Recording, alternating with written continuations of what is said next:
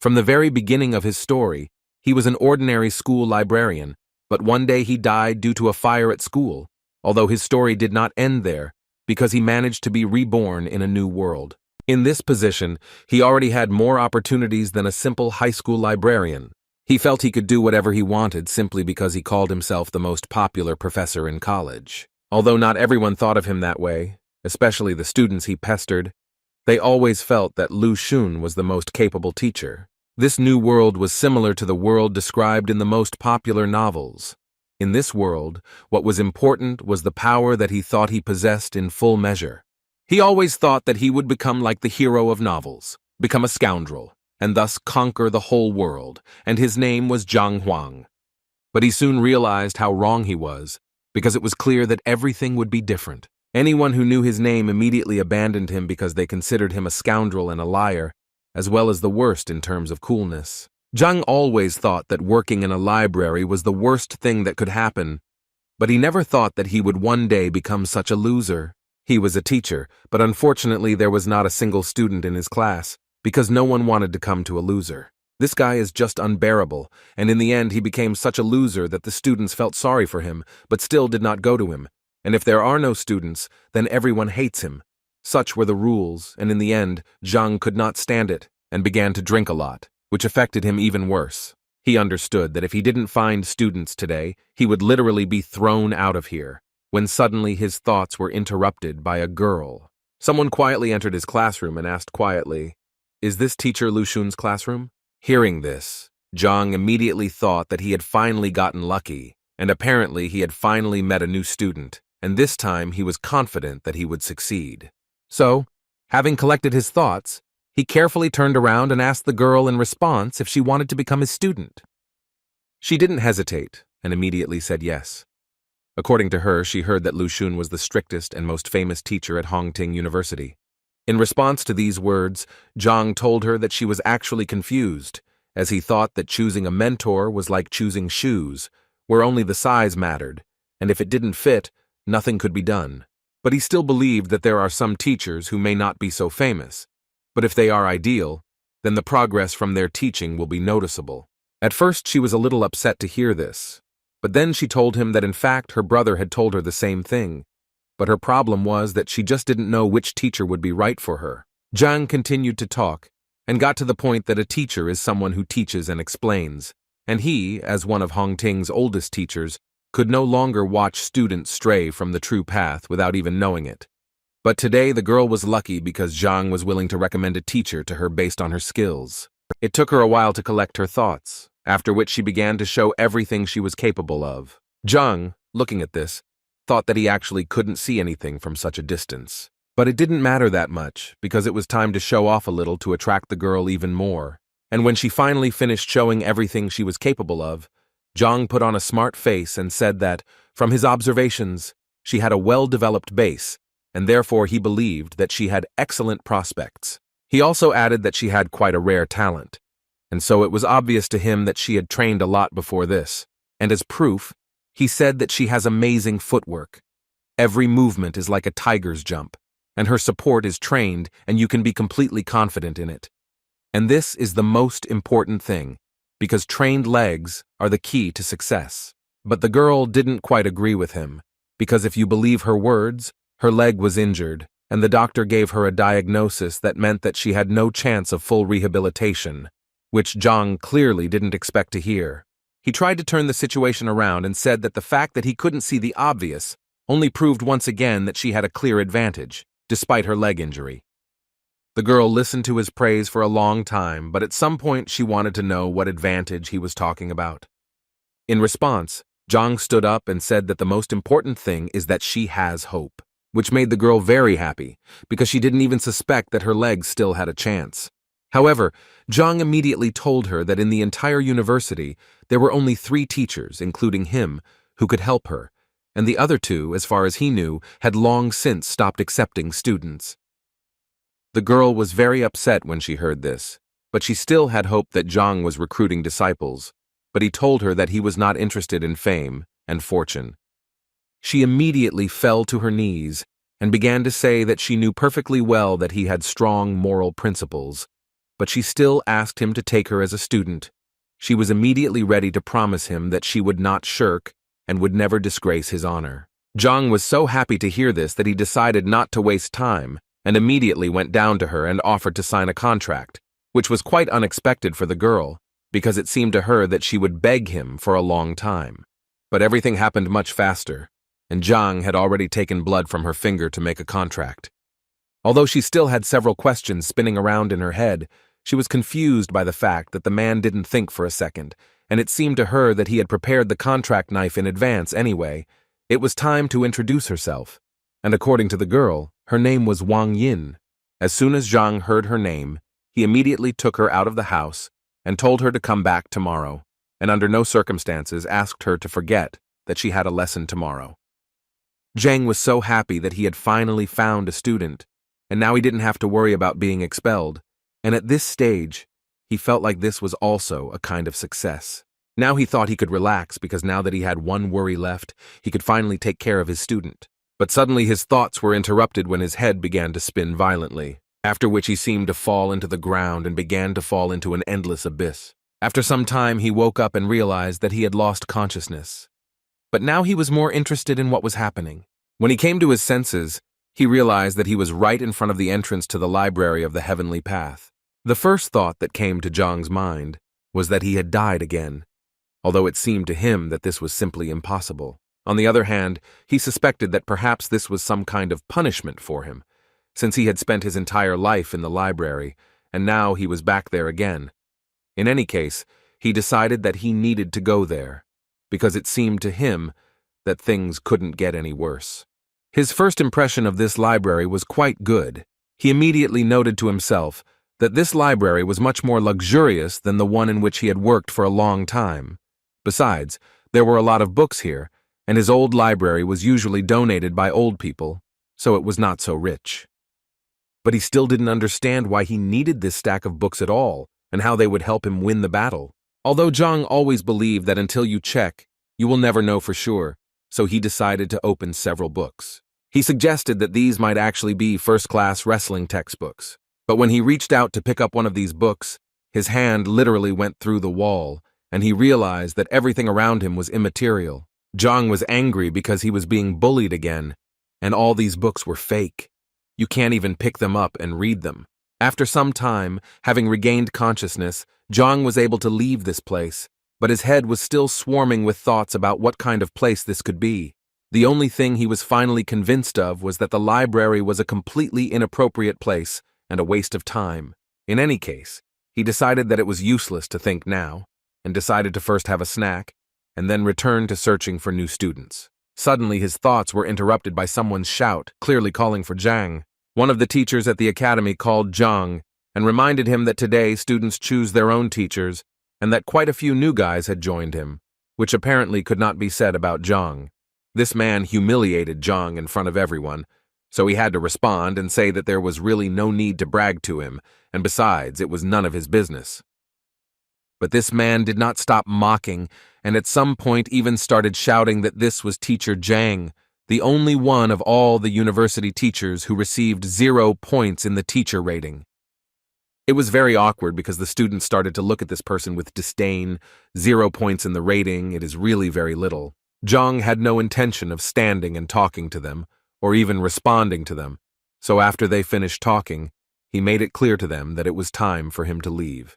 But apparently, the second teacher didn't want to let him go just like that, and so he decided to remind Zhang that he was not a respected teacher. Zhang responded to this by saying that he didn't really care because he was famous, and even the red-haired teacher's newbies knew him. But if you take Chao Xiong, he wasn't famous as a teacher, and even with all that, he still had the audacity to brag. At some point, their dialogue was interrupted by a female voice, which said that Teacher Zhang was not really what everyone said. It was Wang Yin who also added that the teacher was very good because he not only accepted her as a student, but also gave her hope for recovery, so she believed that he could easily become number 1. But she was interrupted by the man standing next to her. He reminded her that the master told her to go to Lucen, but she didn't listen and went to that idiot. So he asked the girl to think better and refuse his patronage before the young master found out. Chao Xiong did not miss the opportunity to point out once again that Zhang was incapable of anything, because even his student, who had just come to him, already wanted to leave him. This clearly did not please him, because he remembered how difficult it was for him to recruit her so as not to be expelled from the university. This man, who was sitting next to Wang Yin, came over with a girl and told Zhang that she wanted to leave his class. Zhang did not hesitate to remind the girl that there were too many students who wanted to become his disciples, and so he asked her to think again before making a final decision. And while Wang Yin was thinking, Zhang also turned to the girl's brother to tell him that students who left their teachers had quite a bad reputation, and besides, no teacher would want to take her, so he also asked him to think again whether it was worth leaving Zhang's class. But before the man could answer, Zhang literally pressed him down and began to say that there was nothing to worry about, because he noticed that Wang Yin was very capable, and therefore if he was allowed to train her, then she would achieve a lot together with him, although in his thoughts he was only thinking about how not to let the girl go, because then he would be kicked out. At this point, Cao Xiong decided to intervene and say that if Wang Yin could get out from under Zhang's protection, he would gladly take the girl to himself. Zhang immediately turned around and told him that it was impossible to poach students in broad daylight, and therefore he would be forced to report to the administration, in response to which Cao Xiong suggested that they simply fight and thus arrange an open day. The university charter clearly stipulated such an option. This was an unexpected offer, because Zhang knew that although Cao Xiong had a bad character, he was a much better fighter and teacher, and he would definitely lose here.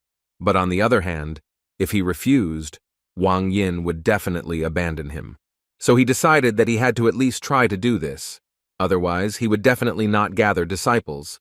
So he agreed to this proposal. A few minutes later, on the training ground, Cao Xiong introduced the students to the rules of the university. They showed each other students, and then talked about their mistakes and shortcomings, and the one who showed the student the most effective way to progress becomes the winner. The first one will be the young lady Wang Yin, who will first have to demonstrate a series of strikes to them. Wang Yin dealt quite a strong blow, and during this time tried to show her best side. After this blow, Cao Xiong noticed that the girl had a well-developed upper body, but he still felt that her legs were clearly not working, and from what he saw, she clearly had a leg injury. Although Zhang didn't show it, he was shocked that Cao Xiong noticed it right away. By doing this, he once again proved that he was much better than Zhang. After the first series of blows, Cao Xiong walked up to the girl and whispered in her ear that he would tell her what could be done with the leg. While he was telling all this to Wang Yin, Zhang tried to understand what they were talking about. He clearly didn't hear what they were talking about. Cao Xiong advised Wang Yin to imagine that her foot was rooted into the ground, and now she would try to do as Cao Xiong advised her. And as soon as she did this, she immediately noticed that the support in the form of a root clearly helps her accumulate more strength in her hands. Thus, following Cao Xiong's advice, she was able to release almost all of her energy and deliver a strike that was a full 10 units stronger locally. This clearly surprised the other guys, who didn't expect that in 1 minute her striking power would increase by 10 units, but Cao Xiong's disciples weren't surprised by this, because they already knew very well that teacher Cao Xiong was very perceptive and attentive.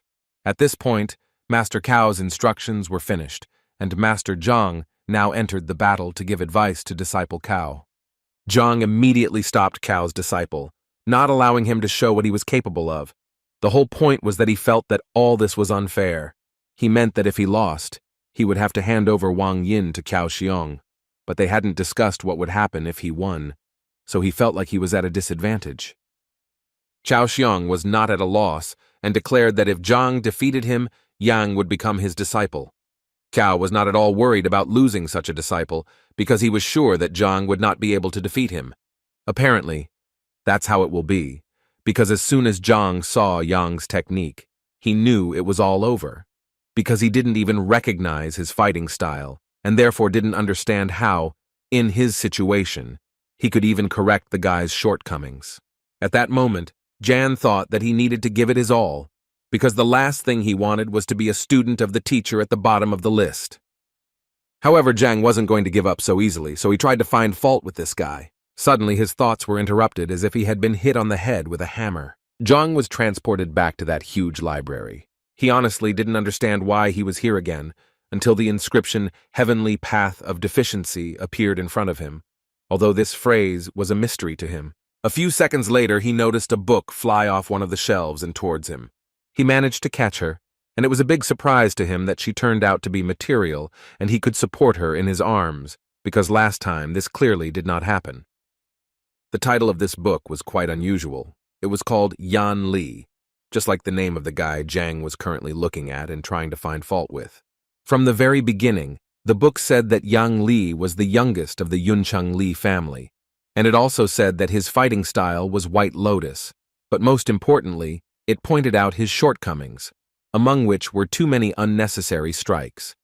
This was only the first drawback, so Zhang did not stop and continued to read this book carefully, and at some point, he reached the 12th drawback, which was that his left hand was much more developed, but Yang used his right more often, so the strikes lost their potential.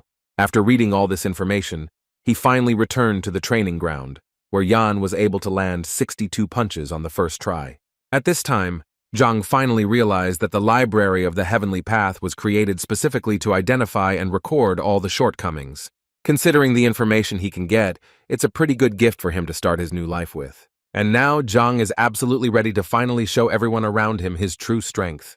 He started by saying that Yang had 12 faults, which made Chao Xiong laugh. The rest of the guys also started laughing, because each of them understood that Yang was using the White Lotus style, which was known to everyone for its power, meaning that it was incredibly difficult to see any flaws in such a fighter, especially in such quantities. He was angry that they didn't want to believe his words, so he said he didn't want to continue competing. After that, he turned to Wang Yin and told her that they were leaving because such bets were simply unacceptable. He was immediately stopped by Chao Xiong, who assured the man that they all trusted Mr. Zhang, so they all wanted to hear his advice. Zhang knew that Chao was only doing this to laugh again, but this time it would be different, and Zhang knew it, so the smile never left his face. The first thing he asked Jan to do was to punch with his left hand instead of his right. This clearly surprised the guy, and the other students started laughing even more because he simply asked the guy to change his hand. Was that really his wise advice? Chao Xiong simply asked Yang to do what Zhang asked, and at that moment he thought that he knew Yang's ability very well, and was therefore confident that his left punch would not reach even 30 units. Jan struck with his left hand, and without expecting it, delivered a blow that was almost twice as strong as the previous one. Cao opened his mouth and froze like a statue in surprise at what he saw. As a result, Yan got the number 123, and this greatly surprised all the children and teachers, including because even teacher Lu Sen had not achieved such a result. Yan himself could not believe that he was capable of delivering such a powerful blow. Zhang was very glad that his advice had worked after all, and now he was once again convinced that the Library of the Heavenly Path was given to him for a reason. After thinking these thoughts, he turned to Teacher Cao to inform him that his result was only 20%, but Zhang's advice helped Yang double his strength. This made him say through his pain that Yan Li was now Zhang's disciple, no matter how sad it was for him to say it. At this point, he decided to end his speech and ordered the rest of the students to leave. He thought he was lucky just this once, but he assured himself that he would find a way to get revenge on Zhang. Zhang, meanwhile, threw his stone to Yan so that he would hurry up and check his identity on his stone. At that moment, Yang thought that things couldn't possibly get any worse, and that the other teachers probably wouldn't accept him if he ran away. So despite his disappointment, he bit his finger and signed the contract with Zhang. A few hours later, rumors spread throughout the academy that teacher Cao Xiong had recently competed with teacher Zhang, who was at the bottom of the rankings. At first, it was a source of laughter, but then the laughter turned to surprise when they heard that Zhang had won because he had been able to give advice to Yang, who had doubled his attack. Hearing something like this, the girl became interested and immediately wanted to know how someone could do something that even teacher Lu Sen couldn't do. Her friend believed that it was not just luck, because it increased the impact by 100%. In any case, the girl didn't believe it, and her main reason for coming to this university was because she wanted to get to teacher Lu Sen, and so she didn't understand how they even dared to say that some loser from the bottom of the list was superior to Lu Sen. So she decided to go and teach him a lesson, and Zhang thought that when he saw someone's skills, the library in his head would automatically generate a book with flaws, and now that he had such strength, He was confident that he could become stronger. Suddenly, his thoughts were interrupted by a girl who entered his classroom without permission and rather brazenly asked if he was Mr. Zhang Huang. When she came in, he was slightly dozing, so her words woke him up, and he wanted to know what was going on and why she was here. The girl immediately started talking about how she came here because she found out that he was able to increase Ian's punching power by 100%. But she didn't believe it, and wanted him to prove it and give her some advice so that she could also double her strength. Zhang, without thinking twice, refused her, which angered the girl because she thought that he was not busy with anything at the moment.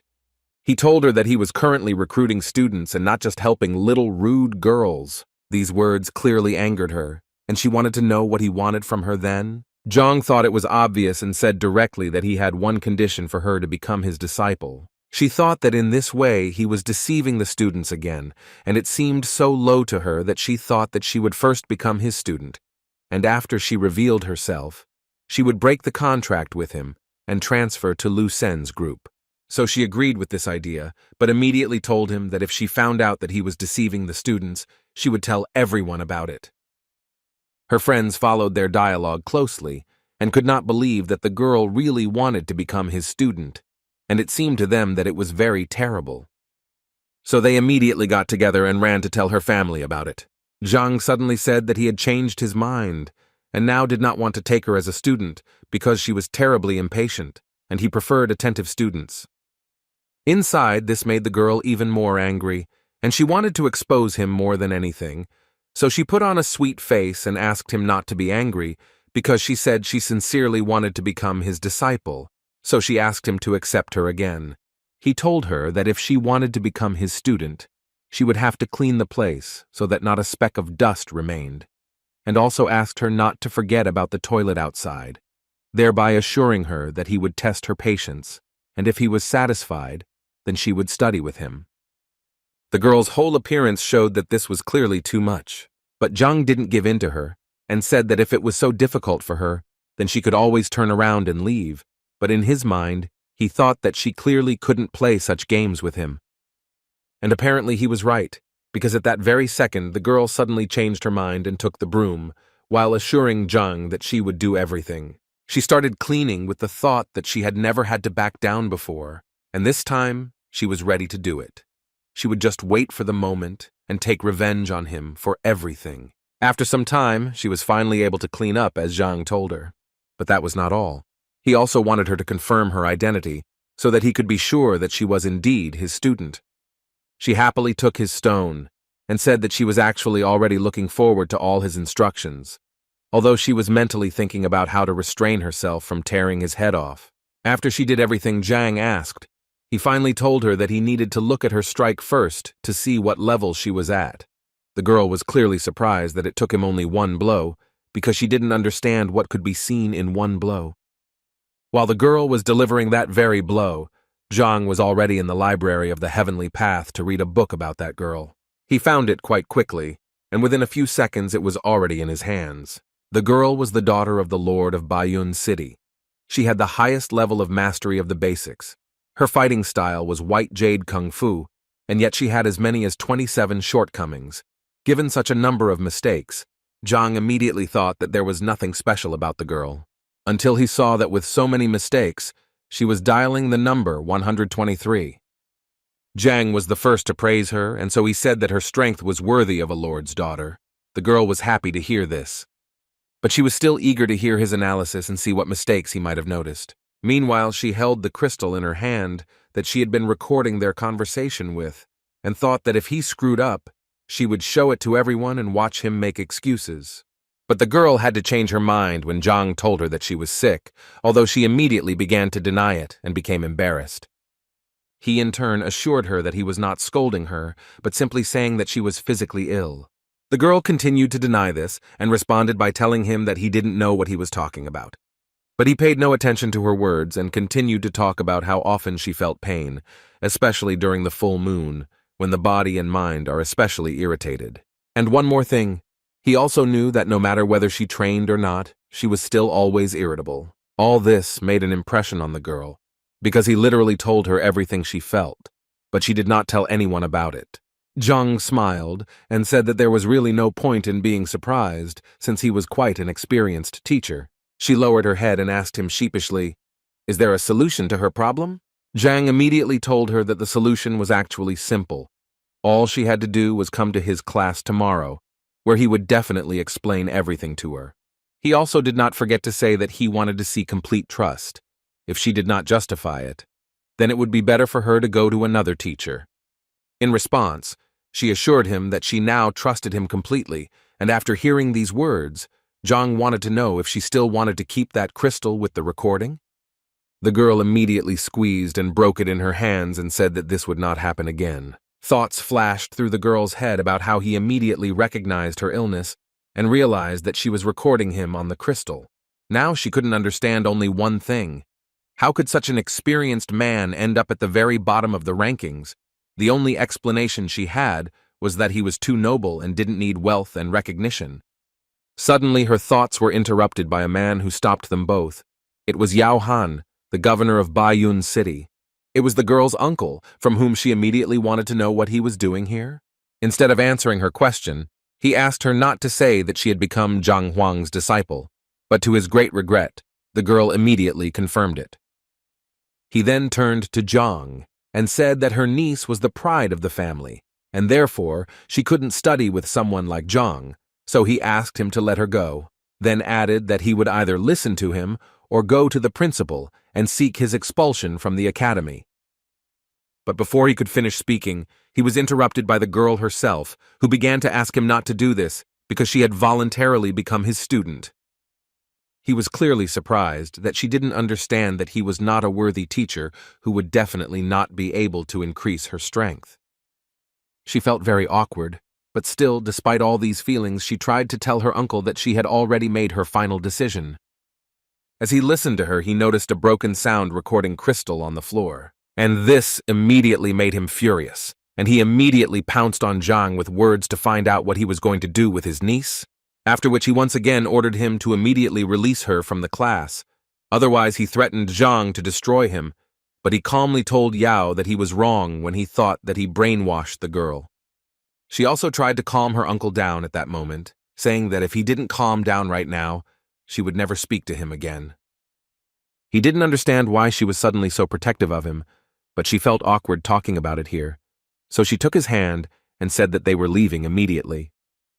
However, the girl's uncle still did not trust him and believed that Zhang was clearly up to something. Zhang himself did not understand what he was being accused of, since he had simply accepted the student into his group. Two guys were walking around the academy grounds, and one was calming the other down because one of them was not accepted by any teacher. One of them said that they had been together since childhood and even started training together, and that teacher Wang was the best martial artist in Hongting, so he believed that his friend would definitely surpass him, and this clearly made him sad. His friend tried to cheer him up in every way, and as soon as he saw the sign for first class, he immediately suggested that his friend go there, since perhaps he would be accepted there. The boy didn't want to go there because the class clearly looked very old, but his friend assured him that he should be optimistic. If the class is old, it means the teacher is experienced. Zhang was a little surprised when two guys came to him and one of them wanted to become his disciple. But what surprised him even more was that his friend was so eager to prove to Zhang that the boy was a good spearman and would therefore become a good student. Zhang was not against taking another student onto his team, but first asked him to demonstrate his skills. The boy was clearly not prepared for this, but his friend assured him that everything would be fine because the teacher just wanted to give him a couple of tips. At that moment, the boy couldn't get the thought out of his head that everything around him was unkempt, and so he thought that the teacher was exactly the same and was unlikely to teach him anything. But he still decided that even if he really was that terrible, he simply wouldn't become his disciple. And to test his theory, he decided to show everything he could do and see the teacher's reaction. He was able to knock out 123 units of power on the testing stone, after which he bowed to the teacher and asked him for advice. But as soon as he looked up, he noticed that this teacher didn't even look at him. So the guy decided that, apparently, his guesses were exactly as he thought. But suddenly, his thoughts were interrupted by Zhang, who couldn't help but notice that someone had emotionally hurt the guy. Moreover, he noticed that the guy felt humiliated. The guy clearly didn't expect to hear this, so much so that he even casually mentioned that he secretly loved one girl, but nothing worked out between them. Although he immediately came to his senses and said that it didn't matter anyway. His friend immediately ran up to him and began to find out who had offended him and why he hadn't told him about it, but he didn't want to discuss it now, so he asked the teacher not to talk about it, since it was his personal business and had nothing to do with his preparation. But Zhang clearly didn't think so, and then added that his punch was fierce and purposeful, and that it spoke volumes about his personality. Zhang immediately noted that he only thought about the present, not the future. The most important thing, though, is that this injury made him indecisive and he became very afraid of failure. And because of this, his punch became much weaker. The guys were very surprised that Zhang was able to see that he was in love and what kind of character the guy had in general. But Zhang immediately told them that in fact there was nothing surprising about it, because a fighter's blow directly depends on his emotional state, and if it is unstable, then the blow will be exactly the same, and in his case it was clear at first glance that love was to blame. The boys stood there with their mouths open in surprise, as they saw how quickly Zhang had found his true problem. Even Weapon Master Wang hadn't noticed it. Zhang broke their shock to give the guy some advice, telling him that in order to earn respect in a relationship, he had to be strong, and asking him to think about how he looked to others if he didn't respect himself. Now he asked him to understand himself, let go of his grievances and learn from his mistakes, so he should become much stronger. And now, hearing this, Zhang asked the guy to hit him again and see what he was really capable of. The only thoughts in his head were that he shouldn't insult himself, and all he needed was to believe in himself. It was with these thoughts that he struck the stone being evaluated. And what was his friend's surprise when the force of the guy's blow increased almost twofold and amounted to as much as 200 units. After that, the guy realized that his teacher must be Zhang, so without thinking twice, he knelt down in front of him and began to ask him about it. And Zhang himself was not against helping the young guy, so the first thing he asked him to do was to verify his identity on the stone. This guy's friend was a little jealous because the thought immediately occurred to him that if he knew this teacher was so cool, he would have gone to him too. But another question confused him. If there had always been such a great teacher in Hongting, then why had he never heard of him? So he decided to ask the teacher his name, and when he introduced himself, the boys realized that it was the name of the worst teacher in the academy. Zhang confirmed the boys' guesses on this matter with a smile and said that he really was that terrible teacher. They hoped until the end that the man would deny this information, but not only did he not do so, but he also confirmed this information with a smile. His new student clearly didn't understand why the teacher was so self-critical. In response to this question, he said that in fact, this world was full of price tags, and there was nothing wrong with that. Although in his mind he thought that if it weren't for the Library of the Heavenly Path, he would most likely remain a failure, since without it he didn't have any special talents. Zhang's student, upon hearing this, immediately wanted to give Zhang credit, but Zhang stopped the guy and said that in fact, it didn't matter. Like his bad reputation, what was important was to study hard and go towards his goal. The boy happily said goodbye to the teacher, and his friend could not help but notice that in the end, everything turned out well for the boy, and now he too has a wonderful teacher. Zhang also smiled happily because he realized that today was also a holiday for him, since he had 4 new students. Moreover, for the first time in his career, his license plate has expired, which he will have to get from the logistics building if he wants to continue recruiting new students. As soon as the man entered the building, he immediately noticed that it was completely deserted, but his opinion changed dramatically when he heard voices informing him that their first teacher, Zhang Huang, had appeared before them.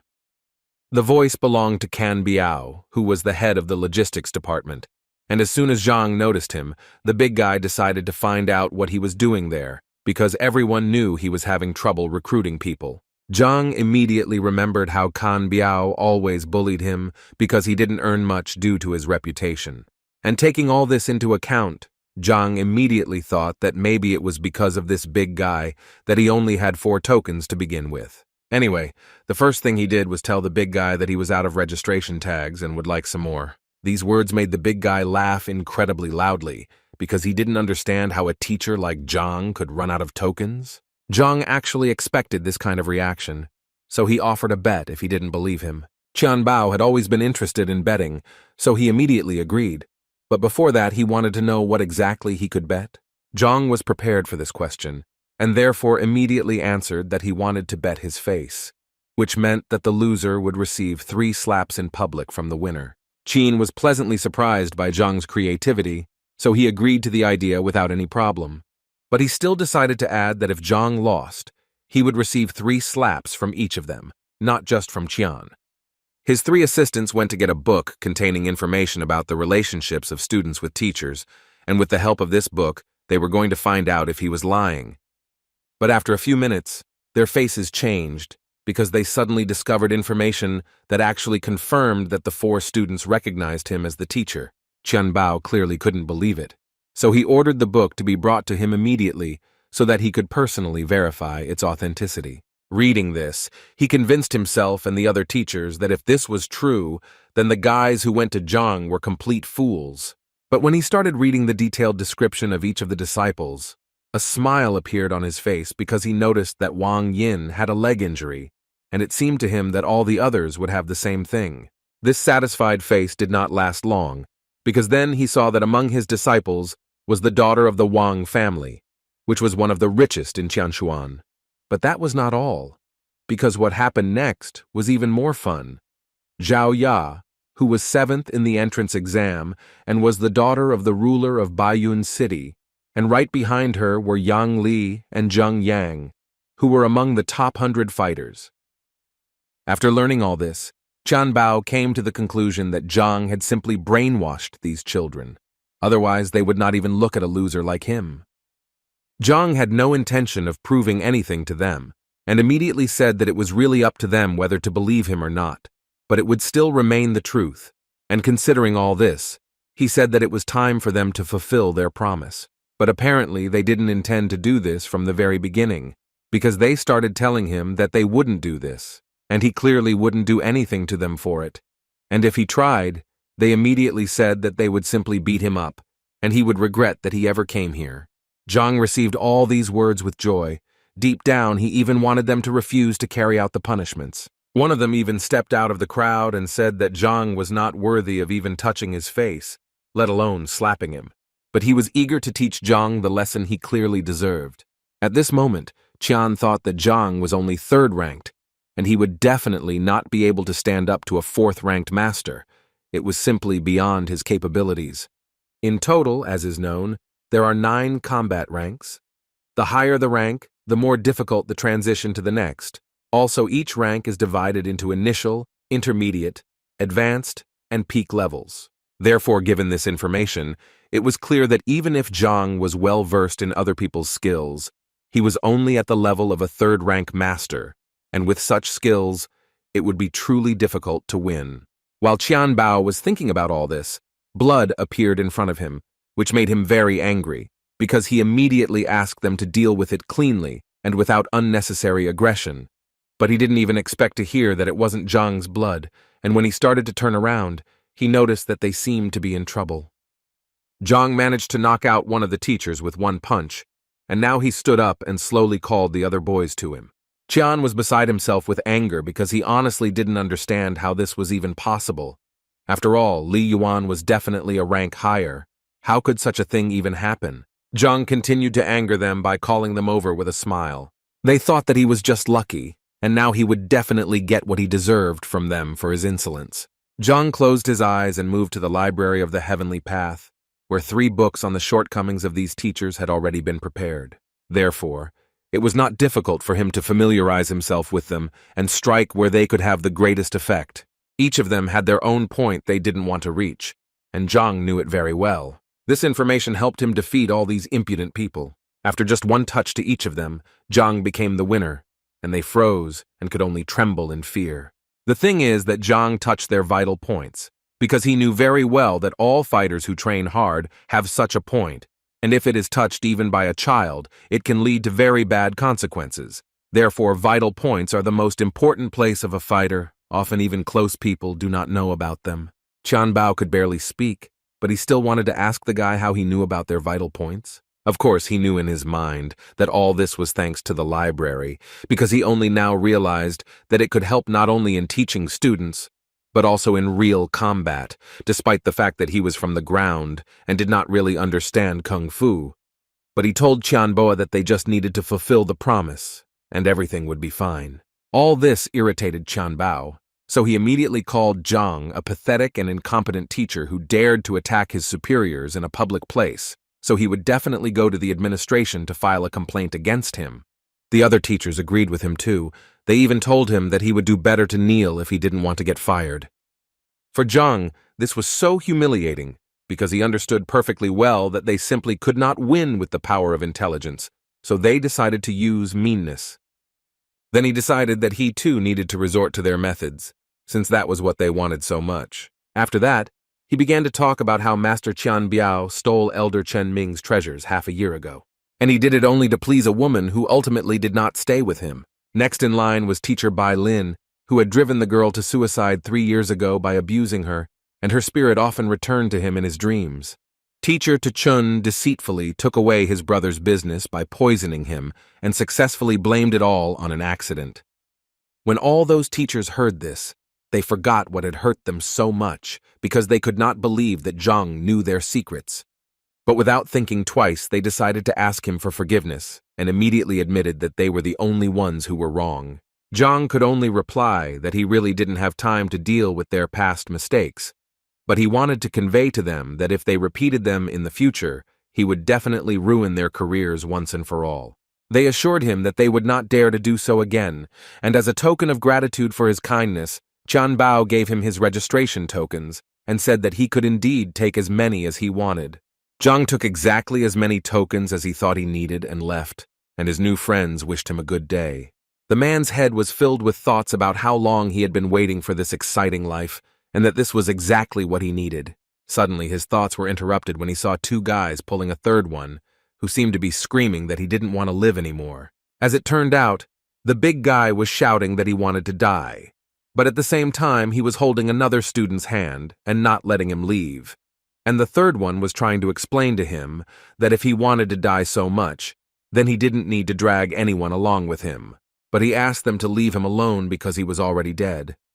Although the guys tried to shout to him that it was he who was holding them, and not they him, Zhang didn't quite understand what was going on here and how it had led to this. In any case, he decided that it was better for him not to interfere in this situation, since at the moment his main task was to continue recruiting students. Suddenly, his thoughts were interrupted by a shout that seemed to be directed directly at him, because he heard someone shouting something about the uniform of one of the teachers. And a few seconds later, he noticed the same big guy clinging to his leg. He immediately turned around and saw the 2 students quickly running away, thanking Zhang along the way for helping them distract the big guy. Zhang tried to calmly ask this guy to let him go, but he refused and kept saying that he had already been rejected for patronage 10 times, and today was his last day of selection, so he just wanted to ask him to take pity on him and take him as a disciple. The man came down closer to him and said that if the boy wanted to become his student so much, then first he needed to show him everything he was capable of, and that hanging on his leg was useless. The big guy immediately agreed with Zhang and stood up, and a few seconds later, bricks magically appeared in his hands, with which he hit himself on the head and, apparently, thus demonstrated his abilities. However, Zhang still decided to ask him what this big guy was doing and why was he beating himself. Suddenly, the library decided to answer his question, which at one point activated and, as it turned out, it was an unusual form of kung fu, which was called Henglian, and, as it turned out, Yuan Dao, a random martial artist in the early stages of his second wind. The guy had 18 flaws, the first of which was the inactivated horned dragon blood. The second was a weak character and unstable training. In any case, surprisingly, he had quite a rich bloodline. But still, even in this case, he was not a capable guy. Suddenly, Zhang realized what he had just read. Could this guy have something to do with the power of the imperial blood? In this world, the birth data of the body and blood are of great importance, and if a fighter has a heritage, he can improve much more actively than his opponents. Thus, there are several types of bodies: the purest body, the yin body, the yang body, the golden body. Likewise, it can be said that there are several types of blood: ancient blood, new blood, ancestral blood, and variable blood. The blood of the horned dragon is one of the ancient bloods. It is said that when it is used to its full potential, the fighter becomes invulnerable to weapons, and nothing can break him. It could be said that this was one of the best bloodlines in terms of defense, and Zhang could not even imagine that such a big guy would have such a huge potential, although it would be incredibly difficult to unlock. Either way, he knew that this guy definitely needed to be taken into his class. So he immediately gave him his token to make a deal with him, and the big guy was over the moon. He was so happy that he finally had a teacher, but Zhang immediately asked him to stop rejoicing because they had a lot of work ahead of them. Suddenly, their dialogue was interrupted by Shang Bin. He was the grandson of the elder of the Shang Academy and one of Shenbi's admirers. This guy, as soon as he saw Zhang, immediately told him that the teacher was not very good and was recruiting exactly the same kind of students. The girl standing next to him was called Shenbi Ju. She was one of the top teachers in the academy with a huge number of fans. Moreover, it could be said that Zhang was once a big fan of hers. And now Zhang didn't understand who Shang Bin was talking about and who he called trash. Shang Bin smiled and told Zhang with great confidence that he was talking about him if he didn't understand. Zhang put his hand to his nose and began to say that if Shang Bin was talking about him, then he simply did not understand why it stank so much, and he did not forget to notice that this smell only appeared after Shang Bin appeared. He immediately became enraged by such an insult, and began to shout that he had no right to speak like that at all. But then he noticed that even Shen Bi was laughing at him, so he immediately decided that he needed to be more cool-headed because he definitely couldn't embarrass himself in front of her. So he decided to remind Zhang of his place in the ranking, which absolutely everyone knows, and he also knew the big guy who was standing next to him, and according to Shan's words, this guy's punching power was only 15, and he was only good at defense. He also did not forget to add that the guy was the last in the entrance exams. And finally, he said that it was quite a lucky coincidence that the teacher and the student from the bottom of the list had finally met. As soon as the big man heard Zhang Huang's name and that he was ranked last, he realized that it was probably in vain that he asked him to be his teacher. Zhang didn't intend to react harshly to all these words, and decided to tell Shan that if he finished speaking, then his personality could leave. Zhang personally let him go. Although this made him angry, he still decided to listen to Zhang. But first he turned to Shenbi and told her that they had better leave here, because communicating with this abomination was dangerous. It could negatively affect her beauty. Before leaving, Shenbi decided to say some nice words to Zhang. So she said that last time, although he was at the bottom of the list, she asked him not to give up and work hard, and then he would definitely succeed. Zhang understood that she thought that since he took this big guy, it meant that he had given up on himself. But he still told her that he was pleased to hear such words from her. But he could still guarantee that this big guy was a diamond in the rough, and if he was trained properly, he would most likely shine. Shenbi didn't argue with him, and said that she would look forward to it, then turned to Shang to tell him that she was already very tired, so she would like to rest for a while without him. Shang again decided that Zhang was the only one to blame for this, so he promised him that the time would come when he would have to answer for everything he had done. While they were talking there, the big guy decided to run away very carefully, but Zhang noticed this and pretended that the big guy was just confused and went the wrong way, because in fact his class was in a completely different direction. The boy was trying to say that he was too weak and therefore didn't want to ruin teacher Zhang's reputation, and therefore he wouldn't mind if the man suddenly decided to let him go. Zhang came close to him and said that these were meaningless words because he had already dripped blood onto the token, and therefore from this second on he would live as his disciple and then die as his disciple. After this conversation, Zhang went to his room to think about the fact that today was his last day of recruiting disciples, and it looked like his limit would stop at 5. But in reality, everything was fine, so he decided that he needed to sort out all the materials first so that he would be ready for his first lesson tomorrow. He believed that he had previously trained according to the principle of the 9 paths of Hongting, and each level corresponded to the essence of the 9 ranks. Many in Hongting train according to this system. And it looks like he's the last one of all the teachers left at rank 3. Everyone has already reached at least rank 4, so he needs to pull himself together and catch up with them as quickly as possible. But his training methods weren't quite up to the task, so he decided to visit one place where he thought he might find a more successful training method than he had the last few times.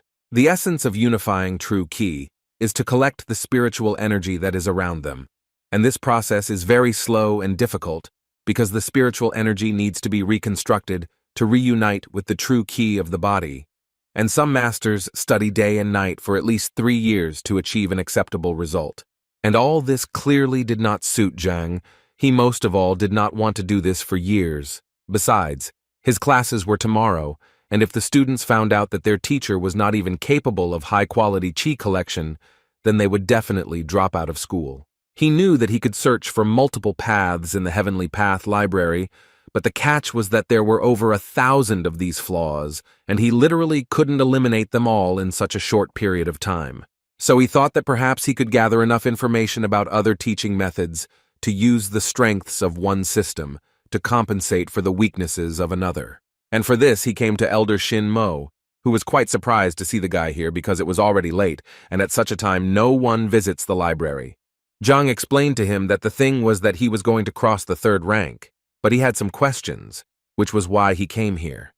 The elder took this information with a smile and told him that there was actually nothing wrong with him cultivating slowly, as the university always needed fresh blood like him. So he told him that the information about the 3rd rank was in the 4th line, for which Zhang was very grateful. The elder had always known that Zhang was actually a good boy, he just always lacked ability, and so he sincerely hoped that his results would not be so dismal. As soon as Zhang entered this library, the first thing he noticed was that there were quite a large number of books in it. It even seemed to him that the university library was no poorer than an ordinary modern library, and besides, he almost immediately found a row with the books he needed. He picked up the first book that suited him, and was a little surprised that this book described a method that had more than 3,000 shortcomings, and he was a little confused as to why this system was so popular. It seemed simply impossible to him to correct so many mistakes, but at one point, he realized that now was not the best time to despair. And thanks to this, an idea came to him, the essence of which was that he did not have to correct all the shortcomings. He decided that he could simply fix the thing that was bothering him on his stage, and he was absolutely right, because it turned out that there were only 10 flaws on his stage. The only thing he regretted was that the library of the Heavenly Path only talked about errors and not about the methods of correction. But he did not despair because he understood that he could find the advantages of different methods that would cover the shortcomings of others, and by combining all the information, something new and more advanced could be obtained. This thought gave him the understanding that since he had come here, he had a great chance to gather information about the 4th and 5th ranks. He sat for quite a long time over the books until he had become familiar with everything he wanted. After quite a long time, Zhang walked out of the library with the thought that the information about the 4th and 5th ranks had been found, and now he knew that it was time to return to practice. The elder was surprised that Zhang was able to finish so quickly, and so decided to offer him a copy of one of the books to take with him, but Zhang assured him that his question was not really deep enough to warrant taking copies. After which, he thanked the elder for his kindness and left. The venerable Mo at that moment thought that it was in vain that he did not take a copy with him, because it seemed to him that Zhang would soon return to him again to reread that very book. That evening, Zhang, sitting in his room, thought about how he had finally managed to collect everything he needed with the help of the library of the Heavenly Path. And now the worst part had come. Now he had to put it all together, and the guy didn't even know how to do it. Suddenly his thoughts were interrupted when the library suddenly called him without his consent. He still didn't understand anything, and this continued until books suddenly started falling from the sky. And so it went on until one fine moment, a bright light suddenly appeared before Zhang's eyes, from which he had to hide, because it was simply impossible to look at it. After a while, this light finally went out, and in its place appeared a book, which fell right into Zhang's hands. As soon as he opened this book, he realized that in front of him were all his notes from the elder's library. Only they were structured and laid out on shelves. He immediately noticed that the contents of this book could not belong to any of the known teachings, since its information was completely new to the whole world. And the weirdest thing is that it still doesn't have a name, so the guy suggested that maybe he should choose this name. Zhang decided that since this was created by the Heavenly Path Library, it would be better to call it the Heavenly Path Technique.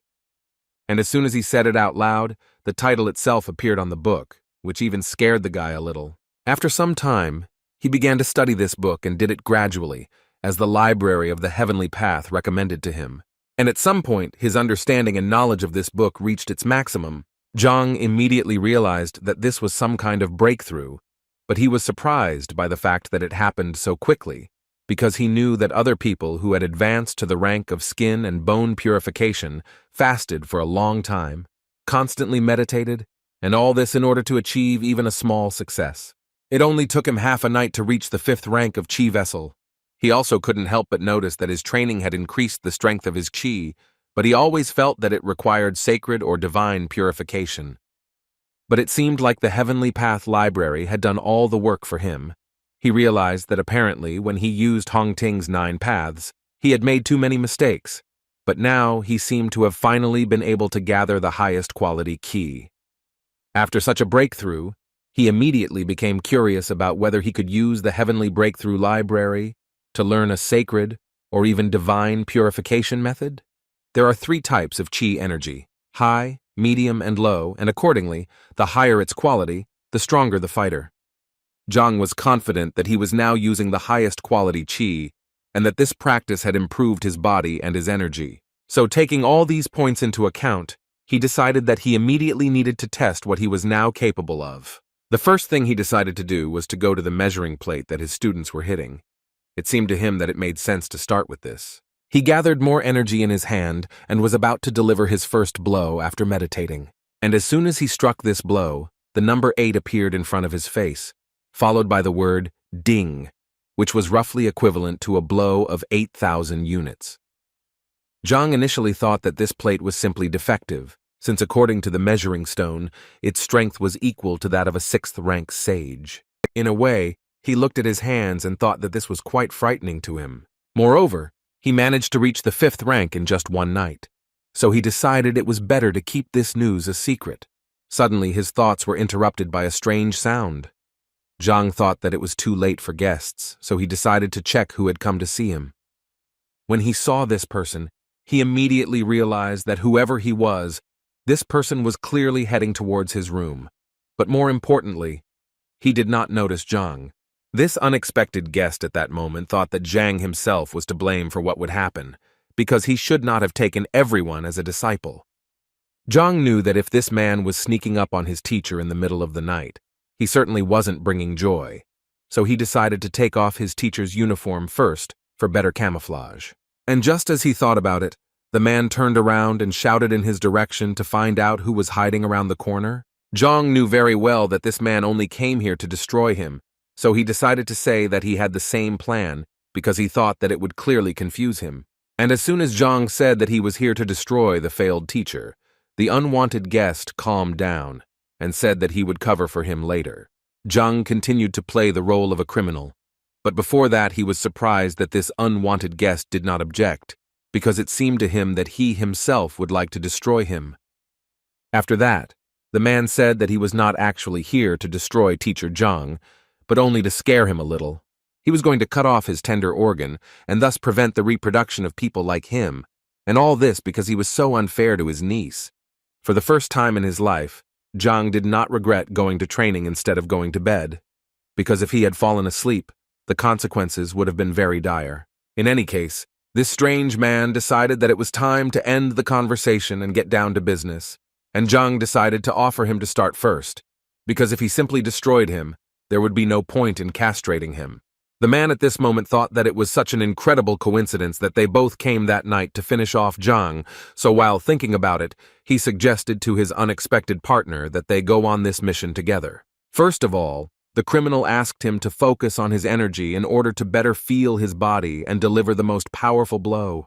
Zhang was transported to the library of the Heavenly Path at this moment, because he realized that he had heard this man's voice before, and the book itself fell into his hands. This man's name was Yao Han, and he was a servant of the Baiyun house, a 6th-rank fighter who had opened the 8 chakra points. Zhang immediately understood that Yao was Zhao Yao's direct assistant, but he didn't understand what he had done, that this mercenary had come to destroy him. In any case, he decided to ignore the fact that he was already 6th in rank, and that he had beaten 12 dings on the evaluation stone, because if he didn't teach him a lesson, then he wouldn't be able to be called Zhang Huang.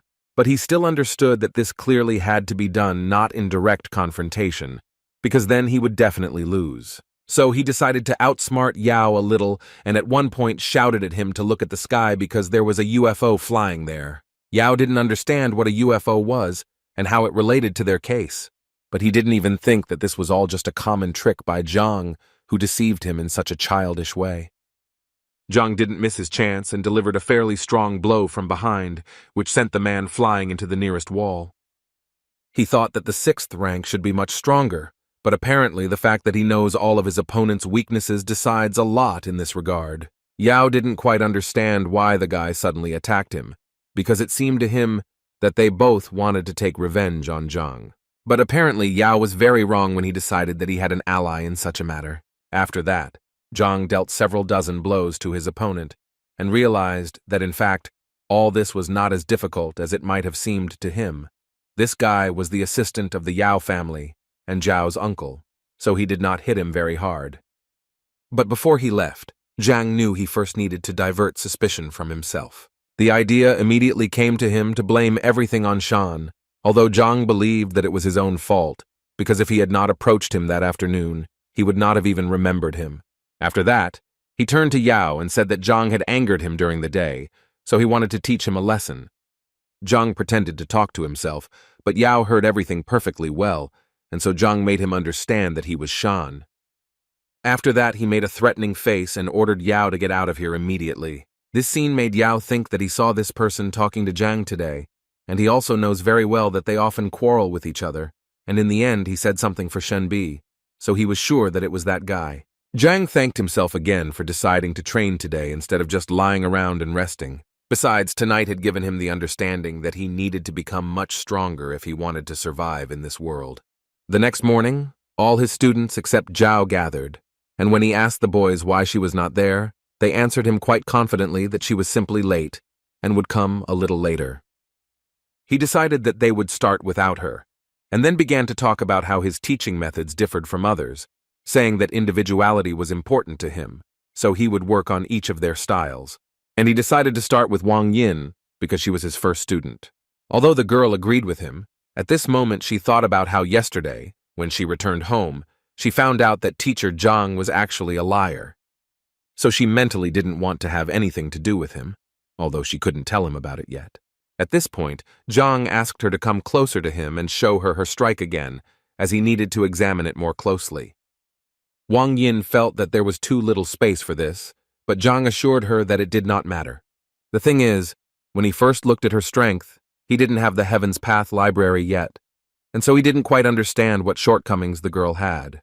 So she had to give another blow, which was quite strong, and Zhang immediately decided to praise her. Then Wang Yin wanted to say something to her teacher, but he did not let her do it because at some point he simply interrupted her. And he began to say that if he was not mistaken, then she injured her leg 2 years ago in a fight. Wang Yin didn't even understand how he could know all this. Zhang ignored her questions and continued to talk about how there were 3 points on a person's leg that were responsible for strength, speed, and agility, and it seemed to him that her opponent had touched the point that was responsible for strength, which caused it to close and the blood to flow in the opposite direction. At this moment, Wang Yin thought that one of the top doctors they had invited had said the same thing, but he couldn't do anything about it, since it required a master of at least the 8th rank. So she asked him without much hope if he could cure her, but the answer completely changed her expression, because Zhang said with complete confidence that for him it would be just a piece of cake, although the girl had thought all her life that her injury could no longer be cured, and the teacher said that for him it was a mere trifle. According to Zhang, he called her here specifically to cure her, and to begin with, he would like her to relax her body and sit down. At this moment, Wang Yin noticed that for some unknown reason, she suddenly began to trust her new teacher. At some point, her thoughts were interrupted by Zhang, who, completely unexpectedly for the girl, threw a small needle at her. The girl immediately thought that this was a technique that required strict control over the flight of the needle so that it would hit the target accurately, and this technique was known as air acupuncture. But this technique required at least the 5th rank. That's why she couldn't believe that the worst teacher in the university could even reach 5th place. But Zhang had been continuing to perform his technique all this time, and he had only just begun the stage of introducing true qi into Wang Yin's body. It was an incredibly painful process, and the girl had to endure it. But the thought that this was indeed the teacher's qi was still spinning in her head. She immediately realized that this was the purest qi, like spring water without a single impurity, flowing through her body. But she still couldn't get the fact out of her head that such energy simply couldn't be found in a 3rd-rank master. Moreover, no matter how much she studied the matter, she had never heard of such a true qi refining mastery. Anyway, the most important thing now is that she can feel her legs more accurately and clearly than ever. Wang Yin felt like he had turned some kind of lever, and now she could feel them. The girl had been waiting for this feeling for so long, and finally, when she had almost lost hope that she would ever be able to cure this disease, the teacher was still able to cure her, and he did it so simply that she could not even believe it. For such a gift, she immediately fell to her knees in front of him and began to thank him. Zhang thought that there was no particular meaning to it. He just wanted the girl to start training hard so that the second one would not be so easily corrupted. After his first training session, Yan, sitting with all the students in the class, told them how he was going to leave the teacher. So he wanted to know who wanted to join him, and the big guy immediately supported him. But he still added that, in addition to the fact that he also wanted to leave, he was afraid that the teacher might get angry about this, and then things would be bad for them. Jan thought it was a mere trifle because it was better to be angry than just stay here. He was confused by the fact that they didn't even know what rank he was, but he was sure that when Wang Yin came out, she would finally convince them that they should leave him. Immediately after his words, Zhang and Wang Yin entered the waiting room.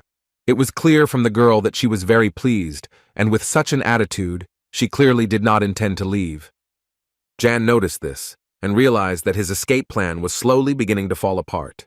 The big guy also noted the fact that Wang Yin clearly didn't look disappointed, but Yang couldn't believe that Zhang actually told Wang Yin something worthwhile.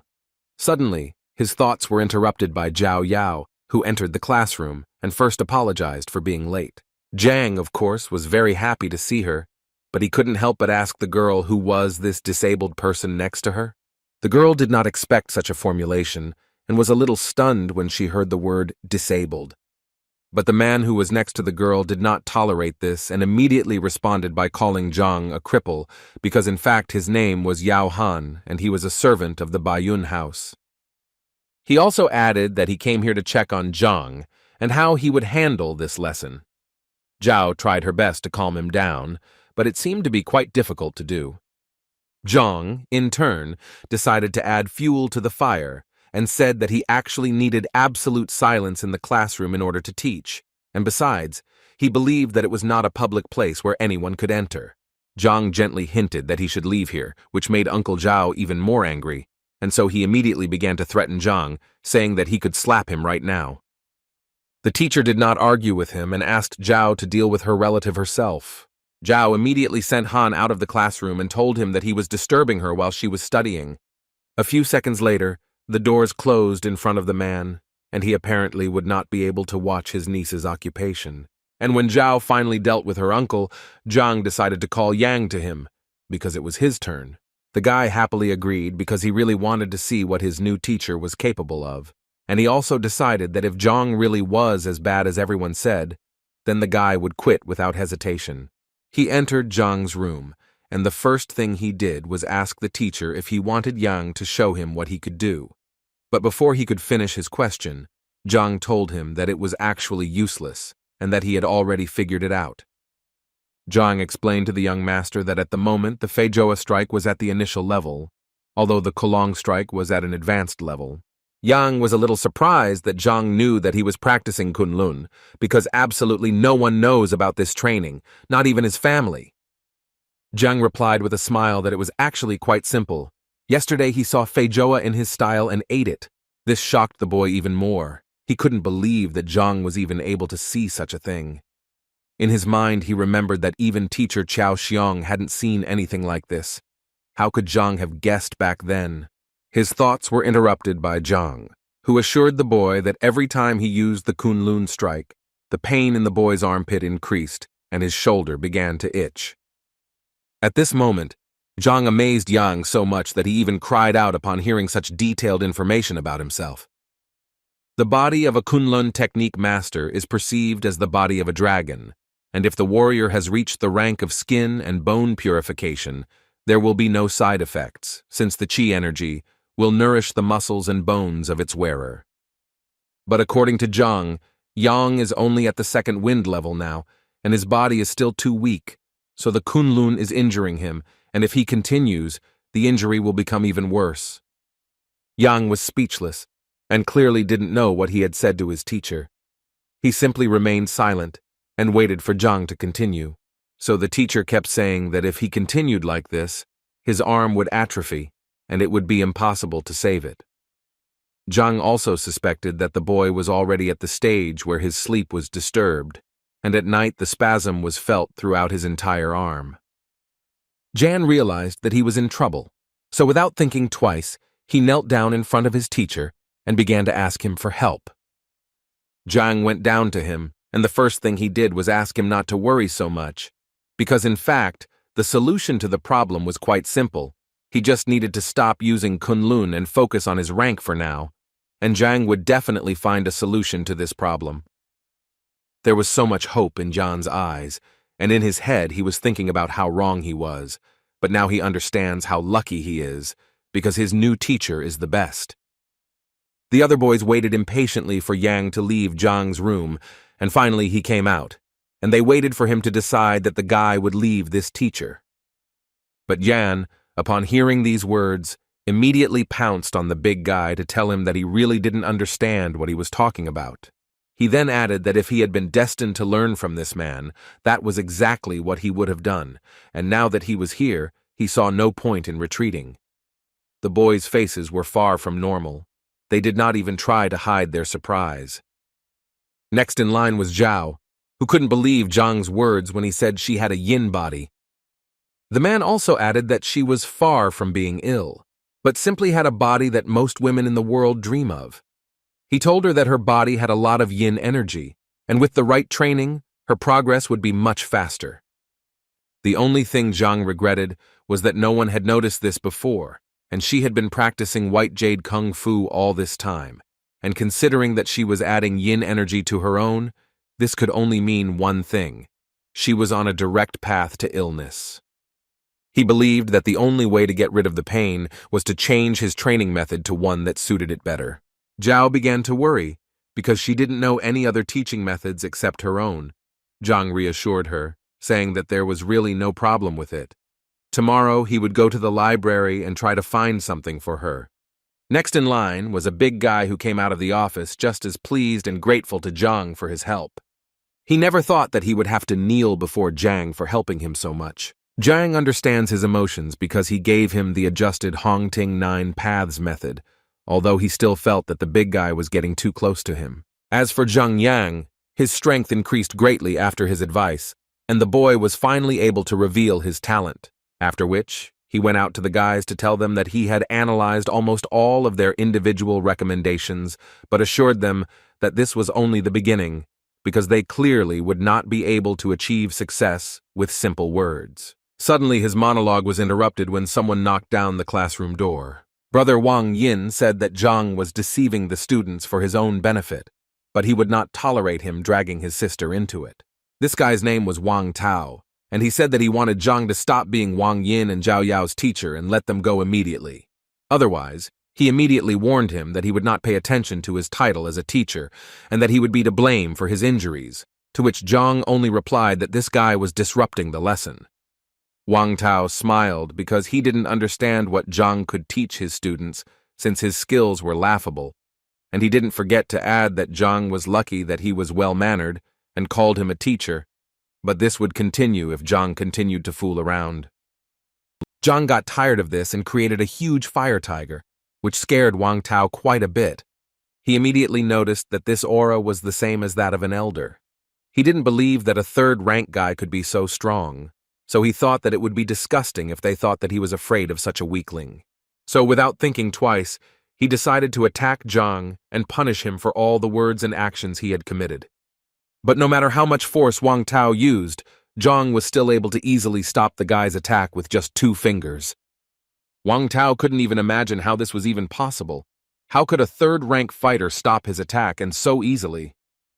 He decided that it was just a coincidence, and nothing more, so he demanded that Zhang let go of the sword so that they could fight in a fair fight. Zhang didn't listen to him, but continued to just stand there and wait for Wang Tao to simply leave and not interfere with his lesson. At that moment, the guy's head was spinning with only thoughts about how this was simply impossible, because the last time they tested Zhang's strength, it was at the level of the 3rd rank. Moreover, the guy believed that even if he had strengthened, he should now only be at the 1st stage of the 4th rank. But apparently this was not the case, because Zhang was able to throw Wang Tao out of the classroom with just 1 hand. Uncle Zhao stood outside the door of this classroom and listened carefully to what was happening in the classroom, and at some point, he began to hear a very loud noise, and so it seemed to him that Wang Tao was finally going to teach Zhang a lesson. And he clearly wanted to see this more than anything else, so he carefully opened the classroom doors. But apparently he did it in vain, because as soon as he opened the doors, he saw the body of a fighter flying towards him. It so happened that they landed on the ground together and together received the gift from Zhang. After he had sorted out his fans, to put it mildly, he decided it was time for them to continue their activities.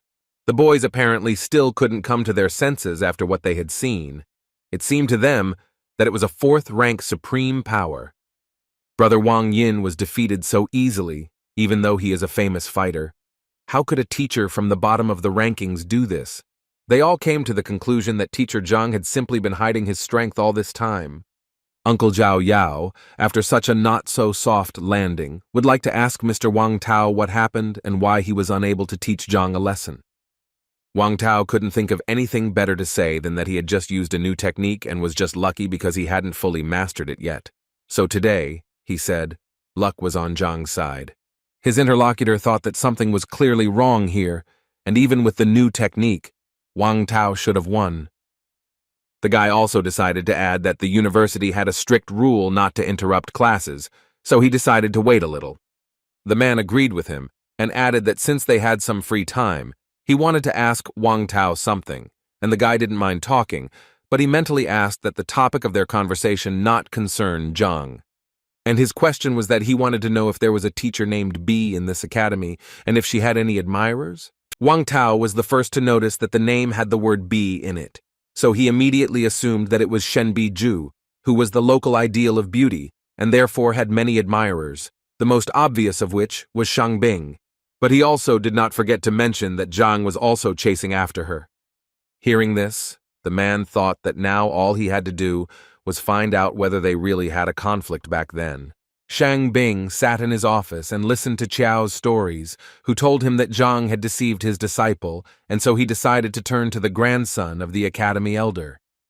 Shang Bing slammed his palm on the table and immediately told him to forget about it, because he was going to solve this problem himself. In his words, he had always wanted to teach this Zhang a lesson, but deep down he knew that if he attacked him there, it would lower him in the eyes of the precious Shenbi Zhu. But now he had a good reason. And now he is ready to do everything for this. And as an assistant, he decided to take Qiao with him because he was going to make a cripple out of him. When they arrived at Zhang's classroom, they saw Wang Tao standing there, and next to him was an unknown man. The first thing Shang Bing wanted to ask Wang Tao was why he was here and not training. Wang Tao decided that there was nothing to hide, so he told them that his sister had been tricked into going to see the teacher and that he had come here to sort it out. Shang Bing was quite surprised that Zhang dared to lie even to Madame Wang, and now he was more than sure that this guy needed to be put in his place. Wang Tao also introduced Mrs. Zhao's family assistant, Yao Han, whose ward was also deceived. Shang Bing's face changed even more when he heard that Zhang had managed to deceive the Yao family as well.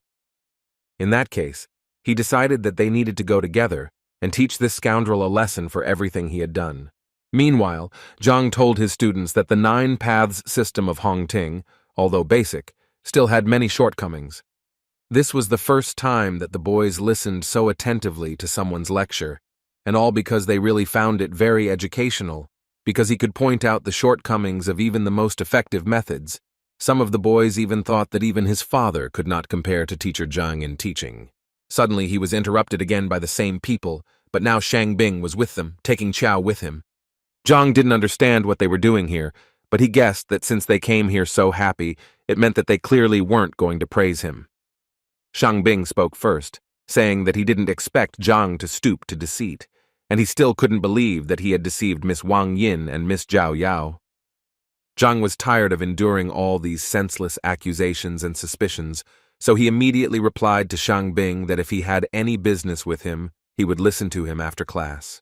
But Shang Bing didn't seem to hear him and continued walking, only to say at one point that he wanted Zhang to let those disciples go right now, otherwise he would have to force him. Zhang didn't want to let anyone go, so he decided to first ask Shang Bin what he was going to do, since he felt that the respected Shang Bin didn't know that fighting between teachers was prohibited in Hongting. Shang Bing told him that the university rules were made to maintain order within these walls, but he was breaking them, so for his sake, Shang Bing would make an exception. Zhang knew that he was probably doing this because he was hurt by the words spoken to him yesterday, and so Zhang felt that Shen Biju would be angry when he found out about this.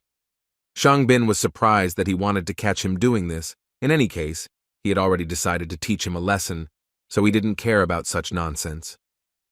Uncle Zhao was shocked by what he saw because he realized that this was the same Shang Bing, Shen Biju's admirer, and he was the one who had a conflict with Zhang yesterday. So after connecting all these facts, the man guessed that this was the person who hit him last night. Therefore, without thinking twice, he decided to take revenge on this scoundrel who attacked him from behind. Shang Bin clearly didn't understand what was going on and immediately asked Han to calm down, as he had no idea why he had just been hit. Han didn't understand why he was even asking him about this, as if he didn't understand that he deserved it. Shang Bin really didn't understand what was going on, but he still told Han that if he hit him again, he would hit him back. But before he could finish speaking, Khan immediately pounced on him and began to literally beat him for what he had to endure yesterday. Qiao and Wang Tao also didn't understand what was going on and why Han suddenly went berserk and started beating Shang Bin. Zhang stood aside at that moment and enjoyed the fact that his plan worked as it should have, and the fight began exactly when he needed it to. Wang Tao decided to stop Han so that he would finally tell what happened, to which the man suddenly decided to attack Shang Bin, but Han continued to break free from his hands. He said that he was not finished yet. Shang Bin's face was too swollen. It was obvious that he was in a lot of pain, but even in this state, he threatened to take revenge on Han for everything he had done to him. At one point in the argument, Zhang intervened and told them that if they had any disagreements, they could resolve them outside his classroom, and that they should leave his classroom immediately, or he would be forced to contact the education department. Shang Bing knew that his condition was too bad, and he really needed to leave because it would be embarrassing if anyone found out about it. He agreed to leave, but still did not forget to add that they would still get theirs, so he asked them not to rejoice. After the lesson ended, the children finally walked out of the classroom in a great mood, because they found today's lesson exciting. They especially liked the part with the teacher and the servant of the Yao family, and Teacher Zhang's strength was a real revelation to them. Zhao couldn't even imagine what could have happened to Uncle Han and why he wore a bandage, and it was quite difficult for the man to explain all of this to her. As soon as Wang Ying walked out of the classroom, her brother grabbed her hand and immediately ordered her to go home with him. She didn't quite understand why she needed to go anywhere if she was now living at the school, but he wasn't going to explain it to her because it wasn't up for discussion, so he repeated to her again that they were going home immediately. Meanwhile, Shang Bing was walking down the academy's corridor, almost screaming about how he was beaten for literally nothing. Qiao guessed that perhaps Zhang was in cahoots with Han. He agreed with him because Shang Bing hadn't actually done anything to be punished for, so he was sure that he had attacked him, because he wanted to teach Zhang a lesson. After which, he suddenly wanted to ask Qiao again if Zhang was really forcibly teaching Yang, because it was impossible to tell from the guy that he was sitting there forcibly. Chow once again assured Mr. Shang Bing, having no doubt that it was true. Shang Bing was happy to hear this, so since Chow was so confident, he suggested that he immediately apply for the will detector. He also asked Chow to remember to increase the penalty to the maximum, as he believed that this was the best way to put Zhang in his place. In the Wang family mansion, the girl was yelled at very loudly because her father thought that she didn't even understand what she had done. He wanted to hear her opinion about his teacher. He wanted to know if she knew that he was the worst teacher in the entire academy. The girl immediately tried to assure her father that teacher Zhang was not as bad as everyone thought, and that he was actually very talented. Her father didn't believe her, but the girl confirmed it with a smile. So he had to turn around and start yelling at her again, because he thought Zhang was only capable of raising trash like himself, and so his father didn't understand why she even thought he was fit to be her teacher. Moreover, he didn't even think that such problems could arise with her. He asked the girl again with all his anger if she knew what place her teacher occupied in the ranking. The elders of the family who were behind all this advised the girl to listen to the chief. They believed that he would definitely not say anything bad, and as an example, they decided to give her Wang Yang, who studied with Lu Sen. According to them, the guy's strength increased by 40% in just one lesson.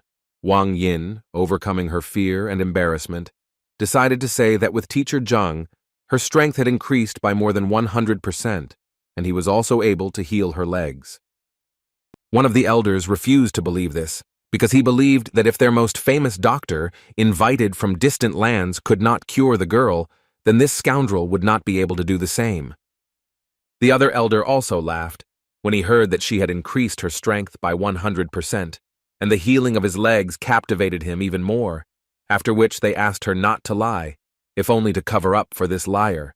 At some point, she decided to shut them up and started shouting about how they could even talk like that about teacher Zhang if they had never even seen him, and she had already firmly decided that she refused to leave his class. But this made the old men laugh even more. They assumed that the girl had some other reasons for protecting this guy. The girl's father also thought that he was talking complete nonsense and ordered her to leave classes that very day. Otherwise, the doors of this house would be closed to her. Without thinking twice, she left the house, hearing her father shouting after her that if she left, she would never be able to return. But the girl was not going to go anywhere. She approached the column that measures strength and said that if they did not believe her, then she would gladly prove it to them with actions. Having gathered her strength a little, she decided to deliver the first kick. She was able to knock out a full 205 units of strength, which surprised all the elders, because they were sure that yesterday her strength was only 53 units, and what is even more surprising is that her legs work as they should. After which Wang Yin immediately added that if it weren't for teacher Zhang, she would never have been able to achieve such a result. The father couldn't believe his eyes. Could he really cure her legs? The girl confirmed this information, after which the man immediately wanted to know what teacher Zhang said in his lecture. The girl was ready to tell him about it without any problem, but she immediately stated that teacher Zhang was talking about deep things, and therefore she could not remember everything. After listening to his daughter, Wang Yin's father simply couldn't understand how he could teach the first rank so subtly. The elders also realized that Zhang had truly delivered a genuine lecture from a master of his craft, and they now clearly looked at studying it in a new way. They even thought about what would have happened if they had heard it at that time. How many heights could they have reached?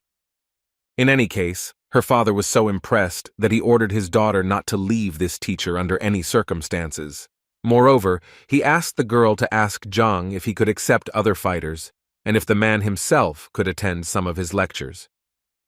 The elders immediately reminded the man that he was the head of the clan, and he could not simply become a disciple of such a person, because then their family might think something wrong. Father realized that they were actually right, and it was clearly not the best idea for him. But the elders themselves were not against attending a few lectures of this teacher, so they politely asked Wang Yin to ask permission. Meanwhile, Zhang decided to visit the library again, as he believed that although his skills had improved greatly, he still knew little about martial arts, and so he decided that he needed to study now. Otherwise, he would not be able to properly teach his students. He came to Reverend Mo again and said that this time he wanted to look at the martial arts materials, but the elder told him that today was not the best time for that. Before Jiang could ask what was going on, he was suddenly interrupted by Shen, who had also come to the library to borrow some books, and the elder happily let her in. After which Jiang turned to Venerable Mo again to say that it was unfair, since he and Teacher Shen had the same goal, to read the book, and he did not understand why he was not allowed, but she was allowed. The thing is that the elder believed that Shen was really looking for knowledge, but he came here for an unknown reason. Jiang had to start proving that he also came here for knowledge. Shen, at that moment, did not understand why Jiang did not talk to her. Did he really stop liking her? In any case, she decided to support Jiang and told Venerable Mo that she was confident that Teacher Jiang had no evil intentions, and so she suggested that he also let him in, especially since, as a teacher, he had every right to do so. The elder decided that since Shen insisted on it, he would let Jiang into the library, but he immediately warned him that if he saw Jiang breaking the rules again, he himself would be to blame and would also bear responsibility. Jiang was glad to hear this and then decided to thank Shen for his help. Then he simply entered the library without talking to Shen. This confused the girl, as she thought that Jiang would take the opportunity to talk to her. Jiang didn't even expect that getting into the library would be so difficult, and he understood perfectly well that next time he would definitely not be allowed in there. But then he looked around and realized that this library was not really that big, and if he tried, he could go through all the books in one day. Elder Mo heard the noise in the library again, and realized that Jiang had apparently returned to his old habits, even though he had said that it would not happen again. He decided to go into the library and check out what was going on there, and at that moment the thought flashed through his head that he wouldn't mind finding out what was going on in this guy's head. The old man noticed that Jiang was taking everything in a row and trying to read everything at once, and this once again confirmed that the old man was right, and the guy was just doing something incomprehensible, so he decided that when Jiang decided to leave here, then he would teach him a lesson. At this moment, Shen was also watching Jiang closely, and now she began to understand why Elder Mo didn't want to let him into the library. Although on the other hand, she had the thought that Jiang simply found out that the girl wanted to come to the library today and was simply trying to attract her attention. So she decided that she wouldn't let him wreak havoc in the library just because he decided to see her. The first thing she wanted to know from Teacher Jiang was what he did, to which she received the obvious answer. He told her that he was just reading. She became even more angry about this, so she decided to tell him that he definitely didn't look any more attractive this way, and she didn't like the way he was acting, so she asked him to leave the library immediately. Jiang told her that he could imagine how difficult it was for her, but he still continued to pretend that he didn't hear her and continued to read all the books in a row. Shen was already very angry and started yelling at him that he apparently didn't understand what she told him, so she decided to repeat that if he continued to do this, then this way he definitely wouldn't attract her attention. Jiang was tired of listening to her nonsense and asked this crazy woman not to disturb him, and if she was so bored, she could always go to the corner and draw there. The main thing he asked was to leave her alone. The girl couldn't believe that Jiang was talking to her like that, but still, the thought was spinning in her head that he was just joking, and that's why she wanted to see how long he could hold out. In the end, 6 hours had already passed, and Jiang was still leafing through the books, and the girl finally realized that if he wanted to attract her attention, he would clearly stop doing this. During this time, Jiang still managed to do the impossible. He still transferred all the books to the library of the Heavenly Path. Furthermore, during all this time, he was finally able to find a suitable training method for Zhao Yao. Turning around, he noticed that Xin was still there, even though it was already around 7 o'clock in the evening. But on the other hand, he realized that he actually didn't care about her at all. And since he had done everything he wanted, it was time for him to go back. But suddenly, just before leaving, Elder Mo stopped him and told Jiang that he was not going anywhere. After which the elder told him that from now on, he was forbidden to enter this library, and he really wanted Jiang not to return here again. Jiang pretended to be surprised by this and asked the old man the reason for this decision. Elder Mo started yelling at him because he immediately realized that Jiang was just leafing through the books instead of reading them carefully, and that he never took any notes, so he thought the man was just having fun. Jiang understood that the old man was essentially angry because he read too fast, But on the other hand, Zhang understood that he no longer needed to go to the library. So on the other hand, he didn't care what this old man said. And with such thoughts, he replied to Mo, saying that he was completely right, and Zhang would quickly leave here. Just as he was about to leave, Shen suddenly asked him to stay.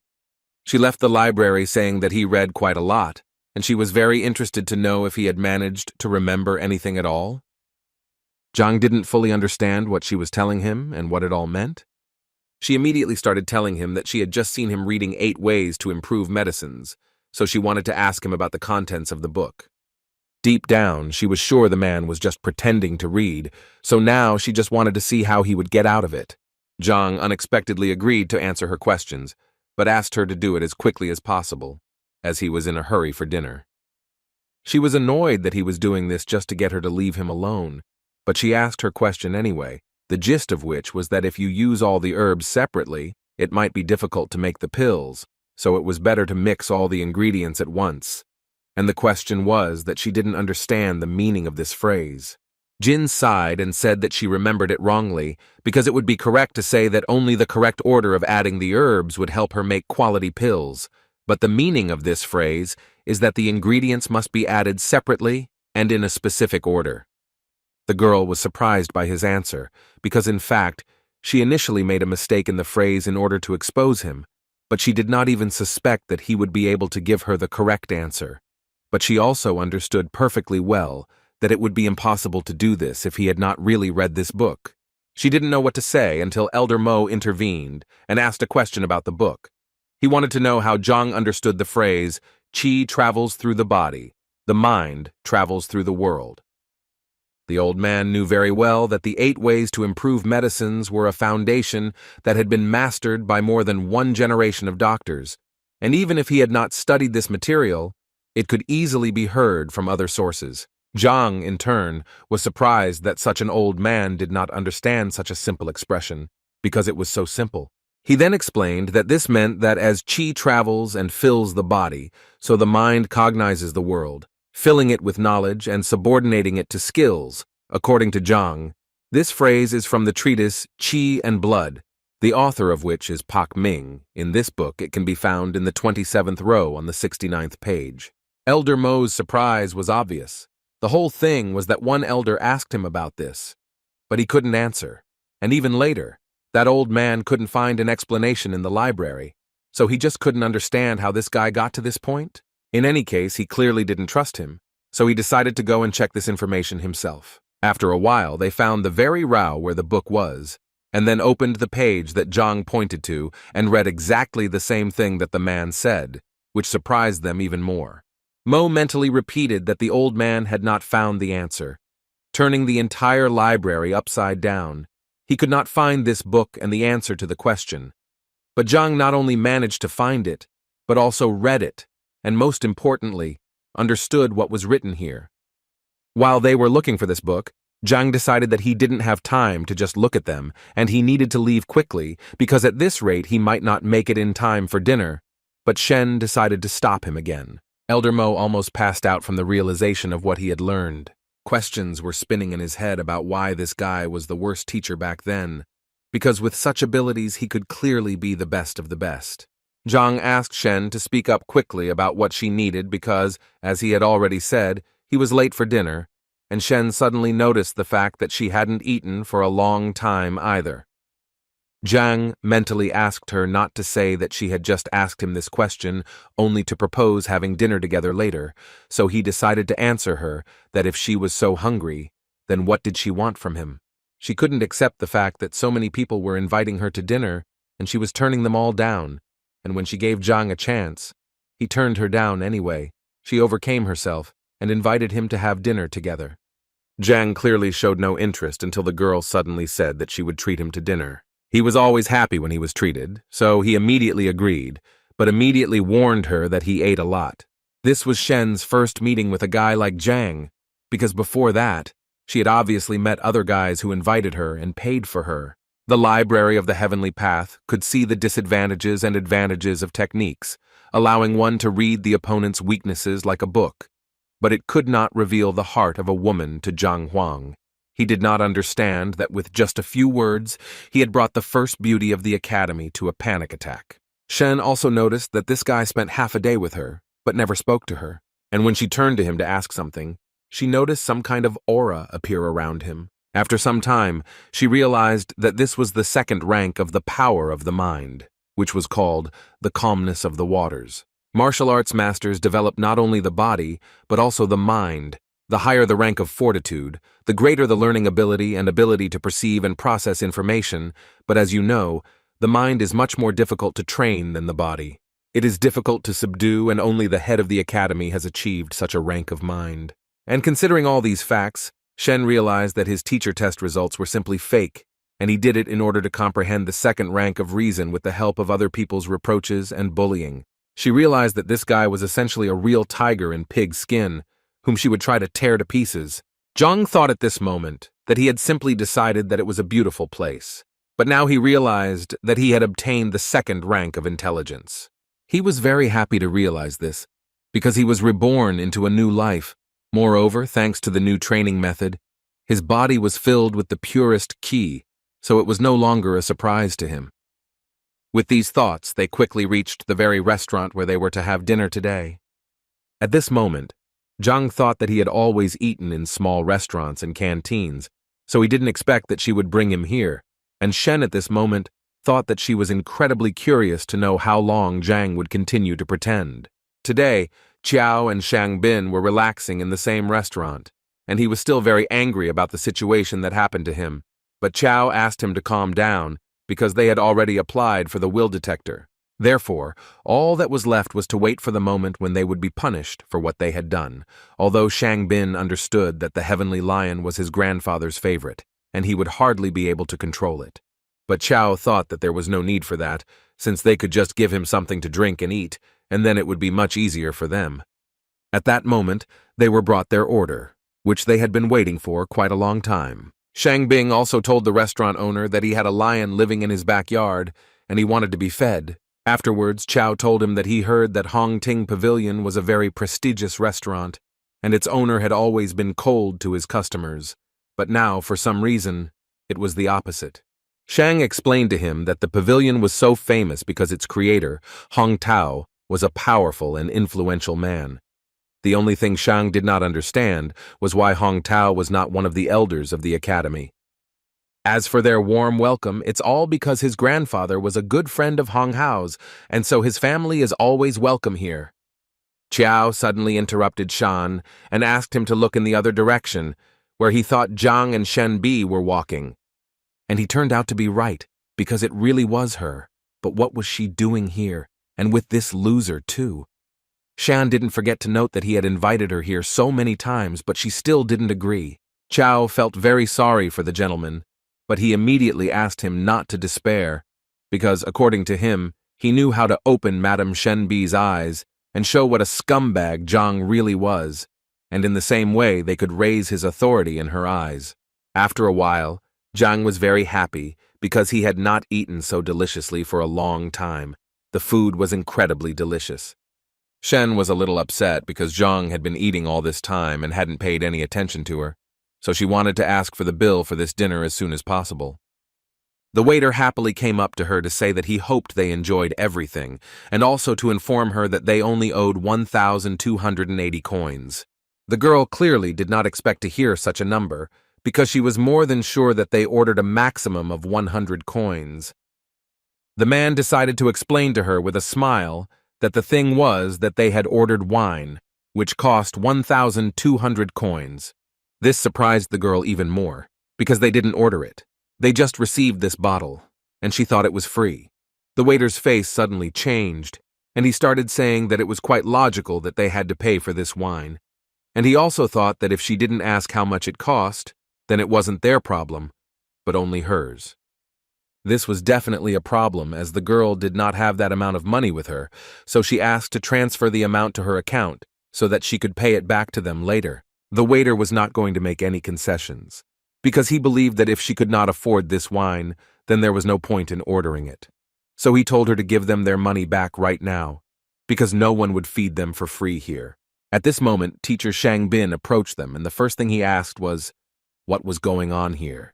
The waiter smiled again and told the man that there had been an incident and that the people had eaten but were unable to pay for their order. Shang Bin immediately turned to Zhang and told him that if he didn't have money, there was no point in pretending to have it because it would only bring shame to their academy. Zhang immediately asked him to stop saying such things in front of everyone, especially since it was not true. But Xin Bin was clearly not deterred and continued to say that he never thought that Zhang could stoop to such a level as to pretend to be such a generous person. Although at that moment he thought that it was he who asked to serve Zhang an overly expensive drink that he could not pay for when he looked like a nobody. Then he, Shang, should have come and saved the beautiful Shen. This way, he will do everything in one go, punish Zhang and finally get Shen. But apparently, he hadn't thought his plan through to the end, because Shen made it clear that she didn't like anything Shang Bin was doing now. He thought she had taken it personally, so he decided to explain again that he had said all this about teacher Zhang, and that he specifically didn't have any money, but he still treated her like that, and it was somehow embarrassing. At that very moment, Zhang decided to intervene in their dialogue to say that it was not he who was treating her, but teacher Shen, who had decided to treat Zhang. Shan clearly didn't expect such a turn of events. It seemed literally impossible to him. After all, he invited her to dinner every day, but she refused, and now suddenly she decided to invite this bitch herself? In any case, he would have to make things right somehow, because Shen was clearly very angry that Shang told her that she was pretending to be magnanimous and that it was a disgrace to the teacher. Chao tried to push him from the side and told Shan that it was even better this way because now he could offer to pay the bill for her, and then everything would be fine. Without thinking twice, he decided to listen to his friend's advice, immediately put a bag of coins on the table and told the waiter that he would pay Miss Shen's bill. At that moment, he immediately thought that this would definitely calm Shen Bi down. Moreover, he even thought that she liked him, but apparently his thoughts were too premature, because at some point Shen simply took off the necklace and said that she didn't need it and was ready to pay herself, so as not to pretend to be generous.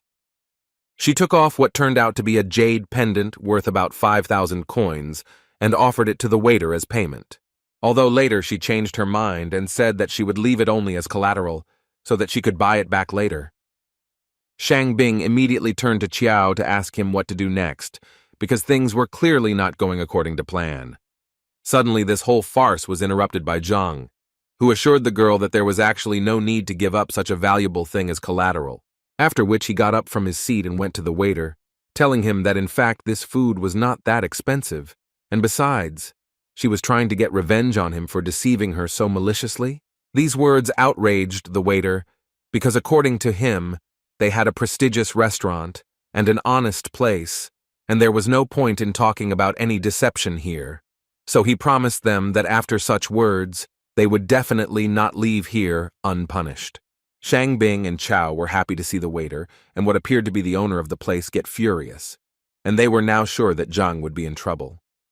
Shen, who was also standing behind him, didn't understand why he even said all that, since she knew very well how influential this restaurant was, and it was obvious that he would get into trouble if he continued like this.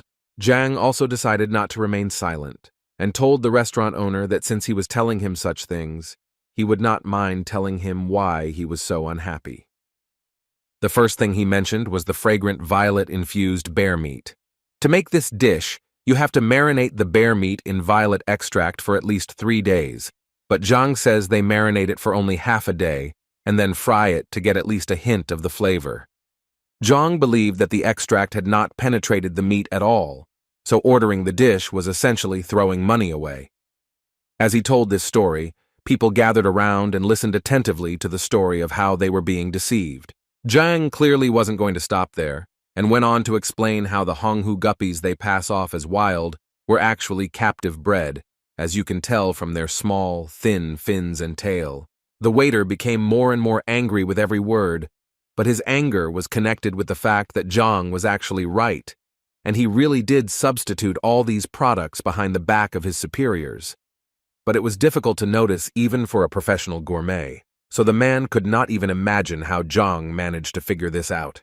He decided to deny all of this, and so the first thing he did was start yelling at Zhang that he was talking complete nonsense, and everything he was saying was just a coincidence, and if he was going to accuse him of this, he was going to demand solid evidence. But in his mind, he knew that if he admitted this, the restaurant's reputation would be ruined. Zhang decided to prove to everyone around him that this man was lying, and the first thing he did was take a vessel of wine and start pouring it out. Then he took out a fire and said that since this wine was so expensive, they could easily test it. He set fire to the liquid he had just poured out and said that he would be very sorry to pay so much money for such a poor quality fake. Not only was the wine burning, but it was also spreading a smell throughout the restaurant that was so disgusting that at some point all the diners covered their noses to avoid smelling it. And Zhang at this time summed up that the taste really resembles drunken immortality. If you drink it, then it brings benefits. But in this bottle there was a drink that only brings harm, and this stench is the best proof of that. A few minutes after Zhang's speech, everyone around him started demanding that the restaurant return their money, and the owner couldn't even imagine how this could happen. The waiter thought that Shan told him that the guy was a loser, but then how could such a loser understand all his tricks? After all, he spoke as if he was a professional chef anyway. He knew that if his superiors found out about this, he would be in big trouble. Shang didn't understand what had just happened at all, but Chow couldn't explain anything either. The owner of this restaurant at some point realized that in fact these two people who set him up with this wine were to blame for everything, so his anger towards them went through the roof. So at some point he couldn't take it anymore and asked these two to leave his restaurant immediately. They didn't understand what exactly they had done to make him react so harshly, but they knew that it was really best to leave because it seemed like the man had gone crazy. Zhang also suggested that Shen leave, as he felt that they would hardly get the bill. The girl at that moment was just thinking that Teacher Zhang was really good, because he could so easily determine the quality of wine and food that she even assumed that he did so poorly on the teacher exam because he was honing his culinary skills. Zhang himself actually didn't expect that the Heavenly Path Library could determine the quality of dishes, but in any case, he had to be grateful for this ability, because otherwise, he would definitely find himself in an awkward situation. His thoughts were interrupted by Shen, who was incredibly grateful to him for saving her today. But suddenly she said that she couldn't just leave it like that, and so she was going to invite him to dinner again because they hadn't been able to do it. Zhang was not prepared for such a turn of events, and immediately told her that it was not worth doing, because he had eaten his fill for a whole year, although he would not mind having dinner with the Nettle girl, but he did not want to fight off her suitors later. He managed to surprise Shen again, because she never thought that someone would refuse her several times in a row. But then he managed to add that it was very good that they had just eaten together, and now it was time for him to go, and this literally finished off the girl. Suddenly, he was stopped by Shang, who ordered Zhang to stand in the place where he was now standing, and was going to make sure that Zhang would not leave here in one piece today. Shen immediately wanted to ask him what he was going to do and why he had rolled up his sleeves, but instead of answering, Shang asked the girl to step aside, because this should be decided only by him and Teacher Zhang. But she wasn't going to do that, so Shang decided to shout at Zhang and tell him that if he were a real man, he wouldn't hide behind a woman's back. Although Zhang himself did not understand what was wrong with hiding behind a girl's back, moreover, he called it conflict resolution and saw nothing wrong with hiding behind a woman's back to calm her down. Once again, everything did not go according to Shan's plan. Moreover, Zhang managed to justify himself so bluntly that he simply could not answer him. But that was only the beginning, because then he turned around and said he was leaving and asked Teacher Shen to calm the two down, because he didn't have time for that. At that moment, all he could think was that they were complete fools if they thought they could provoke him with this, because he was a transmigrator from one world to another and had been through so much that they definitely couldn't surprise him with this. Shangbin continued to order him to stand still and also added that if Zhang died today, he would not have the right to bear his surname. Zhang wasn't going to listen to this madman, so without thinking, Shang summoned the heavenly lion, and then he ordered this animal to destroy Zhang, and if he did so, then Shang promised to feed him every day. Shen did not understand why he was doing this, because he knew very well that destroying a teacher was a terrible crime for which he would face a terrible punishment. Shang told her that Teacher Zhang was trying to kill him, and the lion was simply defending his master and accidentally counterattacked too strongly, and so it could be taken as self-defense, and no one would be able to tell him anything. After his words, the lion immediately ran to attack to carry out Shan's order. Shen understood what consequences this could lead to, so she obviously began to worry about Zhang. The girl fell to her knees in anxiety because she began to understand that she was to blame for all of this. Shang Bin interrupted her thoughts by yelling at the girl that Zhang was definitely already dead and that there was no way to fix it, and all of this made him incredibly happy. But suddenly his euphoria was interrupted by Qiao, who noticed that something was clearly wrong here, and it was probably too early to rejoice. Shang started yelling at him because he was sure that this time everything was going according to plan, and there was no point in panicking, but Qiao asked him to just look over there, and everything would become clear at once. But when Shang finally looked in that direction, he realized that Qiao was indeed right, because Zhang had literally tamed the huge heavenly lion, which was definitely not going to eat him now.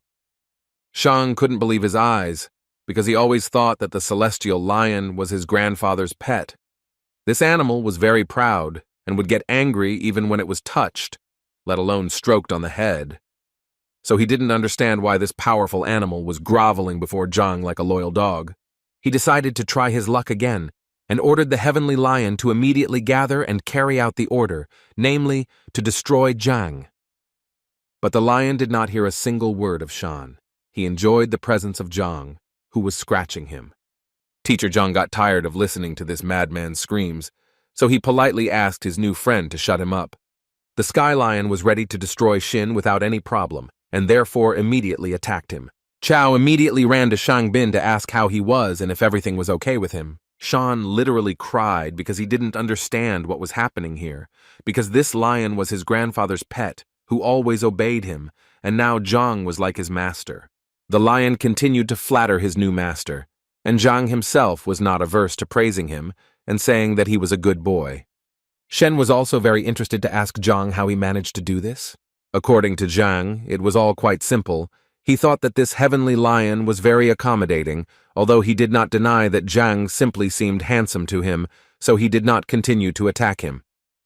Although Shen knew very well that he was a heavenly lion, and if he were to respect anyone of his own free will, it would be another male heavenly lion. Anyway, Zhang thought it was time for him to go home and say goodbye. He also told the lion to go home, and that they would definitely see him again. Zhang continued to be amazed in his mind at the capabilities of the heavenly library. He couldn't even imagine that it worked on animals, and as it turned out, this lion had many shortcomings, so it was easy to tame.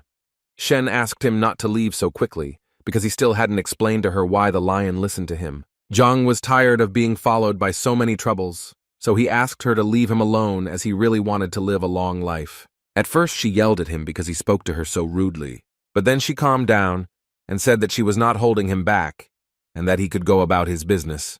The same man from the restaurant was called in by management to be scolded and punished for siphoning off food for his own gain, and the man agreed with it, but still felt it important to add that the other guy was much worse because he said it in front of everyone, without hiding it, as if he had no respect for the real owners of the restaurant at all. His boss slammed the table and ordered him to shut up immediately, as he considered that this in no way justified his theft, which sooner or later someone would notice, and now he was giving him exactly 5 days to restore the good name of his establishment, and then he would forgive him for the deception, otherwise he would die. After which he still wanted to know who this guy was, and who gave him the right to publicly insult the Kuntian restaurant?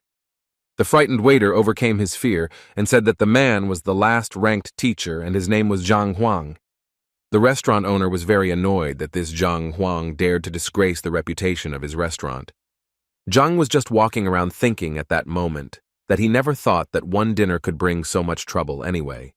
He knew that he needed to forget about it as soon as possible, because he had other important things to do.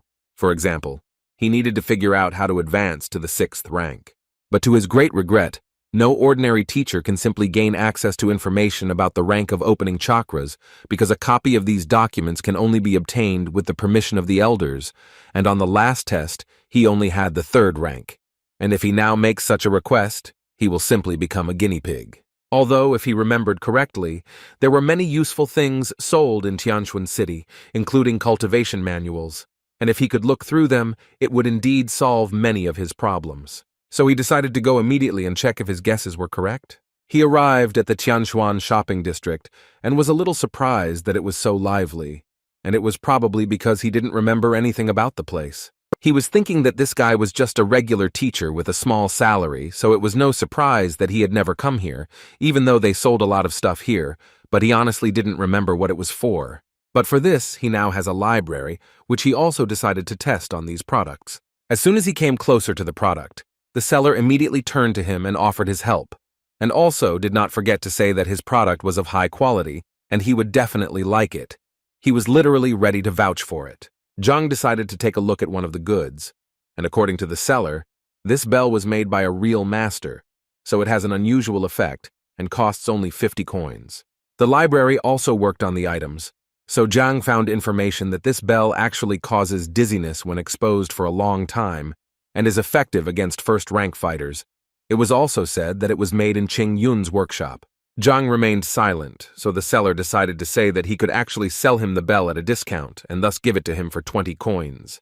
Zhang thought at this moment that he was actually lucky, because with the Heavenly Path library, he really didn't have to worry about buying a fake. Instead of buying the bell, Zhang decided to ask the seller if he had any ice grass for tanning. In response, the seller told him that Zhang was very lucky today because, according to him, he was the only one in the entire market who was selling this herb.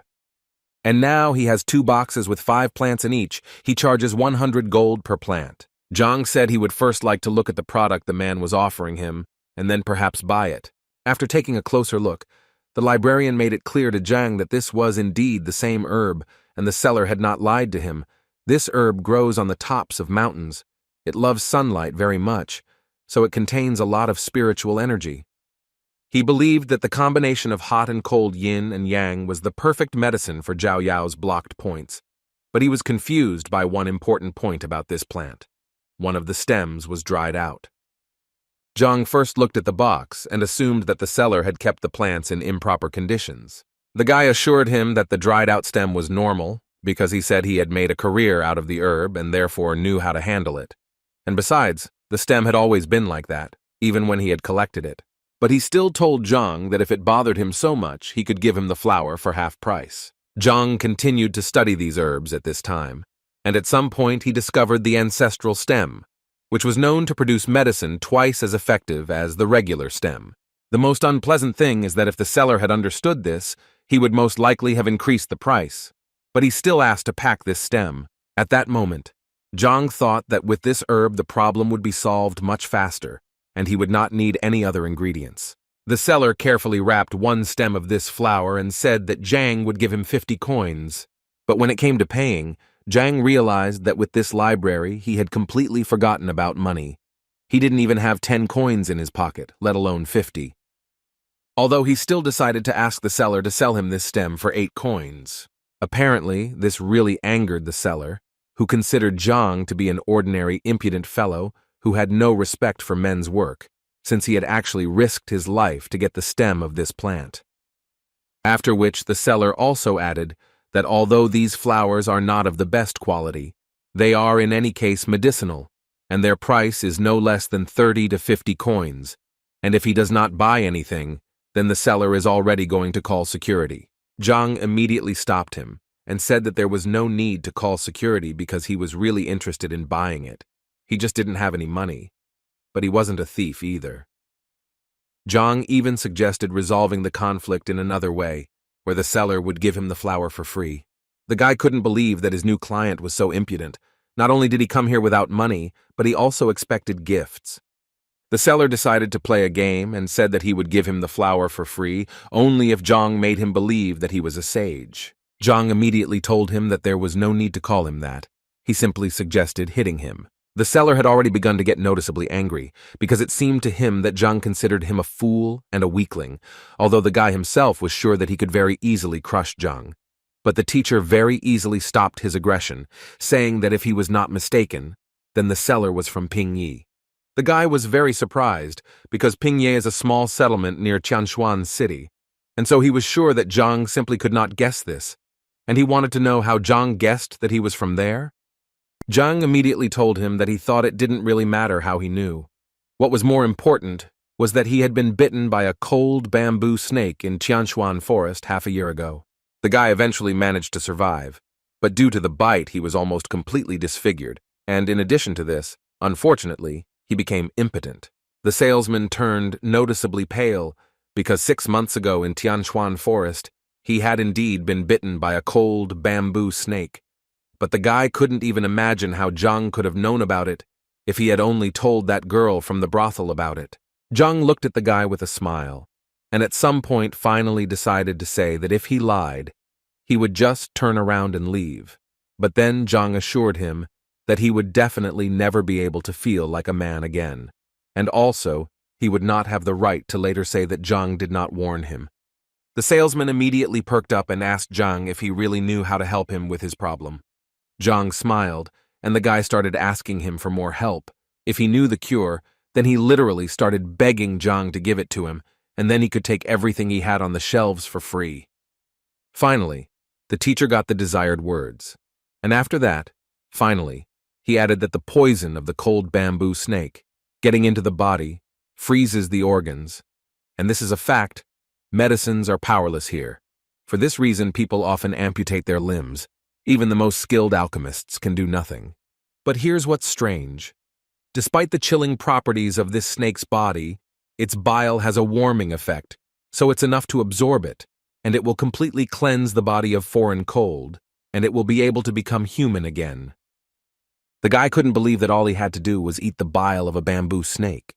Was it really that simple? Zhang confirmed this information and also decided to say that he saw these snakes in one kiosk, and if he did not believe him, then he could go and buy this snake right now and try it.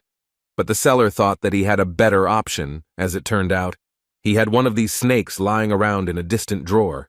He opened the box, which indeed contained one of these bamboo snakes, and the first thing he had to do was cut it open.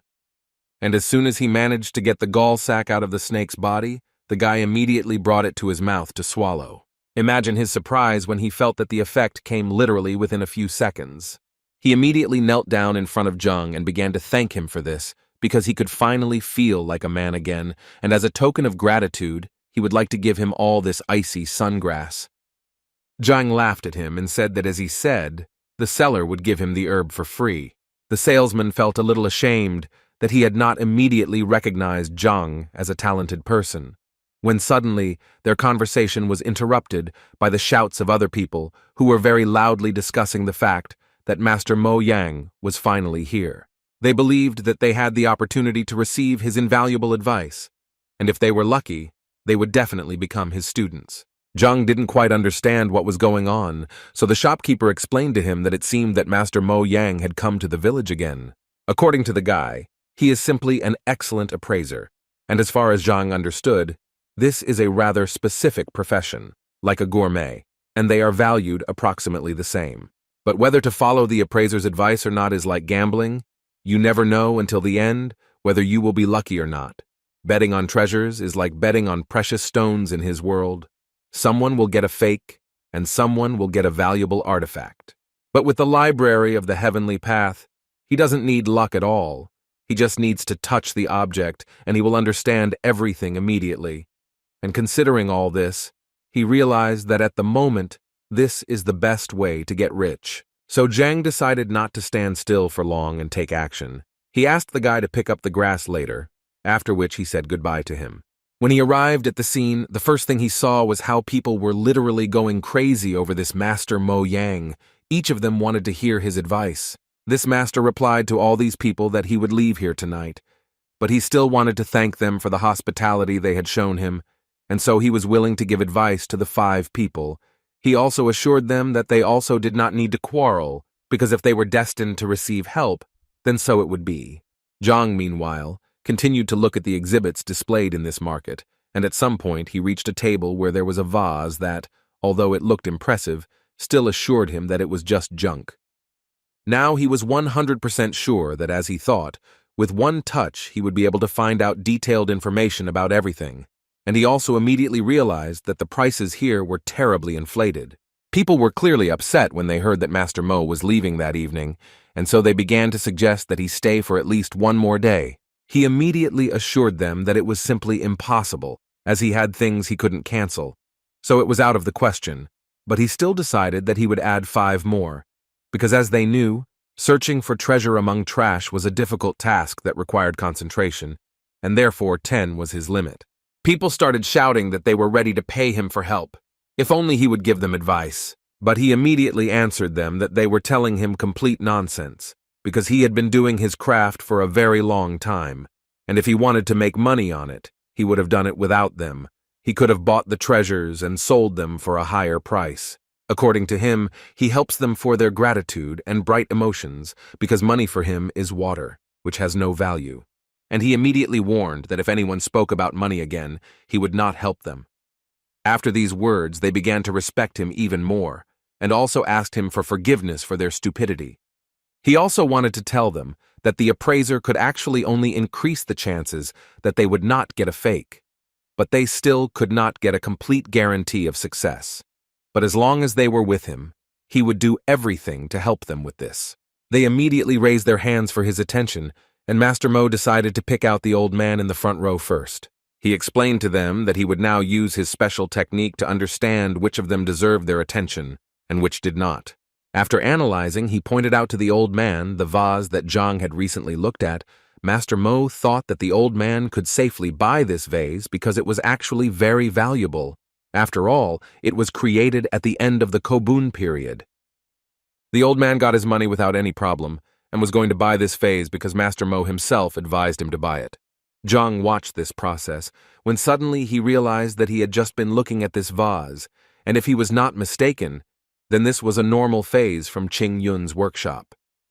As a token of gratitude, the old man immediately brought Master Mo a few coins, which he happily took, and Zhang began to understand that he had definitely not made a mistake with this vase. Suddenly his body moved back to the library, which Zhang didn't understand because Master Mo didn't seem to have landed any combat moves on him, but the book about that person was still flying towards him. In this book, it was written that Master Mo was originally an appraiser's appraiser, worked as an informant in the Liuju kingdom, and eventually made his way into the appraisers of artifacts with his generalizing voice that clouded people's minds with words, convincing them of the master's greatness. Zhang took another look and noticed that this man really looked refined and highly moral, so much so that he even managed to deceive him. But now he realized that if there are scammers, then there are also their victims, and apparently, most of this crowd are victims. Zhang decided that everything was so good that he didn't need any help, and he got ready to leave.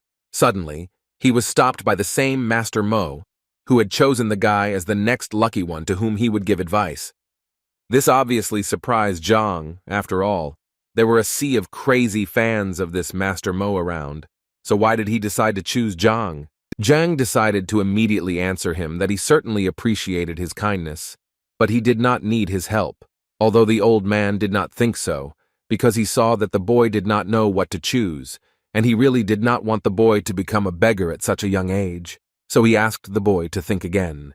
Zhang knew very well that if he listened to this master, he would definitely be left without money, so he assured Master Mo that he definitely did not need his help. But the old man still continued to insist, because he believed that it was not easy for a young man to quickly accumulate capital, and he was now giving him such an opportunity, and his kind heart could not allow him to spend a lot of money on scrap metal or other junk. His fans began to admire him even more after these words. At one point, Master Mo said that he was almost certain that the guy was probably thinking that he finally had a great chance to get the treasure, and he also felt that he wouldn't be able to protect it because they would most likely want to take it by force. Zhang, listening to all this, became more and more convinced with each passing second that this old man was too proud, and how could he even come up with such nonsense?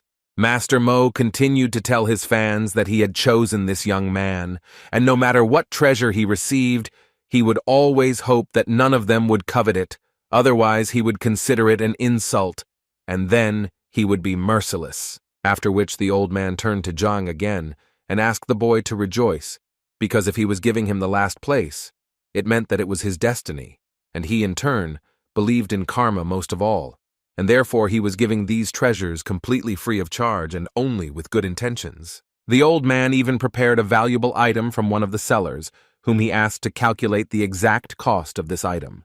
According to the seller's invoices, all they wanted from Zhang was 30,000 coins, and all the people standing behind the guy literally pressured him and told him how lucky he was, because as soon as he bought this thing, he would almost immediately become richer and then acquire a whole fortune. At some point, Zhang couldn't take it anymore, and so he yelled at the old man that he wouldn't buy anything. And if he wanted to deceive people, then the old man was unlucky today because he chose the wrong person, because Zhang didn't trust him at all. Master Mo couldn't believe that this guy would tell him such a thing, and the people standing behind him also stared for a long time and didn't understand what was going on here. The old man's face immediately changed, and he said that, apparently, they simply did not understand each other. Zhang couldn't hold back any longer, and said outright that the old man was just pretending not to understand what Zhang was telling him, because it was completely obvious to the boy that he was just deceiving ordinary people. But what irritated him most was that the old man acted as if he was better than him. The old man got really angry, called Zhang an impudent man, and told him to shut up. He then added that he had received his qualification 30 years ago and had been helping people all this time. According to him, he had always solved other people's problems honestly, and no one had ever called him a liar before. The common people also began to stand up for the old man and tell Zhang that Master Mo Yang had been helping people honestly, and so they couldn't understand how Zhang could even accuse him of lying. Then the old man said that the guy was incredibly lucky that he turned out to be a kind person, and if the guy now asks for forgiveness, then so be it. He will forget about his offensive words. But Zhang thought they needed to do something a little different, because in fact his words were very easy to verify. You just need to reveal what this scammer just sold to the person, and people will immediately understand everything. The old man pretended to be very surprised, because according to him, the purification of artifacts, which he advised people to do, would take at least half a day. But as he said, he had urgent matters to attend to, and he simply could not wait that long. But from Zhang's face, he could tell that the guy was literally holding back from saying that he was using his busyness as an excuse to leave early because he would be ashamed of his actions. At that moment, Zhang thought that he was quite a professional liar because he had already thought of an escape route in advance and said so. Suddenly, their conversation was interrupted by one person from the crowd who suggested that since this guy claimed that the master was a fraud, then he himself apparently had knowledge of this craft, and if this was really the case, then he had better demonstrate it. The old man smiled and agreed with the gentleman, because if the guy was so confident in his words, then he probably did a lot of evaluation research himself, since he dared to insult him. Master Mo Yan decided that he would give this guy a chance, but for this, Zhang needed to choose one artifact, and if it was of value, then it would be possible to continue the dialogue with him. Zhang agreed to this condition without hesitation, as he understood that with the Library of the Heavenly Path, he would be able to easily name a truly valuable thing. But before that, he decided to ask the seller if he would be able to pay for the artifact after polishing, when its true price would become clear. The seller immediately refused him because, according to him, it was necessary to pay in advance. This rule was introduced to prevent liars who refused to pay if the cost of the goods did not cover its original cost. But suddenly this salesman was interrupted by Master Mo, who asked him that this guy pay in a way that was more convenient for him, and if this young man won, then he would pay for him, and if not, then he would just apologize, as he said. Zhang was more than satisfied with these conditions, so he waved to the teacher and said that he would definitely not refuse help, and thanked the old man in advance. Master Mo thought that he had never seen such rude people. After this, Zhang began to look at the items, and the first thing he did was approach the item he had already looked at, and if it weren't for the lack of money, he would have bought it. But since the old man was paying, he saw no point in refusing. Without any doubt, he took the stone in his hands, threw it into the hands of the seller, and said that he had chosen exactly this thing. After which he immediately asked to be cleared here, in front of all the people, so that no one could accuse him of lying. The salesman stood there in a stupor for a while, not knowing what to do next, until old man Mo asked him to clean the goods, as he was sure that Zhang knew nothing about them, and had obviously chosen the goods at random. The man who was cleaning that stone thought at that moment that he really wanted to look at that guy's face when they were cleaning that stone and found nothing there. And in his head he had thoughts that he gave him small stones because they were ordinary roadside stones. But apparently he was very wrong, because when he cleared away what he thought was an ordinary roadside stone, he discovered a Ling Long stone. It was the main material for making ghost armor, and each of them was worth a fortune, since it was extremely rare. They began to discuss among themselves that this stone was so large and apparently without impurities, which meant that it could be worth about 100,000 coins, which could not help but please Zhang. The old man, without thinking twice, began to make excuses and say that the guy was just lucky, and that in any case it didn't mean anything, after which he turned around and said that he urgently needed to leave, as he had important things to do. But Zhang noted that in their case, there was no need to rush, and besides, he had one more question for the old man. He drew people's attention to the old man who bought the vase for 80,000 coins, and Zhang did this in order to tell the man the truth, that this vase was made in Qingyun, and therefore it was an ordinary decorative vase, which, on top of everything else, was cracked. And considering all this, Zhang was almost certain that in a few days it would fall to pieces, which was hard for this man to believe, since he believed to the end that it was an expensive vase because Master Mo Yang advised him to buy it.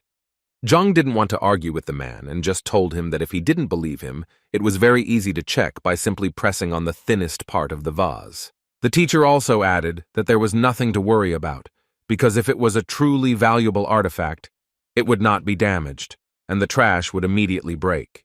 The man simply pressed lightly on the neck of the bottle, and it immediately fell to the floor. People couldn't believe that this was actually true, and that Master Mo had advised this man to buy trash.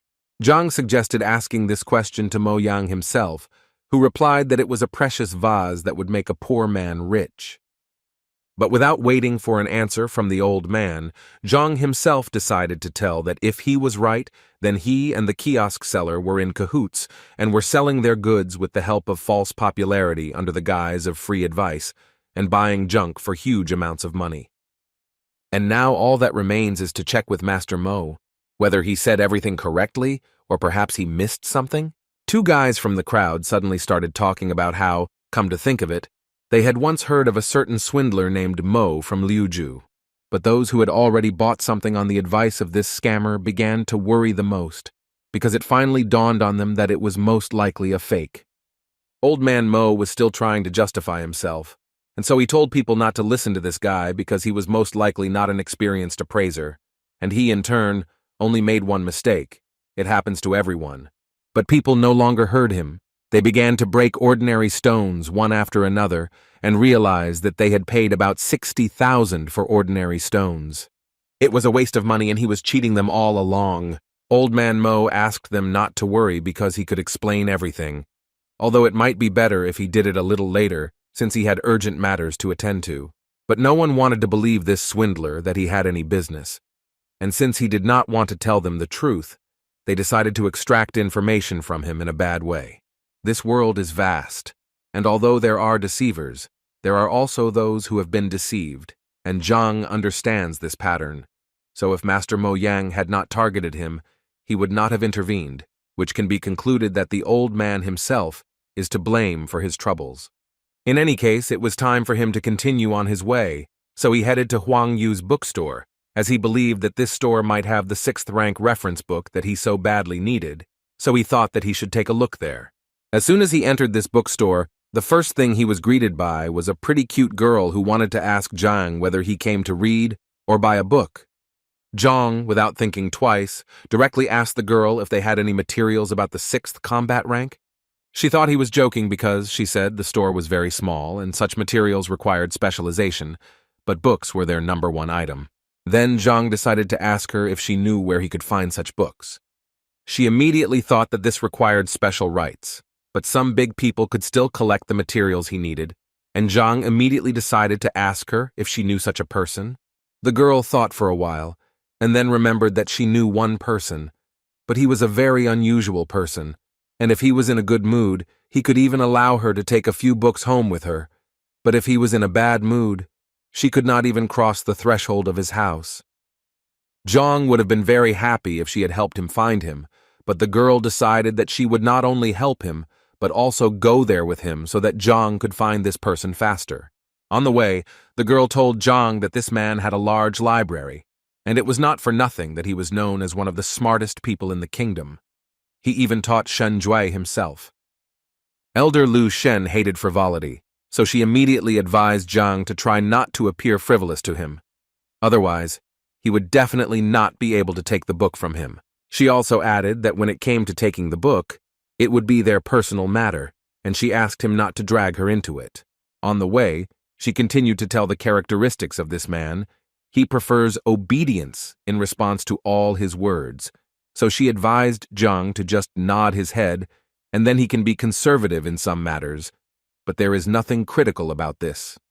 After some time, they finally came to the house of Mr. Lu Shen, and Zhang could not believe that the emperor lived here. The girl in response told him that the emperor insisted on a richer housing for his teacher several times, but he always refused. Suddenly, out of nowhere, a guy on a horse appeared who clearly knew the girl, and immediately turned to her and said that he was glad to see you here again. She was a little unhappy that he addressed her like that, since her name was Huang Yu, and besides, they weren't well enough acquainted for him to call her that. In response to these words, he told her that, given their relationship, the address did not matter at all. After that, he saw Huang Yu Zhang next to him and decided to tell him not to even think about courting her because she was just his girlfriend. And in general, he immediately wanted to ask the girl who he was and why she was taking unknown people to the emperor's teacher. Huang Yu reacted quite sharply and immediately made it clear to the guy that he didn't care at all who she went with and where. At some point, they started to clearly quarrel with each other because he believed that she was his girlfriend and had a right to know, and she asked him to move away from her. Zhang decided to resolve this conflict, so he approached the guy and told him that he was actually wrong about him and that he really had nothing to worry about. The girl's expression suddenly changed because she didn't understand how Zhang even dared to talk to this guy like that. According to her, he is the only son of King Zhengnan, Bai Sen. King Zheng is one of the most influential people in Tianshuan, and if anyone offends his son, he will make his life a living hell. At that moment, Zhang realized that his body seemed to be not from this planet, because after the appearance of the heavenly library, he forgot absolutely everything. Huana Yu was incredibly surprised that Zhang actually didn't know King Zhengnan, but on the other hand, she immediately knew that if this man was ignorant, then if she brought him into the palace, she would be in big trouble. Suddenly, her thoughts were interrupted by the opening of the doors of this palace, from which Chen Bo, who was the master's assistant, came out, and the guy immediately asked to take them to the teacher. When Zhang entered this palace with his new acquaintances, he immediately noticed that it was incredibly beautiful, as if all these walls were hand-painted with ink by a talented artist. As it turned out, this was exactly the case, so the guys were surprised that Zhang knew about it and suggested that maybe he was an artist. The master's assistant told him that their master used his soul as a pen and the yard as a canvas, and arranging everything around like a painting was a really good idea. They reached the waiting room, where the assistant asked them to wait while he called a repairman. The girl once again decided to clarify whether the guy understood art, but Zhang assured her that this courtyard really did look like a painting. Their conversation was interrupted by Sen, who thought that Zhang was simply putting on airs to appear to be someone he was not. Huang Yu was very angry that Sen behaved like this, so she immediately wanted to know why he thought like that, after which they started arguing again, and because of Zhang, the man at that moment thought that if they wanted to argue so much, then he would not interfere with them. But why were they dragging him into this? He came here to take the book and leave. Their argument and Zhang's thoughts were interrupted at one point by the master, who entered this reception room and immediately silenced everyone with his presence, after which he said that it was very unusual for him to hear someone praise his ink-painted courtyard so highly. According to him, it is a great rarity to meet a young man with such a subtle sense of beauty. Sen immediately intervened in this dialogue to say that this guy clearly shouldn't be trusted, because most likely he was just a liar. The man immediately turned to him and noticed that he had not actually given him the floor. Realizing that Zhang knew his paintings, he asked him to appraise another rather rare painting. At this moment, Huang Yu came up to him again, and said that this was a kind of test that this man was giving to everyone, and even she had gone through such a test at one time, and if he did not pass it, she immediately assured him that he would not receive the books. At that moment, Zhang thought that if he only knew what this would lead to, he would have been better off keeping quiet there in the courtyard, because he did not understand these pictures at all. He could only rely on the Skyway Library to help him understand the artifacts, so he became curious to see if it could help him with the paintings. The library was simply an amazing thing, and Zhang was further convinced of this when she gave him a full description of the painting. After which he asked the master again if he really wanted to hear his opinion about this painting. The man, without thinking twice, immediately told him that he would be grateful for his opinion, and Zhang replied that he would please him because, in fact, he had one comment. After which he stated with complete confidence that this was simply a nightmare come true, and this was one of the most terrible pictures he had ever seen, which the guys clearly did not expect to hear. Huang Yu immediately felt incredibly ashamed of him, because she thought that Zhang was truly an intellectually developed person, but she sincerely did not understand how he could say such a thing. Sen was very glad that Zhang said exactly that because he believed that it proved that he was truly right and that Zhang was a common swindler. But the master again remarked to Senya that he did not give him the right to speak. After which Zhang asked the master for forgiveness for such rudeness, since in fact he did not know that this was the master's work. But the man immediately told him that it didn't matter who exactly painted it, because he wanted Zhang to appreciate it first as a painting, and not as the person who painted it. Zhang was happy to hear this, so he went on to say that any roadside artist could indeed paint such a picture, but on the other hand, he also believed that if you look at this picture from another angle, you will notice that it reveals itself in a completely different way. The owner didn't expect the guy to add something like that, so he immediately wanted to know what he meant. Zhang stated that it was actually simple, and so if the master did not mind, Zhang would like to ask him for permission to reveal the secret of this painting. Sen immediately started shouting at him when he saw the knife in his hands, because he believed that this painting was priceless and definitely shouldn't be cut. But Zhang didn't listen to him, so without thinking, he did what he wanted. This act surprised even the master himself, and he followed further events with fear and curiosity. Zhang picked up the cut canvas by the end and said that the painting was a fake because it was painted on rice paper. The real canvas was hidden in sheepskin and had a much more modest appearance than the fake. Zhang's skill left a huge impression on everyone present, who were stunned by how quickly he managed to understand everything. The master praised Zhang, because not many people know about the technique of painting on sheepskin through rice paper. The master then decided to give Zhang another test and led him to the next canvas, waiting for his evaluation. The painting depicts a predatory giant monster, and Zhang said the painting was skillfully done but lacked precision. Zhang then suggested that the author of the painting had never personally seen the animal he depicted, and that is why the canvas has no great value, despite the skill of the painting. The author of the painting was the master himself, and he was amazed that Zhang very quickly understood the value of the painting. But he hadn't yet revealed himself, so he asked Zhang what exactly the inaccuracies were. Huang Yu was surprised that the emperor's teacher would turn to such a young man for advice. Zhang warmly explained that Qi Xiong, the beast depicted, has a streamlined body shape reminiscent of a blade, but this condition is not observed on the canvas. The master was so pleased with this answer that he began to clap his hands in delight. The master admired the skill of his new acquaintance, despite his age, and equated his skill with that of a master. The master asked Huang Yu to introduce his new friend. Huang Yu was a little embarrassed because when she met Zhang, she didn't ask his name. The emperor's teacher was a little angry that the boy was being treated this way, because in his opinion he was his equal. After these words, the king's son looked a little embarrassed, as he did not believe that an ordinary average person turned out to be a master. Then the emperor's teacher looked at him sternly, as if to make it clear that all doubts would disappear. Huang Yu and the king's son bowed to Zhang as a sign of respect and honor for the title of master. Zhang was embarrassed by this, and said that he was just expressing his opinion about the paintings, so he cannot be called a master. The emperor's teacher assured him that he truly deserved all the honors, because he had unmistakably pointed out all the shortcomings of the paintings.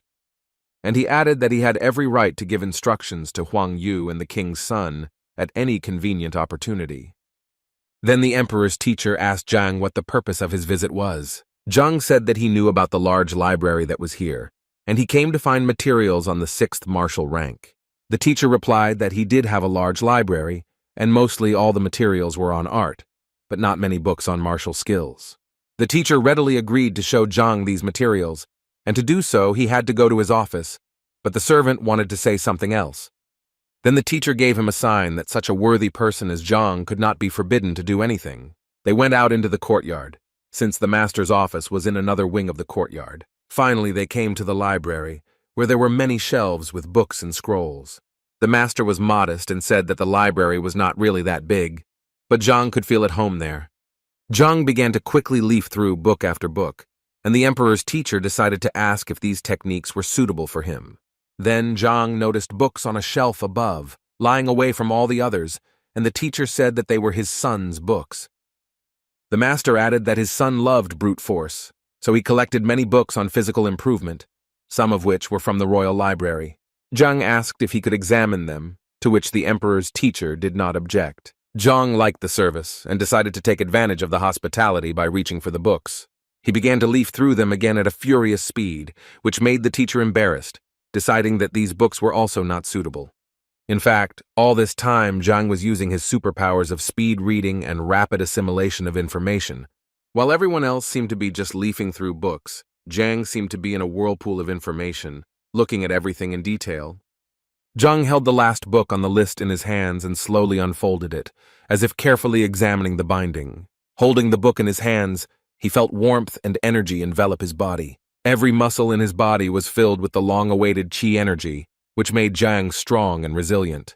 Zhang unfolded the textbook and realized that the strength of qi depends largely on the strength of the body. And thanks to the Library of the Heavenly Path, they were able to absorb the best knowledge from the book. His body unconsciously began to transform, and he could now practice the heavenly golden body. Thanks to this technique, Zhang's strength increased, but he still hadn't found any information about the 6th rank. The teacher, who had been watching Zhang all this time, couldn't figure out what he was doing.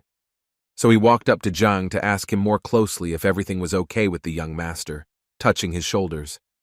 At the moment of contact, the emperor's teacher felt his body fill with insane energy. From such a powerful blow, the emperor's teacher seemed to be thrown back several meters by an invisible force.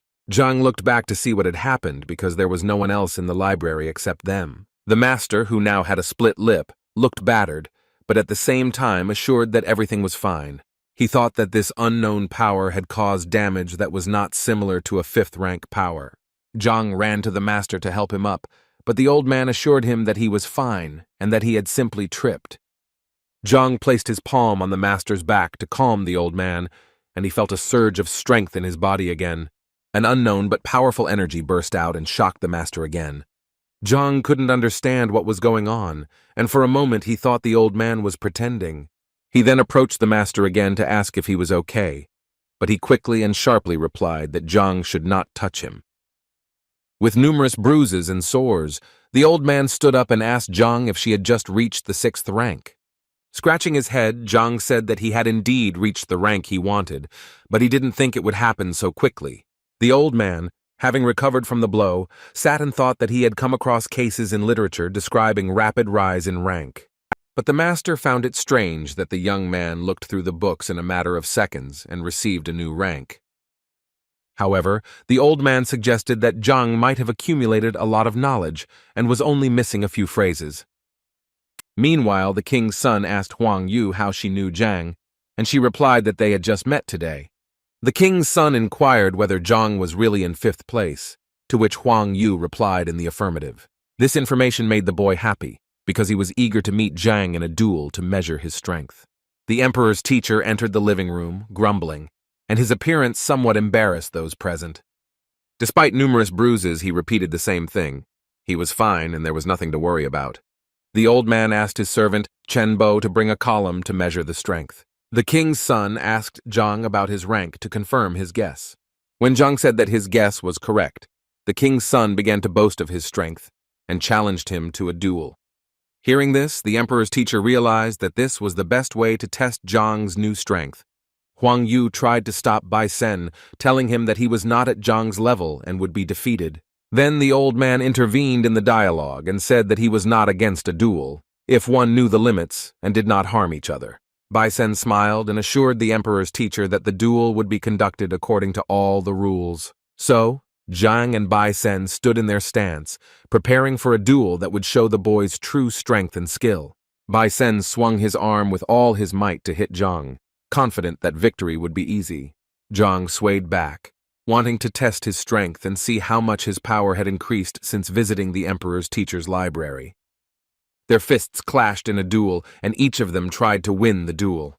But Zhang felt that Bai Sen's attack was weak and doubted whether his opponent really had a rank 5 peak. Bai Sen was thrown back several meters after the impact, but Zhang remained unharmed. If it weren't for the wall behind Bai Sen, the boy would have flown much further, but it stopped him. Huang Yu and the emperor's teacher opened their eyes wide when they saw Zhang's strength.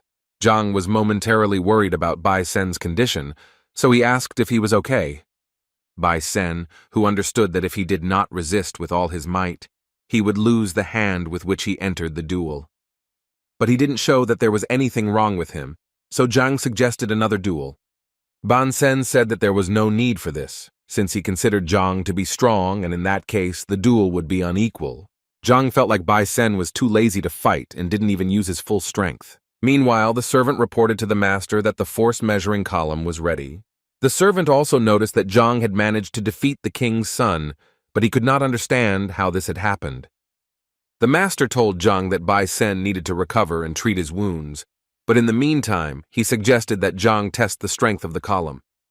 Zhang replied that he had measured the strength just yesterday and got a result of 4 dynes, so today it was unlikely to be more. The master listened to Zhang, but still insisted on his own, so he made an inviting gesture towards the column. Zhang began to warm up in front of the pillar and thought that even though he had used the heavenly golden body, his strength had not increased much. In fact, he measured his strength in the morning and got the result of 8 dynes, so he decided to hit the column with half his strength. Zhang swung his sword and delivered a powerful blow to the stone column, producing a characteristic dull sound. After the blow, the number 4 appeared on the pole, symbolizing Zhang's strength. Zhang turned his back to the pillar and invited the others to see that his strength had not actually changed. But the expressions on the faces of those present did not agree with this statement, because there were clearly not 4 of them. Huang Yu asked Zhang to return so that he could see for himself the extent of his power. Zhang couldn't understand why the 4 sounds caused surprise among those present, but he still looked back. Imagine his surprise when there was no longer any number on the column, but the number 49. Zhang asked the master if the column was working properly, because the whole thing looked like some kind of nonsense. The master explained to Zhang that the meaning of his metamorphosis was that his body was not accustomed to the new strength, which is why he won the duel so quickly. Huang Yu and Bai Sen's mouths dropped open when they saw Zhang advance to the next level and increase his strength to ding. Zhang himself could not understand how this happened, because the transition to the 6th wound means the opening of the chakras, each of which adds 1 ding. Even Master asked Zhang how he managed to open 45 outlets so quickly. Zhang replied that he had not improved his rank, but he had definitely managed to improve his body. The master asked Zhang what he meant by pumping up the body, and whether Zhang had eaten any fruits before that. Zhang scratched his head, recalling the events of the morning, and replied that he tried some strange fruit at the market. Master then said that what Zhang had tasted was very similar to the pearl fruit, which gave strength similar to the 6th rank. Zhang was confused, because he didn't believe in the existence of such things before, but it seemed like he was lucky. The master invited Zhang to sit down to ask him more about his personal life. Zhang said that he was a teacher in Hongting, to which the master replied that it was no wonder he was so strong. The emperor's teacher asked Bai Sen and Huang Yu to seek advice from Zhang. Bai Sen was more than happy with this advice, as he would finally be able to properly train his fighting skills. Zhang thanked the emperor's teacher for his hospitality and apologized for staying so long. The teacher, in turn, apologized for having so few 6th rank books, but gave Zhang advice on where to find them. Zhang smiled and thanked the teacher again for such generous help. The teacher laughed at Zhang because he liked his modesty, so he advised him to come more often. Zhang walked outside, thinking that the visits to Master Lu Shen's house had gone well. With his new strength, he could now defeat any 6th rank fighter, as his punch was around 90 dings. Thoughts about ways to pump up strength and power were interrupted by the steps of some people heading towards Zhang. When Zhang looked around, he saw a shadow that flashed and disappeared behind the walls of the neighboring building. Zhang exclaimed that he had noticed a stranger, so he could show himself without hesitation. It turned out to be the appraiser and his gang. The appraiser began to threaten Zhang that he would not leave him alone until Zhang compensated for all the losses. Zhang stood and mocked them, saying that he could cover all the expenses with just the goats from his nose. The appraiser was very angry at this answer, and threatened Zhang that he would not leave him a single wet spot. Zhang stressed that he does not lack confidence to make such statements as he has just undergone a metamorphosis. But the appraiser didn't care, so he ordered his henchman grandfather Zhang to have sex with Zhang immediately. Fat Grandpa Zhang, who was twice Zhang's size, asked if Zhang had anything to say one last time. The salesman with the short mustache pointed out that if Zhang died at the hands of Zhang's grandfather, he would not be able to compensate for the damage. But this did not bother the appraiser. Even if he died, it could be considered a worthy revenge. Grandfather Zhang prepared to deliver a powerful blow, but Zhang didn't even blink at that moment. He grabbed the fat man's hands and pressed his thumbs on certain pain points. Grandpa Jin was so upset by this reception that he could hardly hold back his tears of pain, but a moment later he gave in and roared at the top of his lungs from the pain that twisted his arms. Zhang thought that this was a great chance to practice and get used to the new abilities, which turned out to be extremely powerful. While Grandpa John was recovering from his previous attack, John launched another one right under his nose, and the fat man was thrown hundreds of meters by an invisible, powerful force. It seemed as if smoke was coming out of Zhang's hand after such an attack, and the teacher himself still did not believe in his strength. The appraiser's face showed deep surprise at this attack, and he realized that he had underestimated Zhang. He then yelled at his salesman to resolve the issue immediately, as the appraiser himself was in no hurry to fight. The merchant began to accumulate strength and prepared to demonstrate his 6th combat rank. Zhang watched this phenomenon carefully, and realized that this boy would become a respected person in Hongting. The appraiser had already made his Pazapak attack and hoped that after this, he would not have any more problems. The salesman, who had accumulated mana, was ready to deal Zhang a fatal blow. He straightened his shoulders and prepared to jump, reminiscent of the flight of a falcon. Other Pazapaks unanimously expressed their comments to the appraiser regarding the falcon's technique, although it is of an average level, but for many, it is destructive.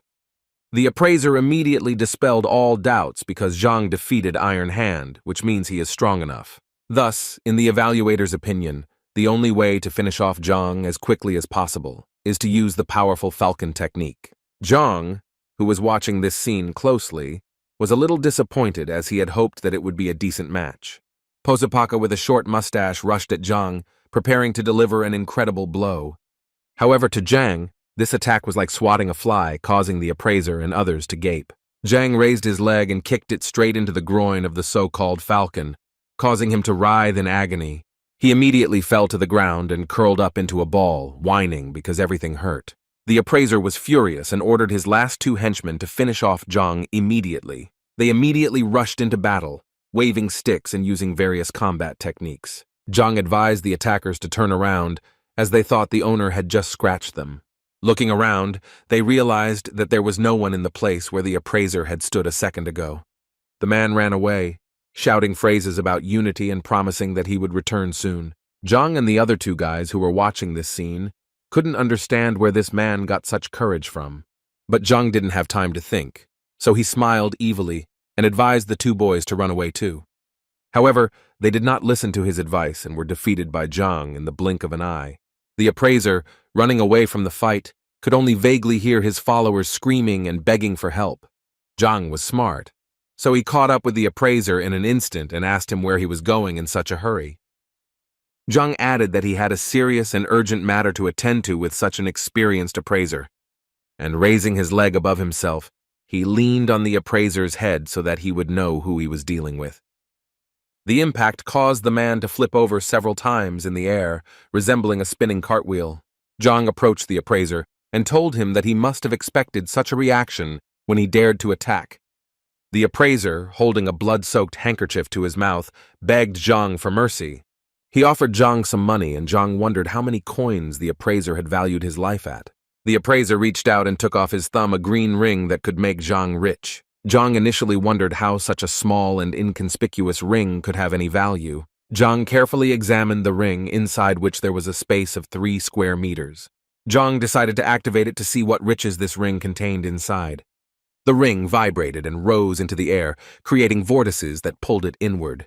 Zhang actually found himself in a small room with golden walls and coins and other treasures scattered across the floor. The appraiser watched with concern as Zhang examined the ring, hoping that he would accept it. But it seemed Zhang was in no hurry to accept the gift, as he had a slightly better plan for the appraiser. He offered the appraiser mercy in exchange for what he was hiding under his clothes. The appraiser did not expect such a development of events, because Zhang easily exposed him, and now he had to give up all the money. Zhang raised his fist at the appraiser, mocking him viciously. The clothes the appraiser was wearing began to tear into pieces and fly around. Now the appraiser, beaten, sat on the ground completely naked, covered only by a cloak. Zhang held a pile of money in his hands, counted it, and could not believe his eyes that he was now rich. The appraiser hoped that Zhang would now let him go, since he had taken everything he could from him and stripped him bare. Zhang ridiculed the pathetic Mo Yan, who was a professional liar who often pretended to be a famous appraiser. All Mo Yan was interested in was how Zhang knew so much about his life and who the hell this Zhang was. The appraiser realized that it was not unusual for Zhang to know his name, but how he knew otherwise was unclear.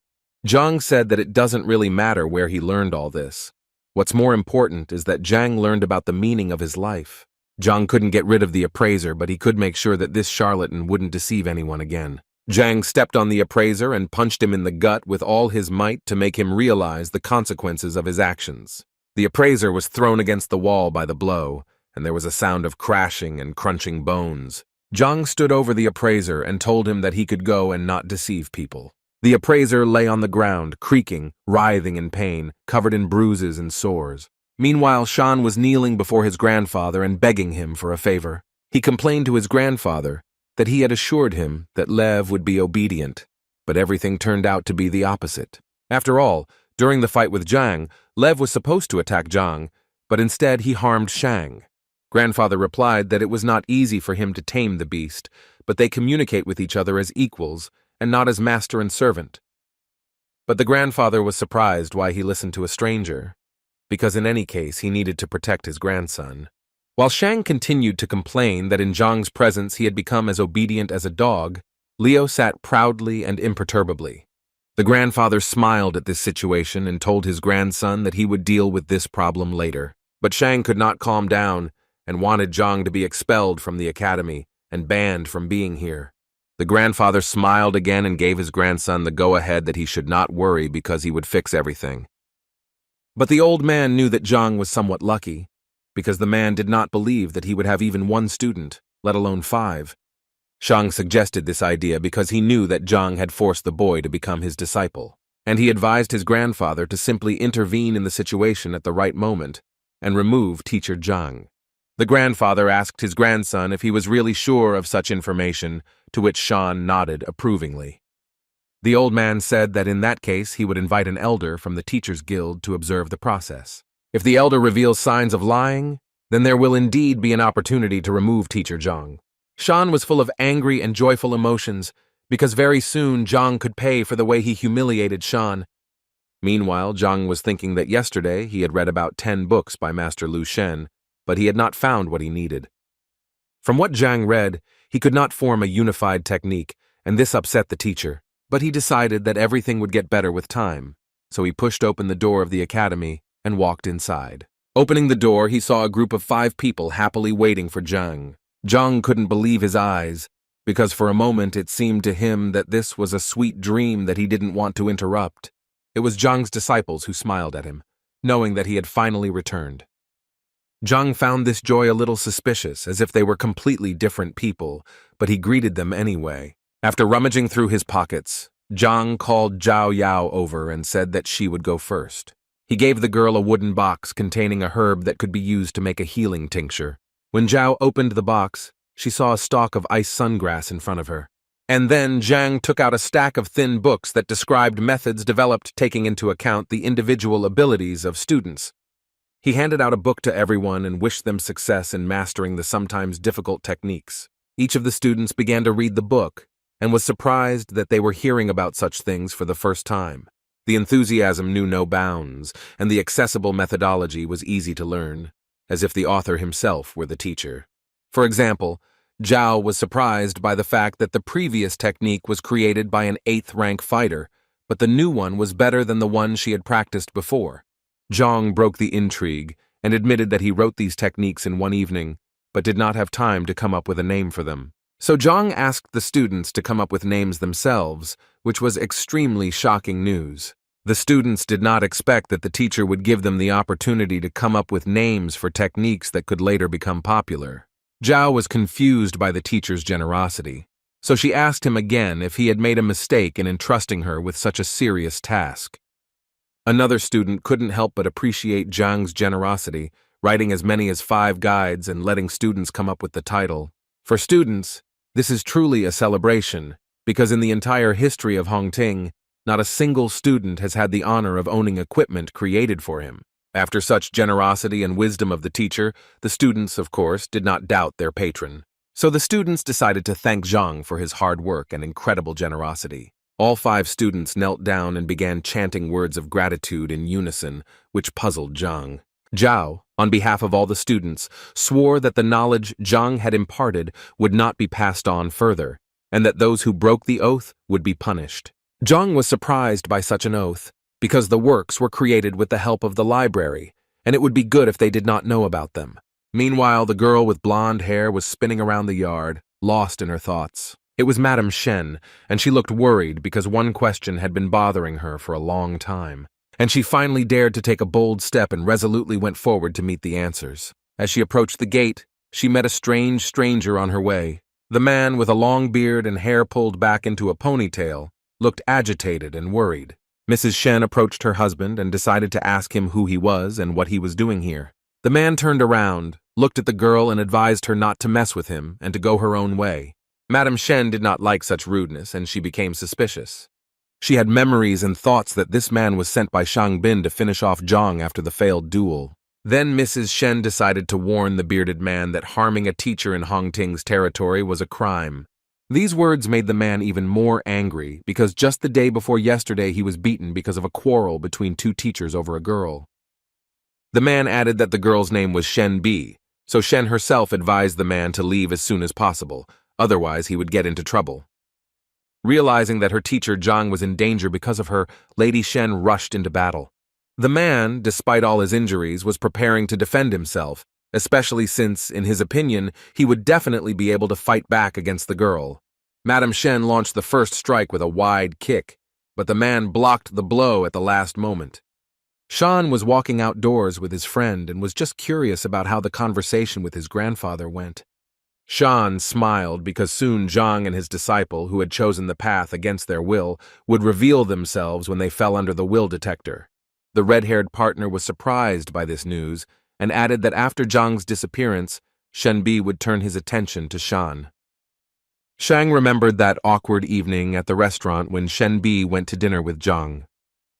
Shan's partner added that he needed to be patient for a little while, and then luck would smile upon Shan in the form of a dinner with Shen Bi. Shan laughed at these words, but promised his partner a worthy reward in case of success. Their fascinating dialogue was interrupted by the sounds of a fight that was heard very close to where they were walking, and the red-haired boy was the first to notice it. Shang looked closely and saw that Lady Shen was fighting with Yao Han for reasons unknown to Shang.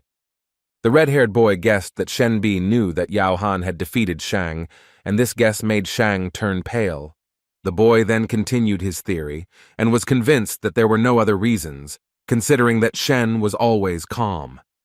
Shan's heart began to beat wildly, as if it was about to burst out of his chest at the thought of Madame Shen Bi liking him.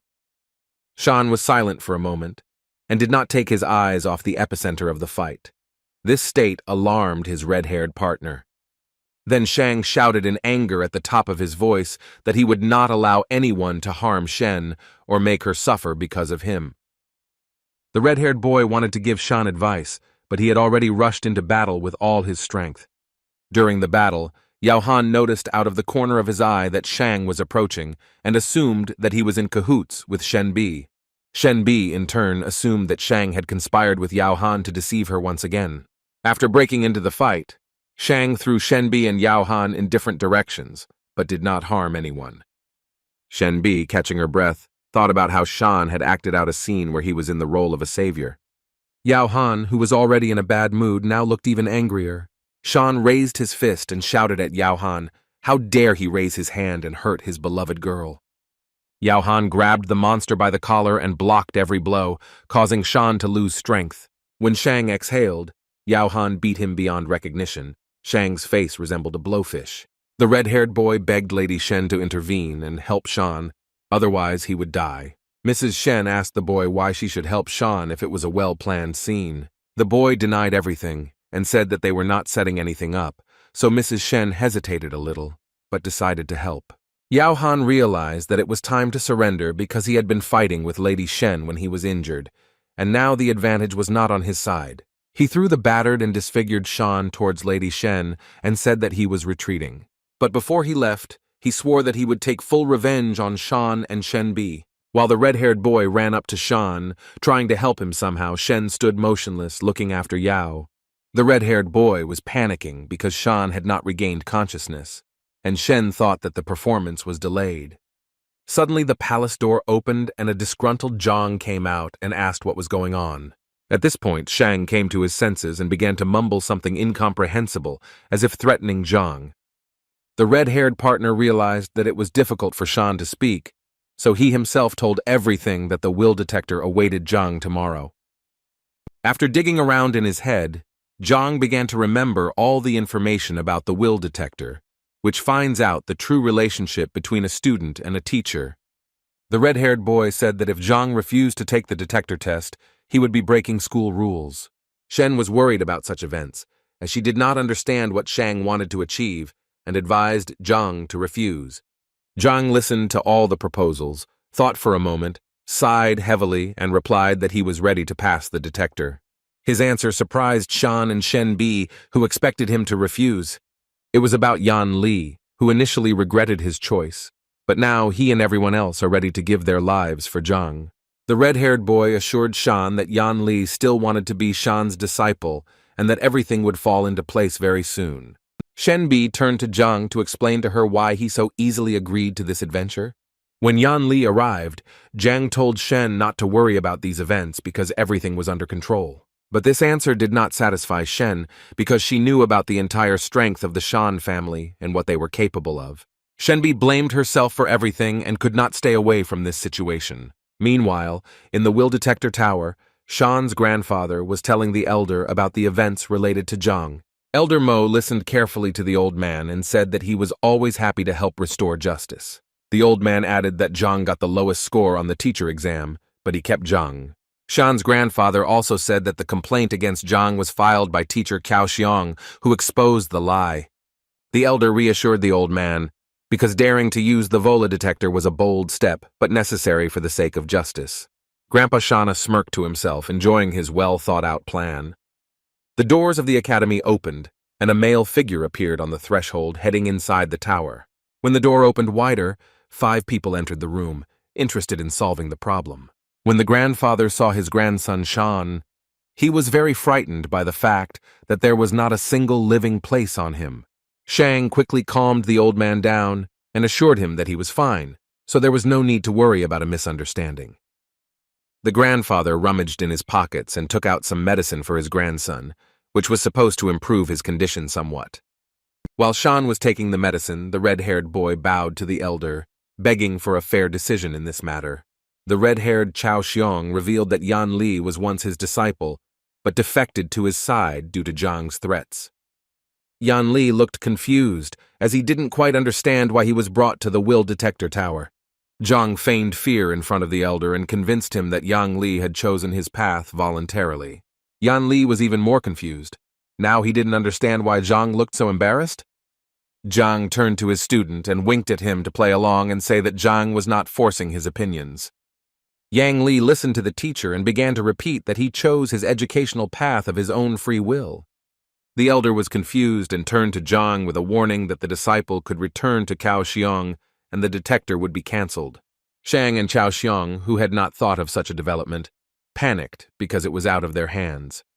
Shang insisted that teacher Chao Xiong apply for the will detector, and the administration agreed. Chao Xiong also stated that the abolition of the will detector was a shameful disregard for the wishes of the young disciple. The elder agreed that it was worth holding a detector with clearly defined conditions, namely that the loser would be punished by agreement of the participants. Shan's grandfather informed Zhang that if he lost, he would face the maximum punishment, expulsion from hunting. Zhang again played the role of the upset teacher and said that he had no enmity with teacher Cao, so it was cruel to kick him out. And then Zhang proposed another idea, such as canceling the license and adding a punishment of 100 lashes from God.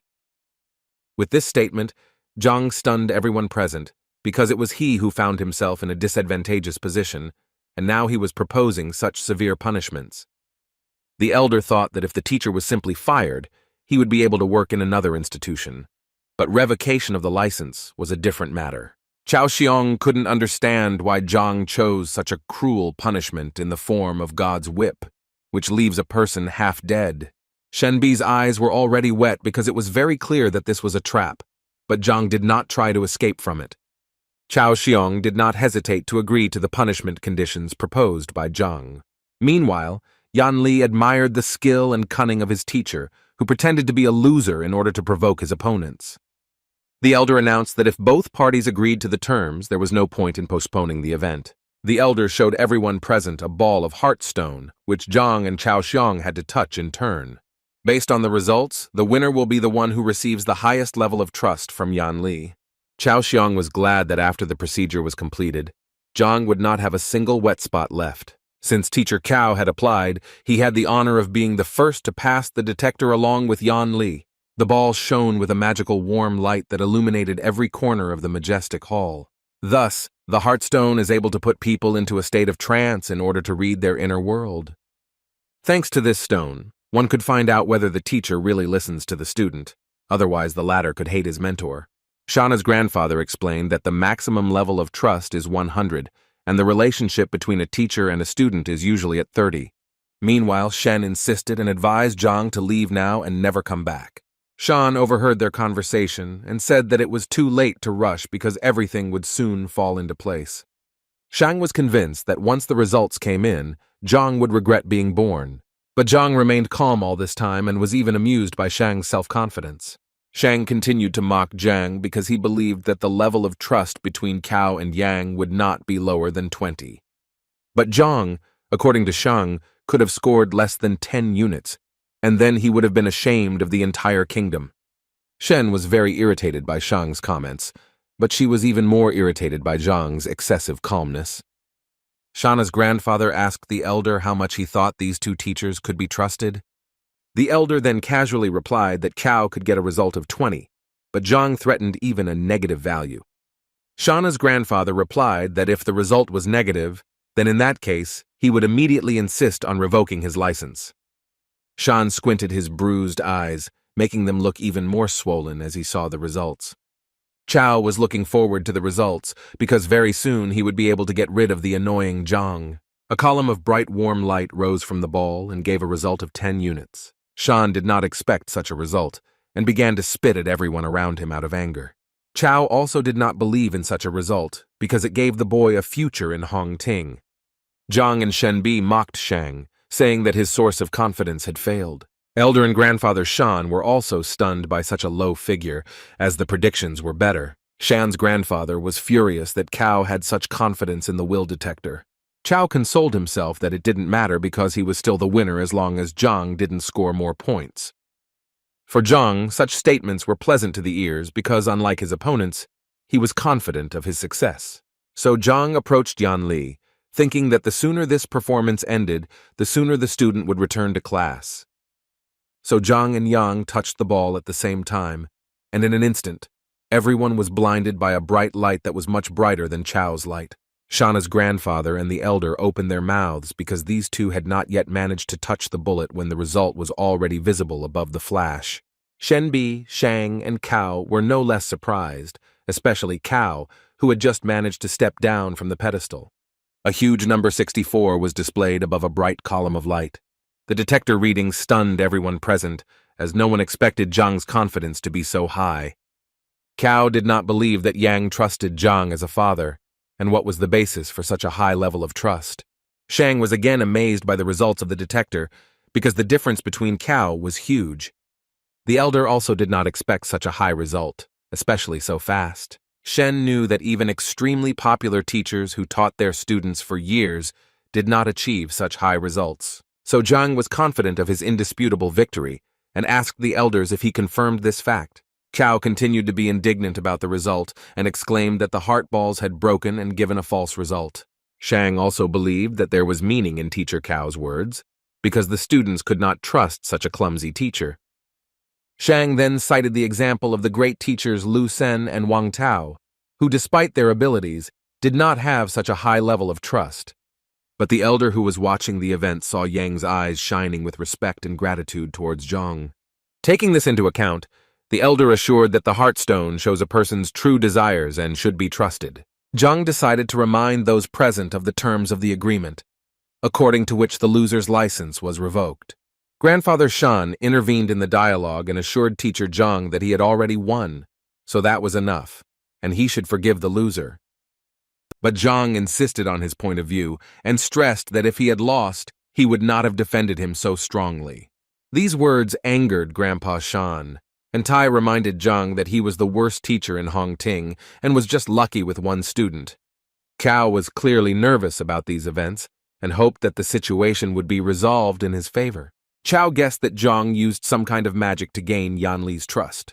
The elder listened carefully, paying particular attention to Cao's report that one of Zhang's disciples had lost his mind. Cao continued his speech and expressed concern about Yan Li, as he believed that the disciple was in danger. Therefore, Cao insisted on further investigation of the situation, as he did not believe that the worst teacher had received such high trust from the student. Then Shana's grandfather added that a teacher must teach and gain the trust of students, and if a teacher does not have the necessary knowledge, then there can be no talk of any trust. Zhang insisted that his teaching methods did not matter as long as the contract was honored. Zhang's grandfather continued to rage because he didn't understand how a teacher could be stripped of his license because of such a stupid contract. Meanwhile, Shang tried to persuade Shen Bi to his side and listened to his grandfather's words. Shen Bi was seething with rage and sided with Zhang, repeating his words that if he lost, no one would make concessions to him. Shan did not miss the opportunity to convince the girl, citing as an argument the fact that none of the students had yet advanced to the second rank. The door to the hall opened, and with every step one could hear someone approaching the hall. It was a servant who reported that clan leader Wang Hong wanted to see Elder Chen. Those present were somewhat shocked by such a visit, but Chen allowed the guest to be led inside. He was glad to put the matter of Zhang aside for a while when such an important guest arrived at the academy. Shan asked his grandfather why such an influential person, who was on the list of the best masters, decided to pay a visit. The old man laughed and guessed that the visit was related to Master Wang Tao and must have had some important meaning. Grandfather added that Wang Hong heard about Wang Tao's success and decided to thank him personally. Zhang listened to the conversation and now also wanted to meet Wang Tao, but Shen advised him not to think about it now. After all, in Shen's opinion, Elder Shang was too influential, and with Wang's support, he would be unrivaled. Zhang scratched his head and calmly replied that problems should be solved as they arise. This self-confidence made Shen Bi very angry, because she was very worried about Zhang's future life. Licked from head to toe, neatly and elegantly dressed, the head of the Wang Hong clan was already standing at the door and thanking for the hospitality. Shan's grandfather said that if Wang needed anything, he could just send a letter, but a personal visit would be a great honor. Wang shook the old man's hand and told him that he had some urgent business to attend to. Wang said that his daughter Yin was studying with teacher Zhang Huang and he would like to meet him. Elder Shang then said that it was a happy coincidence that teacher Zhang Huang was right here. Shang and Cao speculated that Zhang had met his end, as it was possible that he had deceived Wang's daughter. Zhang narrowed his eyes and listened to every word of the dialogue, carefully considering what was said. Wang turned and walked towards Zhang, looking quite serious and perhaps a little angry. And a moment later, he dropped to one knee, saluting Zhang and expressing sincere admiration for his skill. Elder Shang opened his mouth wide, thinking that Wang would make claims to Zhang instead of bowing. Shang and Cao also couldn't understand how everything went wrong, since in their opinion, leader Wang should have finished off Zhang. Zhang turned to Wang with a sincere smile, thanking him for his trust, but asking him not to do this and to get up from his knees. Wang thanked Zhang for healing his daughter's leg and passing on extremely valuable knowledge to her. Zhang smiled sincerely again and replied that it was his duty to give his students only the best. The senior judge, who was watching this conversation, thought about Zhang's actions and realized that he was fulfilling his duties as a teacher very well. He looked at Zhang's disciple and now realized that the high level of trust was indeed based on something. But the judge did not believe that the real reason for Wang's visit was his daughter's recovery. So the man asked Wang what he wanted. Wang laughed in response and praised the elder's sharp mind before adding that he had business with the Shang elders. Old Shang immediately joined the conversation and convinced Wang that he would try to do whatever was necessary if he only asked. Wang thanked Old Shang for the son he had taught, and Wang regretted that he had not been able to thank him earlier. Wang wanted to give Old Man Shan a gift, but he refused, as he understood that this could not be done in the presence of Elder Mo. Wang noted Old Man Shan's honesty and integrity and added that he still talked about some changes in his son's practice. Wang told the old man that his son realized that he was not entirely comfortable with Master Shan, causing the latter's eyes to widen. So now Old Man Shan had to let the boy go, but it seemed he wasn't quite ready for that step. But although Wang expressed his request calmly, he was firm in his convictions. Old Man Shang had no choice but to argue with Wang, so he complied with his request. As he returned the pendant to his son, who was now free, Old Shang knew how shameful he would be for doing this. Wang took the pendant from Old Shan, and Tay assured him that it was normal for young people to have difficulty finding suitable teachers. Wang smiled back, then turned to Zhang and asked if he could take his son into his class. This request shocked everyone present in the hall because recently Zhang almost ended up in court, and now one of the best masters is sending his son for training. This request especially hurt the pride of Old Shan, who had lost a student who could have fallen under the care of the worst teacher. Junior Shang was also worried about his grandfather and couldn't understand why Venerable Wang made such a choice. Zhang smiled modestly and replied that he didn't think it was a good idea. After a pause, as if thinking, Zhang replied that he would have to refuse the offer, which shocked everyone present. Shang Jr. thought Zhang was a complete fool because a member of an influential family was asking him for patronage and Zhang was refusing. Shenbi and Huang calmly asked Zhang if he had thought about this offer because such generosity could not be refused. Old Shan got the most out of Zhang's answer because he was exchanged for some loser. Elder Mo wanted to change Zhang's mind, but what he created was not in his mind. In fact, Wang himself did not expect to hear such an answer, since the offer seemed tempting to him. However, Zhang remembered some events from the past and assumed that Wang Tao did not tell his father that he had somehow attacked Zhang. However, Wang immediately began to say that his son had made a mistake and did not know about Zhang's greatness, for which he was ashamed. The dialogue was interrupted by Cao, who exclaimed that the venerable Wang did not need to be asked twice. Cao stressed that Zhang retreated not because of the attack incident, but for another reason. Cao said that Zhang had 3 ranks in martial arts, while Wang's son was at the 4th rank. Shan supported his friend, because it was unacceptable for a teacher with a lower rank to teach a student with a higher rank. Old Shang added that he respected the fact that Wang's son left his class, but he deserved a better teacher. Wang then thought that his daughter was receiving good knowledge from Zhang, but she never spoke about the teacher's rank. Cao mocked Zhang, saying that he should take off his crown and only surprise the newcomers with his 3rd martial rank. Old Shang confirmed Cao Xiong's words and added that Zhang could not teach anything without experiencing it himself. But Wang remembered one of his daughter's stories, how Zhang stopped Wang's son's sword with 2 fingers. Junior Shang said with a mischievous smile that perhaps this story was just made up to protect Zhang's reputation. In Cao's opinion, such a story seemed like a complete fabrication, since a teacher at the end of the list could not possibly possess such power. Yang intervened in the conversation because he himself witnessed these events, so everyone who speaks against Zhang is slandering. Elder Shang also convinced Wang that this story was nonsense and that such fables should not be believed. While Old Shang was trying to convince Wang that Zhang's reputation should not be raised in this way, the servant came into the hall again. The servant reported that a young man had arrived who wanted to meet with Teacher Zhang and was waiting for permission. Old Shang reacted to this news with sensitivity and wondered why Zhang was so in demand. The servant added hesitantly that the guest awaiting an audience was King Jiangnan's son, Bai Sen. When old Shang heard who was waiting for him, he shouted for him to immediately let the distinguished guest into the hall.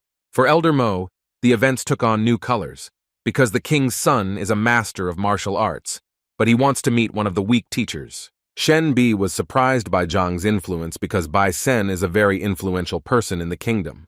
As soon as No Bai Sen appeared in the hall, everyone greeted him with honor, bowing as a sign of respect. However, Bai Sen seemed uninterested in those present. He noticed Zhang and waved his hand at him. Zhang asked with a picky look and a simple voice, "What does Bai Sen want?" Bai Sen ran up to Zhang and told him that he was leaving the city soon, and that he really wanted to learn all of Zhang's skills. The faces of those present reflected surprise. Why was Bai Sen communicating so well with Zhang? Old Shang became angry and advised Zhang to be careful with his words, since he was dealing with a royal person and etiquette must be observed. After this, Old Shang apologized to Bai Sen for Zhang's ignorance, as he did not understand who he was talking to. Bai Sen shouted at the old man to get out of here before he lost his head. Bai Sen Zhang was a master and equal to his mentor Lu Shen, so there was no point in dishonoring his honor. Hearing this, all those who had tried to humiliate Zhang in every possible way felt the ground slip out from under their feet. Old Shang analyzed what he heard, and could not believe his ears that a certain Zhang was of the same level as the tutor of the king's son. Junior Shang and Cao simply turned pale upon hearing this, and almost lost consciousness. Elder Mao also wondered why Master Zhang was considered so strong. Bai Sen said that everyone present heard the information correctly. Zhang's strength was 3 times greater than Bai Sen's. Bai Sen added that if anyone wants to contradict his words, they should keep their mouth shut if they want to live. Otherwise, if Master Zhang showed his strength, no one present would say hello. Those present in the hall began to whisper among themselves about how it happened that Zhang was stronger than Shan, and how he exhausted his abilities so quickly. Only Zhang stood modestly in the corner, and was somewhat embarrassed by these dialogues, since he did not really want to demonstrate his strength. Upon hearing this information, Wang began to persuade Zhang to accept his son into the class. Bai Sen shouted to Wang to hold the horses because Bai Sen also needed a teacher. Zhang told Wang that his son could come to class tomorrow as a free student, and Zhang would think about enrolling later. Bai Sen kindly asked Zhang if there was anything that needed to be settled that the king's son would be happy to help with. Zhang reminded Elder Shan that now that the will detector had been passed, it was time to pay the bills. Cao objected to Zhang and said that he could do nothing despite Cao's defeat. After all, it's not possible to simply take away a license, and the most that Cao can get is 100 lashes from God. Zhang asked why Cao was so confident, to which Cao replied that there must be good reasons for revoking the license. Cao also said that there was nothing to complain about in his teaching, and that he had never put students in danger. Zhang didn't listen to Cao very carefully because it was just chatter to him, so he wanted to know Elder Mao's opinion. Mao confirmed Cao's words, and there must be good reasons for revoking the license. Zhang wondered why he wasn't told about this before, to which Mo replied that he was thinking about Zhang losing. Mao explained that there was only one option for revoking a teacher's license. The Grandmaster or his assistant must confirm the decision to revoke the license and notify the Teachers Guild about it. Zhang listened carefully to what Mao was telling him and tried to put the puzzle together in his head. The first thing that interested Zhang was where to look for these people, and even if they were found, how to attract attention to the dispute. The servant entered the hall again and announced that a girl named Huang Yu had come to the tower and wanted to see Zhang. Bai Sen was very happy to hear that his beloved Huang Yu had also come to the castle. Elder Mao gave the go-ahead and ordered that the girl be immediately admitted into the hall. A few minutes later, a fair-haired woman in an elegant robe appeared at the threshold of the hall and thanked for the hospitality. Huang Yu greeted all the elders and was very happy to see them in full health and well-being. Finally, the girl approached Zhang and greeted the master with a low bow. Bai Sen informed Zhang that Huang Yu had just taken over the position of assistant to the Grand Master that had just been discussed. Old Shan, who was watching all this, had tears in his eyes because he could not believe that Zhang was being protected by the son of the king himself. Cao and the younger Shang were already on the verge of a nervous breakdown due to the fact that Zhang was acquainted with such respected people. Zhang asked Huang Yu if she was really an assistant, to which the girl replied that she was just lucky to meet teacher Liu, who needed help. Zhang smiled at the girl and said that he also needed Huang Yu's help now. Zhang told Huang Yu about this fight, and she was furious that if Chao remained as a teacher, sooner or later he would tarnish Hong Ting's honor. Therefore, Huang Yu decided that Chao was not worthy of a teaching license and should prepare documents to dismiss him. Chao's legs buckled at the sound, and he fell to the floor with a dull thud that echoed throughout the hall. Losing his license meant that he would no longer be treated with respect and would be treated like trash. Cao sat and stared at one spot for a while because he had worked hard to get his license. Cao bit his lip and clenched his fist with all his might, unable to accept the fact that such a shameful outcome awaited him. He rose to his feet and shouted that the Teachers Guild would be interested to know how Zhang drove his students crazy. Zhang responded calmly and assured that it no longer mattered, since Cao should be punished according to the terms of the dispute. Cao didn't know how to respond to such words because all his arguments had simply dried up. Junior Shang began to threaten Zhang that he would not see a peaceful life after he committed such a vile act towards Cao. Old Shang confirmed Chao's words and believed that Zhang's teaching abilities should indeed be questioned. Huang Yu said that if these accusations were true, then the guild needed to check some things. Zhang was a little nervous because he underestimated his opponents, who also know how to use facts to their advantage. Zhang began to think about how he could get out of this situation dry, because now everything was against him. He saw no other way out than to confess everything, and in that case, he would at least be honest. Zhang began his speech, but before he could say a few words, Shen Bi intervened. She said that now everything was clear to her, and teacher Zhang no longer needed to make excuses. Shen reported that Elder Mo had recently asked Zhang some exam questions to which Zhang had given multiple-choice answers. The king's son reported that Zhang's striking force was 49 dings, which corresponded to the 6th rank. Shen Bi said that such indicators did not match the teacher's test results, so Zhang was framed. Wang entered the dialogue and said that the exams were held behind closed doors by the Education Bureau and were unfair. Shen Bi pointed at Old Man Shang and accused him of falsifying the results of Zhang's abilities. Elder Mao suggested that Zhang did not report this because it might spoil the relationship between the teachers. All those who defended Zhang were convinced that he silently endured all the humiliations, but did not lose the wisdom of the teacher. According to the defense, teacher Zhang suffered for the sake of good relations in the team and bore the burden of ignorance. Old Shang had no time to process the verbal attacks that were flying at him like bullets. Zhang was embarrassed by this situation and only wanted to say that his skills were not fully appreciated. Old Shang took a defensive stance and said that he had no reason to interfere in the affairs of an ordinary teacher. Elder Mao, who had been listening attentively all this time, said that he already had enough evidence to draw conclusions, while Old Man Shang was simply defending his grandson. Sooner or later, Zhang would stand out among the other teachers, and to prevent Zhang from overshadowing Shang's grandson, Old Shang acted preemptively. Old Shang was stunned because he hadn't paid attention to Zhang before, but now he had only turned away from him. Zhang winced, as if he was extremely ashamed of Old Shang's actions in taking advantage of his power. Old Shang tried to say something else to Zhang, but he couldn't make out anything intelligible except curses. He began to strike on the nerves, and it seemed that he was about to suffocate in his own anger. All those who stood up for Zhang no longer believed Old Shan and considered his attack a deception. Little Shang, no matter how much he wanted to spite Zhang, felt broken because now his grandfather was also in danger.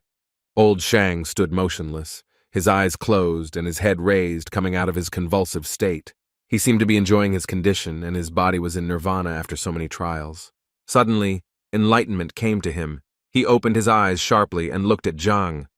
He said that the charge of falsifying exam results could not be refuted in any way.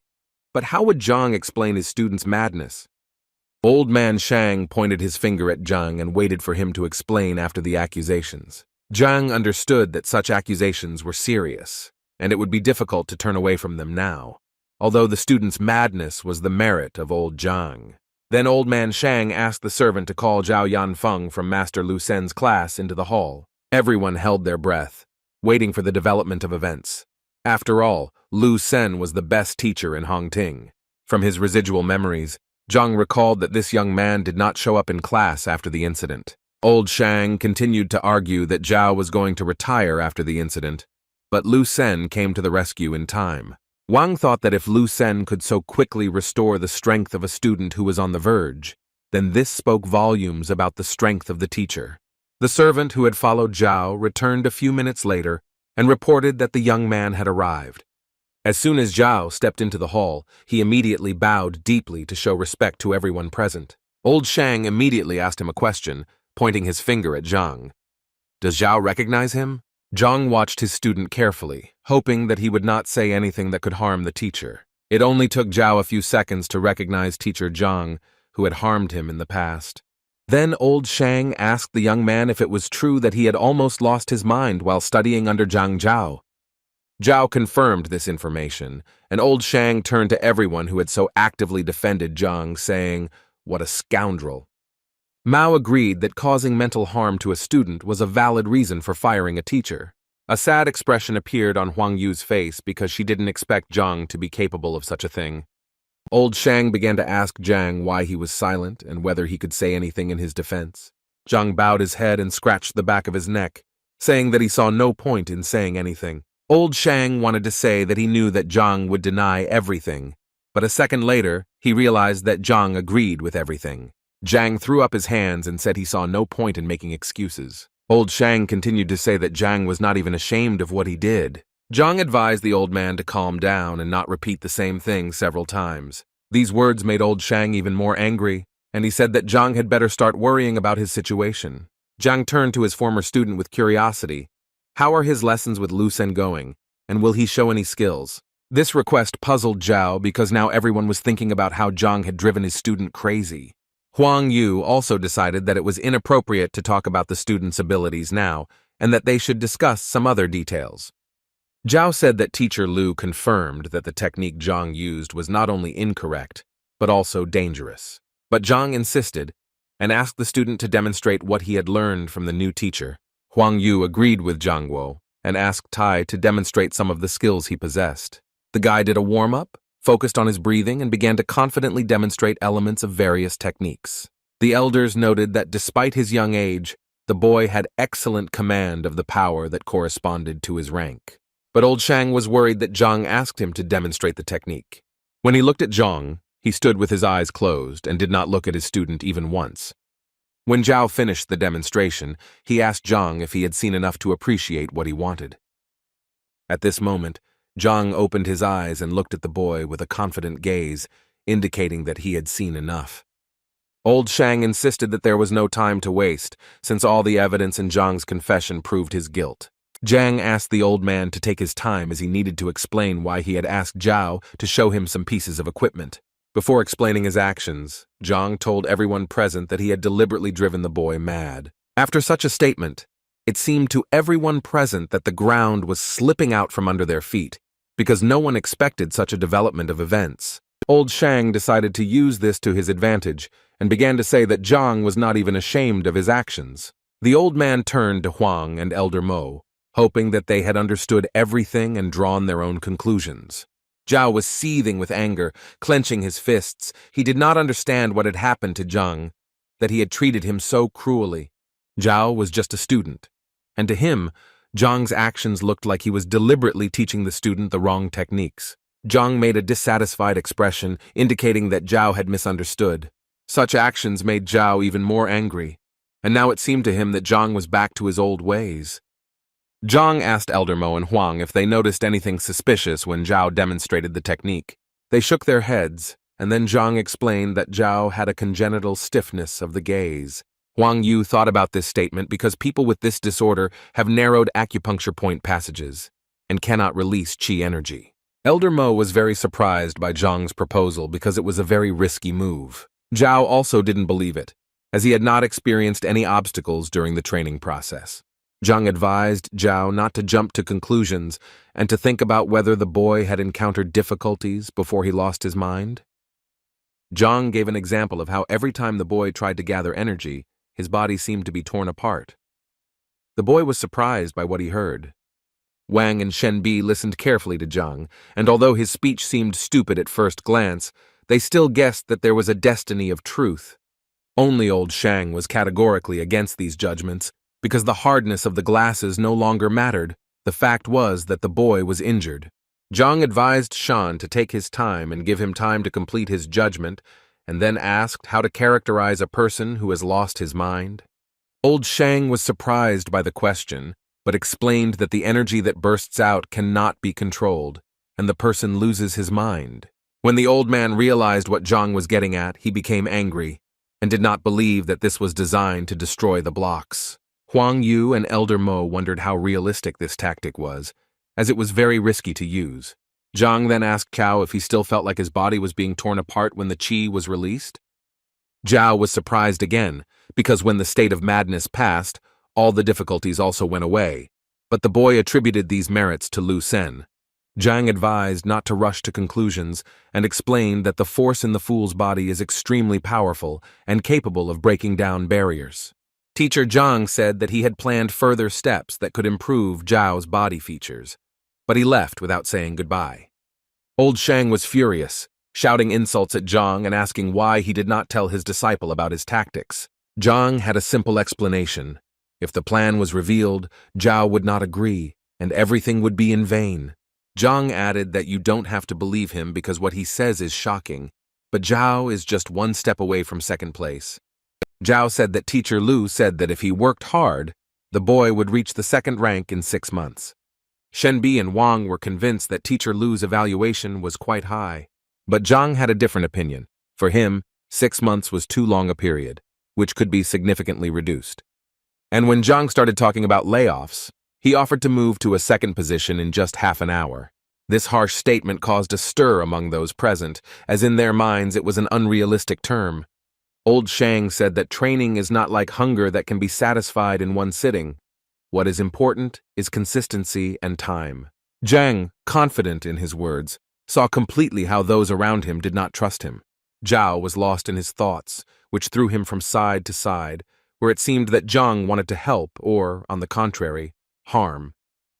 Zhang walked up to the boy and placed his hand on his shoulder, saying that he didn't blame the young man for not trusting him, but that Zhang could help now. Zhao thought that Zhang had identified his problem correctly, and therefore Zhang must have a solution. Zhao exclaimed that he was willing to take the risk and trust Master Zhang and try to advance to the next level.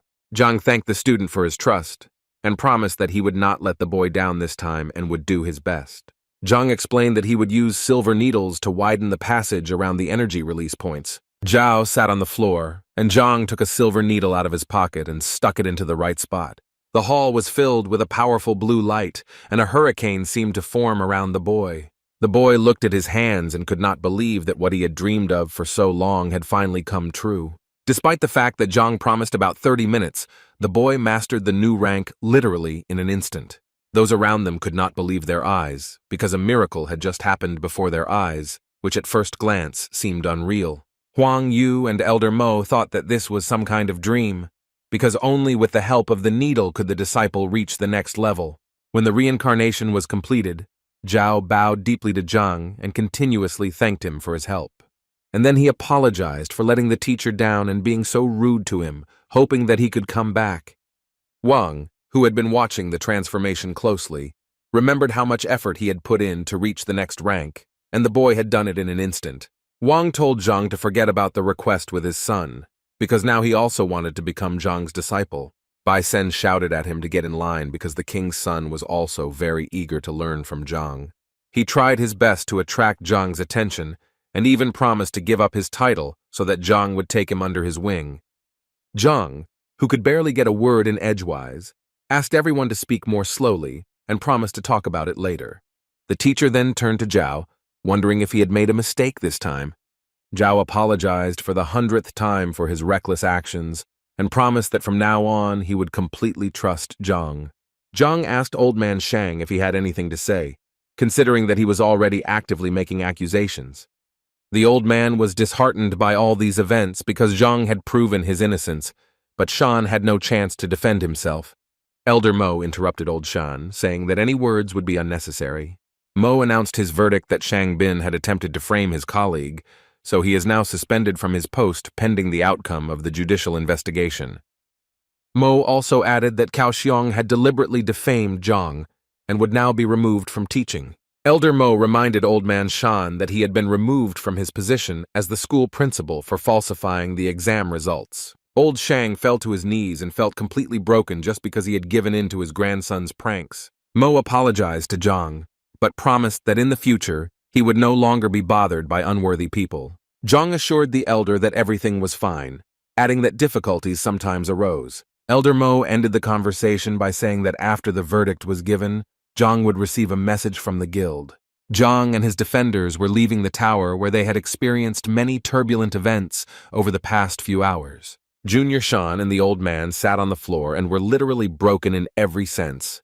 Now Zhang has new plans for his life, to become a famous teacher, that is, a grandmaster, but to do this he must first become a student. Zhang returned to Huang Yu and asked the girl how he could become the great master's disciple. The girl said that everything is arranged quite simply. No tests are needed for this, just to catch the eye of the grandmaster. Zhang asked Huang Yu how she managed to run a store and be a student. The girl smiled and replied that she lacked life experience, so she chose a crowded place to observe the world and society. Zhang remembered the requests that Master Lu Shen had made to Zhang from Huang Yu and Bai Sen. Bai Sen explained that Lu Shen had a painting called The Ruler's Canvas, which he would give to the winner of the competition. Zhang mentally analyzed the painting, which was painted by Master Mo Chenzi in an exquisite style. Bai Sen and Huang Yu were very happy to receive this painting as a gift because it really touched their hearts. That's why they turned to Zhang, who they considered a very good artist.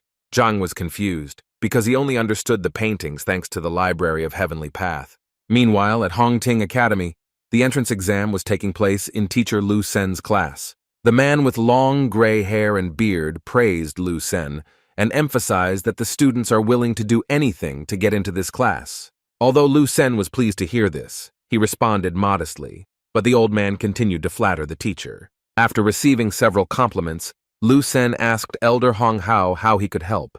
Hong Hao replied that he was a good friend of Lu Sen's father and enjoyed watching Lu Sen's development.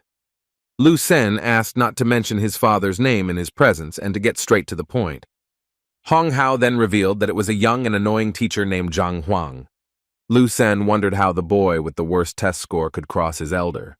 The elder explained that the whole thing was due to the pogrom of the restaurant that Zhang had carried out, after which the business became unprofitable.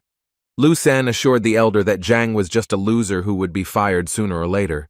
The elder agreed with this statement and added that he heard the administration give him an ultimatum to fire him if Zhang did not have any disciples. That's why the elder asked Lu Sen to lure all of Zhang's students into his class. After all, it is difficult to teach a teacher who has students, but if Zhang has no students, then everything will be easier. The elder insisted that Lu Sen cast aside his doubts and recalled the incident of poor Zhao, who had almost lost his mind. Lu Sen listened to the elder and replied that he would announce a new recruitment of disciples today. The elder said that he would not be indebted to Lu Sen and would thank him with a delicious meal at the restaurant. The conversation between the two men was interrupted by a fair-haired boy who dodged teacher Lu before making his request. Lu Sen asked what Wang Yan, the grandson of the Wang clan leader, wanted. The boy tried to say something, but it was obvious that he was shy and afraid to voice his desires. Lu Sen convinced the boy that if he had any problems with his studies, he could share them with him. The elder did not miss the opportunity to praise Lu Sen once again, and assured the boy that he would receive an answer to any question. Wang Yang knelt down and announced that he intended to leave teacher Lu Sen's class. Lu Sen didn't expect this development, because people want to get into this class more than anything else. Lu Sen wondered what the reason for this decision was, whether anyone had offended the boy, but Wang Yang insisted on his initiative. Lu Sen tried his best to keep the boy, so he said that if he left this class, no other teacher would accept him. The boy said that if he left this class, he would have the opportunity to listen to teacher Zhang's lectures. This news shocked Lu Sen greatly, and after becoming Zhang's free listener, the boy punched Lu Sen in the nose. The elder was also extremely surprised by this decision, since Zhang's reputation was not the best. Lu Sen asked the boy if he knew of the case of a student who had lost his mind while studying under Zhang. The conversation was interrupted by Zhao Yanfeng, who was told by Lu Sen that Wang Yan wanted to go to Zhang's class. Lu Sen asked Zhao to tell Wang what Zhao had gone through while studying under Zhang. But Zhao also knelt down and asked Lu Sen to let him into teacher Zhang's classroom. Lu Sen now didn't understand what was going on at all, because the disciple who had suffered under Zhang was now also going to Zhang. Zhao explained that Zhang was a good teacher, and now Zhao regretted his mistake.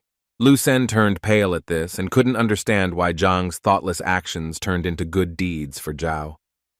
Without thinking twice, Lu Sen agreed to let the boys go, believing that they had thought about their decision. The boys were very happy that they would now be able to listen to lectures from such a talented teacher as Zhang.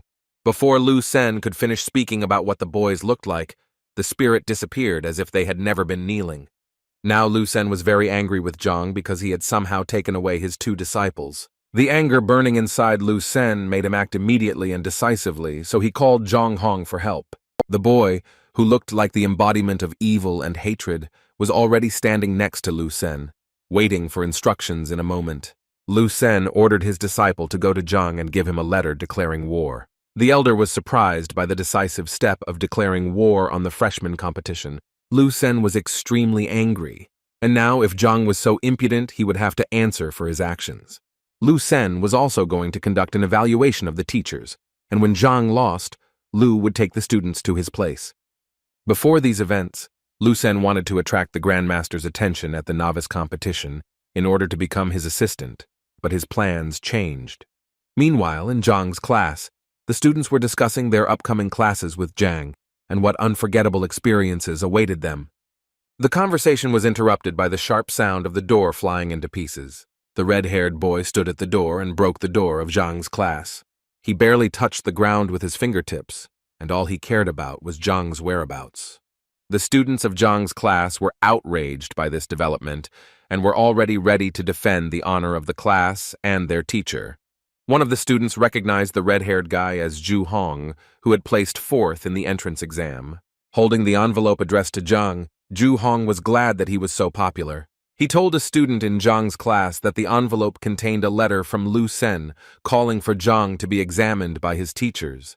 Zhu Hong threw the envelope at the feet of the disciples, adding that Lu Sen was angry after the recent events and therefore declared war on Zhang.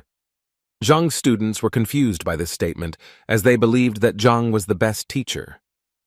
Zhu Hong was about to leave when one of Zhang's disciples decided to stop him. Zhang's student accused Zhu Hong of disrespecting their teacher and smashed the classroom door. Zhu Hong laughed at the boy, especially at his apology for his actions. In an instant, Zhu Hong, like a butterfly, began to reproduce his graceful and decisive fighting technique. After that, he punched Zhang's disciple straight in the face, but he was not ready to block the blow. The boy flew several meters at lightning speed, his face touching the grass near the classroom. Zhu Hong, who had not a single scratch on him, stood proudly and declared that Zhang and his disciples deserved no mercy. Such remarks had a strong effect on Zhang's student, and she decided to teach him a lesson in good manners. The girl was the first to attack Zhu Hong, but he immediately blocked her bold strike. And the next step, he counterattacked the girl, and so quickly that the student did not have time to understand anything. Zhu Hong's blow was precise and powerful. He also kissed the girl on the face, and she flew away with a cry of pain. The boy who wanted to help the injured Zhao Yao didn't have time to look back before Zhu Hong was already behind him. He deceived Zhang's disciple and also injured him, leaving him no room for counterattack. A pink-haired girl from Zhang's class ran up to her injured colleagues and tried to help them, but Zhu Hong approached her like a ghost, preparing to cause irreparable damage. A moment later, Zhu would have carried out his plan, but Zhao stood up to defend himself, blocking the aggressor's blow. He tried his best to resist Zhu, but it was not easy because Zhu was quite professional in his technique. Zhu taunted his opponent, adding fuel to the fire by pointing out that Zhao lacked strength and training. Zhao held on with all his might as Zhu Na dealt him blow after blow, sapping his fighting spirit. Each attack was extremely exhausting for Zhao, and he was already at the limit of his capabilities. At one point, Zhu broke through Zhao's defense and delivered a powerful blow that left him unable to stay on his feet. Zhang's students, beaten and mutilated, barely regained consciousness after Zhu dealt with each of them. Zhu emphasized that this was just the first lesson, and if they did not want it to happen again, then Zhang should apologize to Lu Sen. Suddenly, Zhang appeared in the courtyard with Zhang, who had already heard Zhu's threats. Zhu told Zhang that he was just in time because he was talking about the defeat that awaited Zhang. Zhang ran to his disciples to help them, and told Zhu to return to Lu Sen with the news that Zhang accepted the challenge. Zhang was momentarily saddened by the fact that he had spoken to Bai Sen and Huang Yu and saw his disciples now suffering. Zhu, mocking Zhang and his disciples, was already saying goodbye to them and rejoicing in his victory. One of the injured students told the teacher that Zhu had spoken disrespectfully of Zhang and smashed the classroom door. The boy asked Zhang if there was any way to get revenge on Zhu for the damage he had caused, when Zhu suddenly heard this and stopped abruptly. In Zhu Zhang's opinion, he was the worst teacher, and such worthless students would hardly be able to stand up to him again. Zhang, on the other hand, listened carefully to his student, who wanted to take revenge for the harm caused to the class and all those who receive knowledge here. The student wondered if he had a chance to take revenge, and Zhang convinced him that it was possible. Yuan Tao was Zhang's weakest disciple, but very capable, so Zhang wanted to show him the technique of revenge. Zhang, who was helping the injured students after the fight, listened carefully to the teacher and realized that he had made the right choice. The girls were also stunned by Zhang's statement, because just recently they simply did not have the strength to get up, and now Zhang suggests fasting. Zhu ridiculed Zhang's belief that he was trying to send such a clumsy student into battle to extort reparations from Zhu for the pogrom.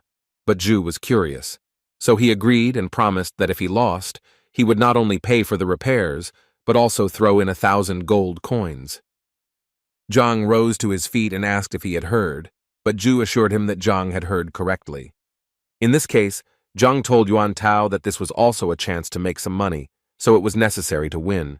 Zhang convinced the student that he would show him 3 simple steps that, if followed, would enable the student to win. Zhu could hardly contain his laughter at the sight of Zhang's actions, who was about to give a lesson to his student right before the fight. Zhang called other students to whom he was going to tell about the tactics that would bring victory in the future. Yuan Tao was already beginning to doubt his own strength, and was he too hasty in his desire for revenge? Zhang encouraged his colleague and convinced him that the boy should trust Zhang. Yuan Tao was encouraged by the words of encouragement. He had been beaten before, so it would be okay if he was beaten again, especially since he was thick-skinned. Zhang, who had gathered his students around him, spoke about the winning technique, and all the students listened attentively to his every word. Zhang now decided to demonstrate the technique by standing in a stance and then suddenly throwing his left hand forward and spreading his fingers. The second step in Zhang's technique was to move the left leg to the right, thus creating a secure footing. And the last, third step is a right hand strike. The students were shocked by this move, because there was nothing special about it. Yuan Tao even asked Zhang if he had made a mistake since it was an extremely simple and low strike. Zhu, who was watching this, also saw no point in teaching students such terrible blows, even in his presence.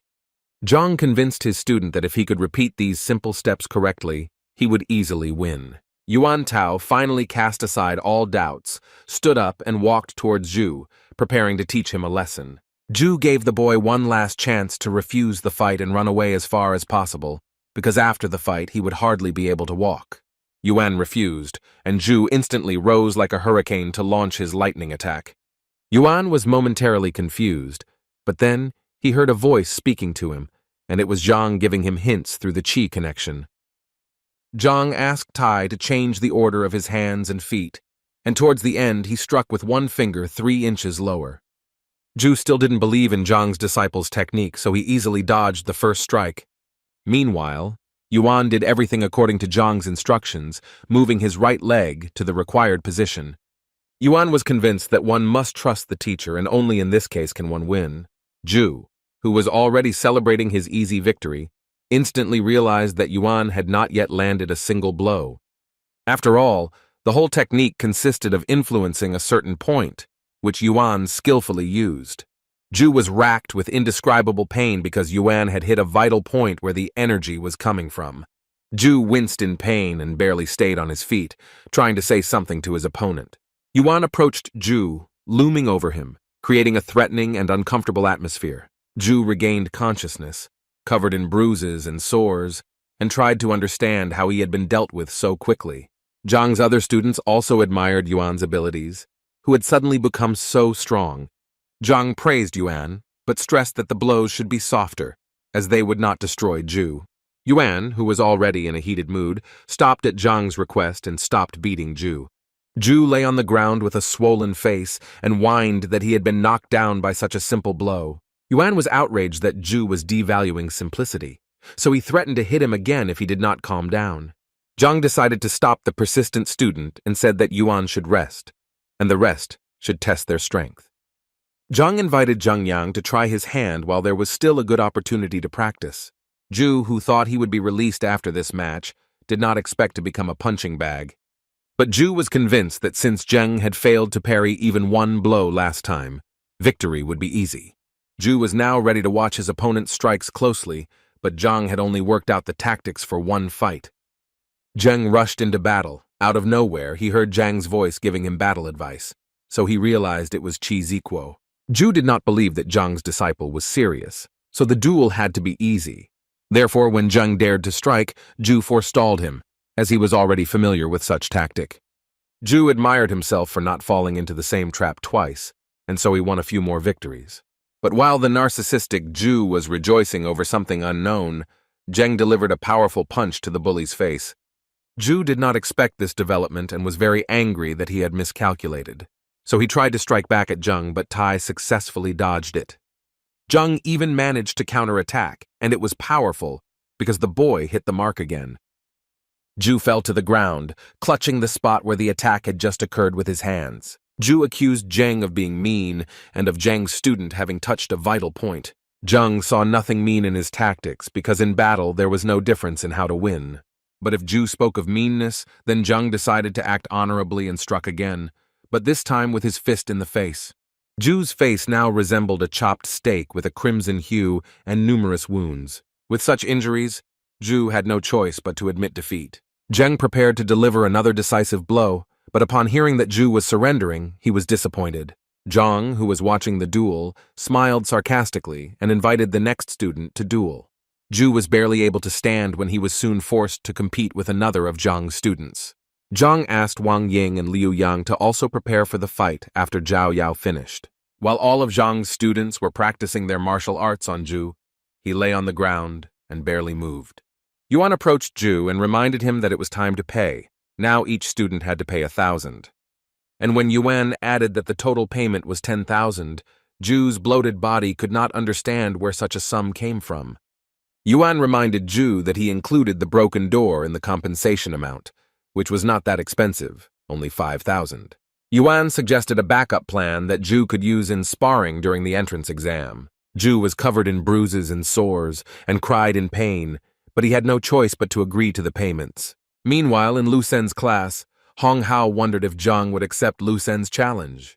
Lu Sen didn't care anymore because he couldn't just leave the situation like that.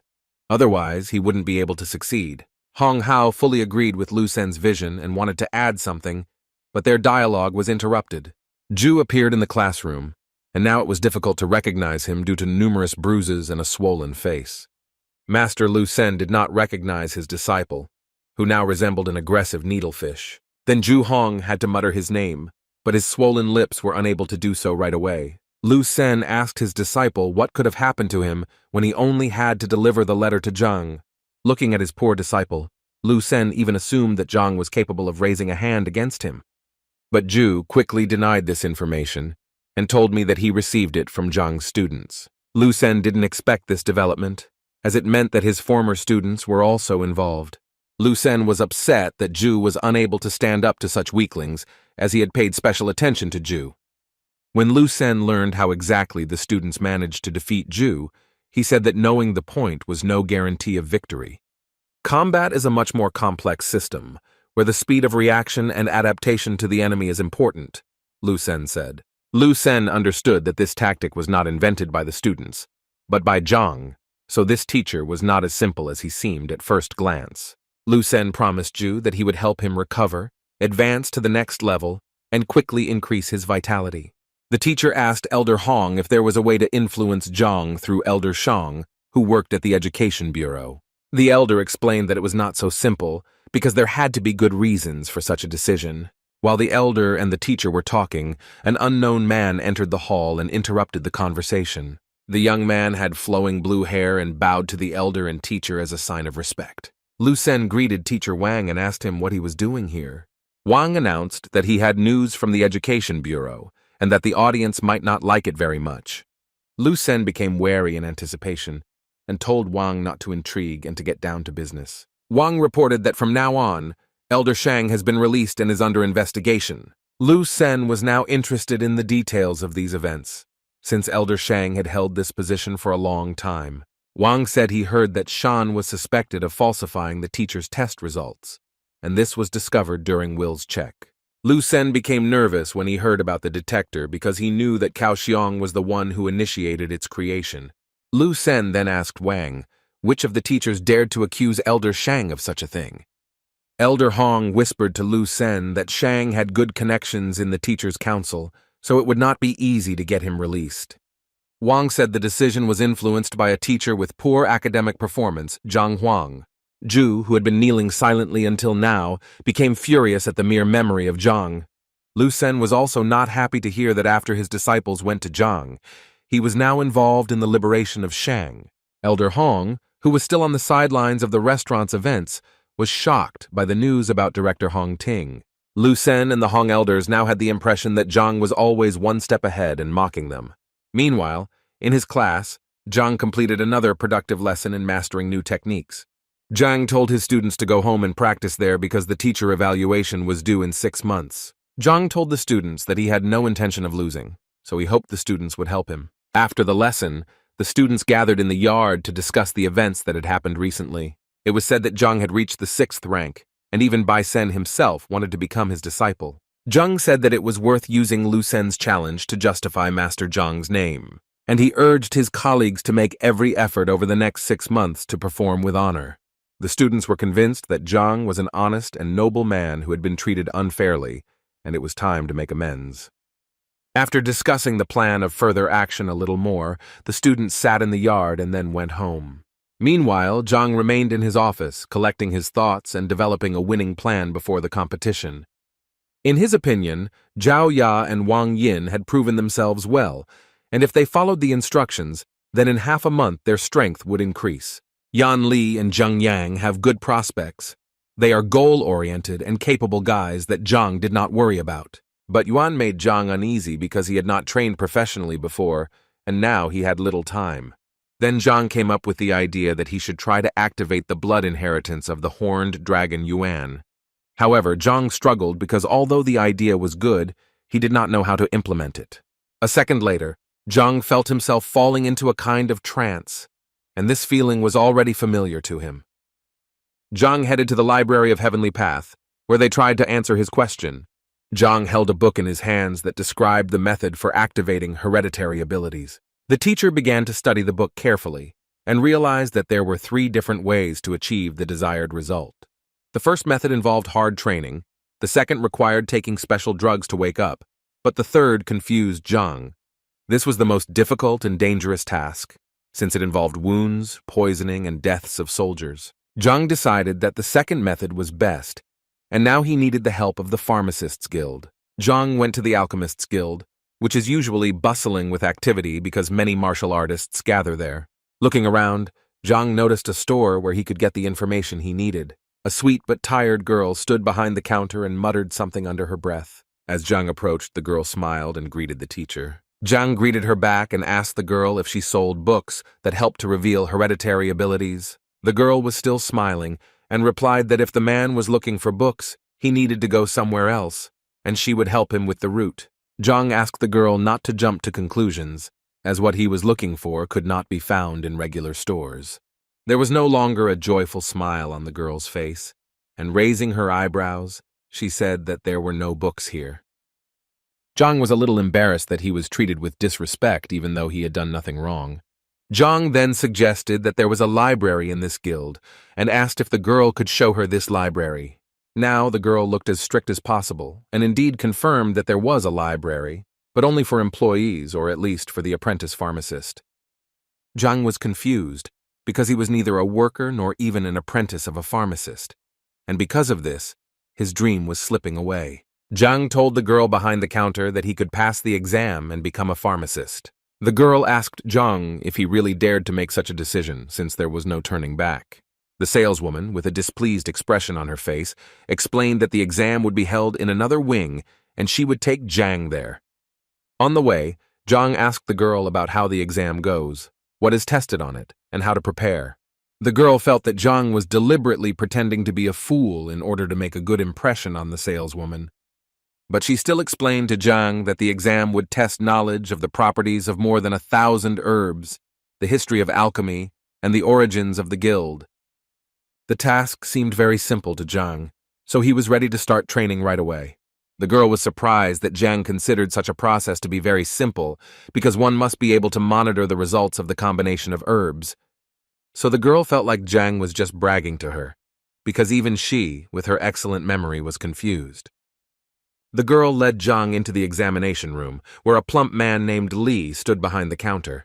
The girl introduced Li Jiang and spoke about her intentions to take the pharmacology exam. Li greeted Jiang Guo and told him that here he would find the necessary books to prepare for the exam.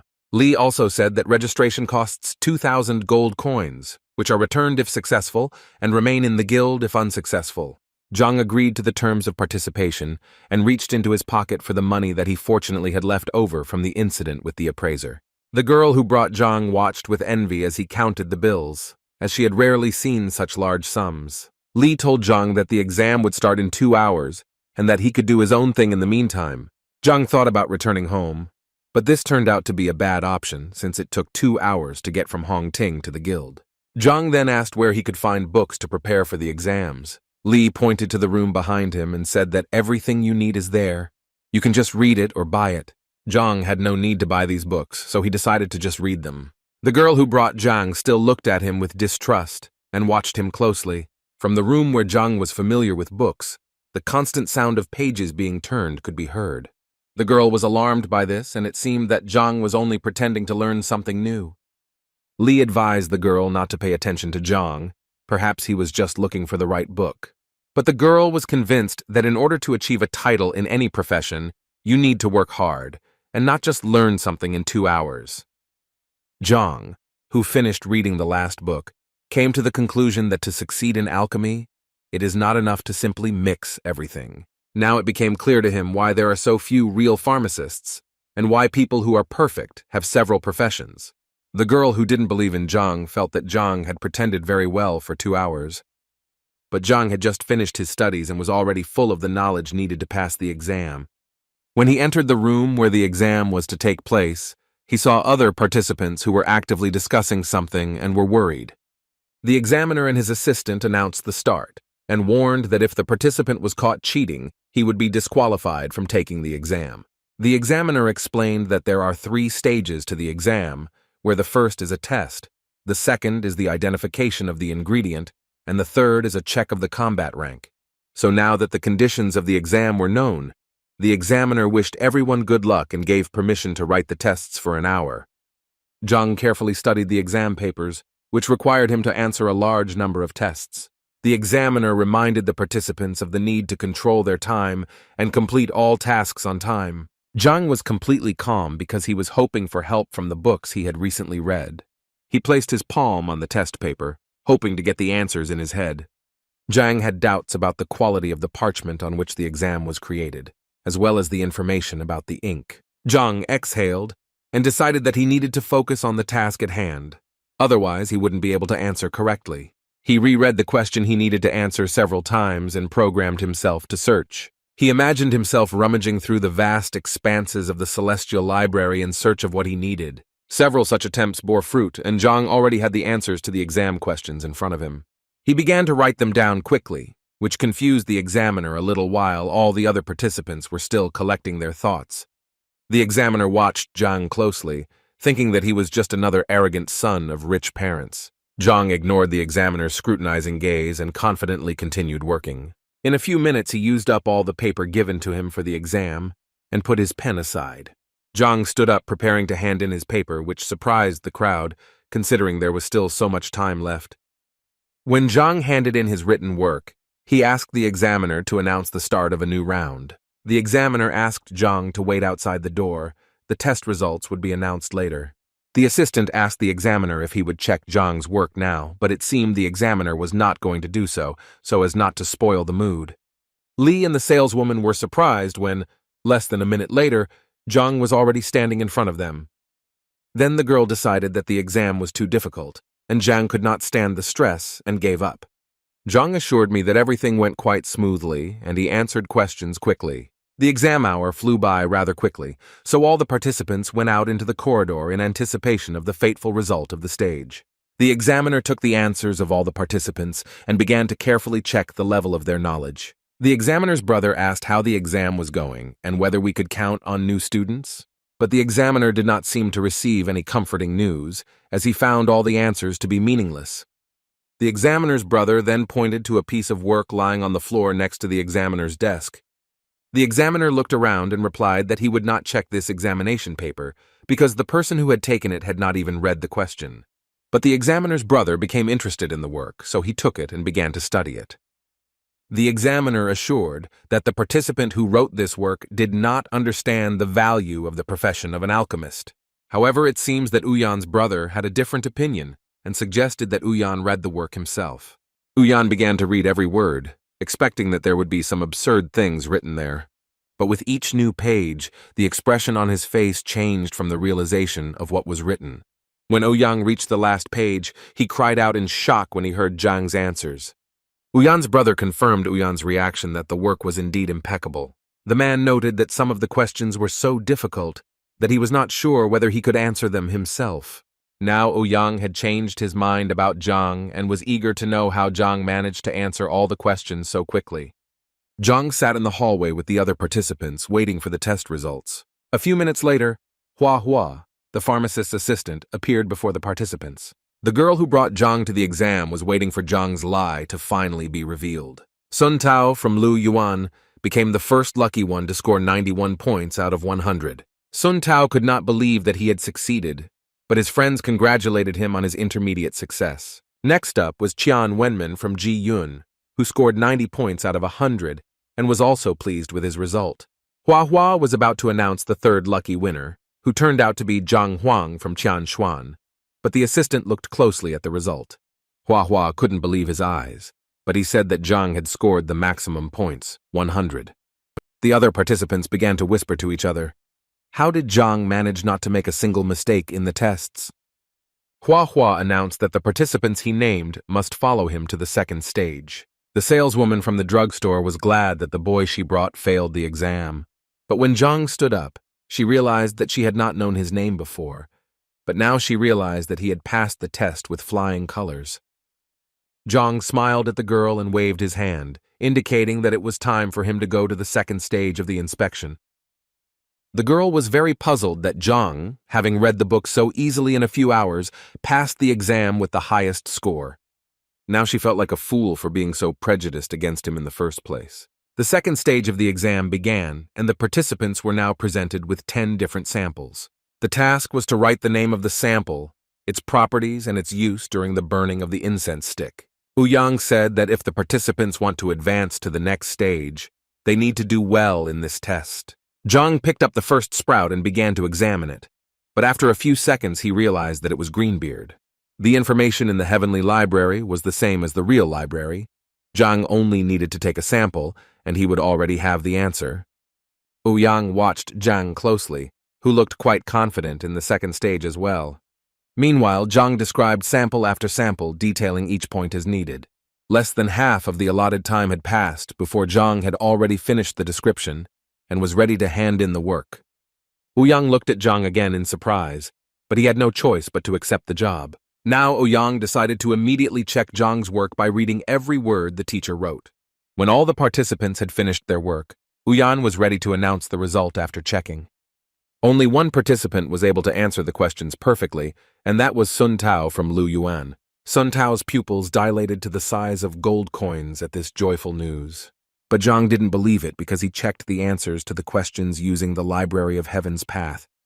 Zhang felt he had been treated unfairly, so he decided to ask the examiners about his mistakes. The other participants did not expect such audacity, since, in their opinion, the examiner's decision could not be challenged. The examiners also did not expect such a development of events, and therefore looked at each other. Ouyang explained to Zhang that he had made a mistake by calling it dragon-scale grass instead of fish-scale grass, So they wanted Zhang to practice more so that he could pass the pharmacist exam next time. They believed that Zhang had potential, so he should not stop studying alchemy. Zhang walked over to the sample stand and took the one he needed to prove the examiners wrong. But Uyan insisted on his point of view and, as evidence, cited a description from a textbook in which these two plants were distinguished. Zhang demonstratively picked up a plant stem and assured the examiners that he could prove otherwise.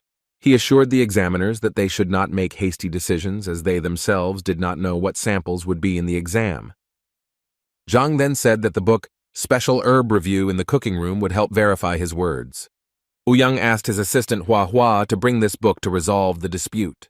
A moment later, Hua Hua brought out the textbook in question, and Zhang pointed out that the information he needed was on page 17. Ouyang was surprised by Zhang's accuracy, as it showed his excellent memory, but he began to study the textbook. When he finished reading the information, his expression instantly became surprised. Zhang then said that if this evidence is not enough, there is another book, A Brief Introduction to Rare Medicines, that confirms his words. Zhang could also practically prove his point by cutting off the stem of the plant. When fish scale grass is cut, a milky liquid is released, and when dragon grass is cut, it turns yellowish, which dispels the cold. After these arguments, one of the examiners asked Zhang to hand him the stem. He tore off a stem, from which a warm yellow liquid immediately flowed, dispelling the cold. After this, the experts were convinced that they really did not have a sample of fish grass in their hands. Hua Hua asked Ouyang if he needed to bring another textbook from the library to check Zhang's words, but Ouyang said that there was no need. Zhang's opponents, realizing the events that had just happened before their eyes, were very upset. Huayan smiled and said that they had indeed made a mistake, and so it needed to be corrected. Since Zhang demonstrated excellent knowledge in the second stage of the exam, he will definitely advance to the next stage. Sun Tao, who had just celebrated his victory, turned pale and fell to his knees in despair. Ouyang's colleague gave Zhang an alchemist's badge, which gave him access to the basic section of the library and a discount at pharmacies. Zhang smiled and lovingly accepted the well-deserved prize, which was supposed to improve his life a little. Now the examiners, getting ahead of each other, offered Zhang to become their student. They showered him with compliments and promises, but Zhang very quickly rejected their offer. Ouyang explained that after such a difficult exam, Zhang really should have thought it over carefully. The colleague agreed, but stressed that Zhang should not put off such a proposal for long, so as not to harm the talent. Zhang asked the examiners where he could buy a drug that could help identify hereditary characteristics. The smiles on the examiners' faces turned to surprise and confusion at Zhang's question. Then Ouyang's colleague said that such drugs exist, but they have individual characteristics, and one must be careful with them. Zhang was very interested in this issue, so he tried to grasp at any straw and inquired about textbooks on this subject. Ouyang assured Zhang that there were many such textbooks, but they were all in the advanced section of the library. Huayan's colleague added that this is very important information and only wise specialists have access to it. Ouyang's comrade convinced Zhang that if he wanted to gain access to difficult books, he should study with him. The man stressed that if Zhang chooses the path of a pharmacist, he will be respected everywhere. Zhang winced at such promising prospects, but all he needed was a book on hereditary abilities. Ouyang reminded that access to the library is limited, and to get in, you need to be at least a pharmacist. Then Zhang thought about how to become a pharmacist, because he really needed a book. Ouyang took Zhang's curiosity as a desire to learn something from him, which upset his colleague. Ouyang knew that he could not lose such a valuable student as Zhang, who was endowed with extraordinary abilities in pharmacology. Ouyang began to explain that in order to become a great pharmacist, one must be able to distinguish and classify different plants. Colleague Ouyang added that only through hard work and time spent studying can one achieve great heights. Zhang thought out loud that in 6 months he would have to become a pharmacist and that other options did not suit him. With this statement, he stunned the examiners, who exchanged surprised glances. Ouyang laughed and said that Zhang should be spared since, despite his young age, he still managed to do well on the exam. Zhang sighed heavily and said that he was not ready to spend much time on studying, so he would look for another option. Ouyang tried to stop Zhang from making a rash move so that the wasted years of alchemy would not be erased. Zhang didn't know how to react to such statements, because it wasn't a matter of wasted years. His preparation took hours. So Zhang decided to say goodbye to the examiners as he had other urgent matters to attend to. Ouyang decided to stop Zhang by offering him another way to become a pharmacist. Ouyang began to talk about a method that suited Zhang, given his extraordinary memory, but his colleague stopped him. Ouyang gave his partner a look that meant he was confident in what he was saying. The partner was against it, as the method was too risky and had dire consequences in case of failure. But Ouyang insisted because it was the only way for Zhang to achieve what he wanted. A whole conflict was brewing between the examiners, but Ouyang was extremely persistent in his decision. Zhang was already a little seething from the verbal altercation between the two men, and he didn't like the intrigue they had created. Ouyang started by saying that there are two ways to become a pharmacist. The first being the traditional way, which takes a lot of time and effort. A colleague told me about the second method, and this method did not consist of preparing medicines, but of discussing them.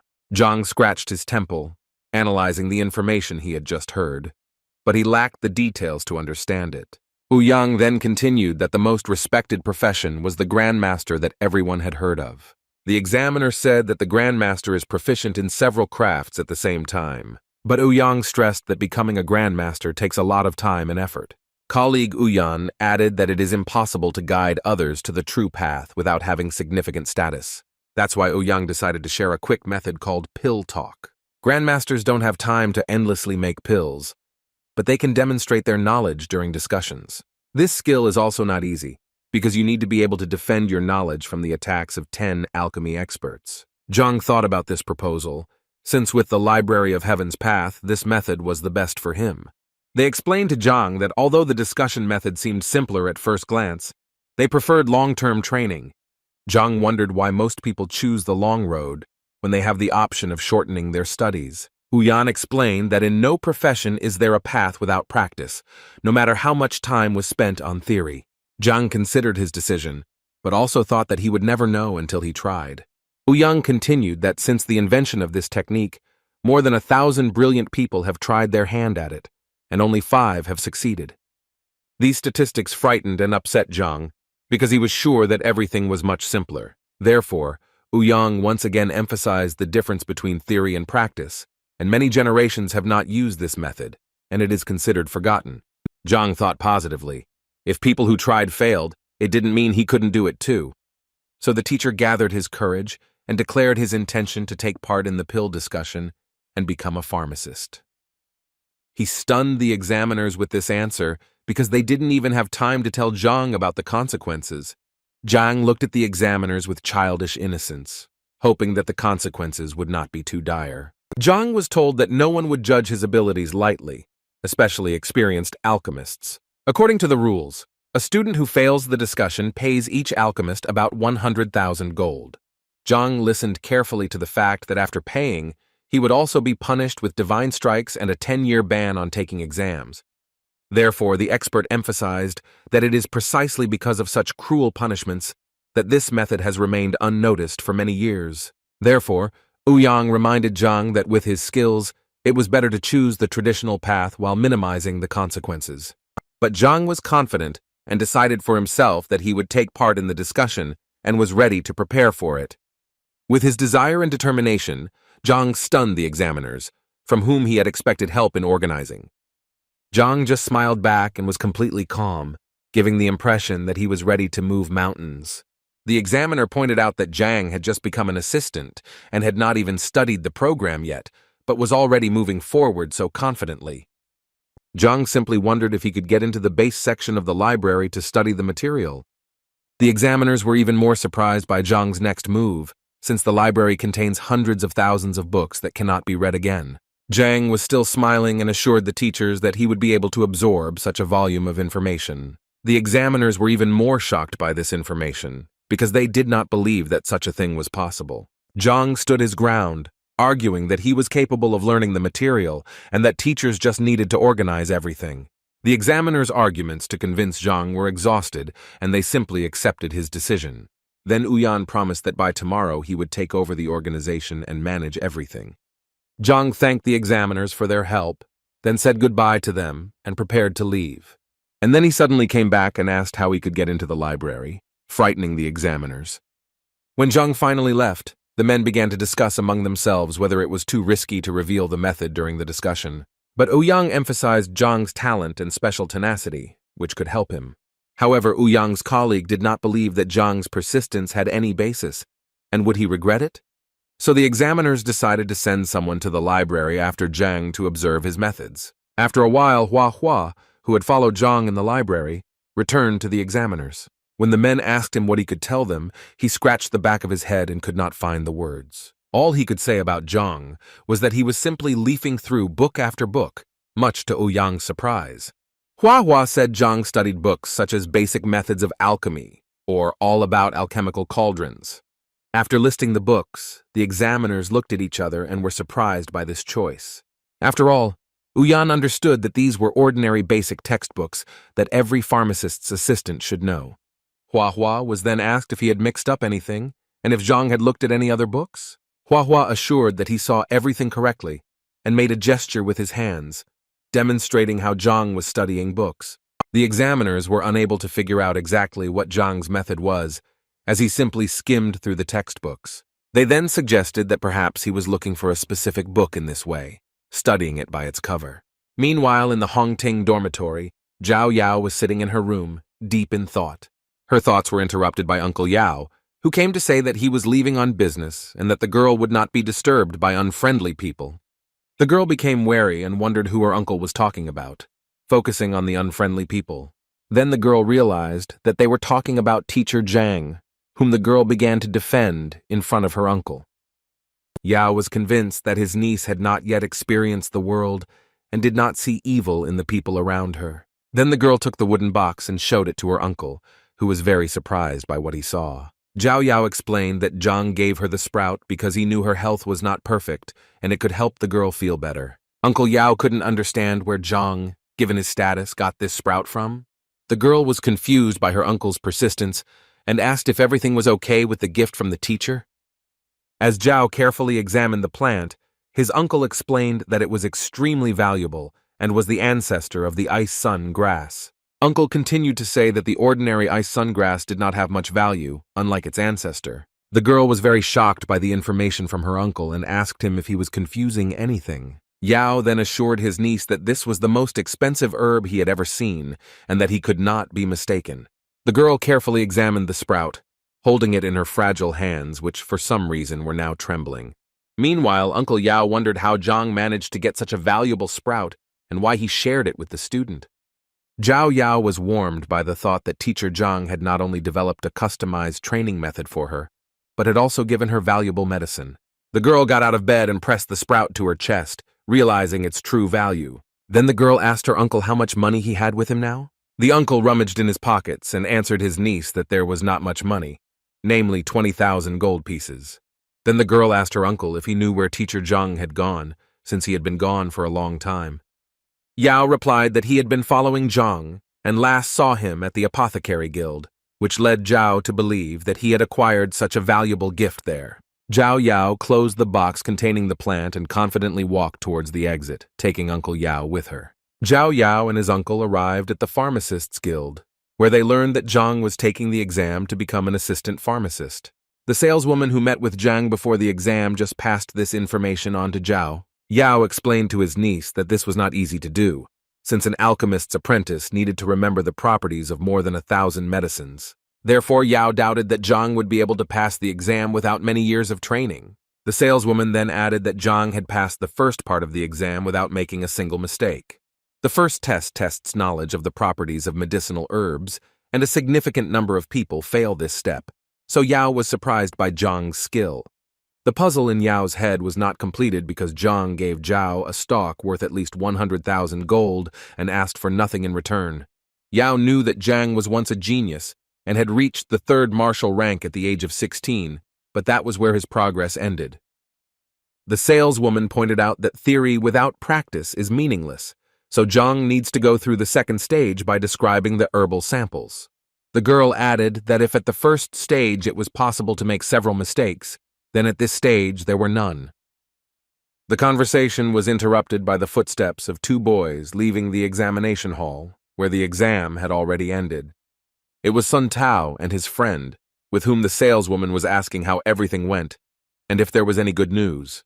The boys hung their heads, sighed heavily, and replied that they had failed this part of the exam. The saleswoman asked about Zhang because he had not yet left the examination room. Sun Tao said with a sad expression that Zhang had passed the exam and would now be an assistant. The saleswoman did not expect such an answer, as she did not believe that Zhang would be able to pass the second stage. Zhao Yao ran to Sun Tao to ask when Zhang would leave the auditorium as she needed to talk to him.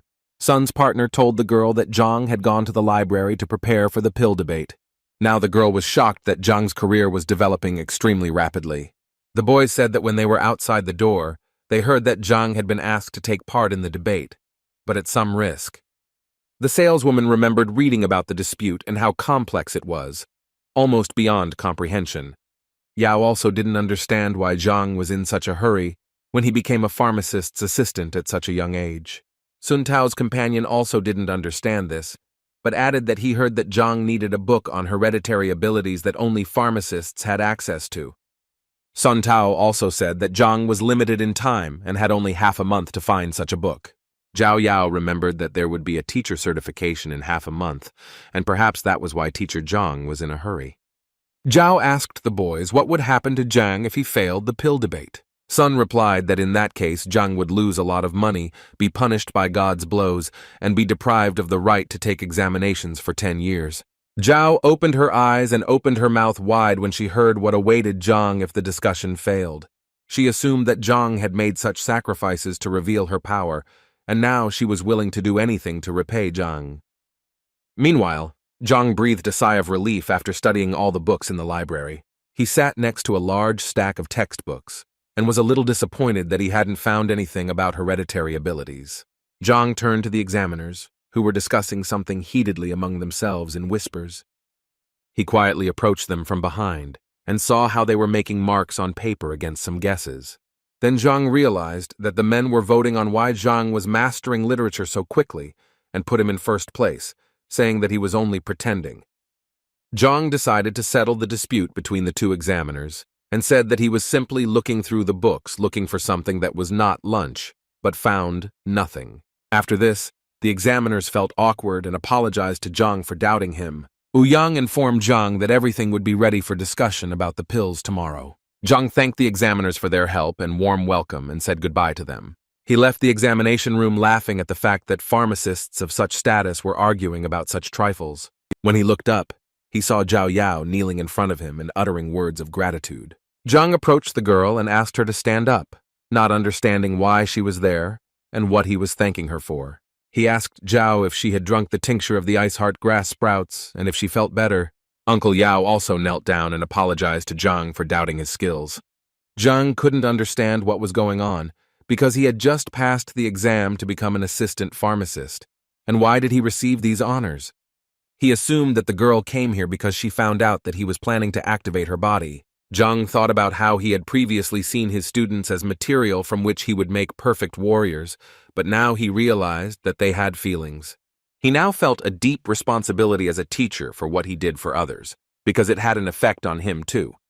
He approached Zhao, thanked her for her trust, and assured her that he was willing to do everything possible to develop his students. After these words, it was as if a new section of sacred knowledge in the Library of the Heavenly Path had opened up for Zhang. Yao decided to thank Zhang and wanted to give the money for medicine for his niece, emphasizing that this was only a part because he had nothing else. Yao did not want Zhang to go bankrupt because of such generous gifts, but Zhang insisted on selflessness. However, Yao insisted that Zhang accept the money, as he had spent an insane amount of 100,000 gold. When Zhang heard how much the stock cost, he hesitated for a moment, because if he knew the true price, he would have resold the shoot. Yao seemed to sense Zhang's suspicions and wondered if the teacher knew about the preciousness of the gift before handing it to him. Zhang collected his thoughts and assured Yao that he respected his students very much, so the amount of expenses was not important to him. The saleswoman who brought Zhang to the guild watched the entire conversation and scolded herself for her biased attitude towards him. When Zhao Yao returned to the dormitory, his uncle decided to find out more about why Zhang had given this filming. The girl told her uncle that all this time the training was difficult for her. She could not release the yin energy, and sometimes it hurt. The uncle asked the girl why Zhang was such a capable teacher, but at the same time had a negative reputation. Zhao revealed that Zhang had passed Yang Li's will detector, where the truth about Zhang's reputation came out. Yao was shocked that Shang Bin dared to tarnish teacher Zhang's reputation. Yao clenched his fist in anger, convinced that Shang was a selfish man, and his grandfather was the same. Therefore, Zhao asked his uncle to show respect to teacher Zhang after the truth was revealed. The uncle laughed and assured his niece that he would not step on the same rake twice. But now Yao was thinking about how to teach a lesson to the Shan family, who had made Yao form a false opinion about Zhang. Zhao Yao asked her uncle to tell people the truth about Zhang from now on, so as not to tarnish his reputation. The uncle smiled broadly at his niece and promised that he would do everything in the best possible way. Zhang sat in his small house and looked out the window at the star-studded night sky. He spent the entire night practicing and easily improved his abilities, finding 20 new points. In the morning, he went out into the yard and saw a company that was impatiently waiting for him. There were 3 boys there, 2 of whom were his disciples, and the third was Zhao Yanfeng, Lu's disciple. Yanfeng bowed to Zhang and said that he had gathered the courage to refuse to study with Master Lu. Now Zhang understood why Lu was angry with Zhang and called him for teacher evaluation. Zhang decided to leave Yanfeng to listen to the lecture that Zhang was going to give to his student. So when everyone had gathered, Zhang took the notebook with his work and began to tell the students the information. The students were delighted as Zhang explained completely new teaching methods and techniques. The lecture lasted quite a long time, almost until sunset, and when it finally ended, the tired but satisfied students went home. But Zhang had a test ahead of him, the debate that was about to begin. Zhang arrived at the guild, where he heard a familiar female voice calling his name. It was the same saleswoman from the store who said that the masters had arrived for a conversation, but Zhang still had a chance to refuse. Zhang assured the girl that everything was fine and that he was determined, so he was ready to participate. The girl smiled back and made an inviting gesture to Zhang. As Zhang walked down the hallway, he reflected on the importance of this test, since the success of his students was at stake. When they finally arrived at the examination hall, Zhang saw Ouyang with a semicircular table and a large bronze cauldron standing behind him. Ouyang also decided that it was necessary to remind Zhang that it was not too late to withdraw from the discussion. Zhang smiled back and convinced Ouyang that there was no turning back. Then Ouyang also smiled and replied that he would no longer dissuade Zhang and wished him success. Ouyang decided that it would be a good idea to invite respected pharmacists who would appreciate Zhang's skills. A few minutes later, 10 respectable people, young and old, tall and short, gathered on the threshold. One of the judges asked Ouyang, pointing to Zhang, whether he really decided to participate in debates at such a young age. The other judges who took their seats at the table also picked up on this, mockingly claiming that Zhang had studied alchemy in his mother's womb. Ouyang said that despite his young age, he passed all stages of the exams with honors, scoring 100 points on the test. This information surprised the judges, but they quickly stated that it no longer mattered. One of the highly respected people was convinced that alchemy is not only knowledge of herbs, but also understanding the principles of their action. Zhang was outraged by the judge's behavior and thought that if age affects knowledge, then maybe he should get a few from the ground. Gathering his courage, he congratulated everyone present and emphasized that the discussion was not about his age. Zhang then tried to cast aside all prejudices about his age, because he was confident that his knowledge was no worse than that of the judges. One of the judges, who was an adult, did not appreciate Zhang's story and advised him to choose his words better. Ouyang called on all the judges to get down to business, as everyone was here to discuss pills, not discuss Zhang's age. Ouyang clarified the rules of the discussion, according to which Zhang had to give clear answers to the master's questions. He also added that if both parties are unsure of the answer, then the truth can be found out by making a pill. Ouyang also noted that the questions should concern only pharmacology without classified information. Ouyang made sure that everyone understood the rules, and all participants responded that they were ready to begin the discussion. Ouyang was ready to start the discussion, but Zhang made it clear that he wanted to make some adjustments. The masters laughed at Zhang, saying that it was too late to give up or declare defeat. Zhang smiled at the masters and assured them that he was not at all afraid of their questions. One of the masters did not like Zhang's behavior and became wary, waiting to see what would happen next. Zhang apologized for his behavior, but added that none of the masters would have conducted the discussion properly on their own. With these words, Zhang seemed to have stirred up a hornet's nest, and the masters were already on the verge of getting angry at Zhang. One of the masters advised Ouyang to guide Zhang onto the true path, since he could pay dearly for such statements. But Zhang suggested that Ouyang raise the level of difficulty of the discussion, so that the masters would not have any questions about his competence.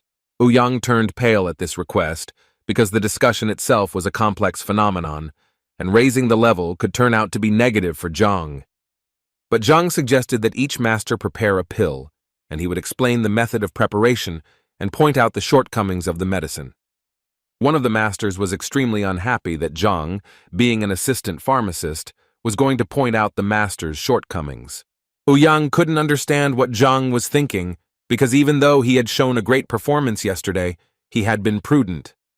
Zhang continued to mock the masters, saying that by pointing out their shortcomings, he could dishonor their honor and skill. One of the masters decided to start a discussion and agreed to accept Zhang's challenge first. It was Cheng Zhang who praised Zhang, despite his young age, for his courage and worthy knowledge, which Ouyang checked. Cheng asked Ouyang to prepare a furnace to demonstrate to Zhang that he was very wrong in his beliefs. The masters noted the skill of Master Cheng, who showed great promise among alchemists and managed to create more than 100 pills in 3 years. Cheng began his conversation with Zhang by saying that he had recently created an alchemical technique that he had named just a few days ago.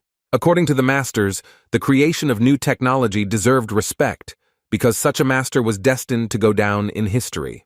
Now, Ouyang felt like Zhang had already failed the test because the new method was completely different from the original, and it was impossible to point out the shortcomings. Zhang remained calm and confident as he waited for Master Cheng to demonstrate his technique. Master Cheng walked up to the stove, taking out everything he needed to demonstrate the authentic technique from his pocket. He put on the ring of storage, and with a few movements, 3 blue flower buds were summoned. Returning them to his hands, the master whispered some words, similar to a spell, after which he threw the flowers into the oven. Zhang felt a little confused as he could hardly make out anything due to the master's rapid movements. Zhang understood that he seemed strange to the masters, because even an experienced pharmacist sometimes did not notice the shortcomings.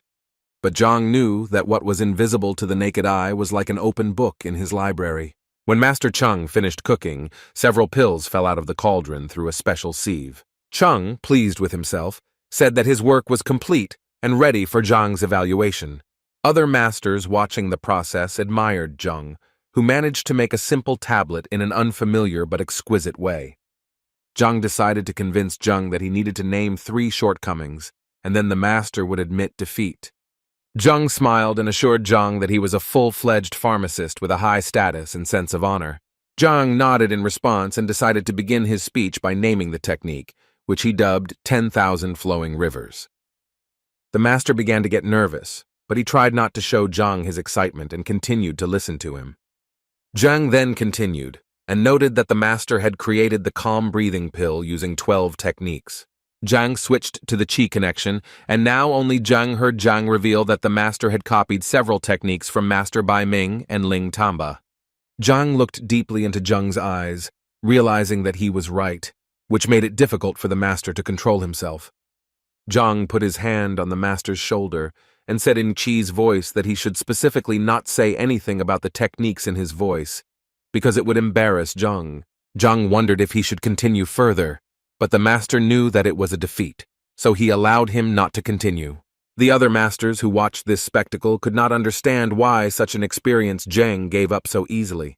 The masters were amazed at how easily Zhang was able to guess the name of Zhang's new technique. Thus, the masters realized that Zhang was not as simple as he seemed at first glance.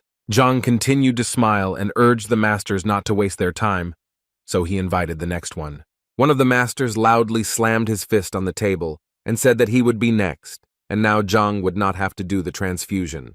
The master was unclear about what had happened to Cheng Zhang, but he could not allow the masters to continue to be humiliated. Meanwhile, Cheng sat clutching his head, lost in thought about how his reputation now rested on Zhang's silence. The next master suggested that Zhang change the rules so as not to fall into Zhang's trap. So he invited Zhang to observe the cooking technique, but to point out any shortcomings in the process. Ouyang felt that Zhang would not be able to escape from such a trap, and would definitely fail the test. Jiang slowly remarked that there was no point in wasting time and that it was better to get down to business. The master began to get angry at Jiang's overconfidence, but he was still convinced that Jiang would fail. So the master concentrated all his internal energy, and then with a few movements created hundreds of tongues of flame around himself. Jiang, who had been closely observing Bai Ming, guessed that he was using the multiple mountain hands technique. The masters sitting at the table did not hide their admiration for the skill of Bai Ming, who created a pill for relieving pain at acupuncture points. Bai Ming took a deep breath and told Jiang that he could begin his part of the test. And now Bai Ming stood proudly and waited for Jiang to list all the shortcomings of this technique. Bai Ming believed that without Jiang's talent, he would not be able to obtain the approval he desired from him. Jiang showed complete calm and composure, and said that the master should mentally prepare himself for what Jiang would say. Jiang began by saying that this was actually the multiple mountain hands technique, in which the herbs were arranged in a certain order, like stones. But for Jiang, the shortcomings of this method were obvious, and therefore even if the pills were of good quality, it was impossible to achieve the ideal. When Jiang said that this technique was suitable for mass production by low-level pharmacists, the master's face twisted with rage. According to Jiang, this method is a dead end, and in this case the pharmacist will bury himself. Ouyang turned pale after hearing Jiang's words. After all, Bai Ming was not only a first-class pharmacist, but also one of the most influential people in the kingdom. Bai Ming was furious, but Jiang's words were meaningless to him until the technical shortcomings were mentioned. Jiang walked closer to the furnace and said that he would start the list of defects with the simplest one. Jiang asked the master if he knew anything about the equipment he used, since pharmacists must have the skills to use it. Jiang guessed that most likely all the kilns were roughly the same, so the master was not too worried about this issue. But Jiang, pointing to the cauldron, said that one technique is intended for one cauldron, and if this is not taken into account, the recipe will give different results. Jiang slapped his palm on the cauldron and indicated the exact parameters of the cauldron, even noting that there were scratches on it.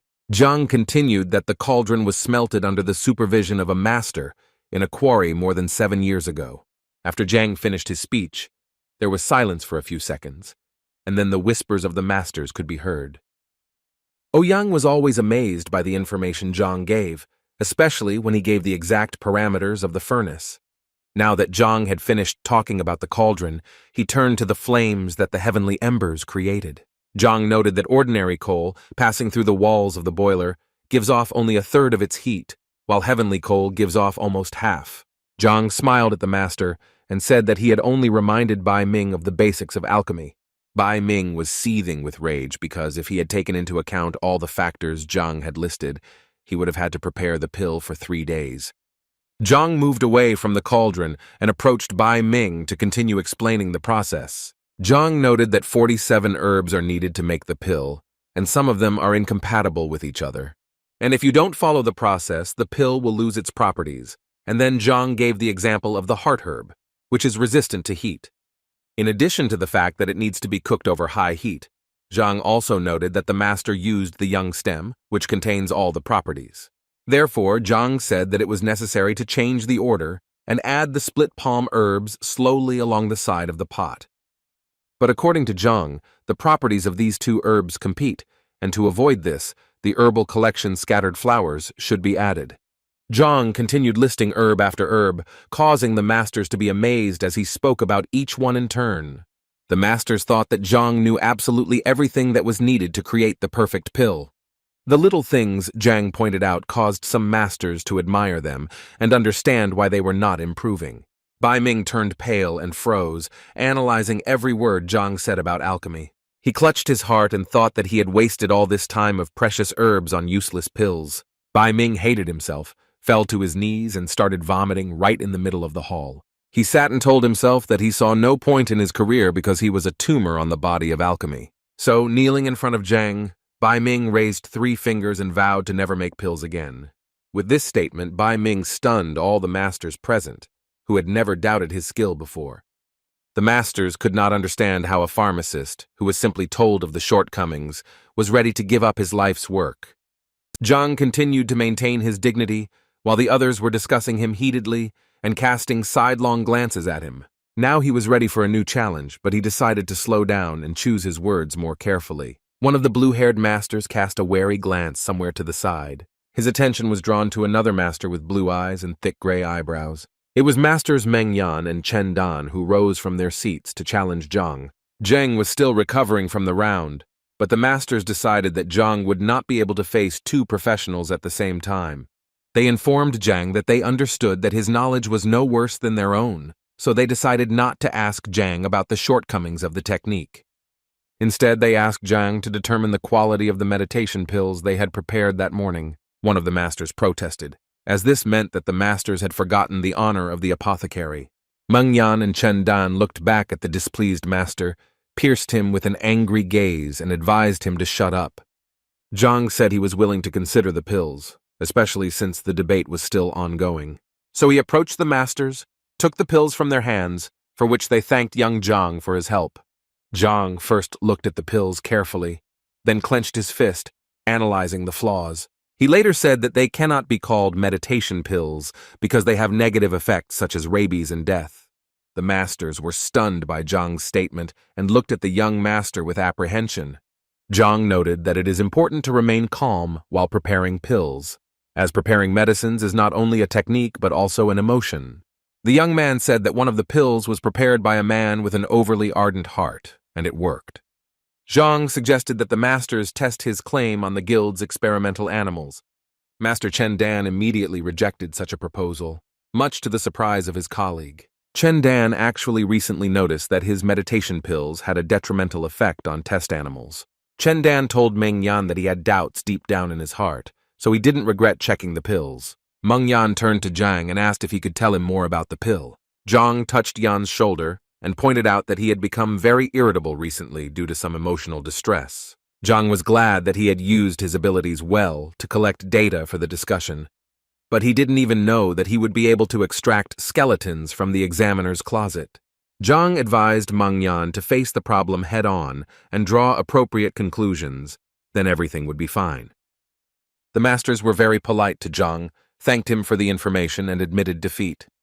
Now it seemed to Yan that at some point the exam had ceased to be an exam. Now the masters admired Zhang and wanted to ask him the questions that had been troubling them for so long. This caused a verbal altercation between the masters, as they could not decide who would be first. It reminded Zhang of a kindergarten where such respected people had made a mess. But before, Zhang's job was to find flaws in the technique or ingredients, so there were no takers, unlike in those cases when Zhang could solve some problems. Some of the masters already regretted that they had called for a discussion earlier, because now they could ask questions to which they had no answers. But Yan hoped that he would still have the opportunity, as an examiner, to ask a few questions after the debate. A loud sound on the table made everyone present turn their gaze towards the one who did it. Master Lu stood up and reminded everyone present that the discussion was ongoing and that questions should be asked and not shy away. Master Liu looked at everyone coldly to make sure no one had any questions. Zhang knew that he was facing a serious opponent, because Master Liu was head and shoulders above all the masters. Everyone knew that Master Liu was famous for his ruthlessness, so they expected that Zhang would be unable to resist. The master approached Zhang and stopped in front of him, creating an atmosphere of pressure with just his tall stature. The question that bothered Master Liu was also related to the meditation pill. He agreed with Zhang about the need to have stable emotional energy to create a pill. The master created a certain intrigue with his silence before asking his question. And then there was no stopping him. He showered her with question after question, and all of them were connected with his daughter's unsuccessful love. When the questions were finally over, the master finished by asking Zhang if he needed to make a meditation pill. There was silence among the other masters at the table, because for a moment they did not know how to react to them. And then they seemed to explode one after another, reminding Lu that questions about his daughter were irrelevant to the discussion.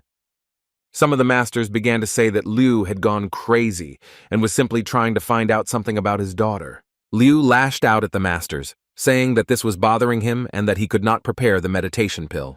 Zhang, who hoped that the conversation would be about alchemy, was very much mistaken, because the masters began to quarrel among themselves. When everyone finally calmed down, Yang, wiping the sweat from his face with a handkerchief, announced that a new one-star specialist had appeared in the guild. He took out a wooden box in the middle of which a golden alchemist's badge shone. Zhang took the badge in his hands and examined it carefully, listening to Ouyang's story about the benefits of this title. When Ouyang finished, Zhang asked if he could show her where the extended section of the library was. On the way to the library, Ouyang told Zhang that there were about 10 pharmacists in Qianshuan, and they only came to the library when absolutely necessary. Upon entering the library, Ouyang noticed that it was usually empty, so Zhang should not hesitate to take any book. The library was impressive in size, so Ouyang advised Zhang to seek help if the need arose. Ouyang wished Zhang a good time, congratulated him again on his new achievement, and said he would ask some questions later. Zhang was pleased with himself and happy that he finally had access to the library he needed. Although it took him several hours to find the right book, he still found the material he needed. Zhang managed to find information that long ago, King Shenling's daughter, Princess Shenchu, had a yin body, which she successfully activated with the purity-revealing pill. Zhang took this information into account, but decided to look for something else about the horned dragon blood. Zhang found what he was looking for, and learned that a single person could not release such energy for a long time until he used the blood of the giant rhinoceros. With the help of the Library of Heavenly Path, Zhang decided to test all the shortcomings of such methods. In the library, he was told that only 10% of the power could be activated with the purity pill and the blood of the giant rhinoceros. But for Zhang, it was better than nothing. And besides, he decided to combine these techniques, and now he just needs to find everything he needs. Zhang returned to Ouyang as he was sitting in his office, sorting through various documents. Zhang announced his intentions to purchase the purity pill, the meridian rejuvenation pill, the body nourishing solution, and the giant rhinoceros blood from the guild. Ouyang replied that everything was possible except for the purity pill and rhinoceros blood, but perhaps those ingredients were in the main branch. But since the main branch is geographically located quite far away, the delivery will take 10 days. Zhang tensed up, because there were 14 days left until the teacher's evaluation, and if the materials would only be available in 10 days, then he needed to get it together. Zhang accepted Ouyang's proposal and asked him to submit his application as soon as possible.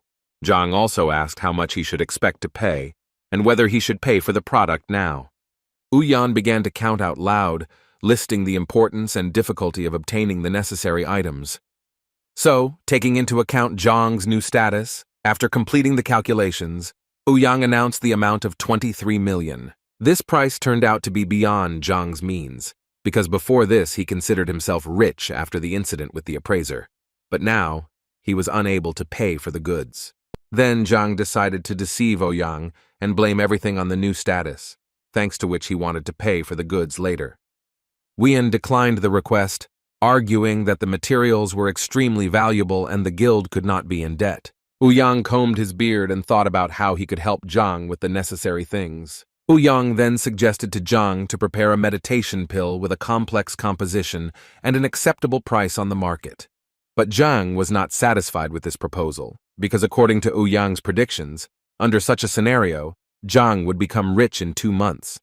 In this regard, Zhang asked Master Ouyang if he had any other suggestions for earning money. Ouyang thought for a second, and it occurred to him that the profession of a grandmaster, who could charge a lot of money for his advice, was very profitable. Zhang smiled at Ouyang and asked him to order everything he needed for him, and in 10 days, Zhang would pay for everything. Zhang thanked Ouyang for his kindness and help, said goodbye to the master, and quickly ran away. The market was rich in variety, such as the Sunny House, which could be rented and admired in a luxurious location in the middle of nature. A nice man approached the seller who was so actively advertising the Sunny House. Zhang, who had decided to pose as the great master, was a little embarrassed when the boy called him a highly respected person. Zhang informed the seller of his intentions to rent out the house. The salesboy asked Zhang about his preferences in order to choose something good. Zhang said he was looking for a clean, large house that was conveniently located, furnished, and ready to move into. The young man seemed to have an answer to every question, so he said he had a house that fit the bill. Zhang told the young man that he didn't care about the price, and the young man willingly agreed to show him his dream home.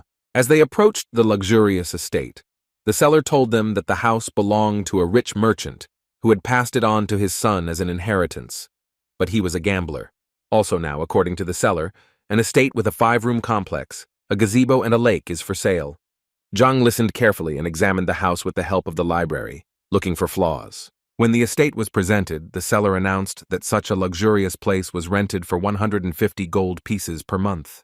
It seems that Zhang did not like the announced figure, and was already thinking about how to put the cunning seller in his place.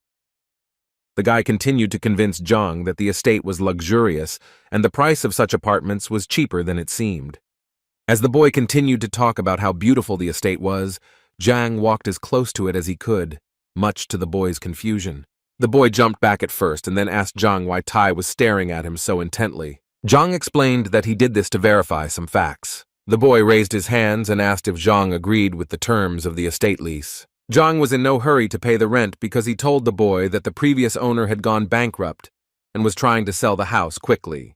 While the boy was panicking, Zhang continued to lay out the facts that the house was impossible to sell, and therefore it was being rented out, although the price was inflated. Zhang recounted all the details of the deal, including the date it was signed, who was present, what was on the table, and what music was playing.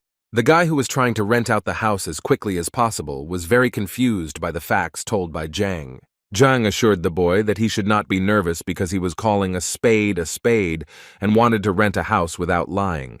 So the boy agreed to Zhang's terms, rent a house for 50,000 and use the remaining 50,000 to hire servants and work as a butler. Zhang promised the boy that if he did his job well, Zhang would not skimp on payment. When the seller saw the money, he immediately wanted to take it for himself, but Zhang found it difficult to part with such a sum.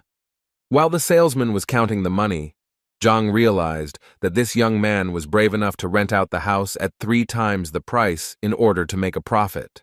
So Zhang asked the young man again if he would change his mind about serving Zhang for a greater reward, and the young man readily agreed. Zhang informed the young man that he would have to stay put for a while and would need help. The salesman, who had just filled the cash register with money, smiled broadly at Zhang and convinced him that he could be trusted. Zhang realized that he still didn't know the boy's name, so when he asked what his name was, the young man asked him to call him Sun Qian. But the boy remembered that his friends sometimes called him Xiao Kang, like cockroach, so he suggested that option too. Zhang smiled and told Targan that he had his first task for him, which he needed to take seriously.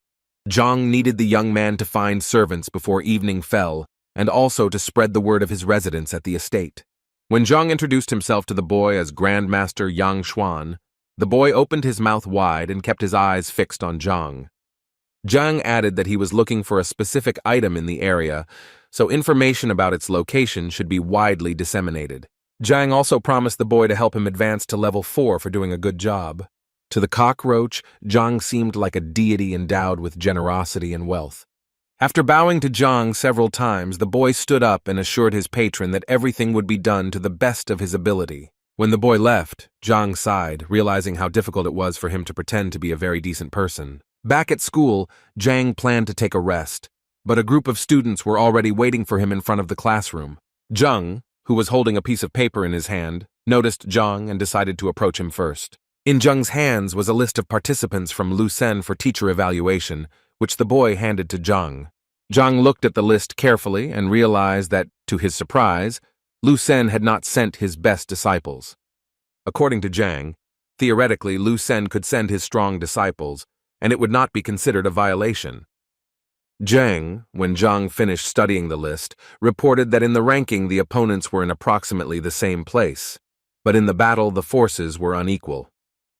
This statement puzzled Zhang, and he expected a detailed explanation from his student. Zhang explained that Bai Chao, for example, had made more progress in technique, and his rank was higher. Then Zhang talked about Dulei, who has the advantage in precision and sharpness of strikes, although he is almost in the same position as Wang Yin. Also, Liu Sen's former student recalled that his friend Mo Xiao, whom he had never defeated, got to Master Wang earlier and more skillfully. Zhang recalled that Bai Chao accepted Hong Shun as his teacher, and Dulei was one of the first to go to Zhu Hong's teacher. Zhang listened to all the students' suggestions and angrily crumpled the sheet of paper with the list of students. He was angry at Liu Sen, expecting him to send a disciple with a ranking similar to Zhang's disciples, but Sen played a cruel joke. Zhang understood that although Zhu Hong and Zhao Yao were almost indistinguishable from each other, he had seen them fight, and if Zhao had not been warned, she would have lost. According to Zhang, Wang Yin's legs had not yet gained the necessary strength, and of course, a fighter with high speed was chosen against her. Zheng Yang was skilled in handling a spear, so Lu Sen sent a more experienced fighter to the same field.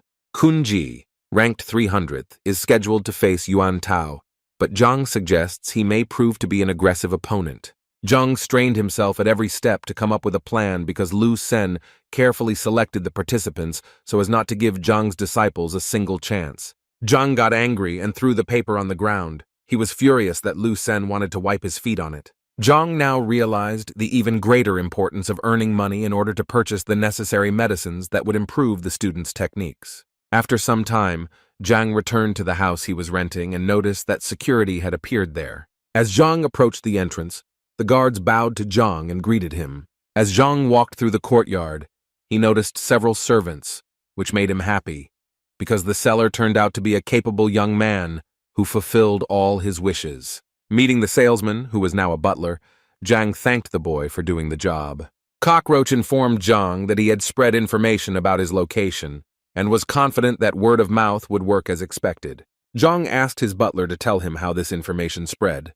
The boy said that he had sold his shop and told everyone in the shopping district that he was now serving the great master. Zhang asked the boy if he still had the money he had given him, and the boy assured him that the people had agreed to serve voluntarily after hearing about the great master. Zhang liked it, but he was a little amused by the idea that people didn't check the information. After hearing all the information from the butler, Zhang asked him to make him some tea while he waited for customers. For some time, no one appeared at the estate, so Targan suggested that Zhang hang a sign saying that the great master lived in the house. Zhang declined the offer, instead suggesting that the butler take a walk around the area. But before going for a walk, Zhang asked Dvoretsky that the guards not let anyone in during the walk. And then he asked Targan about the richest man living in the city. According to the butler, it was Lord Lin Tianyu, the owner of a trading company and a real billionaire. Zhang believed that the purpose of his pretense was to earn a good fortune, and therefore Lin was a suitable candidate to achieve this goal. When Zhang asked the butler where the rich man lived, the boy said he would take him there. Walking through the noisy streets of the city, where everyone was bustling about looking for solutions to their problems, Zhang and the butler came to the Tianyu trading firm. The house was striking in its high cost, had several floors, and was finished with precious materials. Zhang and his butlers walked closer to the lord's estate, looking at the lions made of green southern jade at the entrance. Zhang thought that with $1 million gold in his hands, he was incredibly rich, but compared to the wealth he saw, he felt like a beggar. The butler suggested that Zhang inform Lord Lin of his arrival, but Zhang refused. Zhang walked up to the lion and touched it with his hand, so to speak, to study the area. When Zhang finished his assessment, he invited the butler to sit somewhere while he asked Zhang why they didn't go to the lord. The cockroach immediately stated that he did not object to Zhang's orders, but Zhang told the butler to express his opinion freely. The butler was surprised because Zhang was a famous great master to him, and therefore the lord could not refuse the meeting. Zhang agreed that he would not be refused a meeting, but he wanted to force the lord to come on his own. According to the butler, this sounded like something impossible because the lord is a very respectful and caring person. The butler told Zhang that the lord had built a large trading network on his own, and some princes and ministers were unable to meet with him. Zhang calmly sipped his tea and said that he would prove that the lord himself would come to him. But in order to carry out such a plan, the butler must do everything Zhang says without objection. The boy agreed, and Zhang asked him to cut off the head of the precious stone lion. The butler was shocked to hear Zhang's wish and almost fainted. He knelt down in front of Zhang and began to say that each lion was worth millions, and for such a prank, the boy would have his head torn off. Zhang looked at the boy with a stern and cold gaze, reflecting the boy's distrust. The boy didn't know what to do, but Zhang convinced him that if he broke the lion's head, he would protect the boy. The boy sat on his knees for a few more seconds, then gathered his strength and fulfilled Zhang's request. The cockroach took a sledgehammer lying near the construction site and approached the lion, daring to take a bold step. Swinging with all his might, the boy delivered a powerful blow that knocked off the stone lion's head. Passers-by noticed something was wrong and began to discuss what happened to the boy. A group of 5 guys with red armbands decided to stop the riots. They ran up to the butler, who looked extremely frightened and confused. They threw the butler Zhanov to the ground and began to beat him severely with their feet. Zhang did not expect such a quick reaction, as he assumed that they would first go and complain to the Lord. So while the boy was being kicked, Zhang decided to stay away so as not to get hurt himself. Hearing the noise, Lord Lin went out into the courtyard to see what was going on. One of the boys told the Lord that he was patrolling the street with his friends and noticed a boy who had injured a precious lion. The Lord leaned towards the beaten boy, recognizing him as Sun Qian, and began to wonder why the boy did such a thing. Covered in bruises and with a black eye, the boy could barely speak, but still said that such were the orders of his patron. Zhang sat with his back to the Lord and the others, but he felt the Lord's piercing gaze on him. The Lord ordered the boy to stand up and walked over to Zhang, who was still sitting motionless. When the Lord approached Zhang, the first thing he was interested in was why he gave the order to crush the lion. The Lord knew nothing about Zhang, so in order to get to know him better, Zhang offered to sit next to him. The Lord listened to Zhang's proposal, but was still puzzled as to why he had crushed the lion.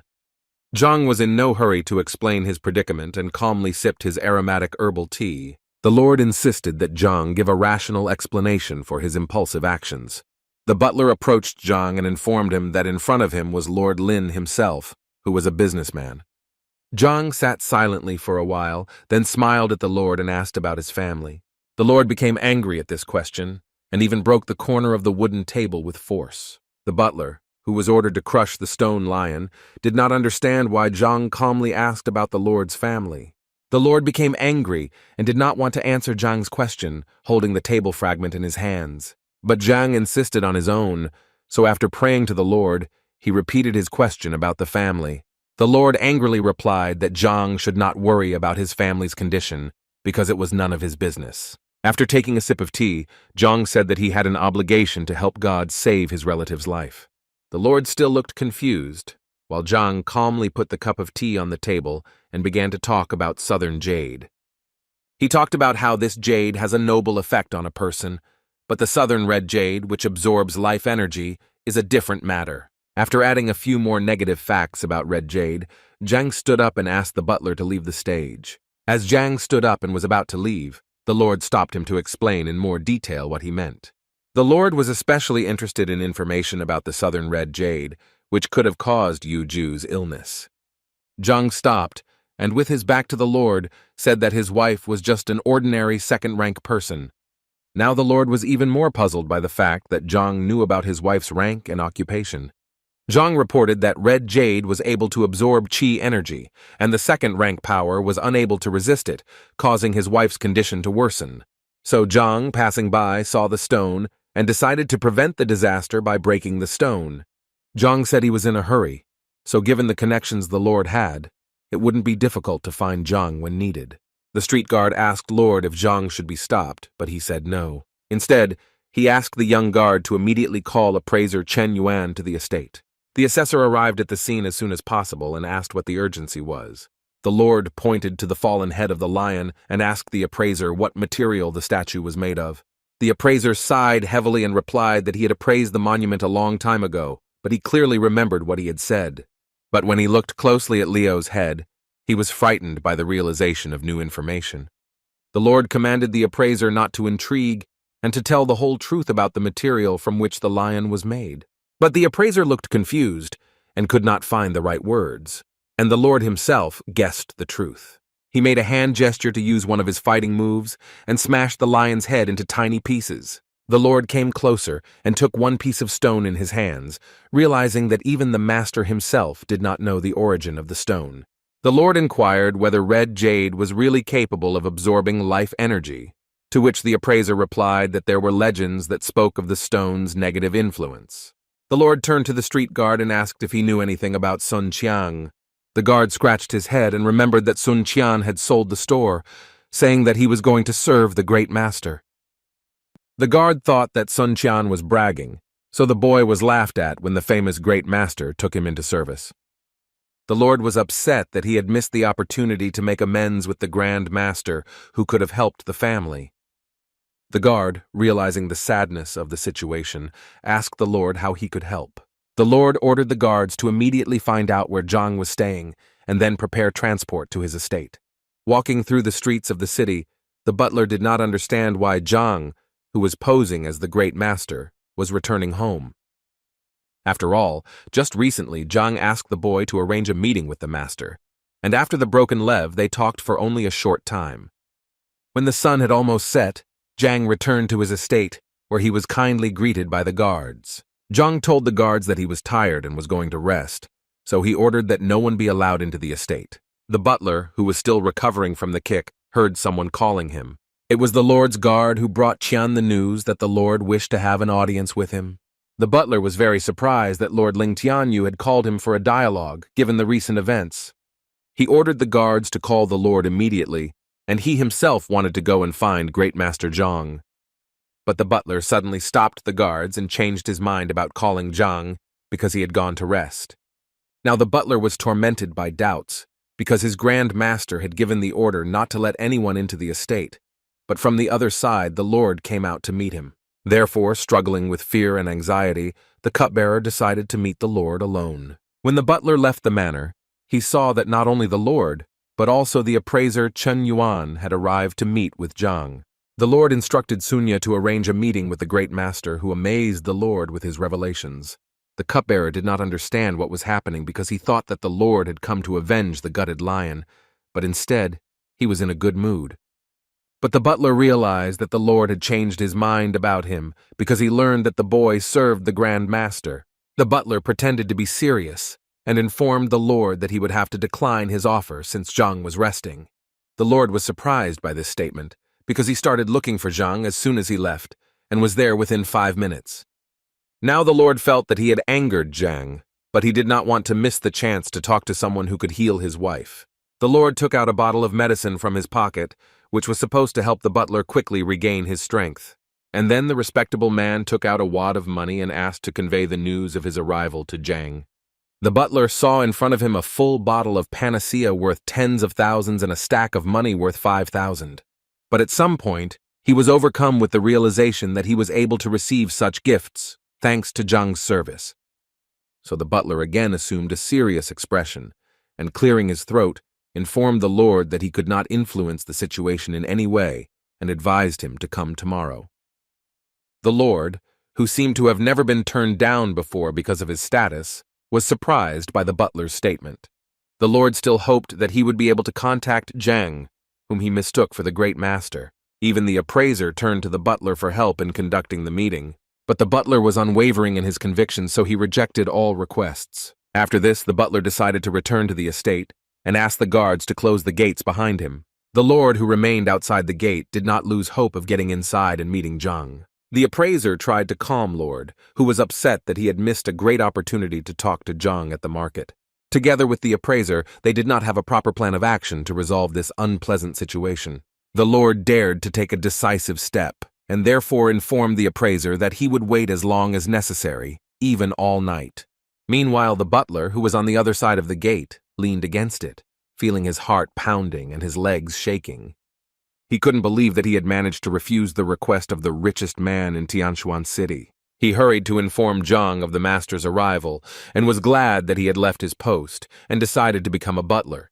When the butler came to Zhang with the news, he calmly sipped the fragrant tea. The butler revealed that the Lord wanted an audience with Zhang, but Sun followed Zhang's orders and did not let the Lord in. Zhang, continuing to sip his tea, praised his butler for a job well done. Zhang was so calm because he understood that red jade was not capable of causing serious damage in a short period of time. After finishing his tea, Zhang asked the butler to tell the Lord that if he refused to wait, he might not return, and Zhang himself went to train and rest. In the morning, Zhang slowly walked out into the courtyard, enjoying the wonderful sunny weather, where his butler was already waiting for him. The butler immediately informed Zhang that the Lord had been waiting all night for a meeting at the estate gate. This news did not surprise Zhang at all. On the contrary, he felt an inner uplift from the realization that he would soon become rich. So Zhang asked the butler to prepare him a delicious breakfast, after which he would meet the Lord. The butler found Zhang's behavior extremely strange, because the owner of almost the entire market in the city had waited all night, and Zhang decided to have breakfast first. While the Lord was talking about various important things with the appraiser, a man passed by and noticed the Lord. A man with his hair tied in a bun and wearing a yellow kimono asked his servants, "Who is the Lord waiting for?" The man was also interested in the name of the owner of the luxurious estate, which had been empty until recently. One of the servants told the man that Lord Lin had been waiting at the gate all night, and it seemed that it was not enough. The man was surprised. What kind of madman made the venerable Lord wait all night and still makes him wait? According to the man, although the Lord was just a merchant, he had influential connections and made annual donations to the treasury, and this deserves respect. One of the unknown man's servants noticed that the gates of the estate were opening and someone was coming out. The man and the servants recognized Sun Qian, but now it was a mystery what Sun was doing in the manor. Sun Qian came out to the Lord with good news and said that his master was ready to speak with the Lord. Even though the Lord had waited all night, he looked quite cheerful and smiled back at Sun Qian. The gentleman took out a wad of money from his pocket and handed it to Sun Qian as a token of heartfelt gratitude. A man passing by opened his mouth when he saw what was happening, because he couldn't understand what the Lord was paying Sun Qian for. Finally meeting Zhang, the Lord sincerely apologized for his behavior and for not appreciating his good intentions. Zhang, sitting on a luxurious wooden chair, assured the Lord that there was no need to apologize because Zhang did not hold a grudge. But Zhang still asked the Lord if he understood why he had to wait all night outside the gate. The Lord thought that this was due to a misunderstanding that occurred in the market. But upon hearing that Zhang did not harbor any grudges, the Lord became confused. Zhang took a cup of tea, the aroma of which spread throughout the estate, and said that the Lord's night outside the gate was for good intentions. The butler standing nearby did not understand how a night spent in the cold and without sleep could be a blessing. Zhang realized that the Lord had come to him because the Lord's wife was seriously ill, and in Lord Zhang's opinion, Zhang could help. In order to help the Lord's wife, Zhang needed her to come to the manor, but the Lord was in contact with Red Jade, and he could cause harm. Therefore, Zhang explained that during the night, while he was waiting for the meeting, Red Jade's aura dissipated. The Lord realized how stupid and blind he had been to have so misinterpreted the intentions of the good Lord that Zhang pretended to be. The butler now also realized how reasonable Zhang's actions were, because he really did not hold a grudge against the Lord, but acted only in his interests. The Lord knelt before Zhang, bowed deeply, and thanked him for his extraordinary kindness. Zhang said that the Lord needed to bring his wife to the estate so that Zhang, as the great master, could heal her. Zhang advised the Lord to hurry so as not to waste precious time, which was so far away from the Lord's wife. And while the Lord was walking after his wife, Zhang offered the butler to help him raise his combat rank. Butler was confused and claimed that since he was injured after the events at the market, he was not in the best shape. Zhang calmed the butler down and said that the boy could not advance to the next level because there was no impure qi circulating in his body. The boy listened carefully to Zhang, who said that such power could only strengthen the body, but the spiritual energy remained the same. Therefore, in order to move to the next level, it was necessary to fill each organ with pure qi, and after yesterday's battle, the qi passages were loosened and the established energy began its journey again. The butler was shocked to realize that the fight at the market yesterday was a calculated move by Zhang. Zhang was glad that the boy had figured it out quickly and asked him if Lord Lin had given him the medicine yesterday. The boy felt ashamed that Zhang cared so much about him, and he accepted gifts from others. Zhang seemed to sense the boy's sadness and said that he should not be ashamed because he was doing his job well. So Zhang asked the boy to drink the medicine and demonstrate the punch, but the boy was worried that the training would take too long and Lord Lin would have to wait a long time. Zhang assured the boy that the training would not take much time and would last a maximum of 5 minutes. Therefore, Zhang hurried the boy before he changed his mind. Otherwise, he would miss a great opportunity to improve his rank. The boy was a little fussy but still agreed to the generous offer of the highly respected Grandmaster. Zhang said that the boy needed to sit on the floor, take the medicine from the Lord, and release the maximum amount of qi energy, and Zhang promised to take care of the rest. As the boy followed the instructions, Zhang reasoned that with the help of the library, he would be able to clear the boy's points, and then he would make significant progress. Zhang took out a silver needle from his pocket and pointed its sharp end at the top of the butler's head, who was in full concentration. The boy felt a huge warmth that filled every organ, and all this happened extremely quickly, as if 1 moment had passed. Blue streams of chi energy were visible to the naked eye around the boy, and he himself felt that he was moving to another stage. The boy could not believe that he had finally overcome the obstacle, which seemed like an immeasurable barrier that he had managed to jump over. The butler immediately ran to Zhang, bowing to him countless times for helping him gain new strength. Zhang said that everything was fine and advised him to get up and prepare to meet Lord Lin. The man who passed by Zhang's estate was still wondering who lived in this house. Suddenly the gate opened and Lord Lin and the appraiser ran out. For the man in the street, the mystery was now even greater, because he did not understand why Lord Lin was fussing so much. He gave his servants a cage covered with a white cloth and intended to find out who lived in the estate. As soon as the lord went to his wife, a butler emerged from the courtyard of the estate, who could not be pleased with his new title. He noticed a man walking near the Zhang estate and recognized him as Du Yuan, so he decided to ask him what he was looking for. Du Yuan said that he was just passing by and wondered why Song Qian was not at the market. With a smile on his face, Sun Qian announced that he was now a butler in the service of the glorious master. Du Yuan was very surprised by this statement, so he immediately asked Song Qian who exactly he served. Sun Qian proudly declared that he was in the service of the generous and prudent Grand Master Yang Xuan. Yuan was shocked by this statement, but now everything fell into place for him, and now he was looking forward to meeting the great master himself. Yuan was surprised that he didn't know anything about Yang Xuan, so he asked Sun Qian as much as he could, including how long the great master planned to stay here. Sun Qian pretended that his master did not like too much attention, so he briefly answered all of Yuan's questions but advised him to keep his mouth shut. While the boys were talking, the sound of horses' hooves announced that the lord had returned with his sick wife. The cupbearer approached the lord and informed him that everything was ready to examine his wife and help her to be healed. While the lord's servants carried the feeble woman on a stretcher, Yuan carefully watched the events unfold. But he couldn't understand why Lord Lin felt so delighted and so sad about his wife when all the other doctors had given up on her. When the lord entered the estate, his wife was laid before Zhang, who listened to the lord's pleas for help. As Zhang approached the unfortunate woman, he noticed that the situation was much worse than he had imagined, as the woman already had one foot in the other world. Zhang thought deeply, as he expected that once he crushed the lion, a book that could cure such an ailment would immediately appear in the library. But this did not happen. But the lord did not allow Zhang to collect his thoughts, because every second he asked Zhang if he would help.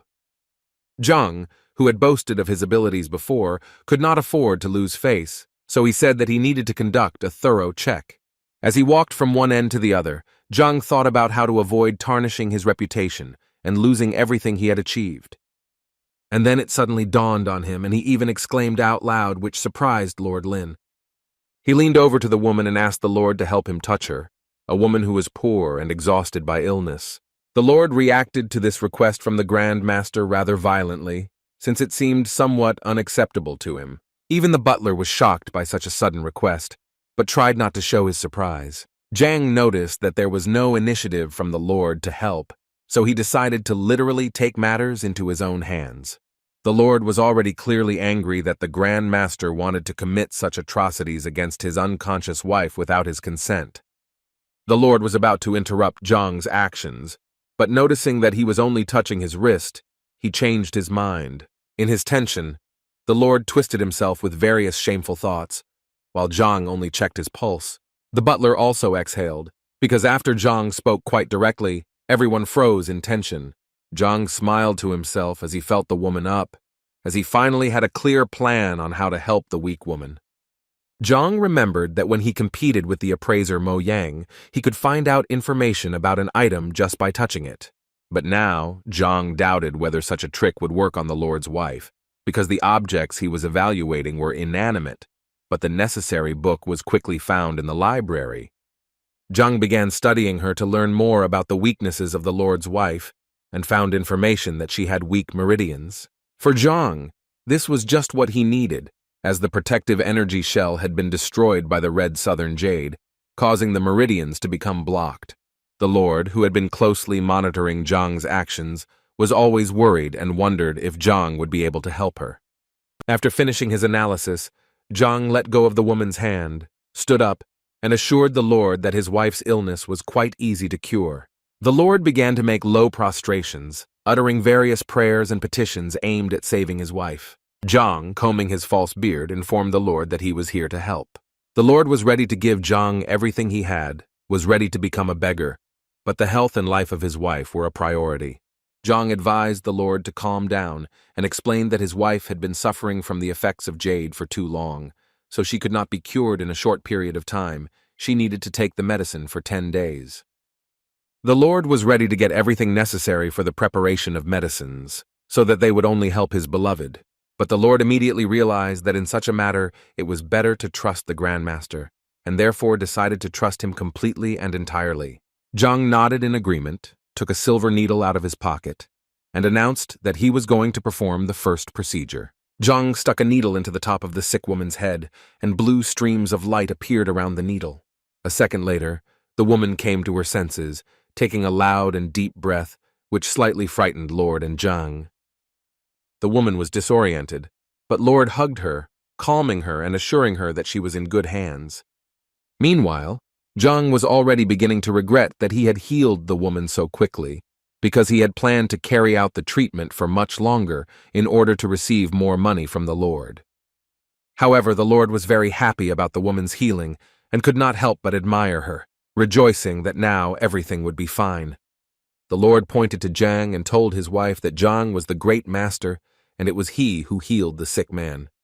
The Lord thanked Zhang again for his help, and Zhang added that in order for the effect to be seen, he would have to take the medicine for a certain period of time. Zhang called his butler Sun Kun to give the distinguished guests a proper send-off.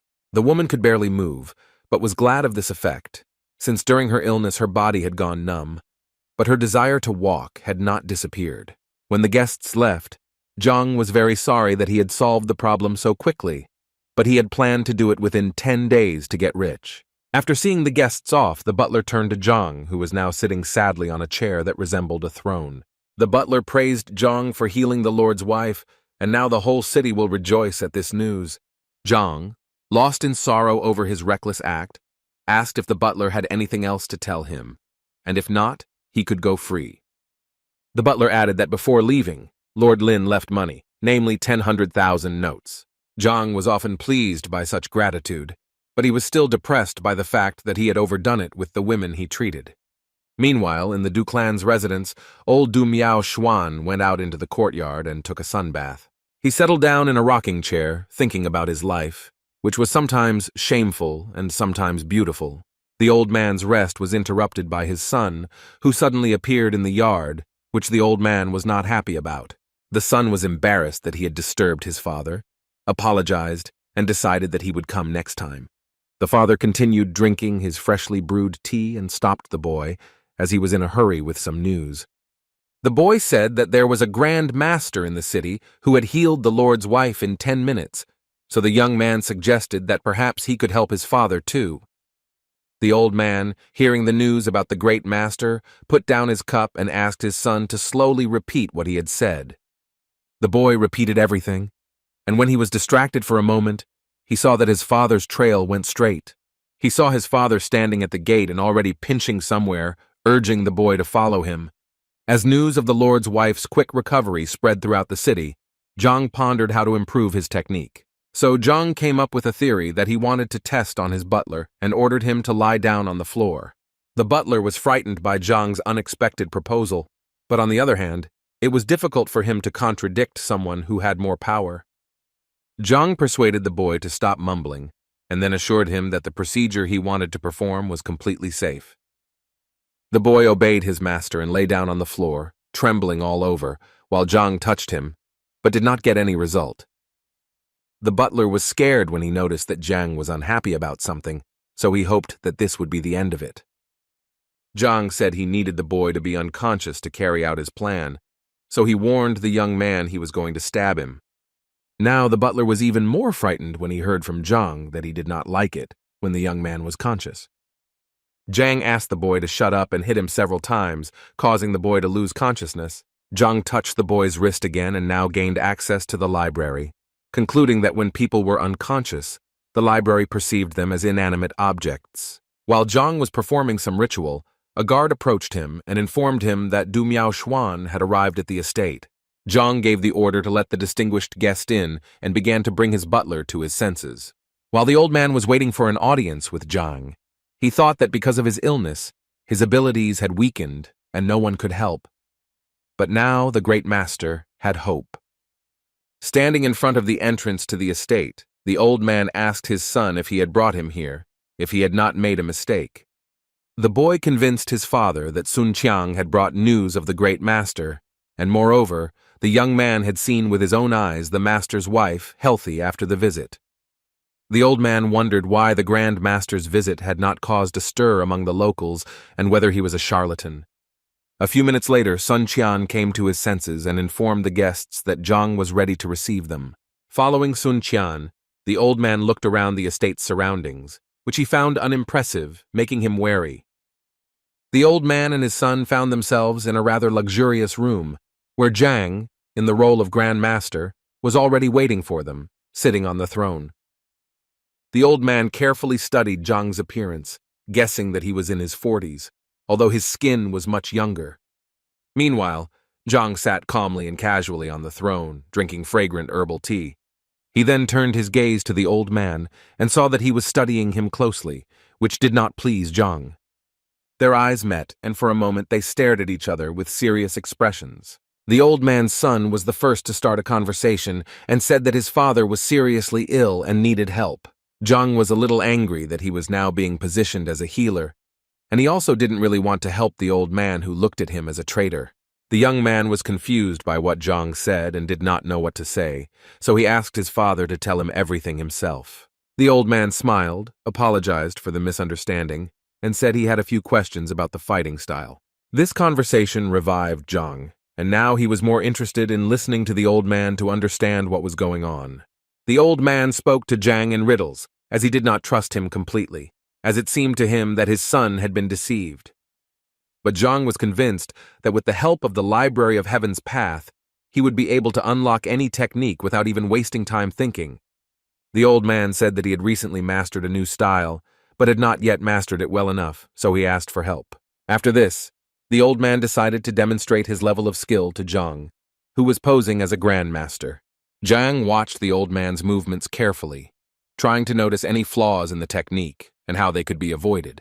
And as soon as the old man made a few movements, Zhang stopped him, because looking at the old man's posture, one could tell that the old man had been familiar with the fast fist technique for quite a long time. But Zhang noticed something else. The old man was having trouble controlling the power he was endowed with. And Zhang assumed that the old man was not who he claimed to be. Zhang even thought that the old man was not a human being. Zhang's butler and the old man's son were stunned that Zhang called the old man inhuman. The old man's son told Zhang that perhaps his father had been disrespectful, but to insult him by calling him inhuman was too much. Zhang simply smiled and advised the boy to ask his father if he was offended by what he said. The boy looked at his father in surprise, expecting some logical explanation from him. But the old man simply remained silent for a while and seemed to have no intention of explaining anything, and then fell to his knees. He began to bow to Zhang, begging him for help and saying that Zhang was his last hope.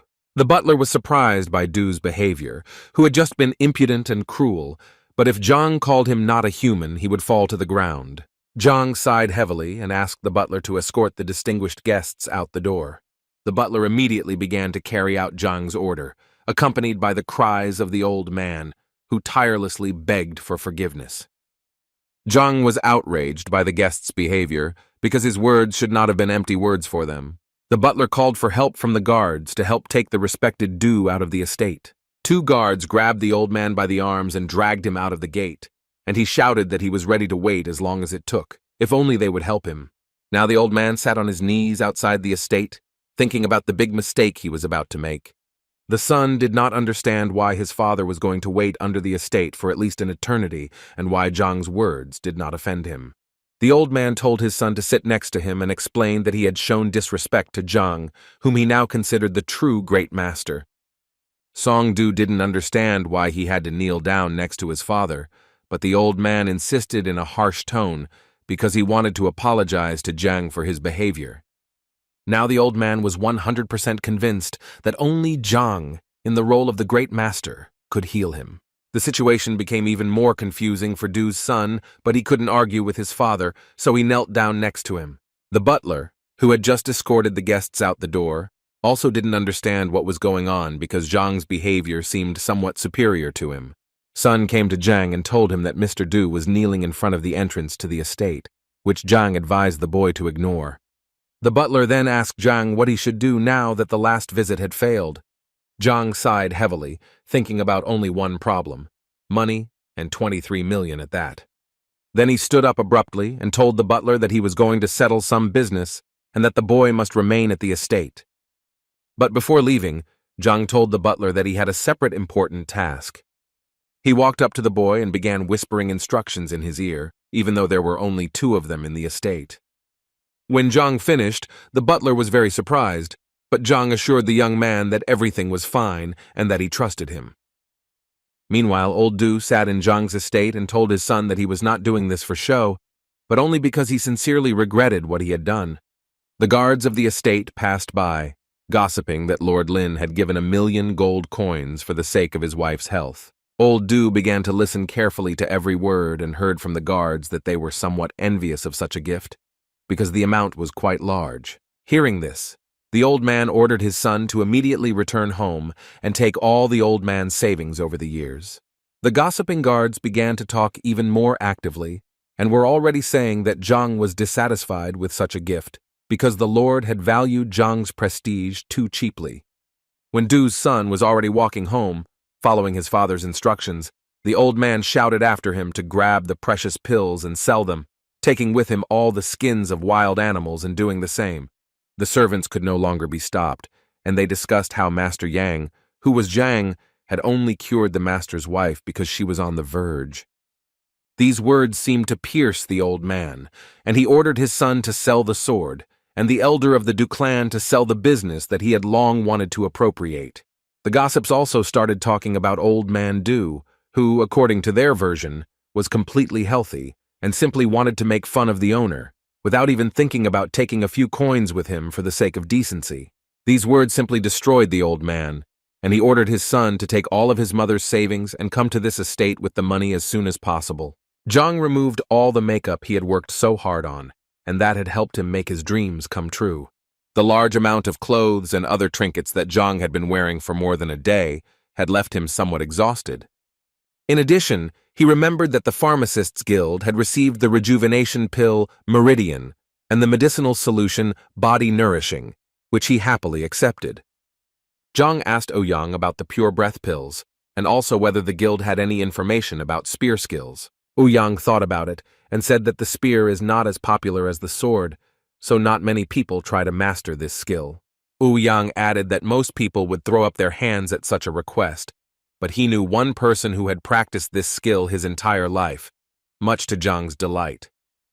Ouyang said that this is his close friend, who usually sits at home and is difficult to reach from the street and is also reluctant to share information. So Ouyang suggested that Zhang visit his old friend, to which Zhang happily agreed. When they arrived at the estate of the man who was good with the spear, his servant informed them that the master was a little busy, so they would have to wait. While the men waited, Ouyang explained that his friend's name was Wang Chun, and that this man had been practicing the art of wielding a spear since childhood, so there was no better master in the entire city. Ouyang added that even the emperor himself personally praised Wang Chun's skill. So for Zhang, this was a true testament to his perseverance and talent. A few minutes later, a man in a white kimono appeared in the courtyard with a spear spinning in his hands like a propeller. Ouyang stood up to greet his old friend, exchanging sarcastic but kind compliments. Wang Chun looked toward Zhang and asked Ouyang, who was this young man, or was he not the youngest son of that time?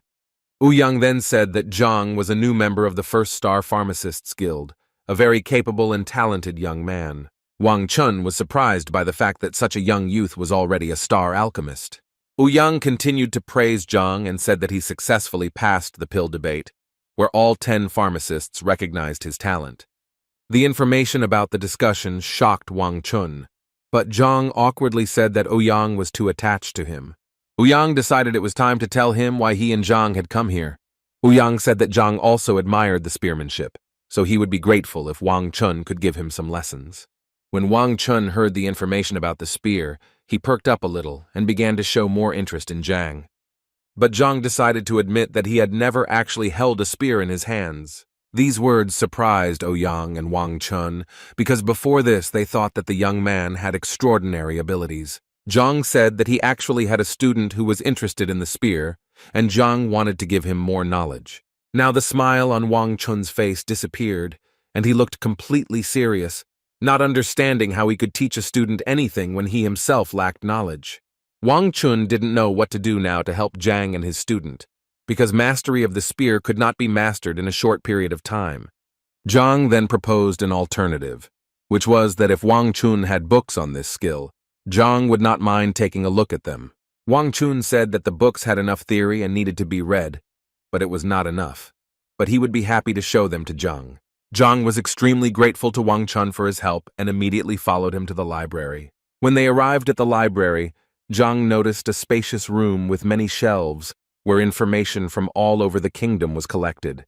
Wang Chun told Zhang to make himself at home, and in the meantime he invited Ouyang to have some tea so as not to disturb the boy. Zhang was very pleased to have a few hours of access to the important information he was able to find on the library premises. While Zhang was studying thousands of martial arts textbooks, Ouyang and Wang Chun, like old good friends, chatted about events that they felt they needed to share. As Zhang opened book after book, he was amazed at how large and informative Wang Chun's library was. While serving Ouyang tea, Wang Chun asked again about Zhang's abilities, to which Ouyang briefly replied that Zhang was a true genius. Wang Chun liked this, but in his opinion, just because a boy had talent for herbs, it didn't mean he had the same talent for martial arts. Ouyang smiled and agreed with Wang Chun that mastering the spear was quite difficult, unless there were some secrets in Wang's library. Wang Chun assured Ouyang that all the important secrets were only in his head, and only the chosen ones could know about them. Wang Chun added that his library only contains the basics to help beginners, and after reading the books, Zhang can put aside his naive thoughts about his student's education. Wang Chun continued to tell Ouyang that Zhang was young and did not realize the importance of life. Ouyang just smiled and was glad that if Zhang abandoned his thoughts about martial arts, he would return to alchemy, where he could reach greater heights. Ouyang was about to say something else, but Wang Chun became wary and turned away, sensing danger. A flaming spear flew at an insane speed towards the gazebo where the men were calmly chatting. Wang Chun seemed to jump from his seat, grabbing his spear to parry the powerful, life-threatening attack. With a lot of effort, Wang Chun tried to deflect the sharp spear flying straight at him. The spear exploded in the building behind the gazebo where the men were spending their time peacefully. The speed and force with which the spear flew gave a complete picture of what was happening when the men looked back at the wall, in which they saw a huge hole. Ouyang, lying on the floor, fearfully asked Wang Chun what it could be, and he explained that it was a spear of enormous power. Wang Chun explained that it was a decisive spear, similar to the decisive sword that swordsmen achieved through phenomenal swordsmanship. Wang Chun smoked his spear in his hands and said that the one who shot it was in the manor. Zhang stood in the middle of the library, his view now expanded by the fact that there was a huge hole in the destroyed wall in front of him. But Zhang was partly pleased with himself because he had achieved what he wanted, even though he had made many mistakes. Wang Chun rushed towards where the spear was supposed to come from, seeing a mangled wall in front of him. When the men arrived at the scene, they found a confused Zhang standing in front of them, who promised to compensate for the damage caused. Wang Chun was surprised by this statement, because to him it meant that Zhang was the one who used such a technique. Therefore Wang Chun asked Zhang once again, did he really just release the decisive spear? Zhang was surprised at first, but then decided to demonstrate what he had done before, and a second later, a huge fire spear appeared behind him. Wang Chun was sincerely convinced that it was Zhang's decisive spear, so he asked the boy to repeat the technique in a way that would not harm anyone. Ouyang, who stood nearby with his mouth open, couldn't believe how Zhang was able to reach the top so easily when his friend had been trained in spear fighting since childhood. After seeing this, Wang Chun didn't want to believe Zhang that he had never held a spear in his hands before, but Zhang insisted. Zhang smiled and insisted that he understood everything from the textbooks, and he used the resolute spear by accident without knowing it. Wang Chun had a slump because he spent many years refining his skills, on the other hand, The boy who read books was able to do it in a few hours. Wayan tried to cheer up his friend and said that not everyone is born with the same talent. Meanwhile, Zhang tried to find out more about the resolute spear, which he had easily dismissed. Wang Chun explained that the determined spear is the result of understanding the spear so that it becomes an extension of the hand and has great power. Zhang was happy that he could now share this knowledge with his student, who would surely win the duel. Inspired by the joy of having mastered the powerful technique from the book, Zhang intended to take more lessons from Wang Chun to improve his technique. Wang Chun didn't expect that Zhang would want to do anything after that, but Wang Chun was curious to see Zhang practically. Wang Chu took Zhang out into the courtyard and threw a spear into his hands for him to demonstrate his skill. Having taken a fighting stance, Zhang and Wang Chun prepared for a duel in which he would have to demonstrate all his skills. Zhang made a sharp kick to gather all his strength for the upcoming strike. When Zhang was ready, he charged into battle like an enraged fire dragon, ready to destroy everything in his path.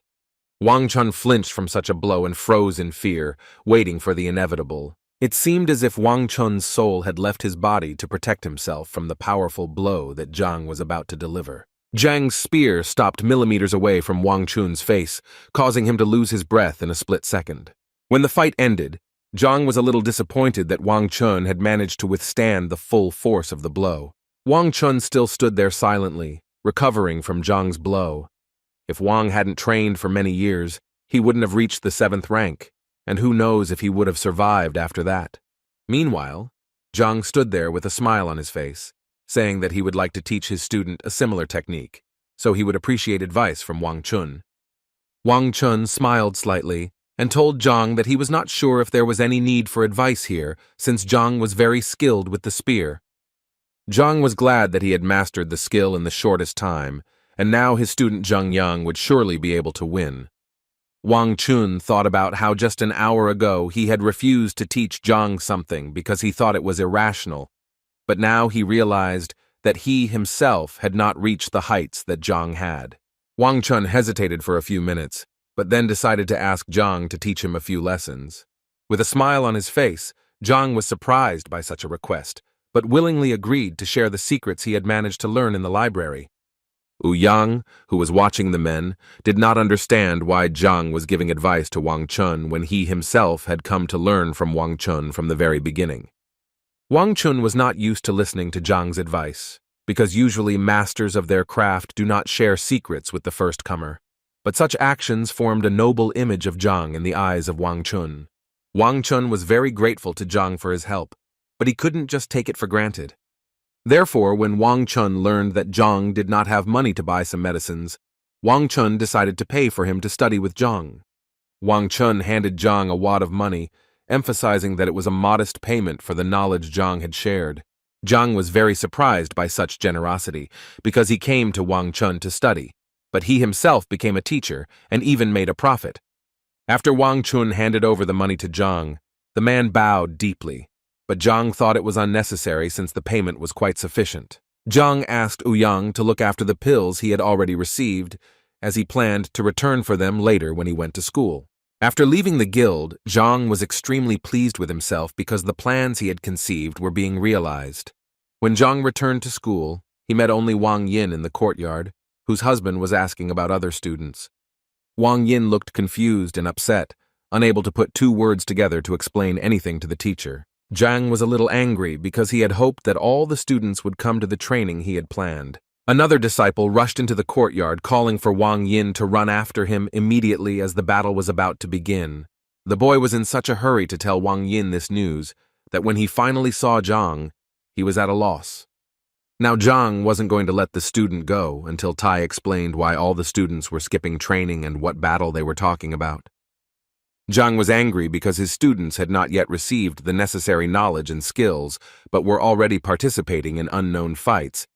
The boy muttered something for a long time, trying to find the words so as not to anger the teacher any further. However, he still dared to say that the Education Bureau distributes funds to help teachers, and in the Bureau's opinion, Zhang does not deserve these funds. Now Zhang was furious because the Bureau had threatened the existence of Zhang's class with its unjustified act.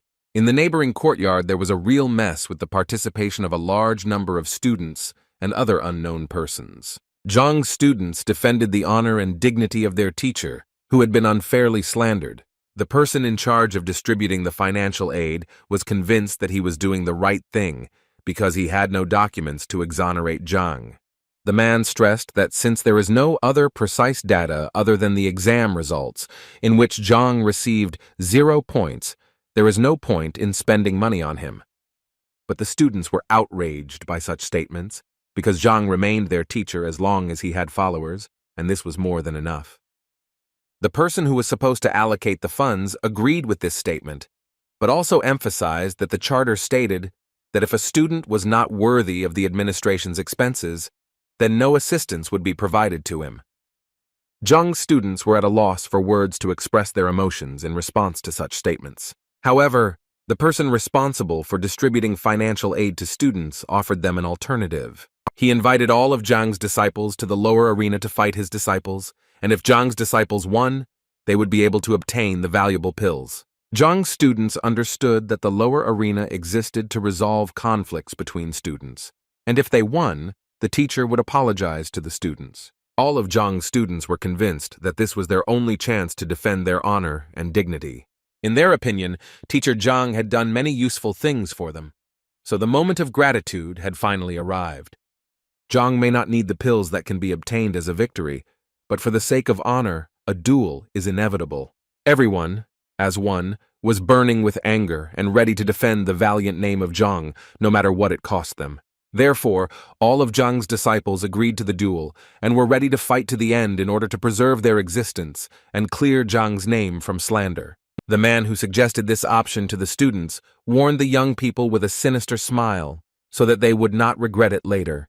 And then he called his disciples, who were supposed to teach a lesson to Zhang's disciples, and who were much fewer in number. When all 47 of this man's students came out into the yard, he happily introduced them to a bunch of rivals. The trio of Zhang's disciples were extremely scared, as they did not expect that they would have to compete with so many people. But they quickly pulled themselves together, because there was no turning back, because now the honor of their class was at stake.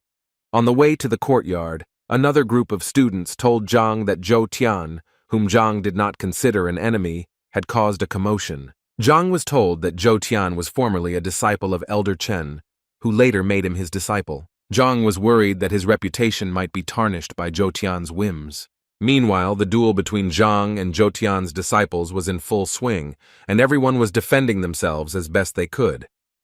Due to the lack of experience in certain techniques, Zhang's students had difficulty defending themselves and were holding on with all their might. Zhou Tian's disciples sensed this weakness, so in addition to their normal combat skills, they used mocking psychological pressure. Zhou's disciples' maneuvers were more graceful and powerful, where you never knew which blow might be the last one. Zhang's student held on with all his might, but he understood that he would not be able to remain in a defensive position for long. Just when it seemed the world stood still and the blow could be decisive, Zhang appeared on the field and intercepted the blow with just 2 fingers. Zhou Tian was angry to see such a mess, because Zhang's disciples had voluntarily agreed to the duel. Zhang calmly looked into his opponent's eyes as if preparing for an irreparable blow. But Zhang knew that Zhang Yang and his other disciples were too injured and not ready to continue the fight, so he broke the staff with the 2 fingers he was holding to protect his disciple.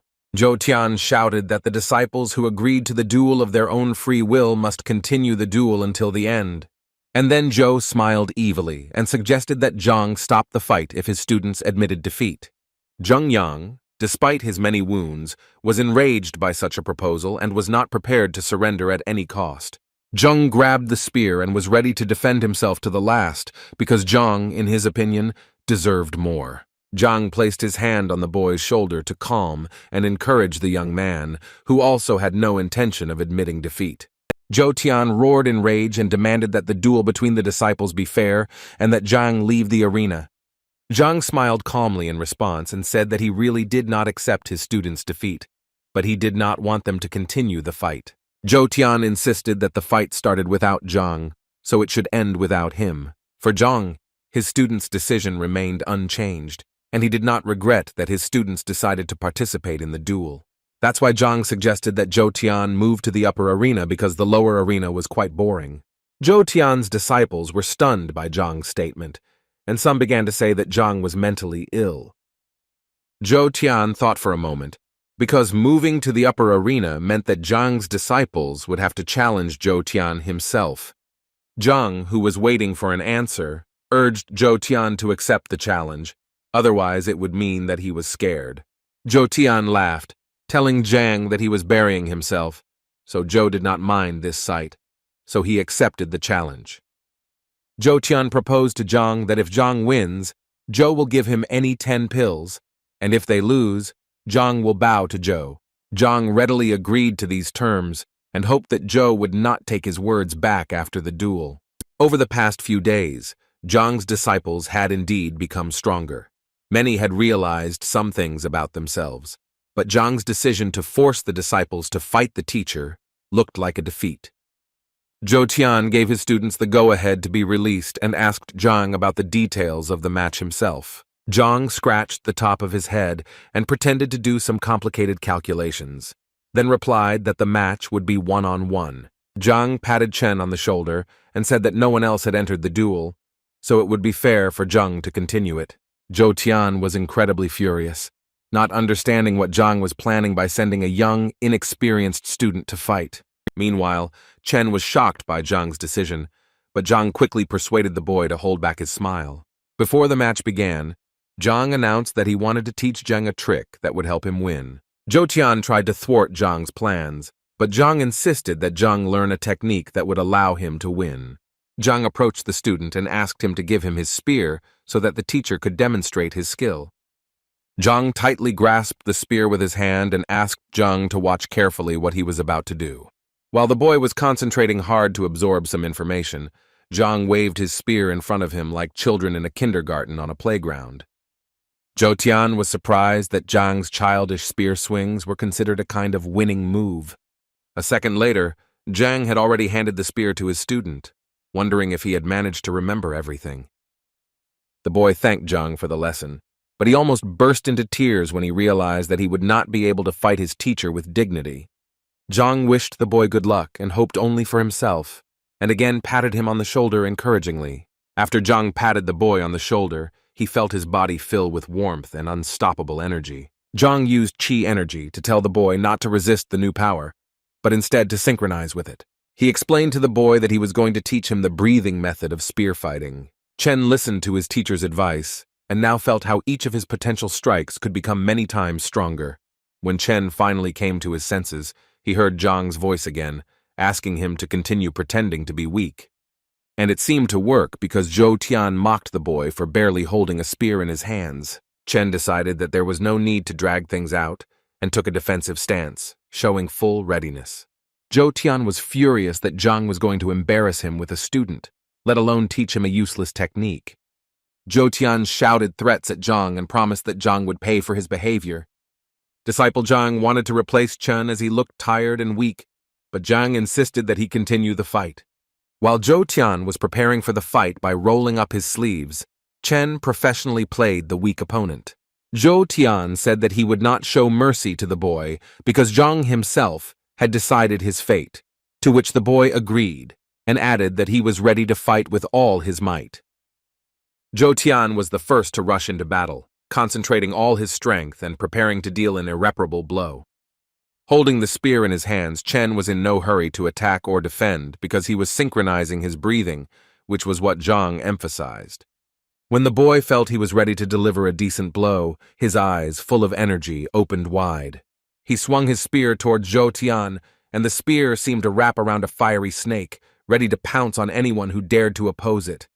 Zhou Tian didn't expect this turn of events, so he was very scared when he came face to face with the merciless snake. Choking with fear, Zhou Tian did not immediately understand what was happening, but in an instant, dozens of spears attacked his body. Each blow left its mark in the form of a bruise or a wound, and with them came the realization that Chen was not such a weak opponent. The final blow was so powerful that Zhou Tian's battered body was sent flying several meters into the air. When Zhou Tian finally landed on the ground, barely alive, the disciples gathered around him, not understanding what had happened. Zhang was glad that Chen was able to adapt to his new power in such a short period of time. Several of Zhou Tian's students helped him to his feet while Chen stood motionless in front of his teacher. Chen reminded Master Zhou that if he won, he would have to give up 10 breath beads. Through anger and hatred, covered in bruises, Zhou ordered his disciples to bring these beads. The disciples asked Master Zhou if he was sure of his decision, but he was persistent and asked not to repeat it twice. When the beads were finally brought, Chen took them and went to boast to Zhang about his achievements. When Zhou gave the beads to Chen, he knew that Zhang would never be able to accept them because they were only won by disciples. With a look of surprise on his face, Zhang carefully opened the box and looked at each bead carefully, as if studying it. Zhang turned to his students as if surprised that the match had been arranged for such unnecessary gain. So the next moment, Zhang threw the coffin to the ground and crushed it with his foot, shocking his disciples. Zhou himself was no less stunned, for whom the box was extremely expensive. Each pill cost at least 1,000 gold coins. Zhang took a small bottle out of his pocket and asked the students not to rush, because although the beads help to collect energy, they also do harm. That's why Zhang handed the students a bottle with clear breath pills inside. The students could not believe such generosity of the teacher, for which they were infinitely grateful to Zhang for the valuable gift. Zhang smiled back and asked his students not to get involved in such petty quarrels in the future. After the words of gratitude, Zhang began to hand out a pill to each student so that they could recover more quickly from the recent events. As Zhou sat there devastated after the fight, his disciples began to discuss Zhang's generous gift. Such conversations killed Zhou even more from the inside, tearing his fighting spirit and self-confidence to shreds. Zhang decided there was no time to waste, so he called his students back to school. When they finally returned to school, the students couldn't help but feel that Zhang had given them such expensive gifts. Zhang reassured them again and assured them that if they helped them win the teacher's evaluation, he would take it as a worthy reward. This was a big responsibility for the students, so they promised the teacher that they would do their best. Zhang was very glad that he had such devoted disciples, and after thanking them, he decided to talk to Zhang alone. Zhang took Zhang to a quiet room where he told the boy about a spear technique he had recently discovered. But before telling the secrets, Zhang asked the boy that no one except the two of them should know about it. Zhen was overwhelmed with emotion, realizing that what he had done in the duel might have looked stupid, or it might have looked exquisite, but the boy didn't care. Zhang stressed that all strong techniques contain simple elements, and this should be kept in mind, especially 10 days before the teacher's evaluation. When Zhang was telling the boy all the secrets, Zhang asked the teacher what he called this technique, and since Zhang did not have time to name it, he left it to Zhang. After several training sessions, Zhang informed the students that he was leaving the school and that his main goal until he left would be to train constantly.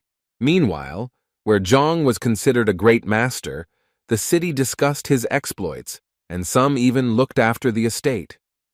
Du Miaoshuan and his son waited patiently beneath the manor until Zhang invited them for an audience. Finally, the moment came, and the butler invited the guests into the estate, informing them that the Grand Master was ready to talk. Meanwhile, an unknown man watched these events from around the corner, trying to understand what was happening on the other side of the gate. Old Du, as soon as he arrived at the estate, fell to his knees in front of Zhang, begging for help. Zhang, who had already donned the robe of the Grand Master, sat casually and assured the guest of his assistance. Zhang decided to first check whether he had been wrong in his judgment when he called the old man a beast. This time, the old man did not object.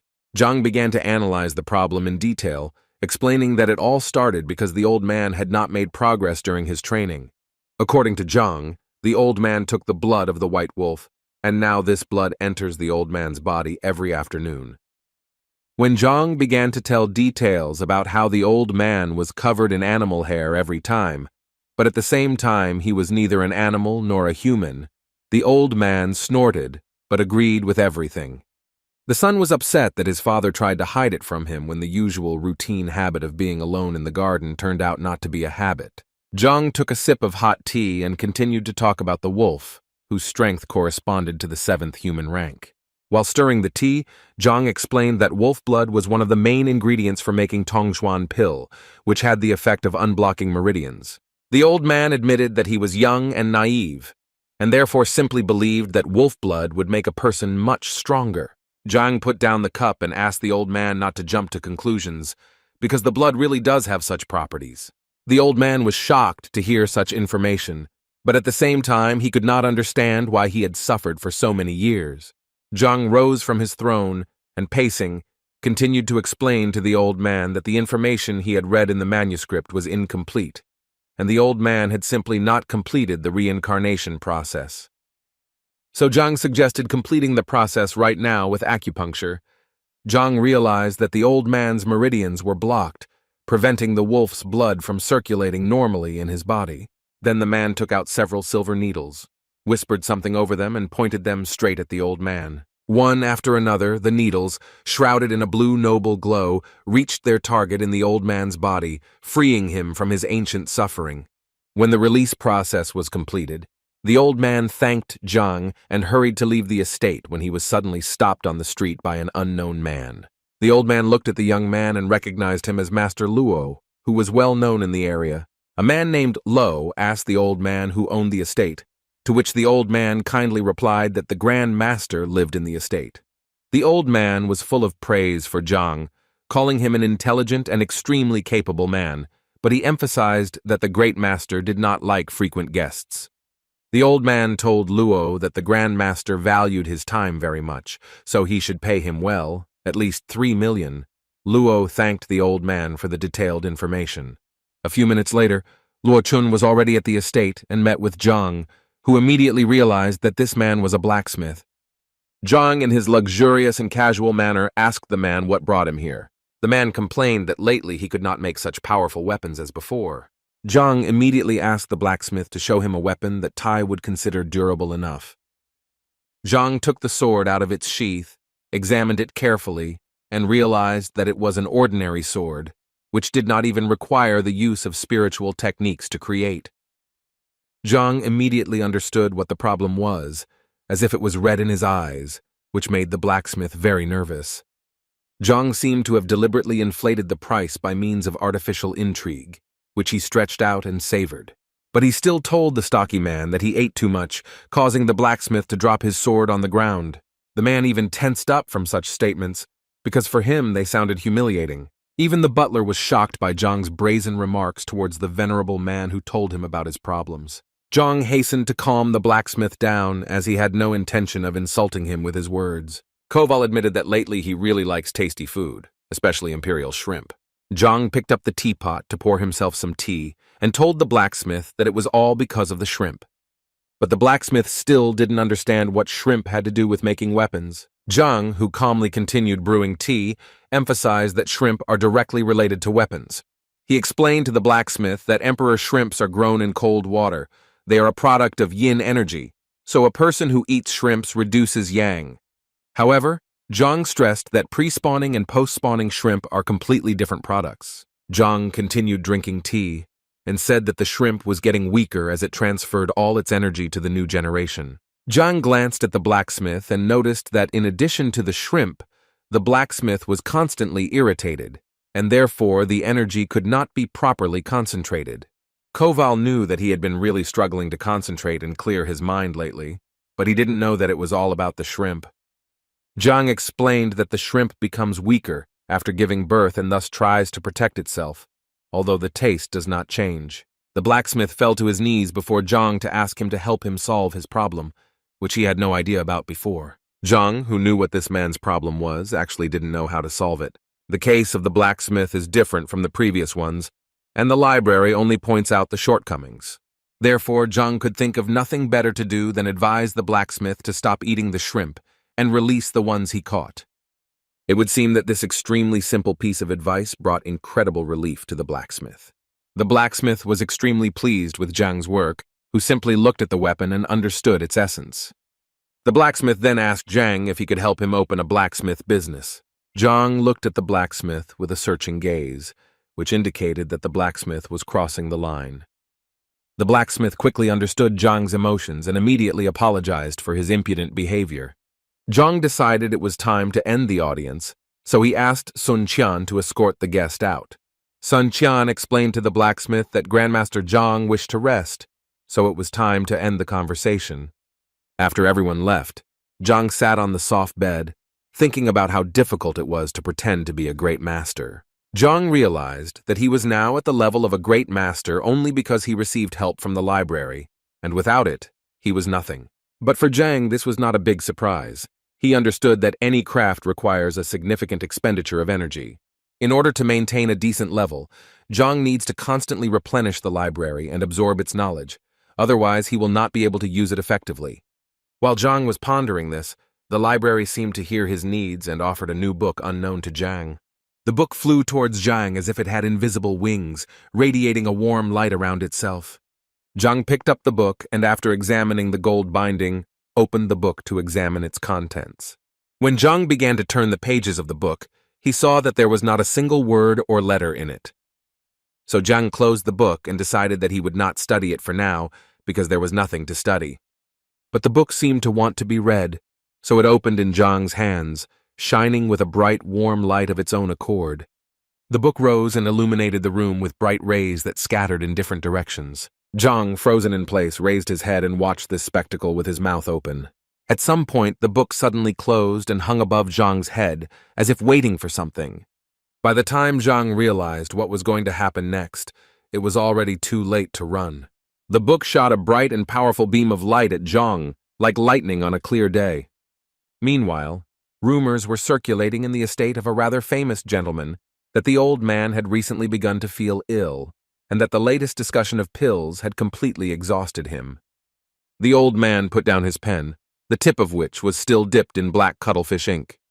The old man held the letter above him and announced a new rule that everyone had to follow or face exile. The people who had gathered to listen to the old man's new order tried to calm him down and dissuade him from making rash decisions. Suddenly, a thin boy with long hair appeared behind the old man, who was the man's son. He told his father that the last hope for improving the situation was the Grand Master who had appeared in the city. When the old man heard the Grand Master's recollection, he turned sharply to his son and asked him to repeat what he had said once more.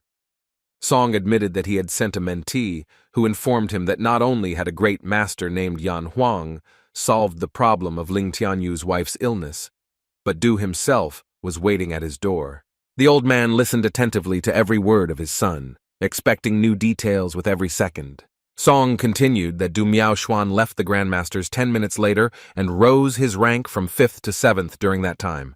While the son was telling his father that the blacksmith Lo Chun had come again, the old man grabbed his son by the skins and began to beg him to take him there. The son was surprised by his father's behavior because a few minutes ago the old man wanted to sell all his property. The father scolded his son for inaction and advised him to sell his head, because now the most important thing was a visit to the great master. Meanwhile, on the outskirts of the capital, Elder Tsang tried to comprehend the recent events of the 2 weeks he had spent on a business trip. The servant gave the elder a report on the past 2 weeks, and told about the important and least important events using the gradation of the stars. When the elder was looking through all the events, he noticed one that did not have a star rating, so he asked the servant how this happened. The servant explained that the event had happened recently, and they could not evaluate it because the servant wanted to discuss some details. The old man tensed up, waiting for the information that the frightened servant would tell him. The slavery began 3 days ago when a man named Yang Xuan arrived in the capital, calling himself the Great Master and healing Lord Lin's wife. At this point, the elder stopped the servant, saying that he knew about this incident, so he rummaged through the records of the kingdom and did not find such a Grand Master. When the elder ended the conversation with 1 star, the servant wanted the elder not to jump to conclusions, because there were still details about old Du and his promotion. The elder's opinion changed when he heard the details. Now he gave the event 2 stars. The servant also reminded the elder of the incident with the blacksmith, which also ended in success for the latter. The elder scratched his long beard and decided that the event deserved 3 stars. The servant decided to put the cherry on the cake and told about Ouyang Chen, the head of the apothecary guild, and the apothecary Chen Xiao to this great master, but he did not let them in yet. The elder came to his senses and said that such a development of events deserved his 4 respected stars. The servant either pretended to be deaf or was really deaf and thought that the elder had rated the event 5 stars, but accidentally blurted it out loud, which greatly angered the elder. While Zhang slept, the events surrounding the Grandmaster's mastery were gaining a frantic pace, as some were outraged by the insane amount of money that had to be paid for entry, while others considered it a necessary measure. Moving from a lying position to a horizontal one, Zhang grabbed the back of his head, which was in severe pain, trying to remember what happened. His head began to split every second, as if someone was squeezing a ripe watermelon with all their might. Rows of hieroglyphs began to form before him, which did not form words or sentences, and then, when the delirium ceased, the headache ceased with it. Zhang began to remember what happened to him, so he looked at the ceiling and saw that the golden book was gone.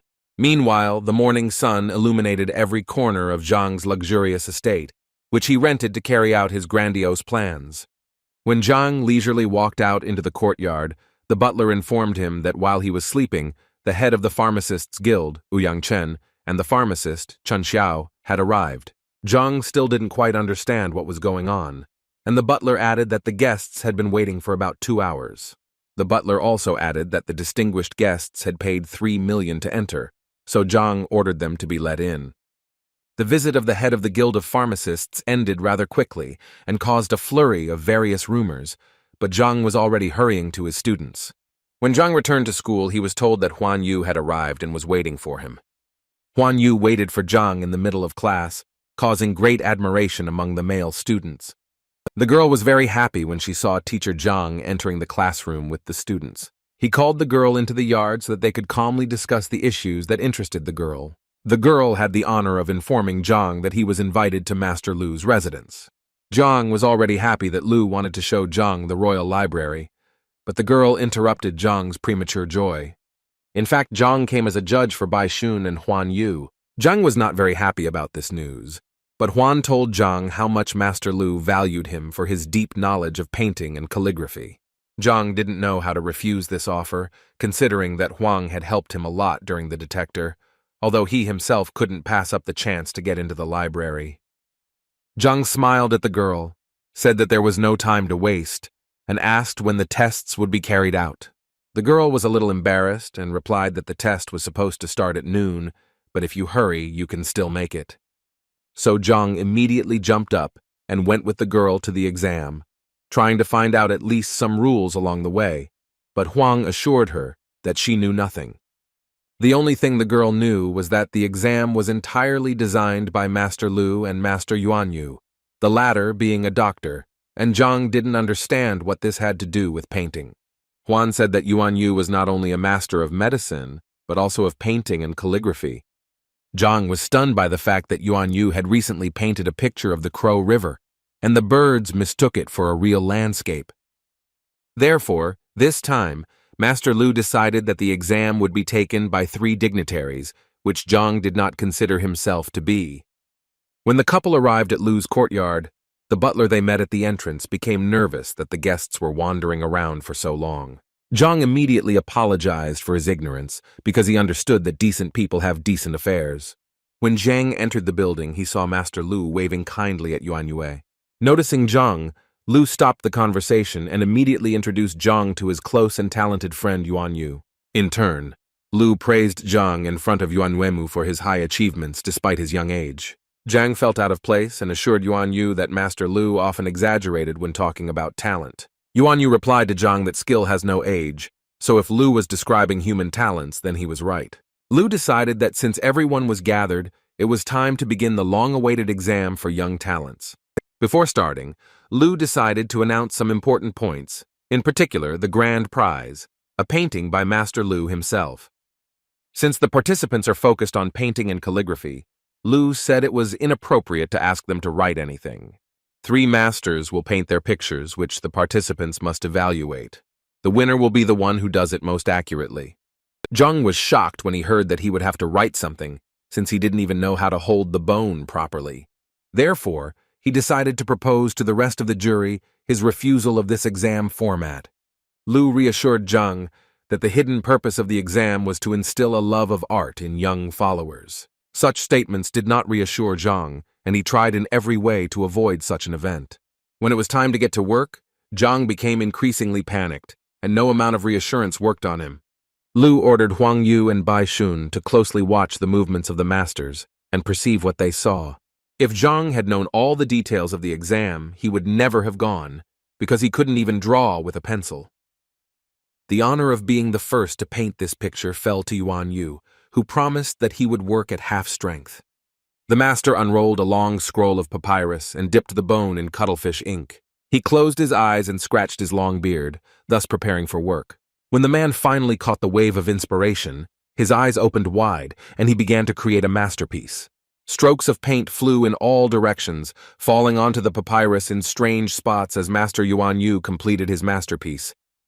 Lu and the young participants watched the master's actions closely, and it seemed to them that the third-level intention painting would soon appear before them. Zhang was even more disappointed, because he thought that if the painting was realistic, then it was beautiful, but it turned out to be the lowest level of painting art. Finally, after several minutes of painstaking work, the master put his brush aside and announced that he was ready to demonstrate his work. The master apologized for taking so long to complete the painting, as he had not painted anything for a long time. Although in the opinion of the master, the painting was not entirely successful, Huan understood that this was at least a third-level work. Master Lu advised Huan not to rush to conclusions, because the painting had barely crossed the threshold of the third level, and why this was so, the students should explain later. Now that Master Yuan Yu had completed his masterpiece, it was Zhang's turn to show off his skills. The threat was literally hanging over Zhang, because his inability to draw could destroy him in an instant, because he couldn't just draw a chicken with a halo and call it the Divine Phoenix. Before he started painting, Zhang asked if he could read a little. Master Lu was surprised by this request, and for a split second, he didn't know what to answer. He asked Zhang what had caused his strange desire, because it seemed like the man lacked knowledge. Zhang laughed nervously and said that he still finds it difficult to achieve the proper state for painting, so he reads every time to improve the quality of the result. Yuan Yu noted that a truly good mood and performance are closely related, and given Zhang's age, it is indeed difficult to immediately grasp the harmony. Yuan Yu asked Lu to allow the young man to read books on painting, which were probably in the master's study. Lu had memories of reading something like this in the past, and remembered that it had caused some difficulty. But he still allowed Zhang to read a few books, pointing with his hand to the office, the way to which Zhang already knew. On the way to the office, Zhang was thinking about how he could get out of this situation unscathed, because the golden book he found made all the knowledge of the books he had looked at into Zhang's knowledge. But this did not work with art. As Zhang walked towards the library, Huan thought about Zhang's wish with surprise. Lu explained to the girl that this was a rather individual matter that was difficult to study, so Zhang's wish was somewhat strange. Yuan Yu didn't see anything strange in this, because he perceived it as a kind of ritual. In his memory, there was one expert who, before becoming famous, was engaged in selling firewood. Bai Sen immediately knew who Yuan Yu was talking about because it was Elder Lu Chai. Yuan Yu confirmed the boy's guess, and said that the elder had a rather difficult time, because before each fight, he chopped wood to defeat his enemies. Yuan Yu could have given many similar examples that Zhang really did fit, but the master had some doubts. Lu asked his friend not to hold back his opinions and to speak them out boldly. Yuan Yu said that after he finished painting, he looked at Zhang, who looked confused, as if he didn't understand what level it was or what strokes were used. Lu noted his friend's attentiveness, but added that Zhang immediately figured out the secrets of Lu's paintings when no one else could. Yuan Yu smiled and said that he might be wrong in his judgment, so it was better to wait for the result. Lu decided to ask his friend where Tai was going in such a hurry, since Yuan Yu had previously said that he intended to pay another visit. Yuan Yu said that he heard about the new Grand Master Yang Xuan in the city, who had solved many problems. Lu couldn't believe his ears when he heard that it was Grand Master, so Yuan Yu offered to accompany him. Huan Yu and Bai Sen also heard the news about the great master, and they were very eager to know the true purpose of his visit, or better yet, to get to know him better. Yuan Yu and Lu chatted for a few more minutes and agreed that after the exam they would visit the Grand Master together. Zhang's students learned several new techniques and practiced with each other while he was in the exam. While two students competed in a friendly match, others watched closely and placed bets on who would win. There were rumors among the students that Teacher Wang taught Mo Xiao some secret techniques. Some were wary of this, while others did not believe such nonsense and ignored the information. It was known that there were two Wang families in Tianshuan, one of which was one of the four great families, and the other was the Wang Chun family, famous for its spear skills. Wang Chun is known as a skilled spearman. Even the emperor recognized his talent, and his secret techniques are unique and unrepeatable. Zheng and Wang's former student Mo Xiao were scheduled to participate in a friendly match, so most people were betting on the latter to win. But some thought that the fight would hardly be so clear-cut, since after Zhang's help, Zheng became much stronger. Master Wang passed on some of his knowledge to his disciple, which the disciples considered very generous. Mo Xiao actually bragged that Master Wang taught him the 3rd, 7th, and 18th techniques, so the boy felt confident. Mo Xiao decided that it was not worth pulling the cat's tail, so he dared to start the duel. The boy sped up and swung his spear at full speed, demonstrating his 3rd move, Cold Flash. The blow could have seriously injured Zheng if he had not dodged it in time. Zheng was pleased with his agility, energy, and strength raging through his body as he prepared to strike back. Zheng's students were confused as to why Mo Xiao, who had achieved great success, showed it now and not during the teacher's evaluation. But the thing is that Mo Xiao and Zheng Yang grew up together and therefore had no desire to fight each other, so Mo came to show his friend what he learned. And indeed, in the eyes of those around him it looked quite noble, because the guy listed all his techniques. The girls in Zhang's class sincerely admired the sincere friendship between the boys. Spears crossed in battle. In the fight, the guys bravely stood side by side, delivering decisive blows. The boys fought with spears with impressive skill and determination, causing a great deal of commotion and dust around them. Finally, Mo Xiao performed his final trick, spinning his spear above his head. The boys fighting with spears fought with great skill, showing agility and strength. Zheng barely managed to block the last blow he received and stay on his feet.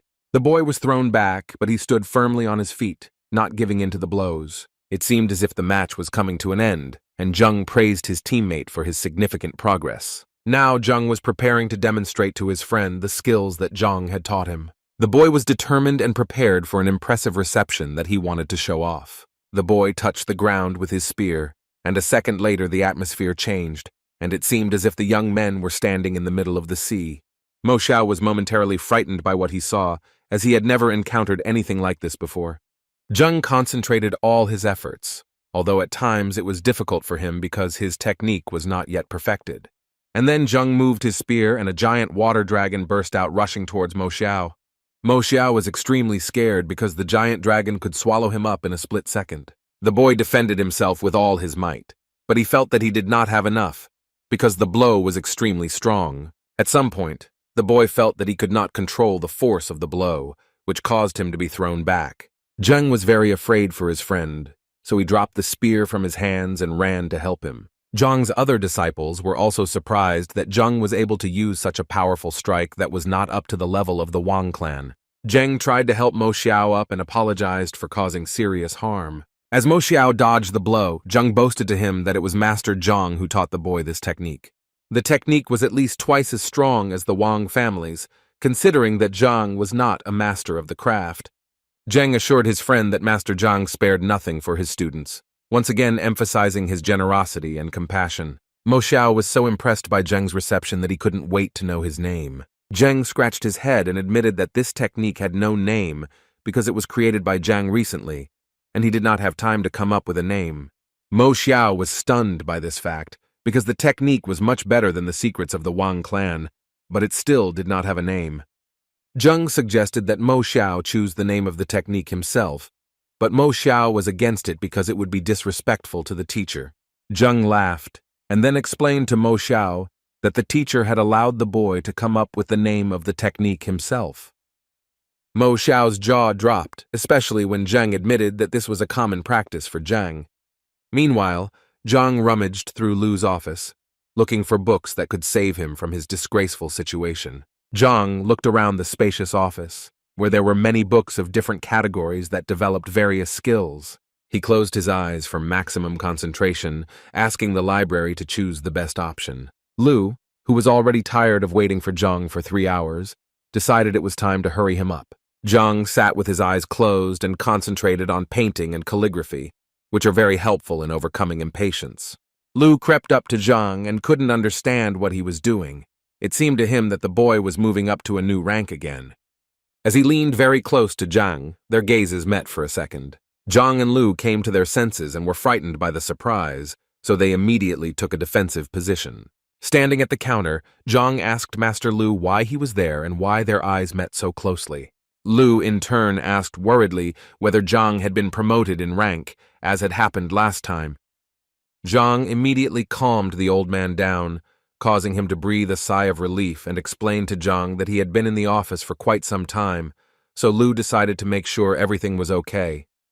Zhang laughed and said that no one gets a new title as quickly and easily as Lu imagines. Lu was surprised by Zhang's laughter, because last time the new rank was quite simple for Zhang, although it had consequences.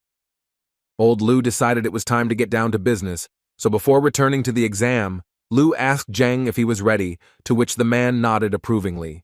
Zhang thanked the distinguished guests for waiting and was already ready to write his masterpiece. Now, nothing was stopping Zhang from getting down to business. His anxiety had significantly diminished after reading the books. Zhang walked up to the table with 4 brushes and tried to pick one at random, the best one, so to speak. Everyone was filled with emotion from anticipation. Everyone was eager to see Zhang's artistic skills. Zhang picked up 4 brushes at once, looking at something on them and feeling each one. He took one of the 4 brushes and dipped it in the ink, as if observing his behavior. Then he decided that this was not enough, so his next step was to lick the tip of the knuckle.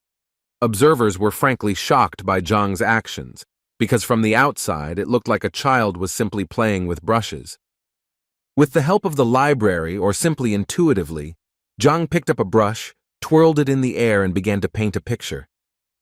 Unrolling the scroll, Zhang made a sharp swing with his left hand, then grabbed another bone in his right hand and brought it towards the first. While one hand was drawing, the other seemed to have a life of its own, because with the other hand, Zhang managed to perform magic tricks and also draw. One by one, the strokes merged into one and already resembled some images, while the delighted Zhang enjoyed himself. Old man Lu, who had been closely watching Zhang's movements, guessed that the boy was using the flying dragon technique. Bai Sen asked Yuan Yu what this technique was, and he explained that it was one of the best methods for improving the quality of painting. Lu added that during this technique, the brain is divided into 2 parts, and with the help of 2 brushes, the artist paints images directly from his imagination, and when the puzzles intersect, the painting is complete. Yuan Yu noted that while this method is fast, the complexity also increases. Lu noted that it is necessary to have a clear idea of the future painting, divide the mind in half, and understand the colors of the painting extremely subtly. Lu admitted that it was an extremely complex technique that even he and Yuan Yu were unable to reproduce properly. One must be absolutely confident in one's ability to complete a painting, Lu believed, since such a technique cannot be achieved without several decades of practice. Yuan Yu advised the viewer to postpone his surprise for now, since this method required a perfect reunion in the center, otherwise such a work would hardly be called successful. The man repeated this and carefully watched Zhang's every move, who was fascinated by this process. Yuan Yu noted that it is necessary to remember that painting is very closely connected with the artist's consciousness. Without a clear concept, a painting, no matter how beautiful it is equally useless. Now Yuan Yu felt that Zhang was a show-off and really wanted to impress the public, but such a picture would hardly reach the 3rd level.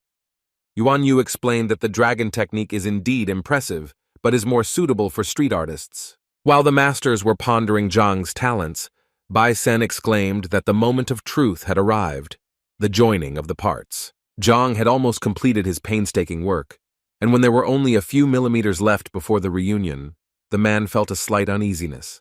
But Zhang was okay, so when Lu looked at the photo, he couldn't believe his eyes. Zhang managed to depict people on one side and nature on the other, where one side depicts calmness and the other movement. And according to Lu, this is a true synthesis. For Yuan Yu, it was a kind of miracle that just one touch changed the entire composition. Zhang, pleased with himself and his work, announced the completion of the work with a smile on his face.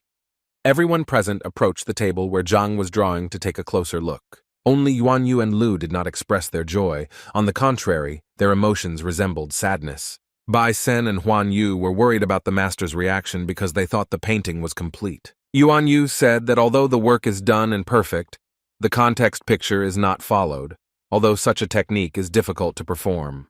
Lu agreed with his friend and assured Zhang that he was still young and would eventually paint a 3rd or 4th level painting.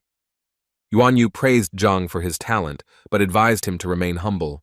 Zhang laughed and apologized again for being late for such an important event. Yuan Yu told Zhang that he now had a good foundation, so a little practice would help Zhang not waste his talent. Lu agreed with his friend's statement, because to create a real masterpiece, one needs to have a broader understanding of the world. Bai Sen, still admiring Zhang's painting, noticed that some of the creatures had no eyes. Everyone was surprised by this remark, but Zhang took it with a smile and decided to rectify the situation.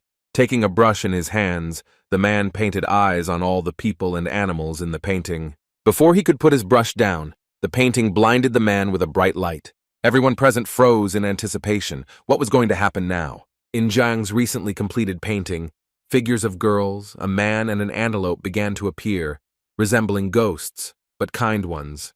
Huan Yu asked Lu if this picture was level 4, but the man, with his mouth open in surprise, said it was level 5. The 5th level is so rare that few people know about it, because it is a real miracle. The images of the man with the girls and the antelope bowed low, as if in gratitude for giving them life. Yuan Yu couldn't look away because he thought that such pictures were legends, but now he saw it with his own eyes. Bai Sen was willing to do anything to get the painting that Zhang had drawn. Zhang was surprised by this request, but Bai Sen did not want to miss the opportunity to get the masterpiece.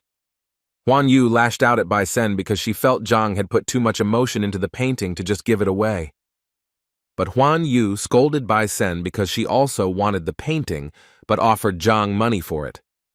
The boy and the girl had a fight, and each explained why he needed this photograph. Lu was not happy about the young people's argument, and it was already noticeably irritating him. At one point, he shouted at them to stop arguing and show respect to Zhang.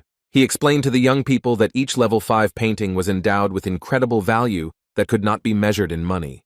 Bai Sen and Huan Yu immediately apologized to Zhang for their behavior. But Zhang, after hearing the information about the money, asked Lu if it was really possible to sell the painting. Lu was embarrassed, but replied that it was possible because a painting of that level would cost at least 2 million. Zhang's eyes sparkled with joy, and the air smelled of the money he so desperately needed. Therefore, the next moment, Zhang offered to buy the painting from Bai Shun at the previously announced price. With this proposal, he insulted Huang Yu, who also wanted a painting, but the teacher reassured the girl, saying that she could draw another one. Yuan Yu became depressed when he heard about Zhang's intentions, because painting pictures is not like cabbage that can be sold at the market. Lu didn't expect this either. There wasn't a single person in Qianshuan who could draw 5th-level paintings.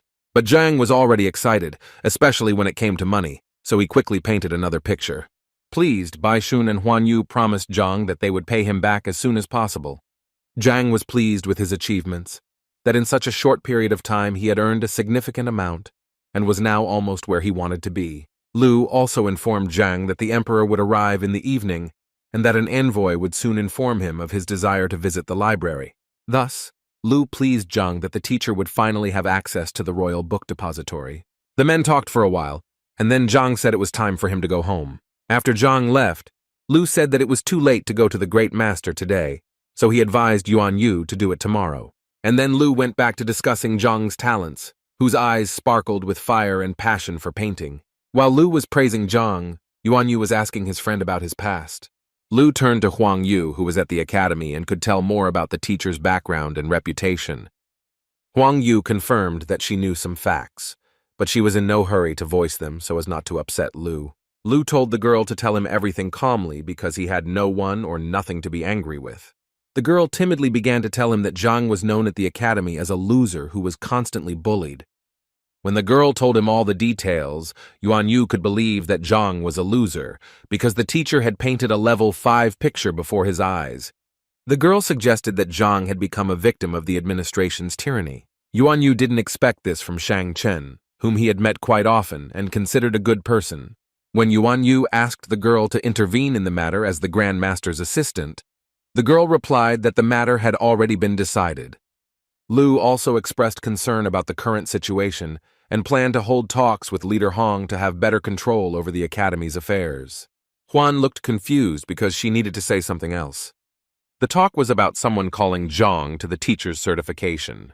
The men were surprised to hear that someone had questioned Zhang's skill. The girl chose her words very carefully and said that the teacher who challenged Zhang to a duel was quite famous. Hearing this, Lu tensed up and demanded that the girl immediately state her name. The girl stopped, took a breath, and said that this was Master Lu Sen, Master Lu's son. Hearing this, Master Lu was speechless, and Yuan Yu barely held his friend back. While Lu was trying to curb his aggression, a servant came and said that he had received a letter from the emperor. The emperor's letter sobered Lu from his anger, as he could not understand what was going on. The man took the scroll on which the emperor's message was written. When Lu unrolled the scroll, he was stunned by what he read. He immediately handed the letter to Yuan Yu so that he could also read its contents. The letter required an immediate response, so Lu ordered a team to be prepared to travel to the emperor. The team led by Lu and Yuan Yu arrived at the emperor's luxurious estate. Lu and his friend quickly got out of the carriage and immediately ran to the estate, where they were stopped by guards who informed them that the emperor had not yet arrived. Lu began to discuss with Yuan Yu the importance of visiting the emperor, as the matter concerned the chief elder's poor health. Yuan Yu scratched his long beard, thinking about something really bad. A moment later, the sound of hooves and the clatter of a cart could be heard in the street, which meant that the emperor was returning home. The carriage stopped not far from the estate, and a whole delegation of servants greeted the famous emperor. When Lu and Yuan Yu saw the emperor, they bowed low to him as a sign of respect. The emperor was also glad to see such distinguished guests on the territory of his estate. He invited the distinguished people to come inside, as the rest of the guests were waiting there. When the emperor entered the estate, he immediately apologized to the Grand Masters for his delay. There were 3 handsome Grand Masters in the estate, among them the green-haired Liu, the red-bearded Zhuang, and the tallest of the men, Zheng. Grandmaster Zheng was honored to be at the emperor's estate as everyone had gathered to celebrate Elder Tian's birthday, and Zheng was also interested in the young man. The emperor immediately realized that this was about the teacher Lu Xin, whom the great master wanted to take as his disciple. The emperor, pointing to his seat, noted that Lu Xun was his son. The Grand Master was very glad to hear this, but suggested moving on to the heart of the matter, namely the state of health of the elder. The emperor was already hoping that, having gathered such a significant number of Grandmasters, he would finally help the elder. Grandmaster Liu expressed deep concern about the elder's health and said that he would hardly be able to help him. Zhuang agreed with his colleague. Unfortunately, the old man's years were beginning to take their toll. Grandmaster Zheng was of the same opinion. Although the elder had done a lot for the kingdom over the decades, eternal peace would be a kind of rest for him. The emperor looked upset, as he had hoped that by gathering the 3 Grand Masters he could solve the problem. But he heard nothing new. Grandmaster Zheng hastened to assure the emperor that he and his colleagues only had 1 star, so it was worth looking for a Grandmaster with 2 stars. Yuan Yu decided that he had information that might interest the emperor. Yuan Yu told the emperor that a few days ago, a Grand Master who seemed to have more than 1 star had arrived in the city. The emperor listened carefully to the information about the Grand Master, assuming that this was the same 5-star incident that was mentioned in the report. Yuan Yu told the emperor about all the exploits of the Great Master that were known at that time. Other Grand Masters were also interested in this information, so Zhuang decided to find out the name since he might know the person. Yuan Yu said that the Great Master's name was Yan Xuan, and that he knew almost nothing about him. Zhuang thought the name was unfamiliar to him, and he knew many 2-star Grand Masters and a few with 3. Therefore, according to Zhuang, it could have been a swindler who thought only about his own enrichment. Grandmaster Liu assured everyone that it is actually easy to check whether a pseudo-grandmaster is a pseudo-master or not. The men nodded approvingly and agreed to make it a reality the next day. The next day, when Zhang completed his transformation into Grand Master, he asked the butler not to let anyone in until Zhang arrived. The smile never left his face, because very soon he would be able to visit the royal library and move up to the next rank. When the teacher came to Liu, he immediately noticed the gloomy expression on the master's face. Zhang was already afraid that he would not be able to enter the library, but Liu wanted to talk about something else. Old Liu was worried about the fact that his son had challenged Zhang in the teacher's exam. Zhang looked at old Liu in surprise, and immediately realized that his sworn enemy was the son of such a good man. Liu sighed heavily, but replied that he was telling the truth, because 3 years ago he and his son had a fight and he left home. Zhang reassured the old man, saying that he did not need to worry about this, since Zhang was confident of his victory. Liu thanked Zhang for listening to him, and then took him to the library where he presented him with the Golden Dragon Order. Thanks to the Golden Dragon Order, Zhang was given unlimited access to the Imperial Library. Liu was in a hurry, so after saying goodbye to Zhang, the man advised him not to be shy about reading the books he needed. When Zhang entered the library, he saw endless shelves of textbooks to study. Yuan Yu and the Great Masters arrived at the residence of Master Yang, who was posing as Zhang. Yuan Yu asked the guard to tell the Great Master that they had come to see him. The gates of the residence opened, and a butler came out to the guests, who announced that before getting inside, they had to pay 3 million. Yuan introduced himself to the butler and announced that the purpose of his visit was to pay his respects to the master. The butler poked Yuan with his finger and said that he didn't care who he was, so it would be better if Yuan paid. The butler was incredibly pleased with himself that thanks to Zhang, he began to value himself highly. Grandmaster Zheng intervened and said that they were just passing by and were very eager to see Grandmaster and were willing to pay. The butler was already getting nervous from these repeated phrases, so he grabbed the Grandmaster by the beard. While the others were shocked by what was happening, the butler was already persistently informing the man that it was time to pay the money.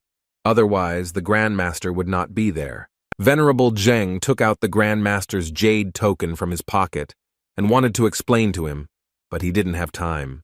The butler snatched the token from the Grandmaster's hands and slammed it on the ground, causing the token to shatter into tiny pieces. Yuan handed the money to the butler and insisted that they finally be allowed to enter.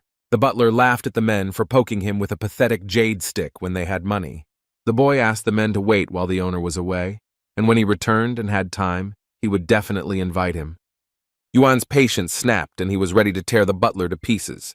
But, having come to his senses, Yuan again asked to convey information about the guests to the Grand Master, but the butler could not understand why they were in such a hurry. Yuan assured the boy that these were purely personal matters, so he would not discuss them here. The butler was not satisfied with this answer, as he considered himself quite advanced and had learned a lot from Zhang during his receptions. Great Master Zheng decided to test the boy and asked him, "What happened?" The butler asked the Grand Master how his family was doing, but he was stunned and did not know how to react to such nonsense. Then the butler decided to rephrase his question and asked if the family was still alive. Yuan and the other Grand Masters were stunned by the butler's audacity in asking stupid questions. The butler himself realized that something was wrong, because when Zhang asked the question a second time, the situation changed, so the boy decided to try again. The butler expressed to the Grand Master a desire to touch his wife. The boy was already starting to get nervous because the situation was getting out of control, but he did not lose hope and assumed that the venerable Zheng was a creature. Grandmaster Zheng's anger knew no bounds. It seemed to be boiling from within, and if the other masters did not calm it down with qi connection, a catastrophe might occur. Zhuang took control of the situation and informed the butler that the Great Masters were standing before him. When the butler heard who was in front of him, he almost fainted on the spot. Liu asked the boy to inform his teacher as soon as possible about the visit of the Great Masters. The butler didn't know how to put words together into sentences, but he himself felt extremely ill and didn't know when Zhang would return.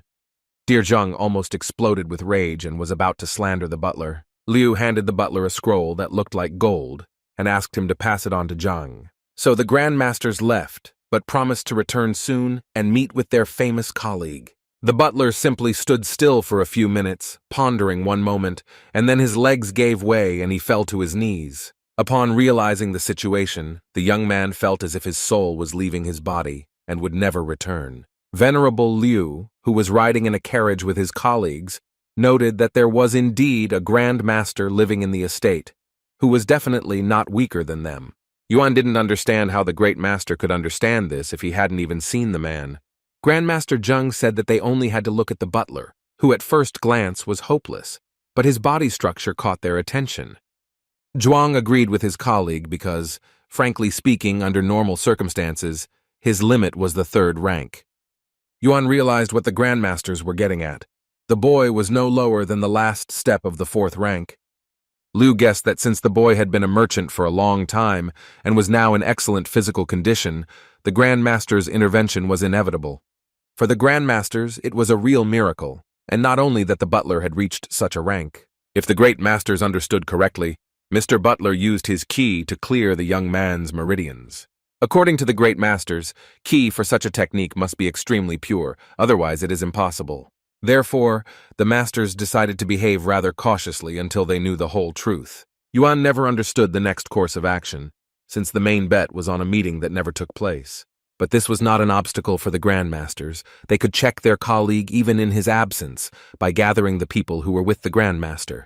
Meanwhile, Zhang was glad that he had finally managed to get closer to the 7th rank. The man concentrated and began to transform into a new rank. Zhang was extremely surprised that he managed to open all 108 acupuncture points. If Zhang does something wrong, he will only be able to open about 40 points and then move on to the next level without getting injured. But he succeeded, and he was incredibly happy, because now his strength was equal to the average level of the 7th rank. Zhang regretted that he hadn't found anything about the 7th rank in the library, although it wasn't surprising since such knowledge wasn't easily accessible. But the man still had the opportunity to learn new fighting techniques. Zhang came across a book that described rapid recovery methods and mastered the technique. The man absorbed knowledge one after another and rejoiced at his achievements. His library of Heavenly Path was filled with new knowledge every second. He decided to take a look at another textbook that caught his attention. But when Zhang looked through the book in the library, he realized that it only contained basic knowledge. Zhang then studied a book that described a technique similar to teleportation. Meanwhile, the imperial servant was surprised to see the pharmacist Chen Xiao near his house. The pharmacist himself did not understand why the emperor had summoned him, but he assumed that it was somehow connected with Great Master Yang. Therefore, the servant decided not to detain the pharmacist and led the man inside. Meanwhile, heated debates arose around Zhang's activities as Grand Master. Some condemned his actions, others approved. The emperor was told all the rumors about the Grand Master, and although some information requires clarification, the fact that he is capable is a fact. Therefore, the emperor ordered someone to wait near the Grand Master's estate as soon as he appeared. Rumors about Great Master Zhang reached Lu Sen's class, where the teacher felt that Lu Sen should not miss the chance to meet the Great Master. Teacher Lu's colleague inquired about Zhang's plans. For Lu Zheng, he was just a stepping stone to mastery, as his students were constantly training and easily winning.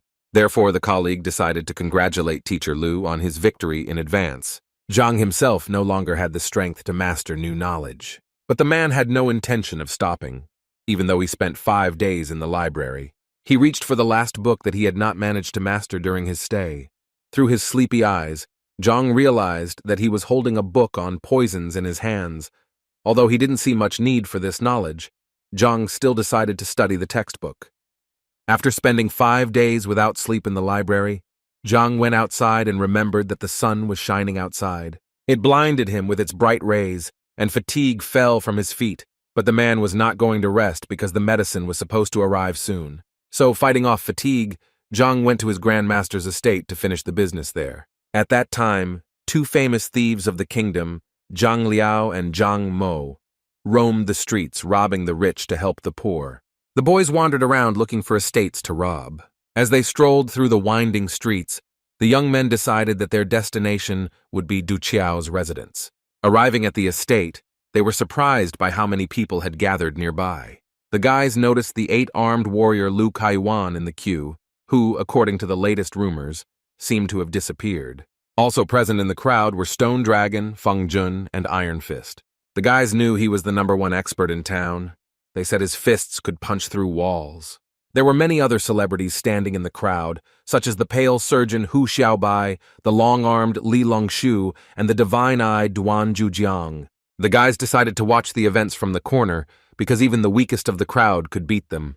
But the boys did not understand why these famous people sometimes ignored the emperor's invitation and lined up in front of this estate. However, on the other hand, the boys were upset that their plans were destroyed in an instant. The boys couldn't figure out where they had gone wrong in their plans. They sat down and began to think about how to fix the situation and finally implement their plan. It was now extremely dangerous for them to approach the estate, because on the way they could be freed from the spirit. Although the boys didn't know who lived in the estate, they stayed nearby for a while to find out more information. The sound of horse hooves and cartwheels attracted the attention of the thieves. Looking out, they saw that the emperor had arrived at the estate, and therefore the situation was extremely important.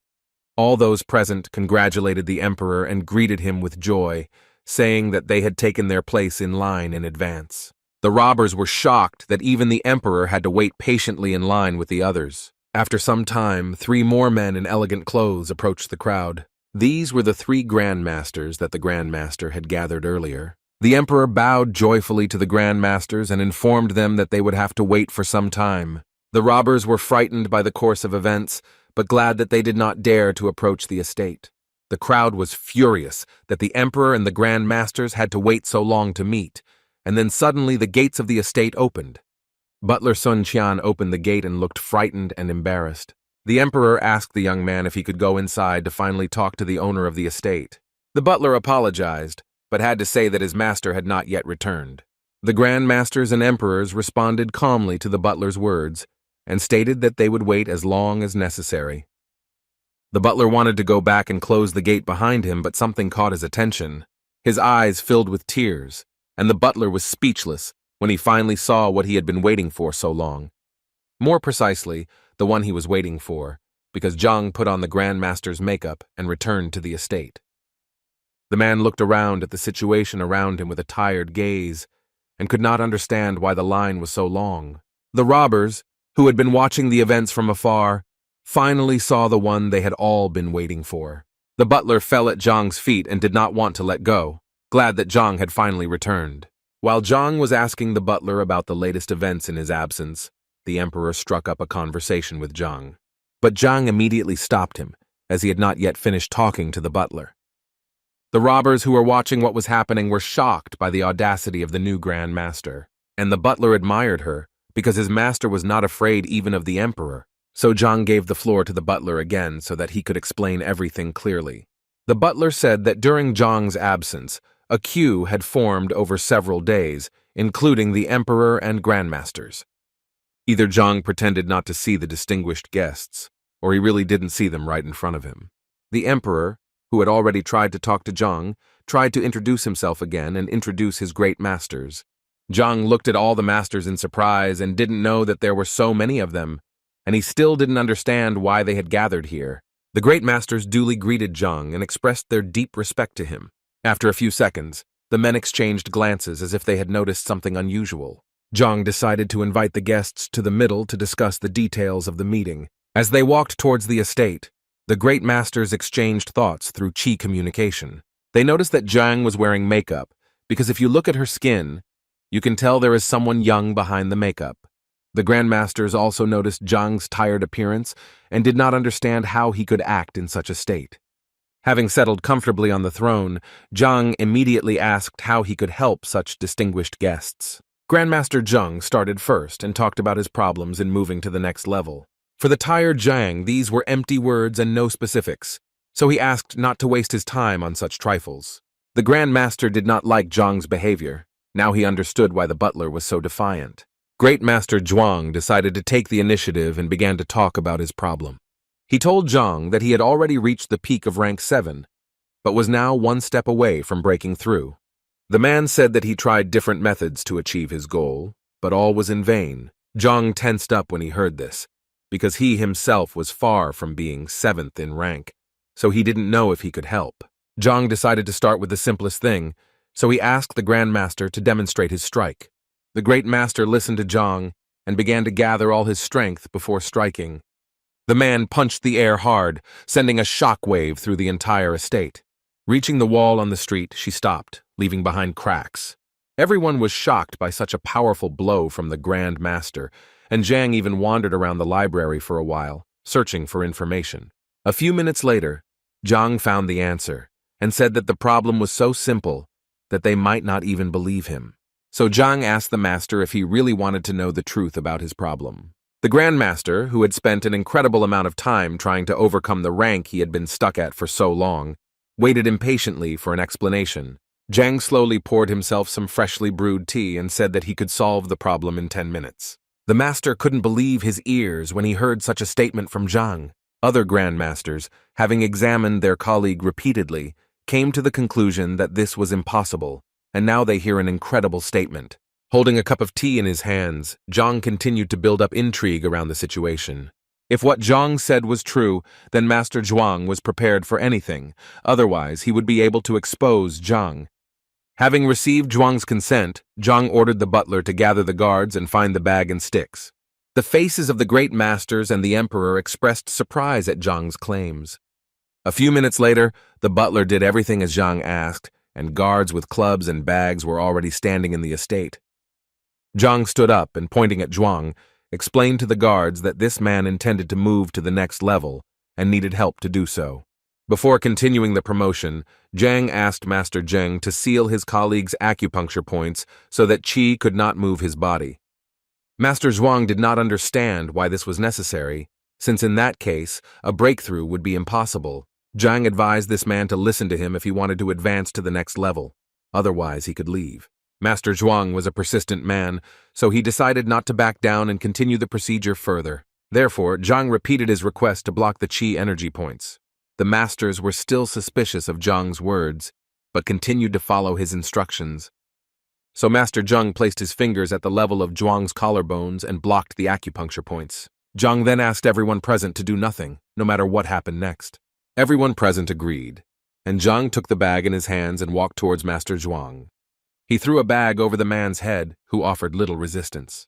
The emperor became frightened and wanted to intervene, but the other Grand Masters stopped him. Zhang turned to the guards with sticks and ordered them to begin beating the Grand Master.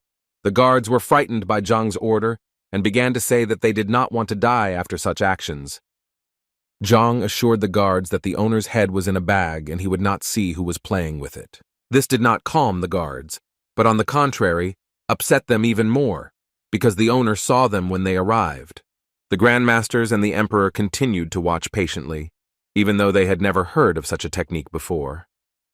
Zhang had already raised his voice at the guards for delaying the master's breakthrough with their inaction.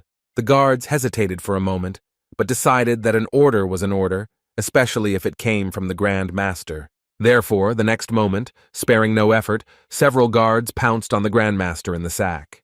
Zhuang, who was under the cover of the bag, was seething with rage that such a move would not help. Zhang seemed to enjoy the process and ordered the guards to hit harder. One of the guards asked Zhang how long they should beat the master, to which Zhang replied, "Until he dies." Although Master Zhuang's eyes could not see anything, either because of his anger or because of the bag, his ears heard everything. Therefore, Zhang's words released a powerful energy within him, which tore the bag into pieces and scattered the guards in different directions. Zhuang was furious and vowed to kill Zhang for making such remarks. Standing calmly in place, Zhang yawned and advised Zhuang to check his rank first. The man came to his senses for a split second and looked at his hands, not believing that he had finally managed to do it.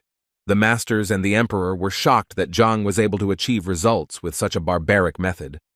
Zhuang, not knowing what had happened to him, asked Zhang if he had really achieved the desired result. When Zhuang realized his progress, he began to fervently apologize to Zhang for his ignorance. Zhang explained to the master that the strike he demonstrated was not effective, but it could not be called a failure either, so this meant that the master had been training diligently since childhood. Zhuang agreed with Zhang because he was taught by his father, who was the Grand Master of 1 star. The man explained to Zhang that unfortunately, he was not decisive and confident, and if Zhang was right, then the master's father never reached the 8th rank, because it was all about confidence. Zhuang was stunned by Zhang's revelations because it was a secret that no one knew about.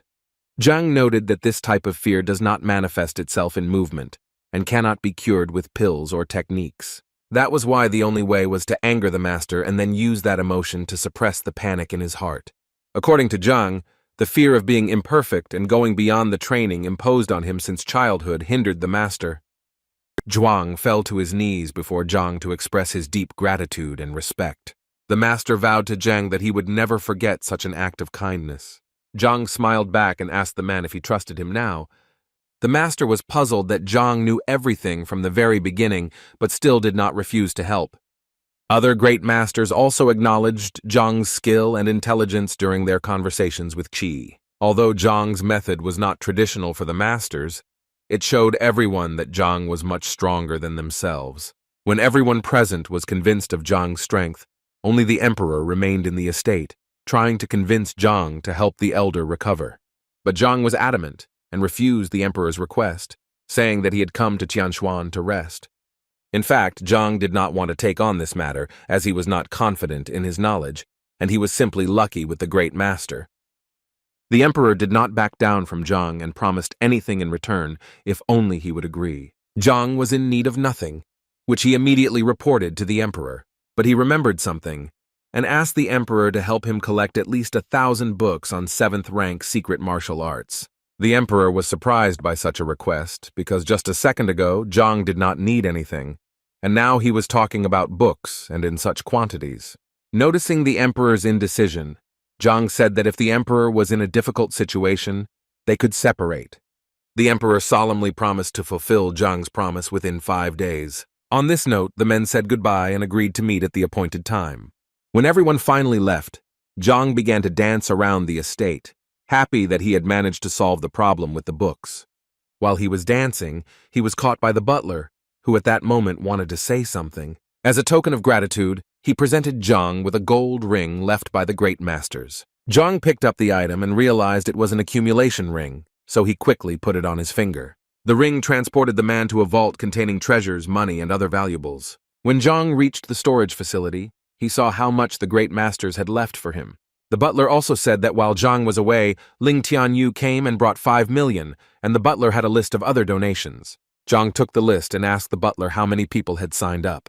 The young man reported that 27 people had paid the entry fee, totaling 81 million. Zhang's jaw dropped when he heard the number the butler called. Zhang asked the butler to tell everyone at the door that if they paid, they should come tomorrow, everyone else should be thrown out, and from now on no one would be accepted. As the butler was about to leave, Zhang stopped him in order to receive a fair reward for his work. When the boy saw Zhang giving him 1 million, he was shocked because the boy would never have earned that kind of money in his entire life. The butler accepted Zhang's generous gift and promised to make even greater efforts. Lu Sen was informed that the emperor was coming to the Grand Master's estate with 3 other Grand Masters, who were very pleased with the visit.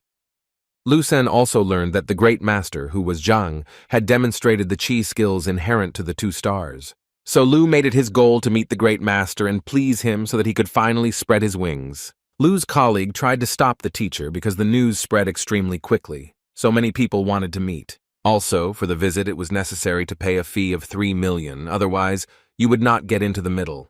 Although Lu Sen was a famous teacher with a salary of 3,000, he did not have that kind of money. However, Lu Sen relied on his reputation. If he behaved politely, he could get by without money. The colleague thought that Lu was suggesting to deceive the Grand Master and sneak inside with the others. But Lu Sen had something else in mind. He hoped that given his fame in the kingdom, it would be difficult for him to refuse.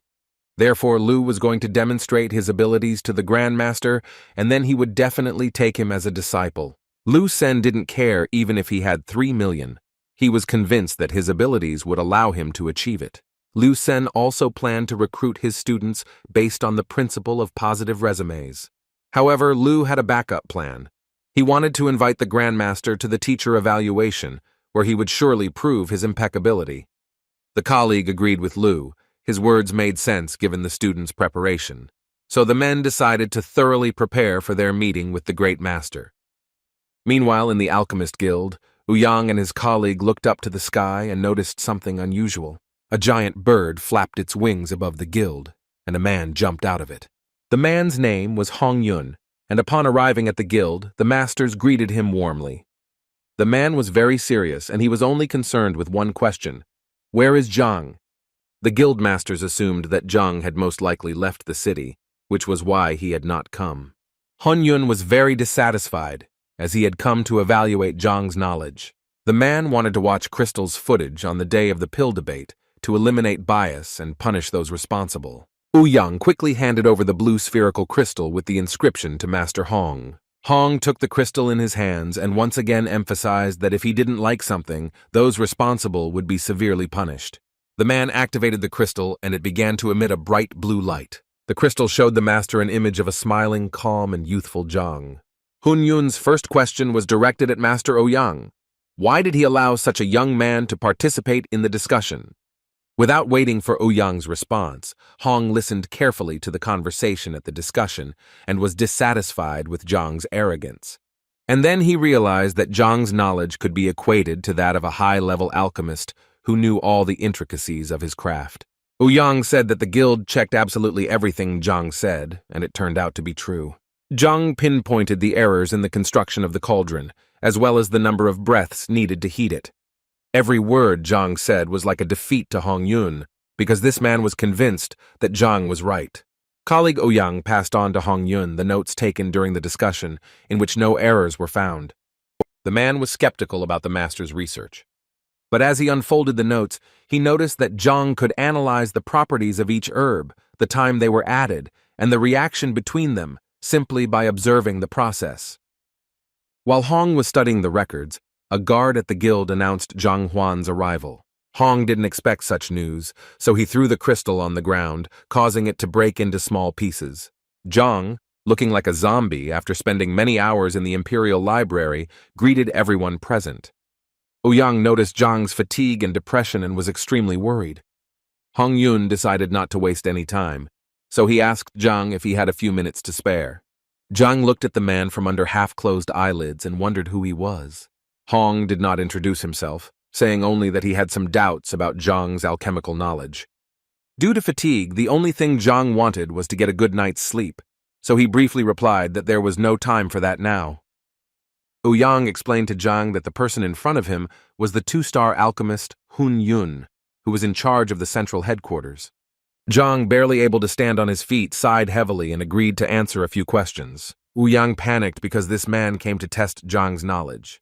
So Hong told about the problem he encountered when preparing the breathing recovery pill. The pill turned yellow. Zhang sarcastically remarked that the two-star alchemists should know that although the white grass included in the formula is white, it turns yellow when it comes into contact with human qi. Therefore, Zhang quackingly pointed out that the problem is not in the ingredients, but in the qi of the person making the pill. The situation can be solved by adding the Qingyang flour. Master Hun asked Zhang another question, this time about pure lobster, which, as a main ingredient, is very bitter, and when licorice is added, the mixture becomes unstable. Zhang had an answer to this question too, because he knew it was all about the flower seeds, which could not be added to the pills. Zhang was very tired of these questions, and did not understand why the two-star alchemist did not know the element. Zhang hoped that this would be the end of his test, so he advised the master to read books to refresh his knowledge and intended to collect his order. But Master Hong had one more question, which he said was the last one. The master even promises Zhang that he will complete the order for free if the teacher gives the correct answer.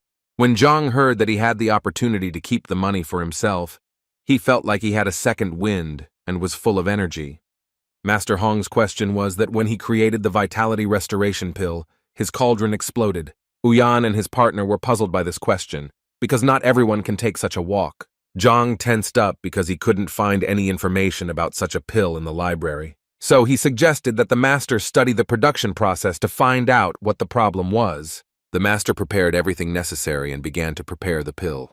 The master took the necessary ingredients for the pill and threw them into the cauldron, and Zhang felt his fatigue leave him because the pill, even at the preparation stage, made him feel better with its smell. After some time of cooking, the cauldron began to rumble and then completely exploded, and as a result, in the compartment where the tablet was supposed to be prepared, only ashes from the ingredients remained.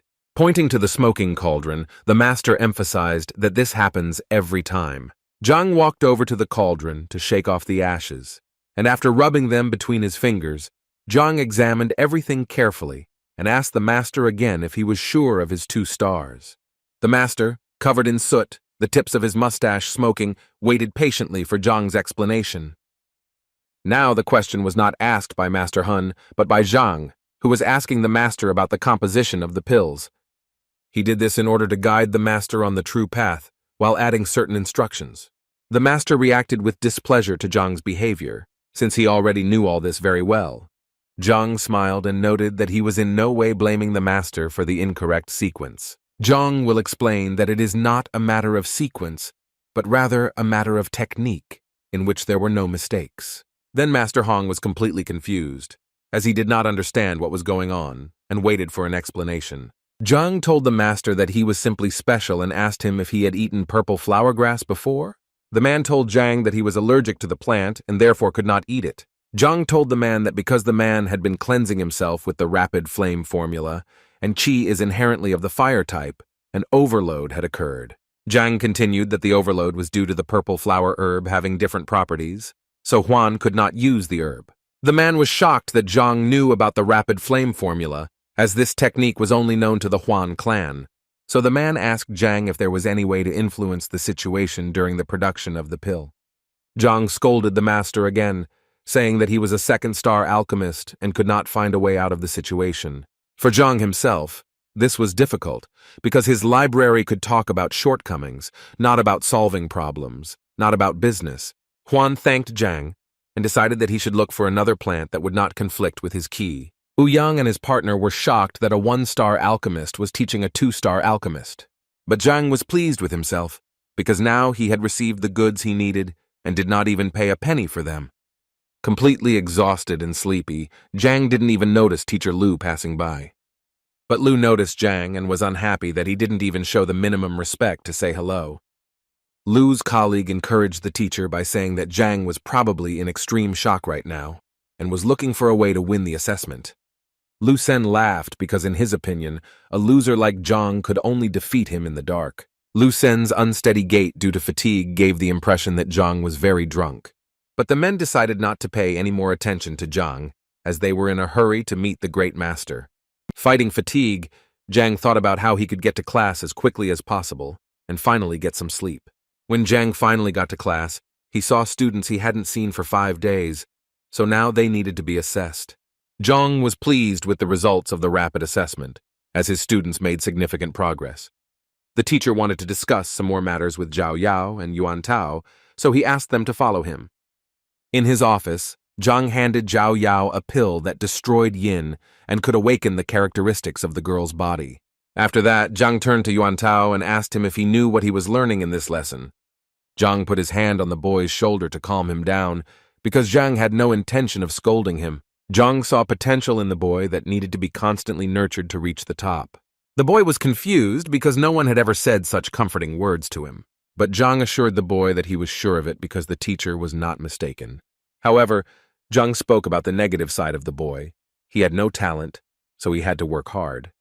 The guy promised that if it wasn't difficult and painful, he was ready to try. Zhang handed the boy a bottle of medicine, the contents of which had to be carefully applied to his body, no matter what. Despite the difficulties, the boy was ready to recover if it were not associated with difficulties. So Zhang handed his disciple a bottle of medicine and ordered him to follow the instructions. The boy carefully held the medicine in his hands and promised that he would not let his teacher down. Zhang turned to Zhao Yao and warned the girl that after taking the medicine, she might experience a dissonance between her yin and yang energies. But Zhang was sure that under the pressure of yang, the yin body should be activated. Zhang dismissed the two and asked them to invite Wang Yin and Liu Yang to his office. While Zhang waited for his other 2 disciples, he dozed off for a while, as it was quite difficult to fight off fatigue. But a knock at the door woke him up, and he saw that the students he had called had entered the office. The teacher asked the students how they were doing, to which they happily replied that everything was fine. Zhang led the students to the table and showed them books that described in detail new methods for strengthening the body. The students took the manuscript in their hands and began to study it in detail, page by page. The disciples bowed low to Zhang as a sign of deep respect. Zhang was pleased with the success of both athletes and wished them success in their further studies. Before leaving, Wang Yin wanted to give Zhang some money from her father as a token of gratitude and at least cover the teacher's expenses a little. Smiling, Zhang accepted the money from his student without hesitation. The girl was extremely pleased with the teacher's working methods, so she thanked him again for it. The next one to enter the office was Zhang Yang, to whom Zhang also wanted to show something. Zhang got out a yellow bottle of medicine for Zhang, which was supposed to help the boy move to the 2nd rank. The boy was extremely grateful to the teacher for his help and unprecedented generosity. Zhang, who was barely holding back a yawn, praised the boy for his achievement and advised him to keep up the pace. Once all the students had received gifts from Zhang, they gathered in the courtyard to boast to each other about their achievements. Zhao Yao, who had some questions for Zhang, decided to take a look at the teacher's office. Opening the office door, Zhao wanted to say something but stopped. Seeing the teacher, the girl covered her mouth with her hand so as not to make a sound. The girl returned to the yard to her friends and looked upset. For some reason, she burst into tears when the others asked how the teacher was doing, but Zhang simply fell asleep. It was no surprise to the other students, because they also noticed their teacher's tired appearance. Zhao told everyone to do their best not to disappoint Zhang at the assessment, and everyone swore together that they would do everything possible to ensure that Zhang would not be ashamed of them. Meanwhile, Uncle Zhao was in the dormitory conducting his own investigation into the beating. The facts he obtained pointed to Zhang, and this made him very angry, because Zhang, as a teacher, cannot just beat people up. But on the other hand, his niece Zhao received a precious herb from him, which he didn't even pay attention to. A servant came to Yao and brought him some news from a respectable gentleman. The letter stated that the master was going to visit in the near future, and also gave advice on how to activate Yin Zhao. It was a pill that was worth millions, so the master wanted to enlist His Majesty's help, and Yao himself had to prepare something for the master's arrival. The servant handed Yao another envelope of money for Zhang as a thank you. Yao had barely managed to hide the envelope when his beloved niece Zhao entered the room. The girl asked her uncle what he knew about the yin-destroying pill and how much it cost. Yao was quick to reassure his niece, and assured her that her father was already looking into the matter. The girl took out a wooden box and told her uncle that there was no need to look for this pill because teacher Zhang had already given her one. Yao couldn't believe his ears because he had just read a letter from Yao's father about the high cost of the pill, and now the girl had it. The uncle asked his niece if he could take a closer look at Zhang's gift, to which the girl did not object. Opening the box, Yao saw a blue pill in front of him that looked like a pearl. The girl slammed the box shut and said that it was time for her to take her pill, and in the meantime, her uncle should make sure that no one entered her room. The uncle told the girl that even her father would not be able to buy this pill, so she advised her uncle to thank Zhang for the opportunity. The girl prepared a warm bath for herself and climbed into it to begin the transformation process. She put the pill in her mouth and waited for it to take effect. Yao closed her eyes and enjoyed the process, following teacher Zhang's instructions. After waiting until nightfall, Yuan Tao took out the medicine that Zhang had given him and also began the process of reincarnation. First, the boy applied the medicine to his hands, carefully lubricating his wrists. As soon as the liquid touched his skin, the boy felt excruciating pain, as if his skin was dissolving. In pain, he fell to the ground and began to writhe in different directions, hoping that it would help. The pain was unbearable and nothing could relieve it, causing the boy to cry. He was already thinking about leaving things as they were, training gradually and moving forward slowly. But the boy remembered Zhang's words, who, unlike other teachers, finally took him seriously, so the boy could not let the teacher down. The boy understood that the teacher also sacrificed himself, creating techniques and methods to improve the condition of the students. So the boy gathered his will into a fist and was going to endure the pain in order to prove to everyone, and first of all to himself, that he could do anything. He picked up the bottle of medicine again, convincing himself that it was necessary. Having poured all the medicine on himself, the boy was ready to endure the pain forever, so as not to regret it later. The boy was like a beast when he poured the medicine on himself. It seemed as if lava was flowing through his body instead of blood. He could not control his body, which was in a state of metamorphosis. Due to the intense pain and transformation, Yuan Tao lost consciousness for a while, and when he came to, he saw that his body was covered with strange protrusions. Yuan Tao approached a tree that seemed quite strong to him and decided to test his strength on it. The boy warmed up before delivering a simple blow to the tree trunk. Accelerating with all his might, the boy crashed into the tree he had chosen as his target. Yuan Tao's blow caused the thick trunk to split in half like a dry branch, and the tree fell to the ground. The boy did not expect such a result, but he realized that he had succeeded, and his strength increased. Meanwhile, Uncle Yao, who was guarding the door to his niece's room, heard a strange sound. The sound, similar to an explosion, frightened the man, so he asked if his niece was okay. The girl sat in the middle of the collapsed bathtub, and at first did not understand what had happened. But after a few seconds, she realized that thanks to Zhang's recommendations, she had broken through to second position. The next day, after a long sleep, Zhang woke up in his room and did not understand how he ended up there. He looked at the table on either side of his bed and saw that there was food on it and new, clean clothes lying next to it. Zhang realized that it was his students who took care of his comfortable rest. Looking out the window, Zhang saw that it was already noon, which meant it was time to work as the great master. A few minutes later, Zhang returned to the rented estate where he was ready to work off the 80 million he had earned.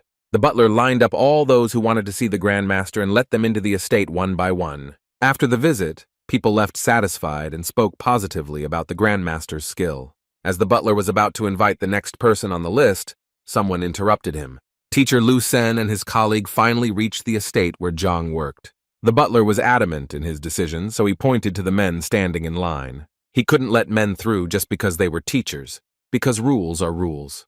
Lu's colleague wanted to tell the butler what he thought of him, but Lu stopped him and emphasized that they were the academy's star teachers.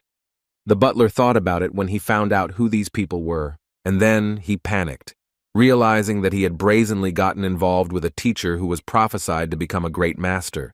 Lu Sen handed the scrolls with the names to the butler and said that he would be extremely grateful if he could be allowed inside. The butler took the scrolls and asked the men to wait a few minutes while he discussed the matter with Zhang. While the butler was walking around the manor, Lu Senya's colleague spoke negatively about the young man who was being corrupted by the government. When the people in the crowd heard about Lu Sen's arrival at the manor, they immediately greeted him and expressed their sincere admiration. A few minutes later, the butler returned with news for everyone waiting in line. He informed the audience that the Grand Master was currently extremely busy, so it would be better to come tomorrow. All the men from the academy still hoped that Zhang would receive them today, so they tried to get inside. The butler stopped the teachers and told them that they had a choice: either pay the entrance fee or leave. Lu Sen's partner became angry and told the butler that the great master could not drive away outstanding teachers. But the butler calmly answered the man that for the Grand Master, all levels were behind the door. The crowd was also outraged when they learned that 2 teachers wanted to skip the line, so they supported the Grand Master's decision. The butler waited for the men to leave, but they were in no hurry, so he wanted to call the guards for help. Lu Sen apologized to the butler for his behavior and thanked him for the information. When the men left the estate, they began to think about where they could get the tidy sum needed to enter. There was no way to accumulate 3 million gold in a short period of time. Lu Sen was desperate because he could not ask his father for money, with whom he had quarreled. The partner then offered Lu Sen a loan from the emperor, hoping to establish friendly relations with this man, and the funds can be returned as soon as Lu Sen becomes the Grand Master's disciple. A few minutes before the events with Lu Sen, an unknown man in a mask sneaked into Zhang's estate. When he dropped his mask, the features of his face were easily recognizable as those of the emperor. The emperor arrived at the estate, hidden from prying eyes, to ask Zhang for help. Zhang was surprised that the emperor showed up before the appointed time, since they had an agreement. The emperor apologized for his actions, but he risked the well-being of the old man, whose health deteriorated sharply. He informed Zhang that the elder's health condition was kept a closely guarded secret. Zhang understood that he was the emperor's last hope, so he agreed to help him. Zhang ordered the butler to convey orders to the crowd outside the door to disperse and return tomorrow. The emperor wanted to keep the old man's health condition a secret, so he suggested leaving the estate through the back exit. The men moved across the rooftops with extraordinary speed, and the emperor noticed that Zhang did not seem to be running at all. Zhang guessed that the rapid movement was due to the elder's grave condition, so he couldn't hit him in the face. Zhang remembered that he had learned the heavenly movement technique a few days ago, but it required a lot of concentration. So, if it's not too much trouble, you should do everything possible to be on the same level as the emperor. As Zhang moved like the wind, he considered stopping his activities as a Grand Master as it was becoming dangerous. A few minutes later, the men moved towards the elder's estate and were about to enter inside. Inside, Zhang was met by 3 Grand Masters he already knew well. When Zhang approached the elder, at first glance it looked like the man was sleeping, but his emaciated body indicated that he had been ill for a long time. Now Zhang understood why the emperor was in such a hurry, because the elder's condition was truly deplorable. Zhang grabbed the elder's wrist, trying to figure out what was wrong with him, but Zhang didn't like the fact that the Library of Heaven's Path didn't activate after he touched it. Zhang thought about alternatives, because the elder in this state also could not demonstrate a blow. The emperor anxiously asked Zhang if he could help the elder recover. Zhang grabbed his beard, trying to find words to explain, because nothing was clear to him yet. Therefore, Zhang turned to the emperor for help. He wanted to plunge the old man into an unconscious state. For the emperor and the Grand Masters, this method was strange, since they did not understand how it would help a person recover. But fortunately, the emperor had a similar powder in his bosom, which, when inhaled, causes a person to lose consciousness. Zhang wondered why the emperor carried such things with him, to which the man replied that the situations could be different depending on his political status. Zhang brought the powder to the elder's face for Tai to inhale its contents. The great masters were shocked by Zhang's unusual methods of trying to heal the elder. The emperor advised Zhang to be careful with the powder as it was extremely strong, and he was afraid that it might harm the elder. Zhang thought about the emperor's words because he did not want to harm the elder. Zhang then asked the great masters if they had anything that could briefly increase an elder's vitality. Grandmaster Zhuang approached his colleague Lu through the qi connection and asked him to find out if he knew anything about such things. Lu is surprised by Zhang's method, as he was convinced that patients are usually examined while conscious. The emperor informed Zhang that the elder was taking all the necessary medications, but unfortunately they were not helping. Master Zhang expressed the opinion that he knew of something that could improve vital functions for a period of time. But he warned everyone present that this was not a pill, but a poison that would have its consequences. The emperor and Zhang were stunned by this statement, as it was a serious step. Master Lu was against the poison maker profession, but he also noted that if it had survived for centuries, then it must have its own values. Master Zhuang knew that preparing such a poison was difficult, since the resulting solution had to have the perfect ratio of components. According to the Grand Masters, the profession of poison maker was rare, but the right person could be found in the first-class kingdoms, so the decision was left to Zhang. Zhang was not enthusiastic about this idea, as he knew little about the properties of poisons, but he still asked the Grand Masters if they carried such things with them. Master Lu said that the poison needed was unique and had to be prepared without storage, otherwise it would become toxic. Zhang came to the conclusion that in that case they needed a poison master. Zhang was desperate for poison to cure the elder, so he didn't even hear any objections from the emperor. But the emperor still told Zhang that there was no such master in the kingdom, and was surprised that Zhang, being the great master, did not know about this. Zhang panicked for a second. He couldn't imagine that he would make a mistake in such obvious things, so he pretended to have confused the kingdoms that needed a specialist. The grandmasters looked at each other and came to the conclusion that there was no such master in the nearby regions either. Zhang asked the great masters if they knew what was in the poison and whether he should deliver the necessary supplies immediately. Master Lu assured Zhang that the recipe was quite simple and consisted of 10 ingredients, but the difficulty lay in the proportions. Zhang sighed heavily and asked to tell him the recipe so that he could start preparing the poison himself. Master Lu had no choice, so he listed all the necessary ingredients to prepare the poison. Zhang knew very well that all the ingredients were extremely poisonous, and an ordinary person could die in an instant, let alone a weak-old man. Therefore, Master Lu saw no point in preparing poison without the necessary specialist. Zhuang supported his colleague since, in his opinion, the risks were extremely high. But Zhang was confident in his own abilities, so he insisted on doing whatever was necessary for the elder's sake. The grandmasters were frightened because none of them knew how to properly prepare the poison. Zhang asked the great masters to bring all the necessary ingredients and was ready to start cooking himself. The men were worried because they felt Zhang had chosen the wrong time for the experiment. Even the elder, who was feeling unwell but heard everything they were saying, was moved to tears by the information he received. A few minutes later, Zhang was brought everything he needed, and he began to carefully examine each ingredient. Master Lu tried to warn Zhang that the slightest mistake could be fatal. However, for Zhang, it was all in vain. He was confident in his actions and knowledge, and he began to prepare the poison that was so necessary for the old man's recovery. Zhang searched carefully in the library for the right book that would help him prepare. Within a few minutes, he found the perfect option and began to study it.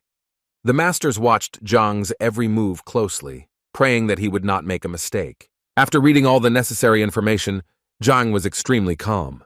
Meanwhile, the elder's condition worsened, and the emperor begged Zhang to do something. Zhang replied that this was exactly what he was doing, and the emperor fell to his knees and begged the man to hurry. Master Lu still doubted Zhang's abilities and did not believe that he would succeed. After all, in the opinion of men, it is necessary to maintain the correct proportions, and you can't do such things at random.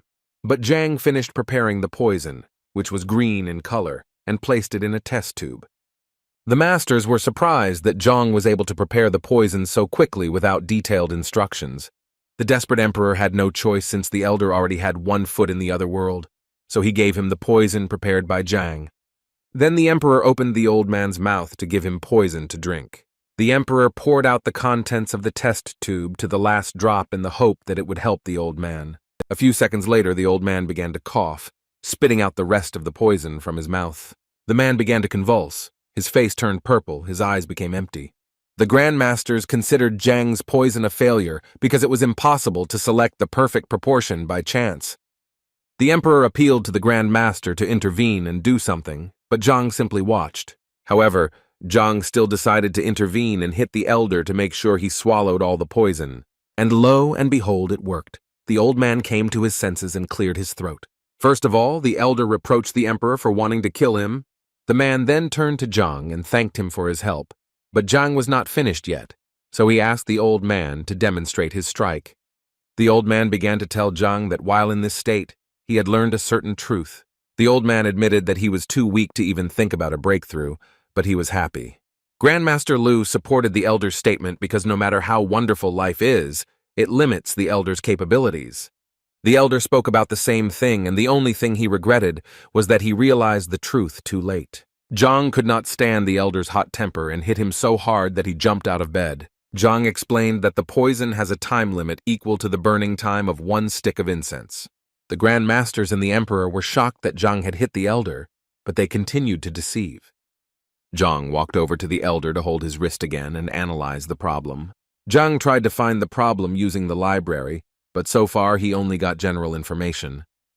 The Emperor asked Zhang if he could help the elder heal. Zhang assured the emperor that there was still hope, but now the elder needed to be awakened.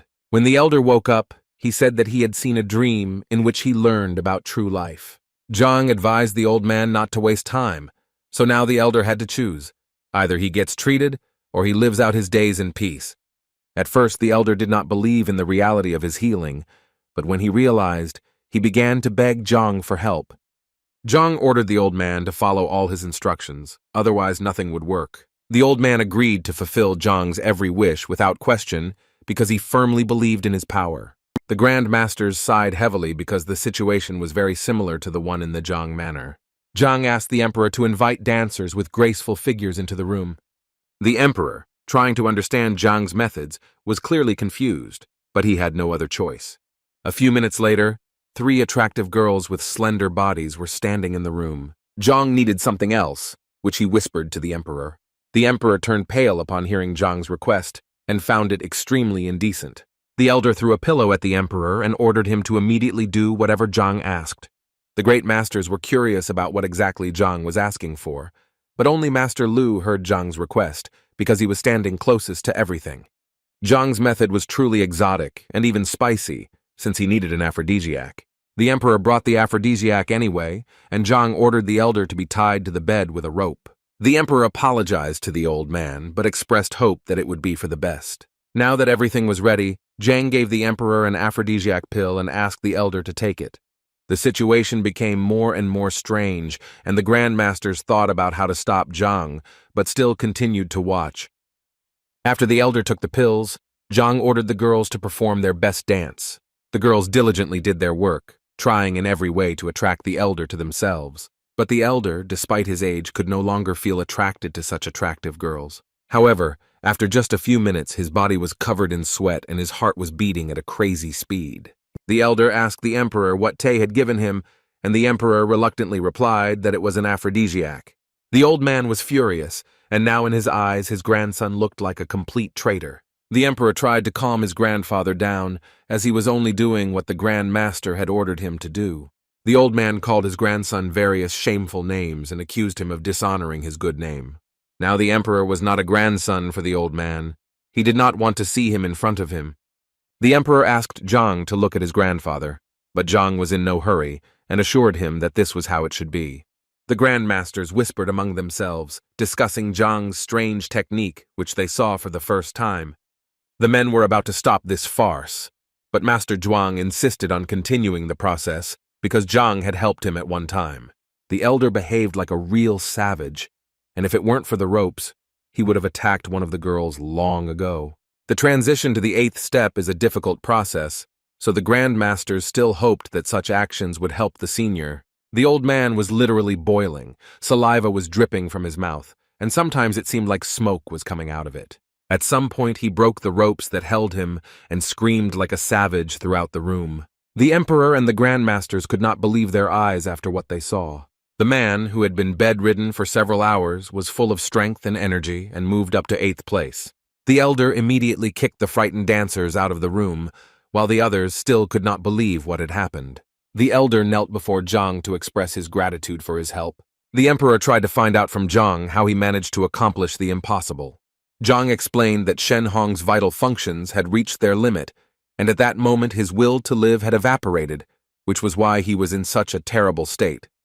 So Zhang, with the aphrodisiac and attractive reasons, gave the old man strong reasons to want to live, and under the influence of strong emotions, the man made a breakthrough. The old man confirmed Zhang's words. After the aphrodisiac, he felt that spark that he had long forgotten about. The great masters were forced to admit that Zhang's method was truly incredible, although unusual. Zhang explained that there are many different techniques, but he wants to implement and try new methods. But in fact, Zhang managed to infuse his pure qi into the pill to open the blocked meridian, but Zhang decided not to tell anyone about it. A servant knocked on the door and informed the emperor that teachers Lu Sen and Wang Chao from Hongtian Academy wanted to meet with him.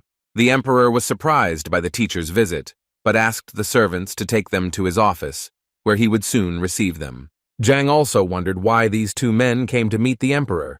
The elder released his grandson to the audience because now everything was fine with him, and the trio of Grand Masters would take care of everything else.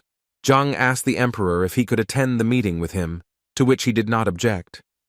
When the teachers were led into the classroom, Zhang recognized the two men he had seen yesterday when he had barely made it to class, struggling with extreme fatigue.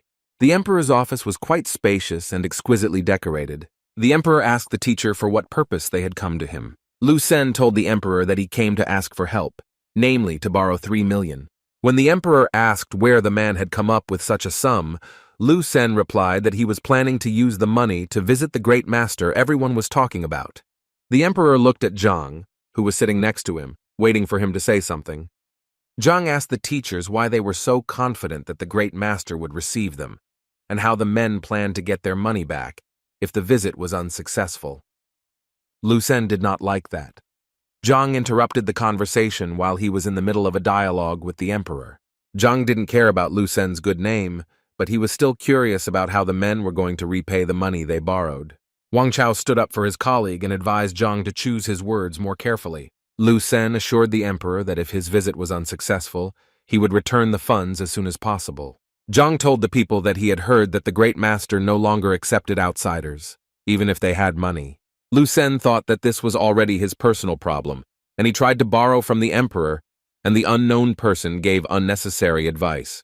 The emperor, in order to avoid quarrels, agreed to help Lu Sen because of his good relationship with his father. Lu Sen and Wang Chao were extremely grateful for the generosity and promised to return the funds. The emperor ordered his servant to immediately collect the necessary amount for the teachers. When the money finally reached the teachers, the men once again thanked the emperor for his help.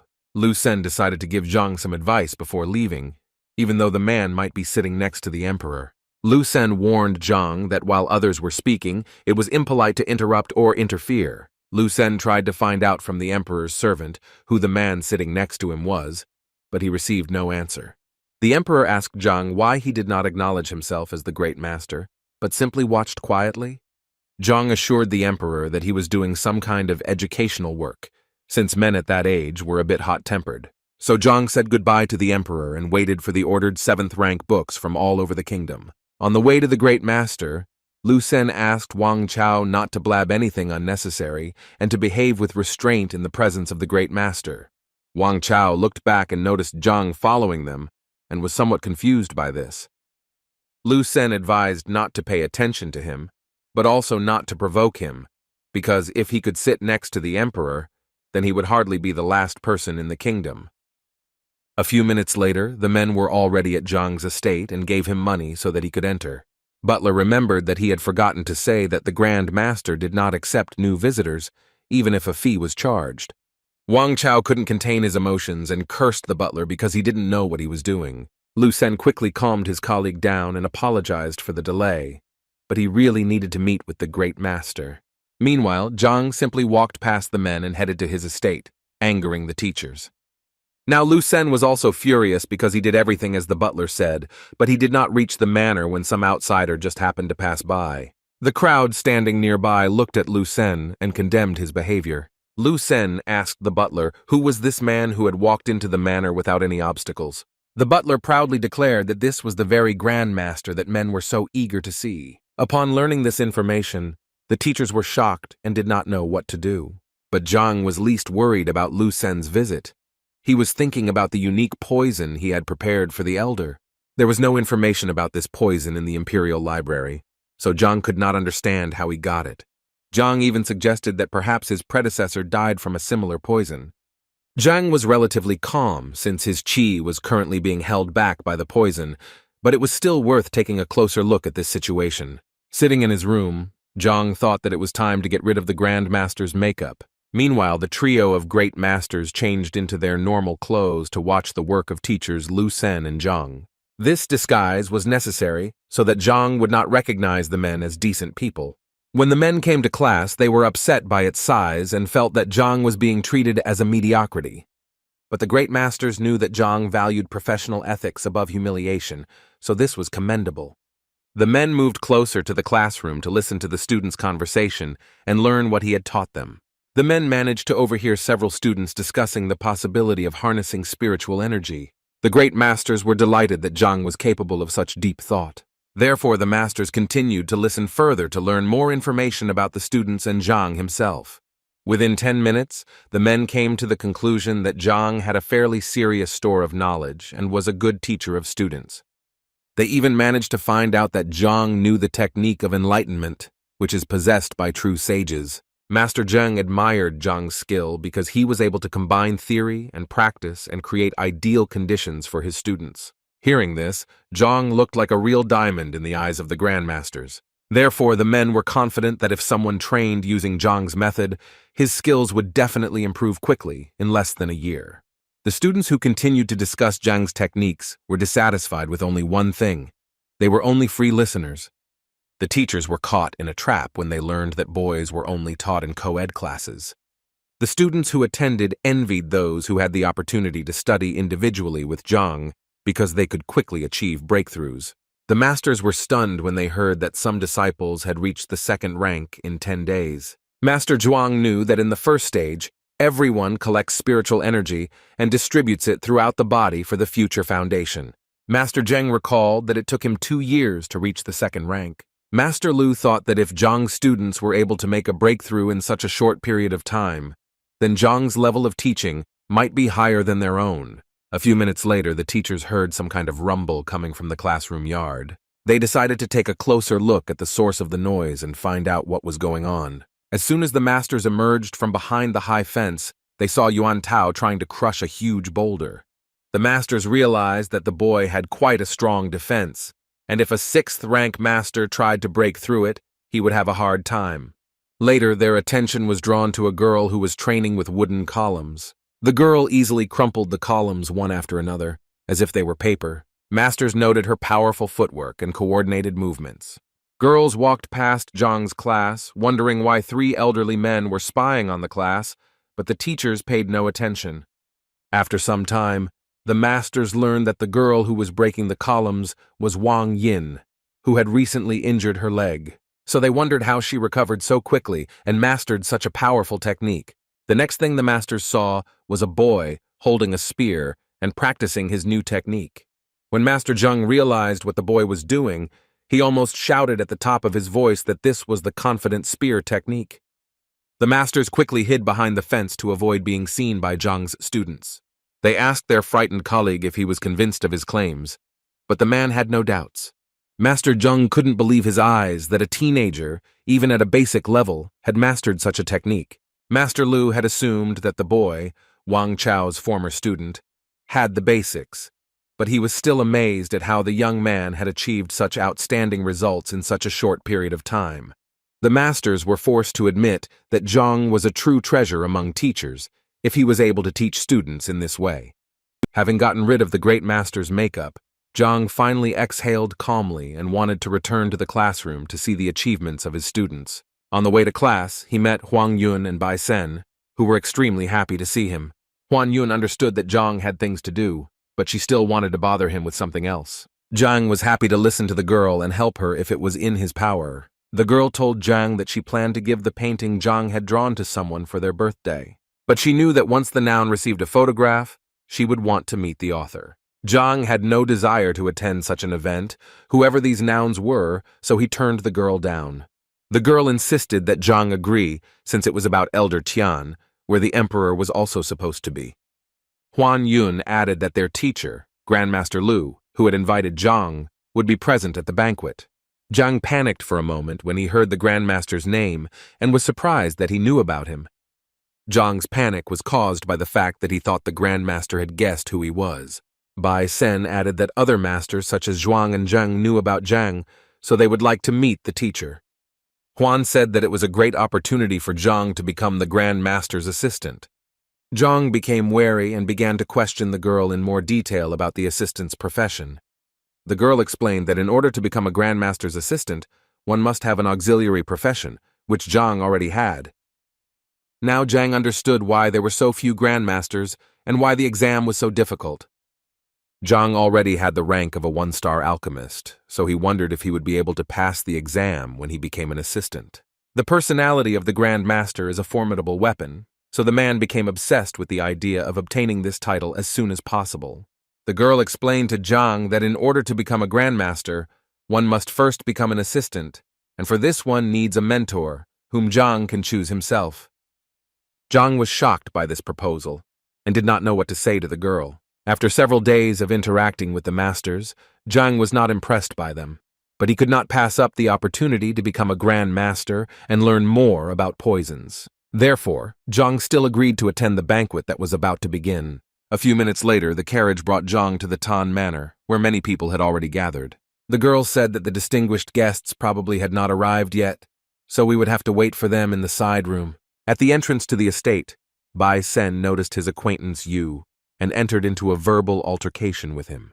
The boy with green hair was the master of the house and stood at the entrance, greeting the guests. Huan and Zhang moved on, and the two young men continued to sort out their relationship. A few minutes after Zhang, Huan, and Bai Sen settled in the hall, Yu offered them tea using a special technique. He ordered tea to be prepared for the guests, and he himself took his place in the hall, as he wanted to personally greet Great Master Lu. Huan introduced Yu Zhang as a capable teacher from the Hongting Academy. The girl also recommended Zhang Tianlong, the elder's only grandson. Tianlun was familiar with Zhang's name, and he asked the teacher if he would sometimes take part in the evaluation of teachers. To Tian Lu Sen, the famous teacher of the hunting academy, this man was incredible, but Zhang also looked undeniably brave. Bai Sen was seething with anger when he heard Yu talking to Master Zhang, who was a rather humble but talented man. Yu, hearing Bai Sen call Zhang a master, advised Bai not to exaggerate. Master Yuan arrived at the estate and was immediately greeted politely by Bai Sen and Yu. When Yu saw Zhang, he approached him to express his sincere joy at the master's presence at the banquet. Yu was puzzled when Master Yuan also called Zhang master. Yuan praised a painting Zhang had recently completed, and Zhang modestly replied that he would be happy to teach him the technique. Yu was completely depressed when he saw Master Yuan acting like a disciple in front of Zhang. Bai Sen was now satisfied that Yu had finally calmed down regarding Zhang. Yu couldn't understand how such a young man with a disgraceful reputation in the academy could be a master of calligraphy and attract everyone's admiration. Yuan chatted with Zhang for a little while longer, but then decided to go to the meeting place. Yu was angry that Master Yuan personally approached Zhang to greet him. A few minutes later, Yu noticed the familiar figures of Master Lu Sen and Wang Chao in the courtyard. He greeted the men happily, and Wang Chao glanced sideways at Zhang. Wang Chao asked Tian if he had checked all the invitations carefully and how he allowed Zhang to be here. Tian assured that everything had been thoroughly examined, but as for Zhang, he could not refuse him, since the teacher was a guest of Bai Shun and Huan Yu. Wang Tao didn't believe that a teacher with a low level of education would be able to come to the Elder Tian Day celebration. Lu Sen apologized for Wang Tao's behavior, but he was convinced that Zhang really did not belong here. Huang Yu was seething with anger when she heard such remarks directed at Zhang. But Lu Sen stood his ground, as he was convinced that Zhang's presence would anger the great masters. Zhang couldn't understand why such an outstanding teacher as Lu Sen would challenge a worthless teacher. Lu Sen repeated the same thing. For him, Zhang was just a stepping stone to even greater heights. Wang Tao was also convinced that teacher Lu Sen would show his true strength at the assessment that would take place tomorrow. Yu told Grandmaster Lu's secret that he wanted to take Master Lu Sen as his disciple. At that moment, 3 grandmasters in elegant clothes were heading towards the estate. Everyone sincerely welcomed the arriving masters, expressing their deep respect for the distinguished guests. Master Lu was puzzled to see Zhang and wondered if he was invited to the banquet. When Huan said that there was an honored guest standing next to her, Master Lu pushed Lu Sen away and ran to Yu, mistaking him for Zhang. The other grandmasters also approached the boy, expressing their sincere admiration. But Huan said the men made a mistake, approached the elder's grandson and pointed at Zhang. Master Lu cursed the elder's grandson for not immediately admitting that he was not Zhang, and in a moment, the masters gathered around Zhang, giving him their best words. Zhang tried to understand why the 3 great masters were looking for him, but Master Lu wanted to talk about it in private. Lu Sen tried to approach the great master a second time, but this time, too, he failed. Wang Tao, who wanted to protect his friend, was angry that the great master was not kind to Lu Sen. Meanwhile, Master Lu couldn't get enough of talking to Zhang and expressed his most sincere praise for him. Zhang and the great masters headed to the elder's house, where they were met at the entrance by a polite servant. Aromatic, freshly brewed tea was poured into small cups from an exquisite set. The old man sat at a small table and prepared aromatic tea.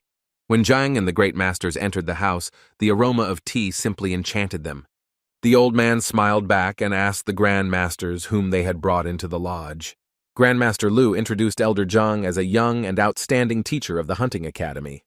The elder was surprised when he heard that Zhang was outstanding, as he thought that title belonged to Master Lu Sen. Grandmaster Lu agreed with the elder, but in his opinion, Zhang was no less than Lu Sen, and in some respects even superior to him. The elder was surprised by this statement, because in the letter the Grand Master wrote something completely different. That's why he offered to take a test so that you could try his exquisite and unique tea. Zhang didn't understand what the test was about, but the Grand Master insisted that it was a great opportunity. Zhang was told that Tian tea is special. Many people dream of trying this tea because the tea allows one to achieve the tranquility of water for a short time. Zhang thought about these words, because with the calm of water, one can focus on anything without giving in to emotions. Even though Zhang had already reached this state at the basic level, he still didn't mind trying this tea, so he waited for the details of the test. Before the test began, the elder invited teacher Lu Sen into the room. When Lu Sen entered the house, he greeted the elder and was ready to listen to him attentively. The elder said that he had heard that the academy had very outstanding teachers, but unfortunately he only had 1 cup of tea, so it went to the one taking the exam. The elder asked the Grand Master what he thought about this and that he was looking forward to the trials. Zhang knew that the old man wasn't too interested in testing him, and what he was about to do would give Lu Sen a great opportunity to show off his skills. The old man said that since everyone present had gathered for tea, the subject of the test would be the mastery of the tea ceremony. Master Lu expressed concern that Zhang had not studied the way of tea, and he was a master of painting, so it would be unfair to him. The elder also expressed his admiration for painting, and Lu Sen had been familiar with this craft since childhood, so it would be more interesting than the tea ceremony. So the old man suggested that the boys judge the drawing, and whoever wins will get a cup of tea. Zhang didn't really care what he rated, although he would have to rummage through the library to find the tea. The old man went to the testing site and was going to show the painting that Master Lu had given him. He unfolded the painting and was going to hang it in a prominent place so that the boys could appreciate the master's work. The painting was truly a masterpiece. It depicted a deer in the middle of a forest clearing. Having seen the picture, the Grand Masters understood what was going on, but decided to observe how events would develop in the future. Lu Sen was a little nervous when he saw the picture because it was the 5th level. The elder also confirmed that the painting belongs to the 5th level, but the author did not leave a signature. Although the elder said that they would be the judges along with the Grand Masters, Zhang also recognized the painting. Therefore, Zhang decided to invite Lu Sen to first evaluate the painting and give recommendations. Lu Sen was confident in his knowledge and hoped that Zhang would have no excuses when he lost. Lu Sen stood up, walked towards the painting, and immediately declared that since it was a fifth-level painting, he didn't dare to fully understand it. Although the artist did not leave a signature, Lu Sen believed that the painting had a profound artistic concept. Lu Sen guessed that the master was in the clearing when inspiration struck him, and used the double hook technique to write. Zhang took the opportunity to frame Lu Sen and suggested that the painting was painted using the double dragon technique. Lu Sen thought that Zhang was a fool if he didn't know that street artists used a similar technique. Lu Sen carefully examined the realistic details and concluded that the artist spent at least 2 days creating the painting. Thus, only by painting slowly did the artist achieve a flawless result, and Lu Sen believed that the painting did not raise any objections. And Lu Sen will try to guess the author of the painting, relying on his many years of experience. There were only 7 outstanding artists in the neighboring kingdoms, but Lu Sen believed that Yun Shaoqin, who painted this painting, was still alive. The elder praised Lu Senya for his insightful and thoughtful analysis of the painting. Now it was Zhang's turn to appreciate the painting presented to the elders. Lu Sen was looking forward to Zhang coming out and disgracing himself in front of the distinguished guests. But Zhang didn't know what to say. He wanted to evaluate the painting in just 4 words. Before he began his appraisal, Zhang asked Master Lu if he had really received this painting from his disciple, and Master confirmed that it was so. Then Zhang stopped making plans and admitted that he was the author of the painting. Lu Sen laughed at Zhang's statement and advised him to admit defeat instead of making up nonsense.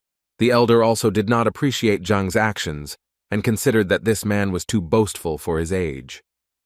But Master Lu confirmed Zhang's words that he was indeed the author of the painting. Lu Sen couldn't believe it, because in order to paint such a masterpiece, one had to study painting while still in the womb. Then Zhang walked up to the painting, touched it, and the deer standing in the forest clearing came to life. Lu Sen, who witnessed the spiritual connection, knew that such a connection only existed between the authors of the paintings. The elder also knew that paintings usually contain the sweat of the author and are undoubtedly connected with him. So when the author touches the painting, it reacts in a special way. Zhang explained that the painting was done a few days ago in Master Lu's house, not on the lawn, and he used the double dragon technique. Zhang also corrected Lu Sen, saying that he spent not 2 days on the painting, but only about 10 breaths. Lu Sen was angry that he had made a mistake in his assessment of the painting, which was also painted by Zhang.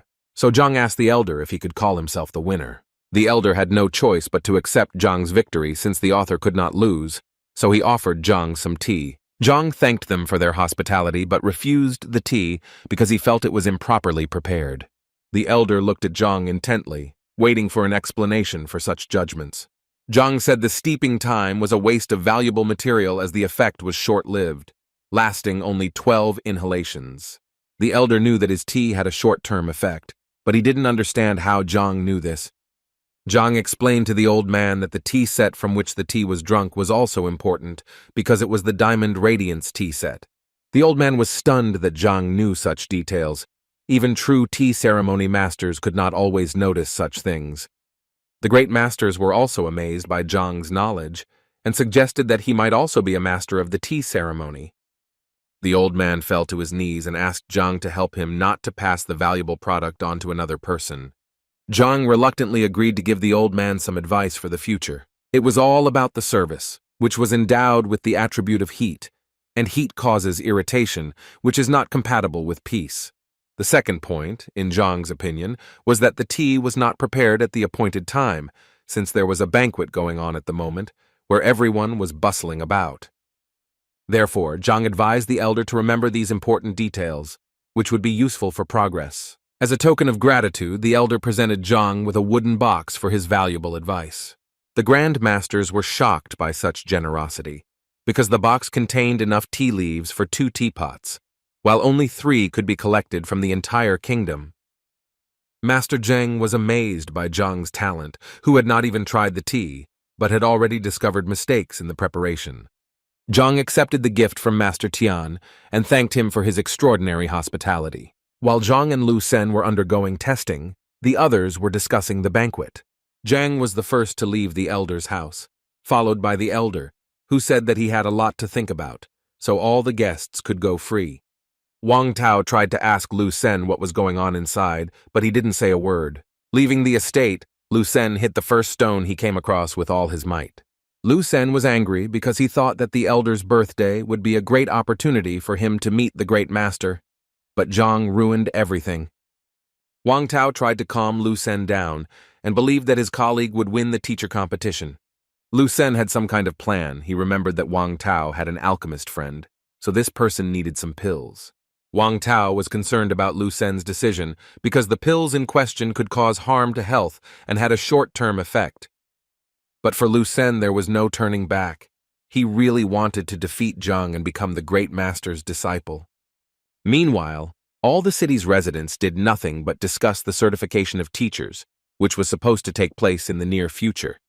Zhang decided to go into the classroom to check on what his students had achieved. On his way to class, he met his students who were carrying buckets of something unknown. Zhang greeted the boys and asked them what they were going to do with the buckets. The boys explained that the buckets contained ink, but Zhang did not understand how ink helped the boys train. The thing is, once yin energy appeared in Zhao's body, she became even more attractive, and many people cast ambiguous glances in her direction, and the guys didn't like it. Zhang still didn't understand why the boys needed ink when they could just kick the suitors. The boys said that they had already been kicked out, but for 2 days, 3 strange elderly men had been walking around the classroom. The boys thought they were invincible, so the young men decided to cover them with ink. Zhang thought about the 3 elderly people and wondered if they were sometimes teachers.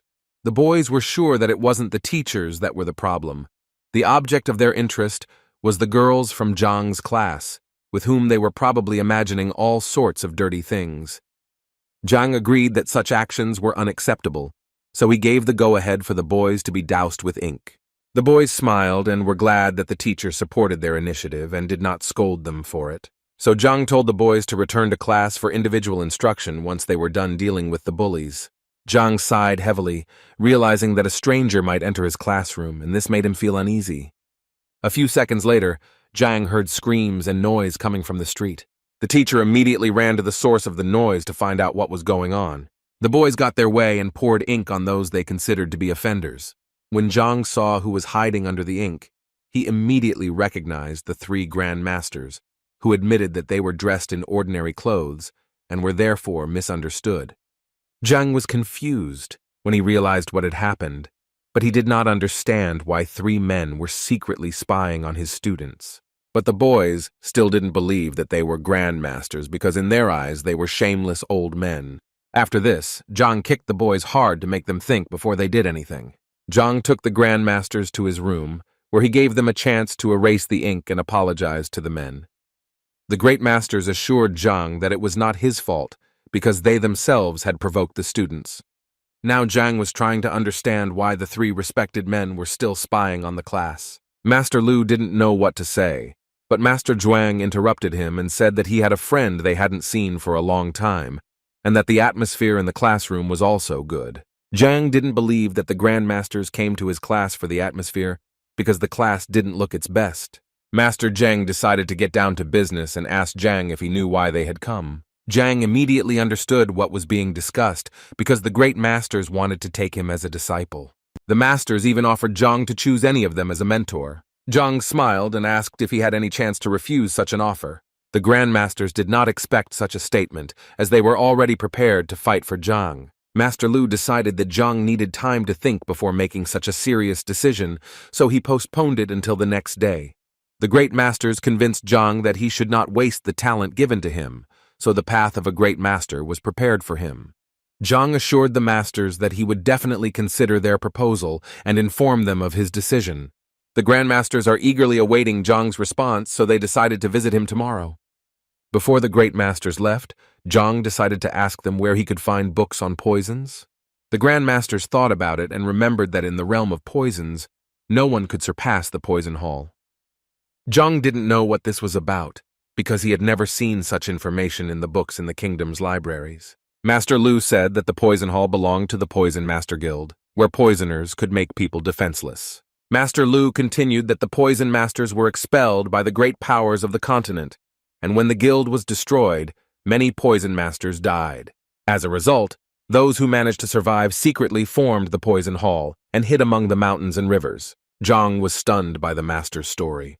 But in the end, his words lost all meaning since it was unknown where this poison hall was. Master Zheng warned Zhang that poisoners often test powerful drugs on themselves, so he should be careful.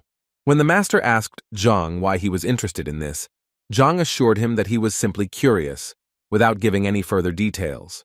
Master Lu said that although he didn't know the exact location of the poison hall, he had heard that the edge of the hall was on the Red Lotus Ridge. Master Zhuang added that in addition to the poison hall, the Grand Master's library also contains books on many professions, including some information on poisons. In this way, the masters hinted to Zhang that when he became a Grand Master, he would have unhindered access to the library. Zhang thought about this because he needed information, and if he couldn't find the poison hall, then the Great Master's library would be his only option. The Grand Masters once again reminded Zhang to think about their proposal, and then said goodbye to the teacher. Zhang thought about what he should do because he did not want to acknowledge any of the three masters as his teacher. And then the teacher had the idea that he himself could become a teacher in the role of Great Master Yan. Already on the street, the Grand Masters were wondering why Zhang did not agree to their proposal. Master Zheng guessed that Zhang's thoughts were currently occupied with the upcoming teacher evaluation. Therefore, the masters decided to attend the match between Zhang and Lu Sen and answer their questions. The masters agreed that it was impossible to have one teacher for life, so they wanted to become Grandmaster Yan's students. After all, according to the men, Grandmaster Yang was much stronger than them, and thanks to him, they were able to make a breakthrough. Zhang, dressed in the costume of the Grand Master, hurried to his estate. At the entrance, he was met by a butler who informed him that 3 Grand Masters were already waiting for the meeting. Zhang considered the question of who to send for the owners, but now there was no need for that, because the men arrived on their own. So Zhang asked the men what their purpose was in coming to his estate. The men told Zhang that they hoped to become his disciples if he did not refuse. Master Lu said that although they were not as talented as Zhang, they were still willing to share their experiences. Zhang suggested that the reason the men wanted to become disciples was because they had been unable to make a breakthrough for a long time. The men agreed with this assumption and really hoped that Zhang would help them. Zhang poured himself some freshly brewed tea and told the Great Masters that he preferred a quiet life and did not want to reveal his identity. However, Zhang revealed that he still revealed his identity in the Qianshuan kingdom and even helped others. The Great Masters listened carefully to Zhang, but did not understand what he was getting at. After brewing tea, Zhang said that during his journey, he had accidentally met a talented young man, whom he had accepted as his disciple and direct heir. Master Lu was stunned by the Grand Master's statement and assumed that his disciple was Master Zhang Huang. The Great Master confirmed this assumption, so if the masters also want to become disciples, then Zhang will be an elder brother to them. The Grand Masters were stunned by the Grand Master's statement and did not know what to say. But a second later they realized that the Grand Master had agreed to take the masters under his wing. The hosts knelt down and began to express gratitude for the unprecedented generosity. After expressing his gratitude, Zhang told the masters that he travels a lot, but will still help the masters. And Zhang, acting as the Great Master, asked the masters to provide all possible support and assistance to his disciple Zhang during his absence. Master Lu assured Grandmaster that he did not need to worry about this, as they would do their utmost to help Zhang succeed. So Zhang asked the masters to demonstrate some strikes so that he could give them the necessary advice on how to improve, after which they thanked him, and the butler took them away. After everyone had left, the butler informed Zhang that while he was away, the emperor had delivered a large number of books to the estate. Zhang was pleased, and did not expect that the emperor would fulfill his promise in such a short time. Zhang informed the butler that he would be gone for a while, so anyone who wanted to could leave a letter. Meanwhile, in Lu Sen's class, Wang Tao announced that he had managed to obtain the necessary pills. Wang Tao was worried about Lu Sen and doubted whether this was really necessary, but Lu Sen did not back down from his plans. Zhang meanwhile studied all the books that the emperor had handed down to create one perfect book on the 7th rank.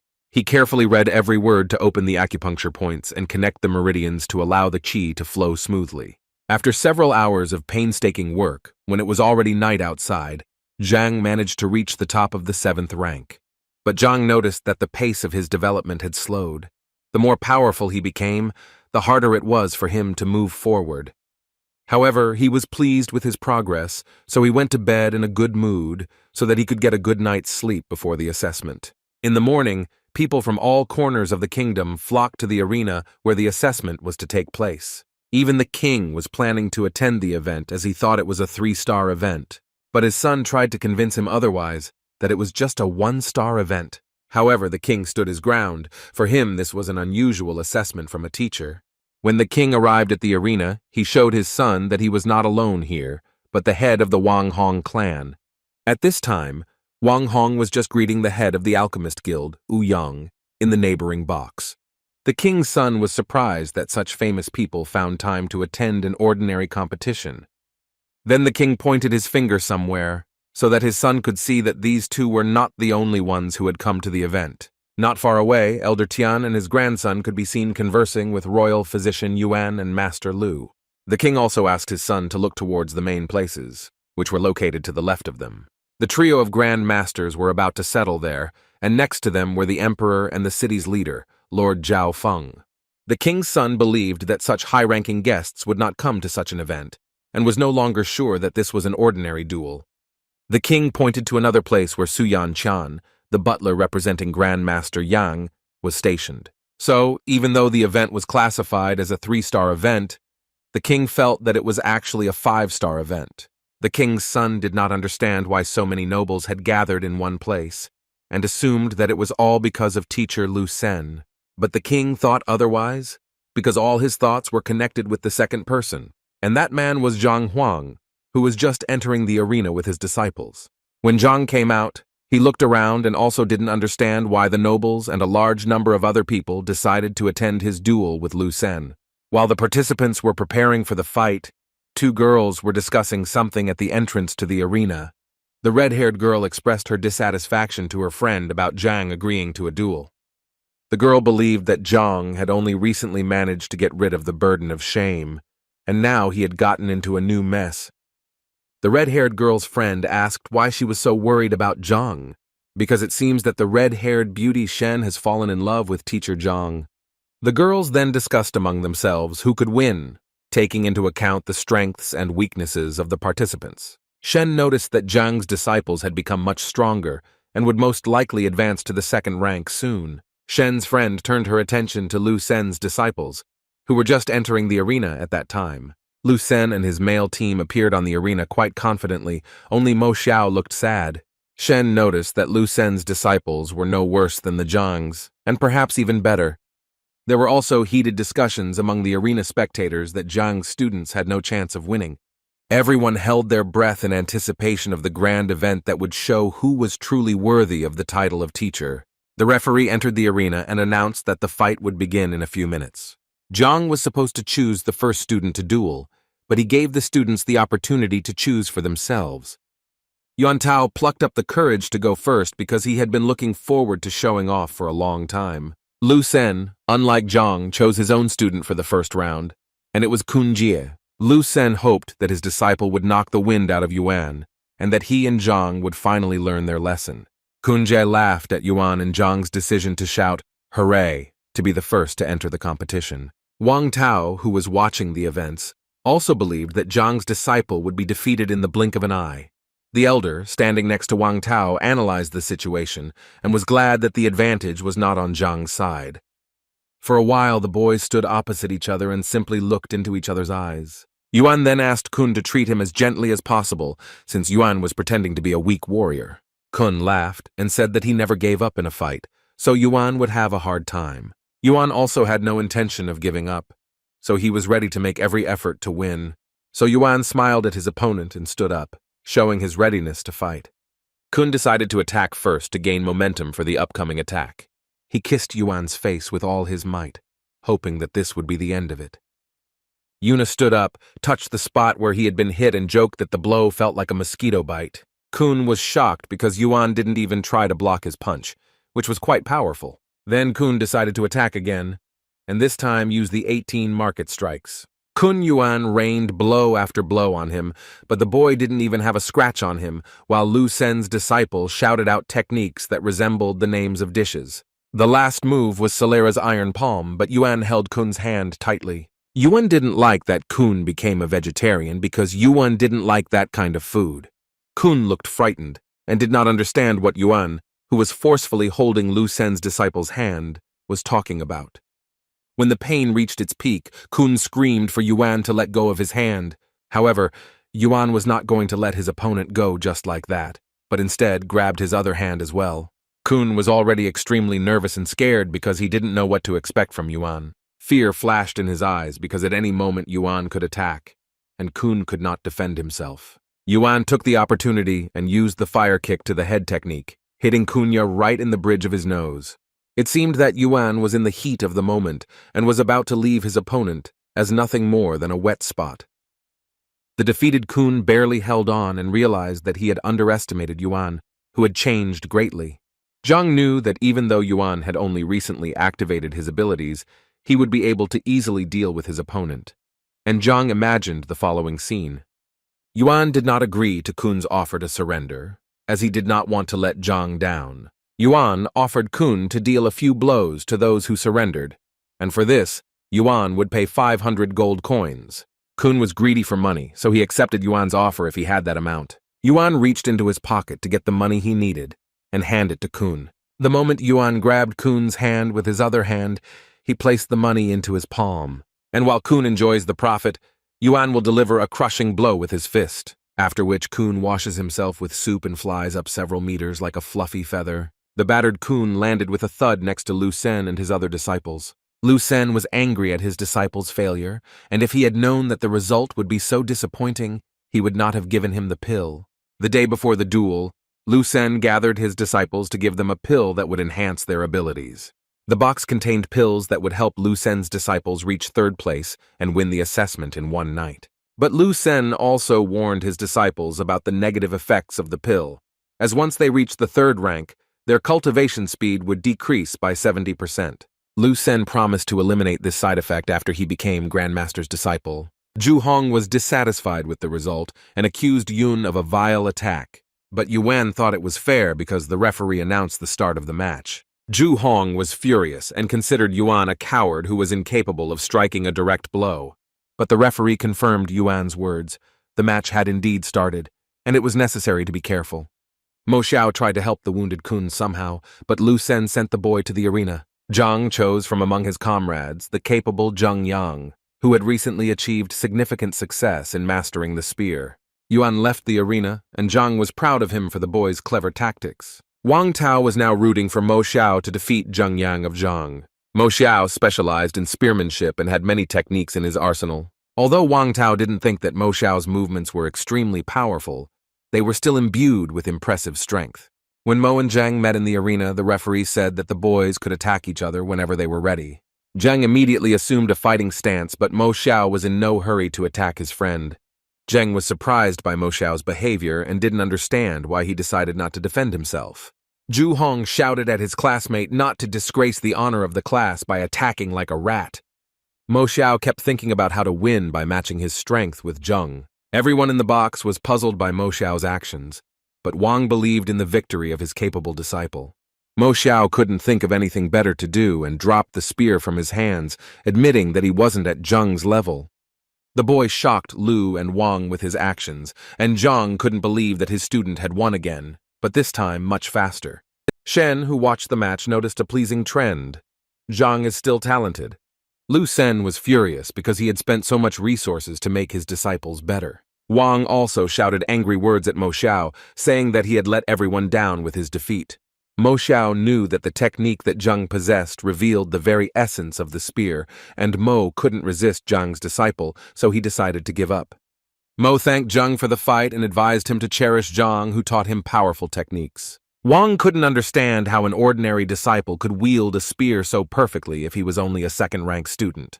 It was the turn of the next contestants to enter the arena, and Lu Sen decided to release Dulei. While Zhang was thinking about something, his thoughts were interrupted by Wang Yin running into the arena. Zheng doubted that he would win this round, but he reassured himself that Wang Yin had been training for a long time.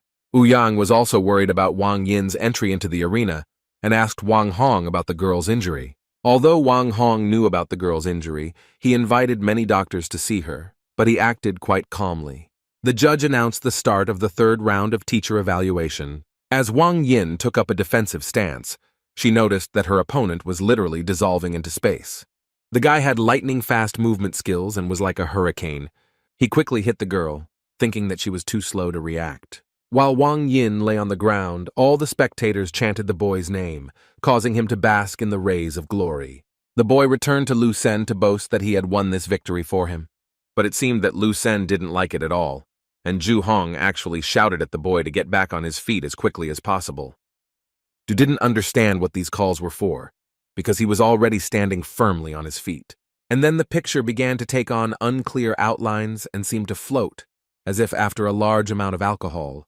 A few seconds later, Du opened his eyes and, not understanding what was happening, saw Wang Yin in front of him.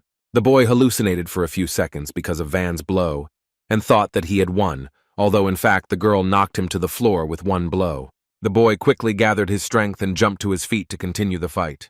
The girl apologized for her blow, as she had only recently mastered the technique and did not yet have full control over her blow. The boy was still a little stiff and didn't understand what Wang Yin was talking about. Ouyang was shocked by the girl's speed, and the uncle did not regret coming to see this spectacle because Zhang was able to heal the girl's injury. When Ouyang heard that Zhang could also heal, he couldn't believe his ears. Zhu Hong urged Du to act quickly and not be distracted by trifles. But Lu Sen was worried about Wang Ying's skill, as she was far superior to Du in shadow techniques.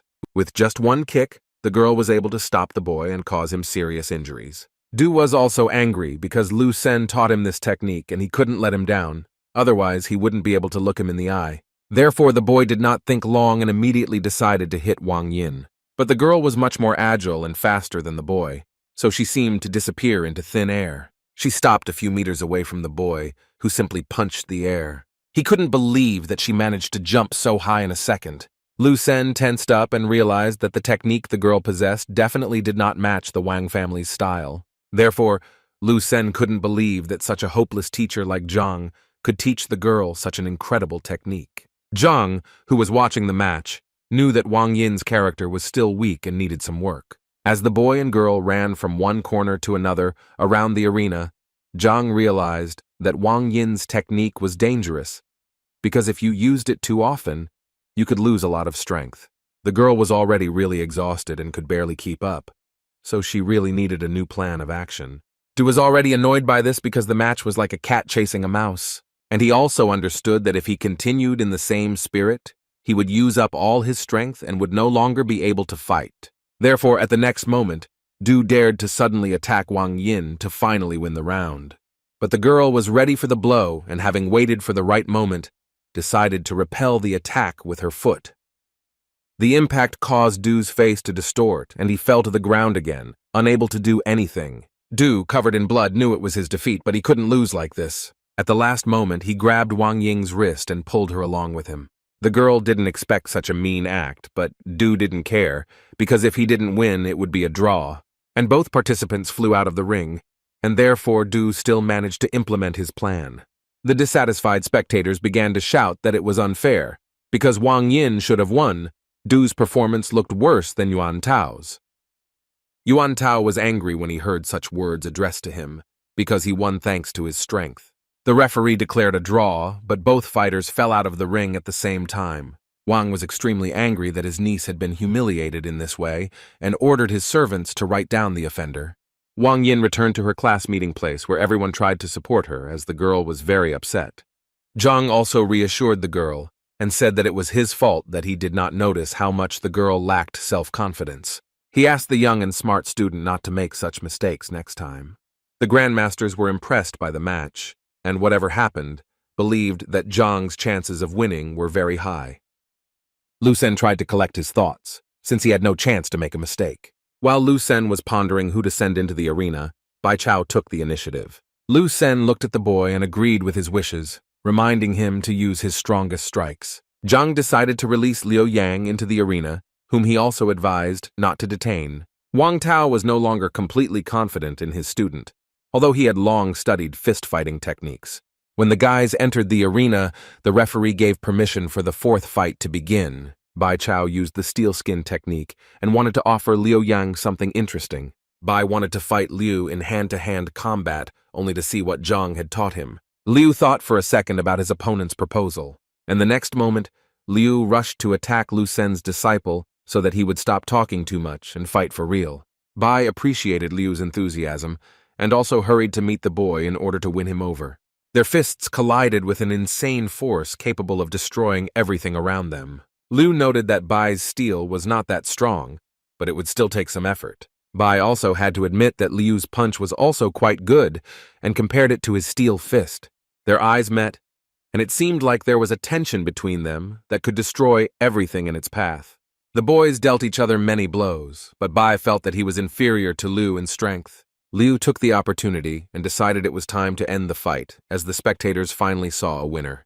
So the boy swung with all his might to finally show what he had learned from Zhang. Bai's eyes were full of fear, which made him freeze in place and probably resign himself to his fate. Liu hit his opponent in the shoulder joint, and it cracked so loudly that all the spectators could hear the sound. Zhang was even a little upset, since in his opinion, Liu Yang was still limiting his strength. Bai's arm was twisted in the other direction, and he grabbed his shoulder, groaning in pain. The audience was shocked that Zhang's student was able to penetrate the steel armor. Liu himself wondered how he managed to do this and asked his opponent if he had really studied this technique. Bai shouted that he had studied everything and that he could not be considered weak. It was just that Liu was too strong. Liu then offered to fight again after he recovered, but Bai refused as he did not want to be defeated a second time. Bai asked the referee to acknowledge his defeat and stop the fight. The judge warned the boy that if he gave in now, the teacher's evaluation would end there. But the guy didn't care about the rating. It was better to lose than to lose. The referee acknowledged Bai Chao's defeat and declared the evaluation complete, with teacher Zhang as the winner. A friend teased Shen for showing such interest in Zhang. Now everything became clear. Shen frowned as her friend thought about going to Zhang's for a few lessons that evening. The Grandmasters analyzed the evaluation and realized that Lu Sen's students treated the competition as a normal activity, caring for their own safety. For Lu Sen's masters, the relationship between students was on a contractual level. When they developed their skills, they treated it as a trade. It was obvious that Lu Sen's intentions were not pure, so he was unable to exert the proper influence on the disciples. But the masters admired Zhang and his disciples, who truly loved him and were ready to make sacrifices for him. The masters had no doubt why Zhang had managed to attract Grandmaster Yang's attention. Meanwhile, Lu Sen decided to enter the arena before anyone realized why he was doing so. Lu Sen approached Zhang, acknowledging that he had failed the assessment and that Zhang was capable of teaching his students. But for Lu Sen, strength mattered, and no matter how good a teacher Zhang was, Lu Sen challenged him to a duel. Zhang was surprised by Lu Sen's proposal, as he thought he had already finished. Zhao Yao, full of determination, suddenly rushed into the arena where Lu Sen was standing. The girl was furious, and everyone turned away, waiting for further events. Zhao became angry with Lu Sen when it became clear who was the winner and who was the loser. The Lord and Emperor watched this spectacle and saw how the girl opened her yin body and made a breakthrough. Her eyes burned with anger, and her body underwent new changes, making the girl stronger. The audience was amazed at how quickly the girl made breakthrough after breakthrough. The anger and desire to fight anyone who insulted teacher Zhang helped the girl transform into the 5th rank. Lu Sen was stunned by the breakthrough of the girl who had been suppressing her cultivation all this time. Before Zhang could look back, the other students were no longer next to him. They all stood proudly in the arena, ready to defend Zhang's interests, because no one dared to insult him. Now Lu Sen had to decide whether he dared to accept the disciples' challenge. The Grandmasters were shocked by the behavior of the students, because they risked their lives to protect their mentor. Grandmaster Lu could not believe that Zhang had managed to achieve the highest level of relationships with his students. An honest and just mind and moral actions are the qualities that the masters believe a teacher must possess in order to deserve high respect. Rumor has it that only 4-star Grandmasters can achieve this level of trust, but Zhang seems to have succeeded. The masters had to admit that they had indeed underestimated Zhang's talents and skills. Now they understood why Great Master Yang accepted Zhang as a disciple. The masters themselves did not give Zhang anything new. Lu Sen did not expect this turn of events, and if he retreated, people would consider him a coward, and otherwise, if he participated in the duel, the offender, would be the teacher. But for Zhang's students, winning was not important. They were competing to defend their teacher's honor. Zhang did not believe that the students he accepted to avoid being expelled from the academy were willing to perform such feats for him. Zhang guessed that even if Lu Sen had not challenged him, the disciples themselves would have challenged Lu Sen. Although they were not afraid to compete with Lu Sen, Zhang could not allow them to take such a risk. Suddenly, Zhang found himself in the Library of Heaven's Path, not understanding why, since he hadn't asked for it. The Golden Book approached Zhang, which puzzled the teacher even more. Zhang didn't know how this book was created the first time, but now it came into being when his students took risks for him. Zhang's students made their decision and hoped that Zhang would not interfere because they wanted to show what they were capable of. All of them could not allow Zhang's honor to be disgraced, so they were ready to defend themselves. Zhang was extremely pleased and agreed to the students' terms, but asked them to spare their lives and admit defeat in any case. When Zhang showed off his 7th rank, Shen realized that he was simply hiding his strength and did not want to show it. Wang Tao couldn't believe his eyes. Even the head of the academy hadn't reached such a level of strength. Lu Sen couldn't understand how Zhang became the strongest warrior in the entire kingdom. But the disciples were eagerly waiting for Lu Sen to finally accept their challenge. Lu Sen still agreed to fight Zhang's disciples and had no intention of sparing them during the fight. Zhang's disciples were full of determination and were glad that Lu Sen was not going to hold back. Yuan Tao was the first to throw his formidable body into battle to show his true strength. He struck at Lu Sen, and Lu Sen barely managed to keep from collapsing under the onslaught of his student. But Yuan Tao managed to push Lu Sen back, and he crashed into the wall of the arena. Lu Sen was angry because Yuan had only barely reached the initial stage of rank 1 during the entrance exam, but now his strength was beyond comprehension. Yuan Tao covered himself with scale-like protrusions and asked Lu Sen if he was willing to hold back even longer. Wang Tao and the elder sitting next to him were shocked when they saw the ancient blood dragon technique. The elder wondered how such equipment had entered the kingdom. He stood up abruptly and hurried away, ordering Wang Tao not to tell anyone about their deal with Lu Sen. Meanwhile, Yuan Tao mocked Lu Sen, who could have avoided tears and injuries if he had admitted defeat. But Lu Sen was not going to back down and was forced to admit that they were indeed worthy opponents. Therefore, Zhang's students decided not to leave Lu Sen even the slightest chance. They launched a combination attack, with Zhang rising high into the air to make full use of his spear. Zhang threw it with all his might, and the spear flew straight towards Lu Sen, who had seconds to make a decision. Lu Sen dodged to the side, but the spear managed to hit his face and leave a small scratch. Lu Sen jumped to the side to avoid the spear strike. Taking advantage of the opportunity, Wang Yin decided to attack Lu Sen from behind and struck him in the head. But Lu Sen used the butterfly pole technique, did a backflip, and dodged the blow. He hoped for at least some respite and realized that Du really couldn't keep up with the shadow technique. As soon as he thought this, Liu Yang wanted to hit the teacher hard, but Lu Sen dodged it. After that, he was going to counterattack the boy, who had not yet managed to change his position. However, Wang Yin rushed to help the boy so that Lu Sen would not harm him. She was going to punch the teacher in the diaphragm so that he would lose his balance. But Lu Sen managed to analyze the upcoming blow and grabbed the girl by the leg. He spun it in the air and threw it at Liu Yang, neutralizing both opponents. The teacher then landed a few meters away from Zhang's students lying on the ground. He noticed a strange blue mist enveloping the arena and realized that it was Zhao Yao releasing his aura to narrow the teacher's field of vision. Yuan Tao suddenly jumped out from the thick blue fog, not letting anyone forget about him. Lu Sen concentrated all his energy and flames began to appear in his hands. He created a fire shield in front of himself using the flying dragon palm technique.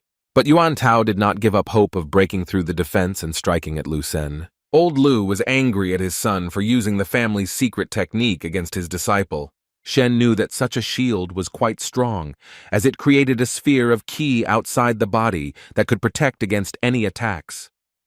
Liu Yang swung his spear with all his might, trying to break Lu Sen's powerful defense. Yuan Tao fell to the ground so that his classmate could carry out the attack he had planned. Liu used the ice dragon flight technique against the teacher, which was supposed to destroy the fire sphere. Lu Sen concentrated all his energy to counter his disciple's technique.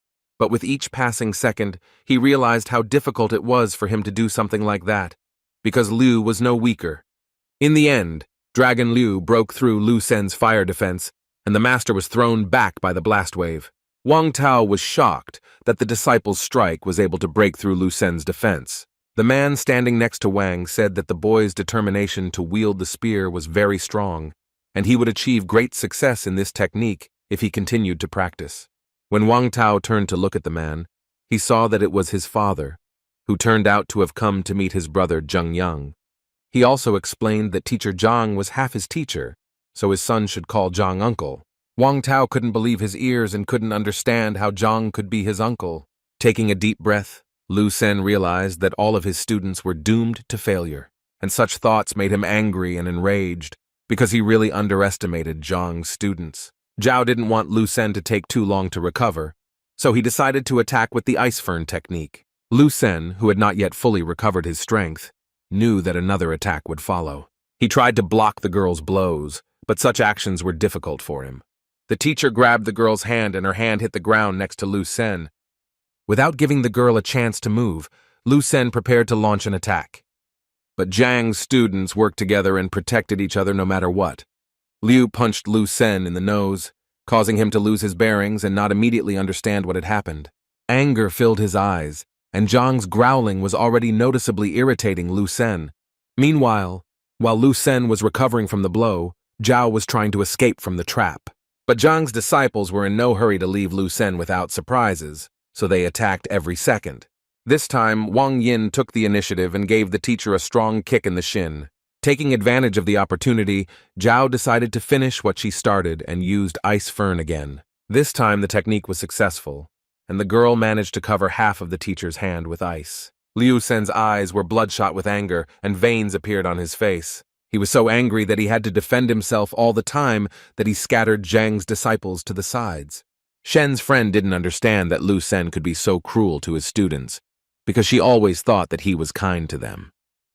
Shen tried to shout at Zhang to stop this nonsense, but the teacher didn't even hear her.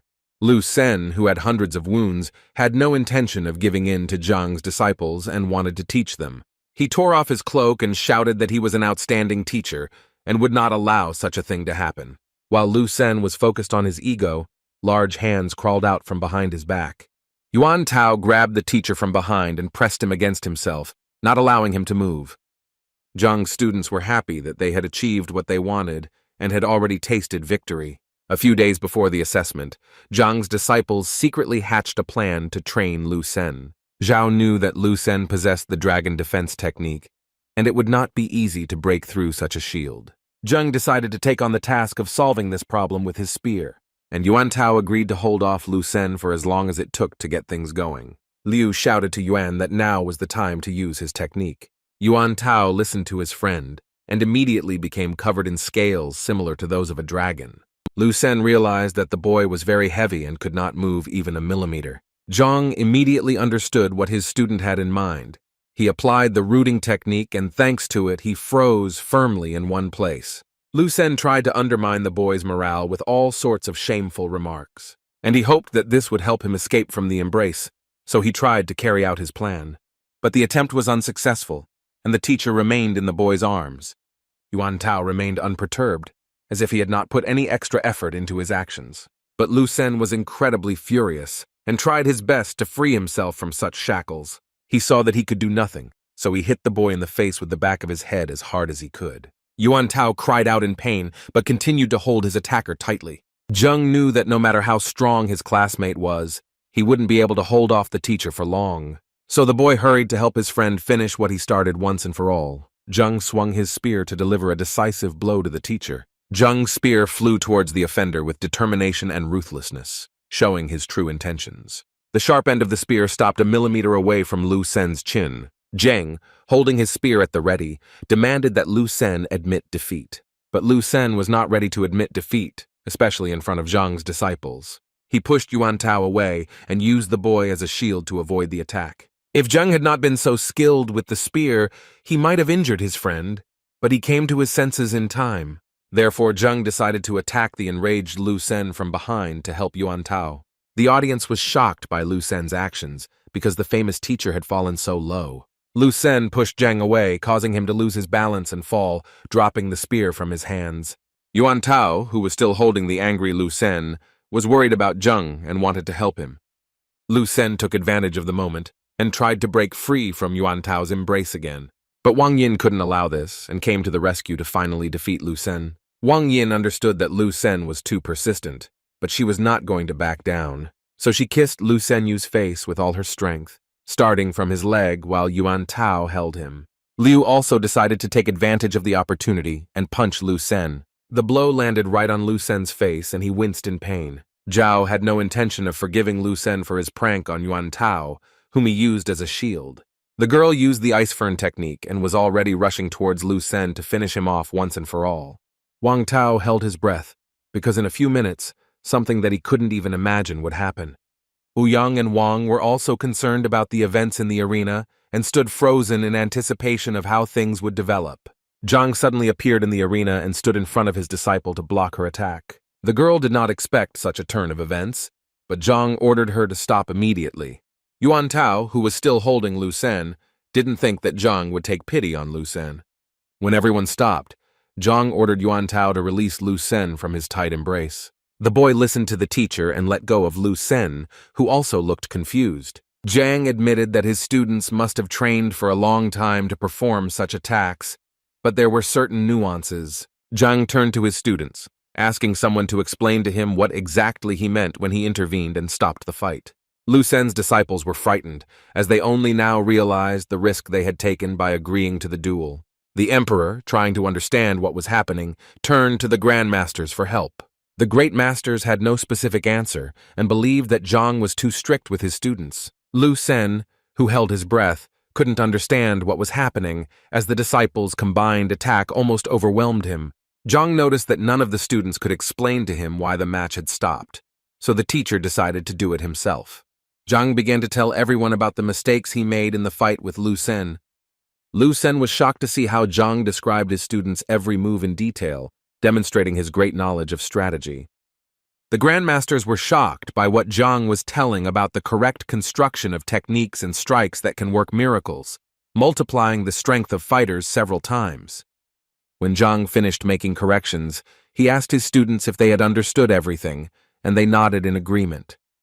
Zhang liked that his students were able to remember the information quickly, so he gave them the go-ahead to continue the fight until Lu Sen admitted defeat. The students were stunned by Zhang's decision, as they thought the duel had long since ended.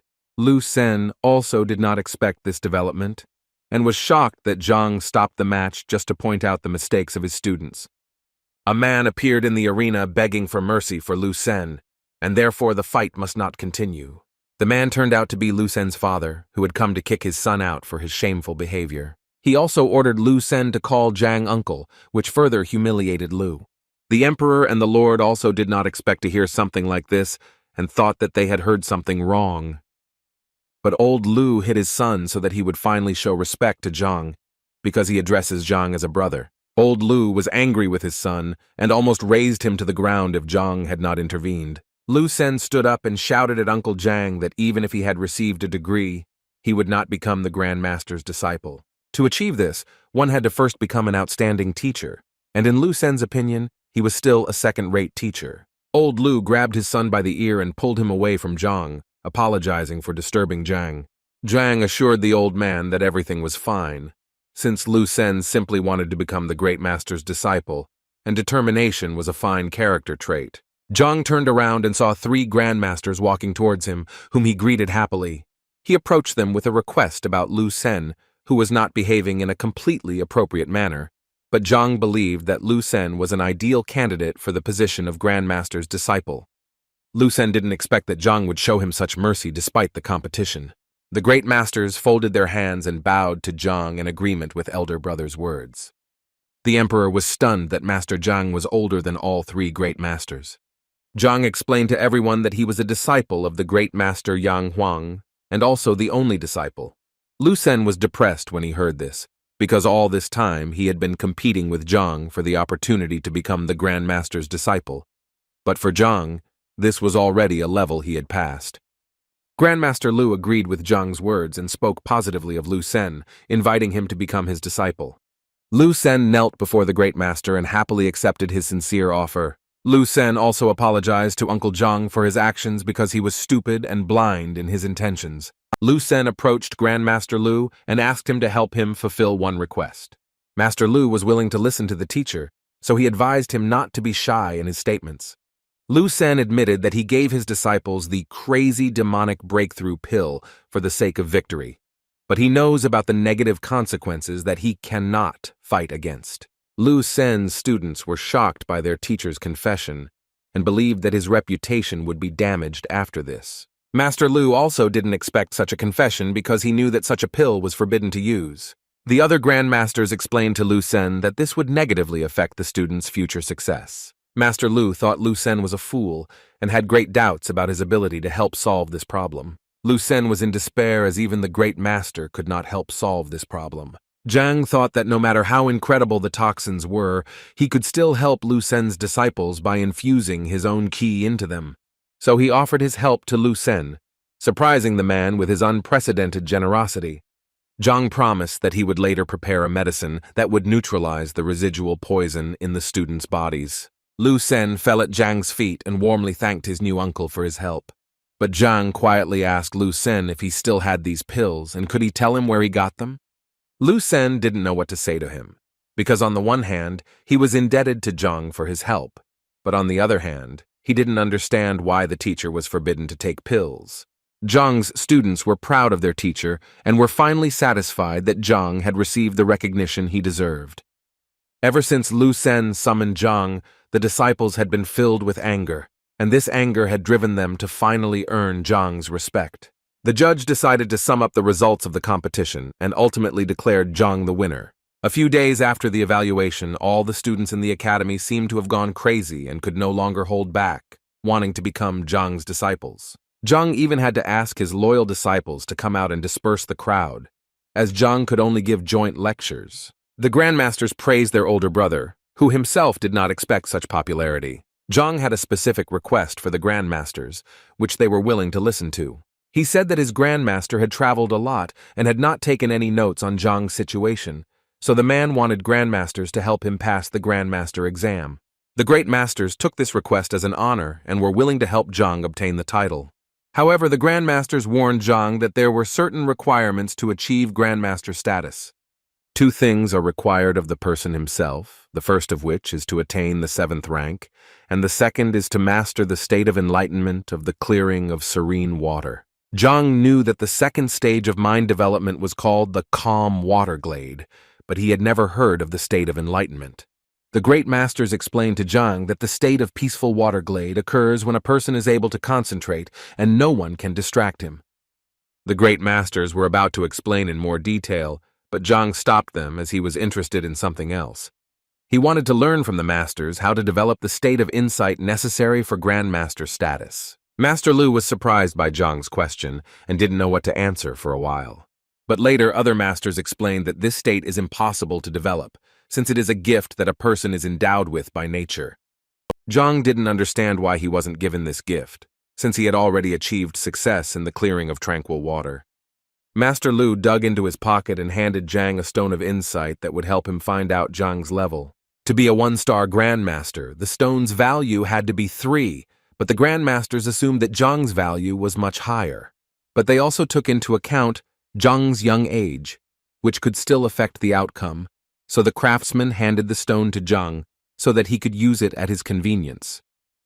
Zhang asked the masters where exactly he could take the Grandmaster exam. Grandmaster Lu said that the next exam would be held in the Tianwu Kingdom, so once Zhang reached the serene water glade state, he could go and try to achieve what he wanted. After the Great Masters left, Zhang decided to test his skills on the stone to see if he had reached the state of the tranquil water glade.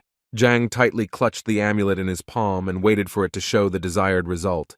But he was extremely disappointed when he saw that the result on the amulet was much less than desired. After listening to Grandmaster Lu, Zhang believed that he could score more than 4 points, and his score did not even reach 1. Zhang did not believe this result and assumed that the stone was in a bad mood, so the teacher decided to try again. But his result was not crowned with success. If the first attempt was within tenths, then subsequent attempts reduced the figure to hundredths. With this result, Zhang didn't even want to become a Grandmaster, so he decided to ask the masters more about the techniques of improving the mind next time. Zhang decided to deal with the golden book from the Library of Heaven's Path while he had time. Zhang noticed that the title, Book of the Heavenly Path, appeared on the book, which most likely came from the gratitude of the disciples. Zhang tried to study the book in more detail and try to use it to create a technique for cultivating the mind. He closed his eyes and focused all his energy on the book, hoping that it would help him. Zhang expected some changes, but nothing happened, so he opened his eyes. Zhang opened the book and was disappointed to see that the pages were still blank. He hoped that whoever came up with this book had at least created some kind of instructions for it, but there was nothing like that. He decided it was time to stop working on the book and come back to it later. As Zhang walked through the corridors of the academy, he was stopped by Zhao, who looked sad. She learned that Zhang was leaving the kingdom and hoped that she was wrong, but in fact, Zhang was going to go to the Qianwu kingdom. The other disciples, hearing this from Zhang, began to beg him to take them with him. Zhang warned the students that there were many dangers ahead and he could not risk the students' lives. But the students were determined and persistent in their desires, so they did not give up on the idea of traveling with Zhang. Zhang agreed to take the students with him, but they would have to take different routes. The students were extremely pleased with Zhang's generous offer and thanked the teacher. Zhang also returned to his estate as Grand Master to give instructions to the butler before leaving. He ordered the boy to find Zhang and serve him while the Great Master was away, and gave the boy a book with techniques for increasing strength. The boy could not understand the generosity of the Grand Master, who gave him such an incredible gift. Time flew by quickly, and in the evening Zhang was already returning to his classroom to prepare for the morning lecture. Hundreds of young people gathered to listen to Zhang's lecture at the arena where the assessment was recently held. People were delighted with Zhang, who was recognized by 3-star grandmasters at once. Zhang walked into the arena and began his lecture by expressing gratitude to those who decided to listen to him. Zhang taught the young students the basics of combining yin and yang energies with each other. People immediately began using Zhang's methods and noticed how easily they were able to break through. Of course, they couldn't do without Zhang's special technique, because the teacher used the Heaven's Will transmission skill and turned the power of his words into energy. The masters were once again convinced of Zhang's uniqueness, capable of such things. Although Zhang only explained the basics of the first 2 ranks, his words were extremely profound, and upon hearing him, those present instinctively followed the instructions. At the end of the lecture, the masters approached Zhang and admitted that the lecture was impressive. Master Lu became interested and went to check the depth of Zhang's soul. Zhang did not want to boast about his achievements and began to pretend to be a humble teacher. But Master Lu assured that if Zhang was able to lecture in this way, then his skill was at a high level. Zhang didn't believe what Master Lu told him and was a little nervous about it. Other masters also assured Zhang that the rate was high and they were very interested. Zhang thought about it, and suddenly, thanks to the book Heavenly Path, he managed to raise his score. He squeezed the amulet in his palm as tightly as he could to determine his level. When he looked at the result, it intrigued the craftsman standing next to him even more. Zhang got a result just above 5, although yesterday his results were measured in hundredths. Master Lu told Zhang that with this result, Zhang was close to passing the 2-star Grandmaster exam. While Zhang and the Grandmasters were talking, their conversation was interrupted by Lu Sen, who wanted to show something. Lu Sen wanted to boast that he had made a breakthrough and mastered the technique of the serene water glade. Master Lu asked about Lu Sen's profound level, and Lu Sen happily demonstrated his level. Lu Sen scored 1.8, which significantly increased his chances of becoming a Grandmaster. But it seemed that no one was as happy as Lu Sen himself, so the man was praised and the topic of conversation changed. While Lu Sen was idle, the masters returned to discussing with Zhang again. Zhang held a medallion on which Lu Sen could clearly see Zhang's result. The result, which was 5 times greater than Lu Sen's, simply crushed the man to the ground. Finally, Zhang went to the neighboring kingdom, entrusting the great masters to deliver the disciples, and he himself went with Shen Bing. 3 days ago, the girl suddenly asked when Zhang was going on a trip.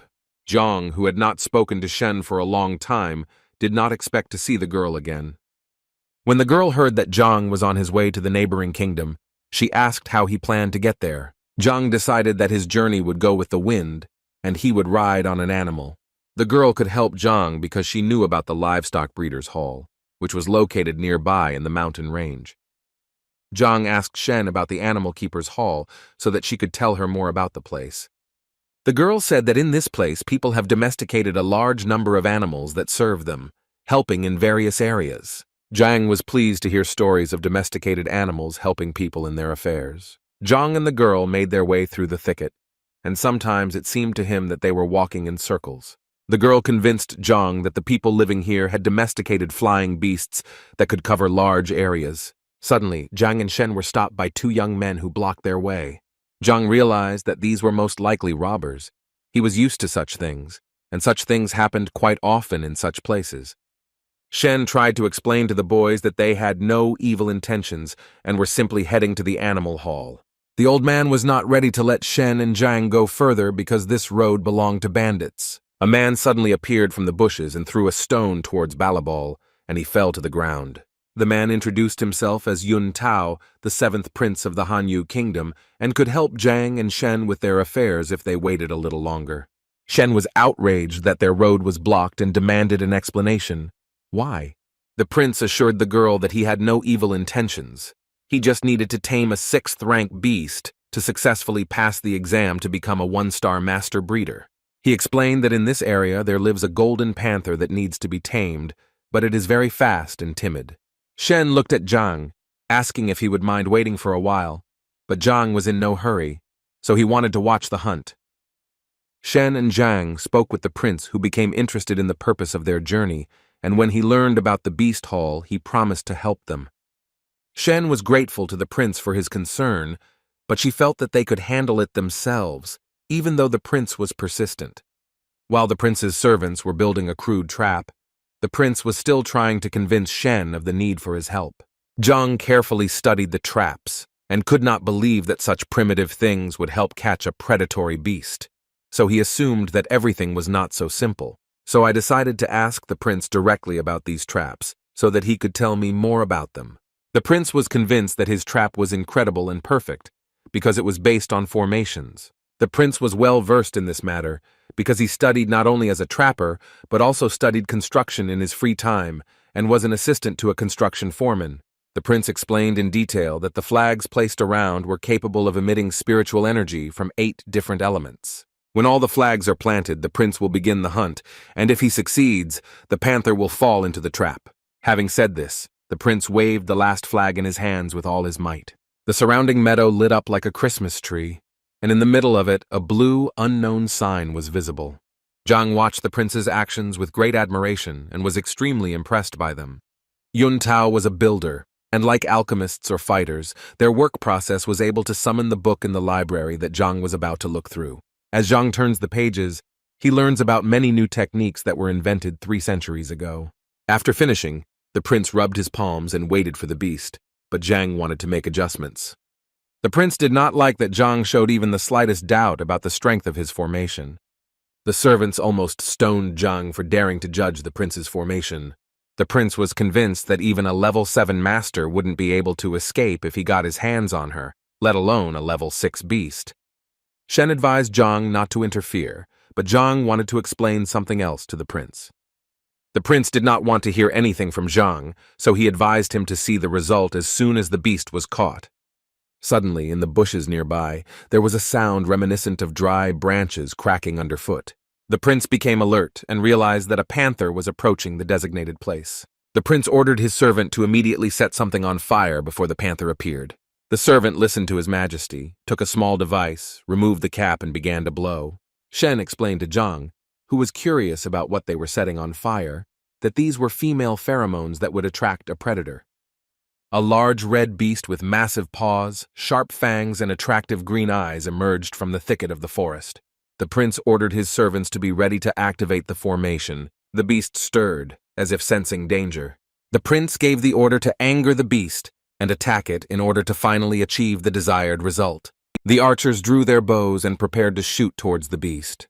The alarmed panther saw that she was in danger from several sides, so she immediately ran away from the target that the archers were aiming at in order to save herself. The prince ordered his servants to continue shooting their bows to lure the panther into a trap. The panther rushed everywhere, trying to hide from the arrows. The prince liked this turn of events, because everything went according to his plan. When the panther ran into the place where the trap was set, the prince activated it. Zhang watched this incredible spectacle with admiration and understood that he had to be careful with the builders. The prince approached the enraged beast and looked into his eyes, rejoicing at his success. The prince turned away from the beast and was proud that he had finally managed to tame the panther.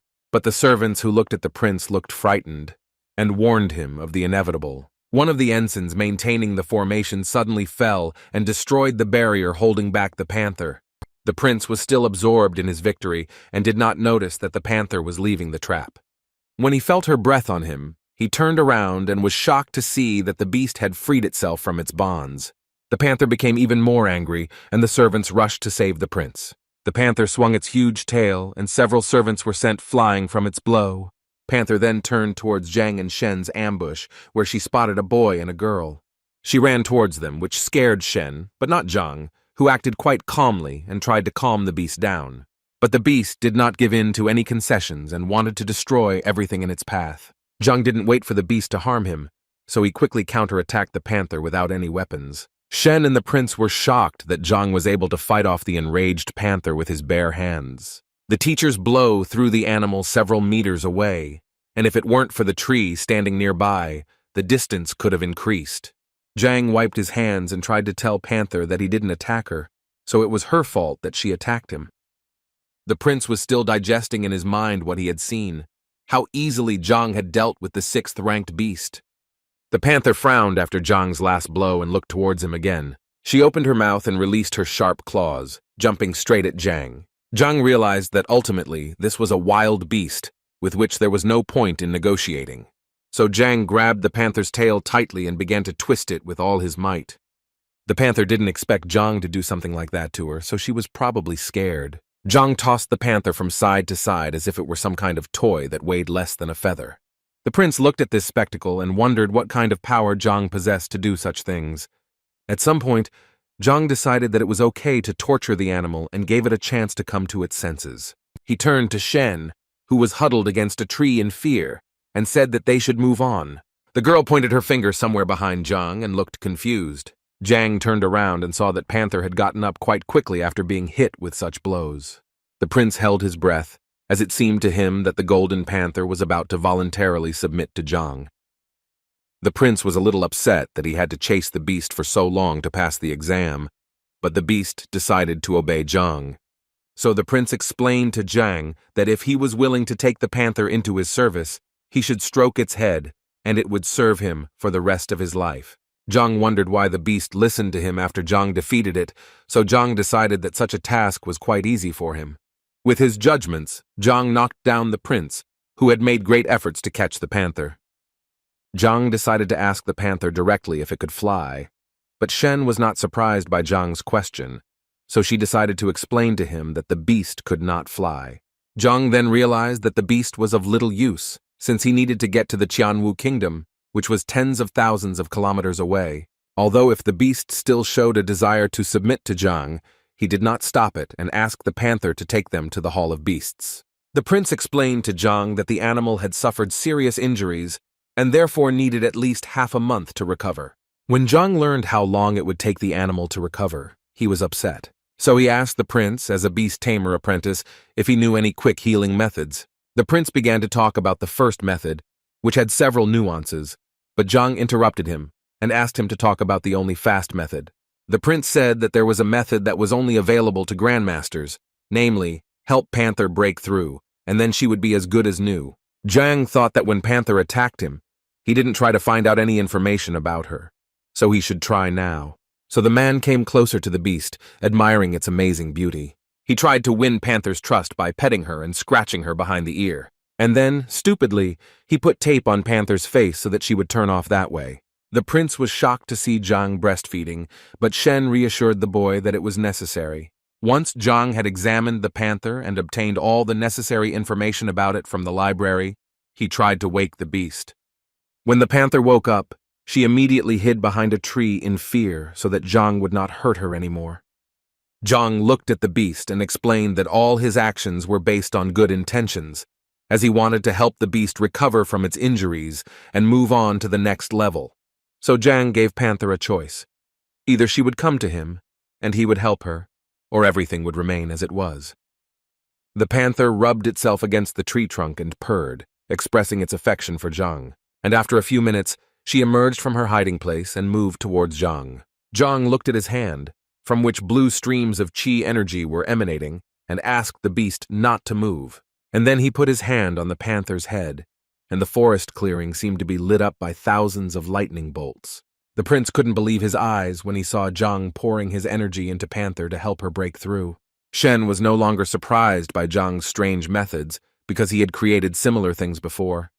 The panther, who seemed to have grown new muscles and shiny new fur, was able to make a breakthrough. The prince didn't believe that it was so easy to force the beast to break out when even a 2-star master would have to spend several years to do so. Zhang admitted that due to the panther's enormous size, he had to expend more qi than an ordinary person, but he was satisfied with the result, and now that the job was done, he could move on. Zhang called Shen and thanked the prince for the meeting and wished him success in the future. The prince decided to detain Zhang for a moment longer to explain one thing to him. The prince asked Zhang how he knew he had made a mistake in setting the trap. Zhang said that the prince's mistake was quite simple, because he did not take into account the mountain range on which they stood. The prince explained that he had never encountered such a problem, as he had always succeeded without a doubt. Zhang explained that there were metal deposits in the rock, and this element was able to resist wood, which was necessary to restrain the beast's power. The prince realized that Zhang never ceased to amaze him with such lightning-fast knowledge. When Zhang and Shen mounted the panther and were ready to set off, the prince asked if they could come with them. Zhang said that the panther could easily accommodate a third person, but as for the prince's servants, Zhang didn't know. The prince assured Zhang that there was no need to worry about them as they would get there on their own, but the servants seemed to have only just learned of this. In this case, Zhang did not object and invited the prince to travel. They raced at breakneck speed through the thicket of the forest, not even having time to admire the scenery. But Zhang understood that 3 people still had considerable weight, and it was tiring for the beast, so it needed to rest. Zhang was pleased with the beast, because thanks to it, he could reach the hall in a few hours. Suddenly Zhang realized that since he had tamed the panther, the prince had failed the exam. But the prince didn't care, because if Zhang hadn't tamed the panther, everyone would have died. Then Zhang became interested in what was needed to pass the exam and began asking the prince questions. The prince said that there were several stages, certainly that first a perfect theory about the beasts had to be created, and then, after some preparation, the hunt began. Zhang drew a parallel that the prince's exam is similar to the alchemist's exam, which also has theoretical and practical parts. Zhang agreed to help the prince pass the exam and tame the new beast. The prince was overjoyed by Zhang's initiative and jumped up to the sky with happiness. He understood that if he had the help of a master like Zhang, he would definitely succeed. Zhang tried to calm the boy down to find out what animal he was planning to tame. The prince began to go through all the animals he knew and remembered which one he would like to tame. According to the prince, it was a bird. And when Zhang heard that it was a flying beast, he thought about it. But the prince explained that the bird he was going to hunt was small, just a little bigger than his palm. Shen noted that a bird of this size is not considered a flying host, so it should be treated simply as a bird. The prince explained that the bird was not a fighter, but simply very fast, and its strength was at the initial level of the 6th rank. Zhang knew that if the bird was small and fast, it would not be easy to catch. The prince said that he had once destroyed the bird's nest, and it had followed the crew for several days, causing inconvenience. Zhang was surprised by the story the prince told him, and decided that the bird was quite stubborn. The prince said that after the incident, the bird dropped its droppings on his head right during the flight. Every time it hits its target, it flies back a few meters, continuing to provoke. Therefore, the prince did not know how to catch her, because she was a fast shooter. Zhang couldn't come up with any plan yet because he didn't know what kind of bird it was or how fast it was. Shen advised Zhang to try to catch the bird when it was close to the ground. However, the prince insisted that the bird was faster than human reaction time and could not be caught with bare hands. The bird seemed to have heard the prince's conversation and was approaching the meadow where they were standing. The prince immediately recognized the winged criminal and pointed out her speed to Zhang. In a split second, Zhang was able to spot the bird and see its brown coloring combined with a red beak and long tail. The prince was already noticeably nervous and was waiting for Zhang to do something to catch the bird. The bird, as always, in its style, did not miss the opportunity to mock the prince and pecked him on the forehead with excrement. Zhang looked at the bird, and its flight path became clear to him and could be easily calculated. The prince tried to convey something to the bird, but it did not seem like agreement, but rather like a curse. Zhang instantly appeared behind the bird, and before it noticed him, he reached out to catch it. The prince was stunned by Zhang's transfer technique, who was next to him just a second ago. The prince felt that Zhang was like a warrior from legend, possessing the strength of the 9th rank. Zhang held the bird in his hands, thinking that he had easily managed to catch it while it was raging. Shen was surprised by Zhang's speed, because even such a fast bird did not have time to react.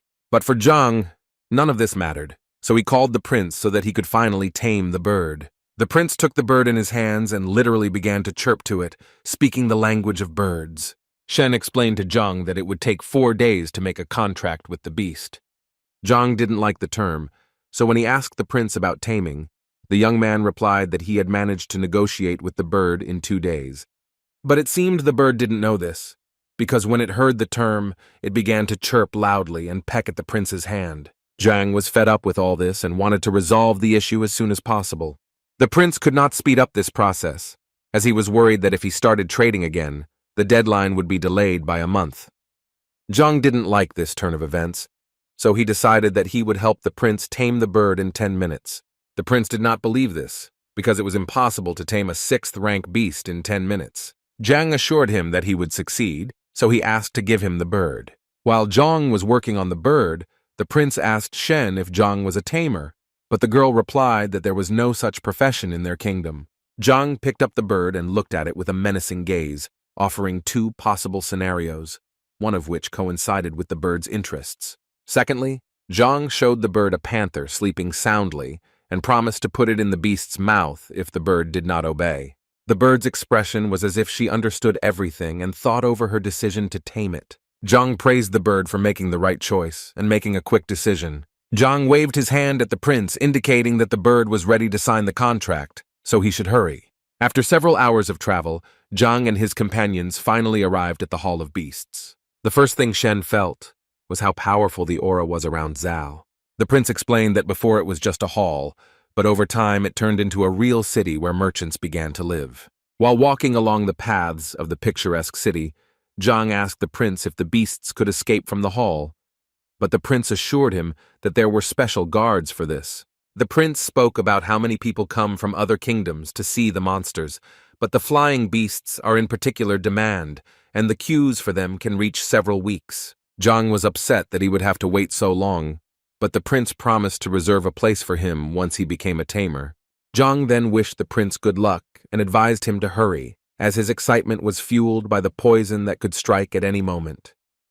The prince led his new friends to the hall where the exam was taking place, telling various interesting stories along the way.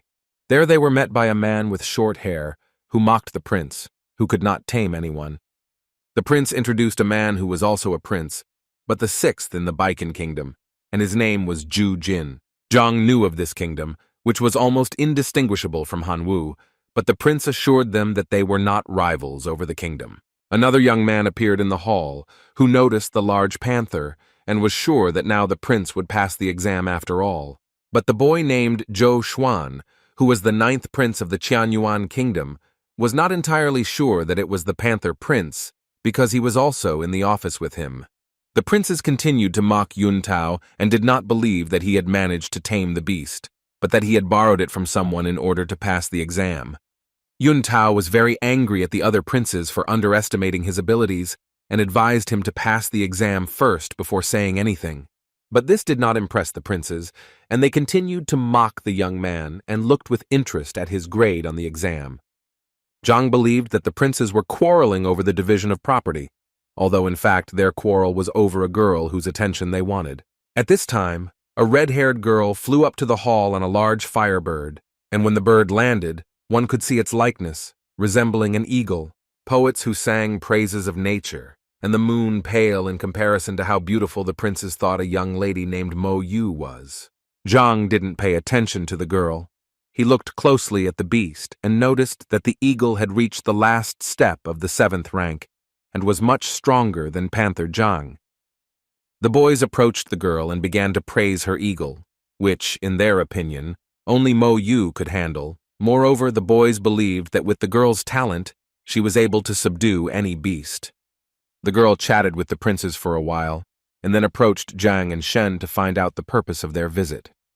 Zhang noticed that Shen was talking quite freely with Mo Yu, to which Shen replied that she had met Mo when they were together last time. Han Qiong.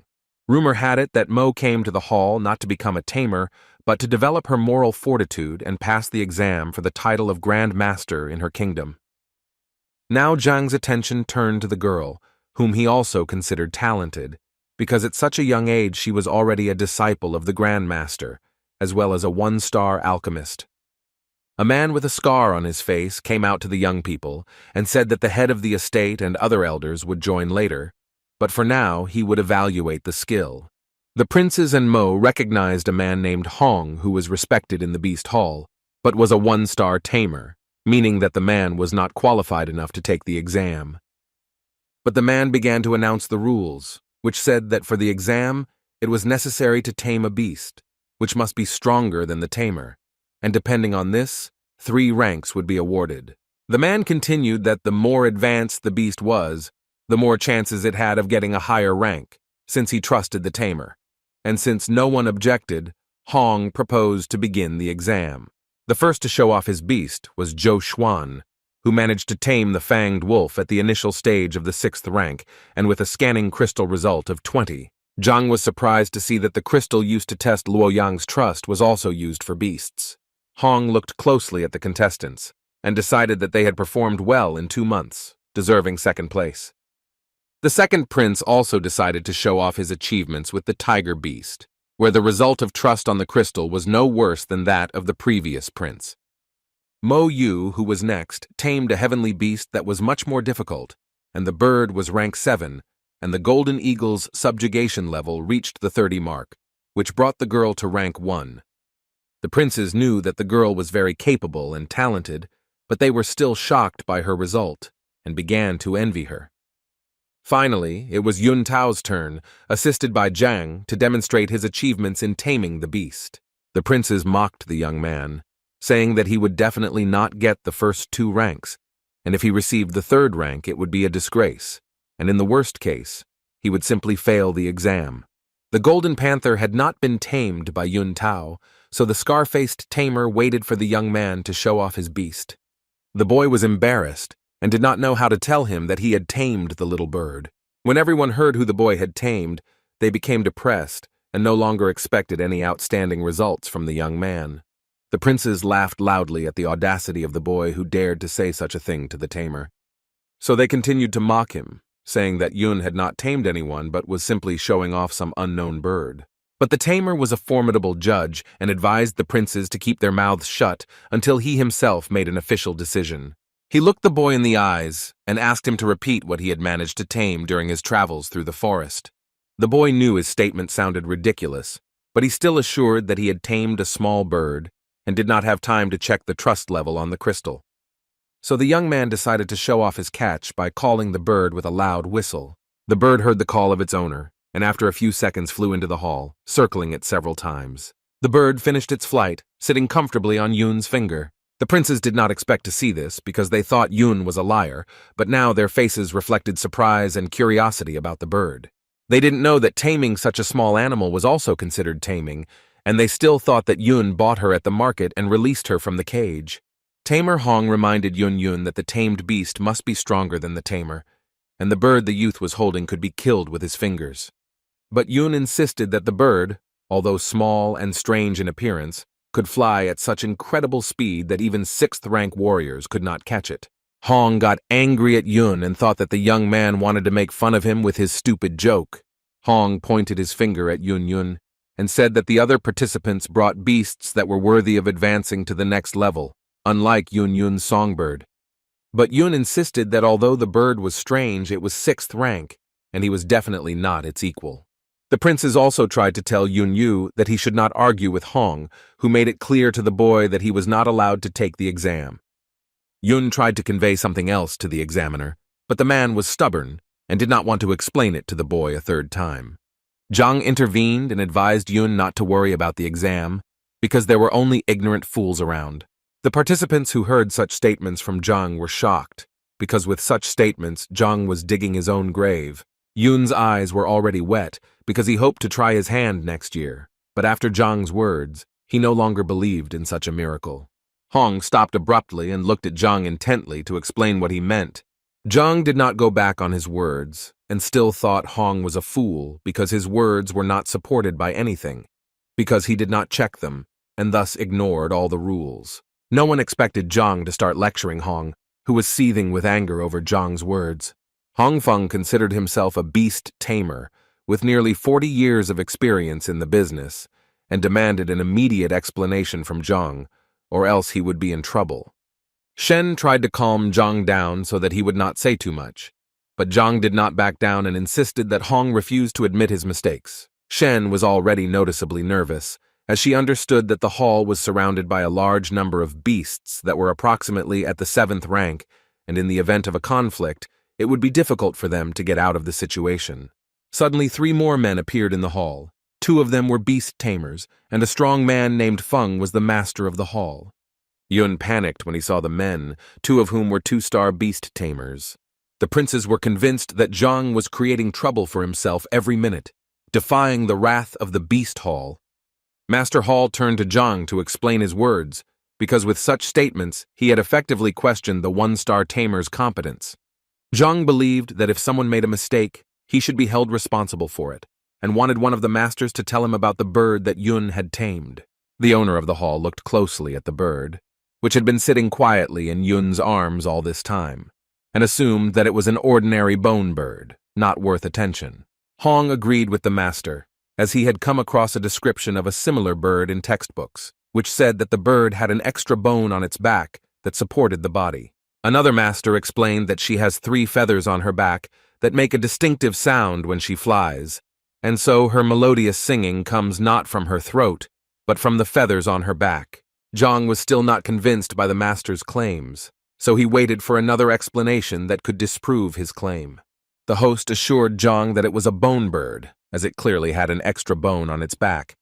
Then Zhang phrased the question differently, because everyone saw the bird make several circles before landing, but did anyone present hear the sound during the flight? Hong agreed that the strange bird had indeed flown by several times, but had done so almost silently. Zhang picked up the bird and began to carefully examine every detail. In particular, it had golden claws and not 1 but 3 extra bones, and there were no feathers on its back that could make a sound. Then Master Zalu thought that if it was not the bone bird, then what kind of bird could it be? Zhang believed that an ancient beast, the lightning sparrow, was sitting on his hands. Everyone was stunned by how Zhang focused on the ancient beast. Master Zalu knew that there were many different types of wild beasts, and that they were the ones with some of the strongest bloodlines, but he was also convinced that this was an extinct species, so it was unlikely that Yun would capture such a rare beast. Hong repeated Master Hall's words and could not calm down, and believed that this was the rare beast in question. The master, who was about 1 meter tall, was also convinced that most of these species had disappeared, and those that remained had most likely reached the level of spiritual beasts. The princes still didn't miss the opportunity to mock Yun and think that in that case, their beasts really were primordial beasts. But Zhang was completely indifferent to idle chatter. He knew that the beast hall had the ability to check the beast's lineage, and only then would he be sure whether he was wrong or not. In ancient times, spiritual energy was cruel and harsh. Now it is far from the case. If the strange bird is really an ancient beast, then only a drop of its blood can destroy the current ordinary beasts. Therefore, Master Zalu ordered to prepare a test animal to test the bird, and if this is confirmed, it will be a real sensation. A few minutes later, the owner was brought a laboratory rat, which only had to taste a drop of the bird's blood. Zhang brought the bird closer and extracted from it that very drop of blood that was necessary for the purity of the experiment. He gave it to a rat to try, which at first did not understand anything, but after a few seconds its eyes became bloodshot. Thick foam came out of its mouth, and the animal died. Master Zalu couldn't believe his eyes, because the lab rat was immune to the normal blood of high-level beasts. Everyone waited for an explanation from Master Hall, but he had no choice but to confirm that the bird Yun had caught was indeed an ancient beast. Yun was glad that Zhang had just saved him from an embarrassing failure, while the others were still trying to digest the information. Hong became nervous and didn't know what to do because he had made a serious mistake. The princes also realized that they could get into trouble because of their inappropriate ridicule of the rare bird. Mo looked at Zhang and tried to understand how he could understand something that the one-star tamer couldn't understand. The master of the hall looks at the dead rat and realizes that the blood of ancient beasts is like boiling water, and ordinary beasts cannot withstand such a load. Zhang informed everyone that the ancient lightning sparrow had the ability to absorb lightning to awaken the bloodline, and once it reached rank 7, it could deal devastating damage. Now Zhang wanted to hear an explanation from Hong, who had hastily fired Yun without even checking or admitting his mistake. The man sighed heavily and now realized that he had made a serious mistake for which he would be severely punished. Zhang was confident in his knowledge because on the way to the hall he stunned a bird and created a book about it in the library, so he put such pressure on Hong, who did not want to admit his mistake. Master Zalu realized his mistake and decided to give Yun another chance to pass the exam, while Hong would be sent to the beast forest for 3 years. The princes were shocked by such a severe punishment and understood that it could not be appealed. Zhang quickly learned information about the forest beast from Yun and found out that it was something like a pigsty that only students usually went to. Hong was escorted out of the room while he contemplated how he had made such a mistake. Once everything was settled, the hall master announced that he was ready to accept Yun's examination. Zhang encouraged the boy and wished him good luck in the exam he was about to take. While Yun was taking the exam, Mo decided to ask Zhang how he knew so much about this bird, assuming that Zhang was also a tamer. But Zhang refuted the girl's assumption, which puzzled her, and now she was even more interested in how he managed to tame the bird. Zhang smiled back and said that the bird had probably fallen in love with him and had begun to serve him faithfully. The girl did not try to extract the truth from Zhang, but offered him a jade brooch from the great master of the 2 stars, Jian Shu, in exchange for information. Shen was stunned by the girl's offer because she knew how valuable the brooch was, even though it only had a short-term teaching effect. Zhang didn't even listen to the end of Mo's proposal because he wasn't interested in it. Meanwhile, the crystals showed that the Yunyu bird's subjugation level was 40, which meant that the youth had reached an advanced level of taming. At an advanced level of domestication, there was a special bond between the owner and the animal, and they entered into a contract. Reaching this level of domestication was already a big indicator. It meant that the bird was not just following Yun, they had a special connection. The hall master tried to ask Yun how he managed to reach this level, but Yun had difficulty finding the right words to say it. At some point, the boy blurted out that all this was thanks to Zhang, who simply threatened the bird, and it agreed to everything. The owners were shocked by this situation because they did not know that the animal could be tamed in this way. The owner began to think that perhaps wild animals should be tamed in a different way, treated with violence rather than with caution and care. The master immediately asked Yun where he could find Master Zhang, who had helped the boy tame the bird. Yun smiled and assured the master that there was no need for that, as Zhang was standing nearby and ready to ask questions. Yun assured that although Zhang was still young, he had quite a strong ability to tame animals. In particular, he tamed a panther in 10 minutes. The owner of the hall was shocked by such a statement and could not believe that a wild animal could be tamed in such a short time. The master began to ask Yun what technique Zhang used to cope so quickly, or did he use something unusual? But Yun assured the masters that he had not noticed anything strange, only that Zhang had defeated Panther, and after that, she began to trust him. The masters did not know how to answer such a question, because they had never used such a technique in their practice. Yun also admitted that he tried to tame the panther himself, but underestimated its strength and was saved from certain death by Zhang. The masters still didn't believe in this because they had put a lot of effort into studying the taming theory and practiced a lot, but Zhang did it so casually. The master looked at Zhang mysteriously, but did not yet dare to approach him to talk. The master asked Yun if Zhang was a tamer who knew some new techniques. But Yun denied this and said that Zhang did not even pass the exam.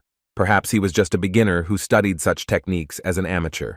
The master asked Yun if he could ask Zhang if he was ready to become a tamer and take the exam right now. The master already had plans for Zhang, seeing him as a treasure that could help advance the tamer line among others. Yun approached Jiang and told him everything that Master Zal had told him. Jiang weighed the pros and cons of this proposal, but he understood that he came for something else. He was embarrassed by the poison in his body, which could at any moment negatively affect his health. But Yun tried to convince Jiang that after passing the exam, Jiang would have many benefits, including the ability to choose any beast for free. Jiang was excited when he heard that after the exam, he would have the opportunity to choose an animal, all for free. So Jiang decided to change his plans and make every effort to pass the exam. Mo thought that Jiang was some kind of reckless fool who agreed to take the exam so quickly as if it was some kind of game. Shen also didn't know how to explain Jiang's behavior, but she hoped that he knew what he was doing. Master Zalu dared to speak to Jiang, telling him in detail about all the benefits that awaited him. But to get all these benefits, Jiang will need to pass an exam, including the theoretical part. Before agreeing to the examination, Jiang asked if the master had any books on taming that he could look at. The teacher was surprised by Jiang's desire, but allowed him to take advantage of the opportunity, as Jiang assured him that he was nervous and needed to read literature. The head of the hall asked his colleague Liu to take him to the library so that Jiang could look through the necessary books. The princes also did not understand Jiang's desire and thought that he was possessed and would not pass the exam. Shen tried to figure out what Jiang was planning, as she had witnessed a similar situation before, and assumed that Jiang had a photographic memory. When Jiang arrived at the library, he couldn't believe how many volumes he had to look through. It would take Jiang at least 3 days to understand all the information in the library, and that's assuming he doesn't go crazy. Jiang tried to come up with a plan that would allow him to get the information he needed as quickly as possible and compile it into one book in the library. Jiang understood that information could be obtained simply by touching an inanimate object, so he suggested that the same could be done with bookshelves. When he opened the book, he saw how the information was extremely structured, not about the animals, but about the material the cabinet was made of. Jiang got angry and threw the book at his feet because it was not what he needed. Jiang sat against the wall to write down how he could solve this problem in a short time and pass the exam. It occurred to him to try to touch the books, and perhaps in this way he could learn something about taming. He stood up and walked over to the first bookshelf, hoping that this time he would succeed. And Jiang finally achieved the desired result. At this rate of reading books, he managed to absorb large amounts of information. Meanwhile, Master Hall and Master Feng were preparing a list of questions for Jiang that needed to be answered clearly. The Hall Master was convinced that Jiang was extremely skilled because he was able to recognize the ancient lightning sparrow, so the man did not want to miss out on Jiang's talent. The Master will also benefit from the fact that if Jiang passes the exam, the Master may be promoted to 3 stars. Master Feng said that he watched Jiang for a while he was in the library and noticed that he was running very quickly from shelf to shelf. Master Zalu was very surprised by this level of training because he had never seen or heard anything like it. The Master was also worried that Jiang would cause trouble in the library as valuable volumes were kept there. But the Master did not have time to reach the library because Jiang had already finished his training and was ready to take the exam. The princes realized that Jiang had been given a special honor, since he had failed the exam to become a disciple, and was immediately admitted to the exam to become a tamer, an honor that even Mo had not received. Jiang looked a little tired after several hours of rushing around the library, and Yun suggested that he rest if he wasn't ready yet. But Jiang insisted that he was fine and could continue, but he was unhappy that the hall leader suggested that he take a written exam. He understood that he couldn't hold a pen in his hands right now, so he suggested taking the exam in a discussion format. The masters convinced Jiang that although this was a fairly quick way to pass the exam, it was also more difficult. Yun also told Jiang that he would not have a chance to think over his answers, and that one mistake could be fatal. Master Zalu also explained to Jiang all the risks of this format, because thoughts and answers must be clear and understandable without the right to correction. Jiang was even more tired of this chatter, but assured that he understood all the risks that awaited him, but this format was the most convenient for him. Then the teacher did not contradict Jiang, and since he clearly understood all the consequences, he decided to give Jiang an oral examination. No matter what question the master asked, Jiang would answer it quickly and in detail, which made the masters understand that he was extremely talented, and it was no wonder that he was able to recognize the lightning sparrow. Jiang passed the first stage of the exam with ease, so he was looking forward to the next one so he could finish it and get down to business. The master assured Zhang that he had successfully completed the first stage, so now it was time to move on to the second, where he had to tame the beast, having half a month to spare. But Zhang didn't like this course of events because it was taking too long for him, so he asked the masters if they had any wild beast that could be tamed quickly. The princes were shocked by Zhang's statement and thought he was crazy because he did not understand what he was saying. Master Fen assured Zhang that every animal was extremely valuable and that there was not a single untamed animal in the hall because such an animal could wreak havoc. Zhang then looked at Eagle Mo and asked the girl if he could borrow her beast to tame it. The girl was outraged by Zhang's request and did not understand how such a thing could have occurred to him because a tamed beast is something like a soulmate for the tamer. Mo yelled at Zhang that it was very impolite to ask such a thing, and this was the first time she heard someone ask such a question. But one of the princes tried to convince the girl that letting Zhang tame her eagle was not such a bad idea. After all, the prince considered Zhang to be a narcissistic and arrogant person who believed that the theory and practice of things were similar. And besides, there was a high level of trust between the girl and Oral. The other prince was convinced that Zhang should be taught a lesson to not be so arrogant, because even experienced masters were not capable of such things. Mo believed that it was almost impossible to tame a tame beast, so this was a good opportunity to take a look at Zhang's methods. So she agreed to this adventure and gave permission for taming, and if Zhang succeeded, he could keep the eagle for himself. Zhang asked the masters if he would pass the exam if he tamed Eagle Mo, and the masters assured him that it would allow him to pass the exam. Mo wanted to say something to Zhang about what she would do to him if he couldn't tame the eagle, but Zhang didn't listen to her because he was busy with the eagle. Zhang told Aurel that he didn't want to bother with him for long because his mistress had borrowed Aurel for the exam, and Zhang hoped to resolve the matter as soon as possible. Zhang assured Eagle that if he listened to him, Zhang would help Eagle break through to the next level. But the eagle challenged Zhang and attacked him, but Zhang managed to dodge the blow and jump to the side.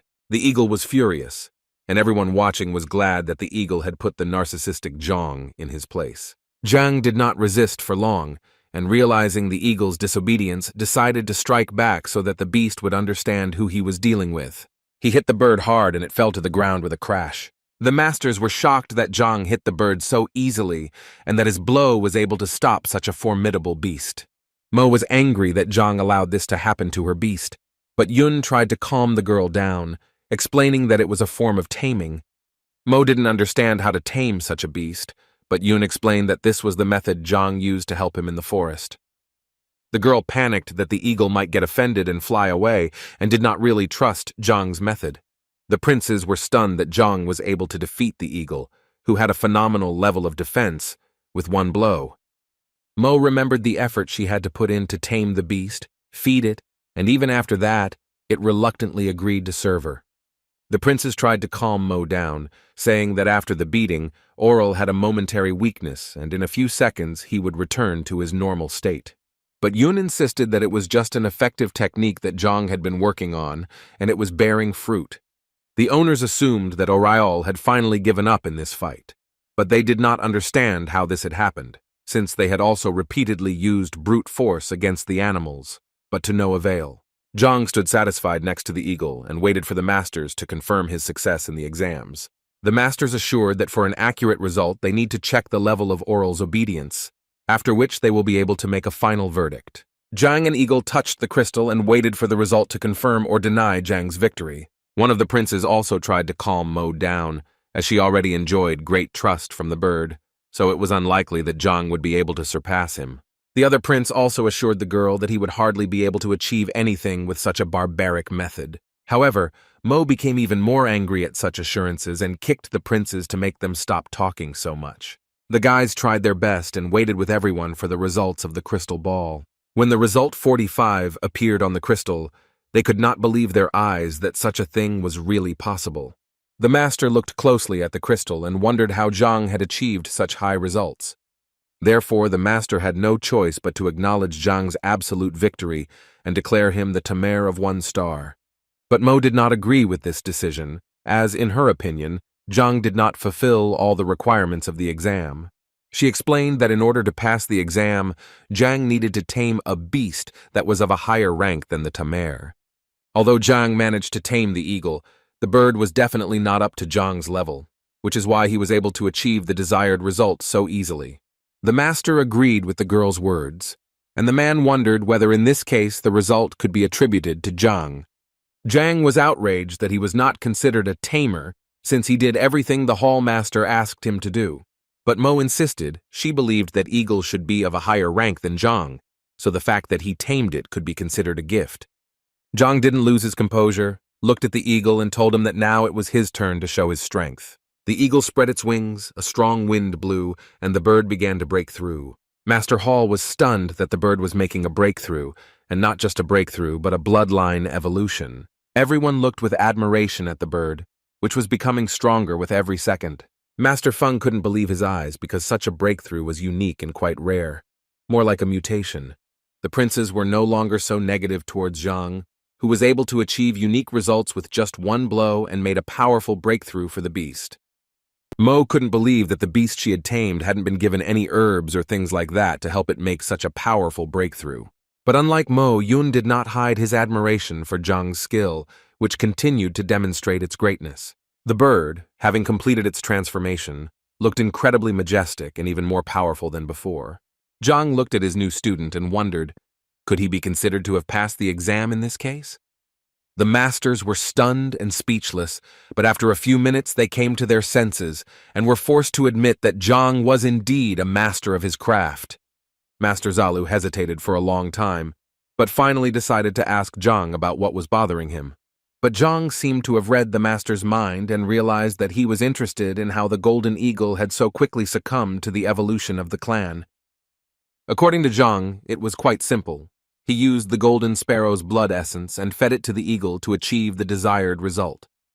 Although the method seemed rather strange and incomprehensible, Zhang knew of cases where an ancient beast absorbed the essence of another ancient beast and achieved bloodline evolution. The masters thought about Zhang's words, but the result stunned them, so they decided that they should try something similar in the future. When Zhang finally passed the exam, he asked the masters which air monster would be best to use to reach the Red Lotus Ridge. The master thought for a moment and explained to Zhang that the ridge was thousands of kilometers away from the Tianwu kingdom, and if Zhang used at least the eagle, he would reach his destination in about half a month. Zhang was frustrated by such a long time, and he also knew that there were air lightning monsters in the hall that could travel long distances in an extremely short time. The owners confirmed Zhang's information, but emphasized that they only have 2 such animals, one of which is currently on the way. The other beast had a serious illness, so it was necessary to send a man to the Beiwu kingdom to bring back the great master Qingyan, who might be able to cure the beast. Zhang didn't expect that the kingdom he was in had the same doctors for humans and animals. Therefore, the hallmaster promised Zhang that once the beast recovered, Zhang would definitely be able to use it, but at a high price. Zhang didn't expect to have to pay for it, and hoped that as a tamer, he would be able to use the animals for free. The master explained to Zhang that a tamer with 1 star could ride beasts below rank 8, but to use stronger beasts, 2 stars were needed. Zhang didn't expect that there would be such a reason that no one warned him about, but he quickly pulled himself together and decided to take the exam to get 2 stars. Mo couldn't believe how big Zhang's ambitions were, as the girl had put in a lot of effort and a lot to achieve the recognition she had now. The hall master was about to explain to Zhang what was needed for the exam, but his speech was interrupted by a young man running into the hall. The servant wanted to inform the master that the Grand Master had arrived and was awaiting an audience, and that things seemed to be going very badly.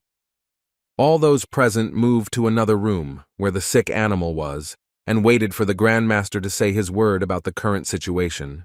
When the Grand Master arrived at the hall, he examined the beast and realized that it had a fever, but from time to time the beast looked up at the sky, as if looking for its mate. But Qingyan was informed that if this was really the case, it would be difficult to find the other half for the dead beast, because it would take a long time. Qing knew that if he didn't find a mate for the beast, it could end badly for him, so he needed to solve the problem in an alternative way. Qing suggested that in this case the animal should be castrated in the hope that this would help solve its problem. But Qin's words awakened the beast, and it looked at him with anger. The beast struck Qin with all its might, causing him to fly towards the wall and crash into it, leaving behind a thick trail of dust. The master of the hall still hoped that Qin had a solution to this problem, since the beast needed to be saved immediately. Jiang carefully approached the sick animal and laughed at Qing's treatment methods. Qing was furious to hear that Zhang had rejected his proposal and waited for Zhang to offer other options. Zhang believed that when it came to the doctor called to help the beast, some experienced person would come, but in fact, it was the other way around. Therefore, Zhang was categorically against Qing's recommendations, since after that the beast would certainly die. Qing was very nervous and angry because his experience and words were being questioned by some unknown person. Zhang didn't care what Qing thought of him, because he was more concerned about the beast, which, by the way, was also undergoing bloodline evolution. The masters were stunned by Zhang's statement, as they had not yet moved on from the previous evolution, and now another one was waiting for them.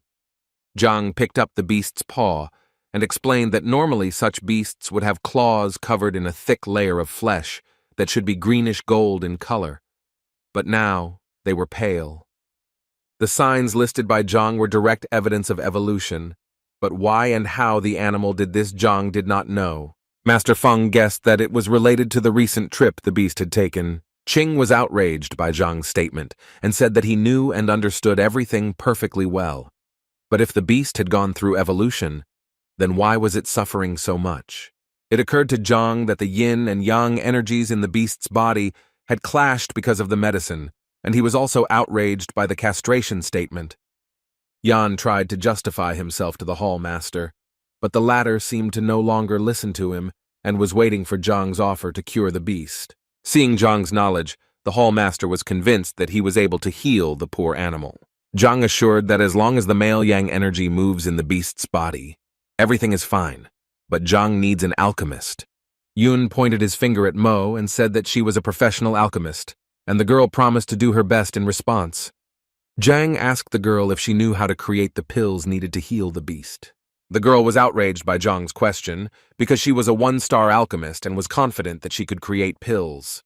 Zhang apologized to the girl. As he did not mean to offend Mo with his question, he simply assumed that she passed the exam through discussion. But Mo still didn't understand what Zhang was getting at, because the people who passed the exam through discussion had an extraordinary level of knowledge in the field of alchemy and were also able to create pills. Zhang pointed to himself and told Mo that he was also gifted with extraordinary talent and passed the debate exam, but he could not create pills.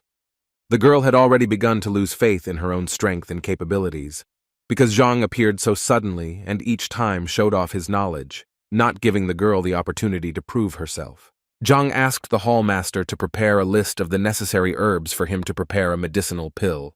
Mo, who was listening attentively to what Zhang was dictating, was putting together a puzzle in her head about the pill the man wanted to make.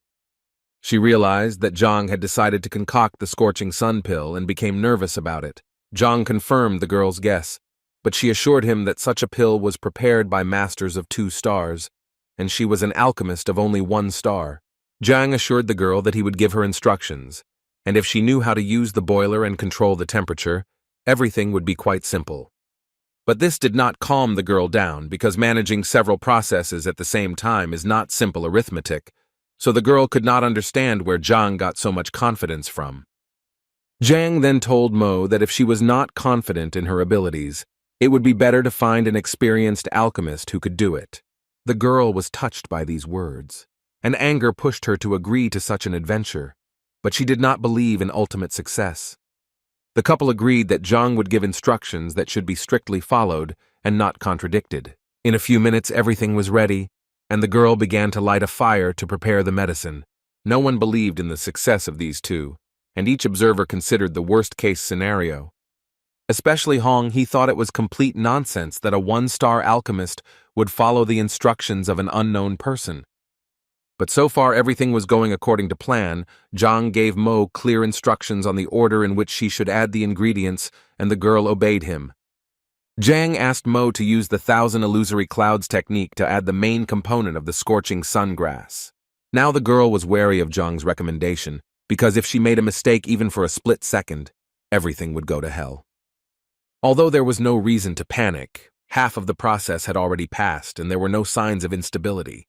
But for a split second, Mo still panicked and her movements became chaotic. The cauldron began to bubble, and Hong panicked that it would explode and harm everyone around it. Everyone held their breath and were confused, expecting the worst to happen. For the master of the hall, a cauldron explosion is the worst thing that can happen, since at the moment of the explosion, all the medicinal herbs in the cauldron are destroyed, and those around can be seriously injured. Jang tried to calm Mo, who was very nervous, but if she left the cauldron now, the situation would definitely get worse. Although the girl was not very receptive to Zhang's assurances and was becoming more and more nervous with each passing second, Zhang wondered if he had done the right thing by choosing her as his alchemist. The girl became very angry and yelled at Zhang, but she had no intention of leaving the cauldron and was still waiting for Zhang's instructions. Zhang admired Mo's nervous system, but continued to give her directions and tell her which ingredients to throw into the cauldron next. But the girl was shocked. When she heard that she had to throw Sunleaf and Sunwhip at the same time, she thought that Zhang wanted to finish her off. Zhang insisted that she not go against his instructions and do as he said, so despite her fear, the girl obeyed Zhang. The situation was becoming increasingly dangerous because the boiler began to boil more and more intensely and could explode at any moment. Although everyone was in a panic, Zhang remained calm and continued to order the girl to add more fire to the cauldron. The girl did as Zhang said without any objection and hoped that he knew what he was talking about. In an instant, the boiler went out of control and exploded with insane force, destroying everything around it.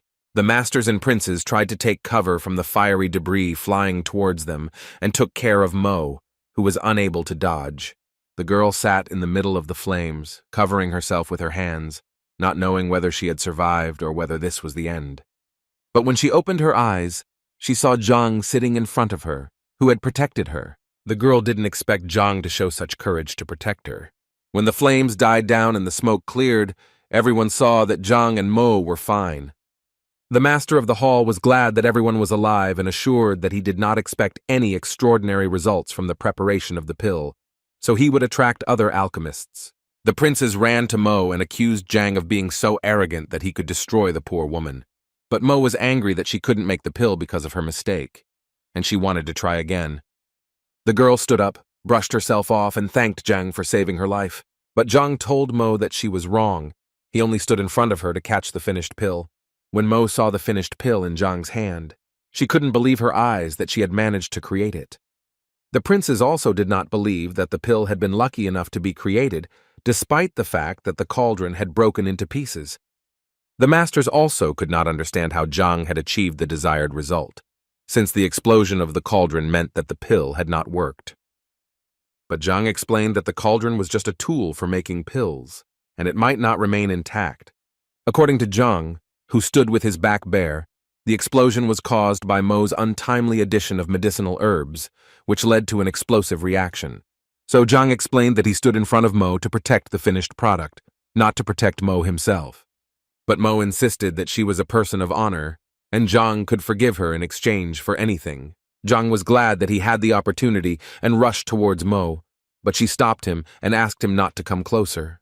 Yun held a spare set of clothes in his hands and explained to Zhang that the back of his body was bare and he should change. While Zhang was changing his clothes, he asked for a pill to be dissolved in water and given to the beast that had advanced from the 8th rank to the highest. Mo tried to find out from Zhang how he knew that the pill could be made even after the explosion. Zhang, who was reluctant to share his secret, assured the girl that he was just lucky, but Mo did not believe in such luck, so she hoped to learn something from Zhang. Zhang realized that the girl would not let him go just like that, and he would have to explain some things to her. The girl looked into Zhang's eyes and waited patiently for him to finally explain something to her. Zhang explained that there are many factors that can affect the creation process, including the material the cauldron is made of and the number of times it is cooked. Based on this knowledge, Zhang began to calculate the process of creating a pill and achieving the desired result. Mo thought that Zhang knew some incredible technique, but in fact he was talking about simple things that should always be taken into account. Zhang hoped that the girl had no more questions, but she did not let him go so quickly, and heard that he was going to find the poison temple. Zhang thought that the girl knew where this temple was, so he continued to listen to her with interest. Mo assured her that no one knew where the temple was, but the girl knew about the dangers on the way to it, so she assumed that Zhang would need help. Zhang smiled back and assured Mo that if the temple existed, he would definitely find it, and everything else was just trifles. But Mo insisted on helping, so she wanted to keep Zhang company during the adventure.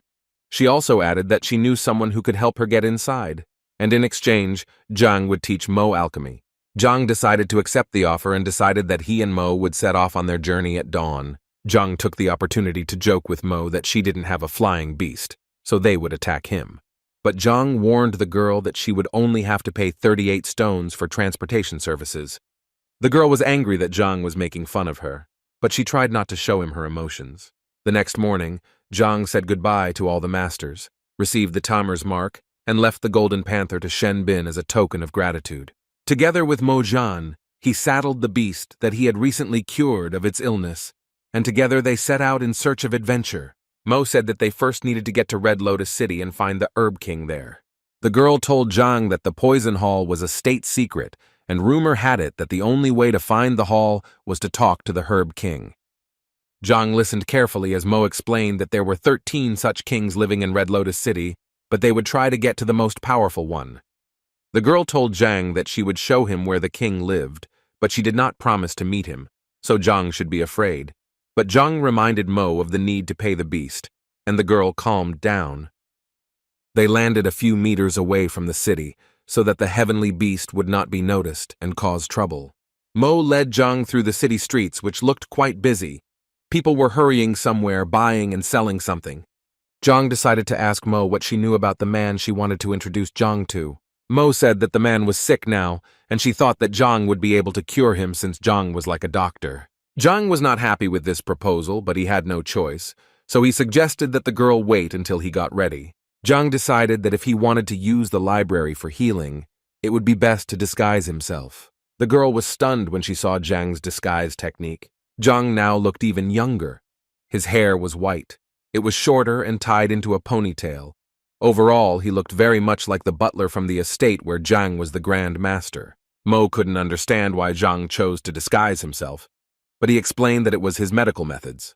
A few minutes later, Zhang and Mo witnessed a conversation between two men who looked upset. Mo immediately understood who they were talking about and informed Zhang that they had arrived where they needed to go. Mo, along with the reincarnated Zhang, approached the doors of the estate and announced that she had brought a doctor to the king. Before letting Zhang go, the servant asked how many stars he had in his specialty, but Zhang did not lie and admitted that he was not a real doctor yet.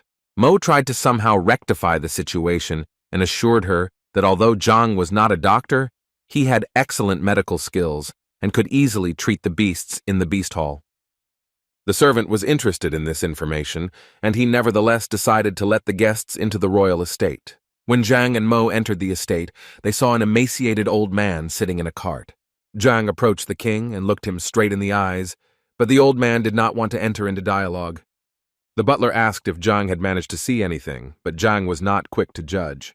After this, when the old man expressed his distrust of Zhang, the teacher said that he had one secret method that could heal the Herb King. The butler was inspired by the fact that there was hope for saving the Tsar and was ready to cooperate.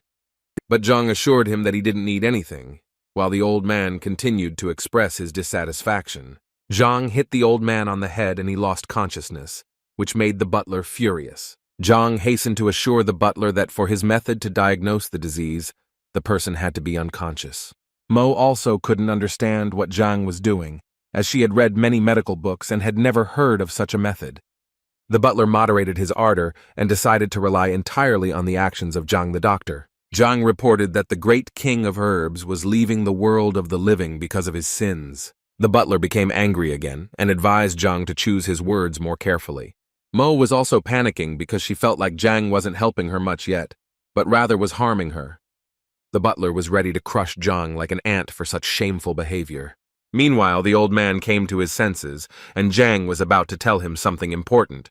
Zhang looked the king in the eye and recited only the text of the Gu Treaty, which touched the old man to the depths of his soul. The butler looked at Mo, hoping that she would explain something, but the girl didn't understand anything either. Zhang explained that the Gu contract was very similar to the death contract between a tamer and his beasts.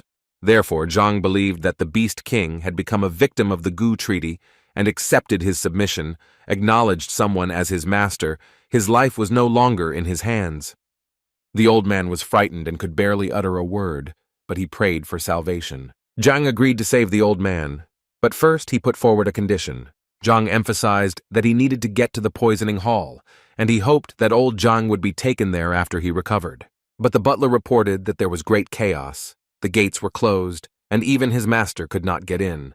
The butler advised Zhang to wait at least a year until it was safer to visit the place. Zhang was stunned by these conditions and did not want to accept them at all because he had gone too far.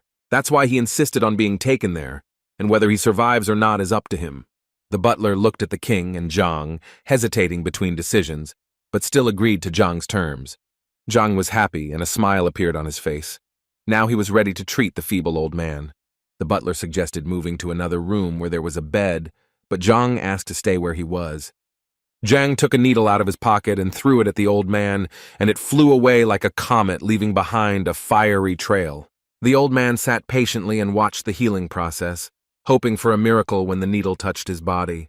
Zhang tensed up because the needle had missed the worm that was poisoning the old man's body. Therefore, Zhang emphasized to the old man that he could only cure him if he was unconscious. Zhang hit the old man again, causing Tai to lose consciousness, while Mo and the butler were in shock. Destroying the worm turned out to be much more difficult than it seemed at first glance, and Zhang began poking the needles all over the old man's body. Zhang held a dozen needles in his hands and was already very angry because he could not achieve what he wanted. The needles were sticking out everywhere, but the worm continued to migrate and now ended up on the old man's bald head, where Zhang tried to stick another needle. A few seconds later, the old man regained consciousness and hoped that Zhang had finally put him out of his misery. Zhang hit the old man again, causing him to lose consciousness again, and ordered the butler to silence him once the old man came to his senses. While Zhang was going crazy from not being able to finish off the worm, Mo advised him to use soul-numb powder, which can render a person unconscious without causing harm to the body. When Zhang heard talk of the powder, he wondered if Mo had any to use. The butler was shocked that Zhang did not know about such a simple painkiller that was used quite often. The butler took out the powder and gave it to Zhang, who was angry that no one had done this before. Zhang brought the powder to the old man's nose, and Tai inhaled the required amount of powder. Zhang noticed how the old man's body relaxed, and he was now able to work much better. Finally, when the worm appeared on his hand, Zhang stabbed it with all his might. The worm did not like this procedure, and a blue larva was born. Butler and Mo were stunned when they saw the same goo worm that had been harming the old man. Zhang reported that now the cause of the great Herb King's illness had been eliminated, and he would soon recover. The old man began to regain consciousness, and the butler immediately ran to him, saying that he needed help. The old man grabbed his head, which probably hurt a lot from the slaps, trying to understand what was going on. The king was afraid that he would be beaten again, but Zhang assured him that there was no need because the worm had already been removed. These words seemed to encourage the old man even more, and he felt how much better he felt. The king stood up and immediately fell at Zhang's knees, thanking him for saving his life. The old man could not thank him because the worm had been eating away at his body for a long time, and now his strength was exhausted, so the king hoped that Zhang would help him recover. Zhang rubbed his beard as if thinking about something, but agreed to help on one condition. The old man did not allow Zhang to put forward conditions, saying that he himself understood everything perfectly well. The king took the blow to the head with all his might and fell back to the floor, surprising those present. Zhang was disappointed that the old man had deceived himself, since now he had no one to negotiate payment with. The butler apologized for the old man's behavior and assured Zhang that he could safely make any suggestions. Zhang then decided that he needed the same powder for himself, but for a long time, he could not decide on the quantity. Yet when 10 servings would have been enough for Zhang, the butler wondered why Zhang needed it when such things were sold at the market for pennies. Zhang quickly decided to change his mind and asked the butler if there were any 8th rank books, and the more the better. Butler said that over the years they have managed to collect several hundred secret 8th rank manuals, so finding them is not a problem. Zhang was pleased with this news, and while the butler was busy searching for manuals, Zhang helped the old man restore resources. In a few minutes, Zhang had accomplished what 3-star doctors had failed to do, and now the old man was completely healthy. Zhang wondered why a person like the Herb King would accept the Gu Treaty and allow himself to be manipulated. The old man reluctantly answered Zhang's question, saying that it was a long story, and that the person he had made a contract with was the master of the Hall of Poisons. The old man emphasized that he was not the only one who had fallen into this trap, as each of the great grass kings of previous generations had also been infected and become puppets. Zhang understood that the only reason the Gu Treaty would work was if the master died. The old man confirmed Zhang's words and told him that the master had long since died. Dvoretsky was not lying when he said that there is an internal conflict in the Yadiv Hall, since at the moment there are 3 candidates vying for the top position. The old man wanted to thank Zhang for his help, but also tried to warn him of the danger and to wait for a certain amount of time. But Zhang could not wait long, so the old man told the teacher that there was another way. The standoff in the Hall of Poisons may end with the arrival of a special ambassador from the Hall of Poisons headquarters. Zhang was very interested in this information and tried to learn as much about it as possible. The old man scratched his bald head and tried to remember if there had been anything like this in history, although he believed that the ambassador could have resolved the conflict in half a month. Otherwise, he would have had to wait. Zhang knew how much he needed the books from the poison hall to get rid of the poison in his body, so he couldn't wait that long. But the old man advised Zhang to wait, and if this option did not suit him, then the king would show him the way to the hall, but would not guarantee safety. Zhang paused for a few seconds to think and weigh the risks that lay ahead. Yet he decided to set out on his journey after the king had finished collecting the books in the 8th row. In the 3 days he spent in the imperial estate, Zhang was able to show Mo a few alchemy techniques, and was half a step away from the 8th rank, and now he wanted to go to the poison hall. Zhang also came up with a plan that would allow him to play big, so he decided to use the headquarters idea. The old man was surprised by this idea and warned Zhang that if the headquarters really sent someone, the teacher would have problems. But Zhang assured that he had thought everything through and that instead of waiting for an ambassador who might not even come, it would be better to become that ambassador himself. The herbalist king looked at his butler, who was no less surprised than his master. Zhang found this quite simple, because no one had seen the ambassador before, so no one could tell that Zhang was not the real ambassador. The old man was shocked by every word Zhang said, because Zhang's idea was even more dangerous than just visiting the hall. But Zhang reminded the old man that he had made a promise to him, and besides, the old man did not have to go out to the middle of the hall. The old man hesitated between the choice because Zhang really saved him, and now he had to thank him for it, so the men set off. On the way to the hall, along the creepy paths, Zhang and the king came across wet worms, which were the curse of this area, but their corpses contained many useful substances for medicinal herbs. The old man also told Zhang that under the Red Lotus Ridge there is a volcano that can heat the surface, which is why there is no greenery in the region, and a poisonous fog spreads tens of meters in height. Now Zhang understood why no one could find the poison hall, and why many doubted its existence. After a few minutes, the Grass King and Zhang finally came to a cave, at the entrance of which sat a huge spider.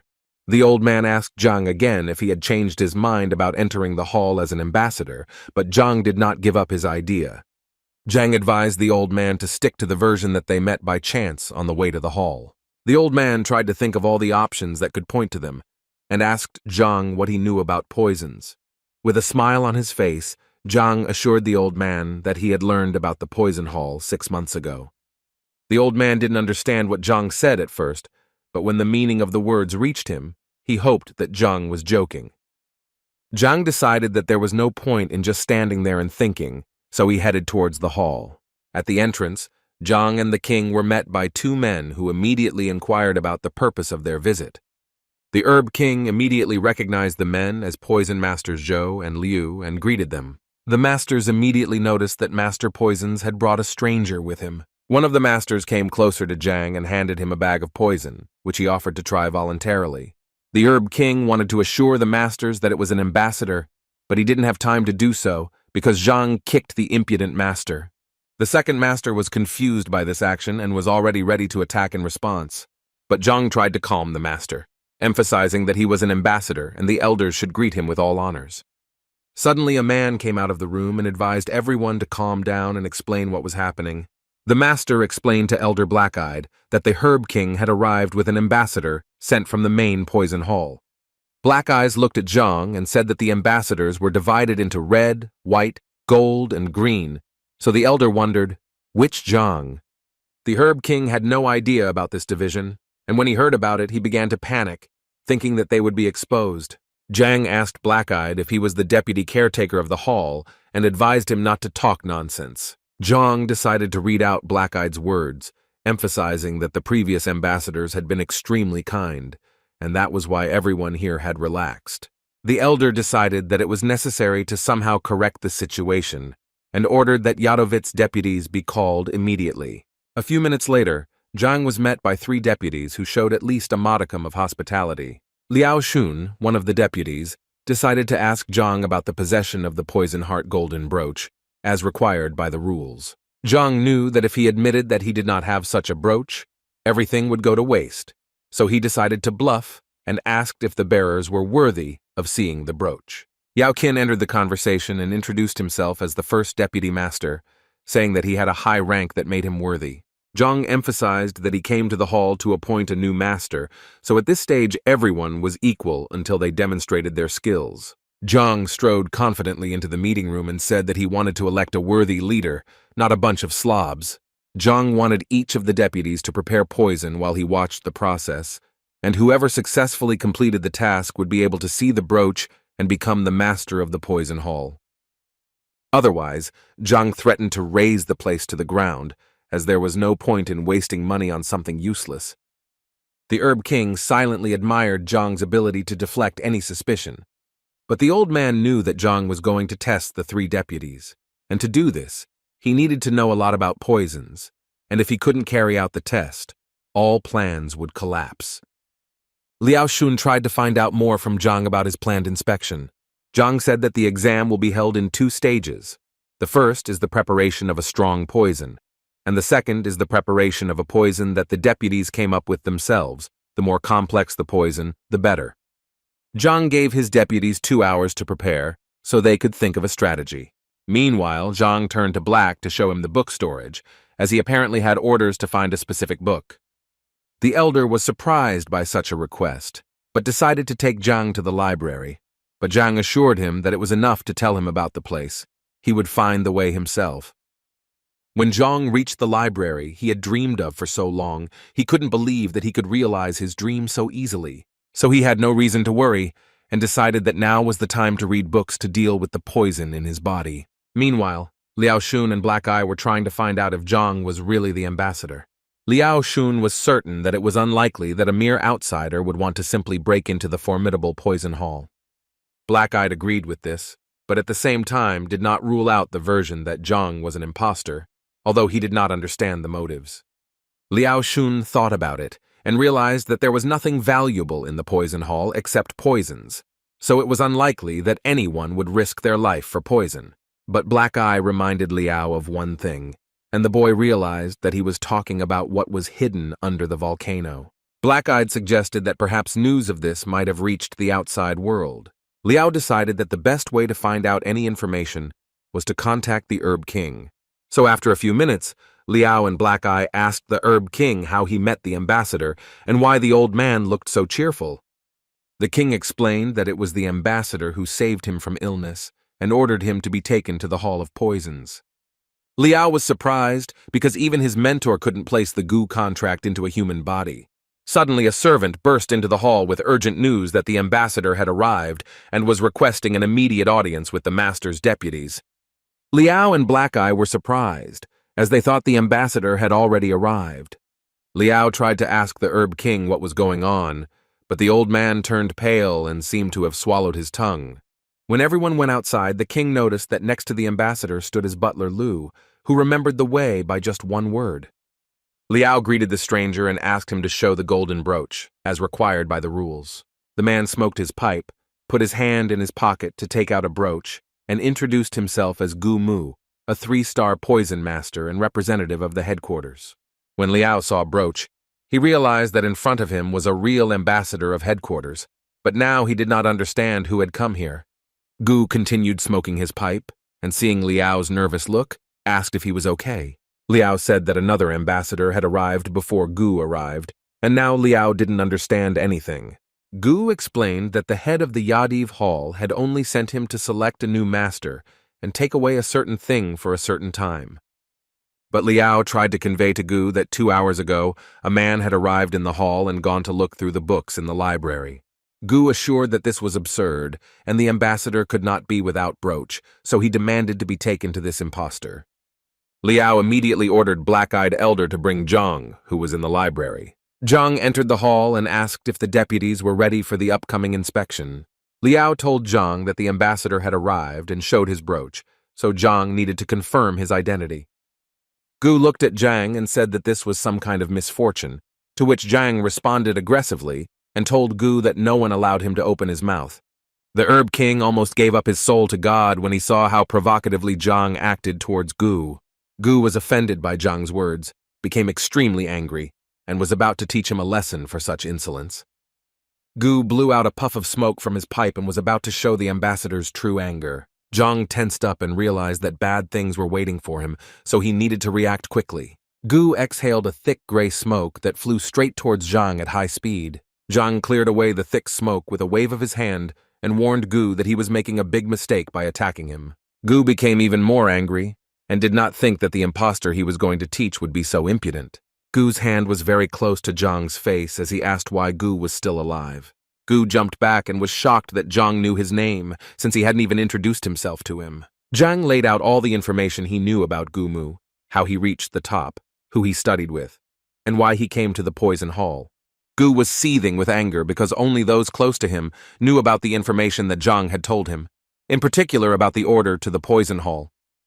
Zhang was not going to stop and told Gu another secret of using green snake grass to increase potency. Zhang also knew that Gu had been using bone-corroding powder in his Shenhong acupuncture, and despite this, Gu had reached his limit and could die at any moment. Gu was furious to the core, trying to understand how Zhang knew so much about his life. Zhang told Gu that he was his teacher's elder, but Gu had never heard of his teacher having an elder. The herbalist king and his butler were as stunned as the ambassador, as they knew nothing of such information. Zhang explained that he loved to travel, and often lived outside the hall, so Teacher Gu could not have known about the elder's existence. Gu was extremely puzzled and couldn't believe his ears that this was possible. Meanwhile, Zhang offered to cure Gu, who had lost his life force, and only Zhang could fix it. Gu knelt down and begged Zhang to cure his illness so that he could finish off his enemies in peace. Liao and Black Eyes opened their mouths as they listened to Zhang and Gu's dialogue, unable to believe that such a thing was possible. Zhang agreed to help Gu, but warned the ambassador that there were certain rules that the Herb King needed to tell him about. The old man said that for treatment it was necessary for the patient to be unconscious, which the king was convinced of from his own experience when he recovered after the Treaty of Gai. Gu was surprised when he heard that Zhang, whom he considered an elder, was able to raise the Herb King to his feet. The King of Herbs assured that this was exactly how it was. A few days ago, the old man said goodbye to the world, but Zhang saved him. Zhang understood what Gu was worried about, because he was unconscious and entrusting his life to another person. Zhang quickly rushed to Gu to tell him something in secret. Zhang approached the ambassador and assured him that if he wanted to finish him off, he would not resort to such cheap methods. Sweat broke out on Gu's face because, seeing how quickly Zhang was approaching him, Gu realized that the person standing in front of him was extremely strong. Zhang looked into Gu's eyes and smiled as his plan worked and he managed to deceive Gu. Gu prostrated himself before Zhang and began to apologize for his disrespect. Zhang, on the other hand, emphasized his good intentions, saying that when he cured the king and learned of the conflict in the Hall of Poisons, he could not bear it. First Deputy Master, Elder Black-Eye, and Gu finally understood Zhang's good intentions. Zhang decided that since the real ambassador had arrived in the hall, there was no point in him staying here. Gu asked Zhang when they would begin the healing process and what it would require, but Zhang assured him that nothing was needed and that they could start right away. Before Zhang could begin treatment, Gu began beating himself until he lost consciousness. Zhang assured the ambassador that there was no need for this as there was a special powder, and within 10 minutes, all the poisonous aura had disappeared from Gu's body. Gu was about to thank Zhang for his help, but Tai assured him that Gu's condition was more serious than it appeared, so 3 treatments would be required. Zhang was glad that the ambassador was now in a state of shock, so he was safe for now, and Zhang had time to analyze the knowledge from the library. Gu admitted that the fact that headquarters had sent him to appoint a new master was just an excuse, as Gu had come to take the ripened crimson flame lotus seed. Gu knew that the lotus grew in the depths of a volcano and absorbed the power of the earth's depths to grow, so a practitioner who absorbed the seed had an increased chance of breaking through the 9th rank. Zhang knew that the percentage of breaking through to the next level was small, but it was still better than nothing. Gu stressed that he only needed one seed to achieve his breakthrough, and he was willing to give the rest to Zhang as a token of gratitude. Zhang decided to leave the matter of the lotus seeds to Gu. After all, he was the ambassador, so there was no need to interfere in this matter. Finally, after several hours, Zhang had time to analyze his knowledge of poisons. As Zhang delved deeper into the Library of Heavenly Path, he realized that understanding poisons was an extremely deep and vast concept. Meanwhile, Gu tried to announce his intentions to hold a hall selection exam in the near future. Gu also reminded of his intentions regarding the lotus, the seed of which he was going to take, and the leaves and flower he would leave to Zala. No one in the room disputed Gu's intentions, but the first deputy reminded him that the seeds would need at least 3 days to mature. Gu then ordered that the best restroom be prepared for his elder during this period. Meanwhile, Zhang analyzed all the information and became desperate, as he learned that inside him was not poison, but a poisonous microbe that merged with the soul and blood and made treatment impossible. Zhang cried because he just wanted to be happy, but instead he only had about 10 years left to live. But suddenly, Zhang realized something else, that for such poisoning there must be someone who knows poisons of at least 7 stars. But Zhang is an ordinary orphan, and someone wishes him harm. Zhang remains hopeful that there must be some solution to this problem, and that perhaps the poison is simply not well understood. So Zhang decided to call Gu Mu, who knew more about poisons, into his room. Zhang asked Gu Mu if he had ever heard of an innate poisonous microbe. Gu Mu knew something about it, specifically that it was a deadly poison that would enter a woman's womb and merge with the fetus. Gu Mu assured Zhang that it was almost impossible to cure this poison, and Zhang wondered why almost. Gu heard rumors that Heavenly Kun suffered from a congenital poisonous seed. No one knew how he got rid of it, but he lived for 10,000 years. Zhang remembered Huang Yu once talking about Heavenly Kun, but Zhang didn't expect that such a majestic figure would suffer from such poison.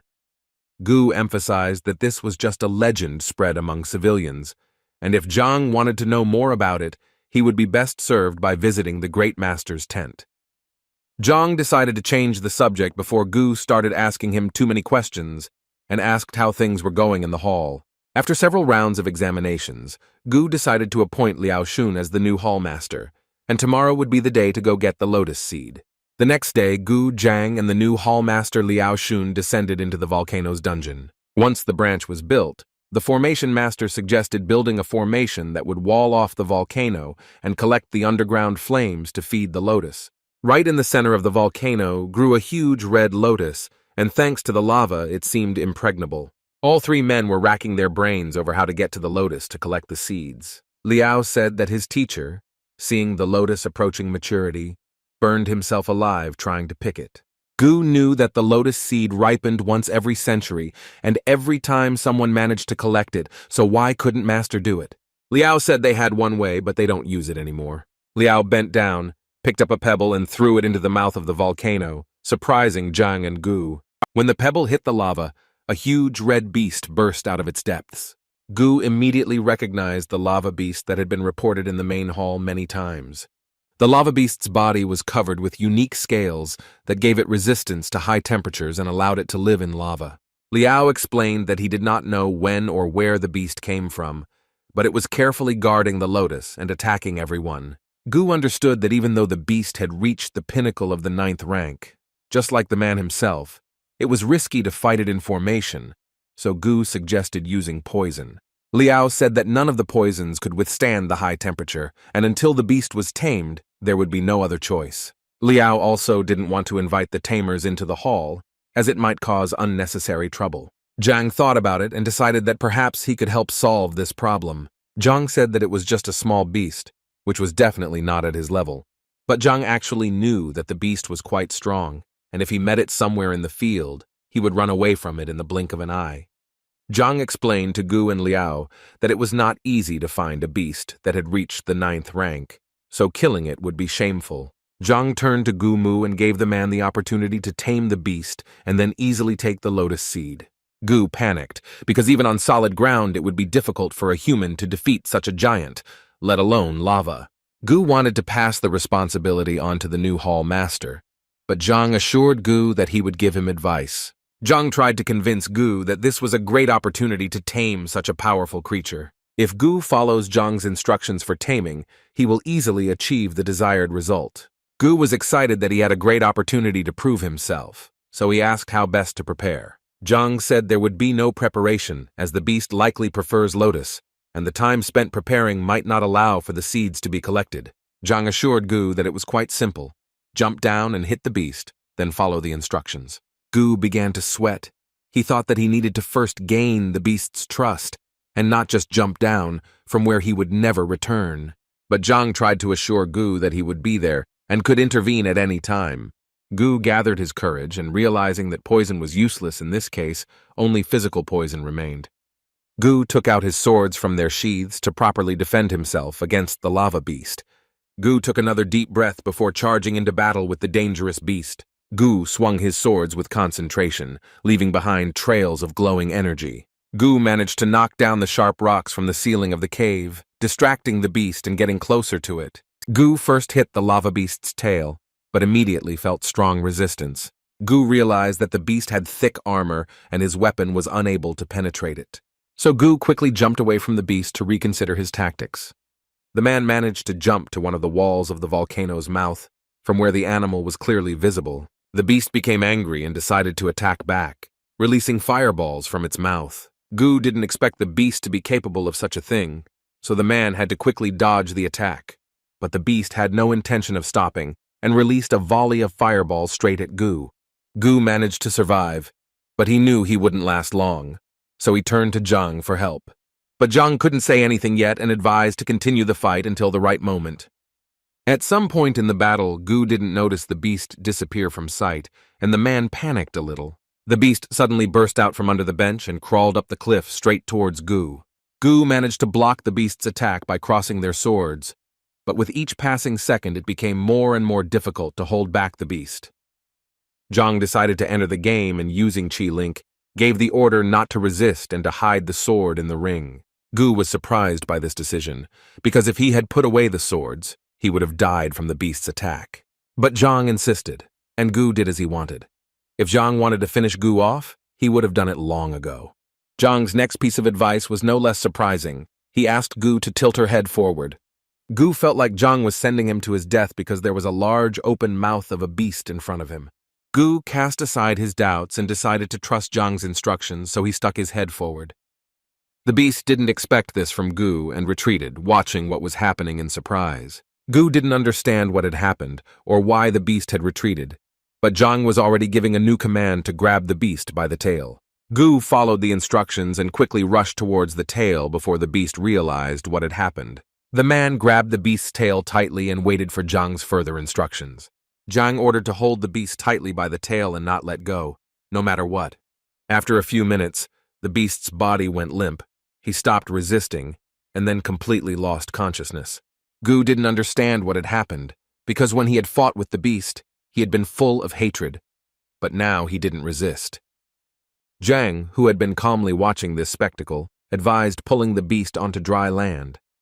Gu did so, and within minutes the giant lava beast lay unconscious on the rock. Zhang told Gu to order the beast to submit, and if it agreed, Zhang would help it reach a new level of development. Otherwise, the beast would die. Gu leaned towards the beast, who had a choice, but the beast very quickly agreed to Zhang's proposal. Liao couldn't believe that such a strong beast would give up so easily, because the boy had seen others tame beasts, but not in this way. Gu turned to Zhang, hoping he would explain what had happened, why the beast had given up so easily. Zhang explained that the beast had spent its entire life in lava and had never encountered other life forms, so it was afraid to touch anything unknown. Even though the lava beast had no combat experience, since it was fighting in its native environment, it was impossible to defeat. But when Gu lowered his weapon, the beast became afraid. Now Gu understood part of the situation, but he didn't understand why, after he grabbed the beast's tail, it suddenly calmed down. Zhang pointed to the holes in the beast's tail and explained that the breathing organ was not on the snout, but on the tail. That is why Zhang advised grabbing the tail, especially when the beast has put in a lot of effort and its endurance has greatly decreased. Gu now realized that Zhang was not playing with him, but was observing the lava beast's abilities and coming up with a plan to tame it. Now that the lava beast had been tamed, Zhang gave Gu the go-ahead to collect the lotus seed. Gu threw himself into the mouth of the volcano and gracefully flew up to the lotus to collect the valuable seed. Once the seeds were collected, Gu gave Zhang 9 lotus seeds as a token of gratitude for his help. Zhang took out 2 seeds from the box and handed them to Gu, saying, "One for him and one for the lava beast." Zhang decided to leave another seed in the poison hall, for which Liao was extremely grateful. Zhang was pleased with himself, as he had read all the books in the Hall of Poisons and obtained the lotus seed, which he treasured very much. Gu wanted to know where to look for Zhang if he wanted to thank him, but Zhang did not indicate the exact location, but only said that the whole world was his home. Gu handed Zhang a brooch that could send Zhang's disciple or loved one to the Xuanyuan realm's poison hall, and Gu would help solve this problem. Zhang thanked them for such a generous gift and said that he was in a hurry for other things, so it was time to say goodbye. Meanwhile, Zhang's disciples, accompanied by Grand Master Lu, arrived in the Qianwu kingdom. The students were delighted by the huge city that opened up before them. Everyone was wondering if Zhang had arrived in the kingdom, but it seemed that Zhang had not arrived yet. Master Lu suggested that everyone go to the city where they could wait for Zhang. Meanwhile, Lu Sen expressed his desire to take the examination at the painting hall and become a student. Lu Sen really wanted to become a Grand Master, which meant he needed to have a supporting profession, so the teacher also chose the path of painting for himself. When Lu entered the art room, he was greeted by a salesman who was happy to give advice on the paintings. But Lu Sen was not interested in shopping. He came to the hall to take the exam and become an artist's apprentice. The shop owner was surprised by Zhang's request, because usually people like Lu Sen come once a month, but today the teacher was already the second. As the salesman led Liu Sen down the corridor, the teacher noticed how many men were actively discussing the painting and its author. Liu Sen heard how the author managed to create a painting with the help of some kind of beast. Liu asked the salesman what was going on, and he replied that everyone was talking about the competition. Soon after, a master artist appeared before Liu and painted a picture of the animal's paw prints. The seller also said that the painting was level 3, and Liu recalled how he learned from his father and how difficult it was to paint a painting of that level. But the seller assured that this was not all, because after this, with the help of fire, the artist raised his painting to the 4th level. Then he splashed water, and the man managed to lift the painting to the 5th level. Liu Sen admired the seller's words and already dreamed of becoming a disciple of this master and achieving significant success. So Liu immediately asked what the master's name was and whether he was accepting students for classes. The salesman thought for a second, then remembered that the master had introduced himself as Zhang. Liu became despondent because wherever he went, wherever he was, Zhang, whom everyone praised so much, was always there. But Liu quickly pulled himself together and decided that he just needed to pass the exam so he could brag to others. Meanwhile, Zhang was calmly warming up in the yard, having finally studied all the books on painting. Previously, Zhang could draw a level 5 painting but did not understand much, but now his knowledge has increased several times. Zhang realized that he had collected many books in the Library of Heaven's Path, while he was in the Beast Hall, Poison Hall, and Artist Hall, but now he needed to somehow navigate among them. If he had the golden page, it would have made things easier, but Zhang didn't understand why the first page appeared, and the second, when his students were defending themselves. Therefore, Zhang assumed that the golden page was created by the disciples, so he decided to try to take a few more under his wing. While walking through the streets of the city, Zhang noticed that he was being followed by a group of men at various stages of the 7th rank. Zhang had been practicing for quite some time, but had never fought before, so he decided to practice on men somewhere outside the city. The men noticed Zhang leaving the outskirts of the city and decided to follow him. The leader stressed to his followers that Zhang must be alive, or they would be in trouble. Once Zhang and the thieves were in the forest, the men began to suspect that Zhang had set them up on purpose. Zhang stopped in the middle of the clearing and told the men that he had seen them all the way, so it was time to show himself. The leader came out first and said that together with the boys, they wanted to ask for some paintings. Jung was surprised because he thought the group of robbers wanted to rob him, not ask for a photo of the 5th level. One of the thieves took out a knife and threatened Jung not to talk too much because it could end badly. So the next moment, the man rushed towards Jung to teach him a lesson. Jung, who was standing calmly in place, almost pushed the robber away with his little finger.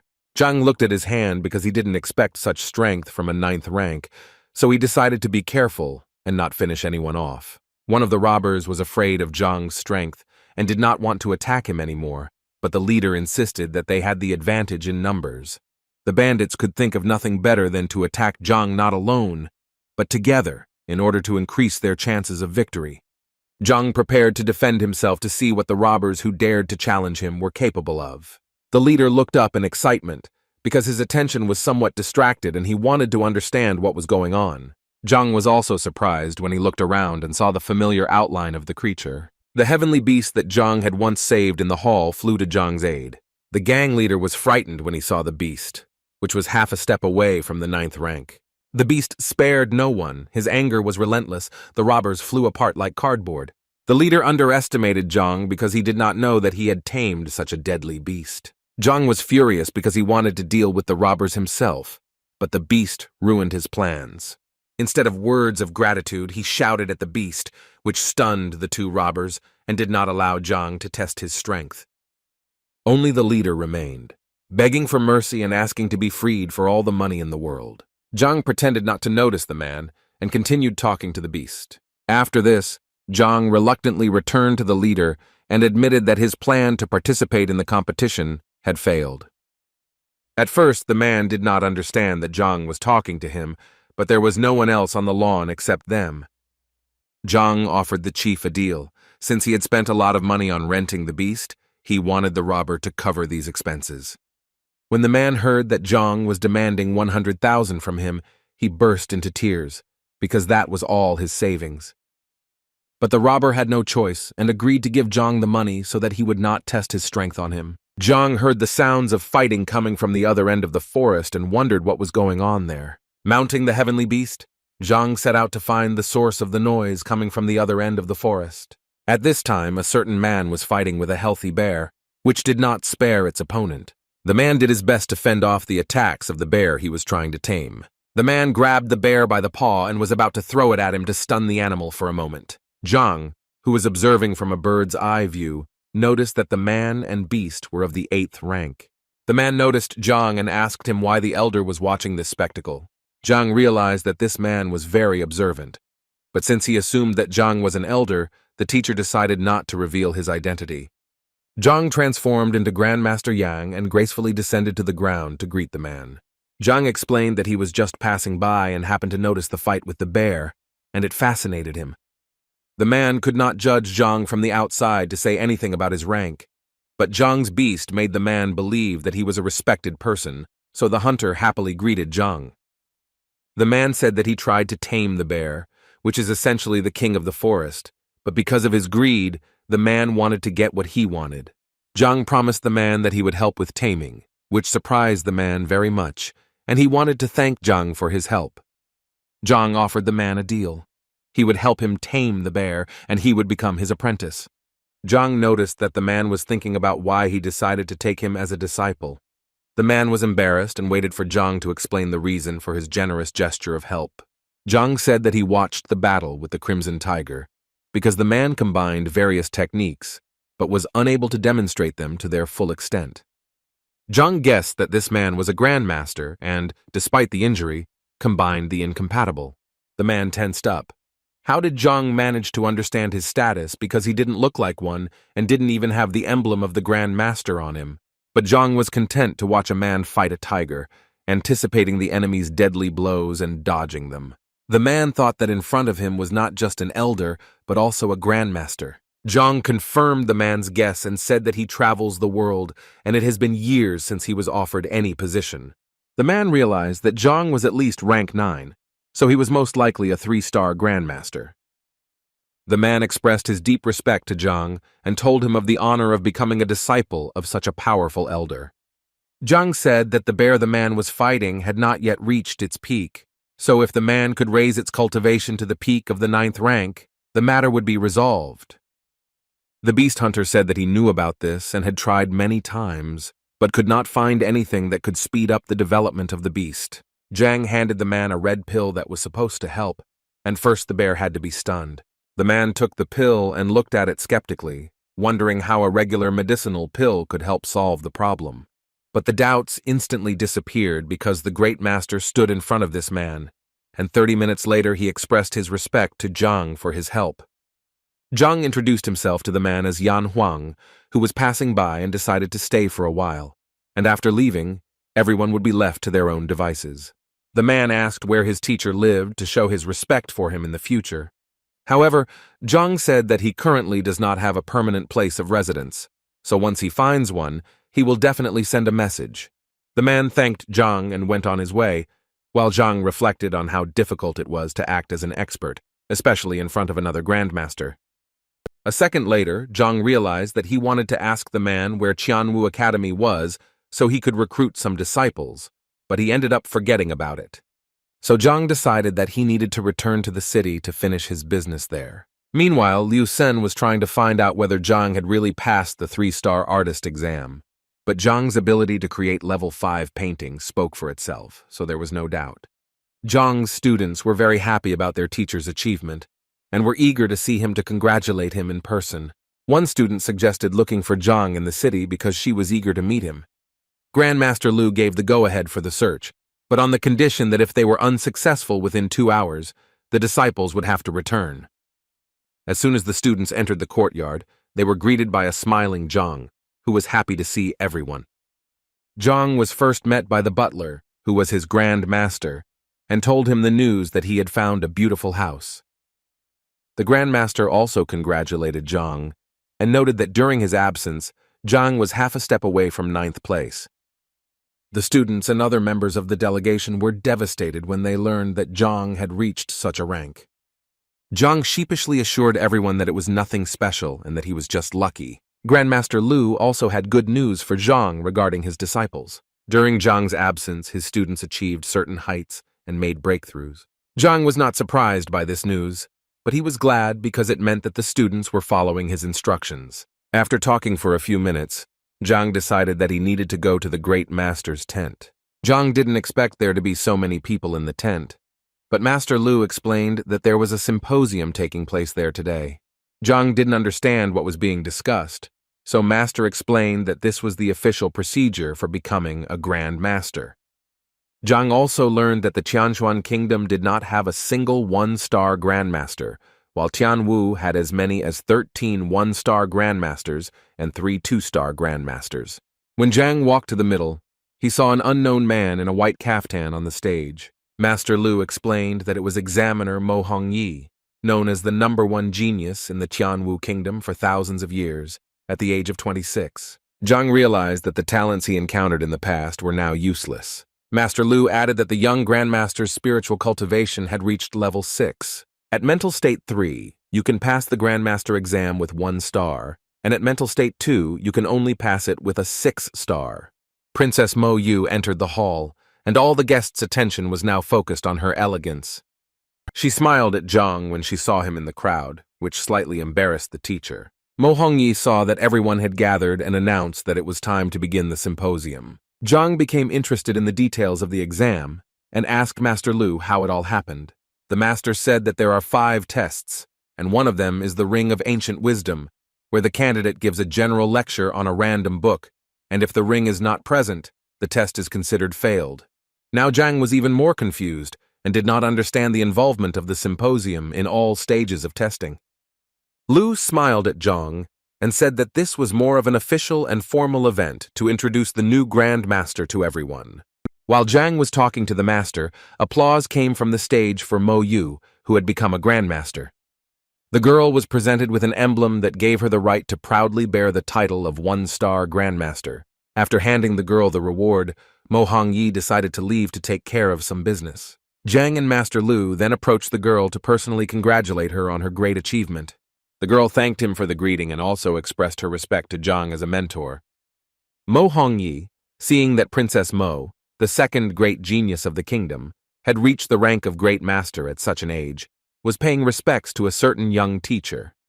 Zhang's disciples were also stunned to see that Zhang, who had only recently arrived in the kingdom, was able to accomplish so much. A man with slicked back hair approached the princess, wanting her to introduce him to Zhang. The princess happily introduced Zhang Chun to Zhang and told Zhang that thanks to Zhang, she was able to create a second-grade pill, so now Zhang is her mentor. Zhang was suspicious of Mo, who considered some young teacher as his mentor in alchemy.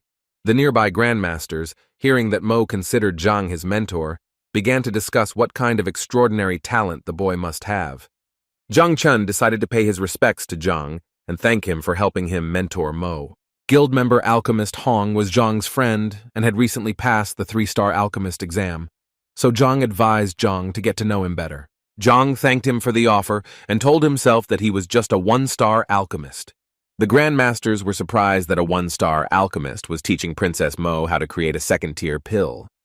Zhang expressed his admiration for Zhang because, having reached the level of a star at his age, it is safe to say that the boy is gifted with talent and will definitely reach greater heights if he puts in the effort. Zhang told Mo that he had prepared a banquet in her honor to celebrate her promotion, but Mo refused because she wanted to consult with Master Zhang. But Zhang wanted Mo to come because the banquet was held in her honor, and besides, Zhang could be invited to the celebration. Zhang also became angry when he heard Zhang's refusal and advised him to reconsider his decision, as such nonsense could lead to misunderstandings. Zhang ignored Zhang's words and asked Princess Mo to take him to the location of the Grandmaster exam. A few minutes later, Mo introduced Zhang to Grandmaster Wu and explained Zhang's intentions to take the exam. Wu listened to Mo and told him that before taking the exam, Zhang must receive the recommendation of the Great Master, the profession of an assistant, reach the state of the Serene Water Glade in the 7th rank. Zhang showed Wu his Grandmaster Apprentice and 1-star Alchemist badges, which Wu accepted. Zhang still couldn't control his emotions and became angry at Zhang, while his comrade tried to convince him that Zhang would hardly be allowed to surrender. Zhang understood that Zhang might not pass the Soul Profound test because despite his experience in refining the pill, Zhang still did not meet the requirements. Zhang handed Wu a badge used to assess the depth of the soul, and when the master saw the result, he was stunned. Zhang was also eager to know the result because he didn't believe that a simpleton like Zhang could compare to him. Master Wu declared that Zhang's grade was above 5, and he was simply a genius among geniuses who could pass the exam right now. Zhang was simply devastated by Wu's words. After all, he was the one who insulted Zhang. How could he show such a high result? On the way to the exam, Wu said that Zhang would face 5 tests: public trust, maintaining his position, the puppet hall, the ocean of cultivation methods, and the tent of infallibility. Zhang arrived at the hall where the first part of the exam was to take place, during which students had to test their level of confidence. Zhang said that the 5 young men outside the door are his disciples, so you can safely invite them. Wu was worried because the age difference between Zhang and the disciples was small, so it was difficult to talk about the level of trust between people over 50. Wu decided to ask Zhang how long he had been training his students to understand the full depth of the situation. Zhang scratched his chin and said that he was often absent for about half a month, so he diligently studied the students for about 6 days. Wu and Mo had a slump because usually when someone passes the Grandmaster exam, they take care of their students for years. Wu dared to ask Zhang if he had any students he had taught for a long period of time, but Zhang denied the existence of other disciples, and if they suddenly did not fit, then Zhang pointed to Princess Mo, who was also a disciple. Wu decided not to delay the process and allowed Zhang to call his students, but reminded him of the conditions of the level of trust. Zhang looked out the door and called his disciples, who assured Zhang that they would not let him down. Zhang was again indignant that Zhang had brought such young disciples and done so little to train them, so Zhang looked forward to Zhang's failure. Mo dared to ask Zhang if he was joking when he said he spent so little time with his students, but Zhang admitted in all seriousness that he spent about 8 hours with them. Mo was shocked and did not understand what Zhang expected by spending so little time with the students. Yu left the room to report that the results of trust had manifested themselves quite quickly. Mo and Zhang entered the room, and when Mo saw the result, she couldn't believe that such a thing was even possible. The level of trust between the students and Zhang reached 85 points, a result typically seen in students studying under a grandmaster. Wu was surprised by the result, since the parent-child ratio is around 60, and Zhang has a trust level where both parties trust each other unconditionally. Zhang was also shocked that he was able to achieve such a great result in such a short period of time. Zhang was already angry and trying to figure out who this Zhang was, which became more and more surprising with each passing minute. Mo expected Zhang to pass the test, but she didn't expect him to show such an impressive result. The students bowed their heads and apologized to Zhang for failing to live up to his expectations, but he assured them that everything was fine. The Grandmasters and Mo were shocked that the students were not satisfied with such a high level of trust. Wu told Zhang that with this level of confidence, the teacher had passed the first test, so now it was time to move on to the second. Wu explained that Zhang needed to create a level 1 pill, but this would not test his understanding of creation, but his ability to transmit knowledge. Wu wanted to say something else to Zhang, but he didn't listen to the end, and went into the room where the exam was taking place. Mo tried to convey to Master Wu that Master Zhang was incredible at what he did. To pass this stage, Zhang had to successfully create a pill and score 50 or more points. Zhang was looking forward to Zhang's results, because the previous results had surprised him, so he guessed that the teacher would score no more than 55 points. Zhang found himself in an empty room, with only a pill-making cauldron in the middle. A metal doll approached Zhang, holding the ingredients for making a pill. The range of ingredients was varied, including both popular and rare herbs. After showing Zhang the ingredients, the doll went to light the cauldron to make the pill.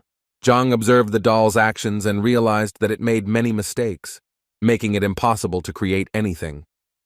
After a few minutes, a sound was heard indicating that the doll had failed to prepare the pill, and now needed to be given instructions on how to improve the process. Zhang understood everything, and it was even better for him to give instructions to the doll, which would not suffer from loss of concentration. As long as it followed the instructions, it would create the pill without a doubt. Meanwhile, Mo and Wu could see Zhang's first assessments based on his work. At first, the score may be low, but if Zhang gives the right instructions, the score will increase, and if the instructions are wrong, the score will fall.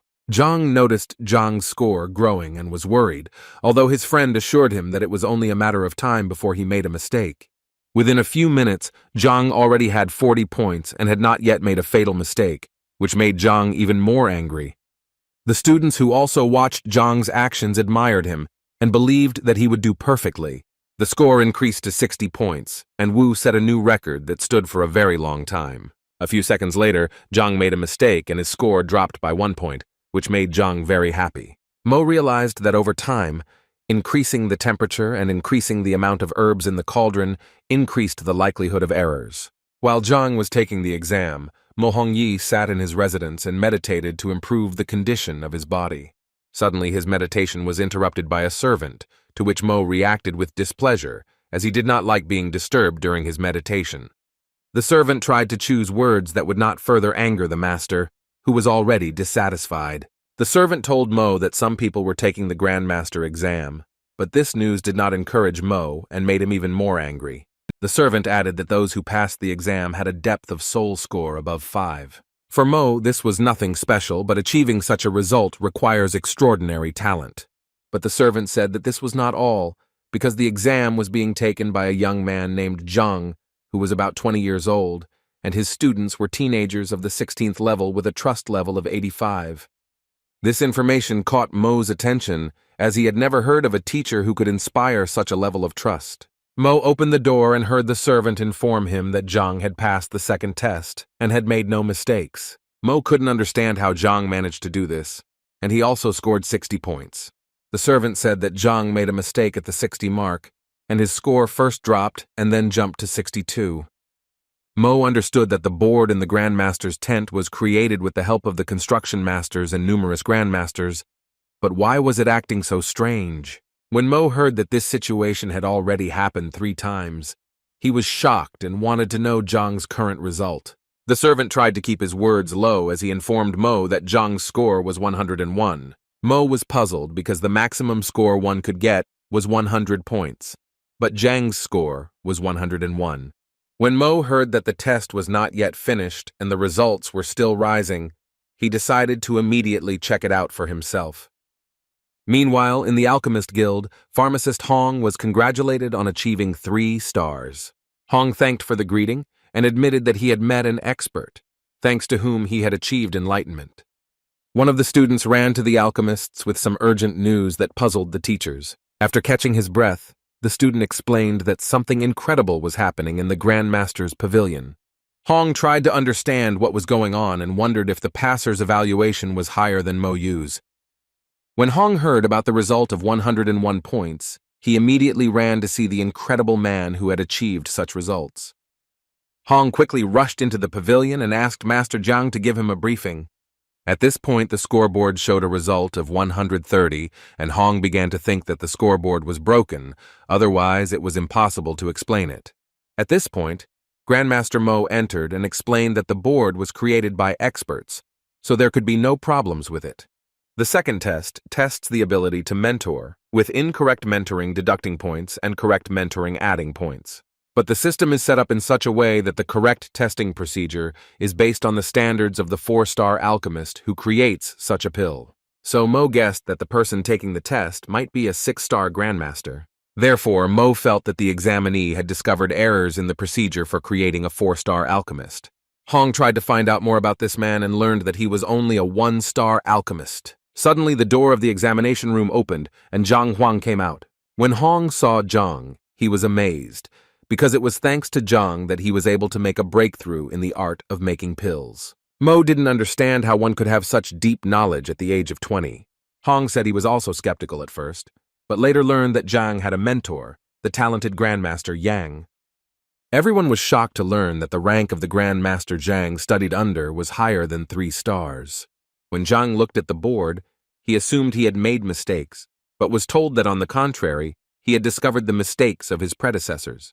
Then Zhang was even more surprised because the exam seemed easy to him and was not at all in line with the level of a 4-star alchemist.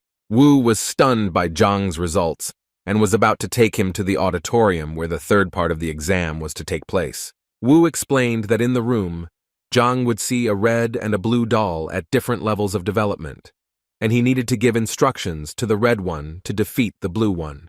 When Zhang entered the room, he realized that in the Qianshuan royal family, 7th-level masters were considered strong people, and Zhang guessed that this part was an obstacle to the examination. Zhang wanted to start a competition in which he would point out each side's weaknesses so that the Reds would win. Zhang watched the match closely and ordered the red doll to retreat 3 inches and turn half a turn to the right. Meanwhile, Grandmasters wondered whether Zhang could pass such a test, despite his considerable successes before. In turn, Mo defeated the blue doll with the red one in less than 20 hits, making her a legend in the Grandmaster's tent. But Brother Mo remembered the exact number and said that his sister managed to win in 17 strikes. However, now everyone was interested in how many blows Zhang, who was quite talented, could withstand. The masters acknowledged that despite his age, Zhang had phenomenal knowledge in making pills, but they did not believe that he was also accomplished in martial arts. Zhang knew that the initial introduction would take about 300 breaths, and after another 10, the mission would officially begin. 335 breaths later, Zhang became angry because his martial arts skills were not very good. The masters understood that everyone had their own strengths and weaknesses. Maybe Zhang was unrivaled in making pills, but his martial arts skills were imperfect. 352 breaths passed and the door of the room opened. Everyone held their breath in anticipation. Zhang looked confused and held in his hands the head of the blue doll that the red one had torn off at Zhang's command. The Grandmasters could not believe their eyes, as this had never happened before, and they did not know what to say. Mo knew that the dolls were on par in terms of physical strength, so what would have to happen for another doll to rip his head off? Under such conditions, an outsider could give instructions to one doll, which would prefer to rip its own head off. Mo decided to ask Zhang how many hits it took for the red doll to defeat the blue doll. Zhang lifted the blue doll's head and said that the red doll only needed 1 fatal blow.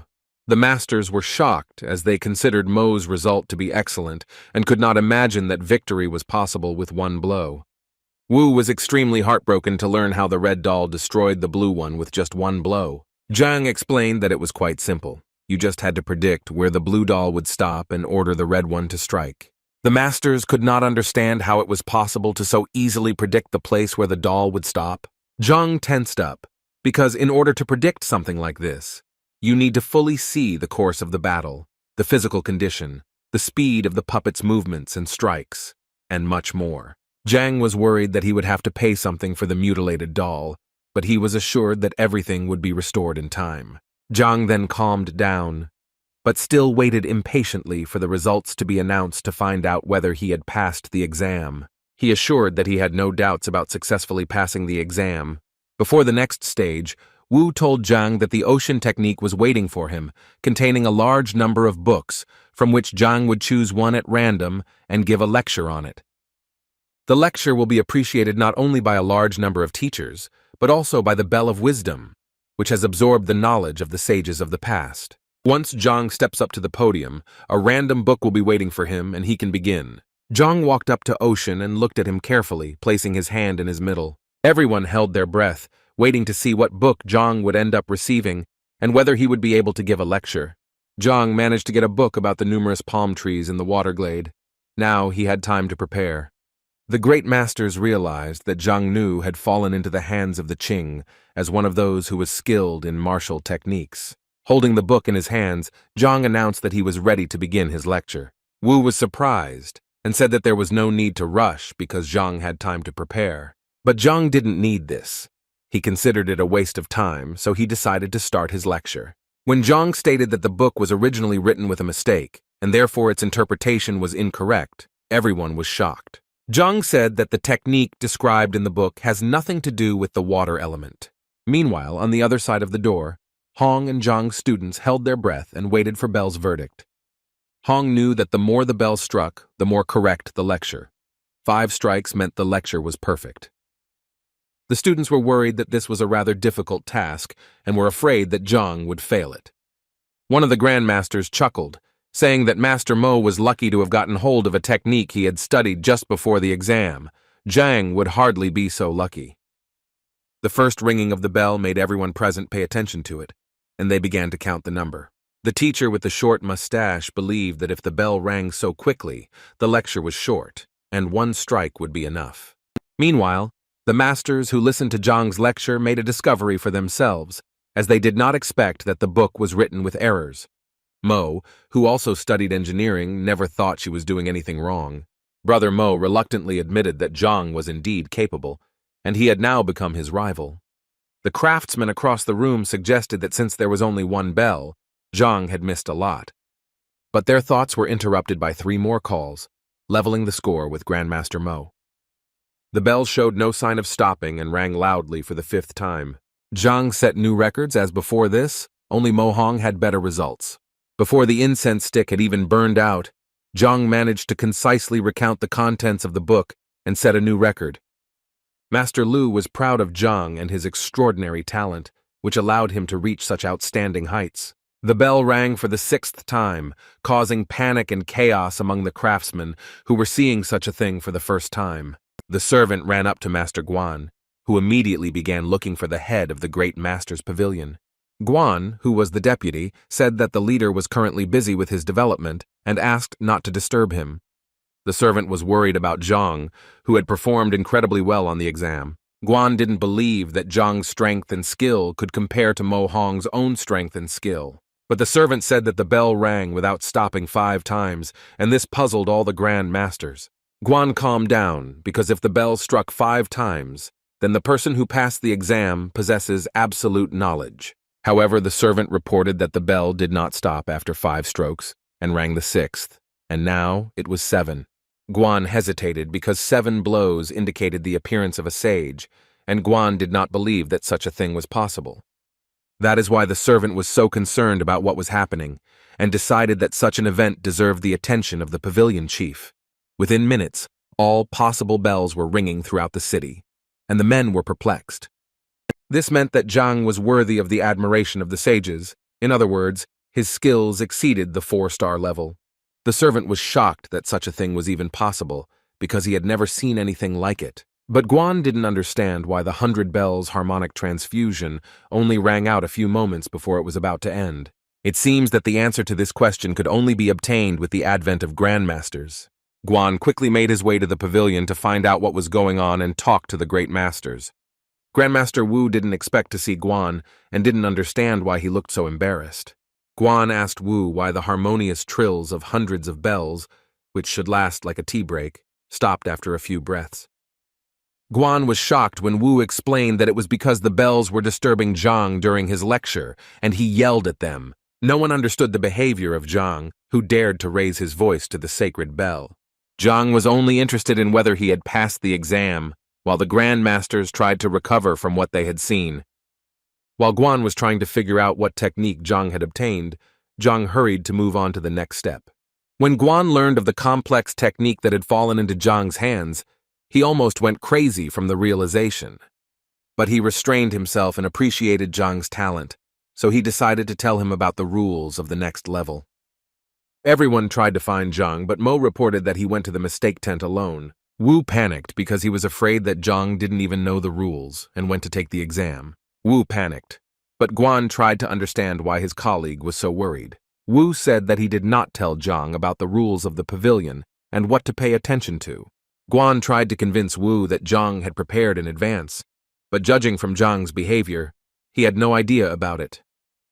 Everyone was shocked that Zhang came unprepared, knew nothing about the task, and decided to show off his talents. Since Zhang doesn't know anything, he probably doesn't know that there are 2 rooms in the tent with entrances opposite each other. In the tent of infallibility, the candidate must fight the doll while the incense stick is burning. The master must find the doll's weaknesses and use them to win. Zhang's students panicked for their teacher's life and decided that they needed to warn him of the danger. Since Zhang knew nothing about the pavilion, he could enter the second room and be in danger. The dolls were strong, especially in the second room where there was a 9th rank doll with no flaws, so Zhang needed to be saved. Guan knew that this could lead to big trouble, so he needed to warn Zhang before the exam started. Guan ordered Grandmaster Wu to stop the exam immediately before it was too late to correct anything. But it was too late.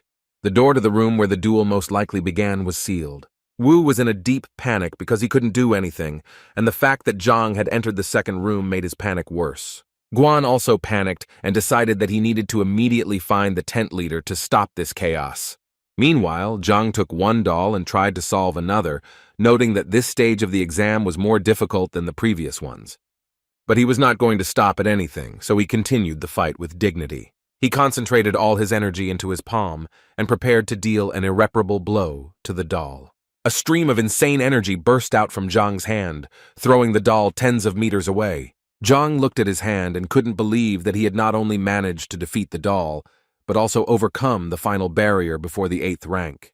Meanwhile, Guan ran from room to room looking for the head of the Grand Master's tent. Wherever the man looked, everything was empty, and this depressed him, because time was playing a cruel joke on him. Guan looked for the leader everywhere, in the courtyard, in the city, by the river, but the search was unsuccessful. Suddenly, his attention was drawn to the sounds of a beast that shouldn't have been in the Grand Master's tent because it wasn't the Hall of Beasts. When Guan followed the sound, he saw the tent master and the bear frying something for the rich. The leader saw the deputy's frightened look and did not understand why he was in such a hurry. Guan quickly passed the information on to the leader and hoped that the master would have time to fix everything. When Guan ran with the chief to the tent, they saw a crowd of people who were simply arguing. The men made their way through the crowd to see the scale of the situation for themselves and were ambushed. The number on the board was 465, indicating the number of flaws Zhang had managed to find. The leader did not understand anything, as he was assured that the candidate was in danger, but instead, he found a lot of mistakes. Wu couldn't believe his eyes that Zhang had made 30 false errors during the match.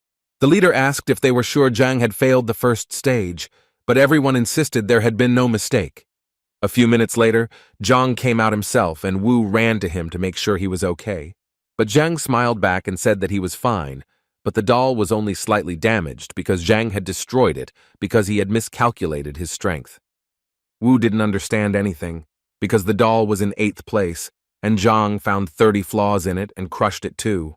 Wu said that as soon as Zhang entered the second stage, he thought the teacher was in danger because he did not know the rules. The head of the Great Master's tent asked if Zhang had seen only one doll, or if there were more. Zhang recognized the leader he had met in the forest, Grand Master Yang, and told him that there were 2 dolls there. The masters were shocked, especially when Zhang managed to stun one of the dolls with a slap. The leader remembered that when he took the Grand Master exam, He had to use all his strength to resist the doll, and Zhang did it with ease. Now Zhang was troubled by one question that he kept repeating. Did he pass the exam? There was no doubt about it, because Zhang had more than successfully completed all 5 stages. Zhang was pleased because he initially thought the exam would be difficult, but it went quite easily. Meanwhile, Grandmaster Mo expressed his desire to take the 2-star Grandmaster exam. Yu looked at the head of the tent and waited for permission to conduct the exam. The leader did not object because he believed that healthy competition was the driving force of progress. So he asked Great Master Wu to prepare everything necessary for the exam. Zhang also expressed his desire to take the exam, since once the opportunity arose, he did not want to miss it. Mo was furious at how upstart Zhang was, and warned that in order to pass the 2-star master's degree exam, certain conditions had to be met. The young man listed that to do this you need to have 2 auxiliary professions and reach a 2-star level in them. Zhang began to fidget and hurriedly search for something in his pockets, and Mo continued to spit. Zhang took out the emblems of a 2-star painting master and a 2-star beast tamer. The masters did not know what other surprises and trump cards Zhang had in store, because every second he did not cease to amaze them. Mo didn't know what else to say to Zhang to stop him from being angry, so he shouted that the exam required a certain amount of strength that Zhang didn't have. The leader agreed with Mo, since Zhang was half a step away from the 8th rank. He could not participate in the 2-star Grandmaster exam.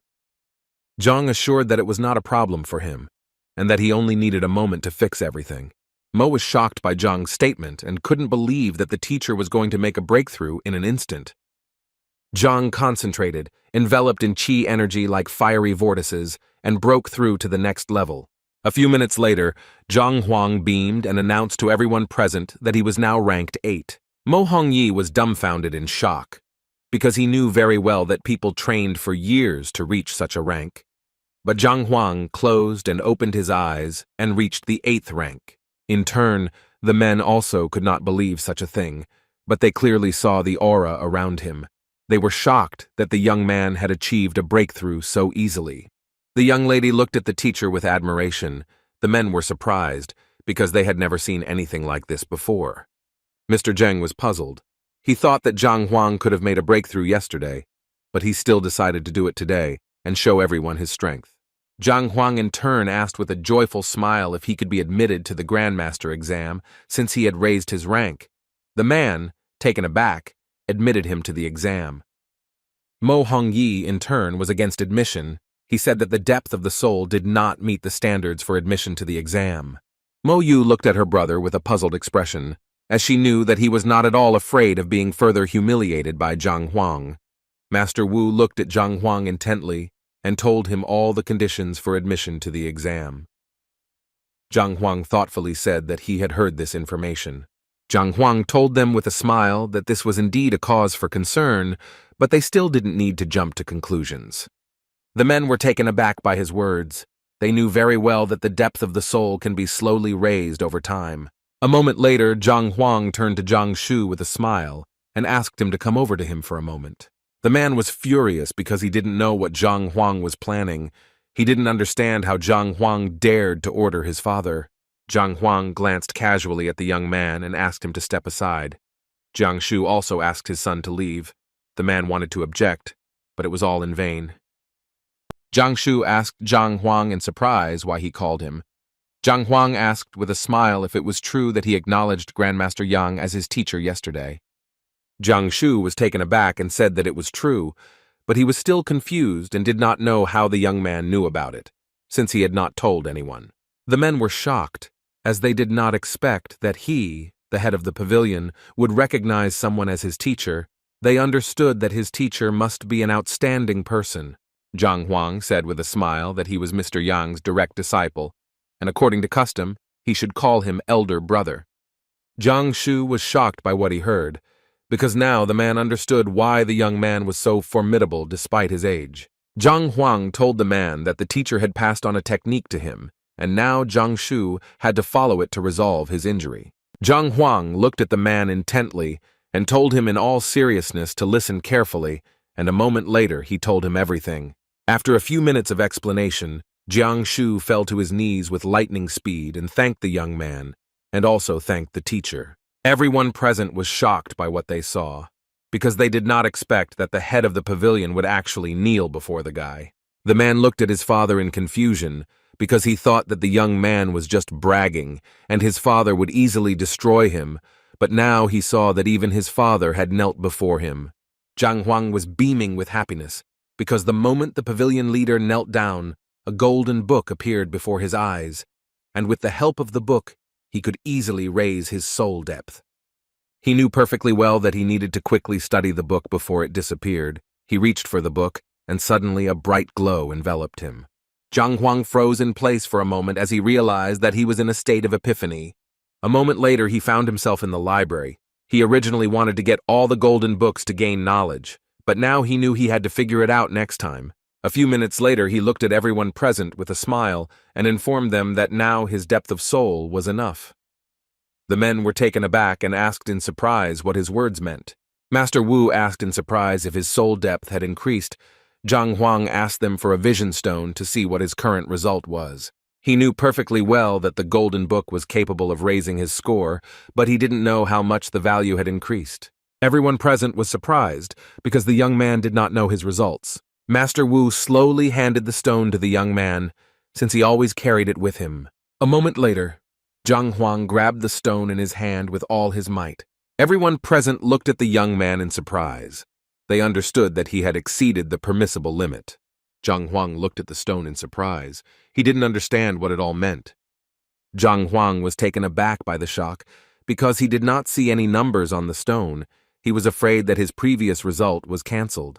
Mo Hongyi looked at the stone and informed everyone that the young man had not achieved the desired result. But Zhang Shu asked him not to rush to conclusions. Zhang Shu came closer to Zhang Huang and asked him to give him the stone. Zhang Huang was surprised and did not understand what was going on. Zhang Shu stared at the stone, but a moment later, the stone suddenly lit up in his hand. Everyone present was shocked. They could not believe what they saw, because they knew that jade is a very strong stone, but still it crumbled easily. A few minutes later, Zhang Shu informed everyone that the stone could show multiple results, but if the power was huge, the stone simply could not show the result. Everyone was surprised and started whispering, because they didn't expect anything like this at all. Master Wu was taken aback and asked in surprise if the young man's strength was really above average. Zhang Shu said that he had taken it correctly, and also said that he had an advanced stone, and now the young man could undergo another test. A moment later, he handed him a new stone. Zhang Huang accepted the stone and began to check it. But a few seconds later, the stone in his hand began to shine brightly. Mo Hongyi froze in surprise when he saw the result.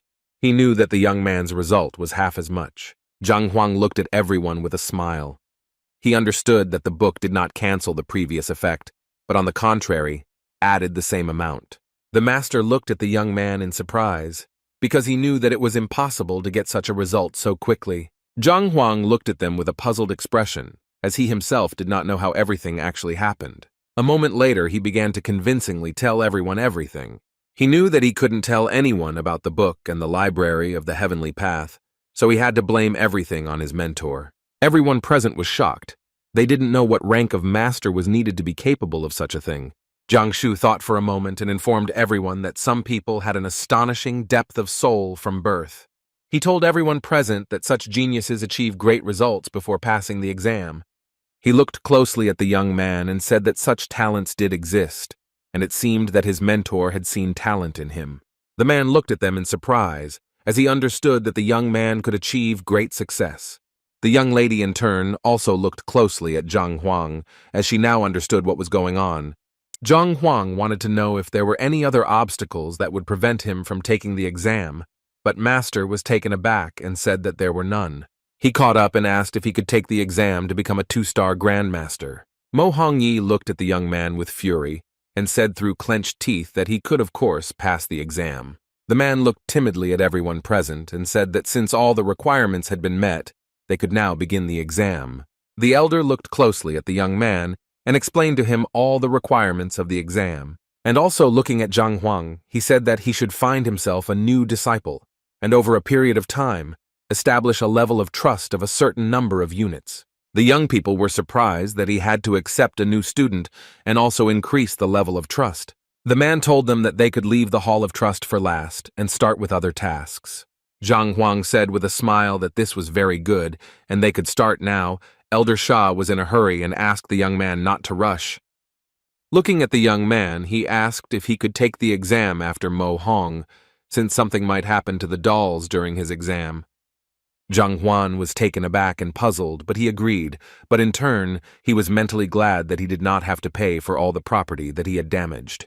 The men looked at Mo Hong Yi with admiration as he passed the exam, and they rightfully considered him a genius.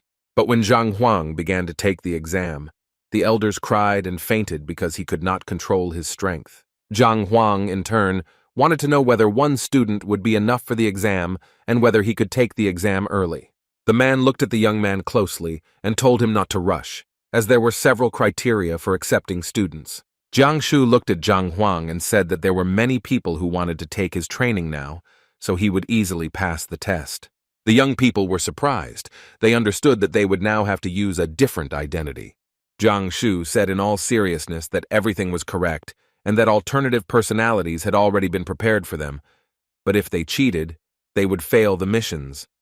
Jiang Shu said that they would be able to start the task tomorrow, but unfortunately, no one would help them, and they could only rely on themselves. The young people were warned that they had to prepare everything for leaving, and that they were not to tell anyone that they would be pretending to be other people. In turn, Zhang Huang, elders, could he read additional information in the library before the exam, the elder politely allowed him to visit the library. Zhang Huang was a little disappointed because he did not find the information he was looking for. He knew that even though he didn't have any secret manuals on high-rank cultivation techniques, he could study the information from previous ranks and pass on the knowledge to his disciples. The next day, a man came to Zhang Huang and told him that the academy's public recruitment was about to start, and they needed to hurry. Zhang Huang looked at the man in surprise. But a moment later, he realized who it was. Mo Hong Yi informed his rival that this was his new identity, and he also brought him information about his new identity. Zhang Huang put the mask on his face with lightning speed and was amazed by its quality. They slowly approached the academy, but suddenly stopped as the men in front of them were discussing the recruitment to the academy, which had taken place without any good reason. Mo Hongyi looked at his companion and said that some teachers had left for unknown reasons and were now looking for new teachers to fill the class. Zhang Huang was very surprised and puzzled because he understood that they would be given a ready-made class and they would not choose the students at all. Zhang Huang understood very well that it would be very difficult for them to change the students to suit themselves. Mo Hongyi looked at him intently and informed him that given their current situation, they were unlikely to be chosen by any disciple. Zhang Huang looked at the young man intently and asked how the academy divided classes. Mo Hongyi was shocked that he didn't know the basics. Mo Hongyi looked at him intently and a moment later explained in great detail how the distribution took place. Sometime later, they decided to hurry up and go to the academy as quickly as possible, and as they got closer, they saw a young lady. The girl looked at them with a smile and said that if they also came to take up a teaching position, they should first fill out a form and take a place in line. Zhang Huang looked at the young lady in surprise and asked if everyone present had come for the interview. She said with an innocent smile that everything was correct. Zhang Huang was amazed by what he heard. He did not understand how many teachers were required. She smiled and said that they needed 5 people in total, but there were already 2 empty seats left. The young people were shocked because they understood that there were now 100 teachers ahead of them and only 2 vacancies. Zhang Huang was shocked by the recruitment rules. In turn, he wondered if they refused the interview, would it be considered an immediate failure? Mo Hongyi told Zhang Huang that this was the final stage of the title of 2-star Grandmaster. Zhang Huang asked the girl why some teachers were queuing while some had already passed the selection. He wanted to know what the requirements were for passing the interview. The girl reported that the director conducted an interview and, having decided that they would pass, immediately accepted them, those teachers who had already been accepted by experts of almost the 8th rank. The young men were shocked by what they heard, because the 2 of them pretended that only at the beginning of the 7th rank did they understand that at this rate, it would be closed to them. The girl looked at the teachers intently and said that if they had no more questions, they could take their place in line. The man looked at them with a smirk. He realized that they were now at the initial stage of the 7th rank, he said with a smirk, that they both should just leave so as not to waste time on such things. Mo Hongyi informed everyone present that the ability to transmit knowledge is the most important ability of a teacher. He asked, what is the use of a teacher having a high spiritual development if he is not able to do something like this? The young man told him with a smirk that he was being very impudent. He said that he was just saying this for their own well-being, since they could simply lose their precious time. Sebai was the director of the academy. Looking at everyone present, he said that now they did not need to stand in a long line. He also said that now they would hear some information. The director looked at everyone present and told them about the previous teachers.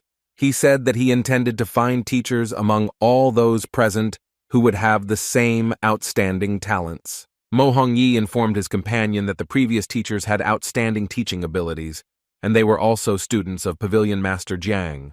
Mo Hongyi knew very well that there were only 2 spots left, and it would be difficult for them to get what they wanted. Zhang Huang was shocked because he thought that everything would be very easy.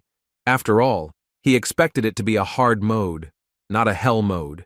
Sebai, looking at everyone present, said that he knew they had extensive teaching experience and were official teachers. The director said that if he made decisions based on their resumes alone, they would not agree with the outcome, but he said he would make a choice based on their teaching skills. CB looked at everyone and told them that the teacher was responsible for imparting knowledge and explanations, since the main task was to guide the student on the right path. The men whispered among themselves, because they knew that the director's words were full of meaning. Zhang Huang, taken aback after the men thought, asked if he was the only one worried about the injustice with the first 3 teachers. The director of the academy looked at everyone present and informed them that he had 2 students, each of whom was facing some problems, and the academy would accordingly accept the one who could solve their problems. The principal looked closely at the young people and informed all the teachers that if 2 people were to solve their problem, the one who did it better would have priority. After the director said this, the young man raised his hand as he wanted to go first. Zhang Huang was surprised as he knew very well that going first was dangerous. The director, looking at the young man, said with a smile that a teacher must have courage, because it is impossible to educate students well while experiencing fear. Zhang Huang, in turn, was puzzled, because he understood that the young man was not only in the center of attention, but had already earned the director's respect. Long Tao looked at the students with a smile and asked them to show him their problems. They agreed in unison. A moment later, the young lady showed all her abilities. The young man followed her with lightning speed and also showed what he was capable of. Sebi looked at the man closely and said that everyone was waiting for his comment. Long Tao looked at everyone present and told them what he thought of the girl's fighting technique, and he also said what she was missing. He smiled and informed everyone that her movements were skillful and beautiful, but she still couldn't control her strength, and if she became his student, he would first make her immerse herself in qi cultivation. A moment later, he looked at the young man and informed him that he had great brute strength, so he was well suited to cultivation and combat techniques based on the use of strength. He suggested which techniques would suit him best. Everyone present was taken aback for a moment. They understood that if they said such words, they would look pathetic. The director looked at everyone present and asked if anyone could say anything else about technology and the problems of young people. Du Shun stepped forward and said that he wanted to add a few words. Du Shun said that the girl was more suited to the pure jade technique, as her movements were very agile, considering that she could fill her body with qi. It could be concluded that she was very talented and much more capable than the other students. But a moment later, looking at the girl, he said that for the best development of her strength, it would be better to train her in a girl's way. Du Shun looked at the young man and said that he had amazing combat experience, and for this reason, he thought that the heavenly authority technique would be more suitable for him. Looking at the director, he said that this was the shortest and fastest way to allow them to make the most of their strengths. Sighing heavily, he said that he had nothing more to add. The director looked at the man with a smile, as he was very pleased with his answer. The director of the academy looked closely at everyone present and asked if anyone else wanted to speak, because if no one wanted to, he could now name the winners. A moment later, Mo Hongyi walked out from the crowd, looking at the director, and said that if he was not mistaken, the problem he had spoken of earlier did not refer to their level of cultivation, but something else. The young man was a little puzzled, as he did not know what else to say besides technique. But in turn, the director still wanted to listen to the man. Mo Hongyi, looking at the girl, said that she had great talent, so the difference in development techniques would not affect her much. Mo Hongyi informed the director that as long as she was given the correct guidance between the data, there would be no difference between the techniques. Mo Hongyi. Thus, he formed the opinion that her biggest problem was not her cultivation technique, or the need to strengthen her key realm level, but instead her aversion to studying. The director looked at the teacher in surprise, as he was confused and did not understand what he was talking about, but still asked him to continue. Everyone present was surprised. They did not understand how one could talk about such things during the exam. In turn, Zhang Huang did not expect anything else from Mo Hongyi, because he was a genius. Mo Hongyi looked at the girl and told everyone that she had excellent talent, but she had a cold personality and seemed unwilling to interact with others. Mo Hongyi noticed that the girl did have some good talent, but she was still only a third rank at that age, and it was obvious to him that she was not serious about her training. The men were a little puzzled, because they just wanted to teach the children at the academy, not coddle them if they didn't want to study. Long Tao was puzzled, because now he realized that the girl was simply tired of studying, and this had become the problem that the director had spoken about earlier, while he reproached himself, because he had not understood anything in the beginning, and now he understood perfectly well why the director had such an expression on his face. Mo Hongyi looked at the young man and said that he was most likely a very problematic youth who often got into fights, which is why he was on the verge of being expelled from the academy. The director froze in shock. He didn't expect the man to carefully put everything on the shelves. Mo Hongyi looked at the director and said that everything was obvious to him, because the young man showed his technique, and it was clear from it that he had fought many battles before he made his movements fast and precise. Mo Hongyi informed the principal that when he looked into the young man's eyes, he saw a wild glint in them, which was why he knew that the young man was causing trouble in the academy. The director was shocked, as he noticed that the man was able to see not only the students' shortcomings in strength, but also in their psyche. The director wanted to know how to solve all the students' problems. Mo Hongyi said that the girl was disgusted with studying, and they had to find a way to arouse her interest, and unfortunately, it was impossible to solve the young man's problem very quickly. The principal, with a beaming smile, informed him that he was accepted, since his ability to see the problem with the students through their fighting techniques was a testament to his insight. The director addressed those present and asked if anyone else wanted to say anything. If not, then only 2 teachers would be selected. There were no objections from the other teachers after his words. But a moment later, Zhang Huang raised his hand with a smile and said that he had something to add. Mo Hongyi looked at his companion in surprise, because he knew that he had said enough, because no matter how genius the young man was, he would not be able to say any information. Zhang Huang, looking at Mo Hongyi, thought that he still didn't have a sense of camaraderie because he could have kept silent about something and let Zhang Huang speak. Zhang Huang said that the teachers had already told the students all the advantages and problems, and he didn't want to repeat himself again, but he could still solve their problems right on the spot. Long Tao was skeptical about this statement, because in front of them stood 2 of the most difficult students, and he did not understand how the teacher could easily solve everything right now. The principal looked at the teacher in surprise and asked how he wanted to resolve this issue right then and there. Zhang Huang said with a smile that everything was very simple. Zhang Huang slowly walked up to the girl and told her that he had one thing he wanted to tell her. Coming even closer to her, he quietly told her something. The girl froze in place. But after a few seconds, she knelt down in front of him with a bang and asked him to take her as his student. Everyone froze in shock. All the teachers present were confused and worried. They did not understand what had happened and why her attitude towards studying had changed so quickly. The director looked at the man in surprise and asked what he had just done to make her change her mind so quickly. Zhang Huang informed everyone that the girl was disgusted with studying not because of disinterest, but because of her physical condition, and he knew how to solve her problem, which was the reason she wanted to study with him. Long Tao was puzzled by this situation. He did not understand why the girl kept such a secret to herself and did not tell about it earlier. Zhang Huan glanced at the man sideways and said that it was her personal matter, and she didn't want to talk about it. The principal looked at the man closely and informed him that if he promised to solve the problem with the other student, the academy would accept him as an official teacher. Zhang Huang slowly walked up to the young man and asked him if he really enjoyed fighting with others. The young man looked casually at the teacher and said affirmatively that everything was exactly like that. Zhang Huang smiled and said that in that case, everything was very simple. A moment later, Zhang Huang punched him in the face, causing the young man to stagger and retreat. The young man, in turn, turned around with rage and looked at the man. Before he could do anything, Zhang Huang suddenly hit him in the face again. Long Tao was shocked. He did not understand what the man was doing, because he knew that using violence against a student was the same as giving up.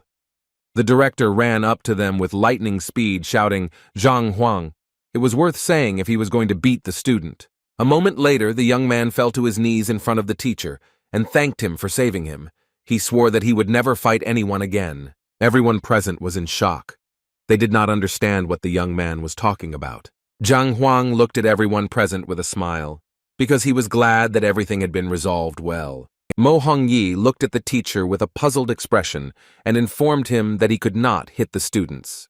Zhang Huang, taken aback, looked at everyone present and, looking at the student, asked if he had really beaten him. The young man said that it was not so, and he was indebted to him, since the teacher had not beaten him, but saved him. Everyone present was shocked. They said that they were not blind at all and saw everything, and on his part this act was very cruel and brought him shame. The principal was shocked. He shouted that physical punishment of students is in itself a violation of the principles of mentoring, and he will definitely report this incident. The director shouted furiously that his academy was not going to hire incompetent teachers like him, and he could leave immediately. Zhang Huang looked at the director in surprise and asked if this was really his opinion on the current situation. The director, in turn, said that this was exactly the case. Zhang Huang sighed heavily and said that he wanted to ask the director if his eyesight was okay. Everyone present was in shock. They realized that the man had just insulted the principal, and he had also beaten up a student in front of everyone. The academy director was furious and shouted at Teacher Liu that he had only insulted the grandmaster. Zhang Huang looked at the director and said that he had not insulted anyone, and it was apparently the director who did it.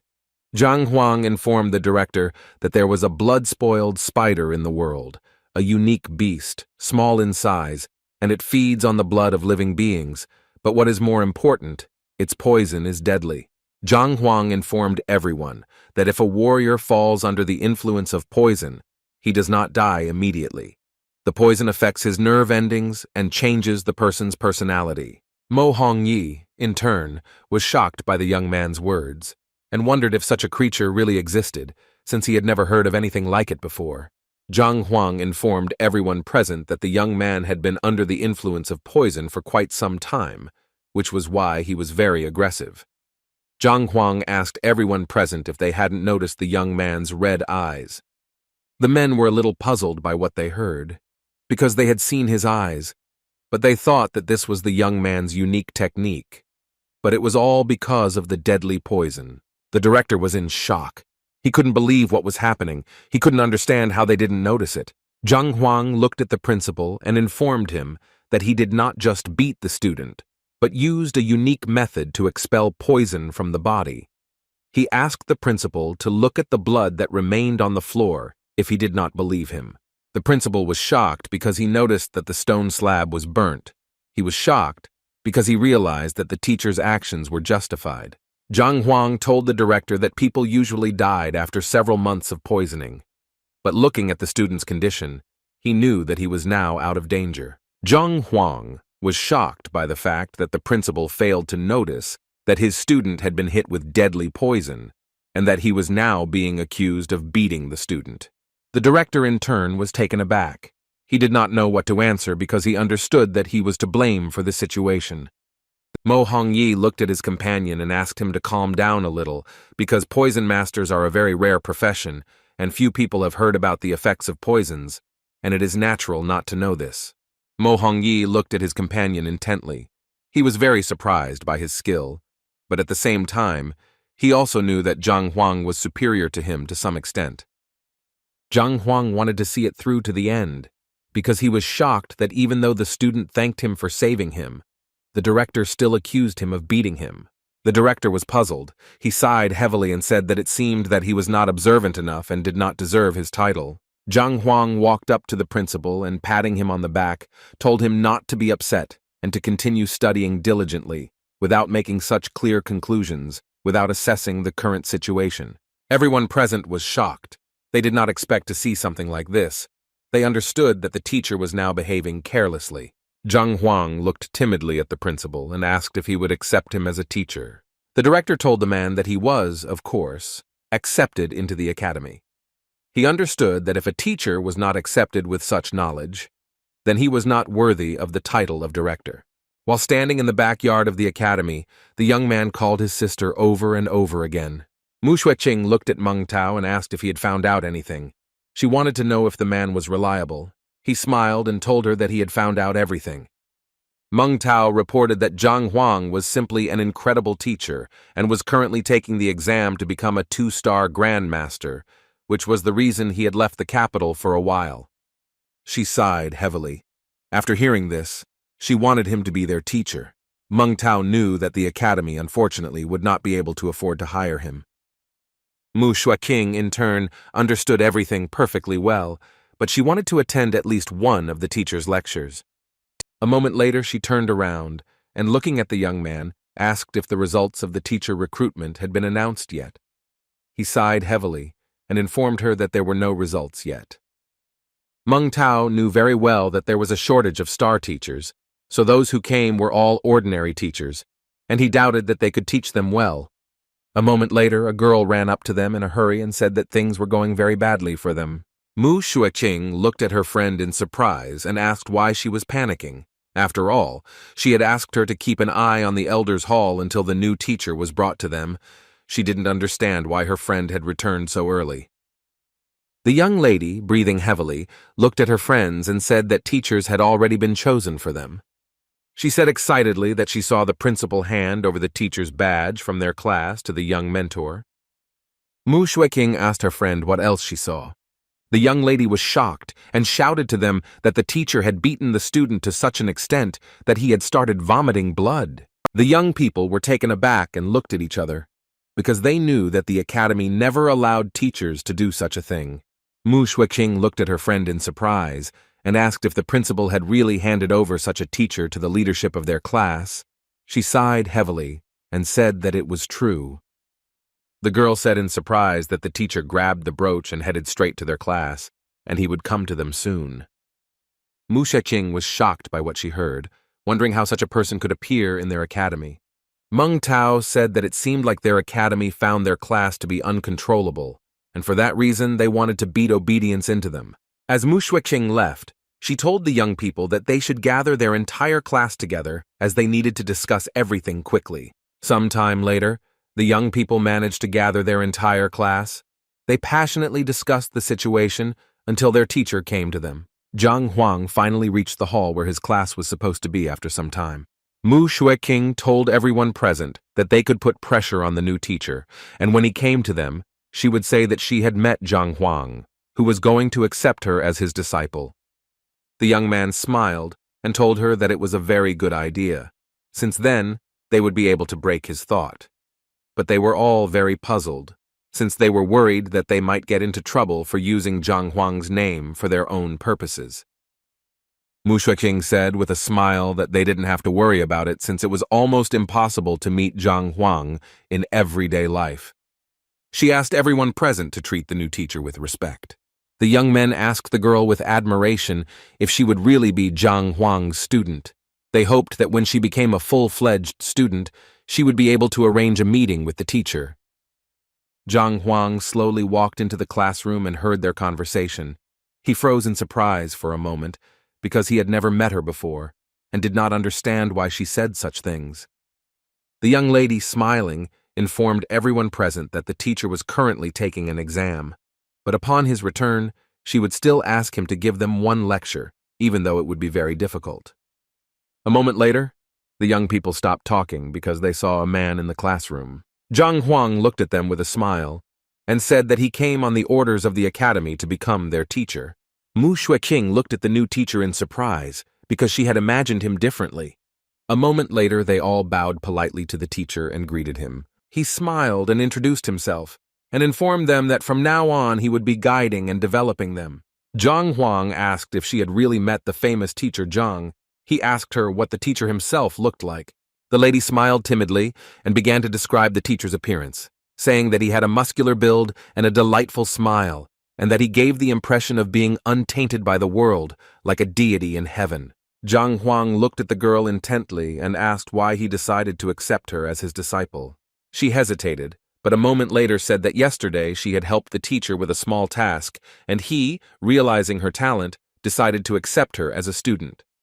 The teacher looked at the girl intently and informed her that since teacher Zhang was willing to accept her as a student, he, as an ordinary teacher, did not consider himself worthy of competing with him, and therefore she had the right to choose a new teacher for herself.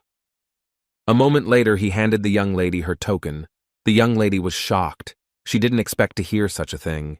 Zhang Huan looked at her intently and said in all seriousness that he meant nothing, and that meant that she was expelled.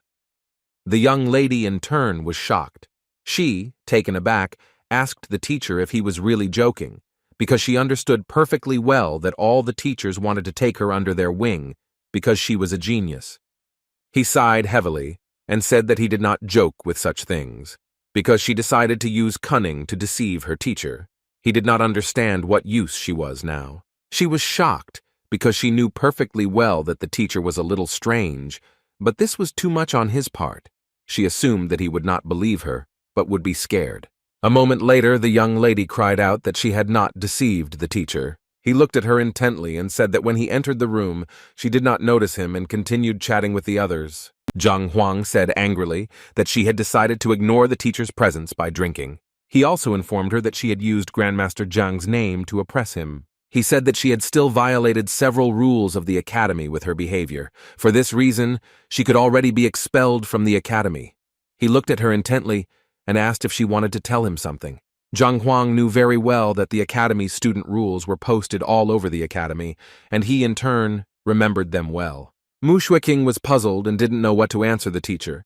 She thought that he was used to solving problems only by force, but now she saw that his tongue was very sharp, and he was not lacking in intelligence. Zhang Huang, looking at the girl, informed her that she should take her things and leave, as he welcomes students with his opinions and thoughts, but does not welcome those who rebel and incite others. A moment later, the young lady stood up for her friend, as she knew that she was very strong, and they could not lose her. For this reason, they all begged the teacher to cancel the order.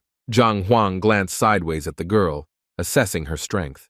For some time, he listed all her achievements and shortcomings. After all that was said, he looked at her intently and asked if she could be called a talent. The young lady was taken aback, not knowing what to answer, because she knew that due to the excessive amount of pills she had consumed in the past few years, poison had accumulated in her body, making it difficult for her to advance in rank. The young people were puzzled. They shouted to the teacher that in the previous academy tournament, she had placed 10th, and she was thus the most talented student in the academy. The teacher informed everyone present that the girl had reached the 6th rank at such an age, and it was truly unbelievable, but because she had taken the pills, there was poison in her body, and based on their effect, her future growth was very limited. Looking at the young man, he said that the girl was not a genius, and in fact everyone in the room was now in a much better position than she was. Zhang Huang informed the young man that there was a beast tamer in his family, who used the blood essence of a wild beast to help him raise his cultivation. A moment later, the teacher looked at the other young man and told him about all his shortcomings and positive qualities. The young man was taken aback because he did not expect to hear anything like this from the teacher. Zhang Huang moved with lightning speed to each student and told them about their achievements and shortcomings. The young lady was shocked. She didn't expect to hear such a thing from a newbie teacher. She thought he was some kind of monster, because an ordinary person couldn't know so much. At the same time, in the elders' hall, the men were discussing Zhang Huang and his new class, which had many problematic students. The elder sighed heavily. He said that unfortunately this class was very problematic, as they had already sent several teachers. But unfortunately, no one lasted more than a few days. The man was puzzled, because he knew that there was no certainty that the teacher would be able to calm the class without problems. He was surprised that the teacher even put pressure on their principal. The elder sighed heavily, because he knew that if the teacher would solve the problem with his fists here too, he didn't know what would happen next. After a short discussion, they came to an agreement and decided to immediately go and check on the teacher together with the class. When they reached the classroom, they froze in shock as they saw the best student sitting on her knees in front of the class. The elders were in complete shock. They did not understand why she was sitting on her knees and said that they would immediately deal with her teacher. She said that she did wrong and therefore deserved punishment. The man was shocked because he did not expect to hear such words from her. Mu Xueqing sighed heavily and told the elders that after the teacher's instructions, she realized her shortcomings and was now ready to study under his tutelage. They were shocked and did not understand what she was talking about. The man asked Elder Bai if the teacher had already started. Elder Bai was taken aback and said that it seemed like the student who had been beaten had already changed his attitude towards studying, and it seemed like the same thing had happened to the young lady. Meng Tao, leaving the hall, informed the young lady that she was asked to come back in. She looked at her friend with a joyful smile. The elders were surprised. They knew that if the young lady had been beaten, she would have some injuries, but now she didn't look like someone who had been beaten. The elder looked closely at the young man and called him. He looked at the student in surprise and asked if the teacher had used any physical punishment on him. Meng Tao, in turn, was surprised by the question, but still said that the teacher was a very kind person. The elder was surprised. He did not understand what was going on and why the young lady was being punished. Meng Tao said that the girl decided to do it of her own free will, because the teacher forced her to pack her things and leave the class. But she did not want to, so she knelt down on the street. The elder was shocked, as he knew the explosive nature of the young girl. He was very surprised and wondered what happened and why she was silently kneeling at the door. The young man looked at the men intently and informed them that his lesson had already begun, so he should return. In turn, the elders froze in shock and bewilderment. They could not believe that the teacher had conquered the most rebellious class in the academy. The young lady looked at Teacher Liu. She wanted to know when the senior teacher would return after the exam. Teacher Liu informed her that he would return in 10 days.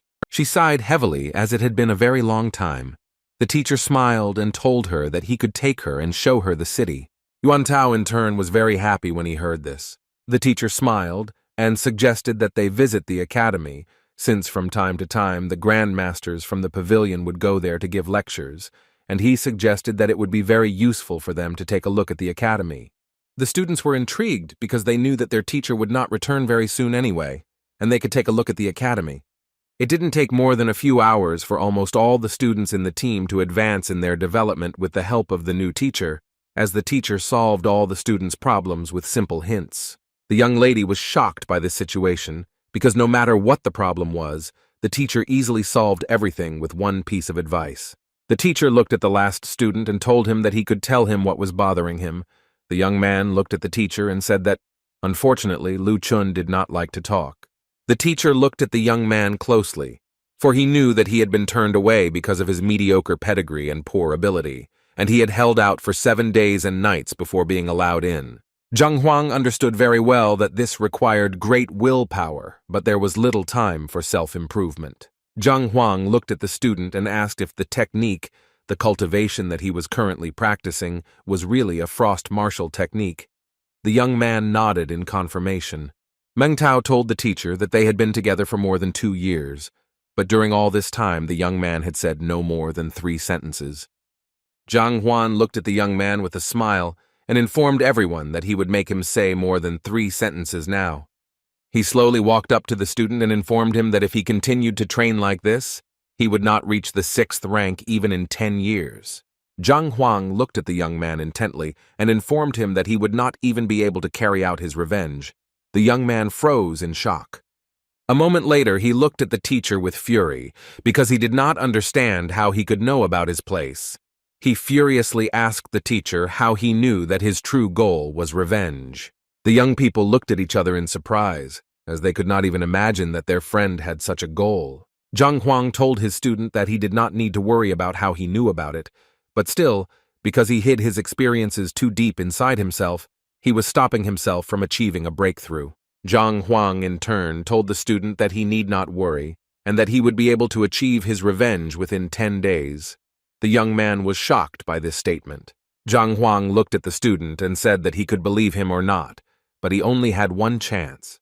With the speed of lightning, the young man knelt down and asked the teacher to guide him. Zhang Huang looked at everyone present with a smile and said that the young man had just spoken more than 3 sentences. Everyone froze in surprise. Sometime later, the young man and his teacher were in the office. Lu Chun looked at the teacher and asked if he could really take revenge in a short period of time. He was very angry because he had never told anyone about his burden and was quite surprised when the teacher revealed his secret. Zhang Huang informed his student that, unfortunately, his method would be painful, and whether his student would use it or not depended only on him. The young man, in turn, shouted that if he could take revenge, he was ready to endure any pain. Zhang Huang smilingly told the student that he should be true to his goal. He said that there was one art that very few people associate with or practice. Zhang Huang, looking at the student, asked if he knew about the poison masters. The young man was taken aback and told the teacher that, of course, he knew it. Zhang Huang said that he was not a poison master, but for his method they would have to use poison, and besides, during the training he might fail and die. He knew very well that if one successfully developed the poison body, not only would one's resistance to poison improve, but one's strength, agility, and spirit would also increase greatly. Zhang Huang understood very well that only this technique and the divine art of the heavenly path could raise the level of cultivation in such a short period of time. Lu Chun, in turn, understood perfectly well that he had only one chance. Looking at the teacher, he told him that, despite all the pain, he was ready to endure everything. Zhang Huang looked at the student and said that this exercise should not be shown to anyone. The young man swore that he would never pass on to anyone the development techniques and secret arts that his teacher would teach him. Zhang Huang told him that cultivating a poisonous body required taking poison, and he didn't have the necessary medicinal herbs with him right now, so he would pass on this technique to him tomorrow. But today he could teach him another technique that would strengthen his body. A moment later, Zhang Huang showed off the technique in all its glory and told his student that he should learn it, as a strong body would help him endure the deadly poison. The young man was taken aback, because he realized that if the teacher was going to sell the equipment, it would cost an incredible amount of money. But he was surprised that such magnificent equipment was given to him for free. A moment later, he fell to his knees and thanked the teacher for his kindness. Zhang Huang informed the student that he was giving him some time to work on himself. The young people discussed this situation for a while. They were amazed by the teacher, because they did not expect something like this from him. They understood very well that the young man was only at the initial stage of the 5th rank, and it was impossible to become a 7th rank master in a few days. A moment later, the young man and his teacher walked out into the hall. Everyone was frozen in shock as they saw that he had advanced from the initial stage of the 5th rank to its peak. The young lady was shocked, because she knew that it took them all a few months to make a small progress in development. Meng Tao looked at the girl and said that the teacher was simply amazing, and she should admit her mistakes to him, since it would probably not be possible to find an even more incredible mentor, and she should not waste this opportunity. With lightning speed, the young lady headed towards the teacher. Mu Shuiqing knelt down in front of the teacher with lightning speed and asked for forgiveness. She said that she would do whatever he asked her to do and would never doubt his words. She told the teacher that even if the famous genius Zhang entered the door, she would pretend that he was not there. He sighed heavily, as he wanted to achieve obedience from her in the future, but did not think that it would lead to such a result. He understood perfectly well that she had been taking pills since childhood, and the poison had already eaten deep into her body, as if it had shackled the girl's meridians. Looking at the young lady, he understood that if she was not going to resist, then he would be able to help her.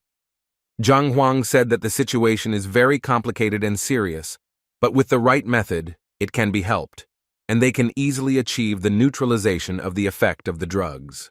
He sighed heavily and informed her that the poison had been accumulating in her meridians for many years, and now it would not be so easy to cleanse them. A moment later, he handed her a small notebook where all the exercises she had to do were written down, and with lightning speed she thanked the teacher. Sometime later, the teacher finished the lesson. Everyone went their separate ways and started discussing the teacher and what happened in the lesson. Mu Shuqing looked at her friend with a smile. She was shocked, because she knew that not every grandmaster was capable of raising their cultivation level with just a few instructions. She informed her friend that she had once had a jade brooch handed to her by the head of 500,000, and she had listened to his lecture for several hours, but she could still confidently say now that the head of the pavilion was no match for their current teacher. The young man was surprised. She smiled and said that not only the head of the pavilion thought, but also the other geniuses paled in comparison to the abilities of their new teacher. She told her friend that Zhang Huang had earned a name for himself only through his talents, and that he had no idea about the development of his students. The young lady heard the young men talking and asked if she had just said that Master Zhang Huang was clueless about teaching and that his disciples were weak. Mu Shuqing looked at the girl and said that she hadn't said anything bad about the teacher's talent, but his students were nothing special. Zhao Yao asked the girl with cold fury if she was going to duel in front of her. Mu Shuqing was surprised and did not expect this. Mu Shuqing looked at the girl with a smirk and asked if she really wanted to fight. She knew that she wouldn't be afraid of her. Zhao Yao looked at the girl with cold fury and said that they would now see who was stronger. Mu Shuqing agreed with her. The young men looked at them intently, as they understood that their friend was absolutely right in this situation, because she had insulted their master and must pay for what she said. Wang Yin, after listening to her friends, agreed with their opinion. A moment later, the young ladies were already standing in the center of the circle to begin the fight, everyone present whispering among themselves. The young people looked at Zhao Yao in surprise, because they had never seen her in the academy before, and thought that she was most likely a newcomer. Mu Shuqing looked at the girl with a smirk and said that if she wins, Zhao Yao will apologize to her. Zhao Yao looked at her opponent closely and advised her not to be so confident. A moment later, they dropped their conversations and attacked each other with lightning speed and fury. During the fight, Zhao Yao noticed that although her opponent was rude, she still knew how to fight. Zhao Yao looked at the girl and used an icy palm with fury. Mu Shuqing was shocked as the icy white jade palm was applied to her. Mu Shuqing realized that the person in front of her was Grandmaster Zhang's student, but she, in turn, did not lose her head, but with the speed of lightning, grabbed the girl's hand. Mu Shuqing easily threw the girl over herself. She understood that she had very good technique, but unfortunately, it was at a low level. Mu Shuqing flew towards her opponent with lightning speed, as she knew that she had to strike her. After all, she had fought in countless battles and could not lose so easily. Zhao Yao was also puzzled. She now realized that she had overcome the gap between ranks in a short time, but she had little experience in fighting. Mu Shuqing struck the girl again with lightning speed. Mu Shuqing used all her strength and anger to strike, causing Zhao Yao to instantly fly towards the ground with a roar. A moment later, Mu Shuqing landed on the ground with ease. She looked at the place where the girl fell with disdain, because she was a little confused, and did not understand why the girl challenged her in the first place. But a moment later she froze in place and was taken aback as crystals of pure ice rushed towards her. A moment later the young lady used her water palm technique. She was furious and wanted the ice peaks to break in front of her, but when she dispersed the ice peaks, she noticed that the girl was moving towards her at the speed of sound. Zhao Yao struck with lightning speed. Mu Shuqing froze in place for a moment as she was shocked by the girl's strength. Mu Shuqing noticed that not only the girl's power had increased, but also her speed. Mu Shuqing, in turn, was puzzled, because she knew very well that if the battle continued, she would not win. But a moment later, Mu Shuqing gathered her strength and struck the girl. The young men were dumbfounded with shock, because they saw that the girl had decided to strike the falling flower. They knew that this technique was of the highest level, and for this reason they assumed that the opponent would soon come to an end. But the young lady, in turn, was not going to give up. She was furious and wanted to repel the blow. A moment later they collided in midair, neither of them giving up. Wang Yin screamed and called her friend because she was very worried. Zheng Yang calmed his friend down and told her that Zhao Yao was very difficult to defeat, despite her lack of combat experience. Zhao Yao was preparing herself at the same time, gathering all her strength to strike. The young lady, in turn, also did not lag behind her, and gathering all her strength into a fist, she rushed towards the girl. A moment later, they collided again with a crash. But unable to withstand the pressure, Mu Xueqing recoiled and flew to the ground. Zhao Yao, in turn, landed gracefully on the ground. Meng Tao ran up to the girl with lightning speed and asked if she was okay. She easily pushed him away and did not answer his question. Looking at her opponent, she said that she seemed to have underestimated her. Zhao Yao suggested that she end the fight in a draw and fight her in a few days. Zhao Yao looked at the girl with cold fury and anger. She said that if she lost next time, she would have to apologize. Mu Xueqing, in turn, looked at her rival in surprise and asked if they were really Grandmaster Zhang's disciples. Yuan Tao was outraged by her tone and responded by shouting that it was true, and the man was their teacher. Zhao Yao, in turn, shouted that the girl insulting their teacher was insulting them. Mu Xueqing sighed heavily. As she now understood the reason for their anger, she said that she judged objectively, and she was confident that Teacher Liu was superior to Zhang. The young people looked at each other, as they did not know Teacher Liu. The young lady was furious. She shouted that their teacher was definitely the best, and no one could compare to him. Mu Xueqing looked at them intently and said that they couldn't solve anything by talking, and therefore should meet in a few days, the loser admitting that his mentor was inferior to the winner's mentor. Zhao Yao angrily told the girl that she was laughing in vain. A moment later, they finally came to an agreement, and each opponent slowly returned to his friends. The young people whispered among themselves, because they understood that it was very noble to fight for the honor of their teacher. They realized that the girl was Zhang's student. At the same time, Zhang Huang was thinking that he needed to increase Lu Chun's cultivation level. For the whole process, he needed certain herbs, but he could only get them from the Doctor's Guild. Zhang Huang knew very well that there was no herbal king in this city, so his choice fell only on the Doctor's Guild. Sometime later, he came to the Doctor's Guild and told the girl that he needed some medicinal materials. She looked at him in surprise and asked him to tell her the recipe. Zhang Huang, in turn, was taken aback, as he did not expect to hear something like that. She said he could only get the medicine if he had a prescription, and it could be prescribed by doctors and their students. She looked at the man intently and said that the students could only prescribe low-grade materials, but the higher the material he needed, the more qualified a specialist he had to find. Zhang Huang sighed heavily. He was puzzled, because now he realized that everything was given out only by prescription. Looking at the girl, Zhang Huang said that the herbs he was going to buy were both highly valued and quite rare, and he asked if she would tell him which doctor he should see if he told her the name. She agreed and asked what ingredients he needed. Zhang Huang in turn began to list all the ingredients he needed. The girl was taken aback, as she did not expect to hear such a thing. A moment later, she screamed in rage and called for security as she realized that the man was a malicious intruder. The men rushed into the hall with lightning speed after Yazhou's shout. The girl pointed at the intruder with lightning speed.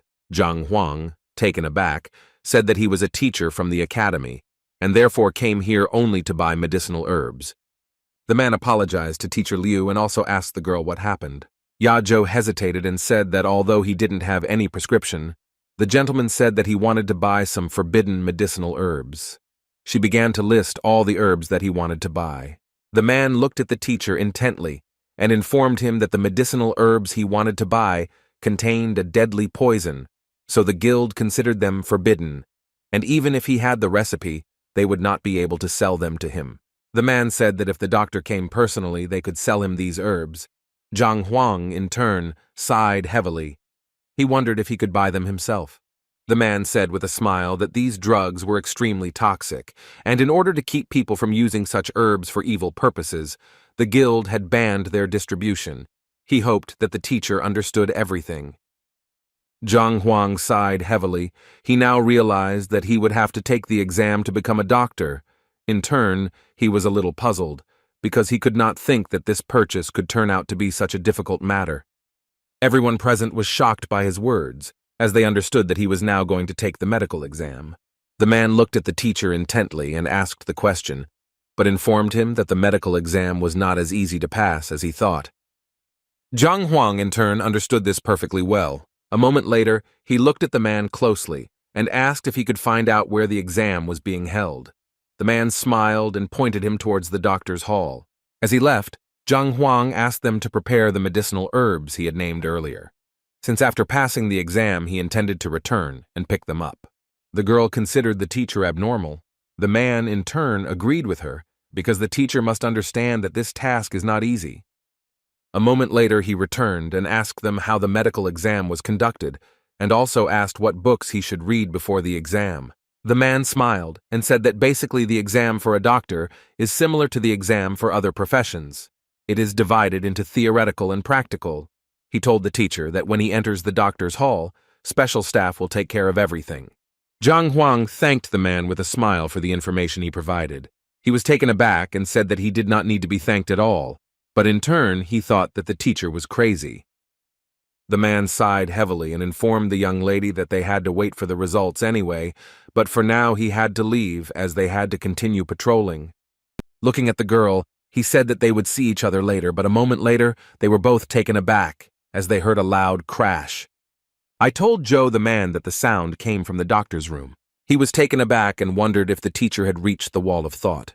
The young lady looked at him in surprise and asked what he was talking about. The man sighed heavily and told her that the wall of thoughts was a place where incurable diseases were recorded, the very diseases that no doctor had been able to cure in the last century. She looked at him in surprise, and the man said that even a member of their branch, the successful Dr. Mu Hong, a young medical talent, could not cope with the diseases. He said that not only he, but also the doctors from the guild had been struggling to cure them for several generations, but they had not been able to come up with anything, which is why the wall with incurable diseases written on it was called the Wall of Thoughts. I asked Joe if this was the reason he was so worried. He sighed heavily and said that the Wall of Thoughts was a place that only the guild leader was allowed to enter. The man said that entering a room with a wall meant that the person was challenging the guild leader and was going to take his place. She was in shock. She didn't understand why her companion was so calm. She screamed that they urgently needed to go and see what was there. He sighed heavily and told her that as soon as this place opened, no one else would be able to enter there. Ya Zhou excitedly informed that since the illnesses written on the thought wall were considered incurable, if the teacher made a mistake in the answers, no one would even suspect it. The man said that the Wall of Thoughts is a unique spiritual object, and if the answer is correct, the wall will glow orange, and if not, it will glow red. The young lady in turn backed away from his words. She was puzzled and did not know what that rumble meant. He said that this bell informs the entire guild of doctors that someone has entered the room with the Wall of Thoughts and has thrown down a challenge in the head of the guild. This is equal to a public meeting, and the decision will be made there. A moment later, the young lady also backed away as she saw Guildmaster Mu Hong, 3-star physician Du Rao, and physician Cheng Feng. The head of the guild looked at those present in surprise and asked what had happened and why the bell was ringing. The man told the guild leader with lightning speed that a man had recently come to them and headed towards the room with the Wall of Thoughts. Mu Hong looked at them in surprise and asked who this person was who decided to overcome the Wall of Thoughts. The man backed away and told him in a puzzled tone that he was one of the teachers at the academy and his last name was Liu. They looked at each other because they were confused, since they did not know a teacher with such a surname, and did not understand why he entered the room with a Wall of Thoughts. The man told them that the teacher wanted to take an exam on his medical knowledge, so he showed him the way to the doctor's hall, but they still couldn't understand how the teacher could enter the room with the wall and think. The head of the guild asked in surprise if the teacher had really come to take the exam. He didn't understand how many stars the man had if he had decided to visit the Wall of Thoughts. The man was taken aback and trembling said that he dared to assume that the teacher did not even have a rank, and he assumed that the teacher was not even a doctor's student. The guild leader was furious, wondering if any passing person dared to call him out. The guild leader knew perfectly well that they had to wait until everything was over, because the teacher would most likely not answer a single question. With lightning speed, the guild leader turned around and informed his subordinates that they could only wait for the teacher to fail, and then they should teach him a lesson. The men looked at each other. They knew that, unfortunately, they could not see the results of the Wall of Thoughts without entering the room. The man said that there was a large crystal in the reception area. It was made of a special material, and when there was a mistake it glowed red, and when there was a correct answer, it glowed orange. And in addition, there were different boundaries for correct answers. He said that the different techniques and medicinal herbs that could be used to treat the disease affect the effectiveness.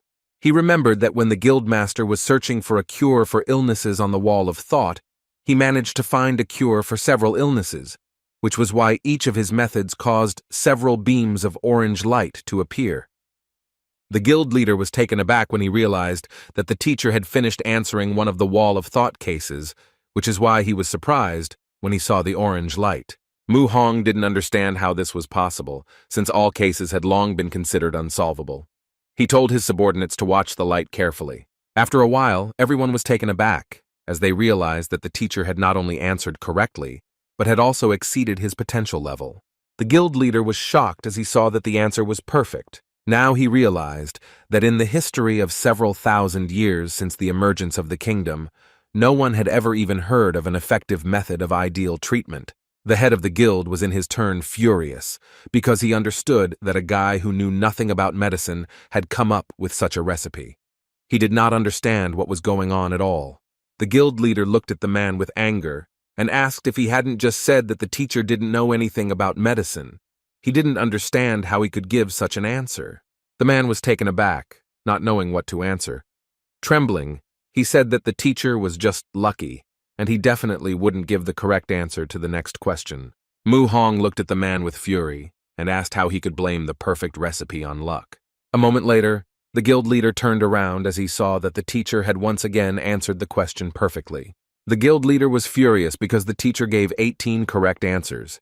He knew that such an unrivaled genius like him only gave 4 correct answers. The man told the guild leader that when the teacher first entered, the crystal was glowing with 5 rays, but then the rays appeared 10 more times. He thought that most likely the artifact was broken. The guild leader was furious. He shouted that this was just nonsense. He didn't understand what he would become after the guy came out to them. He shed bitter tears, because he knew that according to the rules of the Wall of Thoughts, if someone surpasses the achievements of the current guild leader, then he himself becomes the guild leader. The men knew there were only 20 questions on the wall, and they wondered if the teacher would be able to find a cure for all the cases in one go. Mu Hong stood up with lightning speed and announced to everyone that the last case had not been cured for many centuries. Mu Hong shouted that the problems stored on the Wall of Thoughts were very complicated. He informed everyone present that the last question was of royal importance, and no one had been able to resolve it.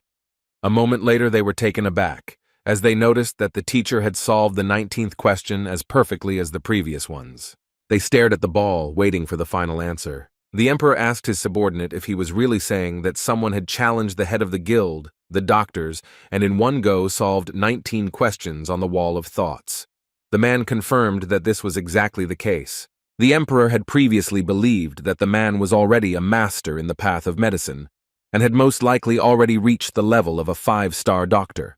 The emperor assumed that with the help of the teacher, he could finally achieve a breakthrough. Looking sideways at his subordinate, he ordered him to find out who the man was. The man said that they had already found out that his name was Liu Cheng, and that his cultivation was at the intermediate stage of the Tongshuan realm. Meanwhile, chaos reigned in the dean's office. A man ran up to the director with lightning speed and informed him that Teacher Liu had gone and challenged the Wall of Thought. The director was shocked. He did not understand what was wrong with the young teacher's head, since he dared to provoke the head of the guild. ZB was furious because he knew very well that the teacher had true abilities, and he could become the pillar of their academy in the future, so they must not lose him. The director was furious.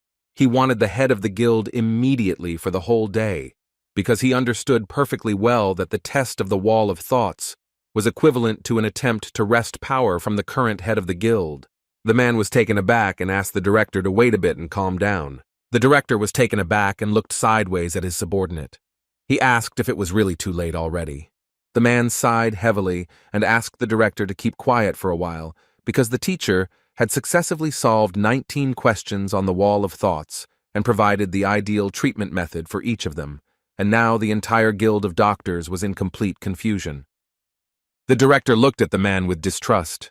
But a moment later, the words finally reached him, and with lightning speed, he pounced on the man and asked if he really meant to say that the teacher had broken the doctor's record and become the new master of the Doctor's Guild. Zhang Huang understood very well that the Library of the Heavenly Path could show the shortcomings, but it could not provide a plan to fix them. He understood very well that he only needed to find the essence of the problem. Zhang Huang stared at the wall as he was asked how he would treat his congenital muscle deficiency. He remembered that in his past life he had this disease. He knew that muscles atrophy and do not grow, so a person can only lie on the bed, unable to move. A moment later, he touched the wall as he wanted to see if she had any solution. A moment later, he plunged into the depths of his mind and realized that this illness was actually the opposite of the golden body of the heavenly path. After thinking for a while, he realized that this disease could be easily cured using the method of cultivating the golden body of the heavenly path. Zhang Huang knew very well that the golden body of the heavenly path should not be made public, but he also knew that if he did not answer the question, he might not become an official doctor. A moment later, a brilliant idea came to his mind, and he realized that he did not need to reveal the secret of the golden body at all. He turned around and noticed that the wall was soft for writing. At the same time, the men watched the sphere, some hoping that he would answer, while others were skeptical about this, because the leading minds were unable to answer the last question. A moment later, everyone present froze in shock, because they did not know what the white light of the sphere meant. The man looked at everyone present in confusion and asked if their sphere was really broken. The guild leader was puzzled, and he knew very well that the white light meant that the teacher had given an answer, but the 4-star masters on the other side did not know whether this was true, and they now needed to verify the information.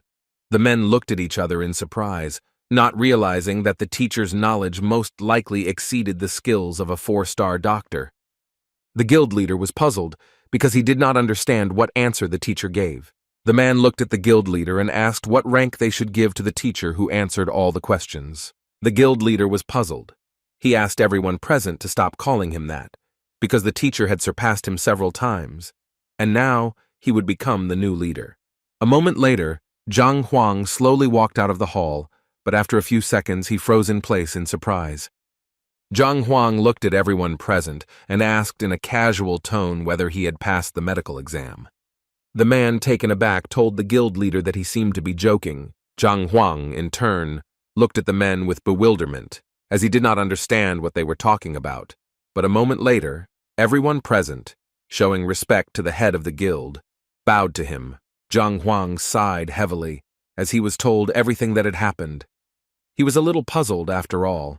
He only wanted to pass the medical exam. He didn't expect that he would cause such a fuss and become the head of the doctors. He looked at them intently and asked if, since he had become the guild leader, he could legally buy some herbs. Looking at the men, he listed all the herbs he intended to buy. Mu Hong informed the teacher that since he was the guild leader, of course he had the qualifications to buy everything.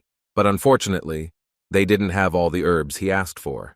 Mu Hong informed the teacher that these herbs were poisons and they should be in the poison hall. Zhang Huang looked at the man with a puzzled look because he knew that if he wasted time on such trifles, his exam period would expire. Zhang Huang looked at everyone present and asked with a smile if they could prepare all the medicinal herbs for him. They nodded in agreement. Zhang Huang slowly reached into his pocket and asked the man how much all the herbs cost. Mu Hong sighed heavily and said that these herbs would cost a total of 14 million. The young man was shocked by the amount, as he thought they would only cost a few 100,000, not millions. With pity, he said goodbye to his money. Through tears, he told Dr. Mu Hong that he had some business left and he had to leave, but he also said that he would only occupy the position of the guild leader in name, so he left all the business to him. The man looked at the guild leader and asked if he could tell him what was up with the last question. Zhang Huang thought for a moment and told them that the judges said they would give an answer in 10 days.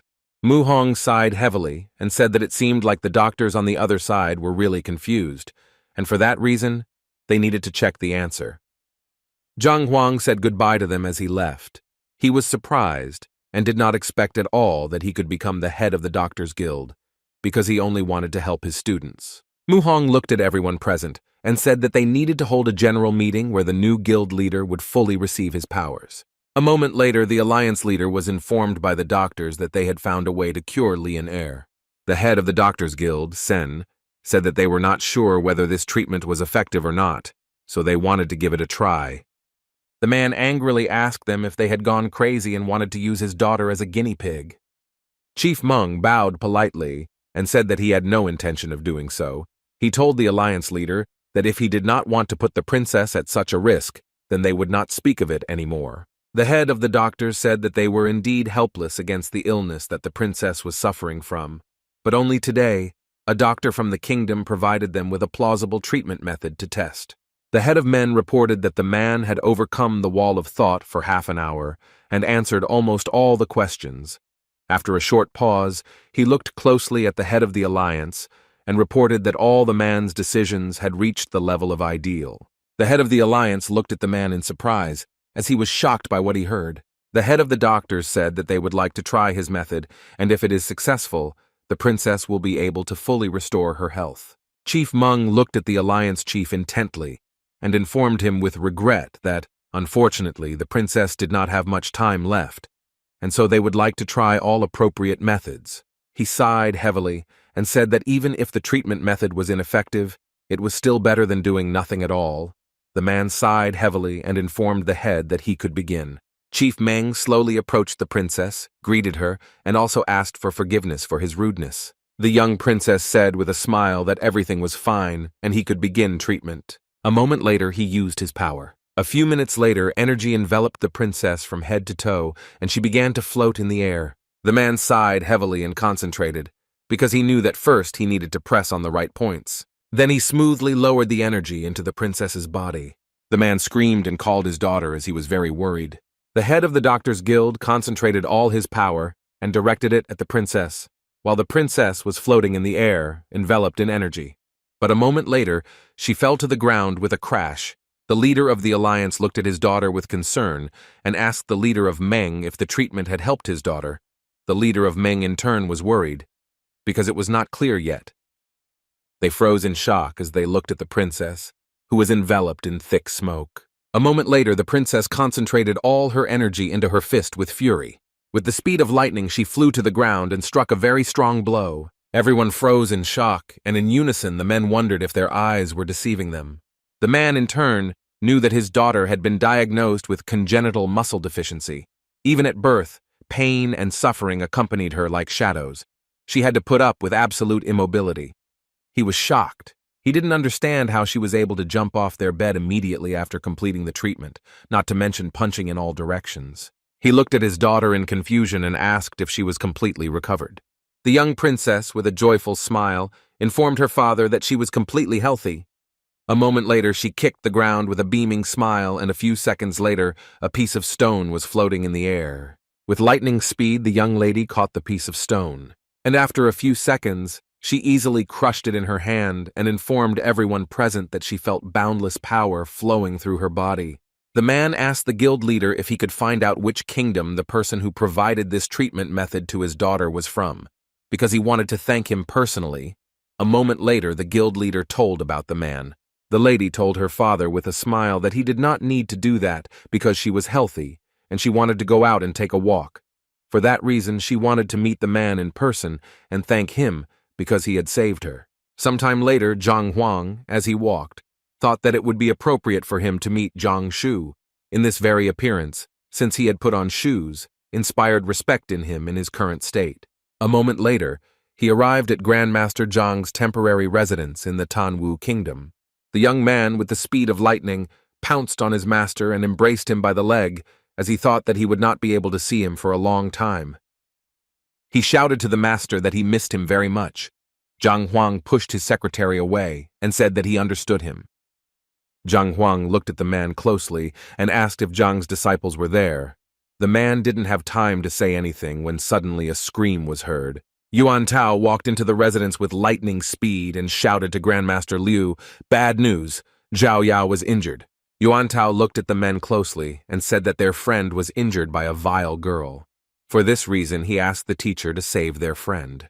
Teacher Liu asked the girl to sit down so that he could examine her. Zhang Huang, in turn, was excited because he did not understand what had happened while he was gone. Teacher Liu said that the young lady's qi energy was unstable, but fortunately the injury was not serious, and she would fully recover in half a month. The young man was shocked by this news, because he knew that they were supposed to have a duel in 3 days.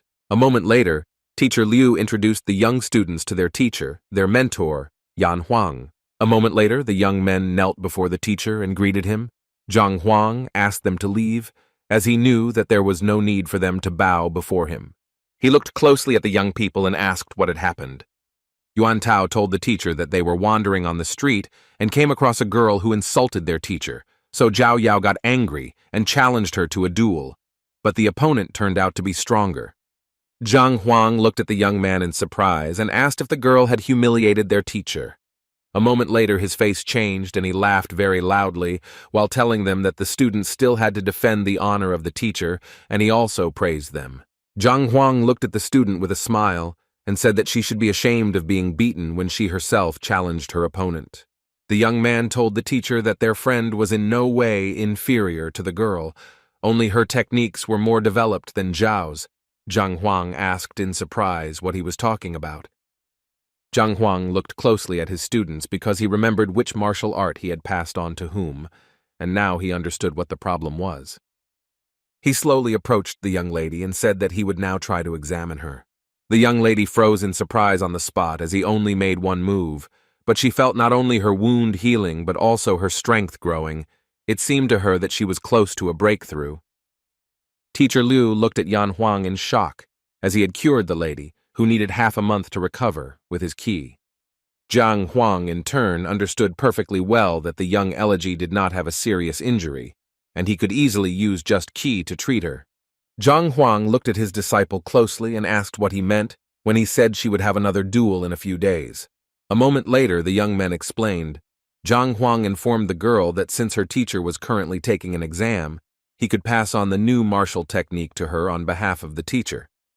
Zhao Yao bowed and said that she wanted to learn a new technique. Zhang Huang looked at the girl and said that since she had been using a sword since she was young, he would pass on the martial art sword technique to her. Zhang Huang knew very well that this technique was quite unusual. He said that she had been injured before, so he wanted to wait a little, adjust the technique, and teach the girl later.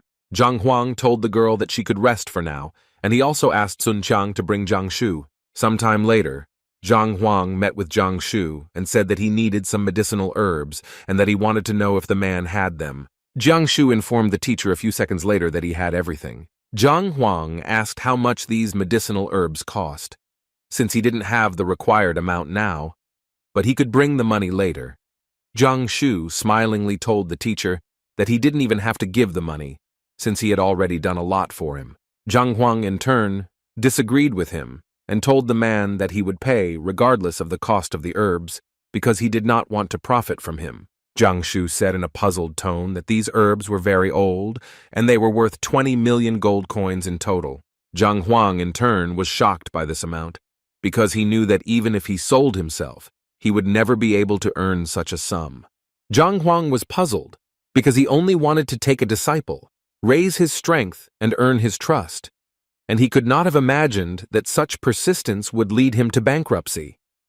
A moment later, he said that money was just material property, and a master who thought about money all day could have a bad effect on his mental stability. Jiang Shu looked at the teacher with a puzzled expression because he himself said that he didn't need his money, but now he was making excuses, and now he didn't know what to do. Zhang Huang told the man that he had to maintain good health, go out for the next few days, and now he would take the time to help him achieve a breakthrough in emotional development, and he could consider this as payment for the herbal medicine. Jiang Shu humbly thanked the teacher for this opportunity. Sometime later, Zhang Huang returned to the academy under a different guise, but a moment later, he heard someone calling him. The young man was excited and shouted at the teacher that he must save Mu Xueqing. Zhang Huang looked at the student in surprise and asked if the girl was really injured. This picture reminded him of something. Zhang Huang was puzzled, because he knew that they would have to see a doctor if he couldn't cure her. Zhang Huang knew perfectly well that he could only use the old methods, and he slowly began to examine the girl. Zhang Huang noticed after checking that she had used her martial techniques too vigorously and damaged her meridians. But for him, it was a small problem. The young lady was surprised because she saw that the injury was healing. She had previously come to her father with similar injuries, but now she wondered if it was really that easy for the teacher. A moment later, she thanked the teacher for his great help. He looked at her closely and asked why she was injured. The young man began to speak, but she interrupted him and said that she had simply carelessly tried to forcefully use martial techniques beyond her development. Zhang Huang, looking at the student, realized that this was a lie, but he still did not say anything and told her that she could go and rest. Mu Xueqing looked at the teacher with a puzzled expression and asked if he could teach her a few techniques. The teacher looked at her in surprise and asked with bewilderment what particular technique she would like to learn. Mu Xueqing said with a happy smile that she had been good with the saber during her childhood, and it would be nice if he could pass on the art of the saber to her.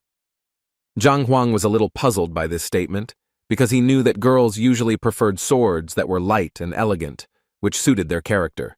Zhang Huang looked at the student intently and said that he would definitely think of a suitable art and pass it on to her tomorrow. She smiled and thanked the teacher. After talking with the teacher, the young people returned back to their place. The young man asked the elder why she did not allow him to explain the situation.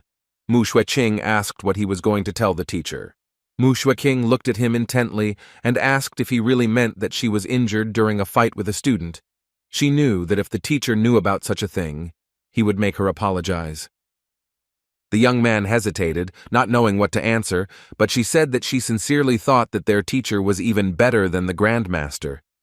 Walking down the real corridor, she asked her friend not to tell the teacher anything. Sometime later, the young man came to see his teacher, but in turn, he was agitated because the teacher asked him to undress. Zhang Huang told the disciple that cultivating the poisonous body was extremely difficult.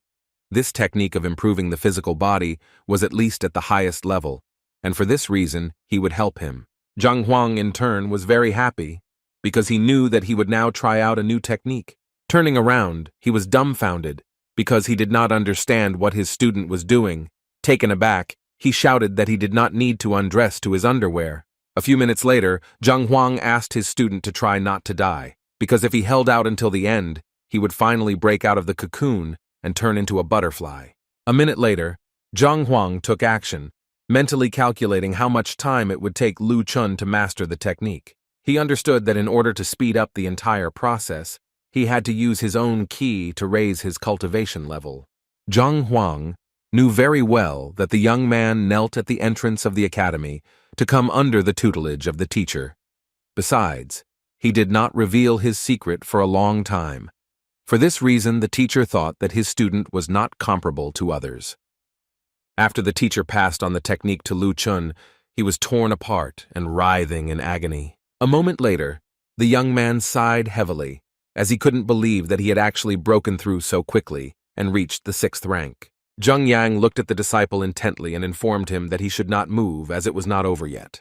The young man froze for a moment as he saw the poison in the hands of the teacher he had spoken of earlier. Zheng Yang looked at the young man intently and informed him that everything was just beginning. After some actions by the teacher, many needles flew at the young man, and with the speed of lightning they pierced him. Lu Chun in turn cried out in surprise as pain pierced his body. Lu Chun fell to the ground with a crash and fell into his memories with the speed of lightning. The young man was puzzled because he remembered the worst day of his life. He was in tears of grief, as that day he lost his parents, as well as his brother and sister. Lu Chun was overcome with mixed feelings, but he knew that he had to hold on. After all, the teacher had given him a chance, so he knew that he would not be able to face his family if he weakened. Zhang Huang, frozen in place, looked at his disciple in surprise, because he thought that his disciple would immediately faint, but now he saw that Lu Chun would be able to stand firm. Zhang Huang told the young man that the effects of the deadly poison would last all night, and that the night would be painful, but he still had to find a way to endure, because all the suffering would ultimately not be in vain. A moment later, Zhang Huang left his student and went about his business. He thought about everything that had happened, but he knew that everything would depend only on the young man. He sighed heavily, because he knew that tomorrow he had to pass on the art of the sword and saber, but he also knew that he had to use all the techniques first in order to pass them on to the girls later. Sometime later, he visited the forest because he wanted to practice. Before that, he had collected enough information in the libraries Now he wanted to see what would happen after combining all the information. Zhang Huang sighed heavily and remembered that the sword was the king of cold weapons. After a few minutes, Zhang Huang began to examine the weapon. He noticed that the sword was nimble, flexible, like a snake. With the speed of lightning using its power, he cut down several trees with one swing. Zhang Huang was momentarily stunned, as expected from a move that involved a high-level martial art.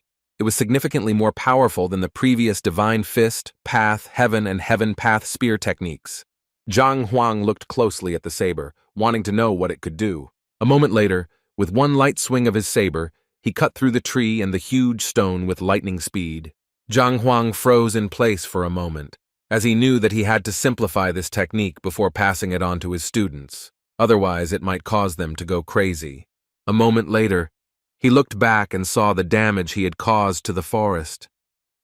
Zhang Huang was very glad that there was no one nearby. Otherwise, he would have had to pay dearly for the damage. But in turn, he was a little surprised that there were no people nearby. After a few minutes, he sighed heavily and thought that he needed to look at the 8th rank cultivation techniques. A moment later, he concentrated to move to the library. After some time, he started reading. Zhang Huang was very happy because he found just the perfect development technique. He wanted to start studying as quickly as possible. After some time, he returned to the real world and, concentrating, began to study the new technique. A moment later, he looked at his hands in surprise as he felt spiritual energy. In turn, he realized that it was real, but he was still surprised because he knew that the first ranks did not require much spiritual energy. He knew very well that on the 7th, he only needed to open his acupuncture points to increase his strength. On the 7th, he needed to unite his mothers, and on the 5th, he needed to tune his body. But on the 8th, he needed to accumulate qi. Zhang Huang noticed that the 8th rank was like a pond, because spiritual energy was like a stream of water guiding the pond. But if one only relied on the surrounding energy, the pond would never be full. A moment later, he sighed heavily, as he knew that he needed to refine his sword techniques, and to do so, he needed to find some pills to absorb spiritual energy, as with them, he would be able to advance his level faster. At the same time, the young lady returned home and came across her father, who was excited. He was shouting that she was saved. The young lady looked at him in bewilderment, as she did not understand what he was talking about. The man told his daughter that she had been taking pills since she was a child to speed up her development, so a significant amount of poison had accumulated in her body. Unfortunately, he noticed it too late. And in order to help his daughter, he turned to the Doctors Guild and consulted. But unfortunately, no one knew how to solve her problem. The man happily told his daughter that today an incredible doctor had appeared who had answered all the questions on the wall of thoughts, and for this reason they could remove the medicinal poison from her body. The young lady in turn looked at her father in surprise, because she knew that the teacher had recently helped her heal and had already solved this problem. In his joy, the man told his daughter that the new head of doctors was very talented because he had managed to solve many problems that no one had been able to solve before.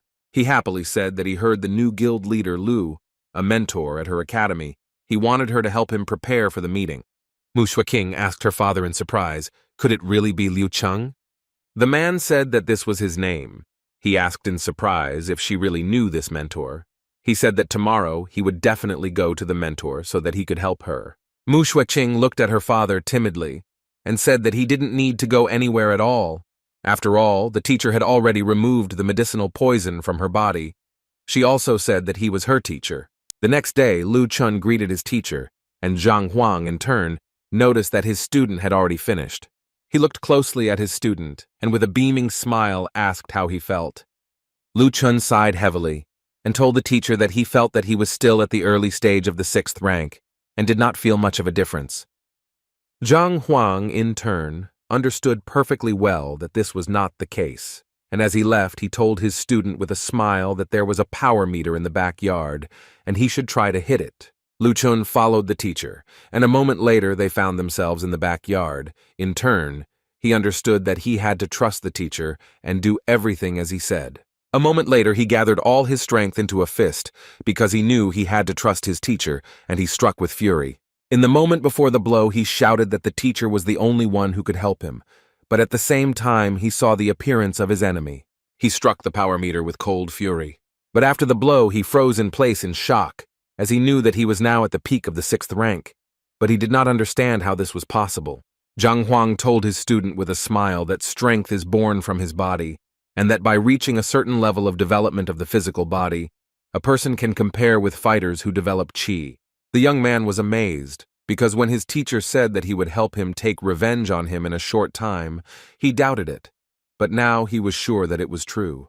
With lightning speed, he fell to his knees and thanked his teacher. Zhang Huang looked at the young man intently and told him to remember that he was his disciple, and even if his enemy was the emperor of the kingdom, he would punch a hole in him. The young man was shocked by his words, because he knew that since his parents died, he could not rely on anyone, and therefore he did not expect at all that he would be able to trust the teacher. Zhang Huang looked at the young man closely, and said that he could now tell about himself. After a short pause, the young man said that the Liu clan was not the most respected clan in the capital of the kingdom, but still one of the large ones. Unfortunately, he was not particularly talented, but his sister turned out to be a clan member and became the master's best student. But she was the cause of the disaster. Being talented and beautiful, the girl attracted the attention of one of the heirs. Love turned into hate, and the story ended in tragedy. In one night, his entire family was killed. The young man sighed heavily and said that he had been hunting and had managed to escape a bitter fate. Zhang Huang asked the student if his clan was from the capital of the Qianwu kingdom. Lu Chun took into account his weak development and realized that he could not hide from his pursuers, so he decided to enter the academy and shine among the ranks of students. Zhang Huang, after listening to the student's story, said that he acted wisely because his enemy did not expect that the young man would be in the academy. But he still understood that after such a noise, an investigation should have been conducted and a fair trial should have been held. Lu Chun said with rage and tears in his eyes that he didn't understand it either, and he only knew that he was the only one who survived and he couldn't talk about it. Otherwise, he would be discovered. Zhang Huang in turn was furious because no one had investigated the murder of an entire clan right in the capital. Zhang Huang looked at his disciple and began to encourage him, saying that he should concentrate on his training, after which he would be able to achieve success and be able to easily kill 7th rank peak masters. As he was leaving, the teacher told his student that he had some things to do. He also told the student not to give up his training and to do what he had taught him. The young man said that he would do everything. Zhang Huang, in turn, thought about the story of his student, because he knew that there was something fishy there. He understood that because of love, only a girl could die, and not an entire clan. Zhang Huang wanted to wait a little, because he knew that the student would tell him everything anyway. But in turn, the young man did not want to involve his teacher in dangerous matters, since he owed him a lot. The young man, in turn, understood perfectly well that after the realization of his revenge, a great catastrophe would certainly occur. He was furious, but he still understood that his hatred was just his path. Sometime later, Zhang Huang met with the student and passed on the saber fencing technique to her. The young lady flipped through the book and noticed that the technique was of a high level. A moment later, she bowed and thanked the teacher for his generous reward, for she knew that she had a duty to deal with the girl and bring respect to the teacher's name. At the same time, the young people were walking slowly along the corridor and discussing the new teacher, Liu, who helped the students achieve a breakthrough with just a few instructions. They knew Mu Xueqing and her character very well and understood that in order to teach her obedience, the teacher must be a simply incredible person. In turn, the young people wanted to see how good the teacher was, but a moment later they interrupted their dialogue as they saw the princess in the distance. Mo Yu introduced herself with a smile and said that she was looking for teacher Liu. Zhang Huang, coming out from around the corner of the building, noticed the princess. He looked at her in surprise and asked if she really needed something, because he did not understand what she wanted. Mo Yu looked at the teacher with a smile and said that her teacher was waiting for him outside, and he really hoped that the teacher would spare some time for him. Zhang Huan asked the princess in surprise why her father was looking for him, and he also said that he needed to visit one place, so he had little time. The young princess was shocked. She said that her father had come to greet him, and it would not be very wise to reject him like that. The young man was also shocked by the teacher's behavior. Zhang Huang sighed heavily and said that he was indeed busy. A moment later, they heard someone laughing. The king smiled and said that he had to come to the teacher himself. The king smiled and told the teacher that he had become a legend in the kingdom when he had solved all the questions on the wall of thought. And for this reason, he wanted to invite the teacher to visit the royal palace, because he thought that they needed to establish friendly relations. Zhang Huang knew very well that he had no time for friendship at all. He said in a puzzled tone that he really had a lot of things to do today. After all, he had to drop in on the alchemists, so he couldn't accept his offer. The king looked at the teacher with puzzlement and said that if he was so busy, he would not insist on a meeting. He also asked his daughter to get one thing. The king looked at the teacher intently and said that he would like to give him a token of his sincerity. Zhang Huang looked at the ordinary stone with a puzzled expression because he didn't know what use it was. Everyone present was stunned by his words. The young man looked at the teacher in surprise. The princess was furious. She shouted at the teacher that he was holding a spiritual stone in his hands, which was very rare, and it didn't even have a price. Zhang Huang knew that spiritual stones were ore formed from a dense accumulation of spiritual energy. The king said, puzzled, that it seemed the teacher was just joking, since he could not help but recognize such value. Zhang Huang, in turn, was taken aback and said with a smile that, of course, this was a joke. He was very happy, because he knew that his problem was completely solved without visiting the alchemists. Zhang Huang told the king with a smile that he could not accept his gift for free, so he offered to provide them with free treatment. The king looked at the teacher with a smile and said that he really needed his help. The king smiled and said that it was not for him, but still, if the guild leader was free now, he would like to invite him to the royal palace.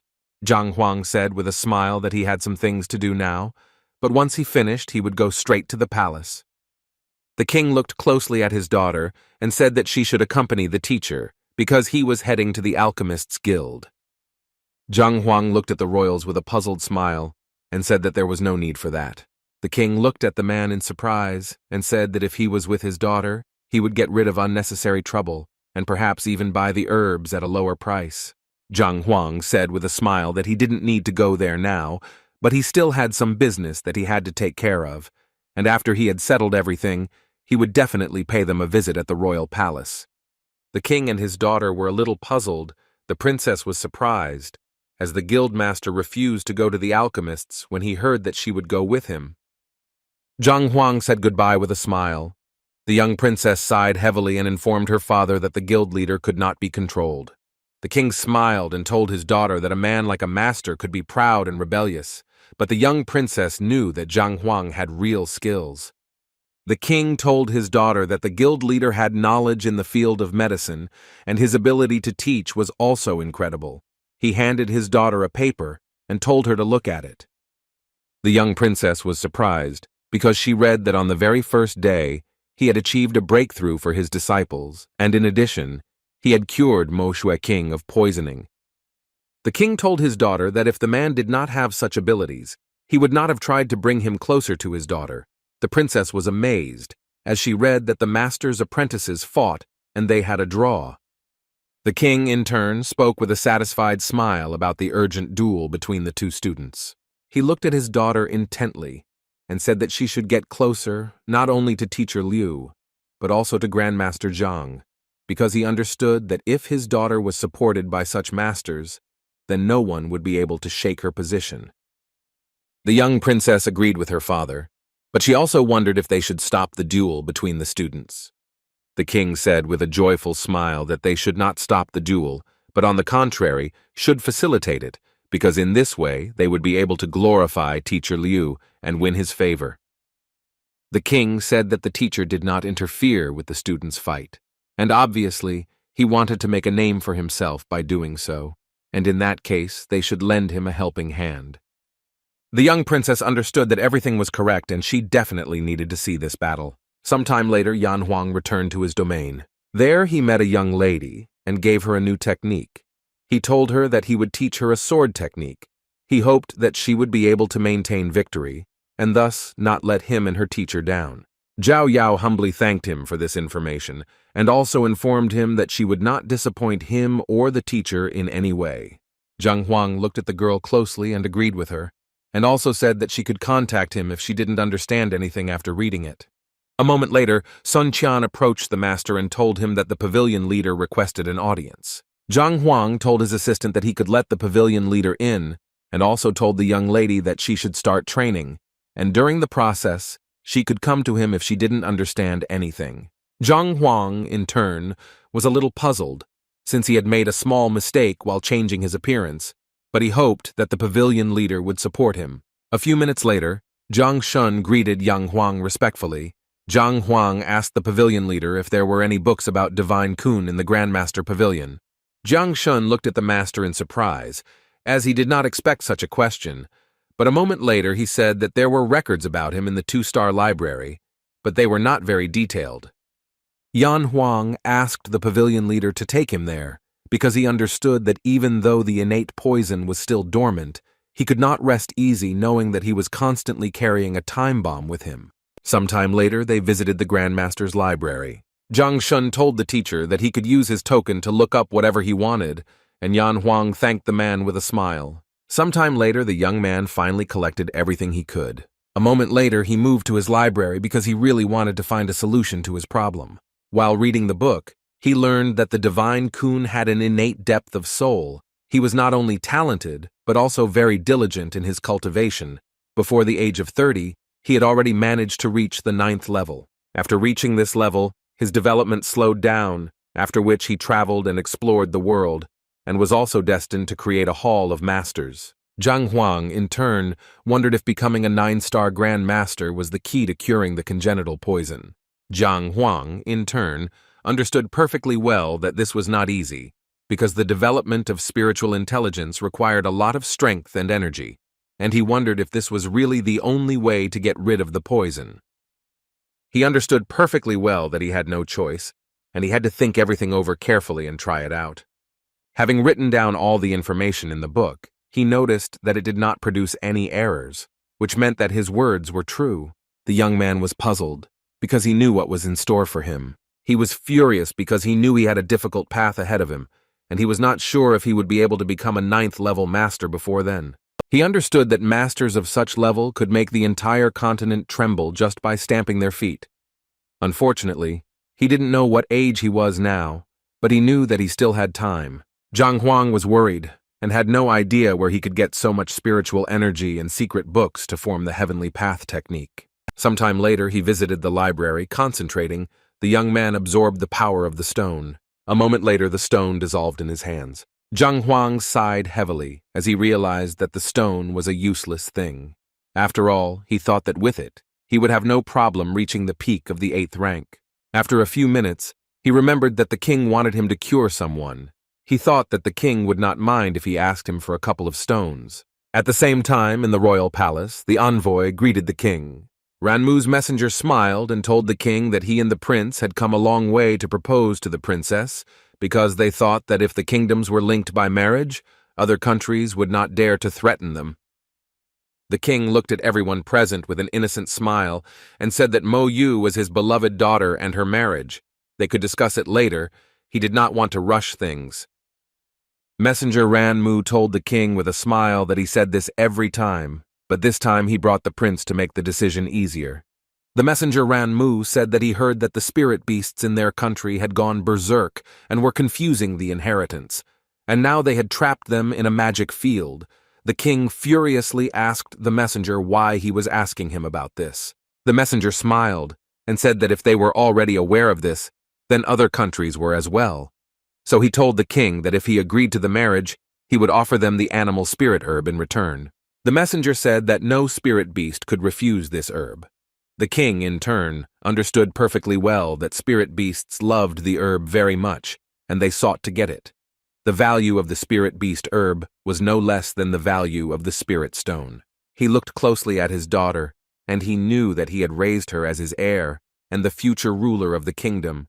He could not exchange her for the beast spirit grass. The princess looked at her father intently and said that before he answered, she would like to say a few words. The king said with a smile that of course she could. The princess smiled and told the prince that she was a simple person and had no objections to the marriage. She asked the prince if he knew that she was a spirit beast tamer. The young princess said that unfortunately her spirit pet had a very bad character, and if the prince could defeat her pet, she would agree to the marriage. Prince Fei Xuan looked at the princess in surprise and asked if she was really serious about him defeating her pet. Mo Yu said with a satisfied smile that this was exactly the case. The prince glanced sideways at the golden-winged eagle. Although he was not a tamer of spiritual beasts, he had some idea about them. He knew that this kind of spiritual beast belonged to the flying ones, but he was not weak among them, but nature itself limited his talent. The prince looked at the princess with a grin and asked if she would agree to marry him if he won. Mo Yu smiled and said that of course it would be so, because she was a worthy princess of her country and could vouch for her words, but if he lost, he should leave immediately. The prince said with a grin that in some ways it was the right decision, because if he couldn't defeat a pet, what positive qualities would he have left to be a worthy groom for the princess? The princess looked at him with a grin, but didn't answer. The messenger shouted at the prince that he should be careful. The prince, with a satisfied grin, shouted at his subordinate not to worry, since in front of him was only a golden-winged eagle, and he could handle it with ease.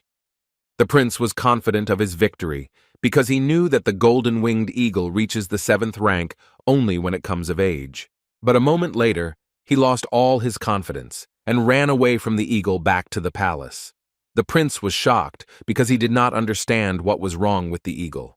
The envoy looked at the spiritual beast in shock, wondering if this spiritual beast was really half a step away from the 8th rank. A moment later, the prince stopped himself and stopped the beast. He sighed heavily and told the beast that he admitted defeat, but the spiritual beast did not want to listen to him, and with the speed of lightning struck him, thereby throwing the prince into the air. The young princess looked at the prince with a joyful smile and noticed that he had still been defeated. The prince was furious. He shouted that she was cheating, because he knew that golden-winged eagles, limited by their bloodline, their maximum strength only reaches the 7th rank. He was furious and did not understand how the eagle could be half a step away from the 8th rank. The princess asked the prince with her smile to admit his defeat, and she also asked if he did not want to keep the promise he had given. The prince was furious and did not know what to answer, because he had promised that if he lost, he would refuse the marriage, and now he had nothing to say to her. A moment later, a servant informed the king that a teacher from the academy had come to him and asked for a meeting. The king happily told his subordinate to quickly bring the teacher. The king looked at his daughter closely and asked her not to give in to her temper, for he wanted to get along with Lord Liu, on whom he had high hopes as a candidate. Hearing his words, the messenger and the prince began to whisper among themselves, for they now understood why the king always postponed the question of marriage. The servant slowly pointed out to the teacher where he needed to go. The prince looked at the man in surprise, because he did not understand what the king saw in a man who had only reached the 7th rank. Ran Mu's messenger told the prince that in such a kingdom he was considered the strongest, but if he entered a first-class kingdom, he would be considered a very ordinary warrior. A moment later, the teacher greeted the king without any honors. The prince looked at his assistant in surprise, because he knew that an ordinary person should not greet the king like that. He was surprised because the man's manners left much to be desired. The assistant looked at the young man intently, as he had never heard of a person with the surname Liu before. The king looked at the teacher with a smile and told him that he had taken him by surprise because he thought that the teacher would come yesterday. Zhang Huang asked the king for forgiveness and told him that something had happened and he could not come. A moment later, he looked at the king with a smile and said that today he would do his best to cope with his illness. Zhang Huan glanced sideways at the men standing not far from them. He didn't understand who they were or why they were here. With lightning speed, the prince introduced himself and told the teacher that he had come to propose to the princess, and since he was also a candidate for her hand, they should compete and decide everything in duels. Zhang Huang looked at the prince in surprise. He did not understand at all what was being discussed, because he came to the palace simply to cure a person.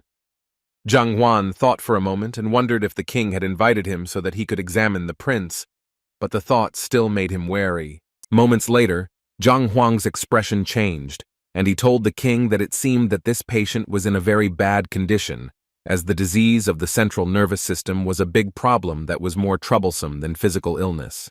The prince angrily shouted at the teacher that he was crazy. The messenger was puzzled and did not understand why the teacher insulted him. Zhang Huang looked at them in surprise and asked if he was the one who was sick then. The man was angry. He shouted at the teacher that he himself was sick. Messenger Ran Mu angrily shouted at the king that even though he hadn't brought it, he was still a high-ranking person, and now he had been insulted by some teacher. The king looked at the messenger with a smile and told him to calm down a little, as he had invited the teacher to cure his illness. But unfortunately, they had a small misunderstanding. The king looked at the teacher with a smile and said that the two masters, whose masters he could now see before him, were guests of their kingdom and not his patients. Zhang Huang looked at the prince intently. He didn't understand why he was talking nonsense back then if he wasn't his patient. The prince looked at the teacher with anger, as he was confused, because the teacher looked at him as if he was mentally ill. The young princess looked at the teacher with admiration, as she noticed that with just a couple of phrases, he made the calm prince blush with anger. The prince angrily asked the teacher if he would compete with him. Zhang Huang looked at the young man with a puzzled expression, as he didn't understand why he would compete with him. The prince said that everything was very simple here, because the princess had just said herself that she was ready to accept a marriage proposal from the one who could defeat her spiritual pet. The prince told the teacher that if he defeated him too, he would admit his defeat. Prince Fei Xuan looked at the teacher with a grin and asked if he dared to agree to the conditions. Zhang Huang ignored the prince and wondered whether he should do this. Zhang Huang looked at the prince closely, as he guessed that he must have spiritual stones. A moment later, he said with a grin that it wouldn't be difficult for him to defeat the beast, but since they had something like a bet, they might as well place a bet first. The prince looked at the man in surprise, as he did not expect to hear something like that. Zhang Huang said with a smile that for them, cultivators, spiritual stones, are very valuable things, and if he can defeat the spiritual pet, then the prince must give him one spiritual stone, and if he loses, then the spiritual stone will go to the prince. The prince was surprised, because he knew that even though he was a prince, he could only control one stone, which his father had given him. Zhang Huang looked at the prince, who was doubtful about this bet, and asked with a grin if he really didn't want to compete. The prince shouted angrily to the teacher that he agreed. Messenger Ran Mu looked at the prince with concern and said that the bet was too high and there was a great risk of losing, but the prince assured his assistant that everything would be fine. The prince looked at his teacher with a grin, as he knew very well that if he fought a low-level spirit pet, he would be torn to pieces in a matter of seconds. Turning around, the prince asked the princess not to force her pet to give in or show mercy, but the princess told the prince that he had broken his promise earlier, so now, no, he should blame her for doing as she saw fit. The princess looked at the teacher intently and asked if he had thought it through well, since her golden-winged eagle had reached the stage of half a step from the 8th rank. Prince Fei Xuan told the teacher that when he had offered him a fight with the golden-winged eagle, he had even put forward the conditions of the bet and had willingly agreed. But now the prince did not understand why he was thinking like that. Prince Fei Xuan looked at the princess and said that she did not want her esteemed Liu to be defeated before the start of their bet. Zhang Huan thanked the princess for her understanding, but he also told the prince that he would fight the eagle, but beforehand, he would like to ask what exactly he needed to do so that the prince would understand that he had won. The prince shouted that he must put the eagle on his back and render it completely powerless so that it would be unable to fight. Zhang Huang said with a smile that he understood everything. He also said that it seemed like he just needed to beat him up so much that he would no longer be able to fight. The prince looked at the man with a grin, as he was clearly looking for death. He saw that the man was provoking the eagle, and the eagle in turn was puffing and showing character. In turn, the eagle rushed towards the teacher with lightning speed. Zhang Huang stood still for a moment and wondered if Eagle really wanted to fight him. But a moment later, everyone froze in shock, as they were amazed by this picture. Zhang Huang looked at the eagle in shock and wondered if it recognized him, since the eagle was acting like an obedient pet. Zhang Huang was surprised and puzzled, and in turn, he wondered if the eagle had really reached the half-step stage of the 8th rank. Zhang Huang looked at the prince with a puzzled smile and said that it seemed like the bird didn't want to fight him. Smiling, he asked the prince if this could be considered a victory. In turn, The prince was furious, because he did not understand what had happened. He shouted at everyone present and said that they were all in cahoots, because it was clear to him that the eagle had been friends with him for a long time and did not want to fight. The young princess, in turn, looked at the men in surprise. She knew that her pet was not familiar with the teacher, but she did not understand why he behaved in this way. The princess thought for a moment, as she understood that talking to the teacher would drive every person crazy, and he had excellent talent, excellent medical skills. The princess looked closely at the man, and putting all the facts together realized that two great geniuses had appeared in their kingdom at once, but there were not two of them at all, but only one. Zhang Huang looked at the prince intently and said that he himself insisted on the bet, and now he must answer for his words. The prince was furious, because he knew that he was a worthy prince, and now he was being called a beggar to his face. A moment later, the prince said that he had lost and would not deny it, but if he had won once and dared to make another bet with him, the stake would be another stone. Zhang Huang, looking at the prince, asked what he should do. The prince seriously told the teacher that everything was very simple, and also asked whether he would dare to compete honestly. Zhang Huang smiled and told the prince that it was okay to compete fairly, and he was not a cheat at all, but if he didn't have another stone, they could forget about the bet. The prince said angrily that he only had one spiritual stone in his hand. Zhang Huang, with a grain of salt, told the prince that he was lying and that he did not have any stone. A moment later, the prince shouted that he didn't have a second spirit stone, but there was something that could deal with it. The messenger looked at the prince in confusion and called him. Messenger Ranmu S furiously told the prince that the spiritual grass had a huge influence on the spirit beasts, and if they lost it, he would not be able to marry the princess, and if it fell into the hands of the ruler, it would be a disaster. The prince looked at the messenger with fury and said that he must wash the shame from himself. After returning to their kingdom, the news would spread very quickly, and they could lose the pride of the royal family. Prince Feishuan looked at the man closely and asked if he agreed. Zhang Huang looked at the prince in surprise, as he wanted to know what he had in his hands. The prince informed everyone present that he had a spiritual herb in his hands. It was already several hundred years old, and its value was comparable to that of a spiritual stone. Zhang Huang was a little puzzled after all. He only needed a spiritual stone. He knew very well that the grass would only be useful for spiritual beasts, and it would not be of any use to him. With lightning speed, the prince asked the king if he could exchange the animal spirit grass for some stones. The king happily said that they could make such an exchange. The prince looked at the man intently and said that he now had some stones and now they could make a bet. Zhang Huang, with a satisfied smile, told the prince that he agreed, because he understood that only recently he was worried about where he could get a few more stones, and now they were coming straight into his hands. The young princess sighed heavily as she understood the absurdity of the situation, and the prince did not understand who was actually standing in front of him and with whom he was going to make a bet. The king excitedly asked his daughter if there would be any problems with the teacher. The princess smiled and told her father that he need not worry and that everything would be fine with the teacher. The prince told the teacher that since he agreed they could begin. Zhang Huang casually told the prince that he didn't have much free time to look for a place to fight, so they could fight right here.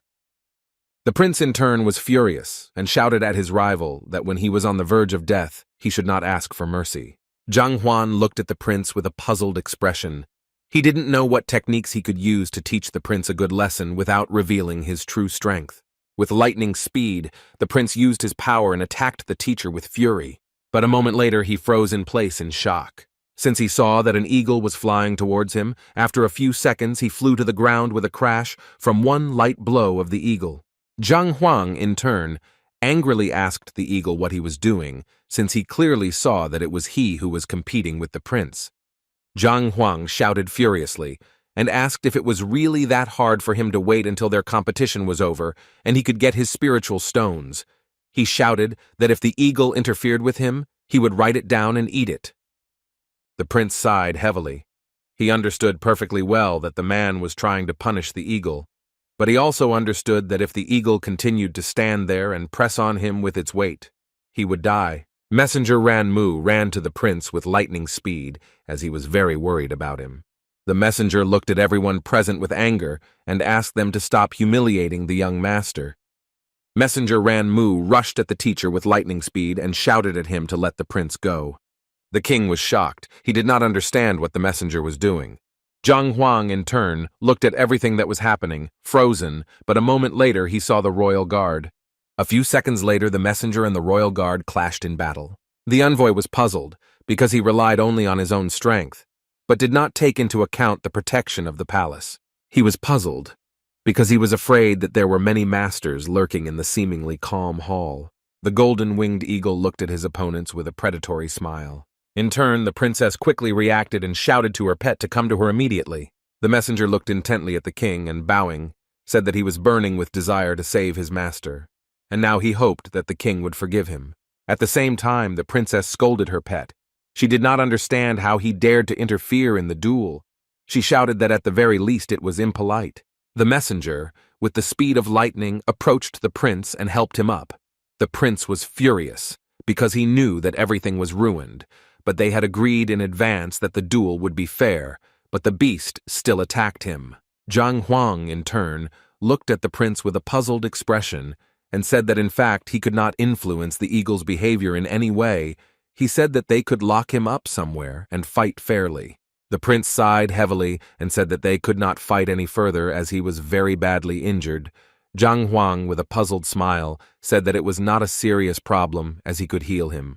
The messenger shouted at the man not to approach the prince.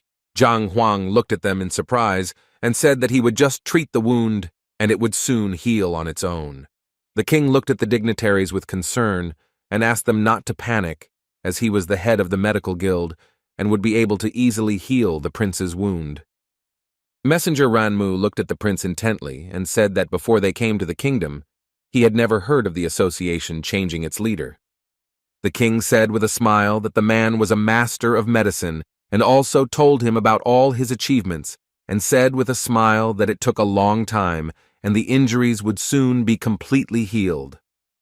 The messenger looked closely at the prince and told the king that although the prince's injury did not affect the foundation, it was still serious, and he was looking forward to the Lord curing the prince. A moment later, they froze in shock as they saw the guild leader strike the prince. The messenger was furious because he did not expect such a thing. He asked the king with cold anger if this was what they called brilliant medical skills. The king was taken aback. He did not know what to answer. The princess looked at the messenger with a smile and said that he should not panic at all and they could discuss everything later. The man looked at the princess with fury but did not answer. A moment later, Zhang Huang took out a predatory healing tool and looked at the prince with a predatory smile. The prince, taken aback, opened his eyes and saw Liu, who was pressing down on him with a fierce grin. But with the speed of lightning, the prince jumped to his feet and excitedly asked the man what he was doing. He shouted that he must fight fairly and not attack from behind. The messenger looked at the prince in surprise, since he could no longer see his wounds. With lightning speed, the prince came to his senses and looked at his hands in surprise. He was stunned, because the serious injury at first glance had completely recovered, and he was as good as new. Zhang Huang happily told the prince that he had just scratches, but if his injuries were all pinched, then they could continue the duel. The prince was dumbfounded by his incredible medical skills. Now he realized that the man was very handsome and selenium. Based on this situation, he thought that it was better for him not to fight him. With that lightning, the prince bowed and expressed his respect to the master, and also said that before this he did not know who he was dealing with, but now he understood that it was better for him to refuse the duel. Zhang Huang was shocked by this statement. He understood that he needed the stones, and he had to get them. He asked the prince in bewilderment if he would really give them to him for free. The prince hesitated, not knowing what to answer. He said that if he had known about the man earlier, he would not have assumed such an absurd bet. Zhang Huang sighed heavily and said that he was very embarrassed to hear that the prince admitted his defeat. He said that the bets had already been made, so he would take the beast spirit grass. The prince was shocked by this statement. He hoped that the man could at least save his honor, since he admitted defeat. Zhang Huan said with a happy smile that in that case he would take the grass, but he still felt a little ashamed for making the prince admit his defeat so easily. The prince froze in shock as he had never seen such a shameless man smiling at him with a radiant smile. Zhang Huang smiled and informed the prince that he would exempt him from paying for his medical treatment. A moment later, he informed the prince that while he was treating his injury, he noticed that his body was in a depressed state. The prince was taken aback. As the man described his condition, Zhang Huang said that while he treated him early, he had time to check his entire body and now knew what was wrong. Zhang Huang informed the prince that at such a young age, he had reached the peak of the 7th rank, but to improve his strength, he used a special method of increasing qi, which was the one that had hidden dangers, which caused some bad consequences. Zhang Huang told the prince that he would now give him a prescription, and if he followed it, he would be able to get rid of all the hindrances and easily advance to another rank. The prince happily thanked the teacher. Zhang Huan, looking at the king, asked him to take the patients to a place where he could rest and be treated, told him that they were a special patient, and he should personally go to him. Zhang Huang said with a smile that he understood everything and would definitely go to the patient. The king told the prince and the messenger to go to their castle and rest. The king looked at the leader with a smile and asked him to go into the room. The princess who followed behind did not tell Zhang Huang that he had pulled the wool over everyone's eyes very well. Zhang Huan looked at the princess with a puzzled expression and said that she looked like he was the same person. He didn't understand who she was talking about. She smiled and said that she wanted to tell him something interesting, but since he didn't want to listen to her, she wouldn't talk. Zhang Huang sighed heavily and told the princess that this was part of the Grand Master Hall's test, and he got dressed, that she would have enough patience and would not spread this information. She smiled and said that she would not tell anyone about it. Mo Yu told him with a smile that he should come to her place at noon and she would take him to see an entertaining performance. Zhang Huang asked in surprise what kind of performance she was talking about. Mo Yu said with a smile that he would know when he arrived, because she was already looking forward to the moment when she would see his expression when he saw his disciples fighting. After a few minutes, the king announced that they had arrived. Zhang Huang noticed that the room was very large, and perhaps it was loaded with something to block the view. Zhang Huang looked at the room in surprise and asked if this was really a magical barrier. The king told him that he wanted him to cure the spiritual beast of their kingdom. The king said that the kingdom had no powerful ancestors, so they relied on spirit beasts to guard the territory. Thanks to them, their kingdom did not become a tasty morsel for other kingdoms. But unfortunately, as the spirit beasts grew older, their magical power and physical strength began to weaken, and some time ago, an illness spread throughout their kingdom. For this reason, he wanted the guildmaster to cure the spirit beast. The king said that their spirit beast was very old and very sick, and recently it had gone crazy and injured many people. The king told the chief that he should not worry, as he had invited the masters from the Magicians' Guild, and they should come soon, because he understood that it was too dangerous to enter the barrier alone, and one could easily get lost. Zhang Huang, in turn, thought for a moment, wondering if the library of the Heavenly Path could see the beast. A moment later, he was transported to the library. Slowly approaching the book, he touched it with a smile, as he wanted to take a look. Zhang Huang was a little puzzled, as he could sense the terrifying waves that were coming from the 3rd rank magic field. A moment later, the king greeted Master Lin Tao.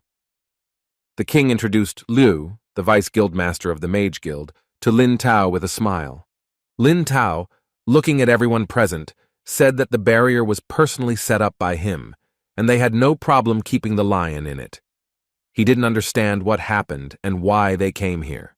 Zhang Huan glanced sideways at the princess, as he knew that the person who was in front of them now was not at all simple, even for a master.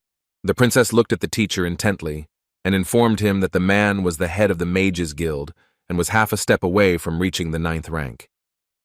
Zhang Huang was momentarily stunned, as he knew that the outstanding beast was also at the same level, and its strength frightened him greatly. The princess said that the guild leader had only broken through to this level this year thanks to his daughter. She said that his daughter was very talented. She was sent to study at an academy at an early age, and there she met the prince of the Xuanyuan kingdom, so she became the crown princess, and she was given access to the royal vault, and from there she took the pills that I gave to my father, and thanks to them, he successfully reached this level. A moment later, the king said that he had invited the head of the medical association to cure the lion. He asked the head of the magicians to let the doctor's head pass to the lion. Lin Tao was puzzled, and so he shouted that the lion was not just sick, but had reached the end of his life, because if they removed the magical field holding him, he would die. Zhang Huang looked at the people present and said that since it was a matter of the magic barrier, they needed to find a way to remove it. He said that he would just inspect the lion and go back out. Lin Tao looked at Liu skeptically because he had heard about his abilities and did not think that he would be able to cure the lion. Sometime later, all sorts of insults were thrown at Zhang Huang. He was puzzled because he had only proposed an alternative, and he was insulted. The king looked at the man with a puzzled expression and asked him to calm down a little and to give the man a chance to examine the lion, and if they realized that they were not able to heal him, they would leave immediately. Lin Tao was furious and shouted that the magic barrier was no joke, and even the strongest masters could be trapped. He shouted that he could easily enter it alone, but a 7th rank bearer would not be able to do so. The king looked at Liu intently and asked for forgiveness, saying that he was very sorry. Zhang Huang thought for a moment that they could stop the barrier so that he could enter safely. Lin Tao, in turn, became furious. After the man's words, he shouted that in order to stop the barrier, perfect knowledge of it was needed, and this would take many years. But a moment later, everyone was taken aback and froze in shock as they saw the head of the Doctors' Guild simply enter the room and pass through the barrier. The princess froze in shock, not knowing what to say to Liu's actions. Lin Tao was shocked. He shouted that in the course of a person with an initial 7th rank, the magical barriers that Leo was in were the same as jumping off a cliff. Zhang Huang, in turn, looked closely at the room because he was looking for a point in the circle, by pressing which he could get rid of the barrier. A moment later, he found what he had been searching for so hard, and with lightning speed, he removed the barrier.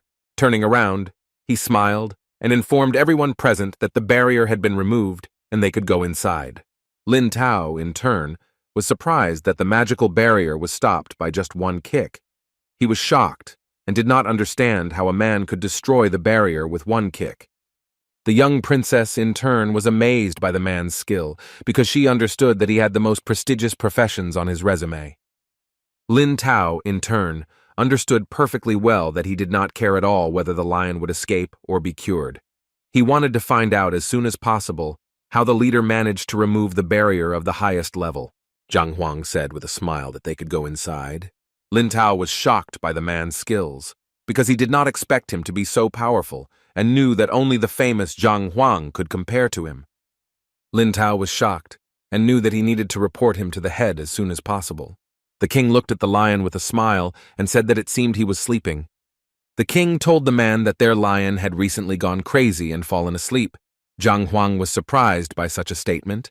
He also asked the king if the lion had any accompanying diseases. The king reported that the lion had originally been very quiet, but about a month ago he had suddenly gone mad. His eyes had become bloodshot, and he had attacked everyone he saw. Zhang Huang understood very well that such a powerful spiritual beast, even if it was already in its old age and had an emaciated body, would not suddenly suffer from a mental disorder. The king told the man that they had recently called in a doctor, who said that this behavior was due to his long life. The king excitedly told the guild leader that they had invited many doctors to examine him, but they all said that there was a minor illness, and that all they had to do was wait for a speedy recovery. Zhang Huang was a little puzzled, because he knew that his knowledge was not enough, and he would need to collect all the books of the medical association and review them. Looking at the guild leader, the king said that if he needed the diagnostic results of other doctors, he could get them. Zhang Huang sighed heavily and said that first he needed to examine Leo and understand what condition he was in. Zhang Huang slowly walked up to the lion and gently touched him. In turn, he hoped that he would not wake up. Everyone present looked at the man in surprise because they did not understand why he was returning. Lin Tao looked at the man in surprise and said that being examined by a doctor was not some kind of child's play. He did not understand what the guild leader was doing. The king excitedly asked Chief Liu if his lion could be saved. Zhang Huang looked at the king and told him that the lion could be saved, but he needed to prepare something. A moment later, Zhang Huang informed everyone present what exactly he needed. The king looked at him in surprise, as he was surprised after hearing the list of ingredients he needed, but the princess told her father that he should do everything as Liu said. A moment later, the servants brought the guild leader everything he asked for. Zhang Huang slowly began to prepare the medicine. Lin Tao froze in shock as he saw that the man was using the poison master's method to create medicine. The king was amazed, as he could now see how professional the poison masters were. Mo Yu, in turn, looked closely at the men and said that an excellent doctor who remembered the properties of medicinal substances is able to isolate the beneficial ones, even from toxic ones, and there is nothing strange about this. Zhang Huang. After some time, he completed all the preparations. Turning to everyone present, he asked with a smile if there was any way to quickly activate the magic barrier. Zhang Huan looked at the king intently and said that he needed to do it as soon as possible. The time was half that of a person to enter. Lin Tao, in turn, was shocked by this statement because he knew that such a thing was simply impossible.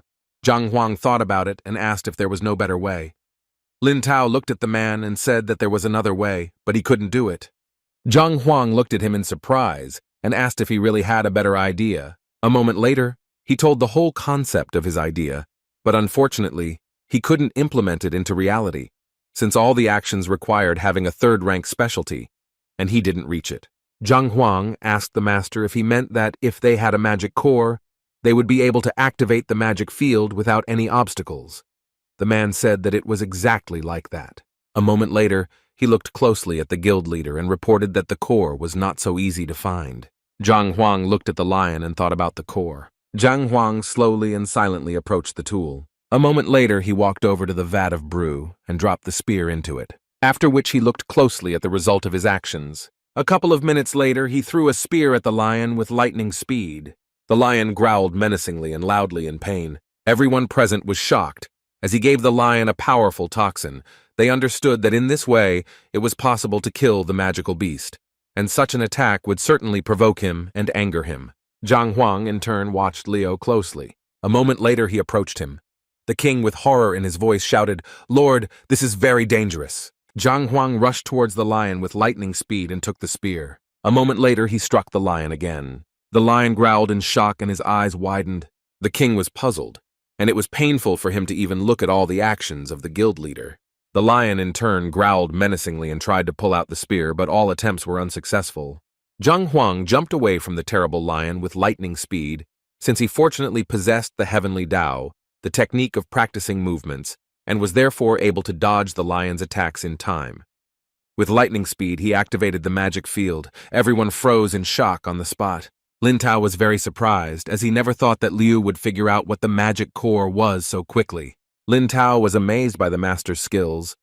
Not only did he understand it, but he also activated it. He didn't understand how such a thing was even possible. The king was agitated, as he understood that the lion was not calming down. He looked closely at the master and informed him that he should check as soon as possible. But a moment later, everyone present froze in surprise, not saying a word. As they saw that the lion was lying on the ground, Lin Tao only managed to call out to the master. Zhang Huang looked at everyone present with a smile and said that this disease was quite difficult to cure, but fortunately, the lion's life was not in danger at the moment. Lin Tao, in turn, was shocked by this sight, as he understood that the king had brought the master to save the lion. The young princess looked at the master in shock and asked if the lion was dead. The king was shocked and had no idea what the master had done.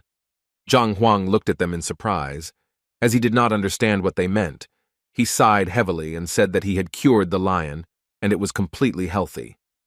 The king, in turn, was very strong and excited, because he saw that the lion was not breathing. Zhang Huang looked at the lion in bewilderment, as he knew that this was impossible, and he could not die over such trifles. A moment later, he struck the lion with fury and told him to stop pretending and get up immediately, and with lightning speed the lion came to his senses. A moment later, he growled menacingly and stood up, throwing off all the spears. Zhang Huang looked at the lion closely and said that since he was already able to stand up, he should go and drink the liquid. The king was shocked because he saw that the lion remained alive and became more energetic.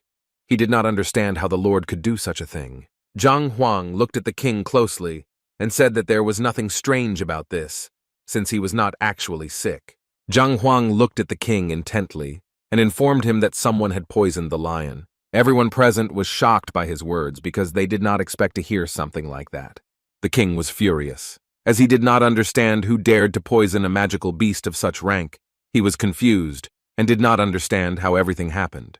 Zhang Huang looked at everyone present and said that the lion's tail in nature has a bright shade, without any inclusions. But before, even with the naked eye, there were noticeable white spots, and this was direct evidence that this was a difficult disease. Zhang Huan told the king that he himself had previously said that the lion had gone mad. But if he had really gone mad, it was unclear why he had not eaten everyone and had stopped at just a couple of maids. Looking at everyone present, he said that this was quite enough to say that he had not lost his mind. The king sighed heavily and said that it seemed that if he had gone completely mad, no one would have been well. The princess, in turn, put forward a theory that the courtiers could have slipped him poison, since it was impossible to eliminate a beast of such rank by force, so the only way to do this was to slip something into his food. Zhang Huang said that it was true, because he didn't have contracture, so he couldn't express it in any way. Killing the maids was revenge and a way to attract attention, but they all decided that he was crazy and just locked him up. The king said, puzzled, that he was, of course, horrified, and the only thought was that the magical beast had gone mad. He was in shock, because he could not think that in this way the beast decided to convey something important to them. Zhang Huang said with a smile that he used a very simple method and stuck the thorns into the places where the poison was concentrated, and fortunately, he managed to save the beast. Zhang Huang thought for a moment and said that even though he was no longer affected by the poison, he didn't have much time left unless he could find a way to break through to the 9th rank. The king looked at the gentleman with excitement and asked if he could really help with this. Zhang Huang looked at everyone present with a grin and said that he could certainly do it, but it would cost them a pretty penny. The king shouted in shock that he was willing to pay any price. Zhang Huang looked at the king intently and said that it would not be easy, and the more spiritual stones he had, the higher the chance of success. He also needed artifacts and 9th rank treatises.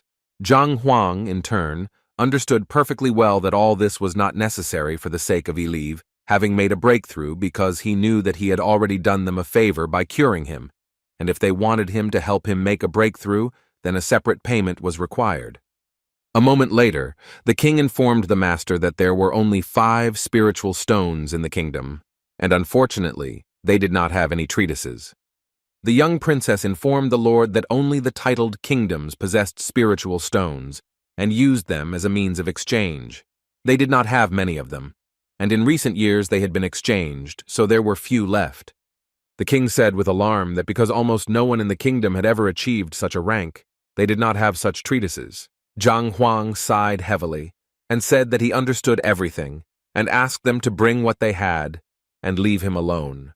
A moment later he looked at the lion with a grin, knowing that they were about to begin the transition. A moment later the master said goodbye to the king and princess. The princess was worried and looked at her father, but he told her that they needed to be more careful. She looked at him in surprise and asked if they and the Lin family weren't on good terms. The king sighed heavily and said that he suspected that their family was behind the poisoning of the lion. The king excitedly told his daughter that the lion was the guardian of their kingdom. He did not know who exactly benefited from his death. She sighed heavily and said that the royal family had existed for over 1,000 years and had undeniable influence.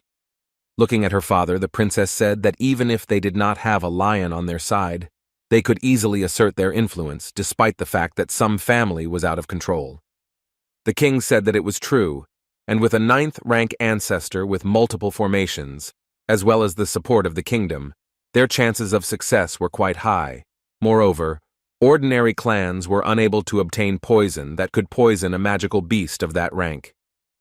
He said that earlier, when the lion started acting strangely, Lin Ruotian showed up at the palace to discuss something with him. Even then, the king thought it was very strange.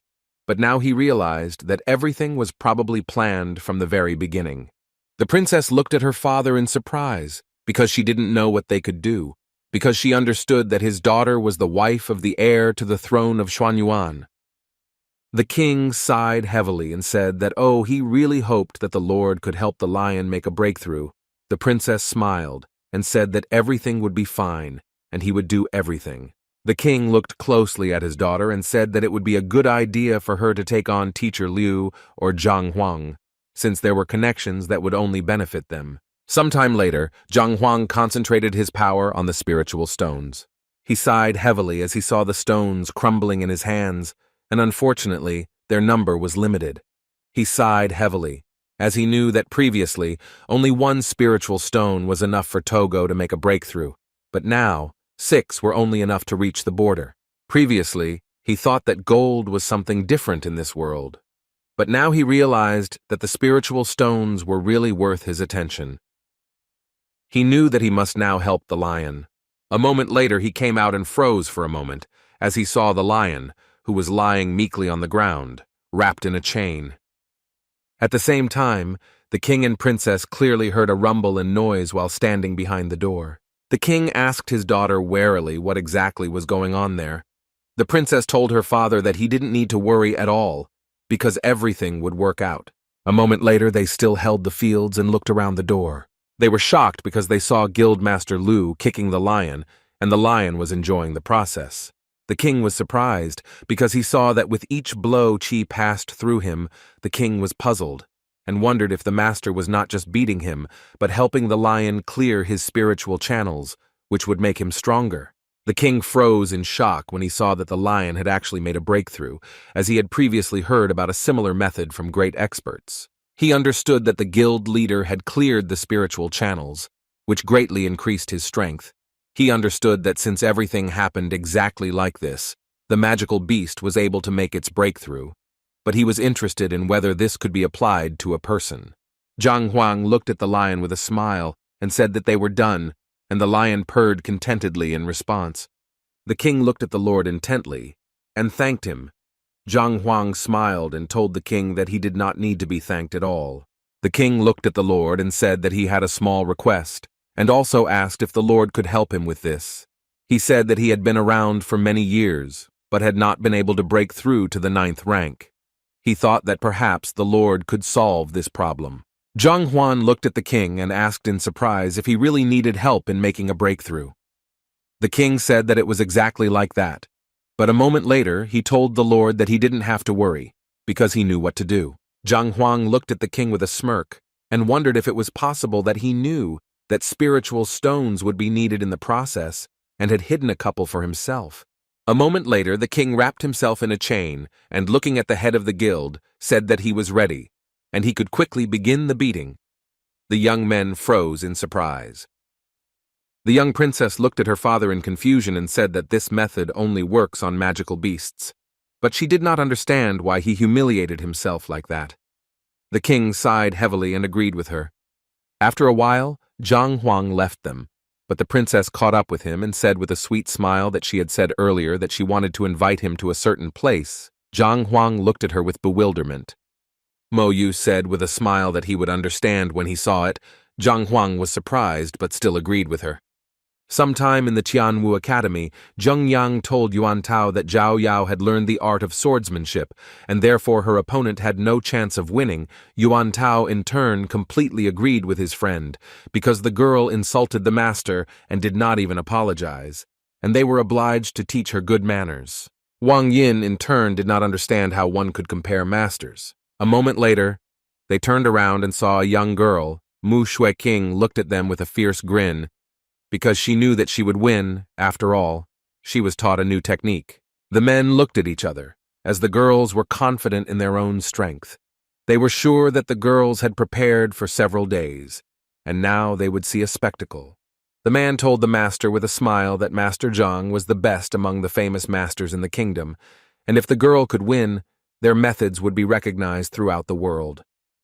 They knew perfectly well that no matter whether she could win or lose, the competition would benefit their academy.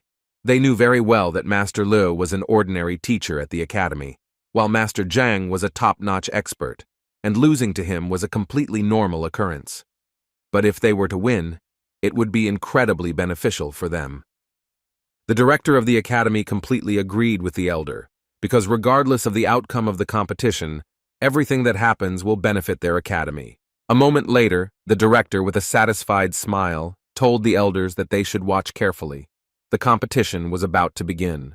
Mu Xueqing looked at her opponent with a smile and informed her that last time they tested their strength in martial arts, but this time they would use weapons. Zhao Yao looked at her opponent intently and said that they could start the competition already. A moment later, they were engaged in battle. Mu Xueqing looked at her opponent with a fierce grin, preparing to strike her. The elders watched the duel closely. They were surprised, because they saw that the trajectory of their strikes had changed for the better, and Mu Xueqing had reached an incredible level of skill. Zhao Yao, in turn, did not lag behind her opponent and furiously dealt blow after blow. The elder was surprised, as he saw that the young girl was not inferior to her opponent at all, as she used a technique to block the attack and immediately went on the offensive. Mu Xueqing stared at her opponent with a fierce grin on her face, and since she saw that she was quite good with weapons. Mu Xueqing struck with lightning speed, but the young lady gracefully dodged the blow. The director of the academy looked at the young lady in surprise, as he saw that she had incredibly fast reactions. Zhao Yao looked at her opponent and said that she was doing well too, because such a strike required precise calculation of force. With lightning speed, she struck her opponent. Mu Xueqing was surprised. She never thought that her opponent would be so good. A moment later, she jumped back with a crash. She was puzzled, because she knew that she would not be able to hold out for long. But a moment later, she realized that the time had come to demonstrate the true power of her master. The master looked at the young ladies in surprise. He was surprised because the girl's skills had grown very quickly. He compared her skills with Elder Bai. The director looked at him in surprise and told him not to make him laugh.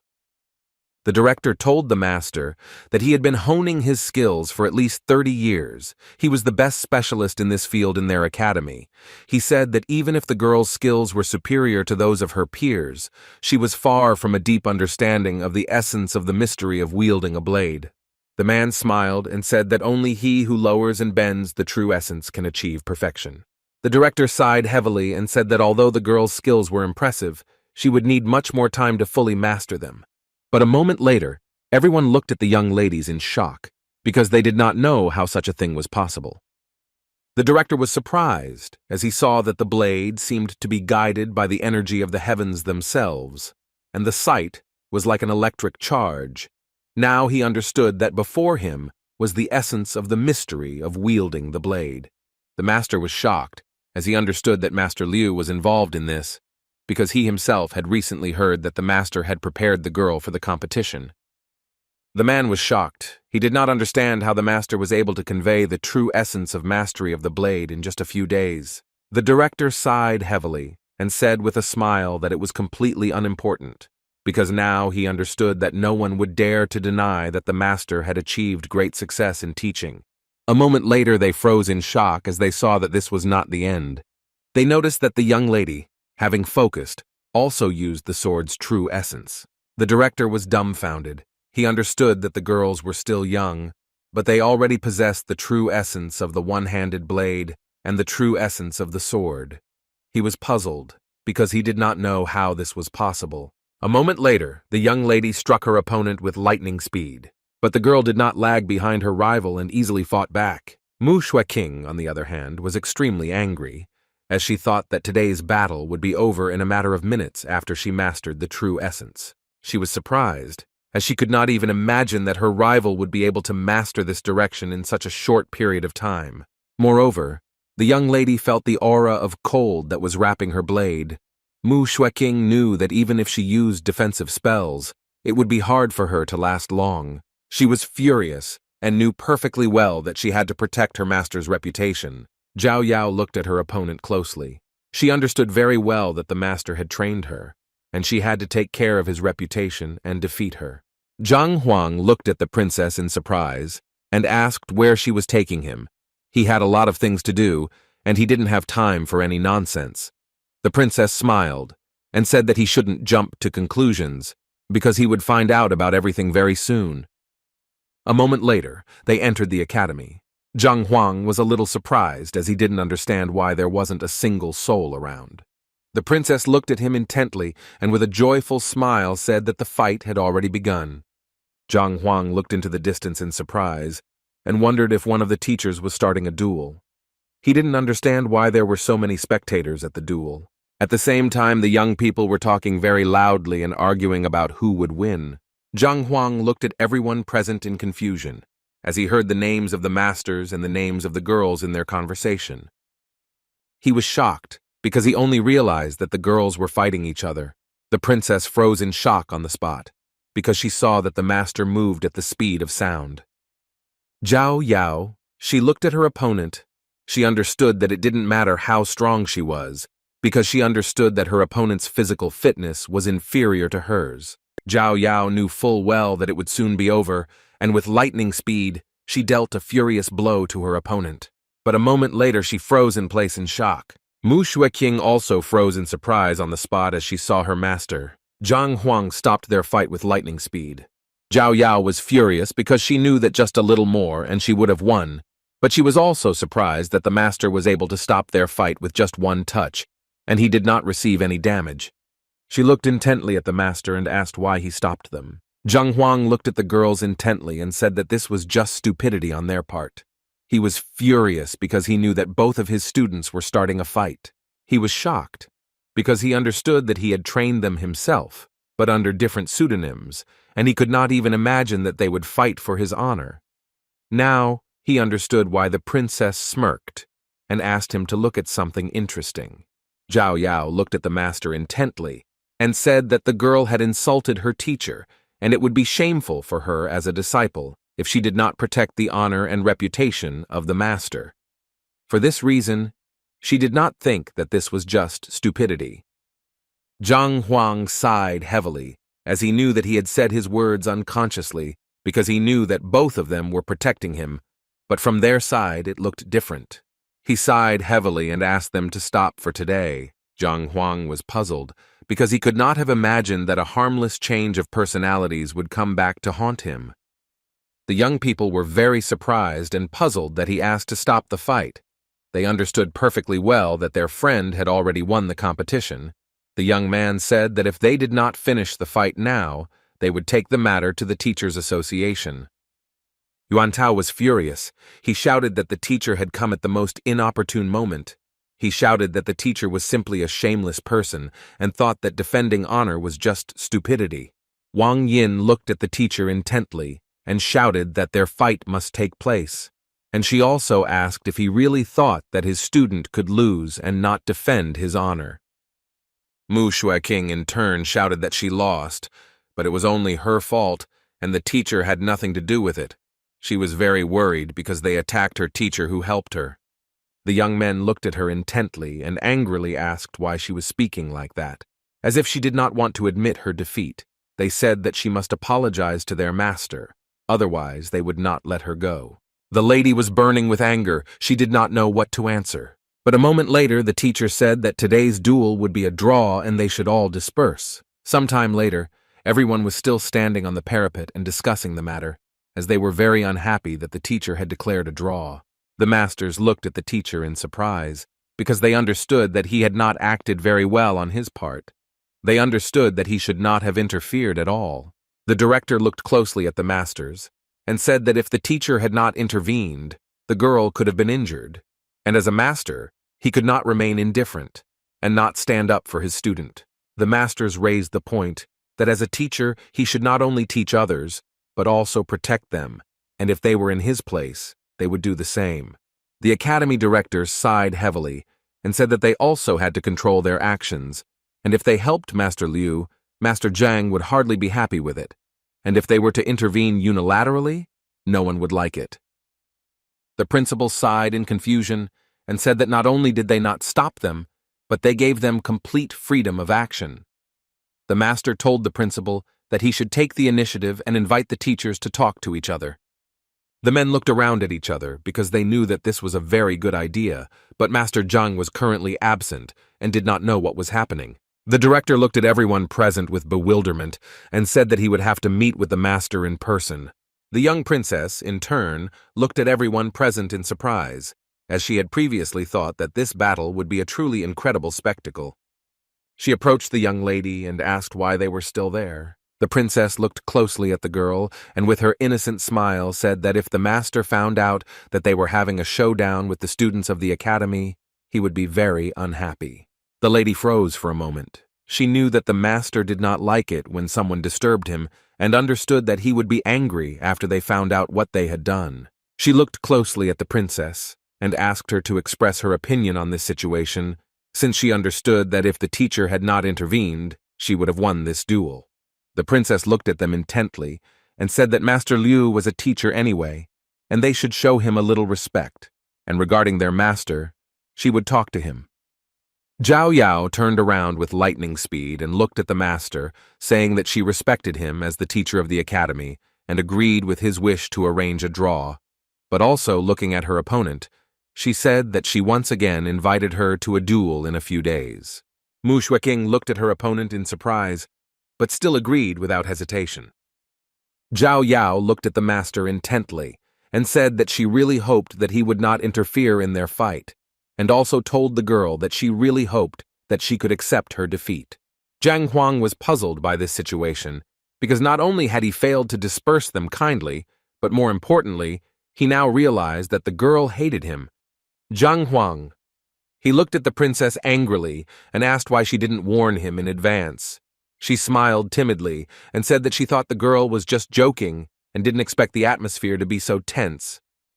Laughing nervously, the princess said that competition is normal and is an excellent basis for improvement. Zhang Huang looked closely at the girls, as he saw that they had really worked hard and achieved quite a lot of success. Zhang Huang looked at the princess with a fierce and angry expression and agreed with her, and said that she should not reveal his identity. The young lady looked at her master and called him, but he said that they would talk when they returned. Sometime later, the young people returned home and were indignant about this.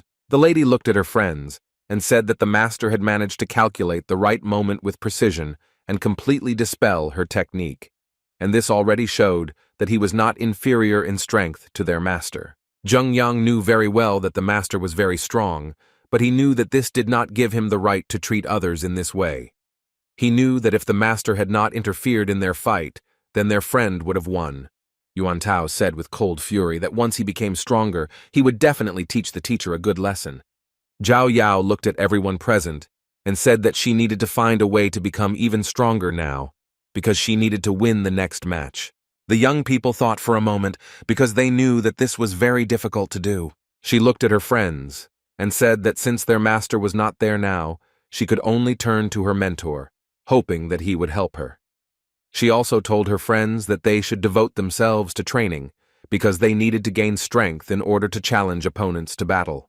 Zheng Yang said with a satisfied grin that he had been waiting for such words for a long time. Zheng Yang looked at his friend and said that it seemed like Teacher Liu was indeed shameless, and they might be able to make a scandal out of this. The young men looked at them intently and said that they would certainly do their best. A moment later, their mood changed and they walked away with smiles because they were already preparing a cunning plan. Sometime later, at the residence of Yan Huang, the men asked to convey that an old friend had come to the master. Sun Qian walked out slowly and met the men, but he stood there confused. The man greeted Dr. Song with a smile and said with a smile that he was the manager of the Liu family house, and he also introduced their master healer. Sun Qian was taken aback for a moment and remembered that Zhang Huang had once told him that he had taken his form and gone to the Song family's house, after which he went to the poison hall. Sun Qian looked at the men with a puzzled expression and said that it was actually not him who cured them, but Master Zhang. Some time later he told the men everything. The man looked closely at the young man and asked if he could find out where the master was now, as he wanted to meet him. Sun Qian was taken aback and said that he was currently busy with the exam, so he was not here now. A moment later he saw the master's disciples and informed the men that if they wanted to convey anything to the master, it could be done through them. Sun Qian looked at Zhao Yao and said, "The master healer wants to see their master." Zhao Yao looked at the master healer intently, as she had heard of his skills before. Zhao Yao said that their teacher was currently very busy with an exam and would not be back for another week, but if they wanted to convey anything to their master, they could do so through them. The healer said with a smile that they had nothing serious, they just wanted to pay him a visit before leaving. A moment later, he sighed heavily and said that since the master was not here, they should leave. Yuan Tao asked the men to wait a little. Yuan Tao. He looked at them closely and said that he heard that they were on good terms with the poison hall. He asked if it was possible that they had anything with them. The healer looked at the young man with a smile and said that of course they had something with them. Yuan Tao walked closer to the man and asked with a smile if they had anything that could knock down a 7th rank cultivator a little. The master was taken aback because he didn't expect to hear something like that. The gentleman sighed heavily and said that if they really needed it, he had something, but they should be extremely careful with the drug. After some time, the young man got what he wanted. Zheng Yang looked at his friend in surprise and asked why he needed such a thing. Yuan Tao looked at his friend with fury and said that although the girls would fight again, the master's behavior had made him incredibly angry, and he was not going to let the master get away with it. The young man looked at his friend in surprise and asked with a grin if he really wanted to use poison to make him suffer. Yuan Tao said with a smile that it was true, because he wanted to make him suffer. The young men looked forward with a sly grin to the moment when the teacher would suffer. Sometime later, Zhang Huang thought hard about this situation because he knew that there was nothing problematic in their duel, but he only knew that they were both his disciples and neither one wanted to give in. Mu Shuiqing pulled the master out of the depths of his thoughts, and the kneeling one said that she sincerely hoped that the master would point out her mistakes and help her become stronger. He looked at her in surprise and said that she had mastered the true essence of blade control in terms of martial arts. He had nothing to teach her. He said that if she wanted to become stronger as soon as possible, then the only way was to improve the cultivation realm. She looked at the teacher in surprise, because she understood perfectly well that in order to step up to the next rank, she needed to follow a precise sequence of certain actions, and this required months of hard work. Zhang Huang said to the student that she shouldn't worry about the fact that she only had a few days left. No one could have done it in such a short period of time, but she was special. Zhang Huang sighed heavily and said that she had been taking pills since she was a child. There were quite a few drugs whose effects were cumulative, and if she took this into account and used special methods, it could give her an advantage, even if the effect was short-lived. She looked at him in surprise and asked if she really could. Zhang Huang looked at the student and said that of course she could do everything, but first they needed to prepare something. He looked at her intently and said that she should stay in the hall, and he needed to look into the alchemist's guild. She asked in surprise why she didn't go with him, since her father was a professional guild alchemist and he could help. He looked at her in surprise, as he remembered that he was currently using the identity of a teacher, and he could not accidentally give himself away. He understood that with the help of an alchemist, everything would be much easier. For this reason, he agreed with her. The man asked in surprise, did the master really want to activate the properties of the pills for her to take earlier? He told the master that he would do his best. Zhang Huang said that he needed liquid essence key. After all, the higher the rank, the better. Zhang Huang looked at the man and said that he would also like to visit their book depositories. The man was taken aback for a moment.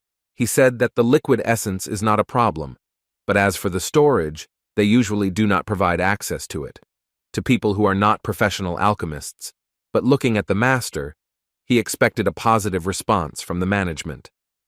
At the same time, at the academy, the master was informed that the director was looking for him, and the issue was related to Master Liu. The man looked at the teacher intently and said that he must have heard that there had been a small skirmish between Master Liu and Master Zhang's disciples, and since he had been in contact with Master Liu, the director wanted to discuss something about it. Mo Hongyi looked at the man in surprise, not understanding what was going on. He sighed heavily because he knew that Master Liu and Master Zhang were the same person, but his disciples unknowingly got involved in a serious fight. He looked at the man in surprise and asked why the director needed him. He said that the director would like the foreman to talk in person and discuss the situation, and since he was well acquainted with one side, he could put in a good word. Mo Hongyi was dumbfounded and asked if the director really wanted him to reconcile the masters. He was puzzled because he knew that the two of them were one person. He didn't understand how he could bring them together. A moment later, he told the man to tell the director that he would personally speak with Master Liu. Mo Hongyi thought for a moment, as he was really curious about how the master was going to clean everything up. Zheng Yang looked closely at his friend, who was quietly closing the door, and asked why he didn't call him. Zheng Yang, looking at his friend, said that he knew that he wanted to spite the master, but he still suggested acting together. Yuan Tao sighed heavily and said that he was a little worried that the master might find out about this and punish him. For this reason, he did not want his friend to get involved in such a thing. Zheng Yang smiled and told his friend that they were almost like brothers, and he couldn't let him go alone. Zheng Yang thought for a moment and said that this would not do. The young man looked at his friend in surprise and asked what he meant. Zheng Yang. He said that they needed to enter the master's chamber and needed to find a certain utensil that he would definitely use. For this reason, they would not have time to do everything. The young people looked at each other because they understood that in this situation, Wang Yin would help them a lot, since she was small and inconspicuous, and also agile. Sometime later, they quietly snuck into the academy. After checking everything, they noticed that there was no one inside. Yuan Tao told his friends that they could enter, but he would keep watch outside. The young man looked at his girlfriend intently and said that she needed to hurry. She sighed heavily and said that she was almost done. Yuan Tao, who was guarding the door, tensed up as he heard someone's footsteps. With the speed of lightning, he ran into the room and told his friends to hurry up because someone was coming. The teacher slowly entered the room and asked if the master was there. He froze for a moment in surprise as he saw the young men, and they reported that the master was not in the room. He looked at them in surprise, but said that they should tell the teacher that Master Sun Cheng had come by. The young man, trembling, said that he would tell everything.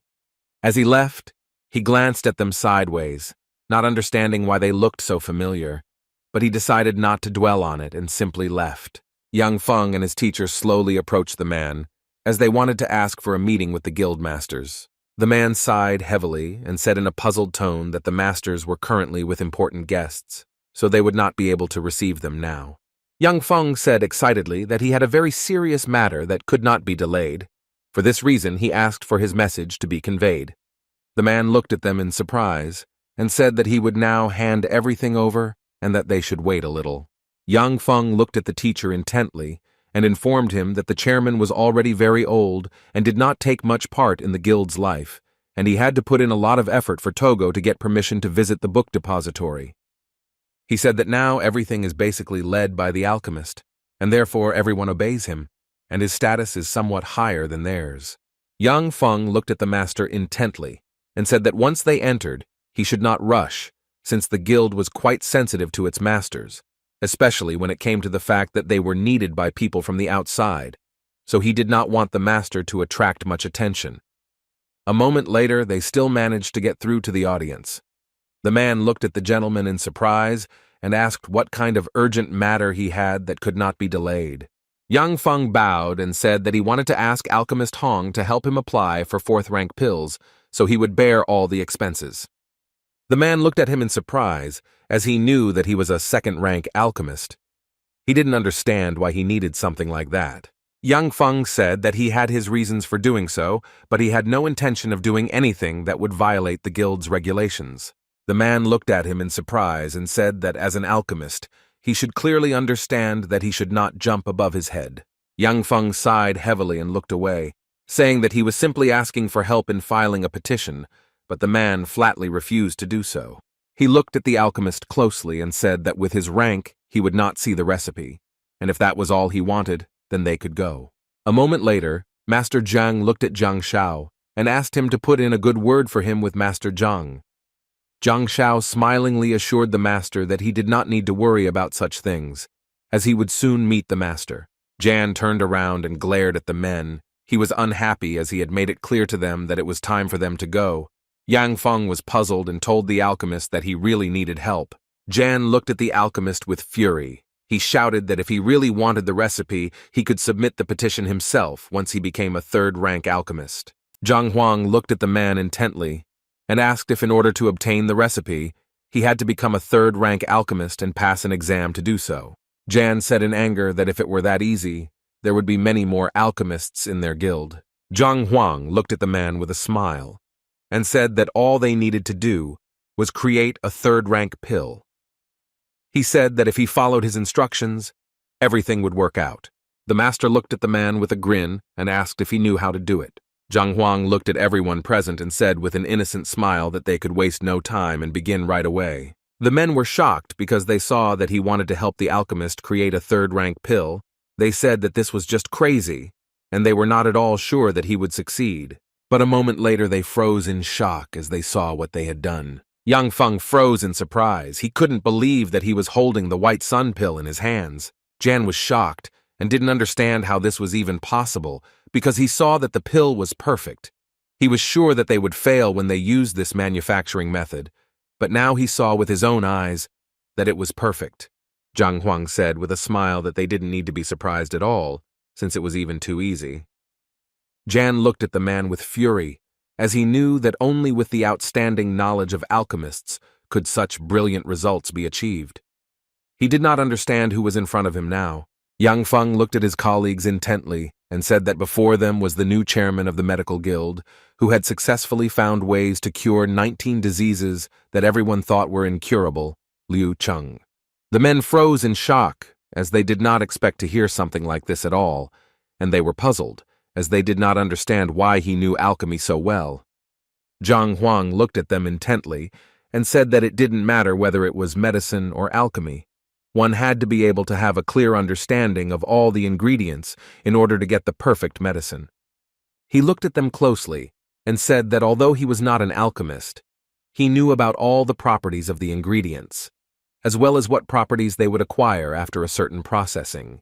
Zhang Huang said with a smile that medicine covers a huge range of techniques and skills.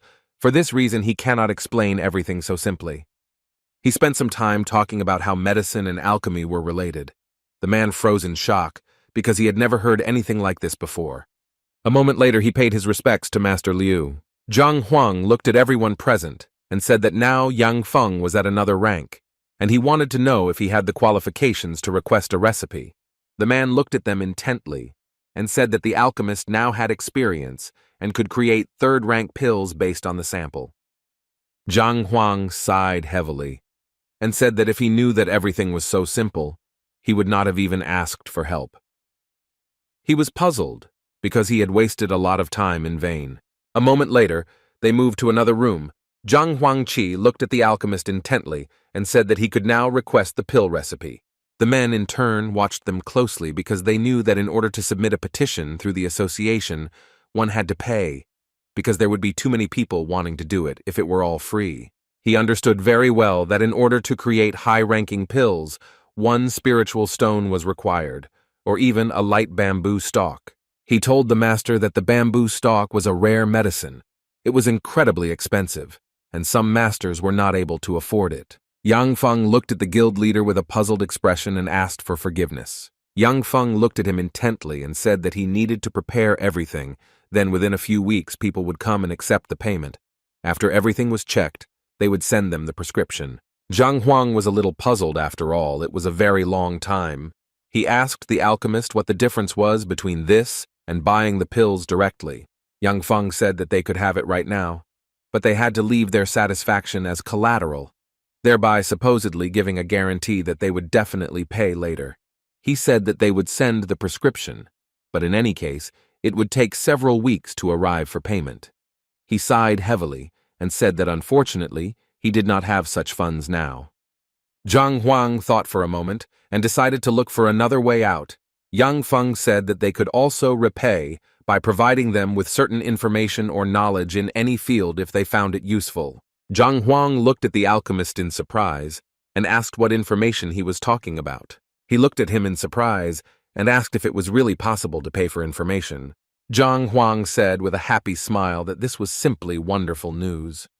The men looked at him in surprise and wondered if a mere doctor could possibly say something that could impress high-ranking alchemists. Yang Feng, frozen in shock, asked Chairman Liu what he was writing now. The man was shocked. He understood that he could be punished and have his alchemist license taken away for violating the regulations. At the same time, a message came to the International Association of Alchemists Guild. The man read the notification that a second-rank alchemist, who had just successfully passed the exam and moved up to the third rank, but had not yet managed to receive a certificate, had applied for a fourth-rank pill recipe. Chi Shengyu was shocked because he knew that the man had just passed the exam and had no practice behind him, and he was already requesting high-ranking pills. He asked with fury, were all alchemists so impatient? Chi Shengyu told Xiaodan that if something like this happened again, he should simply ask for a price several times higher.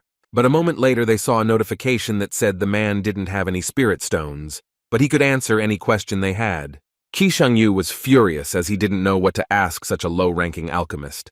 He didn't understand how a man could be so self-confident. The chairman of the International Alchemist Guild Association, Su Lu, looked into the hall and anxiously asked the alchemists what had happened. The man, taken aback, said that nothing had happened. They just had a madman.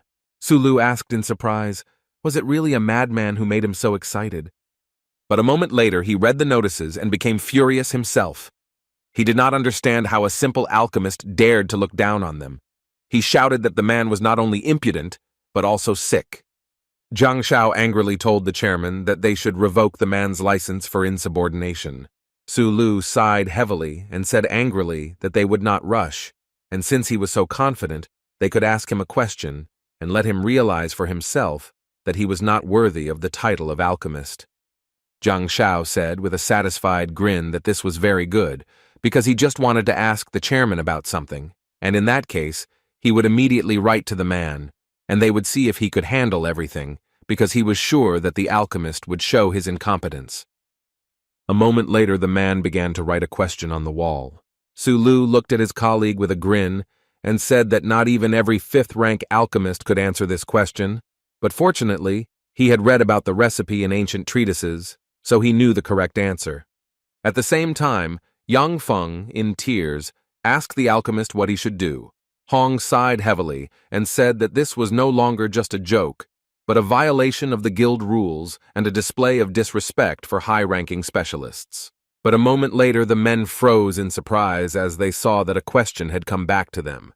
They stood silently, looking at the head of the Doctors' Guild, waiting for an answer. After a few seconds, Zhang Huang began to write a reply with a smile on his face. Zhang Shao became furious upon receiving the answer. In a hurry, he looked at the chairman and shouted that they had to stop putting up with this. He shouted that he would go right now and file a petition to revoke the license. The chairman said that this did not need to be done.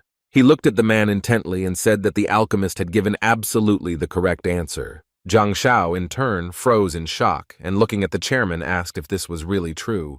The chairman looked at the man closely and explained the answer and the combination of herbs in the recipe.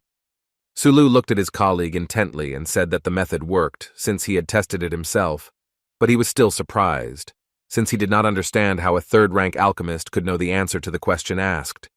The man was shocked and could not believe that the answer was correct. Yang Feng looked at Zhang Huang with a puzzled expression and asked if everything was okay. Zhang Huang asked him in surprise what he was talking about. Yang Feng was terrified, because he knew that he would definitely be punished. He knew that the alchemists on the other side must have been furious at such an answer. He sighed heavily and turned around as if he realized that his career was over. But the men all looked at the wall in surprise and wondered how this was even possible. They were shocked that the guildmaster answered correctly. Yang Feng asked in shock if he was saved. But a moment later they noticed that another question had come to them. The man was surprised by the question, as he understood that a fifth-rank alchemist would not even be able to answer such a question. The men looked at each other excitedly and wondered if the alchemists on the other side were really in their right minds. They didn't know if the head of the Doctors' Guild was able to answer the question. Zhang Huang looked at the wall with a sly smile, as he could definitely give an answer to the question asked. The men froze in shock when they saw what the guild leader had written, because he had written that the answer to the question would cost them 3 spiritual stones. At the same time, in the International Alchemist Guild Association, everyone was frozen in shock. The man was furious as they decided to continue asking questions to check if the alchemist really knew the answer or if he was just lucky. The chairman told his colleague to simply agree, because he himself did not know the answer to the question asked, and he was extremely interested in what the alchemist would answer. Zhang Shao was shocked because he knew that the chairman was the most knowledgeable alchemist in the association. He was astonished and wondered how come he didn't know the answer to the question. A moment later, they wrote that they agreed. With lightning speed, Zhang Huang sent over the prescription for the pills, The chairman sighed heavily and said that they should wait since they needed to check the prescription. Sometime later, according to the brew, then they created a pill, was shocked. He shouted that the other side could not be standing Alchemist Mu. He shouted that they must immediately go and check who actually gave the correct answer. Jiang Shao said in a puzzled tone that he would head to the kingdom right away. The man looked at him intently and told him to wait a little, as they needed to call all the alchemists first. But at the same time, Zhang Huang was happy that he could now make a frost pill for his disciple. And he was also happy that he didn't spend a single cent and got the spiritual stones. Zhang Huang turned around. He looked at the alchemists with a smile and asked when he would get the spiritual stones. They said that he needed to wait a few weeks. He even sighed his forehead and said that it was a very long time. Yang Feng looked at him intently and asked what they should do now. Zhang Huang said that they could start preparing the ingredients now. Yang Feng said that they could find all the ingredients since they were quite common, but they wouldn't be able to concoct this pill without a fourth-rank alchemist. Zhang Huang looked at him in surprise and said that he could do it. Yang Feng was taken aback, because at his level, he could only create a third-rank pill. Zhang Huang smiled and told the alchemist that he didn't need to worry and should just prepare the ingredients, and after that, he would help completely. Zhang Huang smiled and said that at worst, everything would blow up if they failed to create the pill. Everyone present was shocked by his answer. Yang Feng looked at him with a puzzled expression and said that if an explosion occurred, none of the 9th-rank experts would survive, let alone them who had only made a breakthrough to the 8th. Zhang Huang thought for a moment and wondered if this explosion would be able to destroy the entire guild. He was confused, as he never thought that this pill would be so destructive. Yang Feng said that there was no department, not only that it could lead to such consequences, but also that the ingredients for making the pill were quite expensive and they would not like to waste them. Yang Feng looked at the man intently and said that this pill would cost hundreds of millions and 3 spiritual stones. Zhang Huang was shocked by this cost. He was puzzled because he knew that this would not work. He understood that they could not simply waste the valuable ingredients.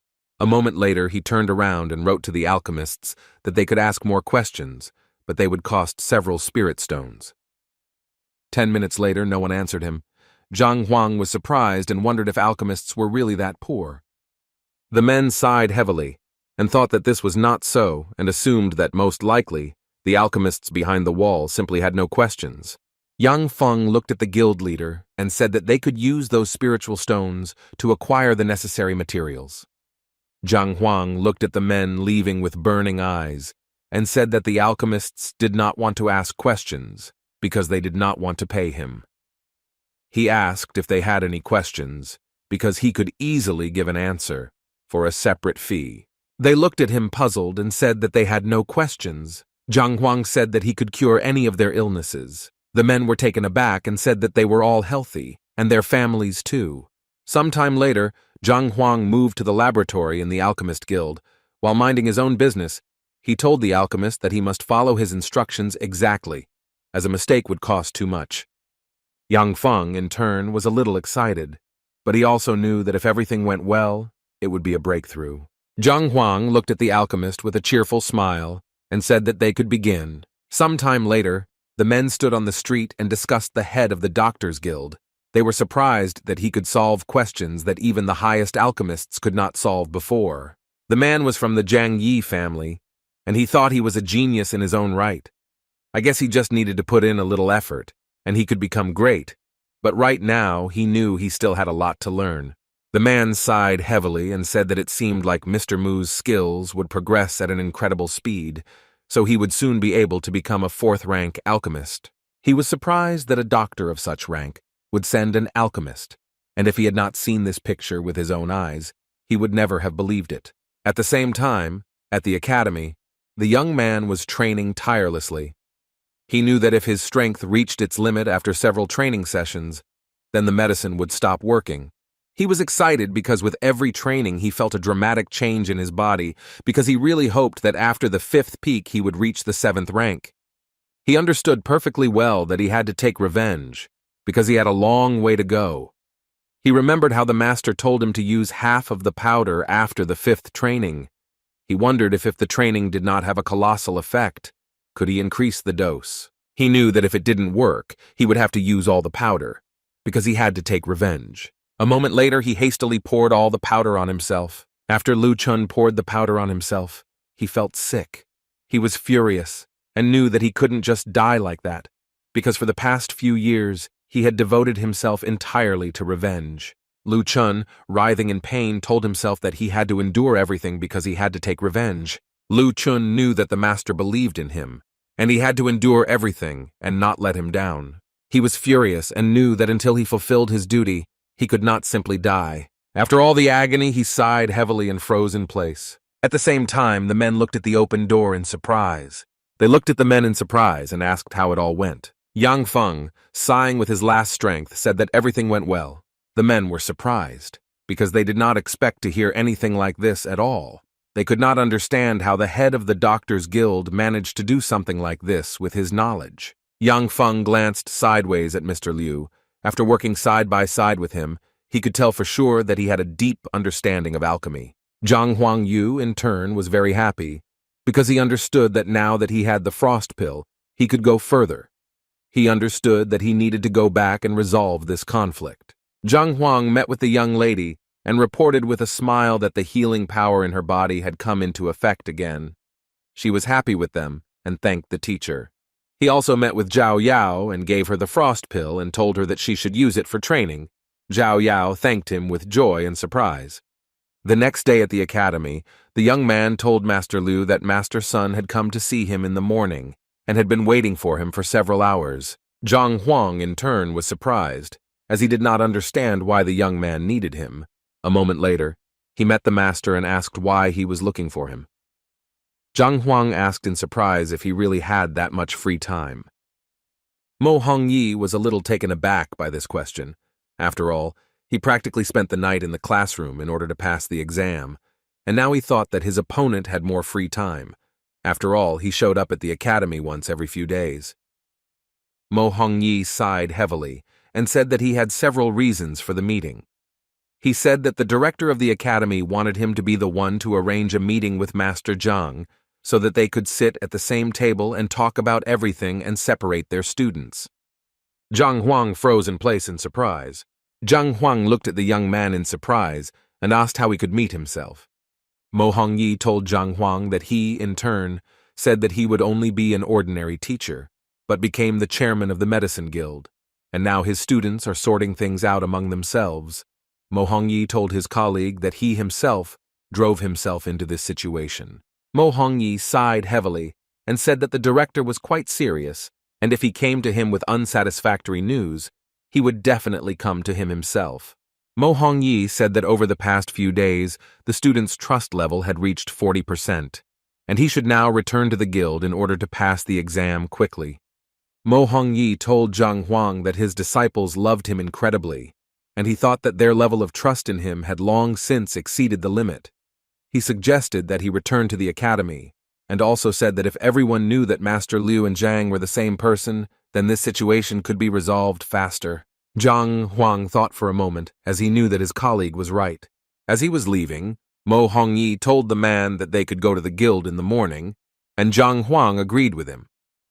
Zhang Huang, slowly pouring himself some tea, remembered his student, because he understood that he needed to visit him. He slowly brought the cup to himself and froze for a moment, as he smelled the earthen powder of the second-rank poison.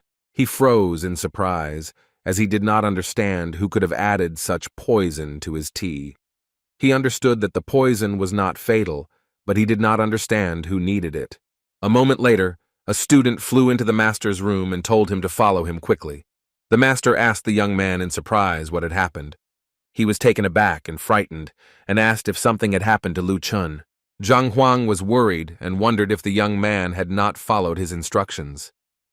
He sighed heavily as he knew that his spiritual energy that was circulating in the young man's body was performing a protective function, and he had also managed to pass the most difficult tests, so nothing serious should have happened. The young man shouted that it had nothing to do with the young man, but that the problem was that Master Sun Chung had fallen into a cesspool. Zhang Huang was frozen in shock on the spot, because he knew that Mo Hongyi, a high-ranking master, was also admired by all the women. He did not understand how something like this could even happen. Zhang Huang slowly followed the disciple, and a moment later he entered the master's room. Zhang Huang mockingly asked the master if his life was so unlovable to him that he decided to end it all in a cesspool. Mo Hongyi looked at his opponent with fury, because he knew that if he wanted to kill himself, he would rather throw himself into the water or jump off the diving board. Zhang Huang said with a smile that he was joking. He said that he would examine him now and find out what the problem was. A moment later, Zhang Huang discovered poison in his colleague's body. He looked at him in surprise and asked if he had really drunk from the teapot that was in his room. Zhang Huang understood very well that this poison could not only cause stomach upset, diarrhea, and a feeling of weakness throughout the body, but also disrupt the connection between the brain and the body, paralyzing the spirit and muscles. He was puzzled and did not understand how much poison was used. Zhang Huang said with a satisfied smile that fortunately he did not drink from the teapot, otherwise he would also be in a similar state. Zhang Huang smiled and told the man that he was a fool who managed to poison himself with a poison that was not meant for him. Mo Hongyi in turn was furious. He did not answer. Zhang Huang said with a smile that the poison must have an antidote, and he had several options to solve the problem. The first one involves preparing a considerable amount of the necessary ingredients, but it may take several days, and the second one does not require so much time. Zhang Huang said with a smile that he could cure him today, so he asked his colleague what he chose. A moment later, Mo Hongyi chose the second option. Zhang Huang looked at Meng Tao with a smile and asked him to step outside for a while.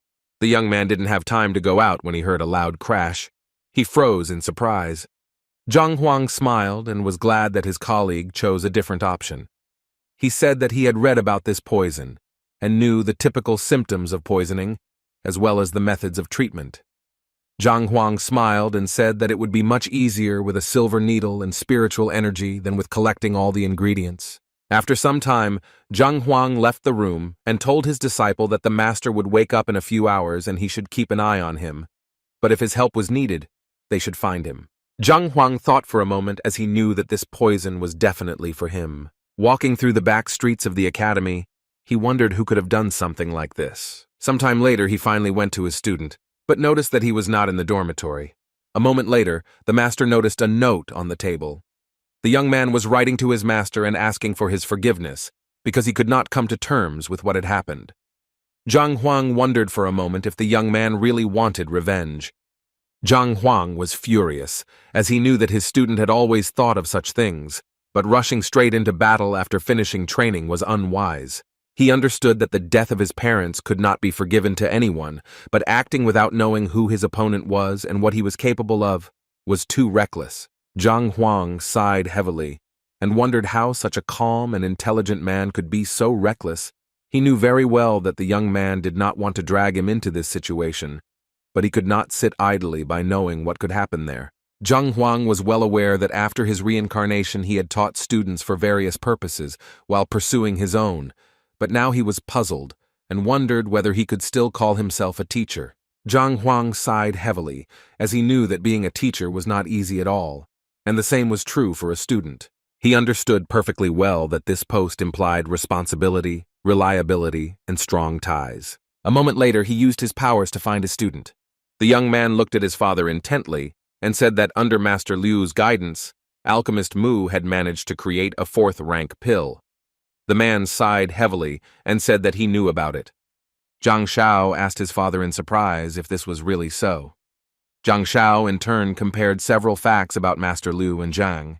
He understood that 2 brilliant people seemed to have appeared out of nowhere. Zhang Shao looked at his father and the guest intently, but asked if it could be that Master Zhang and Master Liu were somehow related. Before they could finish speaking, they suddenly heard a loud noise. Zhang Shao asked his father excitedly what was going on. The man was puzzled and said that the sound was coming from the Feng Shui Hall. With their lightning speed, they rushed towards the hall, for they knew that they had to find out quickly what was going on. In the hall, after successfully passing the exam, the masters were awarded with distinctive marks. If the master passed successfully, he had to submit a petition for the issuance of distinctive marks. He had to bow to the statue and receive the approval of other masters and ancestors. Everyone present was agitated and did not understand what was happening. The men were excited and surprised because they saw that all the signs were rattling. Sun Qiang was surprised and puzzled as he saw that the tablets were all vibrating at the same time. He wondered if a master had been chosen. A moment later, the man turned around and called the chairman, saying that he should look back. Everyone was shocked because they saw that even the statue of the master began to move, and it did not stop. Sun Qiang was shocked because he knew that the master had recognized the chosen one. Sun Qiang shouted in surprise that because the master was too strong, using their usual methods, it would be impossible to determine how strong he was. Sun Qiang understood very well that Master Confucius had founded the Hall of Grand Masters. He wondered who could be strong enough to pass the test at his level. He understood that a person who had received the recognition of the heavens must have the highest understanding of the essence of things, and he would automatically be granted the status of Grand Master. Sun Qiang knew that the chosen one did not need to have any experience to gain recognition from other masters and be head and shoulders above them. Sun Qiang was delighted, because he had only heard legends, but had never witnessed anything like this. He knew that recognition was something that many could not even dream of. Sun Qiang said with a smile that there are records in the books that the master left behind an intangible legacy of exceptional value, and when a person worthy of becoming his disciple appears, the statue will be nominated. This had not happened for hundreds of years, which meant that no one had ever received the master's recognition and become his disciple before. Sun Qiang knew that the master chose his disciples, and they had the abilities of 9th-rank grandmasters. Sun Qiang wondered with delight whether there was such a powerful person among them. He smiled and shouted that this event would shake the world. Sun Qiang was excited and wondered who it could be, but he still thought that no matter who the chosen master was, he knew that the master had already received the approval of the heavens and would soon be known to everyone. Zhang Huang, in turn, wondered in surprise whether he had really achieved an understanding of the true essence, since what he had felt was neither supernatural power nor spiritual energy. Zhang Huang was surprised because he felt that his spiritual component had become stronger. A moment later, he sighed heavily as he wanted to know and test how much his strength had increased. But a moment later, the young man was taken aback and stood there in surprise, because he had believed that after absorbing Ming Li's energy, his strength would grow by leaps and bounds, and for this reason, he had expected to see an improvement of 8 or 9 points, but not just one. Zhang Huang sighed heavily. He understood that the golden description was much better with him. He always got about 5 points. But a moment later he was taken aback, for he felt the eye of insight. Zhang Huang was surprised, because he understood that with the help of spiritual power, one can use the eye of insight and see the true essence of things, right down to the advantages and disadvantages of certain martial arts methods. Zhang Huang was shocked, as he knew that this was not something that a mere master could achieve and required at least the 6th rank. He was puzzled as he did not understand how this could happen. A moment later, everything before him went dark. Zhang Huang. He froze in place in surprise and wondered if he was in his subconscious right now. The man looked at him intently and asked if he would agree to become his disciple. Zhang Huang was puzzled and didn't understand what was going on at all. He knew that in the library of the heavenly path, he could find all the information he needed, and even more, so he didn't understand why he needed some teacher. A moment later, he told the man that he was not interested. The man disappeared with lightning speed. Zhang Huang knew that the old man had invaded his mind without permission, and he did not know whether he was a good or bad person. The men looked intently at the statue, because they knew that soon the whole world would know about their hall. They understood that now, before their eyes, a miracle from Master Confucius was happening. A moment later, everyone froze in shock as they saw that the master's statue was breaking. The men were shocked, because they did not expect to see anything like this. The young man looked at his father in surprise and asked what was going on. Sun Qiang, in turn, frozen in shock, said that it seemed that the master's disciple had refused. The young man was surprised and shocked, because he understood that the master refused such an offer. He was furious, because he understood that the master simply showed terrible disrespect. Sun Qiang, in turn, was furious, as he realized that the statue had moved and then cracked. meaning that the man the master had been willing to accept as a disciple had rejected his proposal. Zhang Huang was a little puzzled. He didn't understand what he had just seen and where he was, since he didn't feel any magical field. Zhang Huang. He was excited and did not understand why a man who seemed to come out of nowhere would take him as a student. Sun Qiang was furious, because he understood that not everyone could get such an opportunity. He did not understand what kind of master would reject the offers without the slightest hesitation. The men whispered among themselves, not understanding what was happening. The man was surprised because he understood that the master had been refused, and now, not only the kingdom, but also the association would be horrified. He knew that even a 9th-rank Grand Master would not dare to reject the offer given to her. Zhang Shao looked at his father in surprise and said that to be a chosen master meant that the person had not yet been officially recognized by the Master Hall and was not a Grand Master, or he was currently taking the exam. Zhang Shao knew that Zhang Huang and Mo Hongyi were currently taking the exam, but they were excited and did not know where the young people were. Sun Qiang sighed heavily and said that the young people were currently in their territory, but they were hiding their identities, which was a necessary condition for the exam. Zhang Shao was taken aback and asked if it was possible that Chairman Liu Cheng was actually Zhang. The man sighed heavily and said that it was indeed so. Zhang Shao was shocked because he now realized that with such knowledge of alchemy, one could guide an alchemist and produce medicine. Now he could see the difference more than ever. The man was furious. He shouted that since the young people were still in the country, it meant that one of them could be the chosen one, and for this reason they should immediately find them and find out who was the chosen one.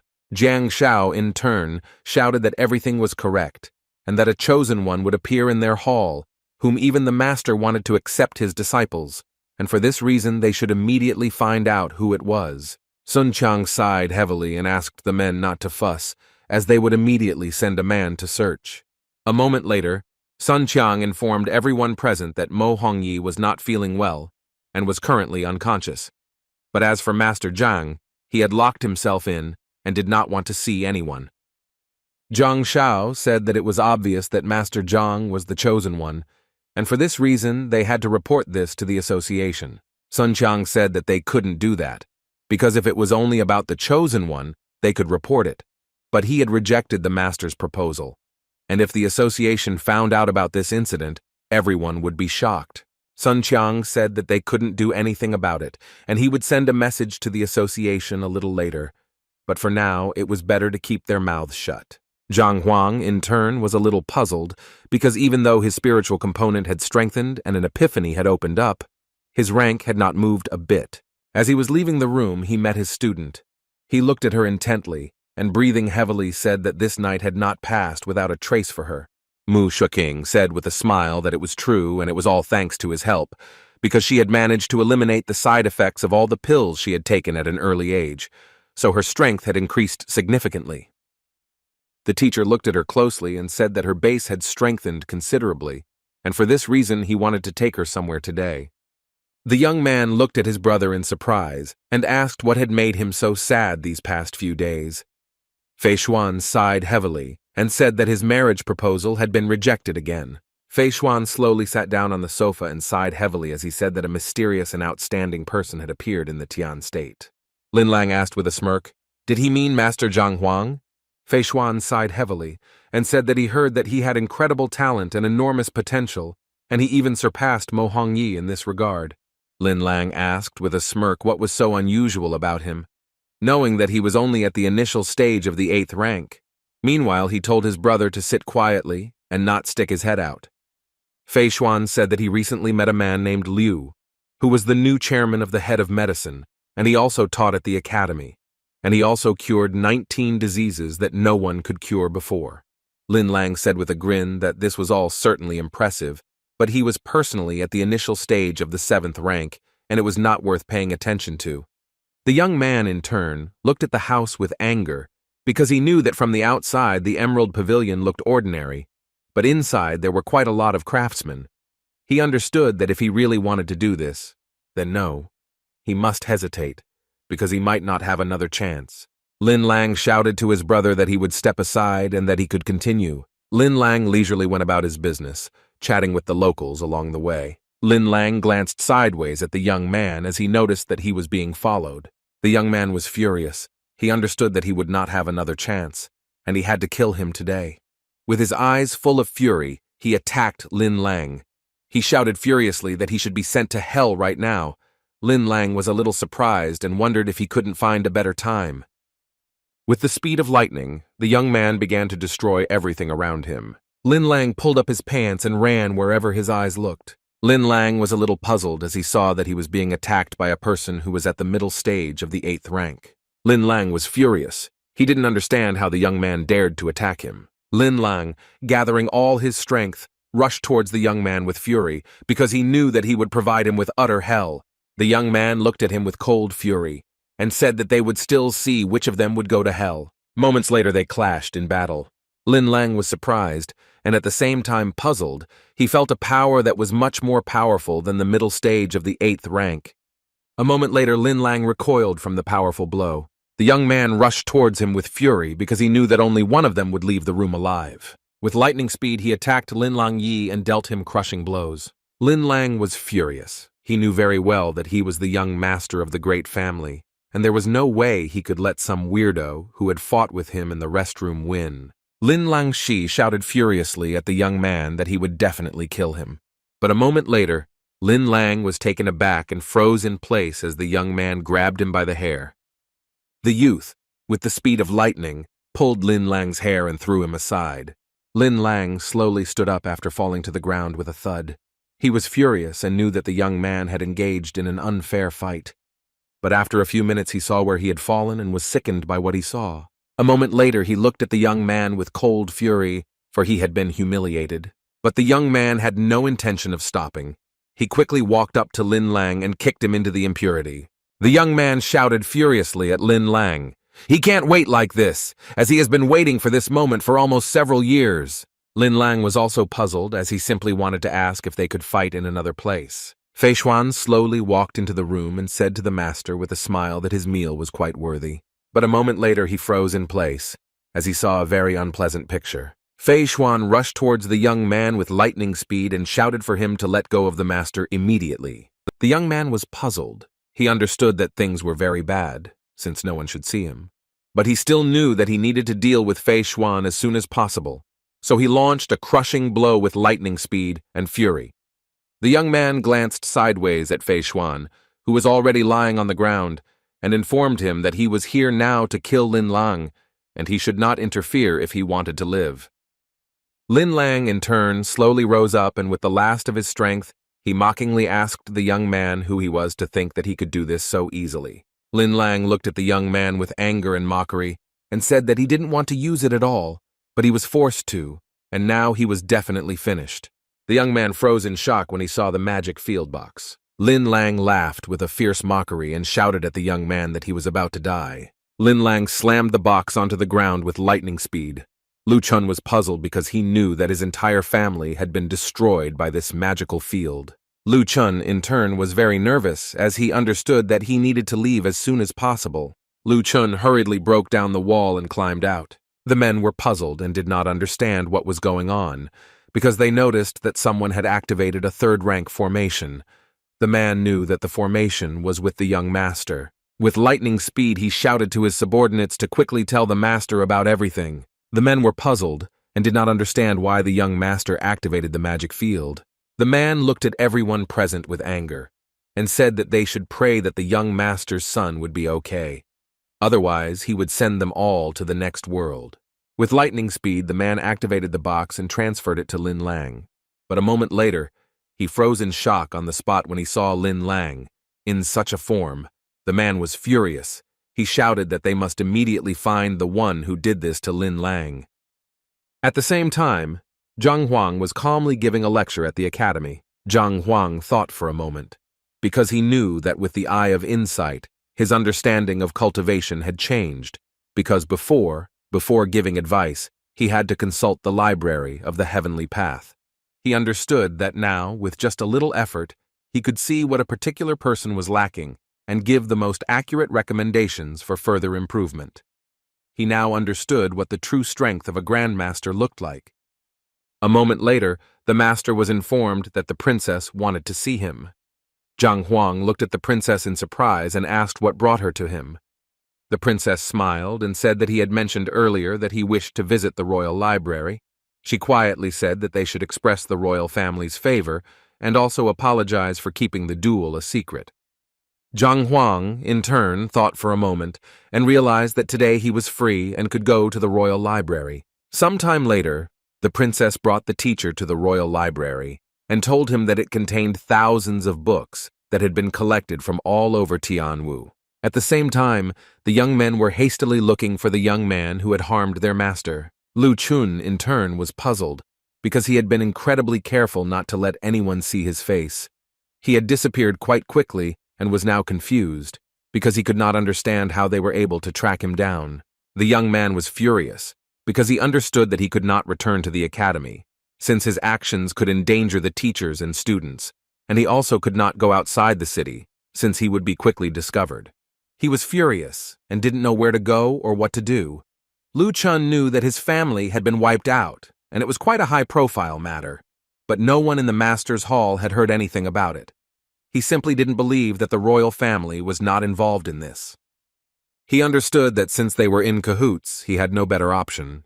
The king asked his daughter with an admiring smile if Grandmaster Lu had visited their palace. The princess smiled and said that it was true, and he was now in the library. The king sighed heavily and said that he would not make any predictions, since everything was the will of fate. The princess looked at him in surprise, but did not answer. A moment later, the princess asked her father if there was any information about their lion and whether the Lin family had done it. The king thought for a moment and said that there were 7 servants involved in this department, but as soon as he decided to take this matter under his wing, they all committed suicide. The king, of course, understood that they would not learn anything, because their enemy was very powerful, so he understood that they needed to prepare well, but this would take time. Otherwise, they could simply run into false information. In short, he said that for this reason, they should make a choice in favor of quality, and they should try to find out about something else. She looked at him in surprise and asked, "What?" The king sighed heavily and said that they needed to find out more about the poison used. The king knew that in order to poison the lion, it would have required at least a poison of the 2nd or 3rd rank. Mo Yu said anxiously, only the poison hall could have such substances, and the Lin family had been in contact with Red Lotus City, and Master Healer had been in the city a few days ago. The king said with alarm that this could not be a simple coincidence, and he had already sent his men to find out about it, and very soon they would get answers. The king sighed and said that even though their lion had made a breakthrough, the Lin family still had the support of Xuanyuan. Mo Yu sighed heavily and said anxiously that just like the Q family, they couldn't do anything about it. The king said with fury that the family was of noble birth and also respected by others, and they were all killed in just one night. He said that he would never forget this. Mo Yu told her father that he shouldn't blame himself after all. They had the Xuanyuan token, and then they said that it was the order of the first prince. For this reason, they might lose the 1st rank kingdom. The king said angrily that he knew about everything, and the circumstances were such that they could not do anything about it. For this reason, he wanted her to get close to Chairman Liu of Grandmaster Zhang, and if even one of them was on their side, they would not dare to oppose them. A moment later, a servant entered the hall and told the king that something terrible had happened. The king looked at him in surprise and asked what happened. The man said that the 3rd elder of the Lin family and many other people were in the palace, and they said that they wanted an explanation. The king stood frozen in surprise, not understanding what was being discussed. The man was excited. He said he didn't know what they were talking about at all, but they were right at the gate now, and he was afraid that soon they wouldn't be able to hold them back. The men looked at the king and said that he needed to give them the man as soon as possible, because they had no need to spoil the relationship. The king looked at them in surprise and asked who they were talking about and what they meant. The man looked at the king with anger and told him to stop fooling around, because he was the one who sent his men to kill the young master, and now he was in a very serious condition. He asked the king with anger if he really didn't understand what was being discussed. The king, taken aback, said that some mistake had occurred. A moment later, the young man told the king that, according to the latest news, the young master had indeed been attacked. The king was furious and wanted to know who had done this. The man told the king that someone had recently broken into the palace. The king told his subordinate to immediately find the man because they should not suffer because of this incident. The king looked closely at the elder and said that he could assure him that they had nothing to do with what had happened. The elder grinned and told the king that in that case he had nothing to fear and they could simply remove the guards and they would see to everything themselves. The young princess looked at the elder in surprise and asked if they had any evidence that the killer had entered their palace. The elder looked at them closely and said that they certainly had evidence, and he also asked the king if he knew what kind of beast was now near him. The king clearly saw the search rat. It was a special animal with incredible charm because it could track down a target, even if they were separated by hundreds of kilometers. The king was furious because he knew that the beast that was given away was even rarer than the spiritual stones. He didn't expect that the Lin family would have one. The elder furiously told everyone present what he thought. There was no point in even explaining what kind of beast he had in his hands, and he also said that the beast had brought them here. The king was shocked because he understood that if the beast brought them to the palace, then he could not refuse them. The oldest nose grinned and told the king that since he had already said that he had not sent anyone, they simply wanted to catch the culprit. The man looked at the king with fury, as he knew that if the lion died, they could easily overthrow the royal family, but unfortunately their plan was not successful. He knew that it was better to wait now and strike later. The king looked at the elder and said that their family had nothing to do with what happened, but they would find out the truth together when the rat tracked down the criminal. The elder looked at everyone present and said that the king had given permission, and they must act. At the same time, the young man was carefully looking for a shelter. A moment later, he noticed that he was near the library, and fortunately, he did not feel the magical field. He was taken aback because he heard screams. The young man was puzzled because he understood that they were already following his trail. He was furious because he knew he needed to move on and not stand still. With the speed of lightning, he ran into my library and closed the door. He turned around and froze in place as he felt someone's presence. Lu Chun was excited because he saw a man running from side to side. A moment later, he shouted with fury. Zhang Huang froze in shock when he saw the young man. The young man was taken aback, as he did not expect to see the master at all. Zhang Huang looked at the young man in surprise and asked why he was dressed like that. And he also asked if his enemy was the royal family. The young man didn't have time to answer when suddenly they heard screams. Lu Chun was furious, as he didn't want to involve the teacher in his revenge. Lu Chun fell to his knees with lightning speed and asked for forgiveness from the teacher, shouting for his disobedience that he was no longer worthy of being his disciple. Lu Chun, shedding tears, asked the teacher for forgiveness because he had disappointed him. He knew that if he had the opportunity to meet the teacher in the next life, he would like to become his student again. At the same time, the elder slowly approached the library. He shouted at the young man to come out, since he had nowhere to go. A moment later, the door opened. Lu Chun knew that he would not give in to them so easily. With lightning speed and fury, he pounced on them. The elder looked at the young man with fury and said that he certainly deserved to die. A moment later, they clashed in combat. The elder noticed that the young man had no fighting skills, only strength. With lightning speed, the elder twisted the young man's arm, causing him to scream. The man looked at him with fury and said that he seemed to have underestimated the Lin family. A moment later, he struck him and threw him back, the youth falling to the ground with a crash. The elder looked at the young man with fury and wondered if he was a master of poisons. He understood perfectly well that if this was really the case, then he needed to deal with it immediately. A few seconds later, he pounced on him in rage and shouted that he would kill him right now. Lu Chun was shocked because he realized that it was already over. He was puzzled because he knew that he just wanted to get as far away as possible. He didn't want to involve the master in all this, but he couldn't think that the elder would be so strong that he wouldn't even be able to fight back. A moment later, the elder struck furiously at where the young man was. A deafening blow thundered, but the young man was not there. The man looked around in anger, as he did not understand who dared to interfere with his administration of justice. Lu Chun froze in shock when he saw his teacher standing next to him. With the speed of lightning, the king ran up to the man and said that there had been some mistake. The king looked closely at everyone present and introduced them to each other. The elder looked at the man in surprise and asked if he was the famous doctor who had recently been appointed to the post after he had resolved 19 cases that were considered incurable. The elder told the man that he respected him very much and therefore asked him to step aside. The elder looked at him intently and said that what just happened would definitely happen. He said that if he didn't do it, he would not apologize for his rudeness. Zhang Huang asked with cold fury what would happen to him for disobeying. The king looked at the chairman and said that the young master of the Lin family was attacked, so the elder and his men were pursuing the criminal. He asked the chairman not to interfere in such a showdown.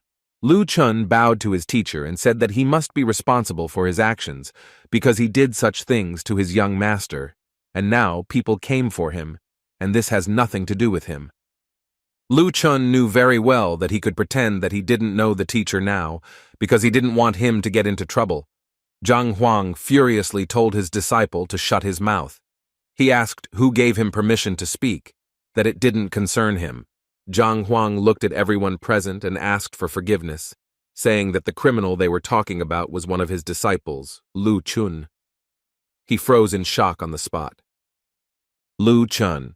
He was shocked by his teacher's words because he had done something like this for the sake of his student, whom he had known for only a week. He reproached himself for thinking only about his place. Lu Chun fell to his knees in front of his teacher and burst into tears, because he knew that he had caused him trouble, but he still did not expect that his teacher would do this. However, it meant that because of him, he was going against the Lin family. The young princess, in turn, was surprised, since she did not expect at all that the young man would be his student. But she was surprised, because she knew that he would remain his teacher for only a short time, and she was amazed that he decided to recklessly go against the great family.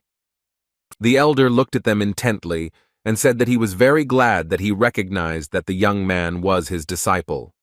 He asked in surprise how their young master dared to convince them that he even sent his disciple to deal with him. The princess was taken aback, and looking at the elder asked what he meant. She said that the teacher was not a nanny at all, and could not know what his student was doing. The man looked closely at the princess, and said that the showdown was only between them, and it would be better for her not to interfere in such matters.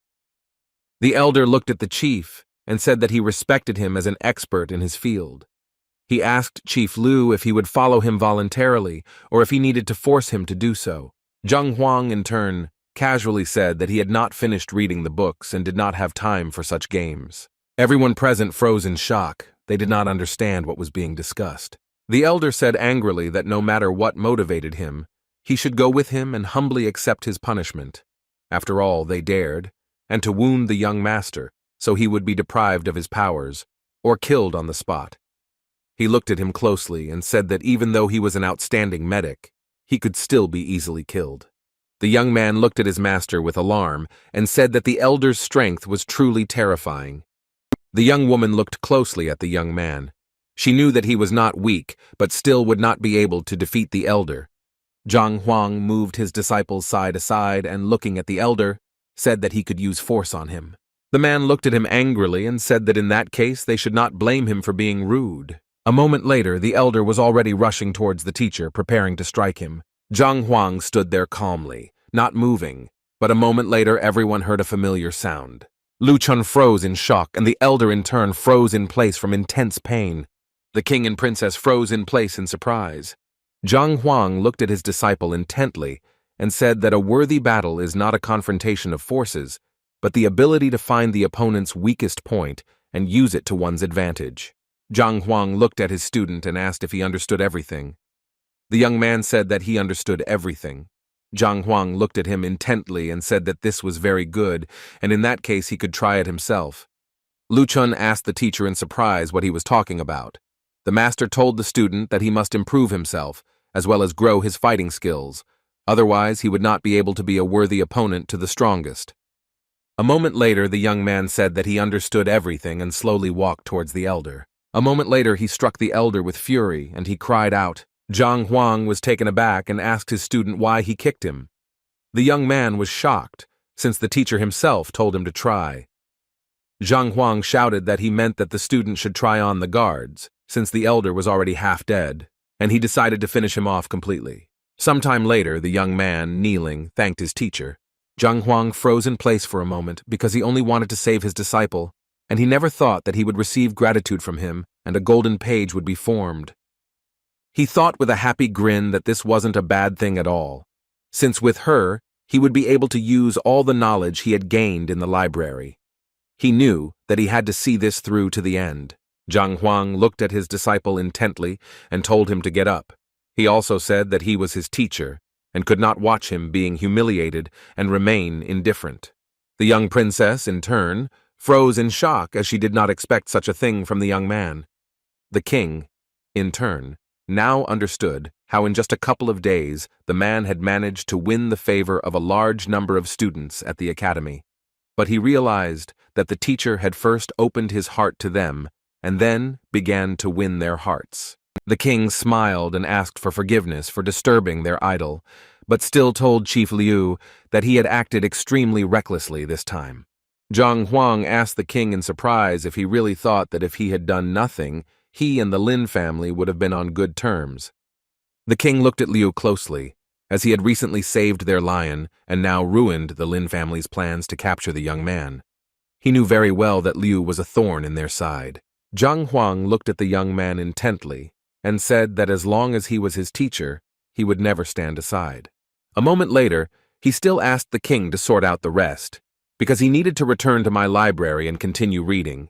Looking at the young man, he asked him to wait. The king was surprised that the teacher was in the mood to read.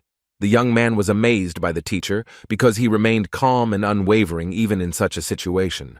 The man looked at Mr. Lin with excitement because he didn't understand what had happened and wanted to know what had become of his young master after he had visited the Emerald Pavilion.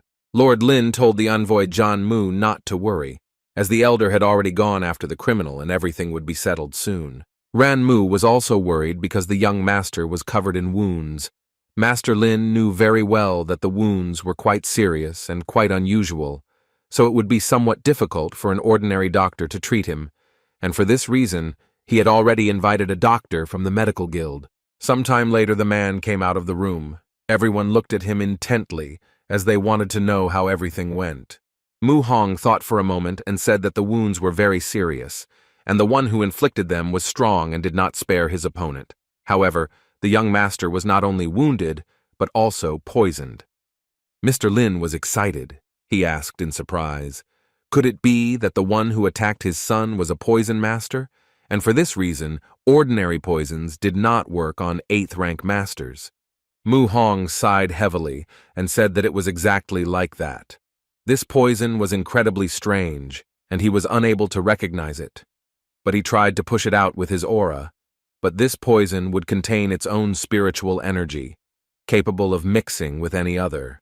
He sighed heavily and about the task, but said that for this reason he was also poisoned. A moment later, the doctor himself fell to the ground. His son with a crash. The men were puzzled and did not know what to do now. Mr. Lin looked at Ran Mu closely and informed him that Mr. Red Lotus Physician was currently in the kingdom, and the head of the Poison Temple had also arrived yesterday, and for this reason, he must contact them immediately. John Mu said excitedly that he was not very good at communicating with the Poison Temple, but he knew several good experts from there. Unfortunately, he did not know the name of their leader, but he was sure that his surname was not Liao. The man sighed heavily and said that unfortunately, he also didn't know the details, but it seemed that the previous head had passed away, so his disciple had taken his place, and this time he was here to send away someone quite influential. Mr. Lin looked at the man intently and said that this information should not reach other people's ears, and he was only saying this because their families had long cooperated and trusted each other. John Mu looked at the gentleman intently and told him not to worry because he would keep his mouth shut. He knew very well that he had to keep quiet because the Lin family was very powerful, and if he did something wrong, there would be no tomorrow for him. The man looked at everyone present in surprise and asked why the head of the Lin family was so eager to meet him. Mr. Lin bowed low and said that there were good reasons for that, because his son was poisoned with poison. Even Dr. Mu couldn't handle it. The man looked at Mr. Lin in surprise and asked with a grin why he should help him. The man looked at him with fury. Lin knew that Liao Shun was the head of the poison temple. He had also reached the peak of the 8th rank. The master knew that he had no need to spoil the relationship with him. The master looked at him intently and said that what you offer him is a 3rd rank mid-grade gold pill. A first-class 8th rank alchemist from the kingdom created it, and it is of the highest quality. Also, it can help the master greatly increase his strength, and it can help him reach a higher rank. The man understood perfectly well that this pill was of incredible value. Its power was amazing. He understood that if a man suggested something like this, it meant that he was desperate. Liao Shun looked at the master with a mocking look, as he knew that the pills did not have any practical use for the poison master. Liao Shun said that he could offer something else, and if he could do what he said next, then he would not only cure his son, but also help him get rid of the person he had chosen. Mr. Lin looked at him intently and said that he was listening carefully. Liao Shun said with a grin that it was very simple. After all, he knew that the Lin family was quite influential in Xuanwu, so he wanted the Lord to establish a trading platform for their craftsmen.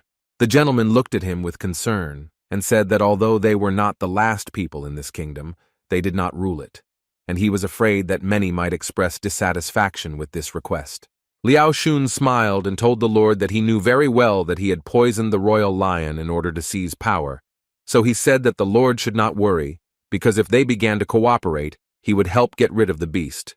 Mr. Lin was surprised, but he still understood that he might be able to implement the original plan and gain the influential support from the Red Lotus. A moment later, he looked at everyone present and said that he agreed to their terms.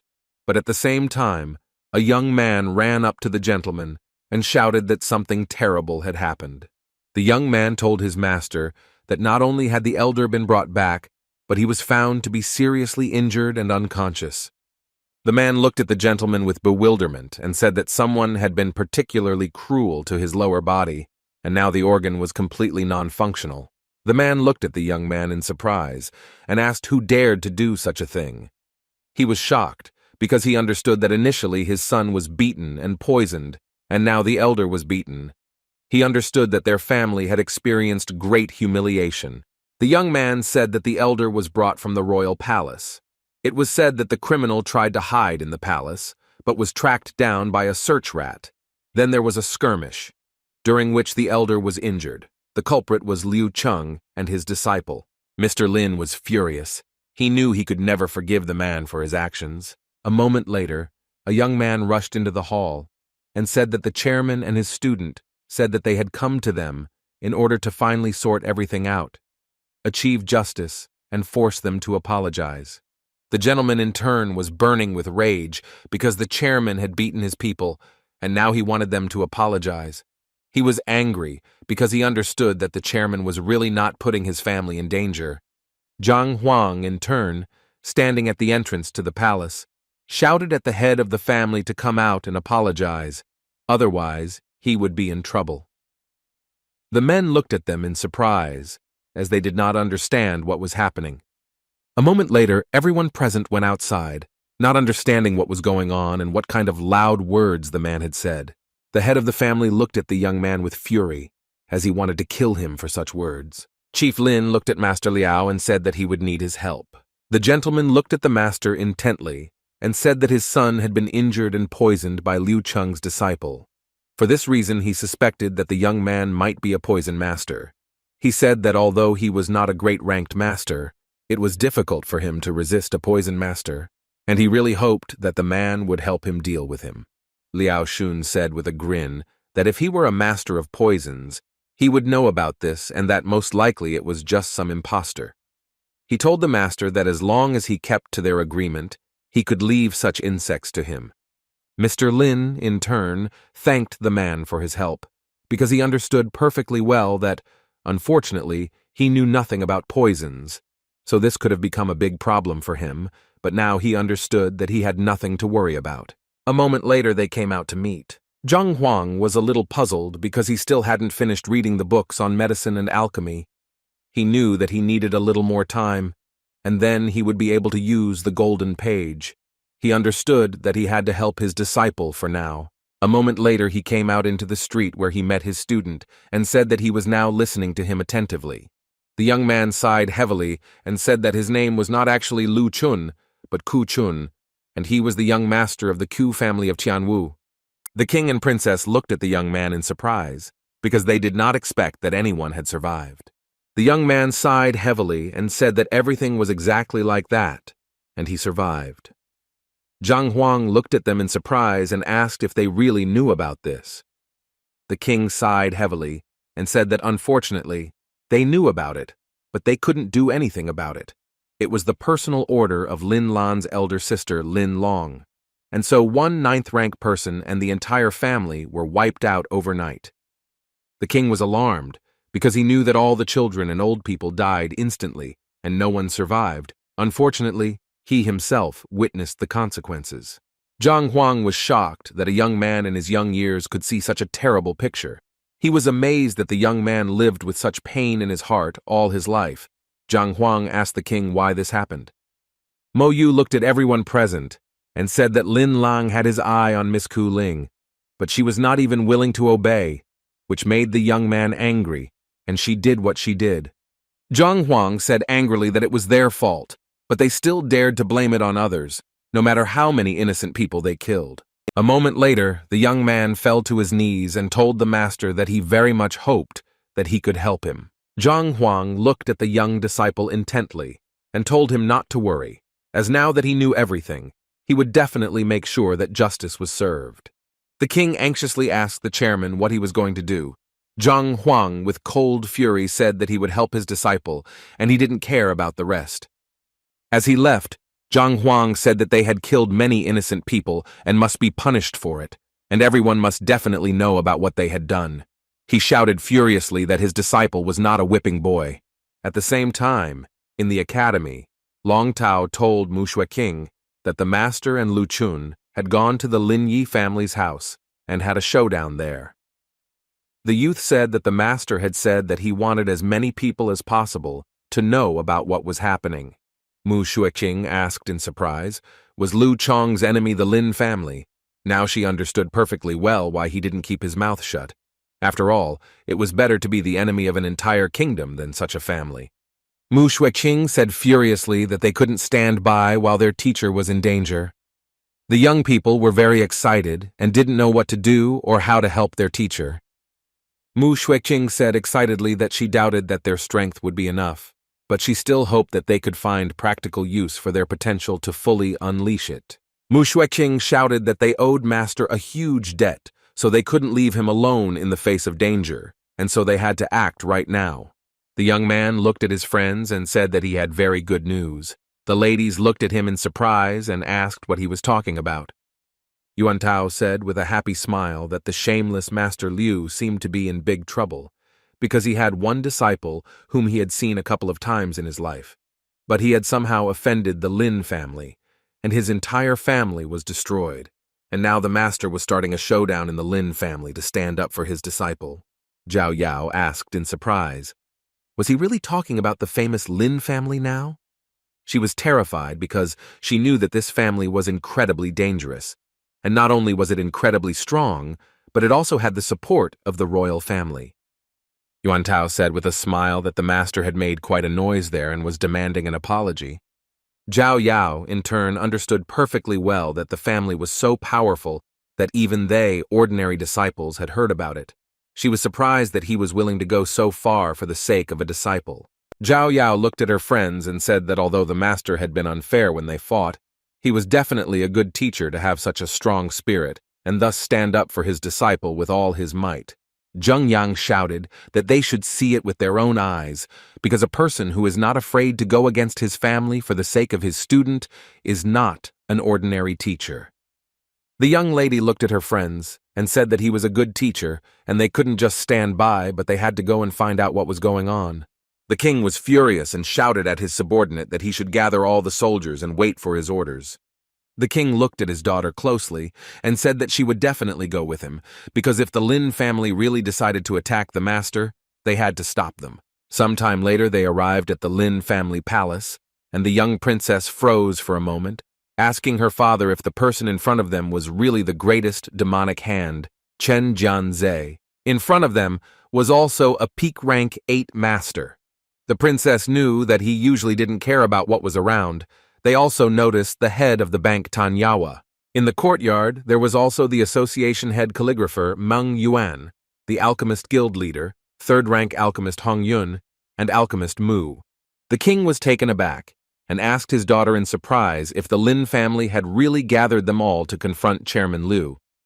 The young princess said that it seemed that was not the case and wondered if they needed so many people for that. A moment later, a young man approached the king and said that all the people had been gathered there to help the chairman. The king was shocked and could not believe what was happening.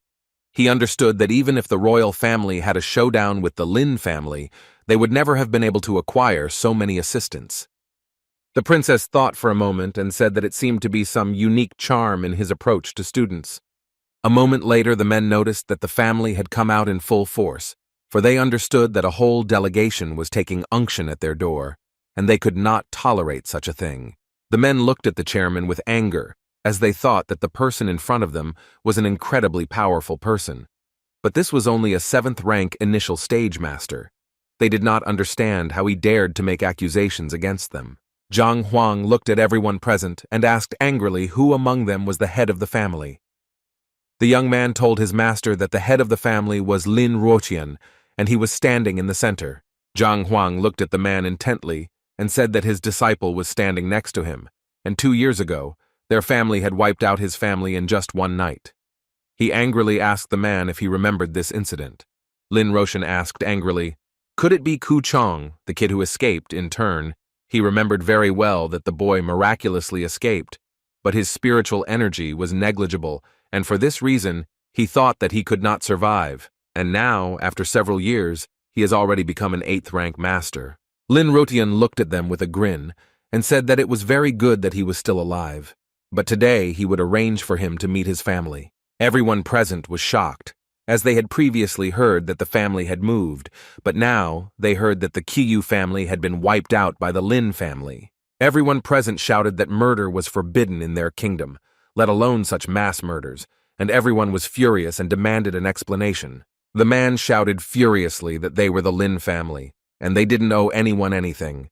Lin Ruotian said that the Qiyu family had colluded with the criminals who intended to kill the princess, but if no one believed him, then they could go directly to Xuanyuan. The young man shouted angrily that this was a blatant lie. Zhang Huang stopped his student and said that they could approach it differently. Zhang Huang looked at the head of the family and said that he admitted that he was involved in this. He said that he was now giving them several options to choose from. Zhang Huang said that the culprit would commit suicide or the entire family would be destroyed. The men laughed after hearing this, because they knew that no one could destroy them. Zhang Huang looked at them with fury and said that he understood that they were not satisfied with any of the options. Lin Ruotian looked at the man with cold fury and said that if he was so eager to die, then he would fulfill his wishes right now. The man shouted at his master not to waste time talking to him. The princess was surprised and looked at the elder of the Lin family, Lin Hu. The king said excitedly that the man was quite hot-tempered, and his fists were notorious, and he was also a master of the last stage of the 8th rank. The young people were excited. They didn't know if everything would be okay if their master Yang Feng said that they didn't have to worry, since the chairman was much more powerful. Yang Feng knew very well that although he had not seen Master in action, they were working on creating a pill, and he was facing the consequences of a possible explosion. He did not hesitate at all. Yang Feng knew very well that it was simply impossible for such a person to be a 7th-rank master. A moment later, someone from the crowd said that the battle was about to begin. The elder threw a scowl at the man with fury. The young man rushed into battle, defending his master, but he caught him and told him to rest now. A moment later, Zhang Huangsam rushed into battle.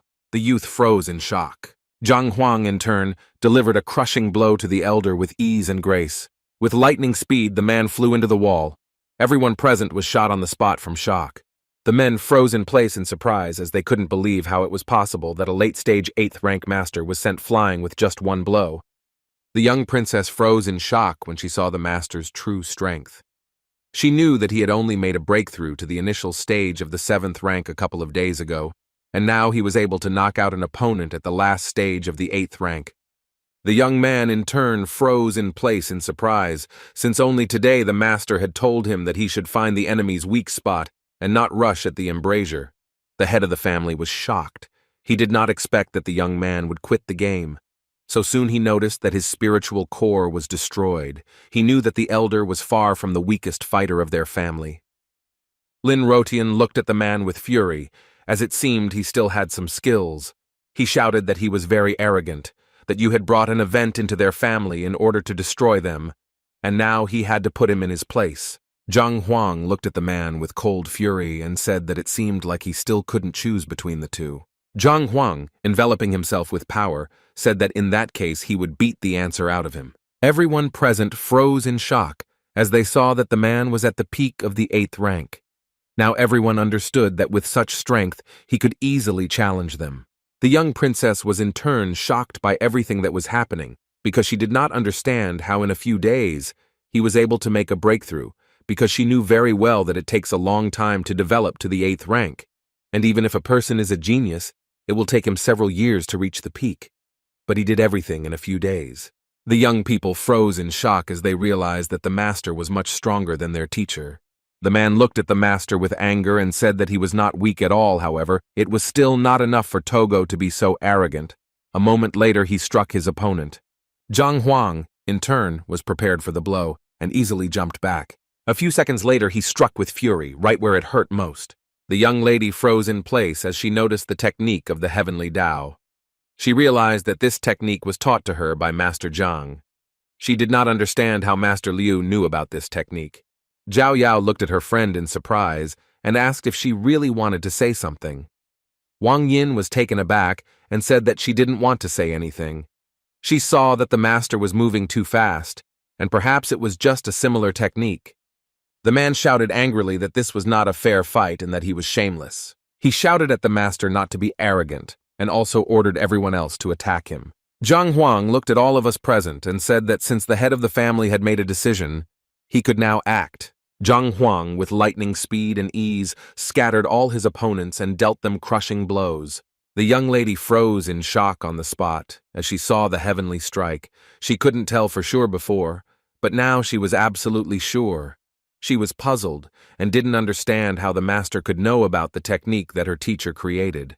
She thought for a moment, as she understood that as soon as her teacher left to train, Master Liu appeared, and from then on, whenever Master Zhang appeared, there would be no trace of Master Liu left.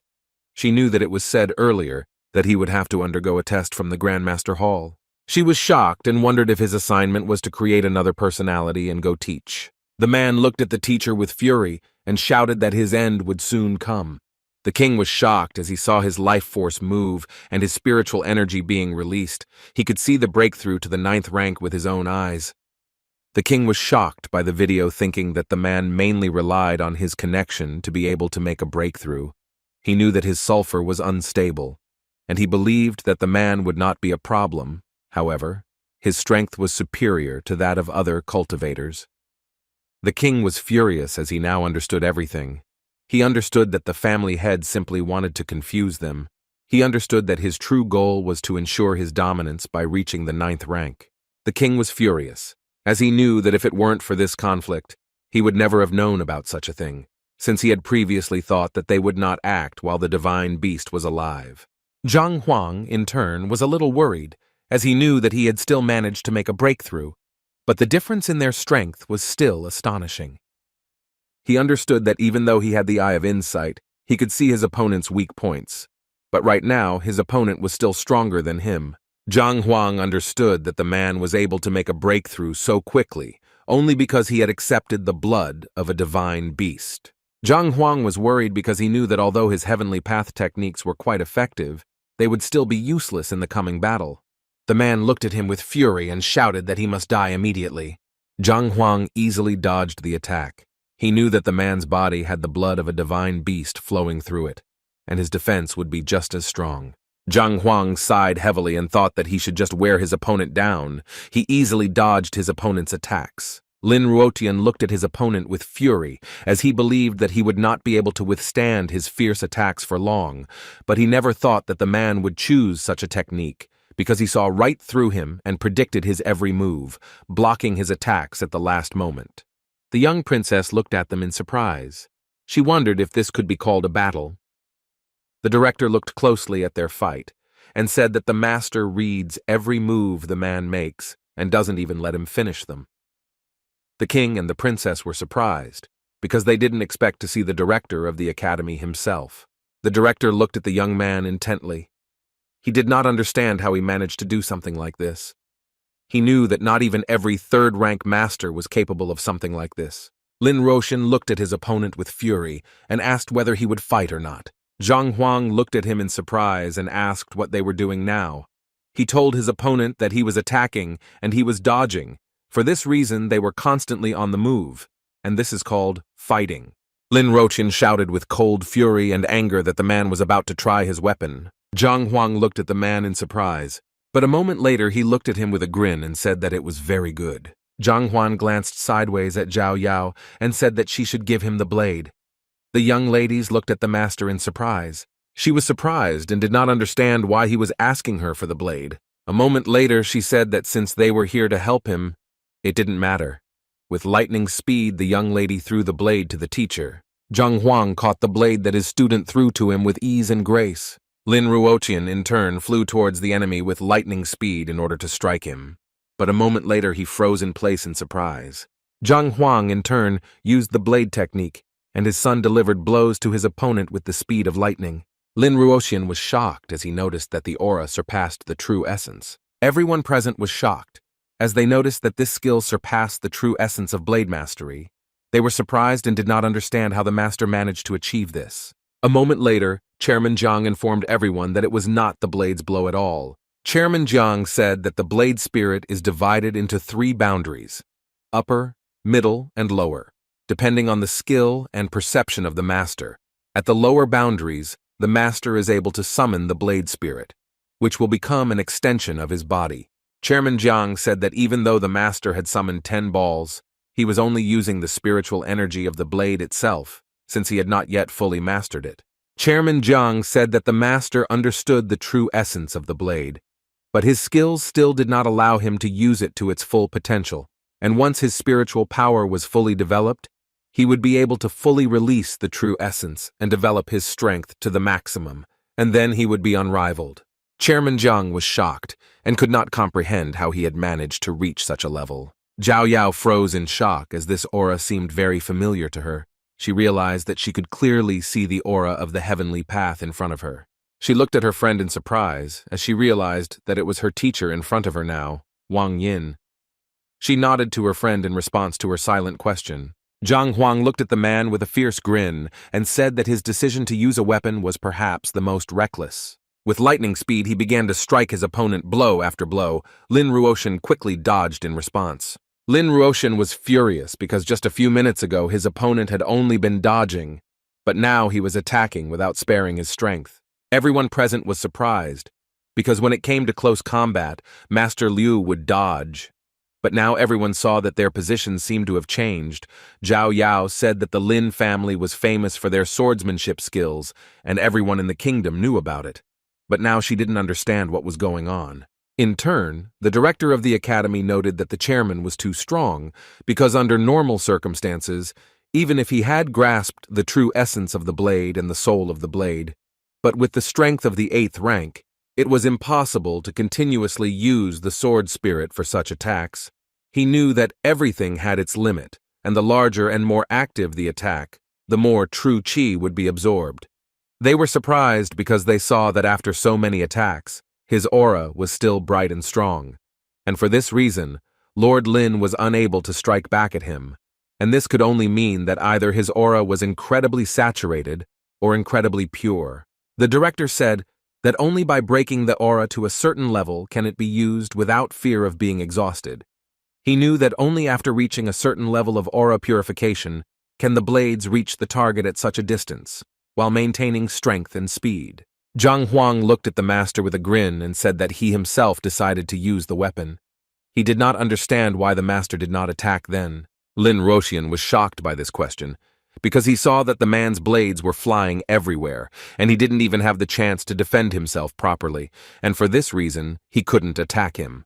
But in turn, the gentleman looked at the man with fury, as he understood that he needed to end the fight quickly.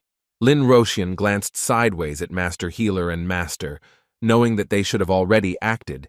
He shouted that if they poisoned the man, he would agree to all their conditions. Everyone present froze in shock as they saw the head of the poison hall and the Master Healer. The men were shocked and wondered if Mr. Liu was going to be poisoned. Liao Shun looked at the family's head with a grin and said that he would definitely remember his words. The young princess was alarmed and looked at her father and expressed her indignation. And alarmed, the king was furious, as he could not have imagined at all that this time the Lin family would decide to use poison. The man looked at his master in surprise and asked what they should do. He said that they should help the master, because if the master of poisons really decided to act, he would immediately petition the association to deal with the Red Lotus. Liao Shun looked at Liu Cheng intently and said with a smirk that he was impressed by his actions. But unfortunately, they were on opposite sides today. Lin Roshan, in turn, was annoyed by their conversation and wanted them to quickly deal with his opponent. Zhang Huang smirked and said to Master Healer that he was now more burdened than ever by the terms of the contract, but it seemed that he had the courage to bring Master Liao Yi to cause chaos. Master Healer was frozen in shock on the spot. Liao Shun smirked and said that he seemed to know about the contract. The healer froze in place in surprise, because he knew that only a few people knew about the contract. He thought for a moment and wondered if it was possible that Chairman Liu was Master Zhang. Liao Shun looked at the enemy with fury and said that even if he was familiar with the Master Healer, it did not change the essence. With the speed of lightning, he moved towards the enemy in order to strike him, but the gentleman healer stopped him with lightning speed. The young man looked at the healer in surprise, as he did not understand what he was doing. The healer, in turn, was puzzled and said that Master Zhang was in front of him now. Liao Shun looked at him in surprise and asked if he was sure that his words were true. The Master Healer sighed heavily and said that he was completely sure of it. Zhang Huang looked at them with a smirk and asked if the beast had been tamed. Lin Roshan was furious, shouting that they shouldn't listen to such nonsense and should just finish it off. Liao Shun directed his power at Lin Roshan with fury and told him to shut his mouth. Lin Roshan froze in shock as he didn't expect this. A moment later, Lin Roshan was enveloped in explosions. Before he could even move away from the explosions, he froze in place as he saw the master rushing towards him with fury in his eyes, ready to strike. Lin Roshan, in turn, called out to his master in surprise, while Liao Shun angrily shouted at the man to stop calling him by name. Liao Shun was completely consumed by his anger, and he knew that if he went against the Grand Master, he would not only lose his job, but also his life. He shouted that he would be doing everyone a favor if he destroyed him. Everyone present froze in place from shock, because they did not understand what was happening at all. They did not understand why the master suddenly changed sides and was hitting the family with his head. Zhang Huang looked at them intently, as he knew that Liao Shun was very cruel. Zhang Huang looked at the man intently and told him to stop. Liao Shun, in turn, obeyed the master with lightning speed and asked for forgiveness for being so rude to him because he did not know the whole story. Zhang Huang sighed heavily and said, "The man should stop saying such things, and he should move away." Liao Shun bowed obediently and moved away. The young princess, in turn, was puzzled by everything she saw, because she thought that the master would be defeated. She was perplexed, because she did not understand why the master of poisons so quickly changed his mind and became humble. In turn, Lin Roshan quietly cursed and told the master that he had forced him to take other actions. Lin Ruotian said angrily that he didn't want to use it because it would cost him a lot, but he had no choice now. With lightning speed, he used his power and struck the ground with fury. With a wicked grin, he looked at the master and shouted that he must die here and now. A moment later, the death formation enveloped the entire area. The men froze in shock and surprise on the spot, because this formation was of the 3rd rank, and it was left behind by Princess Lin Long. The king was shocked as he realized that this deadly information was ordered by the princess from the cultivator Xuan Yuan in order to prevent the destruction of the Lin family. The man laughed furiously and shouted that now it would be the end for everyone, because he understood that whoever dared to go against his family would be immediately executed.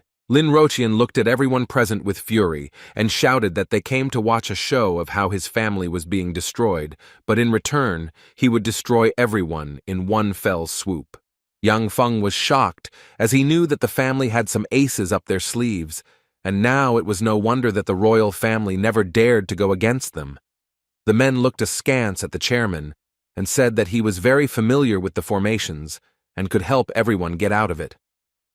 The chairman said, puzzled, that unfortunately he had no options, since a magical field of such a level was beyond his competence. The men sighed heavily and realized that they were facing death. Lin Roqian looked at everyone present with a fierce grin and said that they could not even think that they would get out of such a place, because only a third-rank cultivator could do it. Zhang Huang sighed heavily and said that he didn't think so. A moment later, Zhang Huang lightly kicked the ground, causing the ground around him to crack with a roar. A moment later, everyone clearly saw that the deadly formation was collapsing with lightning speed. And a few seconds later, it collapsed with a crash. The man froze in shock on the spot. He didn't understand what was going on at all. He knew perfectly well that even a fourth-rank magic caster wouldn't be able to destroy it so easily. A moment later, he remembered that Elder Lin had mentioned that Chairman Liu was able to destroy formations, but he was still puzzled because he couldn't believe such a thing. Everyone present froze in shock as the formation was destroyed with just one step. The chairman was surprised, because he understood that even ninth-rank practitioners were not capable of destroying such a formation in such a short period of time with just one move. He was surprised, and did not understand how a man was capable of such a thing. The king was shocked, because the man was able to destroy such information with just one move. Lin Roqian, in turn, understood perfectly well that he had to inform Xuanyuan about this, otherwise his family could be destroyed. He looked sideways at the territory, looking for an escape.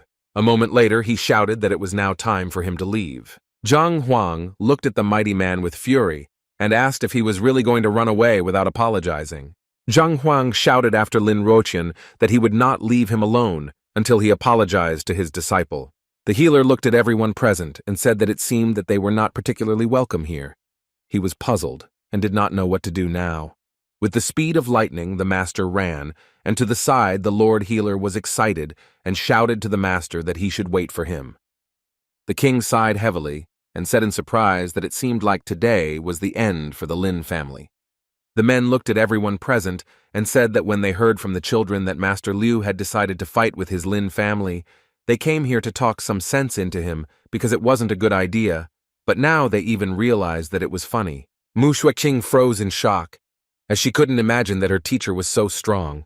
Mu Xueqing looked at her opponent intently, as she knew that her teacher might be strong, but Master Liu was much more capable than him. Zhao Yao glanced sideways at her opponent with a smirk on her face. A moment later, she showed her strength, and everyone noticed that she had reached the middle stage of the 8th rank. Mu Xueqing was frozen in shock on the spot, as she knew that her opponent was only at rank 6 a couple of days ago. She didn't understand how she managed to jump up several ranks so quickly. Mu Xueqing, in turn, sighed heavily, because she was dissatisfied with their second duel and thought that she could easily defeat her, having barely reached the 7th rank. She understood that her opponent was now much stronger. The men whispered among themselves in surprise and said that Master Zhang was simply a great teacher and that he was very quickly raising the ranks of his students. Lin Roqian, in turn, rushed with lightning speed wherever his eyes looked, but he still felt that he was being caught up with. He ran into the room with lightning speed because he knew that he needed longer. A moment later, he activated the panel. The man was furious as he knew that the entire royal family and everyone present would pay for such a humiliation of his family. A moment later, he wrote the message, but suddenly froze for a moment, as he heard some kind of rumble. He was excited and did not understand why none of the formations worked. A few seconds later, the master entered the room.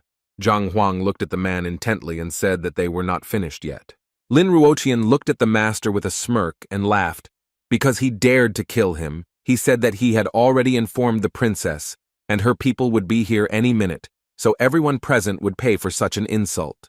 Zhang Huang looked at the man and asked if he really meant to say that as long as they didn't touch his princess, he wouldn't do anything to them. Zhang Huang looked at his disciple intently and said that there was poison circulating in the man's body right now, and it had blocked his powers for a while, and now he had to decide what to do with the master. Zhang Huang told the disciple that once he finished, he could find him at the academy. As Zhang Huang left, he told Liao Xun to stay with Lu Chun and help him. The man bowed and said that he would certainly do everything. Lin Ruotian was furious. Zhang Huang slowly walked outside and thanked everyone present for coming to his rescue. Zhang Huang looked at everyone present and said that he was very grateful to them, and for this reason, in the future, he would personally give them some guidance as a thank you. Everyone present froze for a moment in surprise. Sometime later, the young man bowed and thanked his master, because he understood perfectly well that he was able to take revenge only thanks to his teacher, and now he finally found a reason to live on. For a long time, he asked his master to accept his gratitude. The master sighed heavily and asked his disciple to stand up. Zhang Huang looked at his disciple intently and said that he could now tell him why the Lin family had destroyed his family. The youth said without looking up that the teacher had long ago realized that the Lin family did this to his family, not because of that incident, but because of their family heirloom. Zhang Huang looked at him in surprise and asked what he was talking about. Lu Chun said that they wanted to get the ancestral scripture volume. Lu Chun said that the relic was not of great value, but there were records written by Master Confucius himself. Lu Chunyi asked, "Is he really talking about the outstanding master who founded the Master's Hall?" Zhang Huang looked at the disciple intently and asked if his ancestors were familiar with such a great master. The young man sighed heavily and said that unfortunately, he did not know such details. He had never even seen these scriptures, and only his father had mentioned something about them. Lu Chun told his master that these scriptures were not hidden in his house, but were safely hidden in the mountains. He told his master that if he was interested in such writings, he could get them for him. Zhang Huang said with a smile that even though they were valuable, he didn't need them.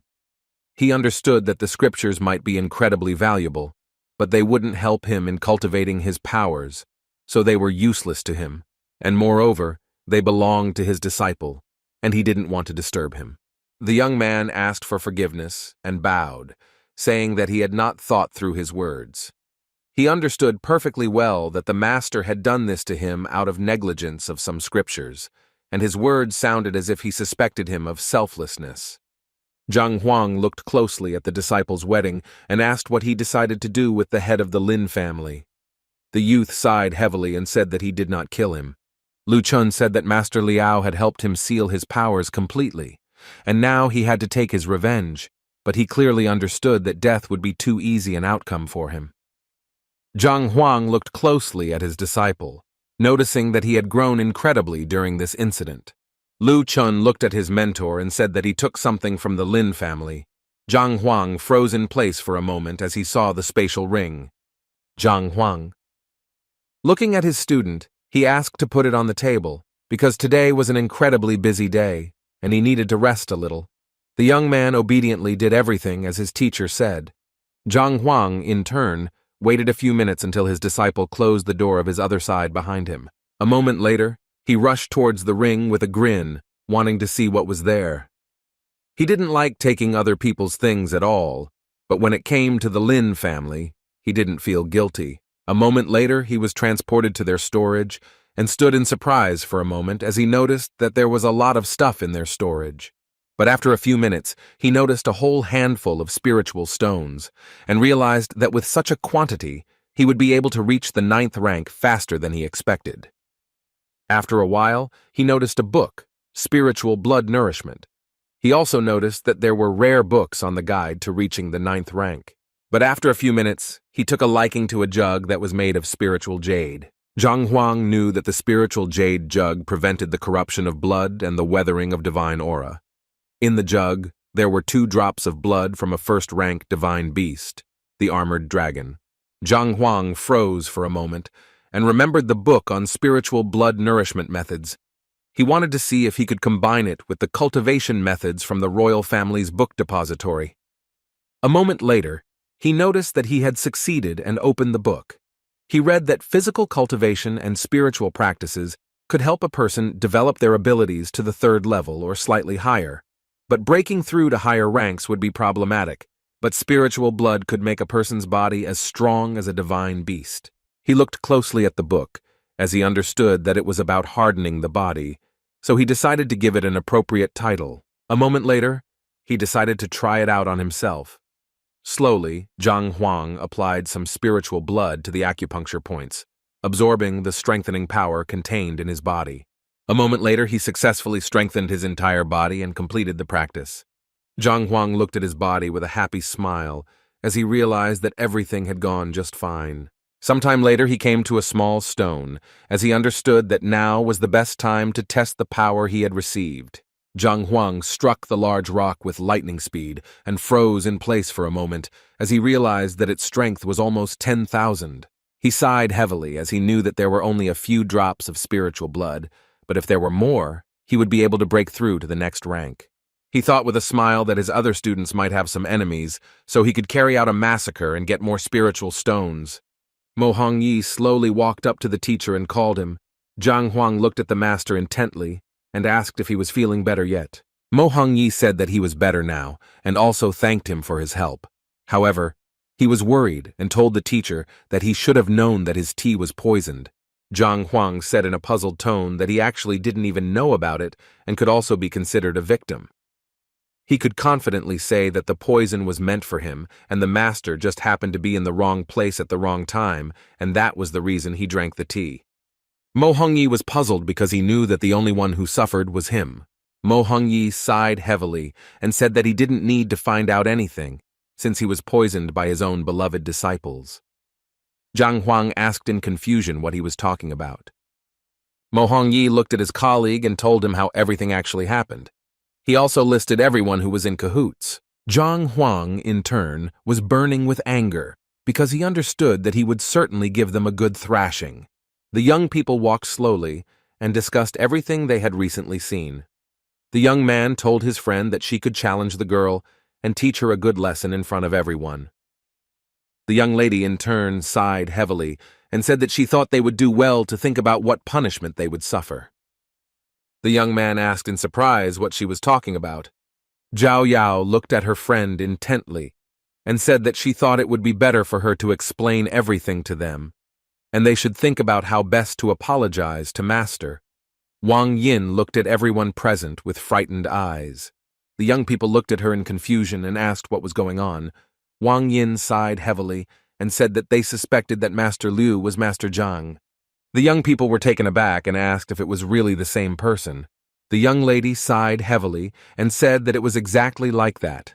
The examples he showed in the battle with the Lin family were exactly the examples he taught her, and she was confident in this. And when he received the blade from Zhao Yao, he used the heavenly path technique. The young men looked at each other as they realized that they had tried to poison their own teacher. They thought for a moment and decided that it would be better for them to just pretend that they didn't know anything and apologize to the teacher. But a moment later, the young ladies were taken aback as they heard the ringing of a bell. Zhao Yao anxiously said that it was from the master's hall. The ringing was an alert for all the masters, and they needed to come to the hall. Zhao Yao anxiously told everyone present that they needed to go to the master's hall, as their teacher should be there. The king said worriedly that the call was coming from the master's hall. The princess, looking at her father, said that they needed to go there and find out what was going on. Mo Hongyi looked at his colleague closely and said, "It seems like they are being called, and for this reason, they need to quickly go and capture their disciples." The man asked the deputy with concern what had happened, because he did not understand why the association had sent 4-star masters to them. The men were alarmed because they did not know what was happening. Master Fan sighed heavily and said that they already knew about it. Master Ling asked if Master Yang was still in Wangcheng. He knew that they might have come to visit him. Jiang Shu said that he was in the city, but he was not always at home, and if they wanted to visit him, he should let him know in advance. A moment later, the man informed the masters that Master Zhang and Mo Hongyi were currently waiting in the examination room to finish the assessment in advance. Jiang Shu was momentarily stunned, knowing that only a few days had passed. He asked everyone present in surprise if they had already reached the student's disposition in a certain mark. The men looked at each other, as they wanted to see what progress the masters had made. Master Ling Yuheng said that it was a very good idea, however, if they knew that they were 4-star masters, It might affect the outcome due to such news, so he asked Jiang Shu not to tell anyone about it. A moment later, the masters entered the hall. Everyone was discussing them very loudly. The men were delighted and surprised by the skills of the masters, because in a short time they were able to give their students useful advice, and they, accordingly, made great progress. But everyone present was surprised, because they did not understand why the teachers brought their students. Jiang Shu looked at the masters intently and asked who wanted to go first. Zhang Huang smiled and told the master to let him go first. Mo Hongyi looked at his disciples and told them to go out and show what they were capable of. The princess looked at the masters intently, as she understood that Zhang Huang and Mo Hongyi were in front of her now. Everyone present whispered and wondered if the test was not to measure the level of disposition. They noticed that none of them had yet reached the state of mind, and for this reason everyone wanted to see what would come of it. Mo Hongyi breathed a sigh of relief as he realized that he had passed this level. He knew very well that he would become a master. Master Lin Yuheng said with a smile that the young master definitely had potential. He could be called a kind of genius. Even in the kingdom, he was able to stand on par with the famous masters. Jiang Shu looked at the master intently and said that it was his turn now. Zhang Huang asked with a smile if it was necessary for the loyalty of at least one disciple to reach 40%. Zhang Huang looked at the young man closely and said that he could go. He knew that sometimes it was better to start with something small. Master Fan looked at the master intently, as he saw that he looked quite confident, but he still knew that they were about to see what his disciples thought of him. Master Lin Yuheng said that a few years ago, there was a similar method of testing the qualifications of masters, and the most talented master achieved the highest mark of 65%. Master Fan said with a smile that this was the level of loyalty that people showed to their relatives. He understood that if a person could achieve such results in a short period of time, then he could be considered a genius. Master Fan said, with a smile, that those who could break the record would have the right to stand in the same ranks as the great masters. A moment later, the men looked at the board in surprise as they saw another 62%. Zhang Huang looked at the man intently and asked if he had passed. Jiang Shu in turn said that it was true and he had passed, but also asked if his best students weren't Mu Shuiqing and Lu Chun. A moment later, the young man told his teacher that he wanted to try. Zhang Huang sighed heavily, as he wanted to just pass the exam without revealing his main trump cards, but he still allowed the student to take the test. A moment later, a young man slowly entered the room. Master Fan looked at the chairman in surprise and asked why he decided to call this disciple. The chairman said, with a smile, that they should just watch the spectacle. A moment later, everyone was taken aback and froze in shock on the spot, because they did not understand how something like this could happen. Because they saw that the master's disciple was 99% loyal to him, they were shocked, and after all, the disciple was absolutely devoted to his teacher and was even ready to sacrifice himself for the master. Master Lin Yuheng was shocked, as he saw before him direct proof that a disciple was so devoted to his teacher that he was willing to die at his command. Master Fan, in turn, truly thought that his strength was inferior to those geniuses, but he could not think that Master simply did not want to send his best disciple. He was amazed that it only took Master a few days to earn such loyalty. Everyone present whispered among themselves, as they were amazed by the result, and they wondered how they could call him an ordinary master after what they had seen. The chairman looked at everyone present with a smile and said that since they had successfully passed the exam, they could no longer waste time on each other. He looked closely at the masters and said that they could return to their true forms. A moment later, the young men listened to the advice and revealed their true forms. Everyone present was shocked, because they did not expect to see something like this. Yang Feng in turn was taken aback and said that in his entire life he had admired two people, but as it turned out, it was the same person. The young people froze in shock, because they now understood who their teacher was.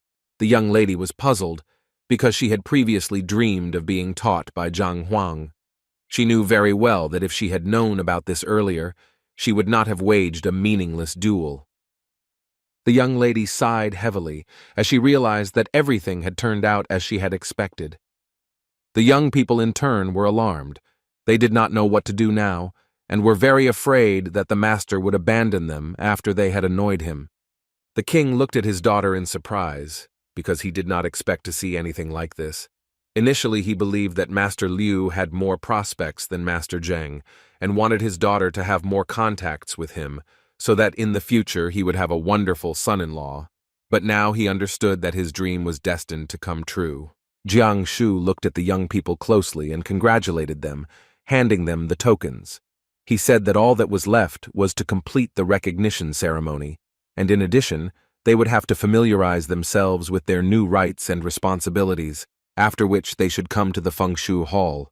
Zhang Huang, walking slowly behind the chairman, noticed the statue and recognized the old man. He looked at the chairman intently and asked who this shameless old man was.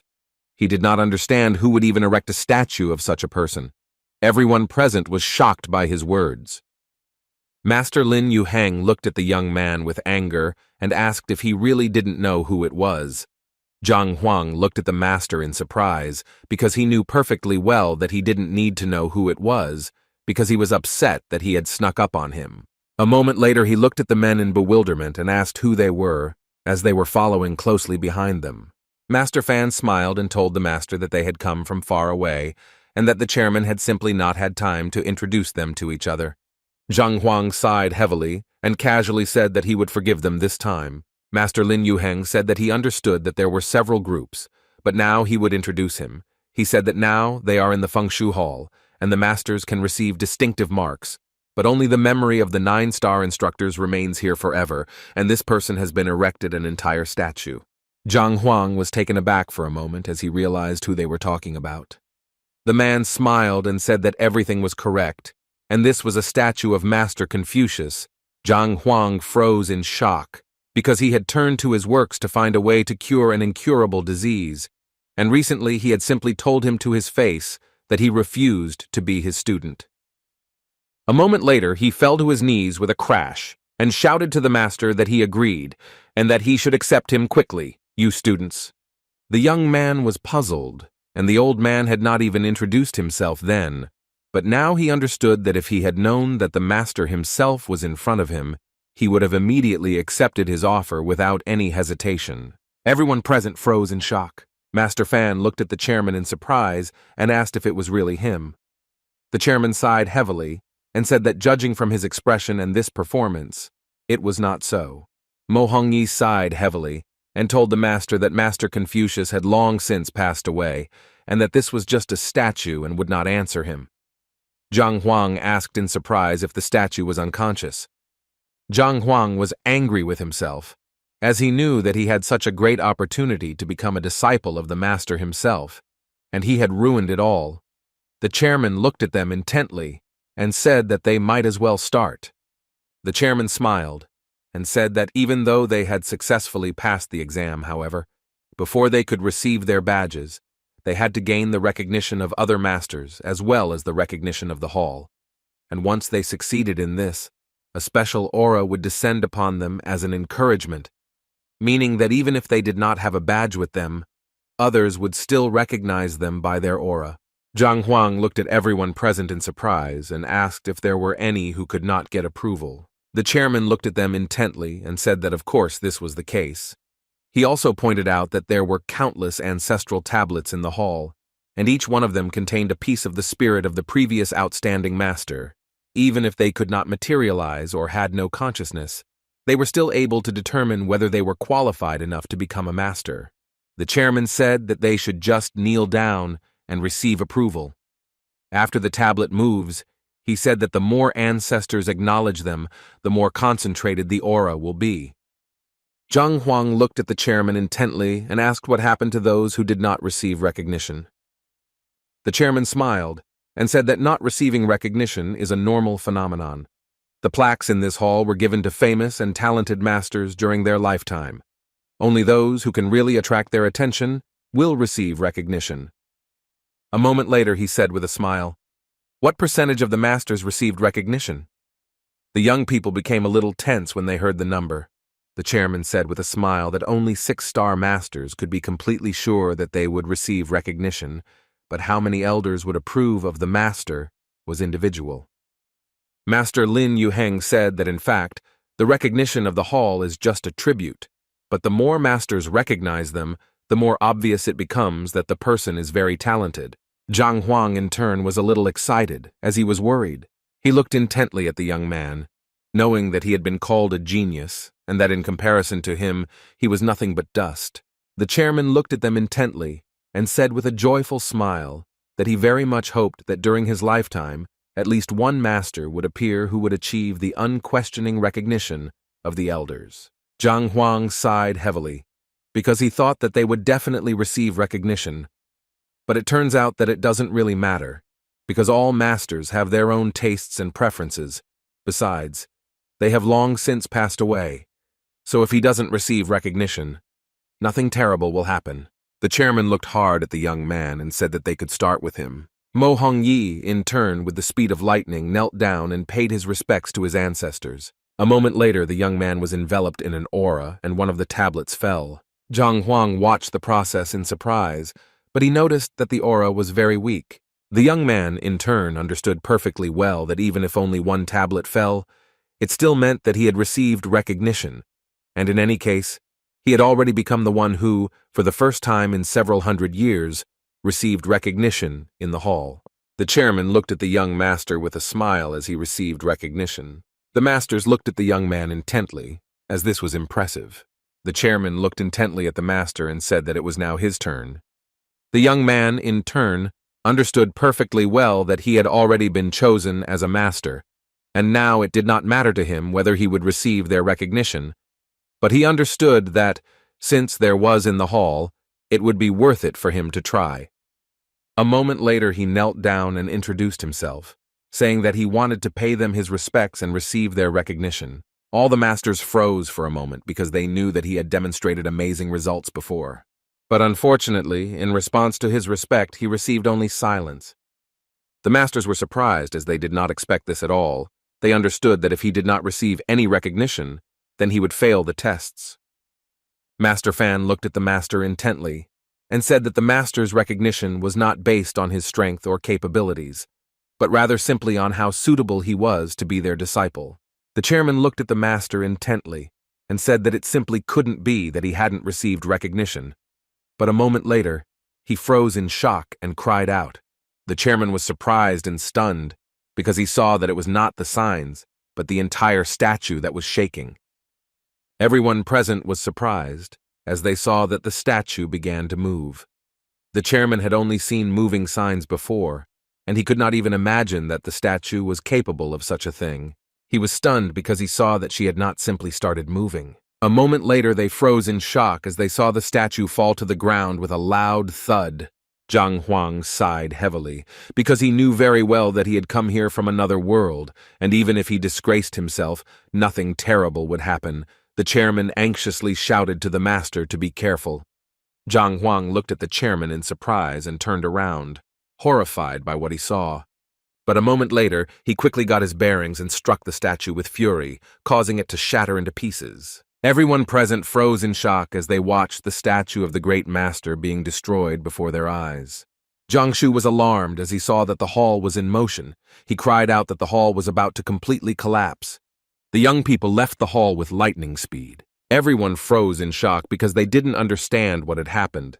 The chairman looked at the master with tears in his eyes, for he knew that others had received approval or not, but now the statue had been destroyed, and the whole hall had collapsed before their eyes. The men looked at the master intently. They were puzzled and did not know how to react to this. Zhang Huang looked at the chairman intently and asked if he had received the confession. The man was taken aback, not knowing what to answer. The man was furious because he knew that the master had destroyed part of the statue, after which the entire hall was in ruins. He sighed heavily and said that he did not know if this could be considered a confession. Zhang Huang sighed heavily. He was of course not upset about not being acknowledged, but he still wondered what the statue's fall meant. He thought for a moment, as he thought that the master was taking revenge on him for refusing to become his disciple. The chairman looked closely at everyone present and said that they should not tell anyone what had happened. The chairman looked at the master intently and said that it would be fine even if he did not receive recognition, since he had become a second-rank master. Zhang Shu looked at them intently and said that teaching means guiding them to the path of truth and dispelling all doubts, and now they, as masters, bear responsibility for this, and they must make people better. Jiang Shu looked at them and said that they thought they were living in a peaceful time where every profession was respected and needed. But in fact, it was not always like that. In the times when the great master lived, humans were not the only creatures on the continent, because there was another powerful alien race. These were creatures of incredible power. Each of them was born with a power higher than the 9th rank, and as soon as humans caught their eye, they immediately became their slaves. Eventually, the great master led humanity, and together they managed to destroy those creatures. In order to develop the powers of people, he founded the Hall of Masters and trained absolutely everyone who wanted to, and all this was done so that people would become stronger and be able to protect themselves. The young man froze for a moment, as he had read many books, but none of them had the slightest mention of this. He was surprised, because he could not think that such races could ever exist that were already born with such power. Jiang Shu looked at them intently and said that the reason why the master did not acknowledge the poison mastery was because they were on the side of those creatures back then. Zhang Huang sighed heavily, as he knew that it was no wonder, after all, poison masters were indeed terrifying. But he knew that they were not reckless, so there was no need to constantly avoid them. The chairman looked at the masters intently and said that they were now 2nd-rank grandmasters, and that this matter was already in the past. After all, those creatures had long been dealt with, so they did not need to worry about such things. He looked at them intently and said that it was because of the knowledge they imparted to the people that the masters had a high and respected position in society. He said that if he found out that any of them had broken the rules or were behaving inappropriately, he would need to take appropriate action. He looked at them intently and said that that was all he wanted to tell them, and that they could now move into the living room so that he could introduce them to the grandmasters. Grandmaster Kang Gantang looked at everyone present and said that it seemed like everyone was aware of this incident. He hoped that they would make every effort to resolve it. The man, in turn, assured the head that they would do everything possible to find worthy ones, and they would not tarnish the reputation of the International Alliance Masters Hall. He also said that they learned that some genius master had appeared in the kingdom, and therefore they had already sent people there. Grandmaster Kang Gantang looked at everyone present and said that they needed to prepare and monitor the situation, because they were going through a difficult time right now, but now was the time to show everyone what they were capable of. Grandmaster Kang Gantang, in turn, stood up with lightning speed. As he heard some noise, the master informed him that the noise was coming from the hall. He was alarmed and said that they needed to quickly check everything. Grandmaster Kang Gantang asked anxiously if this was a sign that they had been rejected. The masters looked at him in surprise and asked what he was talking about. Grandmaster Kang Gantang said that after successfully passing the exam, masters try to gain recognition from the ancestors, because this is a great honor, and therefore they all know that every teacher can choose a student, and every student can choose a teacher. Grandmaster Kang Gantang said that since a master can recognize a disciple, he can also be rejected. The man said anxiously that this is not only a great honor, but also an opportunity to obtain an incredible aura that can further develop your abilities. He did not understand who in their right mind could refuse such a thing. Grandmaster Kang Gantang said angrily that absorbing this aura actually meant inheriting the elders' ideas and ideals. He didn't understand what kind of genius would simply refuse to accept the elders' offer of friendship and cooperation. The men said they could only dream of such an opportunity. They were perplexed and did not understand who could refuse and how such a thing could happen at all. Grandmaster Kang Gantang said that all the tablets were now grieving, which meant that all the elders had recognized the same person, but in the end they were all rejected. Everyone present was alarmed. They did not know how this was possible, because nothing like this had ever happened in history. Grandmaster Kang Gantang looked at the master intently and said that he must know about this incident. It definitely happened within the Alliance, otherwise nothing like this would have happened. He knew that if they could get a genius who had received recognition from the elders, it would cause a furor. A moment later they noticed that the Confucius tablet was shaking. All those present froze in shock, because the most honorable master received a refusal. Jiang Shu said that masters should look at the world more broadly, lift up not only the form, but also the essence of things, respect and memory of the greenhouse in their hearts, not in the tablets. He looked at the master with a smile and told him not to worry, since the hall knows how to restore the tablets, and very soon everything will be reconstructed. Zhang Huang understood very well that all the masters he knew did not care about themselves and behaved like ordinary people. Zhang Huang thought for a moment, and remembered how he expressed himself in his other personality. He thought that he should choose something less flashy. A moment later, the chairman introduced the fourth-rank grandmasters to the young people. The young masters were taken aback, as they did not expect to hear such a thing. Master Fan said with a smile that they were very talented and would soon achieve success, so they did not need any formalities.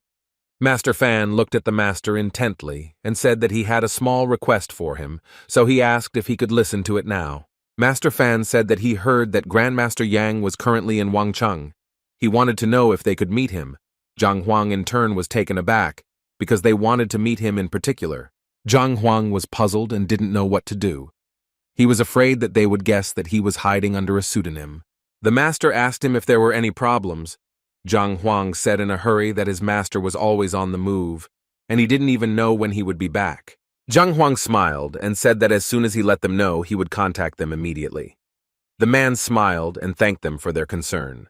Master Fan looked at the young people and said that since they had passed the exam successfully, they could get straight to the point. Master Fan said that they found Zhang's results astonishing and had come to verify that this was the case, and they also needed his help. The chairman smiled and said that since they needed help, they would certainly help them. Master Fan thanked them and said that even if they didn't know anything about the alliance's status on the continent, he thought that they would have at least heard mentions of something like that. He said that they were probably familiar with the classification of kingdoms, unranked kingdom, second-rank kingdoms, first-rank kingdoms, and titled kingdoms. All kingdoms are under the control of the alliance. The alliance sounded quite loud, but in reality the kingdom was acting alone, which made them much weaker. For example, the Minsa Empire, regardless of the number of masters, they were much more economically developed. Of course, everyone has their own masters' halls, which are controlled by the scale, and in order to determine the best and to diversify the abilities of the masters, the alliance holds a masters competition, and the winner receives very generous rewards.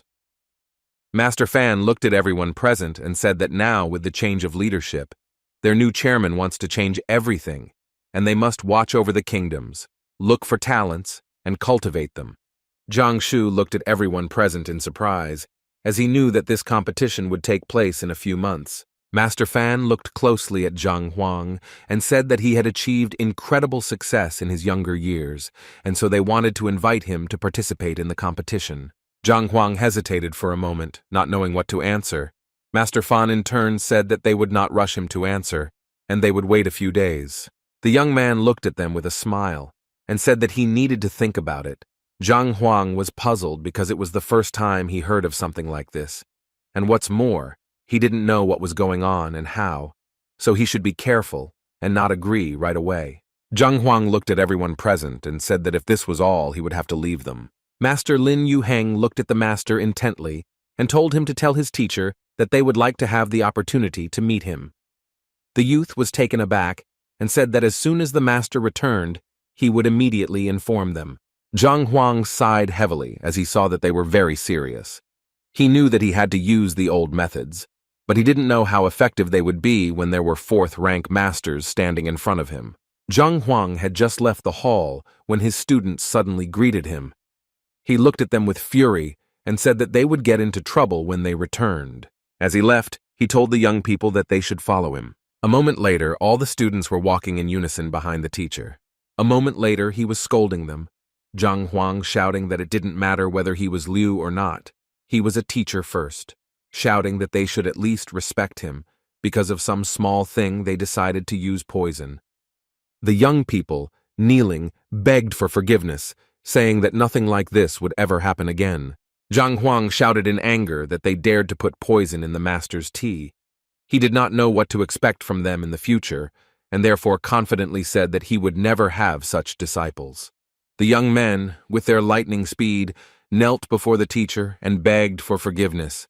They begged him to give them another chance. Zhang Huang looked at the students with cold fury and said that they should remain in their seats, and when they realized what they had done, then they would speak for themselves. A moment later, he looked at the young men closely and said that they had been in a relationship, master-student, where he had to hide his true identity. He said that now that he had ended his identity, their relationship was also ended, but he could still show them the exercises by which they could reach the highest rank. But that was all. The young lady was shocked by this statement, but the teacher said that all good things must come to an end. And even if they were no longer his students, they should continue to train hard and not slack off from work. Mu Shuiqing shouted to the teacher that she wanted to follow him further. He looked at her in surprise and said that she was the daughter of an alchemist. He did not understand how she was going to fulfill her duty if she decided to follow him. Zhang Huang looked at the young lady intently and said that if she really wanted to follow him, she should settle all matters with the alchemist, and only then could she come to him. A moment later, the girl knelt before the teacher and thanked him for his kindness, help, and guidance. Zhang Huang froze in surprise on the spot as he saw another book. He looked closely at the young girl as he had been guiding her and teaching her fencing and various techniques. He could not have imagined that now, when it was time to temporarily separate, he would be able to obtain another golden book after her sincere words of gratitude. Lu Chun, in turn, also knelt before the master and said that he was left completely alone in this world, and therefore would follow the teacher anywhere. Zhang Huang sighed heavily and looked at the young man with a puzzled expression, as he knew that with his temperament, no amount of reasoning would help. A moment later, he finally agreed to take him on as a disciple.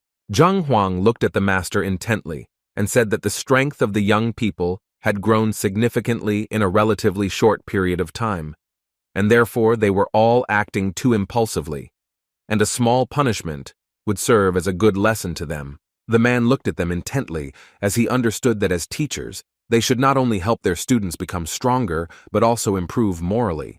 He saw that the master was punishing his students, but at the same time this was a great opportunity to teach them a great lesson. Zhang Huang. The next day, he began the plan to fool the two fourth-rank masters. In turn, he was well aware that he would need a lot of knowledge. He slowly absorbed the knowledge from the Golden Book, but unfortunately this knowledge weighed heavily on his head.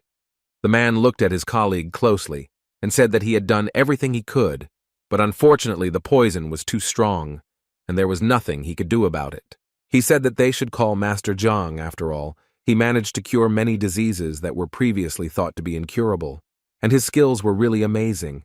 Perhaps he would be able to do something about a case like this. The man was furious. He shouted that their doctor was poisoned by one of Zhang's disciples, and he must be in cahoots with the master of the poison hall. The healer was furious, because he knew that the master was famous, and also the greatest healer in the guild, and he did not understand at all why he would do something like this.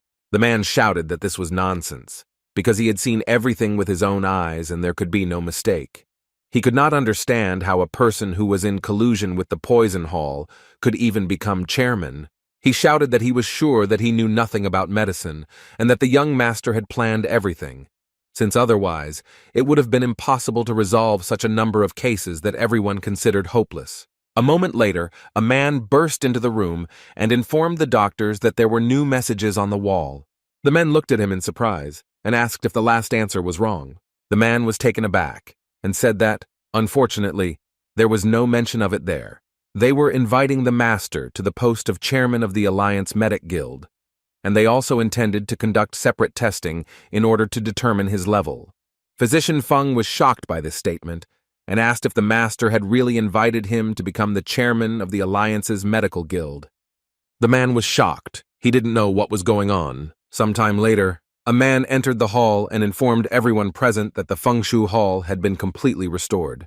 Master Fan thought about it, because he knew that the statue had started to move, and all the tablets had also started to shake. He was excited, because nothing like this had ever happened before. He looked at Master Ling Yi and asked if he had figured out what was going on. Grandmaster Lin said that he had previously thought that this might have happened because Master Zhang had asked for confessions. However, the 9th rank master had once hoped to become Confucius's disciple, but was rejected by him.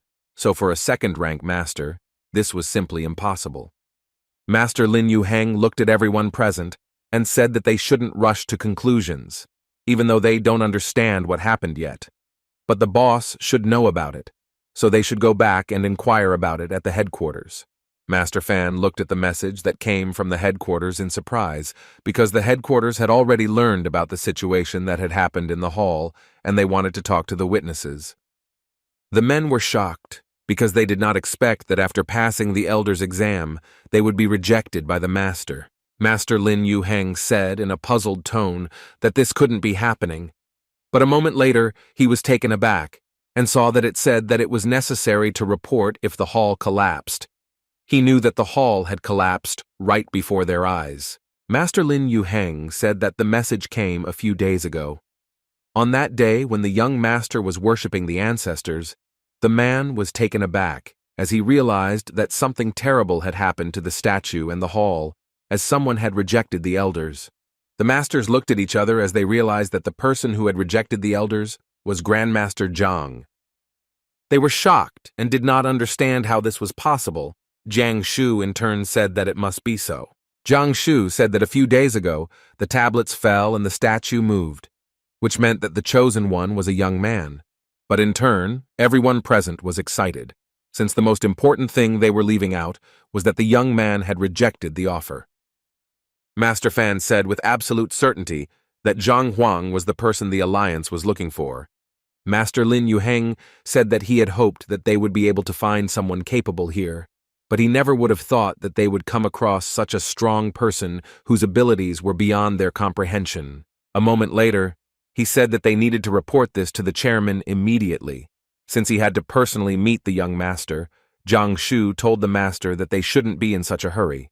Jiang Shu said that the appearance of the chosen master was a shock to them, and if this news leaked out, he was afraid that a lot of trouble would arise, and what's more, the young man had refused the master himself, and this could not be called a reason for pride. Master Fan looked at everyone present and said that Chairman Jiang was right, and they should report this to the chairman personally, because the fewer people knew, the better. They discussed the matter for some time and decided what to do. Some time later, the young man was walking about his business. He hoped that Master Ling or Master Su would accept him as a disciple. He understood that in that case, he could catch up with Zhang in strength, or even surpass him. Some time later, he came to the hall where he wanted to meet the masters, but unfortunately, he was told that they were not there. Some time later, the young man sat and filtered all the knowledge in his head, as he knew that the Book of the Heavenly Path was really impressive, and it helped him a lot. For a moment, he thought that it wouldn't hurt to take on more students because that way he could get more books. Sun Qian entered the young master's room and said that they wanted to meet him, and the men had been waiting for him since the morning. He looked at the master intently and said, "The men came from the Grandmaster Hall, Su Fang and Ling Yu-heng." Zhang Huang, in turn, was taken aback by the shock.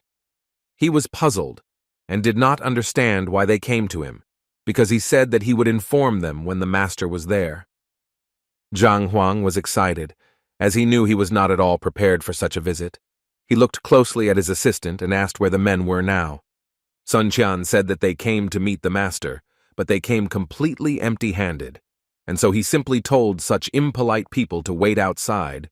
Sun Qian said that if they were not masters, he would have driven them away long ago.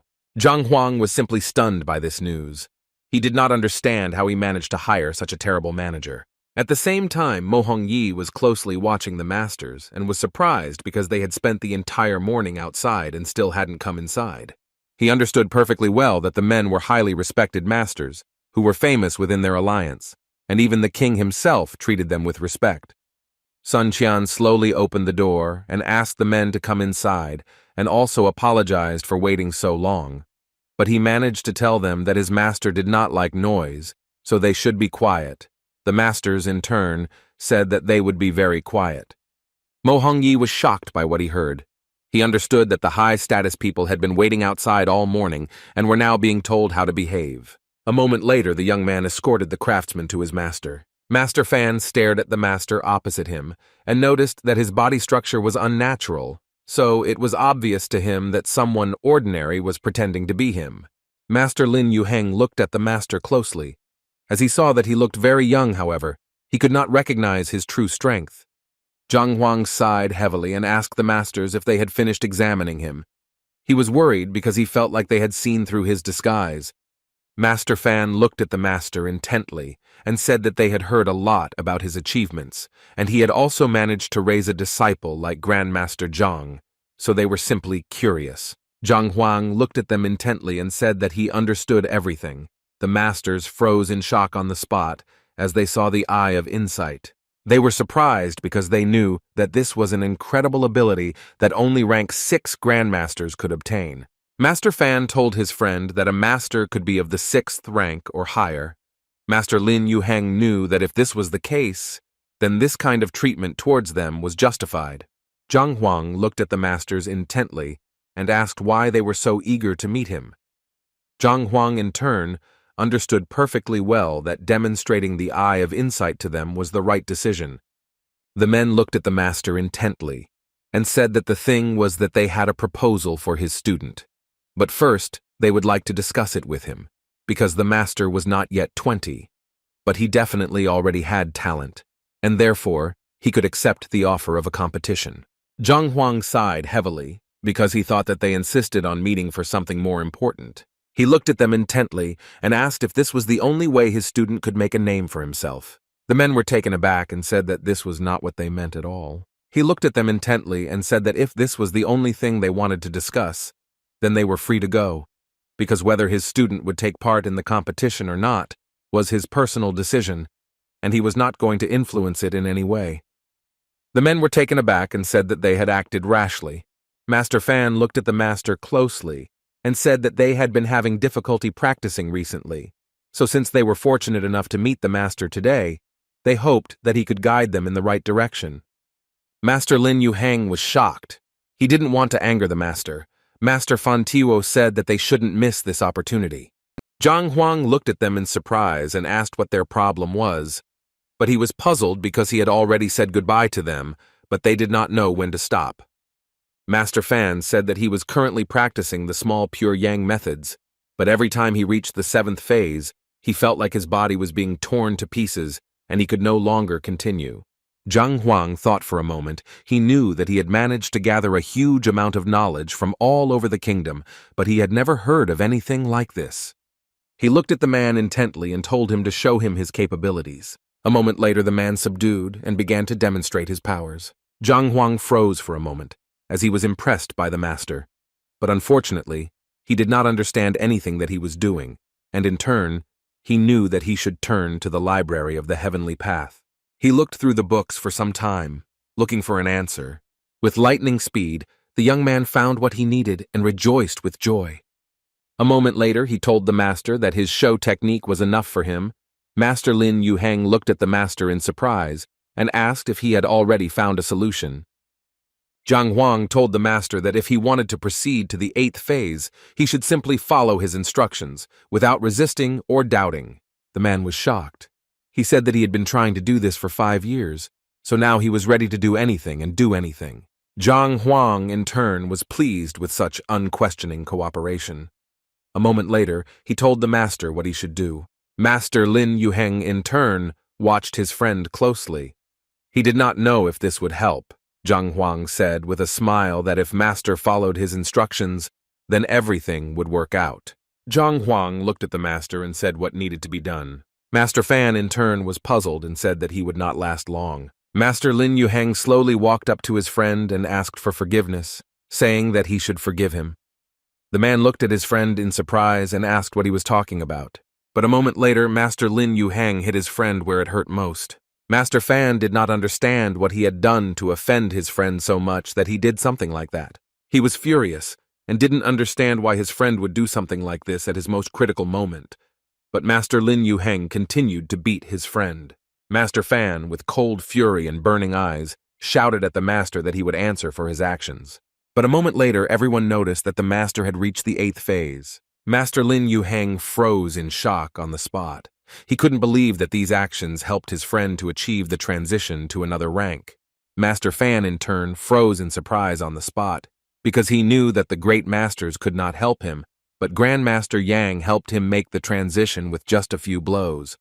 With lightning speed, he knelt down and thanked the great master for his help. Zhang Huang looked at the man intently and asked if he understood what had happened. Master Fan sighed and was puzzled, asking the master to enlighten him. A moment later, the master told him everything. The men froze in shock as the master was able to clearly see the problem and solve it with lightning speed. Zhang Huang looked at them closely and said that it would take a little time to recover, because these blows were very painful. Master Fan timidly looked at the master and said that he had already successfully overcome this phase, but he still wanted to know what he should do if he tried to move on to the 9th. Master Lin Yuhang was shocked by his friend because he saw that impudence is the second happiness. Zhang Huang said that he should use this method until he could make a breakthrough. Master was a little puzzled by this answer. Sometime later, the princess returned to her father's house and froze with rage because she saw ruins instead of a house. She told her subordinate to immediately find her father and brother because she understood that if something happened to them during her absence, she would raze the entire kingdom to the ground. Burning with anger, she said that she would definitely kill Liu Cheng. A moment later, the man informed the princess that the head of the family and the young master were inside. The princess entered her father's house with the speed of lightning and froze in shock when she saw her father and brother. Lin Roshan trembled as he told his daughter that she must avenge them. The princess was shocked and did not understand what had happened. Lin Ruodian rushed to his daughter and tremblingly told her everything. The princess furiously told the commander to go to the master's hall and detain the young teacher because she wanted to use him as an example to demonstrate to the whole world what happens to those who dare to go against her family. The man looked at the princess intently and asked her to think carefully because the man was a second-rank master, which meant he was under the patronage of the Grand Master Hall. The princess screamed furiously that he had destroyed her family, injured her father and brother, and even if all the masters stood up for him, she would never accept it. She knew that the head of the hall was a good friend of the prince, and if they only joined forces, there would be no problems. She was furious because she knew he was a master from a small state, and she could kill him without any consequences. The gentleman looked intently at his daughter and said that he would like to go with her to see his death with her own eyes. Lin Ruotian said that the man was currently in a residence not far from them. He had not shown up since yesterday. He hoped that the commander could capture him and bring him to them, as he wanted to torture him long and slowly. After a while, the king froze in shock on the spot, as he saw the commander from Xuanyun who was looking for Zhang Huang, and he also realized that the princess was somewhere nearby. Princess Pistol looked at her father and said that Liang Qingming is now at the last stage of the 9th rank. The king was puzzled and never thought that the princess under his command would be so strong, Commander. He didn't know what to do now. The king was in shock as he understood that their kingdom was doomed to destruction. A moment later, he looked at his daughter closely and handed her the ring, telling her that she should take it and run away, even if the kingdom ended today. As long as she lived, there would still be hope for the future. Mo Yu froze in place for a moment, as she knew the young princess's character very well, and she would definitely take on the royal family once she killed Zhang Huan. The king, leaving with a heavy sigh, told his daughter that now she must go, and he would remain in the kingdom. And if the princess really decided to go against them, he would defend the kingdom until his last breath, because it was his duty. Sun Qian, in turn, walked out into the street with lightning speed and shouted furiously at the man that just because God had given him a loud voice, it did not mean that he could show his abilities. He shouted at the man that he should show respect and live in peace. The man froze for a moment in shock as he saw that the butler was a very low rank, and he did not understand how he dared to behave like that. The man looked at the butler angrily and said that he wanted to see Zhang Huang right away. Sun Qian, in turn, looked at the man casually and said that it seemed like these were his last words. Liang Qingming looked at the butler with fury and said that he was the commander of the royal guard, and he allowed himself to make such statements towards him. A moment later, the craftsmen came out into the street and asked in surprise what was going on, because they had heard some noise. Sun Qian bowed to his master and said that the man said that he wanted to see the young master immediately, but he still asked him to leave. Liang Qingming looked at everyone present with cold fury and said that since they were eager to die, he would fulfill their wishes. With lightning speed, he rushed towards the young people.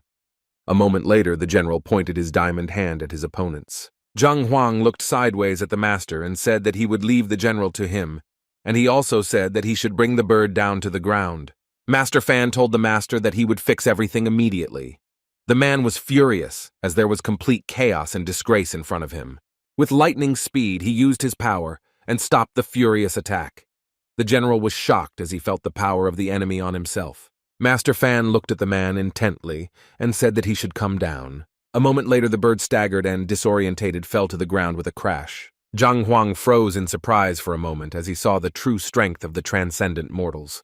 The princess turned with cold fury and looked at her commander and said that he must kill them all. Master Fan looked at the princess in surprise, as he did not understand the purpose of this order. The commander froze in shock on the spot, and looking at the elder, asked for a few minutes. The princess was furious, and did not understand why her commander was so scared. She shouted that in front of him was only a first-rank kingdom master, and he could not do anything to them. Master Fan looked at them with fury, as he did not understand how she dared to insult the masters of their kingdom. Looking at them with burning eyes, he said that he would make her shut up. The young princess was taken aback, and looking at the commander, asked if he was going to do anything about this situation. The commander walked up to the princess with lightning speed and slapped her across the face with fury. For a while he continued to slap her face in layers. Lin Ruosian froze in shock because he saw what the commander was doing to his daughter. The princess was furious, as she knew that he would pay with his life for such humiliation, but unfortunately she could do nothing about it. Zhang Huang looked at the commander and said that he could stop the beating. The masters looked at Master Yang intently because they saw that he was magnanimous and fair. After all, if someone else dared to insult the master, he would not get away with it so easily. Zhang Huang looked at Sun Qiang intently and said that he should immediately call Lu Chun. Since he knew what to do with the princess, the masters froze in bewilderment. A moment later, the young man came to his master. Zhang Huang told his disciple that in front of him now was the princess of the Lin family, and he could do with her as he saw fit. The princess looked at the young man in bewilderment and asked what she was doing, because she was Princess Xuanyuan, and knew that if he laid a finger on her, she would destroy his entire family. The young man in turn looked at her with fury, and a moment later with the same fury hit her. For a while he beat her furiously, sparing no effort. Zhang Huang looked closely at his student, as he thought that he should still teach him a few techniques. A moment later, Lu Chun walked up to the master and thanked him for the opportunity. Zhang Huang looked at the master and said that he should get rid of them. Sometime later, Zhang Huang sat quietly drinking tea and thinking about what he saw. He was astonished, as with just one hand, the master had nullified the attack of a late-stage 9th-rank master. Master Fan looked at Master Yang and asked where Grandmaster Zhang was now, as he wanted to talk to him about the competition. Master Yang said that the young master was currently very busy refining his abilities. The masters were a little puzzled, because they did not know when they would have a chance to talk to the master. Master Yang looked at them intently and said that he had already answered their questions, and even if he was his teacher, he would make the decision personally. Master Fan said that the conditions were negotiated every year by famous grandmasters from all over the world, and there were no specific rules, but there was a generous reward, and if the participant managed to take the prize place, as a reward, he would not only receive spiritual stones, but also the opportunity to cultivate in the secret realm. Zhang Huang, hearing about the reward, blossomed before our eyes, and looking at the Grandmaster, asked him to tell her everything in more detail. Master Lin Yuheng said that he couldn't answer the question specifically, because based on the first-place awards from previous years, the participant had received mid-rank spiritual stones. Zhang Huang thought for a moment, as he knew that the Tianwu kingdom was quite weak, so there weren't many records about spiritual stones, and he didn't know anything about the types of stones. Master Fan said that now they mainly use lower-rank spiritual stones, although the spiritual energy in them was sufficient, but it was not pure enough. Due to this decline and a certain rank, it was quite difficult to absorb. The mid-rank spiritual stones contained an order of magnitude more spiritual energy and had far fewer impurities, and they were suitable for high-ranking masters. One mid-rank spiritual stone could be exchanged for 10,000 low-rank spiritual stones. Zhang Huang froze in shock when he heard this. Master Fan looked at the master in surprise and asked if he really didn't know about this. Zhang Huang, taken aback, said that of course he knew about it. He just remembered something and was suddenly overcome with emotion. Master Fan looked at the master intently and asked about participating in the competition. Zhang Huang said with a smile that it was a great opportunity for the younger generation to gain experience, so he didn't mind. Zhang Huang told the men not to worry. As the young man would definitely agree, Zhang Huang, in turn, understood perfectly well that no one in their right mind would miss this opportunity. The men looked at the master in surprise. They did not understand what was going through his head, since he had previously been against the competition, but for some reason he quickly changed. The men looked at Yan intently and thanked him for everything, and also informed him that Zhang must report to the alliance within 3 months. The man looked at the master intently and asked him to pass the participant token to Zhang Huang. Sometime later, Zhang Shu heard about the meeting of Grandmasters Yang, Fan, Ling Yuheng. He was astonished that Grandmaster Yang called the masters by name, and therefore assumed that he was of the supreme rank. Master said that they had already left the residence and went to the alliance on flying beasts. Jiang Shu said that he understood them perfectly well, since they had many important things to do, and they could not stay with them for long. Jiang Shu said that they should pay a visit to Grandmaster Zhang and his teacher too, since he would not be staying in the kingdom for long. The next day, Zhang Huang met with his disciples. He looked at them intently and said that they should stand up. Zhang Huang looked at his disciples intently and said that he had to leave the kingdom and go to the alliance, and for this reason, he would not force them to follow him. A moment later, the young men said in unison that they wanted to follow him. Zhang Huang looked at Lu Chun and asked what about him. Lu Chun looked at the teacher intently and said that as he had said before, his life belonged to the teacher, so wherever he went he would follow him, but before that, he had to visit his ancestors. He said that the alliance was very far from the kingdom, and if he went that far now, he didn't know when he would return. And he also asked the teacher to help him take what his ancestors left behind, because he was not yet strong enough for Togo to do it on his own. Zhang Huang, in turn, agreed to help the young man because he understood that he meant his family's treasures. Zhang Huang looked at the students intently and said that the teacher and students are connected by fate and under normal circumstances. If they don't like a particular lesson, they can leave and also change teachers, but if they follow him, they won't have such an opportunity. Zhao Yao asked the master in surprise, did he really mean to say that they had become his followers? He looked at them intently and said that everything was correct, and if they wished to become them, they must observe the following rules: respect the master, follow his instructions, and never go against his will. Zhang Huang said that what he teaches them cannot be passed on to third parties without his permission. Also, they must be patient and not run away from the weak, must be honest with everyone, and stick together. Zhang Huang said that if they could abide by these rules, then he could accept them as followers. But if they were unable to do so, or if they violated any rule in the future, he would never tolerate such a thing and would personally deal with the violator. The young people said in unison that they wished to follow the master. Zhang Huang with Hai said that this was very good, and also said that from today on, Zhao Yao would be the elder sister mentor, and after her, Wang Yin. Next, Liu Yang, Zhang Yang, Yuan Tao, Lu Chun, he said that the 6 of them should respect each other, and there should never be any quarrels between them. The young people agreed with the master. At the same time, the princess, alarmed, shouted to the prince that he must help her, because she must take revenge on the man for having treated her in such a way.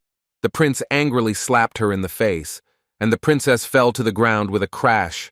He angrily asked her if she knew who she had crossed, because she was up against a genius master who had set many records, and he was the great master of the alliance. He shouted furiously that her family was hell-bent on making everyone else uncomfortable, and the prince furiously asked what place he was talking about.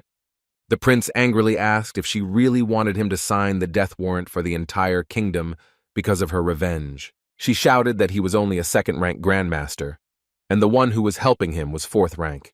The prince shouted furiously that she did not understand what she was saying, because the master was respected by the entire alliance, not to mention their kingdom, and he was not the kind of person they could go against.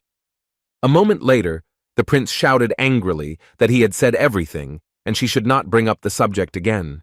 The princess sighed heavily and said that he should wait a little with his decision, The princess slowly stood up and asked if he knew why the Qiyu family was destroyed by them.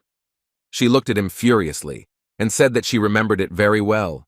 She said that the prince wanted to join the Liu Yun sect, and if he really wanted to, then Kuchong could be extremely useful. The princess said that there was nothing left of the Qiu family, but it used to be incredibly powerful, especially the family's ancestors who had saved Saint Ming's life by a lucky chance. The prince looked at her in surprise and asked if she really meant one of Confucius's closest followers.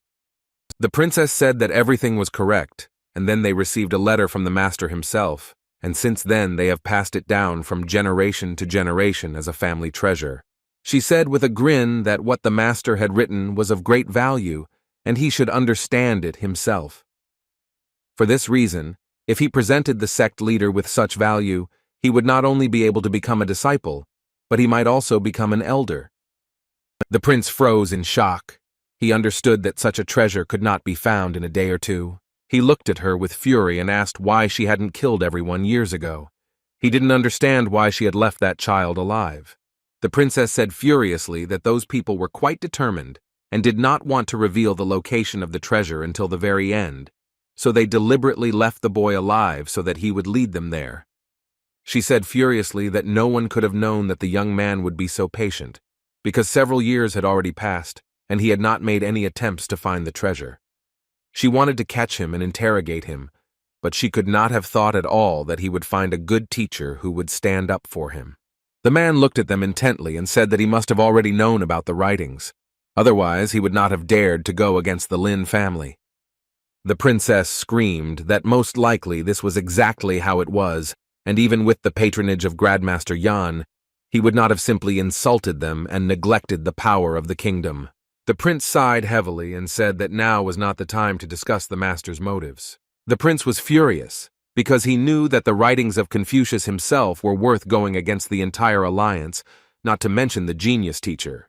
The princess said that they should act immediately, because she had already sent people to find out what was going on and found out that Zhang Huan had left Tianwu and gone to the mountains. She said that the alliance was on the other side, and she could guess that he went for the treasure. She understood that if they presented it to the alliance, it would be quite difficult for them to get the treasure. The prince sighed heavily and said worriedly that if the letter got to the alliance, it would really not be so easy to get it. The man, looking at the prince, said that his people had already reported to him that the Grand Masters had left them yesterday, and even Grandmaster Yang had not shown up, and for this reason Zhang took his disciples and went to the mountains. The prince, in turn, understood very well that the mountains were quite dangerous, and if masters who had not reached the 9th rank entered there, they would die in a matter of minutes, so if they took advantage of the situation correctly, no one would ever know the true reason for what happened. He looked at everyone present with a grin and said that it seemed like heaven was blessing them, and for that reason, they could just kill them all in the mountains. Zhang Huang looked at the princess in surprise and asked why she was here. The princess looked at him indignantly and said that she also wanted to see the Grand Master competition. She looked at him in surprise and asked why she couldn't go with them. The princess said that even if they couldn't be more than each other, they were still friends. He was surprised that she didn't warn him that she was going to the alliance, but still agreed to take her with him. Lu Chun looked at his teacher intently and said that in order to prevent this letter from falling into the wrong hands, his ancestors hid it in the family residence in the mountain range, and he had only heard its approximate location from his father, so he could not be sure. Zhang Huang said with a smile that there was nothing wrong with it, and they would find everything. He understood perfectly well that they had to find the treasure, because an entire family had died because of it. But a moment later he froze in place, because he didn't know how they would be able to find the treasure in such a huge area. In turn, the princess was a little puzzled, because she didn't know how they would find something they had never even seen. A moment later, Zhang Huang said that he had a brilliant idea that might work.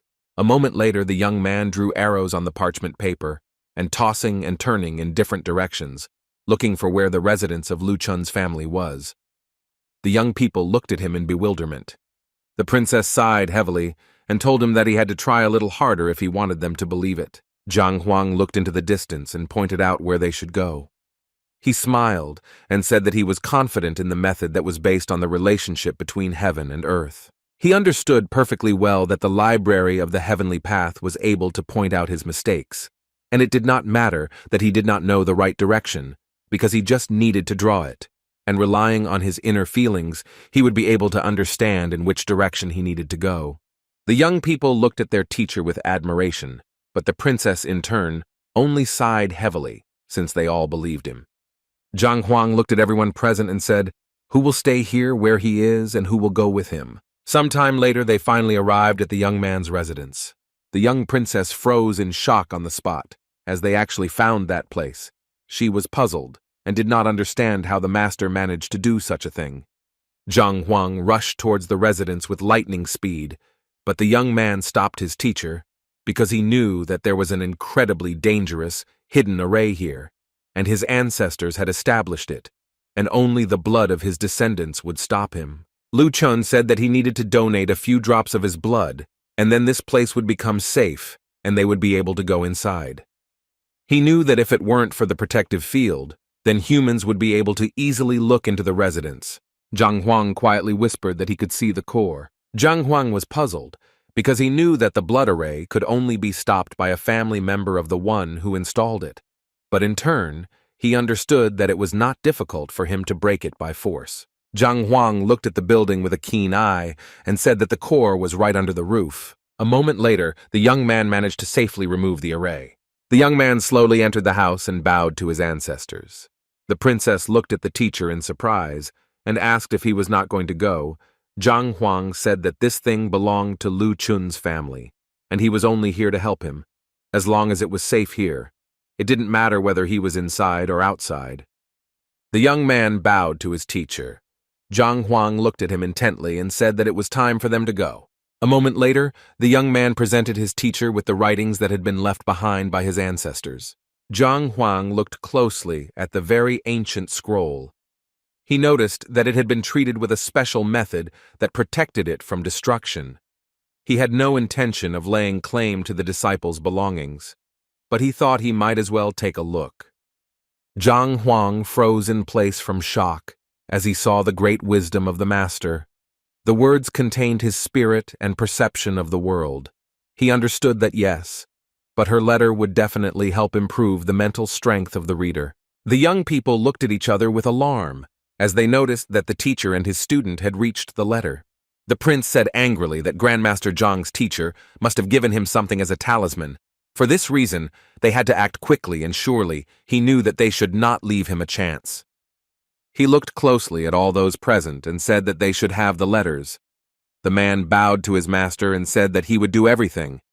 The young man looked at the teacher's wedding with alarm, but the princess said that he did not need to worry, since this always happened to him when he read the world around him simply ceased to exist for him. A moment later they were taken aback as they heard someone approaching them. At the same time, a man flew towards Zhang Huang with the speed of lightning, and he held his sword in his hand. A moment later, Zhang Huang felt drops of blood on himself. He froze for a moment when he saw his student who was pierced by a sword. The man shouted angrily at the young man that he should let go of his sword, but the young man flatly refused to do so. Lu Chun shouted furiously that he would not allow a man to hurt his teacher. He screamed with rage and burst into tears. A moment later, Zhang Huang turned around and called out to his disciple. He looked at the man with cold fury and shouted that he must die right now. A moment later, a pillar of light appeared near them. The general froze in surprise when he saw the book in the sky. The prince and princess fell to the ground with a crash. A moment later, the prince left the area with lightning speed and shouted to the princess that she must also flee. Zhang Huang looked at everyone with cold fury as he heard the young people running away. He was beside himself with rage and shouted that they must die. While running away, the prince turned around because he heard the princess calling him. Turning around, he called out to her, but froze in shock when he saw that the princess had disappeared. A moment later, the prince fell to the ground with a thud and froze in shock. He was puzzled and wondered if the princess had just died. A moment later, the young man jumped off the bird and shouted at the prince to quickly climb on it and fly away. Zhang Huang looked at everyone with cold fury and said that they should not even think that they could escape. Burning with anger, he shouted that they must die. In turn, the princess looked at the young man with alarm and saw that he fell to the ground with a crash. She screamed and called him. Zhang Huang fell into his memories. He called his disciple, but it was all in vain. Opening his eyes, he saw his disciples calling him. A moment later, with the speed of lightning, he sat up and called his student. Zhang Huang quickly ran up to him and shouted that he should wake up and answer him immediately. Zhang Huang was anxious, shouting that everything would be fine and he would not allow anyone to hurt him again. Zhang Huang, in turn, understood perfectly well that the true qi of the heavenly path should heal his wounds. Zhang Huang was on the verge of panic because he couldn't protect his student. He begged him to wake up because he knew that he would definitely be able to fix everything. Zhang Huang was worried because everything happened too fast, and he couldn't do anything. He knew that nothing good would come out of it, but he couldn't think that his disciple would decide to sacrifice himself for him. The princess called out to him worriedly. A moment later, the princess shouted and called the teacher, and also said that he must pull himself together. She shouted that he must calm down immediately, because he has no equal when it comes to medicine, and he must think everything over carefully and correct it. Zhang Huang came to his senses with lightning speed, but unfortunately, he did not know what to do. He understood that he had some knowledge in the field of medicine. He knew that he needed to act in accordance with the laws of heaven and earth before he died. Zhang Huang took a deep breath and calmed down. A moment later, he quietly whispered that the young man could be saved. With his power, he slowly healed the young disciple. The young princess froze in surprise on the spot, as she saw that her friend only relied on the true target when extracting. She wondered if she was seeing third-rank true qi right now. Mo Yu knew that the third-order true qi was incredibly pure, and it could heal wounds and clear meridians. She had heard legends about something like this before, but she never thought that she would witness it. She was shocked and wondered how strong the teacher was to be able to learn such a technique of acceleration. Zhang Huang, in turn, breathed a sigh of relief as he saw that all the meridians had been cleared. The young lady looked at the teacher with concern and asked how the young man was. Zhang Huang sniffed and said that he should be fine now, but he was currently unconscious. Unfortunately, he couldn't say when he would wake up. The princess looked at the young man closely and said that if they didn't know what to do, then perhaps Grandmaster Yan would have some ideas. Zhang Huang, in turn, thought for a moment, because he knew very well that he was the one wearing the guise of Grandmaster Yang, and if he didn't know what to do, neither did he. The princess said that she heard that 7th-rank masters and came out were able to influence a person's behavior and consciousness, as well as search for a soul.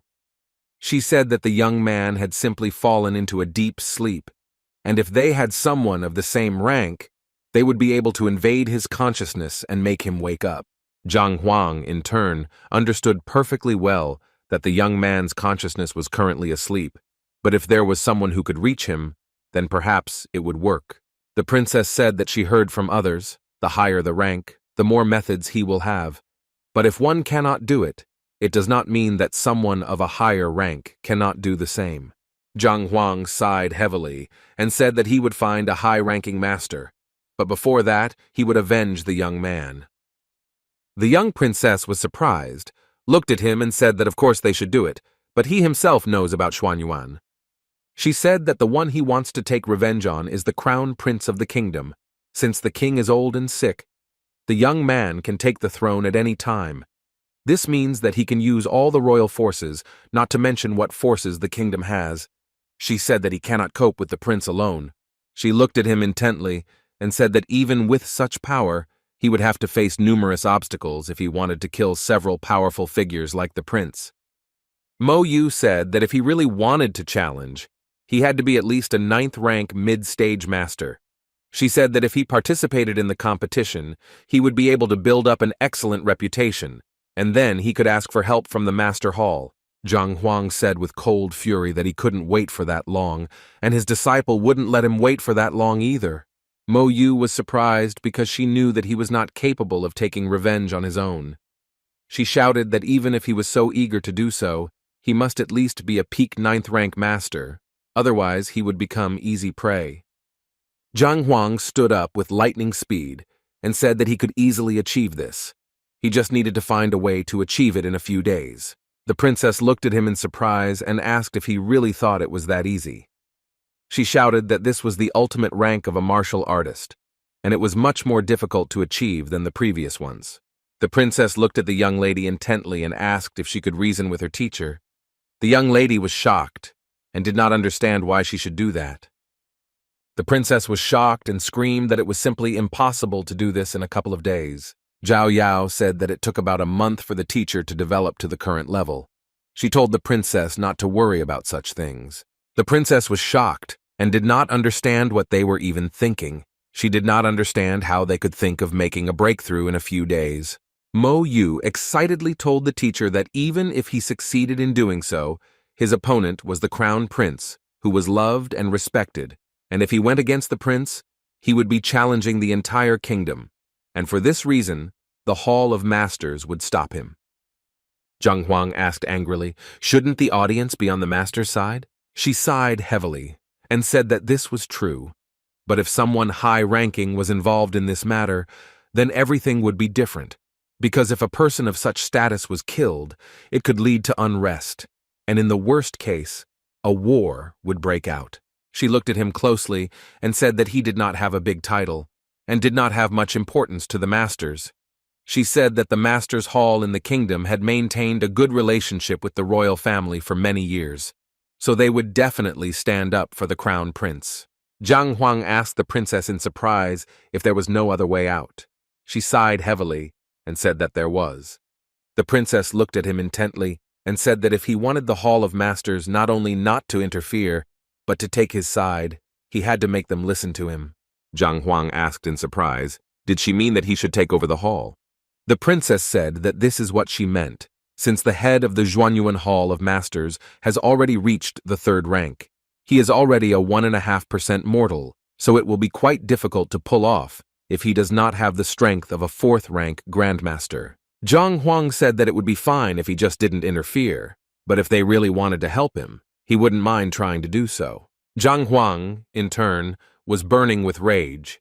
He understood that his disciple was ready to give his life for him, and for this reason he must pay him back in the same coin. The young people looked at the teacher and asked what they would do. Zhang Huang said that they would first go to the kingdom. Sometime later they visited the Beast Hall. The princess originally thought that it would take a week to deal with the 8th rank roaring beast, but he forced it to break through to the 9th rank with such a brutal method, and even the students made a breakthrough in just a few days. She looked intently at the young man, as she understood that he seemed to be not of this world. She looked at the young man in surprise and asked why they stayed in the Beast Hall. Zhang Huang in turn said that, of course, they were doing this in order to become stronger. She looked at him in surprise, but did not answer. The princess was amazed because she thought that only animals could become stronger than his Beast Hall, and she had never heard before that people could become stronger in the same way.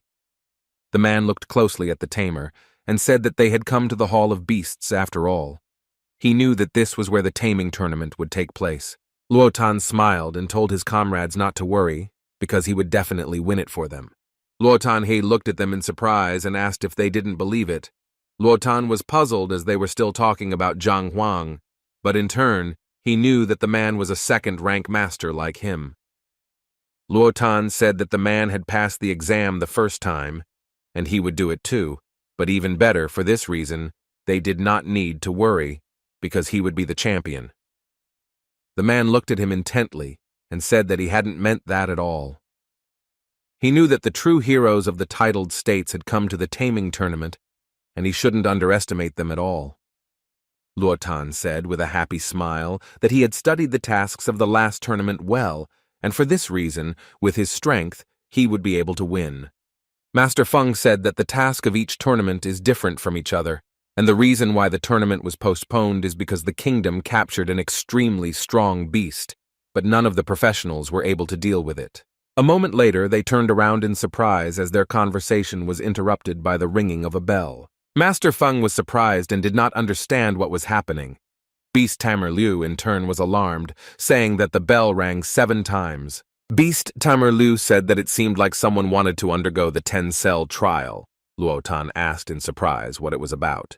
Master Feng said that the 10-cage trial involved taming 10 beasts one by one, each with a level that would only increase, and for this reason, the test subject had to complete the trials in just a few hours. Luo Tan, in turn, was surprised and did not know who could cope with something like this alone. Luo Tan was indignant for a while, because he knew that the animals could behave unpredictably. Master Feng said that they should look at this spectacle.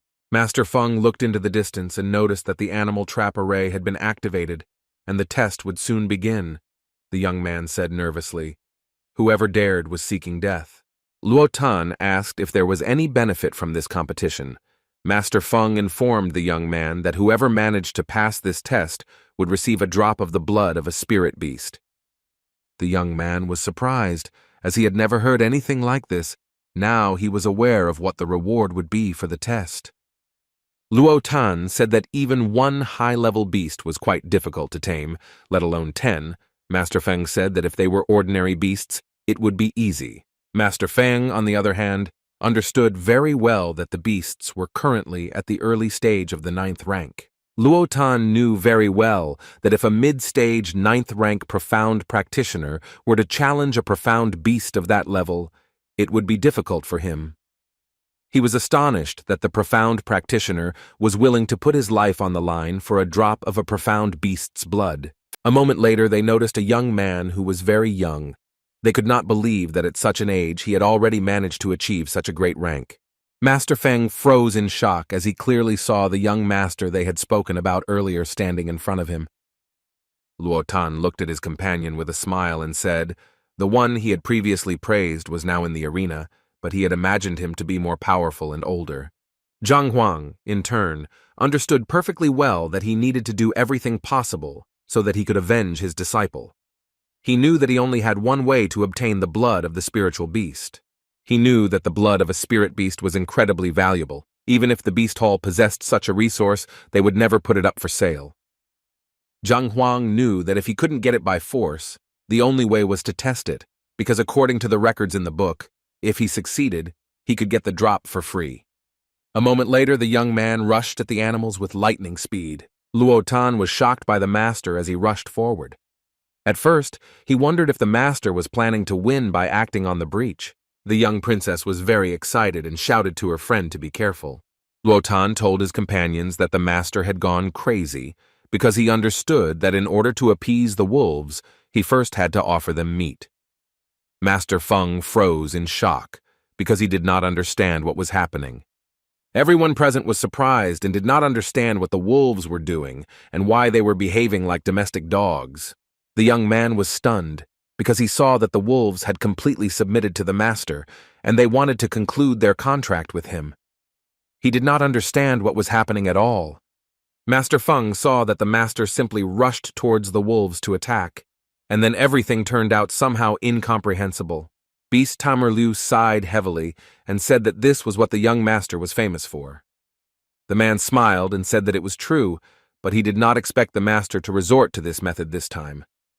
The young master conquered everyone with his skills. Luo Tan froze for a moment in surprise as the master tamed the animals without beating them. Luo Tan was furious that the young master had managed to do something like this in a single moment. He knew very well that the storm wolves and 8th rank late-stage beasts were incredibly fast and strong, and they could be excellent helpers. Zhang Huang looked at the wolves with a cold rage and said that they should go and mind their own business instead of wasting time on nonsense. The young man was shocked and did not understand why the master tamed them and then abandoned them. Zi Juchen asked the elder in surprise if he had seen what the master had just done. Wei Yu said in confusion that he only understood that the master had beaten them, and he did not understand the rest. Zi Juchen said that the young master was incredibly fast, and it was no wonder. He noticed that the master not only used the techniques of an animal master, but also those of a grand master. Zi Juchen knew very well that charging at a pack of storm wolves was a very crazy idea, but in reality, he only pressed on the acupuncture points, thereby breaking through the stagnation of the forces in their bodies that were preventing movement. He said that it was the same as clearing the meridians for a martial artist. The rank of the storm wolves had not changed, but their strength had increased significantly. He knew that helping the beasts to improve was not an easy task. Wei Yu, in turn, was shocked by what he heard. He understood that in front of them now was a person of great rank. Zi Juchen looked at the young master and said that although he was incredibly young, He was definitely a genius among the tamers. Wei Yu sighed heavily and said that they would soon see whether he was a genius or not, as he would soon move on to the second stage, where 3 tigers of his own rank would be waiting for him. Jie Juchen said in a puzzled tone that unfortunately, the young man would not be able to use the same methods on an opponent of equal strength. Zhang Huang, in turn, looked closely at the beasts waiting for him at the second rank. He noticed that one of them was missing an eye, the second one was missing a tail, and the third one was missing ears. It seemed strange to him and painfully familiar. He noticed that they looked quite strong and fierce, and so the young man thought that it would not be as easy for him to tame them as wolves. He understood perfectly well that he simply did not have time to think about such things because he had to do everything very quickly. A moment later, he rushed towards the first beast. The man was shocked because he knew that the young master was simply crazy, since he knew that the tiger's armor was in the abdominal area. Zhang Huang learned of the incredible defense in the abdominal area and thought that he needed to pierce them with one blow and break their will. A moment later, with a roar, he dealt the beast a crushing blow. Everyone present was shocked by the master as he pierced her with one blow. A few seconds later, the tiger fell to the ground with a crash. Zhang Huang looked at everyone else with a gentle smile and said that they didn't need to be afraid, because he would just hit them once, and then it would be over, because he knew that as long as they stood on their own 2 feet, he couldn't go any further. The tigers looked at each other in bewilderment. They were alarmed. A moment later, the tigers began to fall to the ground with a crash. The men were alarmed and did not understand what was happening. Master Feng looked into the distance at the master, quoted his words, and said that after his words, they simply staggered and, frightened, fell down. The young man was taken aback by this statement and wondered if it was possible for tigers to give up out of fear. Wei Yu was frozen in place in surprise, as he didn't understand why the tigers just fell to the ground. Xie Juchen said in a puzzled tone. The notorious armor of the tigers had been pierced, which meant that it could cost them their lives. So no matter how reckless they were, the choice was obvious. Wei Yu looked at his colleague in surprise and asked if the master was really going to go through all the stages using only this technique.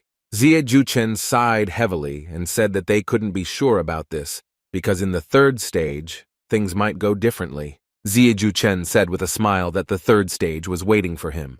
A brown bear, which is quite rare and almost impossible to tame, and with some knowledge, he thought that the master would not be able to pass such a test just like that. A moment later, brown bears from 7 meridians came out to meet the young master. Zhang Huang looked closely at the bears as they reminded him of someone.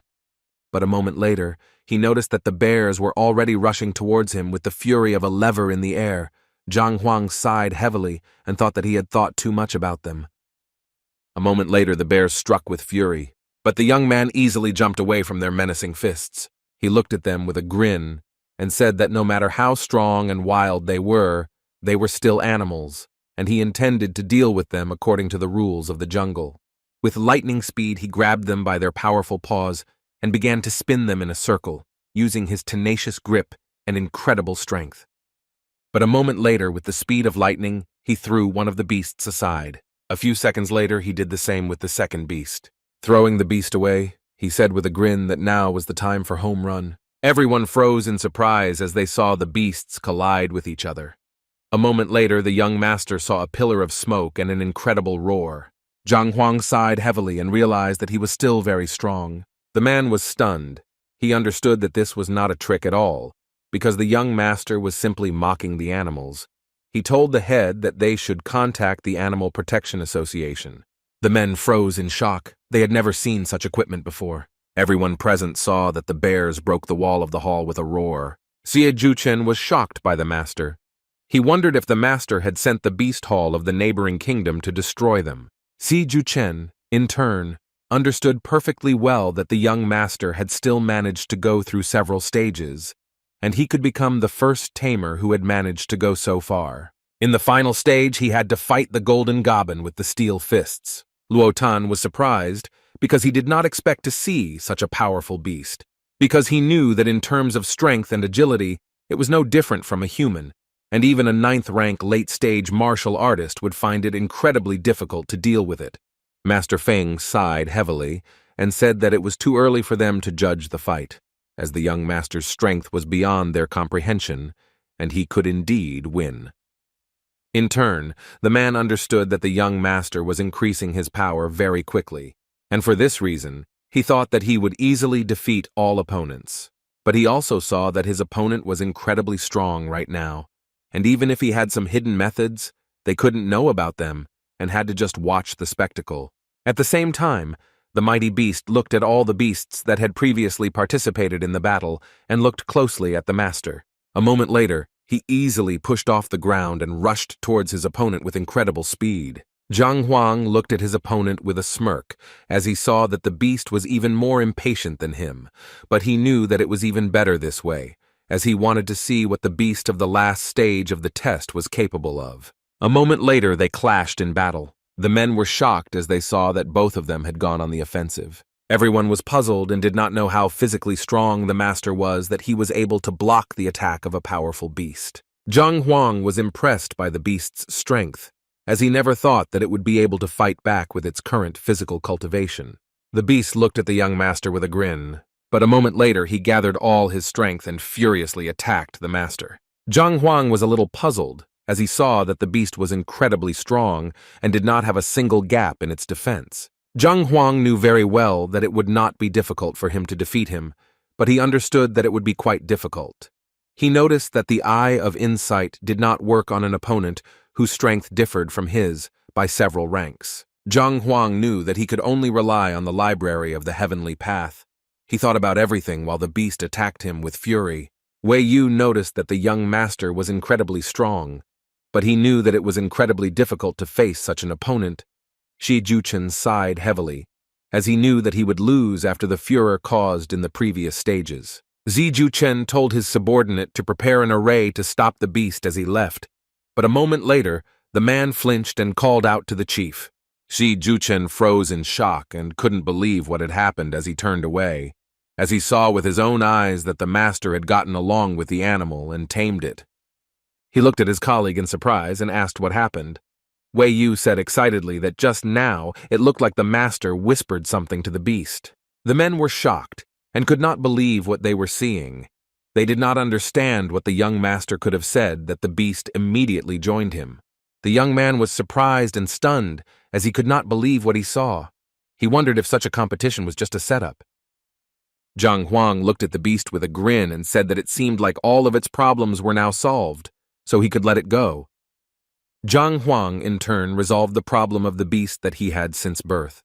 He understood that even if he wanted the beast to become his companion, he would not refuse him, but he did not need it. A moment later, he showed everyone present that he had successfully passed all the tests. He looked at the master intently and asked if he had completed everything. The head smiled and informed the master that he had, of course, completed everything. He looked at the men intently and asked what about the spirit beast's blood. The chief laughed and said that he would like to present him with the prize personally. Ji Juchen said, with a smile, that all the masters present and their friends had the honor of witnessing the grand and passing of the test, and since the Tamer was able to pass everything, he received a corresponding reward. A moment later, the head opened the lid and slowly handed the young tamer his gift. Zhang Huang stared at his long-awaited prize, because he knew that with just one drop he still had a long way to go. He knew that he had to at least reach the peak of the 9th rank for that to avenge his disciple. The leader looked at everyone present and said that anyone who wanted to could accept the challenge in the future and receive a drop of the spirit beast's blood as a reward. Zhang Huang looked at his head with a smile and asked if he could do it a second time, since anyone could challenge him. The man looked at the master in surprise and asked what he had just said. Zhang Huang smiled and said that he wanted to take the test again. The chief was surprised because the master had already taken the test and won. Zhang Huang said with a smile that it was true, but he himself just said that anyone could challenge and obtain the blood of a spirit beast. But since he needed more blood, he could do it again. The man was puzzled because he saw that the young master had passed everything with ease and the victory meant nothing to him. He understood that if he continued to challenge him every time after the victory, then their hall would simply go bankrupt. Zhang Huang smiled and told the leader that he didn't have to worry so much. He just needed to go through the trials 20 more times, and he wouldn't dare to disturb them anymore. After all, he wasn't that greedy. Si Juchen was shocked by the young master's words. After all, he had just said that he was not greedy at all.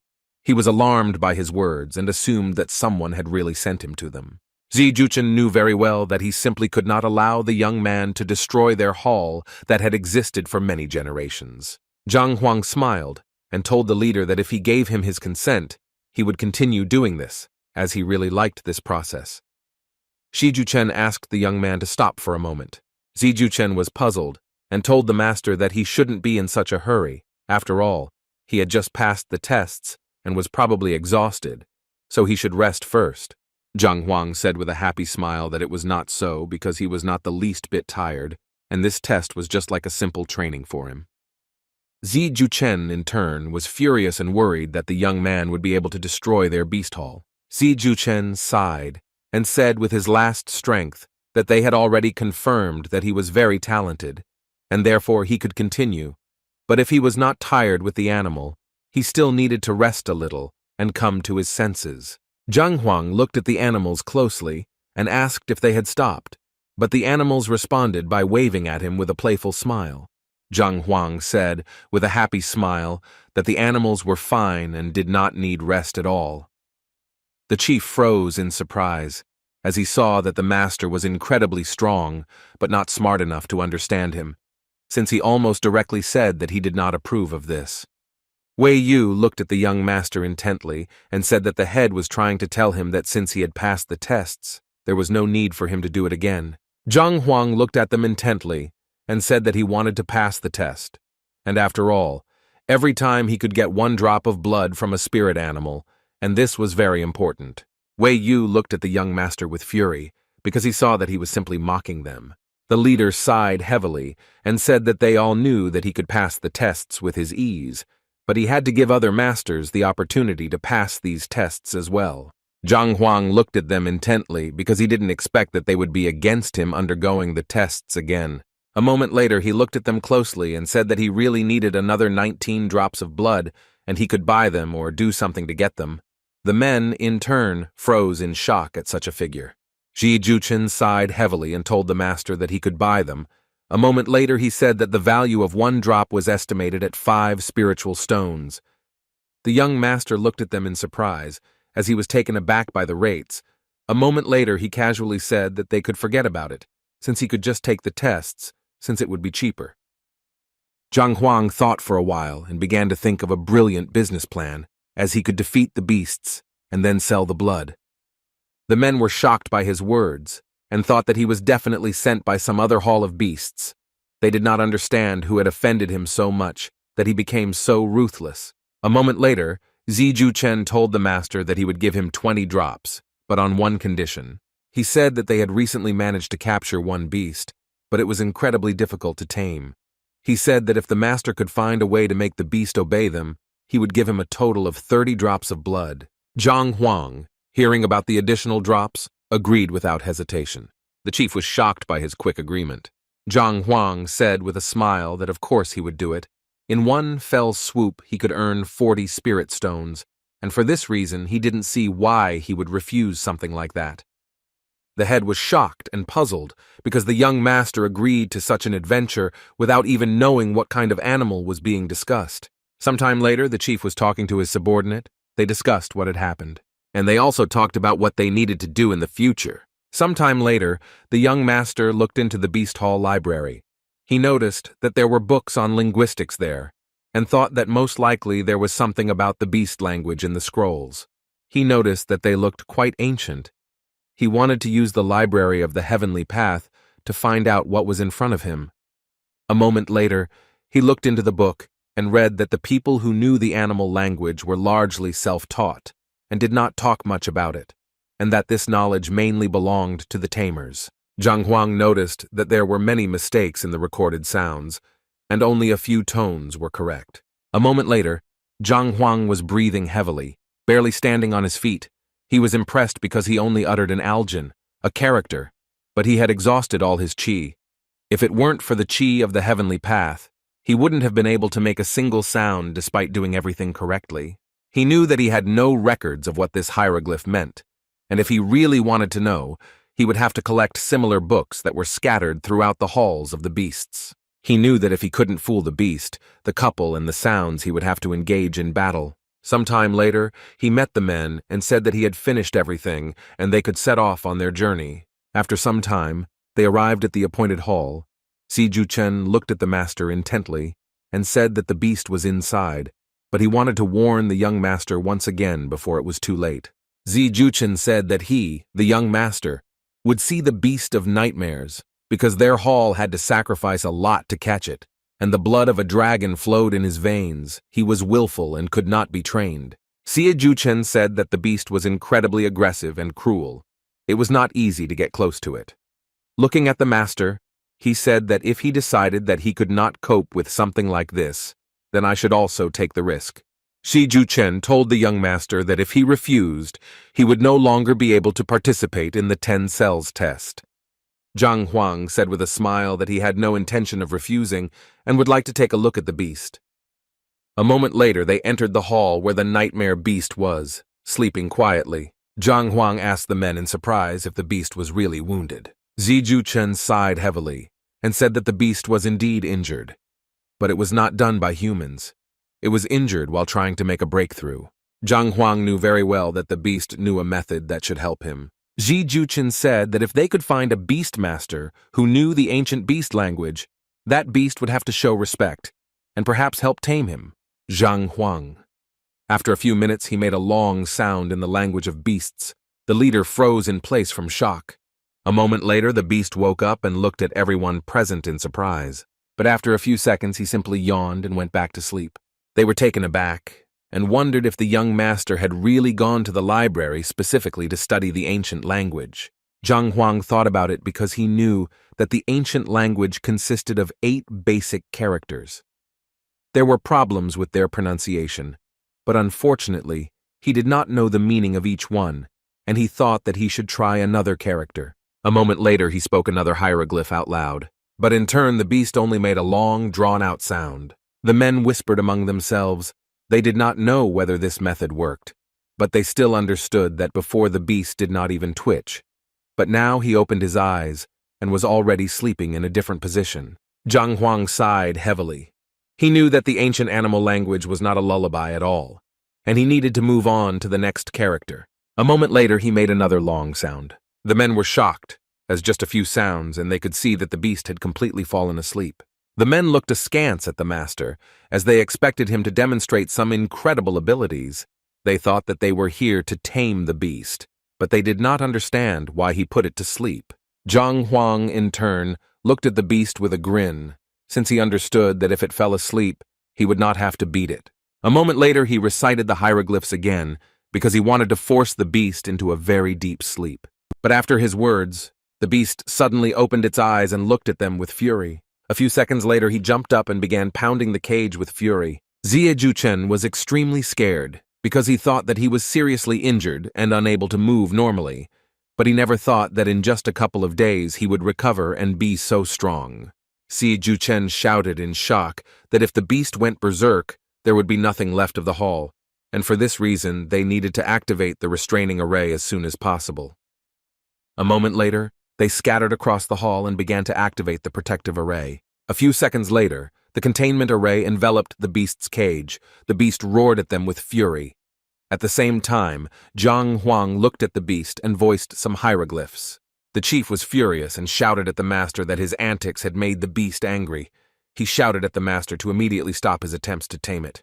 But a moment later, the leader froze in place in shock, because he did not understand what had happened and wondered why the fierce beast was willingly wagging its tail in front of the master.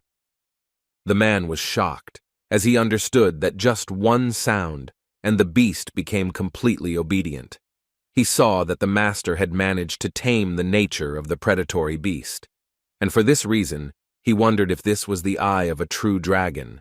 He understood that only those from the ancient dragon clan knew this language, and until the blood flowing in the veins of the dragon clan reached the level of a true dragon, one word was enough for the beast to be oppressed and thus tied down. He was shocked, because he knew that the nightmare beast was enraged just a few moments ago, but now he was caressing the master like his pet dog. He was shocked, because he could not imagine any way that would make him change like this, other than the legendary ancient language. He was furious and wondered if the language hadn't disappeared along with the true dragon clan. He understood that it wasn't that easy for a common person to master the language, and it was not at all a matter of a person's talent, but of the fact that a person physically cannot withstand such a loud ditch. Even a person who has a true goal of the highest ranks is not capable of such a thing, because the sound must pass through all the meridians of the body and resonate with all the acupuncture points.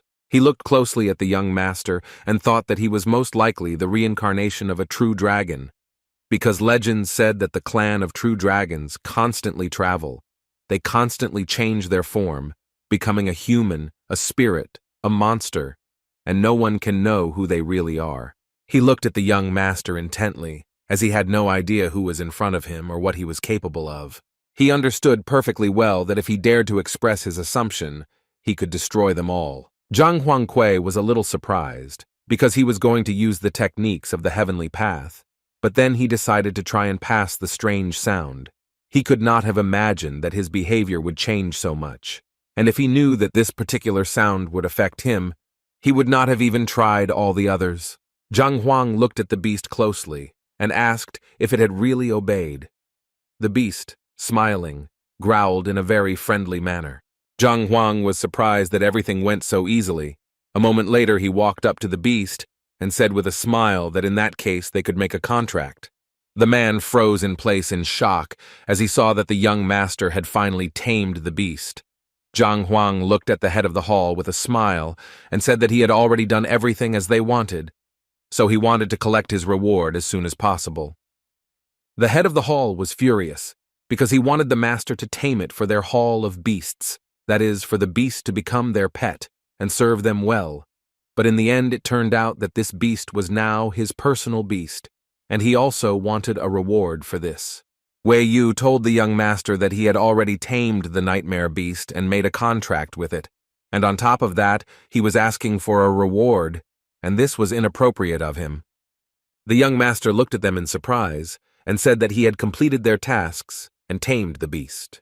He looked at them intently and said that they themselves said that he needed to tame it in order to obtain the blood of the spirit beast.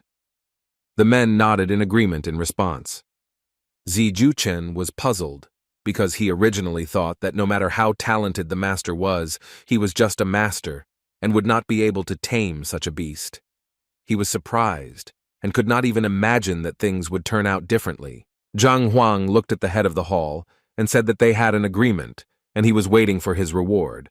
Otherwise, he would continue to undergo trials until he achieved his goal. The man was taken aback and told the young master that he shouldn't do such a thing at all, because he had the reward with him. Zhang Huang looked at his main reason for coming to the beast hall with joy and delight. Zhang Huang looked at the dragon and said that he didn't need to follow him, and he could just stay in the beast hall and listen to the men. If he agreed, he would help him get rid of all his ailments and make a breakthrough on the path to becoming a spiritual beast. The head of the hall looked at the master in surprise and asked if he really wasn't going to blackmail them anymore, and he still wanted the beasts to remain to serve them. Zhang Huang looked at them in surprise, as he did not understand who they took him for, since they had previously agreed that he would tame the beast and it would serve them. The men were shocked, because they understood that no one in their right mind would leave an animal of such rank after he had already been trained. The head of the hall looked at the master in surprise and said with a smile that they simply misunderstood him because he was a real genius, and he would never do something like that for the sake of a small profit. Zhang Huang looked at them intently and said that he ordered the beast to obey them, and they must do something in return. He said that he would like to obtain spiritual stones, elixir for enhancing true qi, medicinal material, or something similar. The men were puzzled and began to whisper among themselves because they were furious. But a moment later the head of the hall told the master that he was probably joking, and even if they wanted to offer him something, they simply did not have such supplies.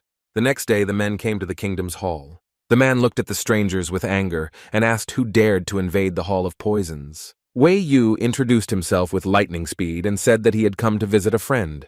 The man looked at us through the crack with bewilderment and asked who he was looking for from the Hall of Poisons. A moment later, the young man said that they had come to see Gu Mu.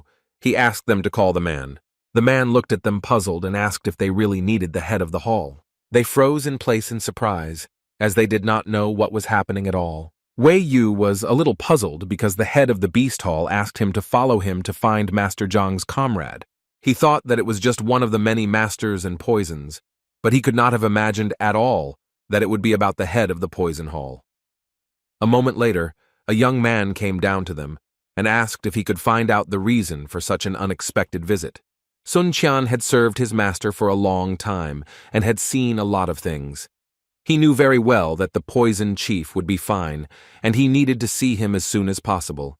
He smiled and told the man to tell him that Sun Qian's uncle wanted to see him, and he should come out quickly. Zhang Huang looked at his manager and told him to go to the poison hall and meet Gu Mu, who was a follower of his teacher and was like a nephew to him. Sun Qian said with a smile that he had served his master for a long time, although he could not be his equal, and if a man was a follower of the master's disciple, Tong was his senior. Sun Qian knew very well that as an elder, he had to take care of him and go to help him. Zhang Huang looked at his secretary with a smile and said that the poison hall was a very unsafe place, so he would give him some true qi to prevent anything terrible from happening to him and to protect him from being poisoned. Zhang Huang understood perfectly well that a young man with his character would definitely find himself in trouble, so his body must have at least a small concentration of true qi of the heavenly path, which would help dissolve the poison. The young man thanked the master with a smile. Si Juchen looked at everyone present and said that the poison hall was very dangerous, and he thought it would be better if the master went there accompanied by an elder. Zhang Huang said that in that case, he would ask them to contact him on his behalf. The poison masters were furious and did not understand what the young man was talking about, because they understood that with his words, he had already signed his own death warrant.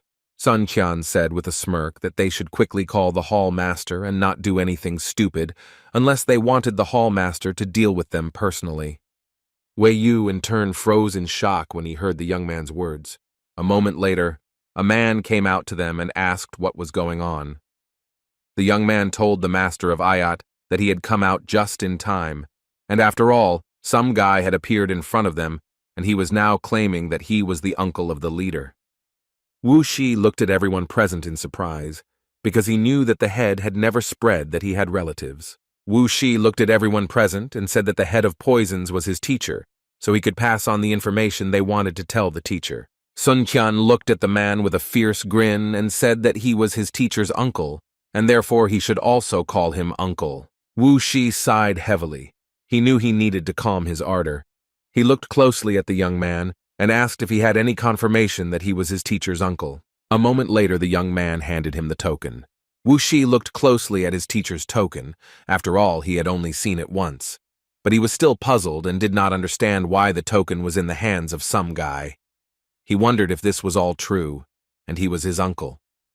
A moment later, the man bowed and asked for a little time as he had to report their visit.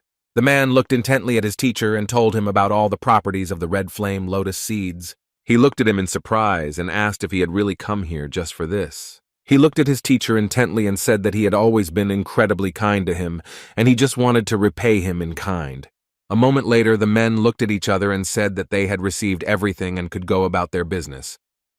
The man told his teacher that if he could help him in any way, he would do everything he could. The man looked at him intently and said that the master wished to go to one of the vassal kingdoms, and they could handle such things on their own. A moment later, Wu Shi entered the hall to see his teacher and said that a man who called himself his uncle had arrived. The man looked at everyone present in surprise and said that his father was the only child in the family, so he was confused and did not understand what was being discussed. Wu Shi told the teacher that the man had his token. The master thought for a moment and wondered if it was his uncle, the mentor, who had sent him. He said that he had given his token to only one person, that same mysterious uncle mentor.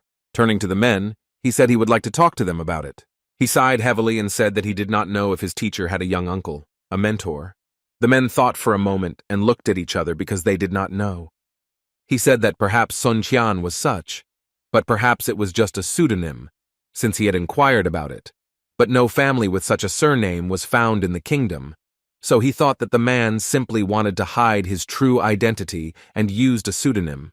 He sighed heavily and said that after their parting ways at the Red Lotus Mountain, he had never seen him again. But before that he had given him a token, so it must be his nephew or disciple who had come to him now. The man was puzzled and said that his disciple had passed away many years ago, but he had never told him that he had any more followers. For this reason, he had to find out everything. The man looked at him intently and said that he was going to the kingdom just to have fun, so they could postpone the trip for a couple of days, since it concerned his teacher. The man thanked his master. He looked at everyone present and said that they must find out about everything. Sun Qian walked into the hall with lightning speed, and looking at everyone present, casually asked which of them was Gu Mu. Gu Mu looked at him intently and said that it was him. But for a moment, the man was taken aback, wondering why the teacher did not recognize him. Sun Qian looked at the man closely and said that it seemed like he had already seen the token, and he said that they came to him because the master wanted to see him in the kingdom. Gu Mu looked at him in confusion, as he saw that his temperament was exactly the same as it was back then. He looked at the young man in surprise and asked why he would go there, as he did not understand what he should do. The young man looked at him intently and said that they must do the will of the teacher, and not question his intentions, and therefore he would know everything when they were there. Wei Yu shocked on the spot. He saw that the master and his secretary were simply not of this world. After all, the young man not only was not afraid of the head of the Hall of Poison, which was stronger than him, but even allowed himself to behave so disrespectfully. Wei Yu was puzzled and did not understand where the young man got so much confidence from. The man looked at the young man with cold fury and anger and asked if he could know the name of his master. Sun Qian looked at the man in surprise and said that he was actually talking to the head of the Poison Hall, and he sincerely did not understand why some outside man dared to interfere in their conversation. Wei Yu was shocked by the young man's behavior, because he understood that these were not ordinary mortals, but highly respected masters who were very strong. The young man froze in place from shock, because he thought that the young man was simply impudent and crazy, since he dared to communicate with the masters in such a way. Jin Konghai looked at the young man with suppressed anger and said that he was the teacher of the Poison Hall head. Sun Qian looked at the man in surprise, because he understood that in front of him was just some poison master, and no matter how powerful he was, he could not compare to his master. Sun Qian understood that he had to stand firm to the end and not disgrace his mentor. Sun Qian looked at him with a trembling face and said that even the 4-star masters Shi Sufan and Lin Yuheng treated his master with due respect, and when he lectured them, they did not even dare to open their mouths. The man looked at him in surprise and asked if he was really referring to the elders from the Alliance Master Hall. He was taken aback because he knew that not only were they incredibly strong, but as elders of the Alliance Master Hall, their status was not inferior even to members of the royal family. Jin Konghai was shocked and wondered if the guy was really saying that such great masters were treating his master with respect. He knew that if it was really like this, then his master was very powerful. Sun Qian looked at the man with a puzzled expression and asked timidly if he knew the masters. Jin Konghai looked at the young man with cold fury and said that they had met before. Sun Qian said that his master was Yang Xuan, a renowned master, but however he never mentioned his rank, but it was obvious that his strength was at the 6th rank and above. The men froze in place in shock, as they knew that the Alliance's strongest master was a peak rank 4 master. Wei Yu was shocked by what he heard, because he thought that Master Zhang was trained by some outstanding beast master. He did not expect to hear anything like this at all, but now he understood why he was so strong. Sun Qian said that his master was always unpredictable, and this time, young Master Zhang demanded the arrival of the head of the Poison Hall, and for this reason, he must hurry so that they could leave sooner. Sun Qian knew very well that he had shocked everyone with his words, but as the manager of an incredible master, he had to show them his character. The men whispered among themselves, because they did not know whether the young man was telling the truth or lying to them. The man said that they could easily find out whether the young man was telling the truth or not, as they could meet him in the kingdom and find out. At the same time, Zhang Huang continuously trained with the blood of the spirit beast. He noticed that it was incredibly effective, but unfortunately, he did not increase his strength by much, and so he thought that he needed to obtain more blood. A moment later, Zi Juchenyi entered his room, smiling and thanking him for waiting, and also said that he had collected all the books he asked for, and they were in the spatial ring. Zhang Huang said with a smile that this was just what he needed, and also asked how the nightmare beast taming was going. Xie Juchen said that his wounds were slowly healing. He was no longer as rebellious as before. Zi Juchen thanked the young master with a smile, and also said that he could continue practicing since he didn't dare to detain him any longer. Zhang Huang, in turn, was very glad that he would soon be able to look through all the books and move forward. Sometime later, the princess came into his room and asked if he was still training. Zhang Huang said that it was indeed so, and also asked if she had managed to find out anything. She sighed heavily and said that it was true, and also said that Ding Mu had returned to the kingdom and was hiding in the master's hall.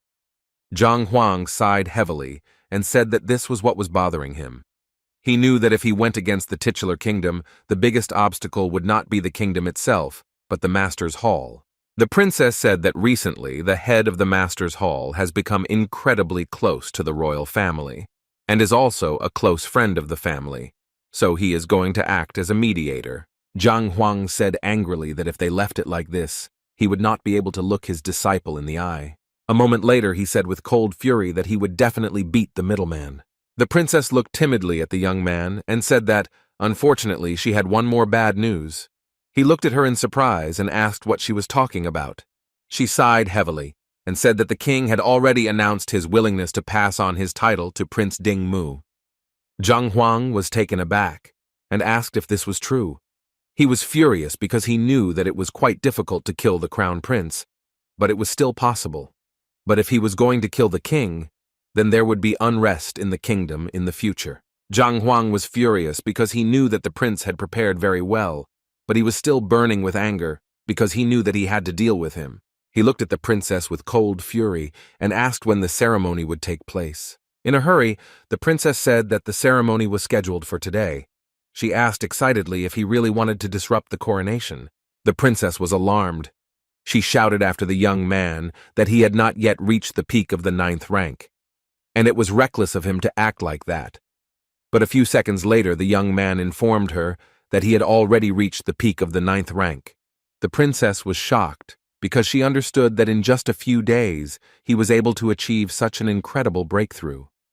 She saw that he had achieved something incredible because some masters spent their entire lives trying to break through to such a level. A moment later, she ran out and followed the master and told him that she would also go with him. Zhang Huang casually looked at her and said that she was too weak and should stay with the others, because he knew that this time a bloody battle could not be avoided, and he could somehow take care of himself, but he could not vouch for the others. She looked at him intently and said that she was a master and also a princess, and if she just watched from the side, they would not dare to touch her. Zhang Huang looked at her intently and still agreed, but said that she would have to stay by his side, but if she felt that she was in danger, she should fly away immediately. The princess sighed heavily, but still agreed to his condition. Sometime later, the men arrived at the Xuanyuan kingdom. They noticed that the street layout was quite interesting. They even had a hidden formation. Gumu said that the royal family specializes in formations, and in the royal family, the title is rightfully given only to geniuses. Sun Qian looked at everyone present with indignation, because he knew that the prince had insulted the young master, and therefore he did not have long to live. And if we talk about true geniuses, then the young master had no equal. He looked at everyone present with a smile and said that the young master was not yet 20, but he was already a calligrapher, a painter, a master tamer. He looked at them intently and said that the young master was also the chairman of the Alliance's Physician Guild. For this reason, he was simply the most incredible person. The man looked at the young man in surprise and said that his master from the small kingdom did not understand how he managed to become the chairman of the Alliance's Physician Guild.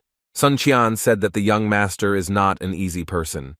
He answered all the questions about illnesses and their treatments that were asked by the masters of the Alliance Doctor Guild. He also dealt with the previous chairman of the Alliance Doctor Guild. They were shocked and gave him the position. The young man looked at him in surprise, because he knew that the young master's name was Zhang Huang, and he had heard that the famous doctor who managed to cure even incurable diseases was called Liu Cheng. Sun Qian said with a smile. This was the young master's alias. He used it when he was undergoing the tests for second-rank grandmasters. The young man was surprised and did not understand why the young master decided to work with poisons, because doctors saved others, and poison masters were cold-blooded and made poisons that killed people. Sun Qian said that the young master was incredibly talented, so there was nothing wrong with him deciding to master the opposite profession for himself. He was very friendly and good-natured, and would never be the first to start a fight. Sun Qian continued to praise the young master for some time and talk about his advantages. A moment later, they were taken aback and stood there in shock as they heard Zhang Huang challenging the prince to a fight. Everyone present was taken aback, as the young man had recently told them about the young master's fine points and how he always remained on the side of reason and treated others with due respect. But it seemed like he was now about to kill a member of the royal family. All the men present were puzzled and did not know what was going on or why the master wanted to kill the prince. Sun Qian looked into the distance, as he realized that the young master was no longer willing to wait. Master Luo looked at the prince intently and asked if this was the same master who wanted to kill him. The prince was taken aback and said that it was exactly like that. But there was some misunderstanding, and he hoped that he would be helped out of this situation. The head of the Grandmaster Hall, Luo Ganhong, looked sideways at Bai Cheng and said that he should go to the master and tell him that he should not interfere in such a thing, but if he continued to insist, then he could use brute force against him. Luo Ganhong asked the prince if a person like the little master had scared him so much that he had been hiding all this time. The prince was taken aback and said with a nervous smile that it was entirely his fault. But in turn, the prince was very angry and alarmed, all knowing that with just one move he had killed many on the spot. For this reason, he ran away and hid. He thought that the master would call his teacher and mentor, but he saw that he came alone. Luo Ganhong said that the master went to them instead to seek support from the Hall of Masters, and it was unreasonable and disrespectful of him to oppose those who were stronger than him. Bai Cheng looked at the master intently and said that the prince's coronation ceremony was about to take place and he should not interfere. He told the master that he should leave immediately and he would be able to go unpunished. Zhang Huang looked at the man with fury and said that he would leave after he killed the prince.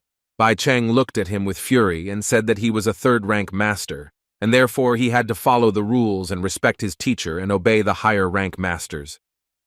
Zhang Huang, in turn, without listening to the man, jumped off the beast with lightning speed and furiously told him to get out of his way. Bai Cheng was surprised by such impudence, but at the same time he was burning with anger. Bai Cheng angrily told the young man that he was only a second-rank master, but he already dared to be rude to a higher-ranking one. Luo Ganhong looked at them in surprise, as he saw that the young man had angered the master. He was afraid that they would not even have to strip the young man of his title, as he would soon bid farewell to his life. A moment later, a fight broke out between them and a loud roar filled the entire area. Zhang Huang grabbed the man's clothes with cold fury. A moment later, he looked at everyone present, with eyes burning with anger, and said that everyone who had nothing to do with what was happening should stand aside. Luo Ganhong was frozen in shock as he saw that the master had defeated Bai Cheng in a matter of minutes. He couldn't believe what was happening. He turned to the prince with lightning speed and furiously asked what he was hiding. Luo Ganhong wanted to know if the young man was really a second-rank master. The prince in turn was taken aback, not knowing what to answer. A moment later, the prince, trembling with fear, said that unfortunately, he knew almost nothing about the master, but he had recently received his second-rank grandmaster token. Luo Ganhong, in turn, was alarmed by his words and did not understand how a master who had only recently reached the second rank could be so strong. A moment later, the guard shouted to his subordinates to protect the prince. Zhang Huang looked at all the knights present who surrounded him. The prince furiously shouted at his subordinates to get rid of the master. Luo Ganhong sighed heavily and said that they should not rush into this, because he could talk to the master and perhaps resolve things peacefully. Luo Ganhong, as he left, told the prince to continue the ceremony, and he must finish everything as soon as possible. Only then will he have the title of king. The prince looked closely at everyone present and told them to quickly prepare everything for the ceremony. Luo Ganhong slowly walked outside and told the guards to get out of the way. Luo Ganhong looked at the master and introduced himself, but he didn't respond. Luo Ganhong said that he didn't know what happened between him and the prince, but it was better to resolve things peacefully since they both held the title of master. He told the master that he could just say what he wanted as compensation, and they would prepare everything. Zhang Huang looked at the master with fury and said that he only wanted the prince and he would leave after he dealt with him. The man looked at the master with anger and said that the prince was the heir to the kingdom. He would also soon become the king, and if the master killed him, then there would be unrest in the country, and innocent people would be in a sad situation. Zhang Huang walked closer to the master and angrily told him to get out of the way. Luo Ganhong looked at the master and said that he saw incredible potential in him, but he was now crossing the line. Zhang Huang looked at him with cold fury and said that if he did not move away, he would die immediately. A few seconds later, he directed his rage and strength at the master. With the speed of lightning, the master flew back from the deafening blow. Luo Ganhong froze in place for a moment as he felt a powerful blow. He noticed that the master had used the power of the Great Path, and so he didn't even realize when the master had managed to do this. He noticed that the master had a perfect technique without a single flaw. He knew that he shouldn't underestimate the master. Luo Ganhong, in turn, came to the realization that he would have to fight the young man with all his might. A moment later, he gathered all his strength, swung his fists, and flew towards his opponent. The men froze in place in surprise because they saw a peak ghost rank technique. The young man was surprised because he understood that he was now seeing advanced techniques with a huge number of movements, due to which the enemy had practically no chance to resist. They were excited and didn't know what they should do in this situation. The young man thought that Gu Mu was needed to deal with the soldiers. He looked at the young master intently, as he saw that his strength and potential were simply at their peak. Zhang Huangque was burning with anger. Gathering all his strength, he wanted to strike. Luo Ganhong struck his opponent with lightning speed, but the young man didn't even think about retreating. He rushed towards his opponent with ease and grace. Luo Ganhong was shocked and couldn't understand how this was possible. It seemed to him that his opponent could sense the location of his attacks. He froze for a moment when he saw the master rushing towards him with fury in his eyes. He was shocked because he knew that he had dealt him a blow that he could not prevent. Zhang Huang dealt a crushing blow to his opponent with lightning speed. Zhang Huang said with cold fury, without raising his eyes, that a second-rank master fighting a third-rank master should be considered a breach of subordination. He said angrily that as soon as he finished all the business, he would personally inform the Hall of Masters about what had happened, and they would judge them there. Luo Ganhong, in turn, writhing in pain on the ground, understood that if this really happened, he would certainly be removed from his post as head, and they could also start an investigation, after which he would become the laughing stock of the entire alliance. The young man was surprised but also happy, as he saw that Zhang Huang wanted to challenge the hall alone. He thought that the young master was a very interesting person. A moment later, the prince ran out into the street and called for Chief Luo. He was puzzled and did not understand how this could happen. Trembling with fear, the young prince shouted to the guards to stop the master immediately. A moment later, all the peaks were pointed towards the young master. Jin Konghai understood very well that no matter how strong the master was, it would not be easy for him to stand against a large, well-trained army. He looked closely at the young master as he knew that he would soon need their help. But a moment later, he said that everyone should look carefully at the master. Zhang Huang looked at everyone present with fury and said that in order to achieve perfection and achieve one's goals, one must be persistent and constantly improve. A moment later, everyone froze in surprise as the young man gave a lecture. The man was shocked as he realized that the master was holding back 100 soldiers just by talking. He looked closely at the master as he realized that he was simply a gift from above. The men whispered among themselves, because they knew whether it would be effective in this situation. They knew that the teaching itself is not a strong instrument of influence, but if the speaker has reached a certain high level, the effect can be impressive. He said that upon reaching the highest mastery of the speaker, he is able to convey the great truth to all listeners, even if the listener is an enemy and he cannot recognize the master. Gu Mu sighed heavily and said that no matter who his opponent was, once he spoke, everyone would kneel, and this meant that everyone who heard him once would become his disciples. Wei Yu was amazed by what he heard because he understood that only Master Confucius was capable of such a thing. They knew that all people who had ever heard his teachings unconditionally recognized him as a teacher, even if it was a sworn enemy. He instantly lost all possibility of resistance. Gumu looked at the young man in surprise and asked if he really meant to say that the master was currently giving a lecture in order to restrain them. The young man sighed heavily and said that it was exactly like that, and they should look at him closely.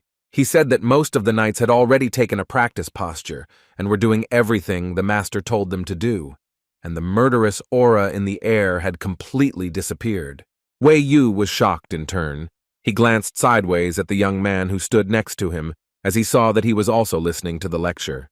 The men were surprised because they realized that the young man was able to break through to a higher rank only by listening to the master's teaching. They understood that even if the master was able to direct his true ki to make a breakthrough to another rank, it would take a certain amount of time. The young man looked at Zhang Huang intently. He was amazed by his skills and didn't know what he was capable of. At the same time, the prince was burning with rage, because he did not understand why they did not listen to him. He shouted to his knights to immediately carry out the order and kill the master.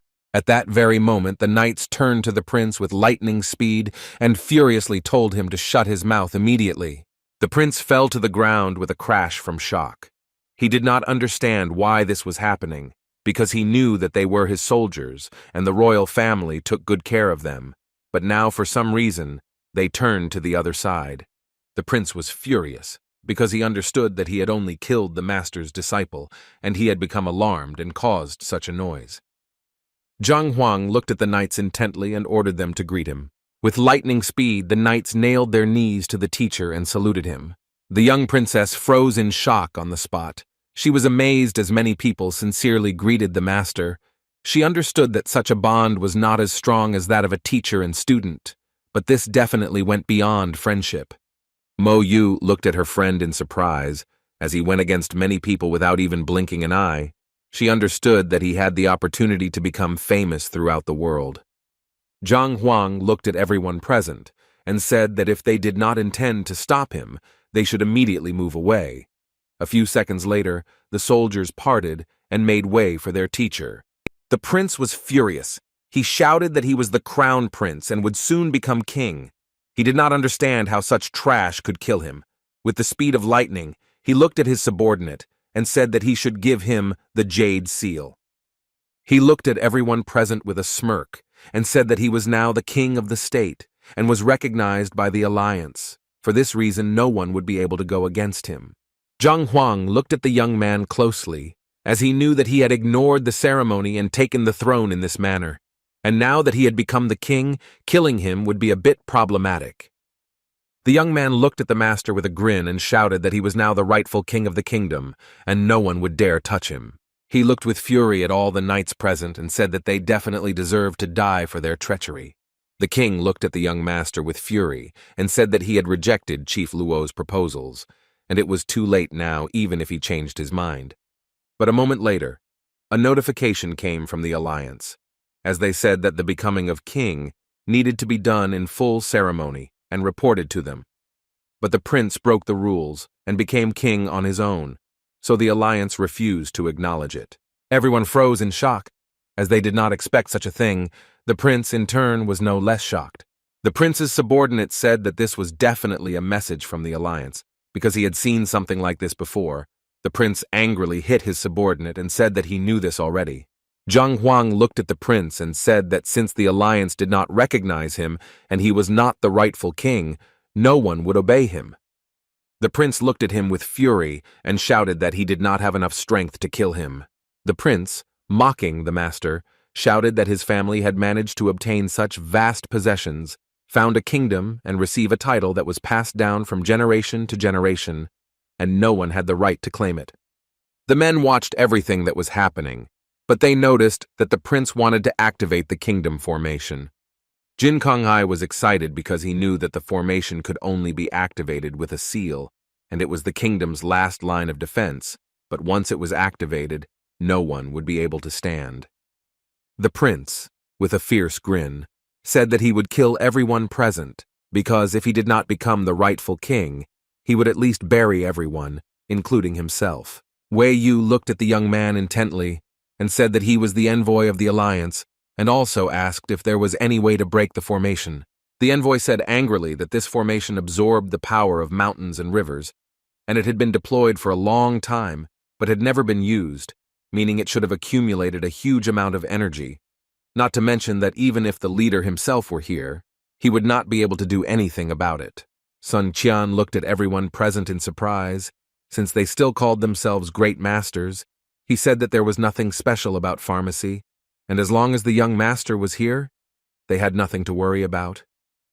The messenger looked at the young man with fury and shouted that the formation had great power, and it was activated for the first time in 1,000 years. Sun Qian casually looked at everyone present and told the envoy that if he had finished his tirade, then he would like to continue observing. At the same time, the prince looked at the master mockingly. The men were alarmed. They did not understand what was happening and why the information was not activated. Sun Qian said with a smile that although the young master had not passed the formation master test, to him, these kinds of formations were the same as those used to catch animals, and there was nothing unusual about it. At the same time, the prince shook the box anxiously. He did not understand why it did not work. Zhang Huang walked closer to the prince and said with a grin that he must have expected something like this, but still, his formation was powerless against him.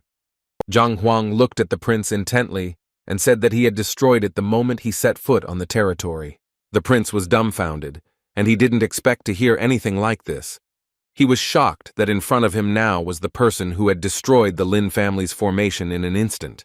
He was furious because he knew that because of the Lin family, he was at a disadvantage. A moment later, he said angrily that it seemed like the end had come for him. But after a few seconds, he turned furiously into the field of bodies at the master and shouted that they would still see who would survive. Zhang Huang easily intercepted the prince and squeezed him by the throat. The prince was shocked.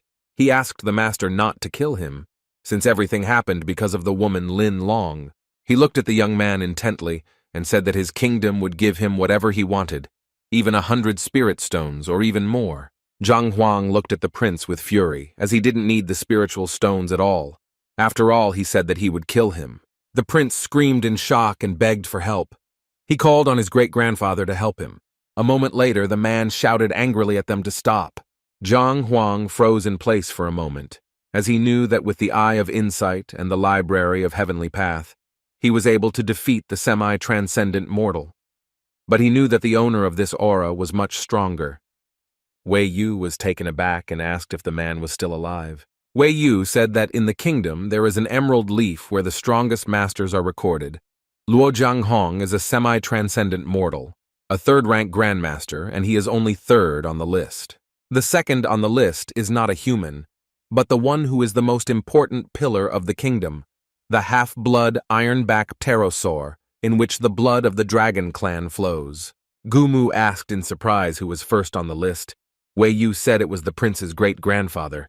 The men looked at each other in surprise, because they thought that he had died. Jin Konghai looked at everyone present in confusion and said that it seemed that he had managed to reach the rank of immortal. A moment later, everyone was staring at former King Ding Hong. Jin Konghai glanced sideways at the alliance envoy and said that the man was very strong, and it seemed like they should intervene. The envoy said that they didn't need to intervene for now, since they could come between them at any time, and for now they could only watch. He looked at everyone present with admiration and a grin, as he was curious about what the young master was capable of. Ding Hong looked at the young master intently and asked if he could let the prince go, and as a sign of respect, he would give him 200 spiritual stones. Ding Hong told the young man that if he really wanted to kill the prince, nothing good would come of it, and instead he would have to deal with him. Zhang Huang looked at the old man intently and said that he did indeed need the spiritual stones, but he was not going to trade his honor and morality for something like that. Zhang Huang lowered his eyes to the floor with cold fury and said that if he agreed to the proposal given to her, he would not be able to look his disciple in the eyes. With the speed of lightning, he used his strength, and the prince's neck snapped. A moment later, he casually threw the prince to the ground. The young princess froze in shock as she saw her friend about to fight the great warrior, and it was all because of her. Ding Hong looked at his opponent with cold fury and shouted that he had given him a choice, but he seemed to have chosen death. Zhang Huang looked at his opponent intently and said that if he had to make the choice again, he would kill the prince again. A moment later, he looked closely at the predatory beast and noticed a flaw. With lightning speed, the young man applied the techniques of the heavenly path movement. The men looked closely at the master's fight, because they knew that it would not be easy for him to win, and if he simply dodged the blows, then nothing good would come of it. Ding Hong looked at Zhang Huang with a grin and said that he seemed to be very fast, but they would still see how long he could dodge. Zhang Huang, for his part, understood perfectly well that this would not last forever, and he should stop evading. The man looked at him intently and said that if he was done dodging, then he should just die. The beast directed all its power at the enemy with fury, but a moment later the young master began to repel the beast's attacks. With lightning speed, the master responded to the great and formidable beast. A few seconds later he fell to the ground with a crash in front of his master. The men were surprised, as they saw that the master simply made a strange sound, and the beast fell to the ground with a crash. They noticed that its sound was like a bolt from the blue, but they did not know what it was, and why the bird was so scared. A moment later, Wei Yu said that it seemed to be the voice of a true dragon. Ding Hong looked at his opponent with cold fury and said that he seemed to be able to defeat the great and fierce beast. And this was very impressive, however. He knew that he still had to deal with the master himself. A moment later, the man gathered all his strength and delivered a palm-shaped strike of primordial ki.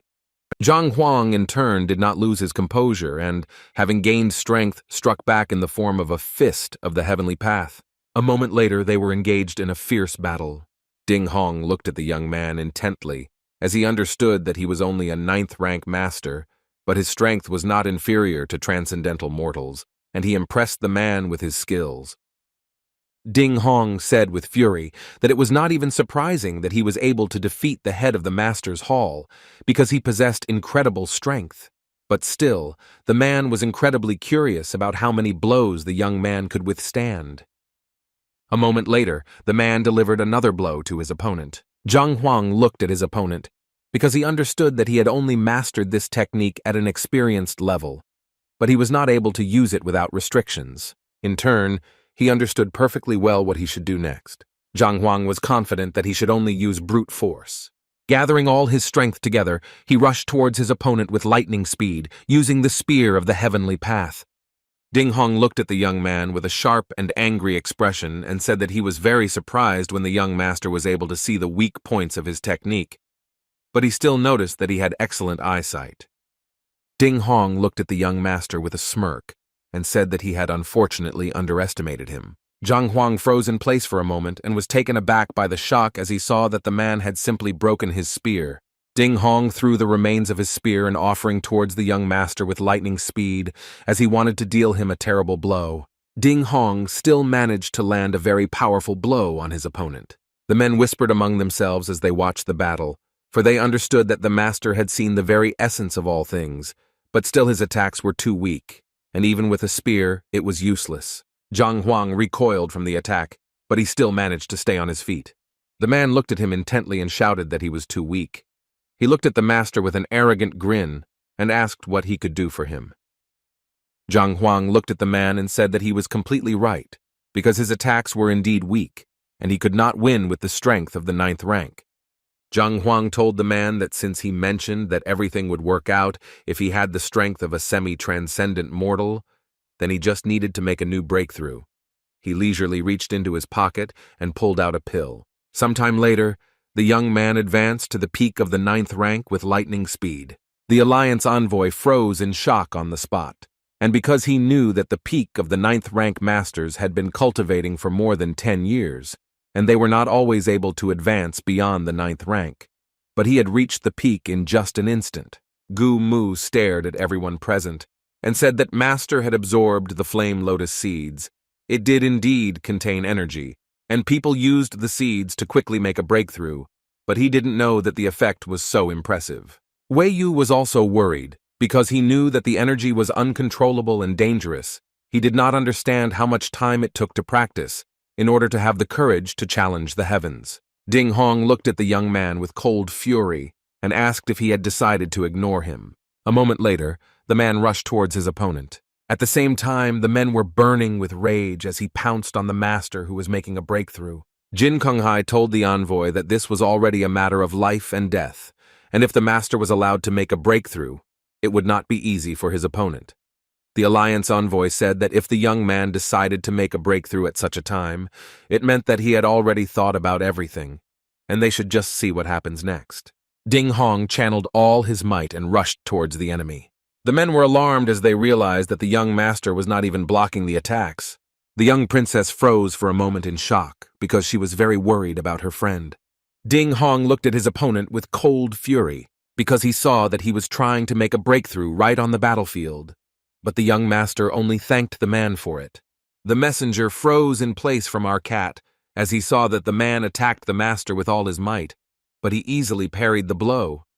The man looked at the master with cold fury. A moment later, he drew his sword and attacked his opponent with fury, knowing that he would die anyway. Zhang Huang, in turn, knew very well what his opponent was capable of. He used the technique of heavenly path movements with lightning speed and jumped back with ease and grace.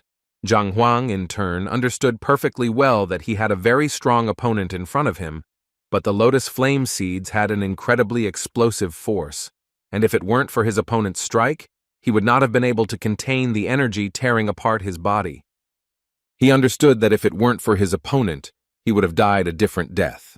The man looked closely at his opponent as he thought he was very strange. He understood perfectly well that he needed to finish him off as quickly as possible. With lightning speed, he struck his opponent. Zhang Huang saw that now, with the eye of insight, he could read the weak points of the masters, who was stronger than him by 1 rank. He understood that now he would not lose to his opponent in strength. With lightning speed, he rushed into battle and used the Heavenly Path Fist technique. The man froze in place for a moment as he saw the power of his opponent who was attacking him with fury. Unable to withstand the blow, he flew to the ground with a crash. The man was shocked, wondering if he had just witnessed the power of the longevity rank. Ding Hong was puzzled and didn't understand how this was possible, but he still believed that a young man with such strength would only rely on his fists. Ding Hong knew that the young man would never be able to bypass his blade mastery. The men were furious and thought the old man was simply shameless because he had used the true essence and gone on the defensive. Ding Hong sighed heavily as he expected it to be a long battle. He looked closely at his opponent and admitted that he was strong, but now neither of them would be able to hurt each other. Ding Hong said that since Ding Mu was already dead, they could put all the grudges in the past. Zhang Huang looked at the old man with cold fury and said that he was thinking too much. He slowly took out the sword from his belt. All the knights present froze in shock as they saw their swords move. Ding Hong froze in place in surprise as he saw that his sword was also shaking. He understood that swords were shaking and dragons were roaring. He was dumbfounded as he understood that this was a much deeper technique. He looked at the young man intently and in surprise as he saw that he had used the spirit of the blade. He did not understand how the boy had made a breakthrough and achieved something like this. Zhang Huang knew very well that the spirit of the blade was like the soul itself, one with thoughts, and from now on everything would be according to his will. He looked at the enemy with a grin and said that now they would see if he could wound him. Ding Hong froze in shock. Ding Hong was surprised and didn't understand what was happening. A moment later, Ding Hong was taken aback by the shock as his opponent struck him in the arm. Ding Hong noticed that his technique had dissipated. Ding Hong was shocked because he knew that this could not go on any longer. He knew that he had to run like lightning because that was the only way he could survive. Zhang Huang looked at his opponent with cold fury and asked with anger in his eyes where he was going. Ding Hong was furious because he knew he couldn't dodge the attack. Ding Hong was furious and ran away from the enemy with lightning speed, but he was glad that the enemy would soon catch up with him. Zhang Huang knelt down and furiously told his opponent not to even think about running away. Ding Hong saw a gap in the wall and rushed towards it with lightning speed. Zhang Huang was furious because he knew that even though he had managed to make a breakthrough, he knew that using force against the will of the heavens was unacceptable, and so he felt that he had reached his limit. The Alliance envoy knew that they didn't have to worry about the man since he had used a blood sacrifice, and besides, He was left without his right arm, and even if he didn't die, he was still significantly battered, and his cultivation base had suffered significant losses. The messenger looked at the master intently and said that the man would not be able to maintain his strength, and he was no longer a threat. Zhang Huang was momentarily frozen in shock as he saw that the woman in front of him was using disguise, since with the eye of insight, he could see the person's true face. Zhao Feiwu looked at the master and said with a smile that he was from the alliance. Zhang Huang thanked him for his help. Zhao Feiwu said that the kingdom decided to elect a king without notifying the alliance, and he was just doing his job, and for this reason, he should thank the master. Zhao Feiwu looked at the young master and said that his medicine had saved him, and if it weren't for the medicine, he would still be spending his days waiting for his inevitable death. Zhao Feiwu said with a smile that this was the last riddle he had once solved in the form of Liu, and he was the one who suffered from illness, and for this reason, he was very grateful to the master that with his help, he was able to live again. Zhang Huang looked at the young man in surprise and asked if he had congenital muscle weakness. Zhao Feiwu, nodding, replied that it was true. Zhang Huang said with a smile that since his prescription had helped him recover, and he had helped him today, then they were even. Zhao Feiwu said in a puzzled tone that this was true, but however, the master had killed the king of one of the titled states and exiled one of the ancestors, and if they didn't do anything now, there would be big trouble. Zhang Huang froze in shock for a moment, because he only thought about revenge. But now he understood that if everything was left as it was, then soon the kingdom would fall into complete chaos. The young man smiled and told the master that he could give him some advice, because since the master had broken the old order, if he became king, no one would be against it. Zhang Huang froze in surprise because he knew perfectly well that he would only be able to rule for a few years, and he did not want that at all. Zhang Huang said with a smile that he did not want to be king at all, but he could find someone suitable for this role. The young man looked at him in surprise and asked who it could be. Zhao Feiwu asked the master if he was talking about Sun Qian now. The young man sighed heavily and said that he had nothing to do with it. Zhang Huang burst out laughing, and a moment later said that it was impossible because it would simply be a waste of his potential. Zhao Feiwu in turn understood perfectly well that, like the servant, like the master, Zhang Huang looked up and shouted to the prince and ace that she must come down immediately. Zhao Feiwu looked at the master in surprise and asked if he really wanted to appoint her. Zhang Huang looked at everyone present and said that it was correct, and he wanted her to become the first queen. He looked at them intently and asked if everyone present had any objections. The young princess froze in place in surprise, wondering if he really intended to make her the queen of Xuanyuan. Zhao Feiwu was taken aback by the fact that the young princess had not yet reached the 9th rank, and there were many masters in the kingdom who had similar strength. Zhang Huang said that the young lady was not yet strong enough, but for her age, this was an incredible result, and as long as she had enough strength and resources, it would not be difficult for her to keep them under control. Zhao Feiwu said excitedly, "Changing the king is a serious matter. If she is not strong enough, she will not be able to sit on the throne, and serious problems will arise because of this." Zhang Huang looked at the princess intently and asked if she wanted to be a 9th rank peak master. The young lady looked at him in surprise and with the speed of lightning, replied that of course she wanted to. Zhang Huang smiled and handed her one pill and told her to eat it and sit down for a while. A moment later, the young princess ate the pill and sat on the ground. Zhang Huang stood next to the princess and used his power to raise her rank. Zhao Feiwu was shocked by the master's actions, because he knew that the 4th rank masters in the alliance were not capable of such a thing. Now he understood why the great masters worshipped him. Jin Konghai Bell was shocked because he had seen the skill transmission with his own eyes. He knew that masters were able to develop exclusive programs and improvements for their students, and then use their own energy to strengthen and improve them. Jin Konghai understood very well that for this, a master must be at least of the 6th rank. He must also have an idea of the student's abilities and know which methods are suitable for a particular student. He must not allow a single mistake. Jin Konghai was amazed because he saw that the master quickly got to work, as if he did it every day. He didn't even need any preparation, and he did everything perfectly. A moment later, everyone present looked at the princess with their mouths open, who had instantly reached the peak of rank 9. The men, frozen in shock, wondered if they had really seen a breakthrough. A moment later, the princess bowed to her teacher and thanked him. Zhao Feiwu looked at them and said that after all, the princess had achieved a breakthrough and was now becoming a queen. But it was still not enough to convince the others. Zhao Feiwu looked at the master intently and said that such masters were quite powerful. However, in order to rule a kingdom, this was not enough. One had to at least become a semi-transcendent mortal. Zhang Huang thought for a moment, and after a few minutes he told everyone present that they should wait a little while. He slowly walked towards the beast. Zhang Huang looked at the beast with cold fury and said that from today on, he would acknowledge the princess as his mistress and would obey her orders.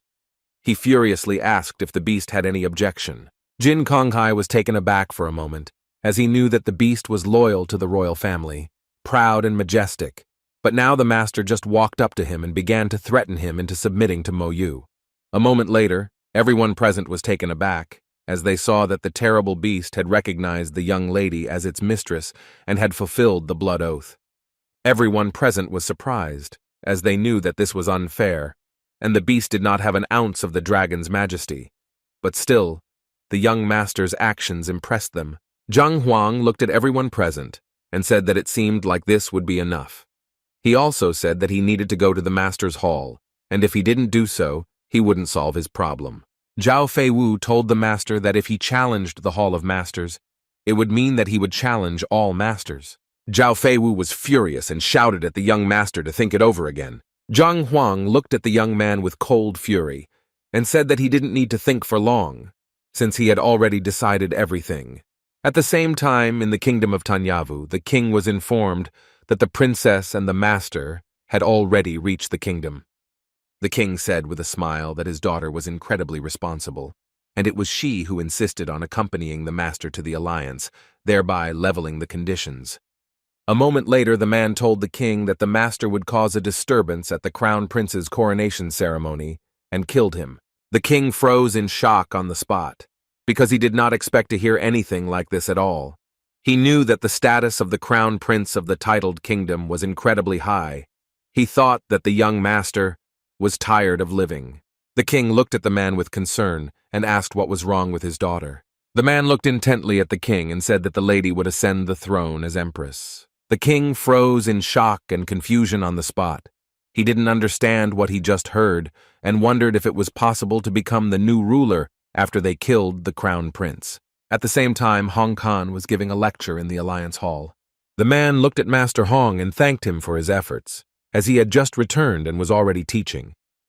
Hong Kong said with a smile that helping everyone and cultivating new talents is his job. A moment later, the men were taken aback as they heard the ringing of bells. Hong Kong didn't think anything interesting would happen right after he returned. After a short conversation, the men decided to have some tea. Sometime later, a man entered the hall and said that the ringing was from a titled kingdom. Hong Kong said that he had spent a lot of time in the kingdom, and that it was there that he received his title of master, but he did not understand who dared to invade the hall of the kingdom's masters, and that that person would suffer losses. Hong Kong said that he left a piece of his will there, and even fourth-rank masters would not be able to deal with something like that, let alone some rogues. Hong Kong said with a smile that in the hall of the masters of the kingdom, not only part of his will was stored, but also that of several other masters. The head of the hall said that he believed that even at this stage everything would be over, but a moment later they were taken aback, as they heard the fifth ringing of the bell. The men were puzzled because some man had passed by too quickly and had dealt with them all. The head of the hall looked closely at the young man and said that he should quickly find out who was in the royal hall now. The man froze in shock, because he knew that this was not just a man in front of him. He did not understand what kind of monster he had offended this time. With the speed of lightning, he bowed to Master Zhang and said that the Hall of Masters, and he also asked for his forgiveness for what happened earlier. Zhang Huang sighed heavily and said that he would not remember the past, but he needed help. He asked the man if he had any books or materials containing information on awakening the sleeping soul. The man looked at him in surprise and asked if he really wanted to awaken the student. Luo Ganhong said that their hall could not be called weak, but even they did not dare to deal with this matter. After all, only 7th-rank masters could influence the consciousness of other people. but he also said that the master could find the heir of the ancient spiritual shaman. Zhang Huang looked at the man in surprise and asked who a spiritual shaman was.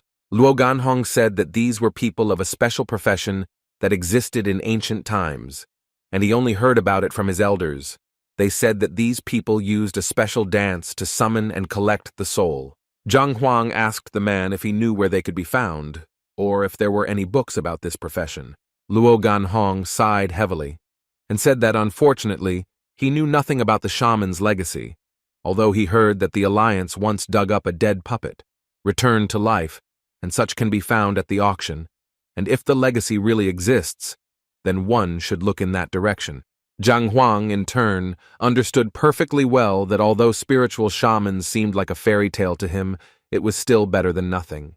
He knew he needed to look into the matter, and as he left, he told the man he had other things to attend to, and he could go to the princess and help her. Some time later, the young man finally looked into the Hunhai City Alliance. My lady told everyone present that the alliance was not small, and they should be more careful in the city. A moment later, the young lady began to talk about power and its levels. Looking at everyone present, she talked about the levels of power and the lifespans at these levels. She said that at some levels, life force and energy increases, and it can be used to control the elements, and by moving to another level, you can destroy an entire mountain with your own strength. The young people, in turn, were amazed by what they heard. They wanted to learn as much as possible about the force. The girl also talked about the level of harmony because diligent practice could help find the right path. Looking at the young master, she told him everything she knew. Zhang Huang, in turn, knew that the 9 levels, like the 9 steps, perfection in martial arts, are related to the heavens, so it is not very easy to improve. Sun Qian looked at everyone present in surprise and asked why he did not see the envoy. He wanted to know who was in front of him now, since he had not seen the girl before. Zhang Huang said that the girl was the envoy. Zhao Feiyu looked at everyone present with a smile and apologized for not introducing herself, since she had been hiding behind a mask earlier due to her mission. Zhang Huang looked at the young man closely and said that he should go to the auction and help him learn everything about the puppets. The young man agreed and said that he would do everything. Zhao Feiyu said with a smile that they didn't need to bother going anywhere, since valuable things like puppets were being auctioned off in the pavilion. Zhang Huang asked if this was a place where antiques were collected. She looked at the young men and said that it was all true, and so, as she had nothing to do, and she knew the area very well, she could be his free guide. Zhang Huang's spirits were lifted when he heard that she wanted to work for free. With lightning speed, the young people went to the exit, because they knew that they needed to get to the pavilion as quickly as possible. Zhang Huang gave his disciples lotus seeds and told them that they should practice harder. The young men accepted his gift with pride, but were still very upset because they wanted to go with him. Gumu looked at the teacher with a puzzled expression and said that he was not suitable for this kind of terrain. The man told him that he could stay in the hall. The young lady walked slowly through the city and told the young people everything. And she also told them that gold coins were almost never used in the city, and that jade amulets and spiritual stones were used for trade. A moment later, she told them all the prices. Zhang Huang was puzzled and did not understand why there was a need to earn gold coins if they did not work in the city. Sometime later, they came to a pavilion where only antiques were sold. Sun Qian looked at everyone present and said that he had opened a shop before, so he knew that there were many treasures here. Zhao Feiyu said with a smile that it seemed like he had a clear vision for something like this. But still, no one is immune from making a mistake, but if that happens, you can just call an appraiser. Jin Konghai said that an appraiser can make mistakes several times in his life, and if he exceeds the limit, he will no longer be able to work. Jin Konghai said that every treasure that an appraiser appraises must be registered and recorded, otherwise it will also be considered a mistake. Zhang Huang sighed heavily and said that in fact, everything is the same as in other professions. Zhang Huang turned around and looked at the man closely, as he said that he had a stone that was like a star and could easily light the way in the darkness. Zhang Huang looked at the man closely, because he knew that although his foresight was not perfect, he could easily see the value of some things. He looked closely at the small stone and asked what it was. The man, in turn, hurried to the stone. A moment later, the man smiled and told the master that he seemed to have a keen eye, as this was the most valuable item he had.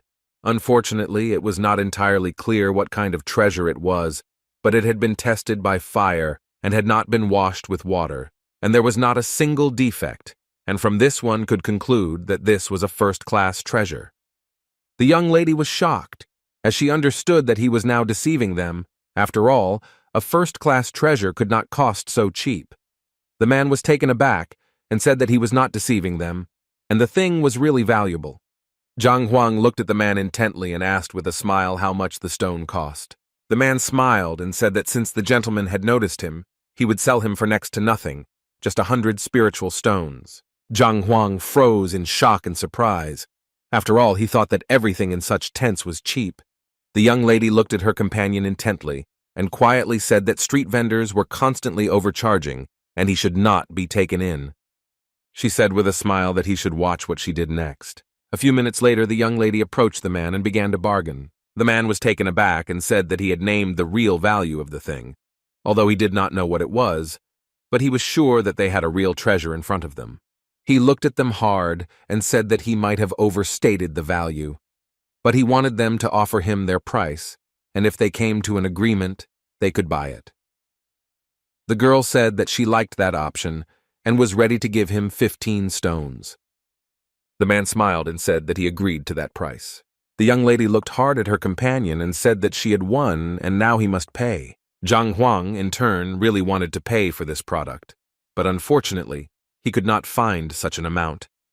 He sighed heavily and said that 15 stones were very expensive. The man was surprised and said that it was a small thing.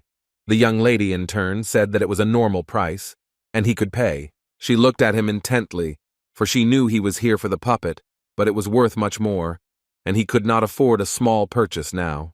Zhang Huang looked at the man and said that he would first like to estimate the cost of this product and then bargain. The man agreed. Zhang Huang looked closely at the thing and noticed the old writing, and in turn realized that because of it, no one could appreciate the thing. A moment later, he realized that he was holding a dragon-scale amulet that had been forged many thousands of years ago. In turn, he understood that he needed to take this product, since it would be useful to him. But a moment later they looked back, because they heard a man approach them and say that for such a price he would take the stone. The merchant looked closely at the young men and said that if they did not want to take his goods, he would immediately sell them to the young master. The man said with a grin that he liked the product and would like to receive it. Zhang Huang looked at the man and asked for forgiveness and said that he also liked the product and did not want to give it away just like that. The man looked at the merchant intently and said that he was willing to give 50 spiritual stones for this product. The merchant froze in place for a moment. The man looked at the buyer intently and said that the appraiser had already made his offer, and if the price did not suit them, then they should give the goods back. Zhang Huang looked at the merchant intently and said that if he offered a price that was acceptable to him, he would like to have the stone for himself. Zhang Huang said with a smile that he would give him 50 gold coins. The man froze for a moment in surprise. The young lady in turn was amazed at his price, since there had just been a conversation about how they were trying to cheat her. She did not understand who was now trying to cheat whom. The appraiser looked at them with a grin, as he did not understand where they came from, because he knew that spiritual stones and gold coins were completely different currencies and could not be compared. The salesman looked at the young man and asked for forgiveness, and said that unfortunately he could not sell him this product. Zhang Huang asked if he really thought that he had not offered enough. Zhang Huang sighed heavily and said as he left that he had already thought that he would sell it to him and solve his problem with insomnia and nightmares. The seller looked at him in surprise and asked what he had just said. A moment later, the salesman was shouting in a hurry and calling the young master back. The appraiser looked at them closely and said that the singer should have absorbed spiritual energy and improved his body. Under good conditions, insomnia occurs very rarely, and he does not need to listen to the tricks of a fool at all. Zhang Huang looked at the salesman intently and said that he had been suffering from night sweats lately, and if he woke up in the middle of the night, his body would twitch like a dead person. The man was taken aback and said that he had consulted many doctors, but no one could help him. He was surprised that the young master knew about such a thing.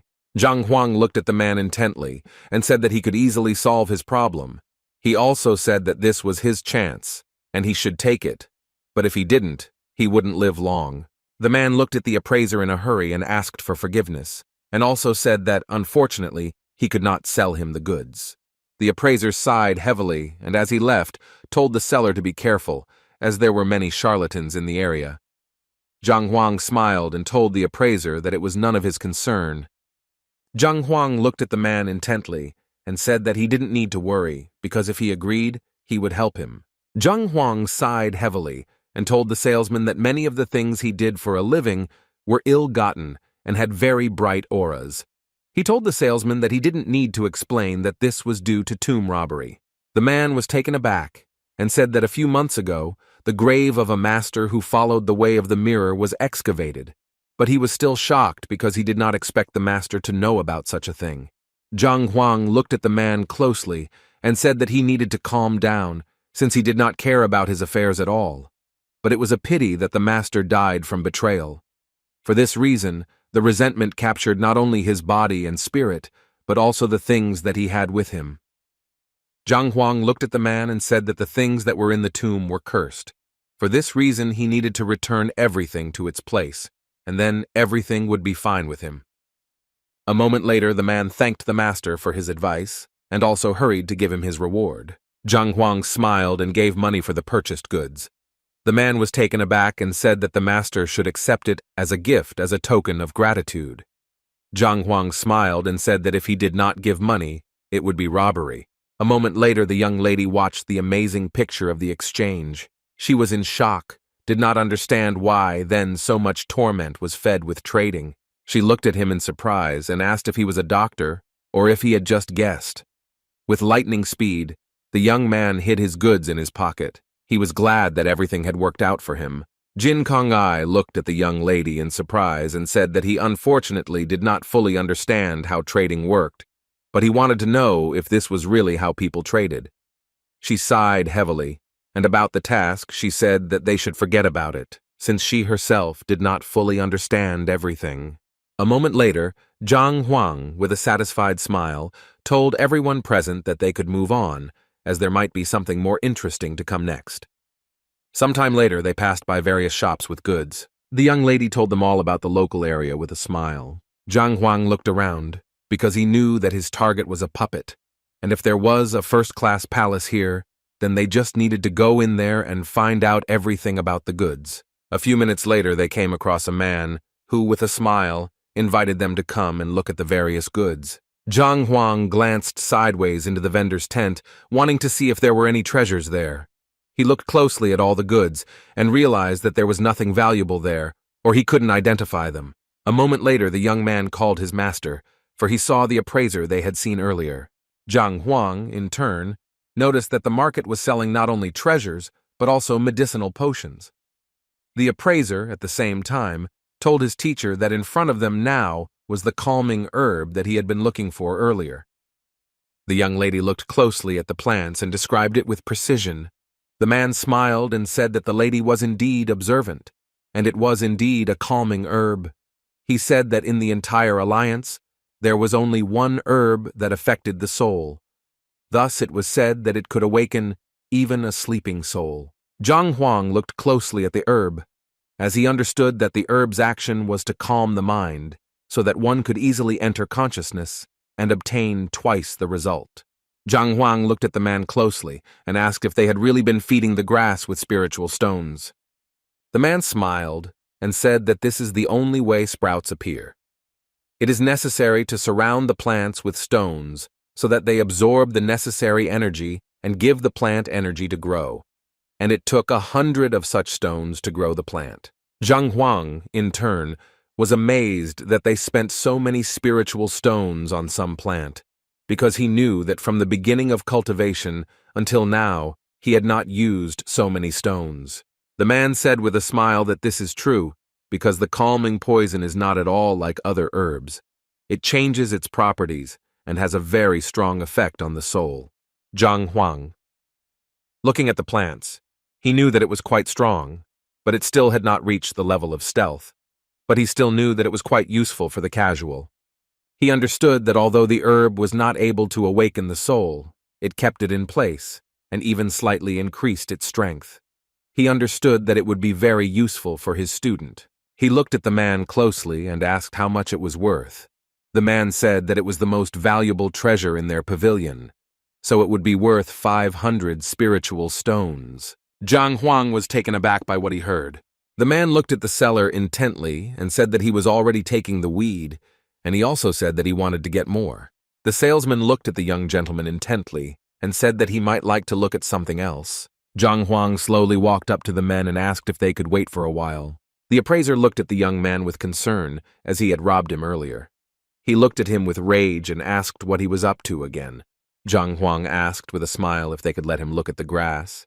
He said that usually the one who bids the most money buys it, so he could bid a higher price and take the grass.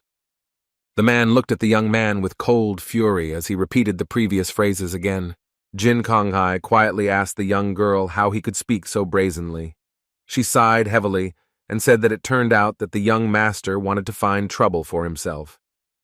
Zhang Huang asked what price they wanted to offer, and also asked if they would be willing to nobly give him the grass.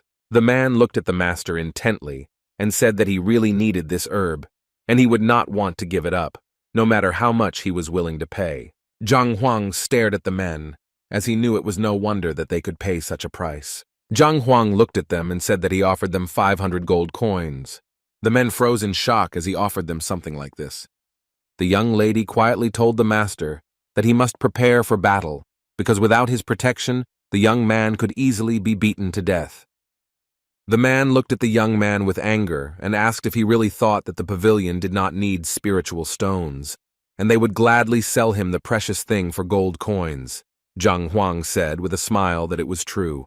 Zhang Huang looked at them intently and said that they were wrong in one thing. He was not buying it from the palace, but from them, and he hoped that they would give in to him for a certain price. The man looked at him in surprise and asked if he really needed to buy, and then sell it to him. He looked at the young man with anger and asked why he needed to do such a thing. The appraiser looked at the young man with fury and shouted that his teacher was a great man, and he was now talking nonsense in front of him. Zhang Huang looked at them with a grin and said that if you look closely, you can tell at a glance who the appraiser really was. The man looked at him intently and said that since he knew he was an appraiser, he should know that he had no problems with his money, and therefore he would not sell the weed. The man looked at the seller intently and said that he should take all the herbs and send them to his house. Zhang Huang sighed heavily and said that he thought the respected appraiser understood such things, but he was just wasting money on cunning fakes. Appraiser Liu Shi looked at the young man angrily and asked if he really didn't know who he was talking to. The man looked at the young man with cold fury and asked whose purchases he was calling counterfeit. He told the master that he would not be able to leave so easily after such words. Zhang Huang looked at the man and said that he should just admit that he was ashamed of his mistake and he just wanted to get even with him. The man looked at him with anger and asked what exactly he meant by fake, and he also wanted to hear what evidence he had to prove he was right. The man looked at him intently and said that if he provided evidence, he would admit he was wrong. The young lady froze for a moment. She did not understand what was happening. Zhang Huang looked at them intently and asked why they thought he was lying. He said that they had bought emerald bamboo earlier. The men looked at the young man with alarm and asked what was wrong with him. Zhang Huang said that emerald bamboo, especially eye plant leaves, can be used as medicine for hard stems, can be used to create warriors of the dead. Ni bamboo is also suitable for fighting. Zhang Huang looked at the men closely and said that the question was what they needed the emerald bamboo for. The appraiser said that of course they needed it for alchemy. After all, the other functions were good, but they could not compare with alchemy. Zhang Huang said with a smile that it seemed like their plan was to make pills out of it, but then he could confidently say that they had made a grave mistake. The man was furious. He asked the young man if he really thought the emerald bamboo was fake. Zhang Huang looked at them intently and said that the bamboo was real. The men, in turn, looked at him in bewilderment, as they did not understand what he was talking about at all. The men looked at him with fury and said that he had lied to them and was simply making fun of them. The young lady was shocked because she saw that the young master had previously said confidently that they had bought a fake, and now he was saying that it was the original. She thought that he was simply not right in the head. Zhang Huang looked at them in surprise, as he didn't understand why they were so impulsive. He said that he simply told them that they wanted to create a pill but bought the wrong one, but he didn't say that the emerald bamboo was not real. The man looked at him angrily and asked what he meant. Zhang Huang said with a casual smile that it was very simple. After all, it was indeed real bamboo in front of them. But if they wanted to use it to create pills, then he could guarantee that they would fail, and they might also die. Appraiser Liu Shi said angrily that when the soul breaks through, it interacts with heaven and earth and easily absorbs energy, making it easier for soul demons to evolve, so the pill can eliminate their influence. He knew that it was only beneficial, and he couldn't figure out who it could kill. The appraiser looked at the young man closely and asked if he had any evidence. Zhang Huang said with a smile that if it were someone else, he would have no choice but to make a pill and force someone to take it. He said with a smile that he knew another way, and in doing so, he tore off one leaf from the bamboo. Appraiser Liu shuddered when he saw this and called out to his teacher, but he calmed him down. Appraiser Liu looked at the young man closely and said that this torn leaf was worth at least 10 spiritual stones, and if he continued to talk nonsense, he would have to pay for everything. Zhang Huang sighed heavily and told the men that they should calm down, because if there was something wrong with him, he would have no value. A moment later, he set fire to the leaf, and the smoke dispersed throughout the hall. The men froze in surprise, as they did not expect this. The young lady was shocked because she smelled poison. The man understood that this was a highly toxic poison. If it was made into a pill, not only would it not help, but it would also pollute the true qi, heart, and lungs, which would lead to instant death. The appraiser looked at the seller with fury and asked how this could happen. The man fell to his knees with lightning speed and began to beg for mercy. He said that he did not know how this happened, because even they did not notice anything. Zhang Huang looked at the men with a smile and said that they should stop torturing the seller, because he really didn't know. Since the poison is hidden in the emerald bamboo leaves, it is very difficult to notice. It is incredibly strong. The men were surprised because they did not know who could have added it.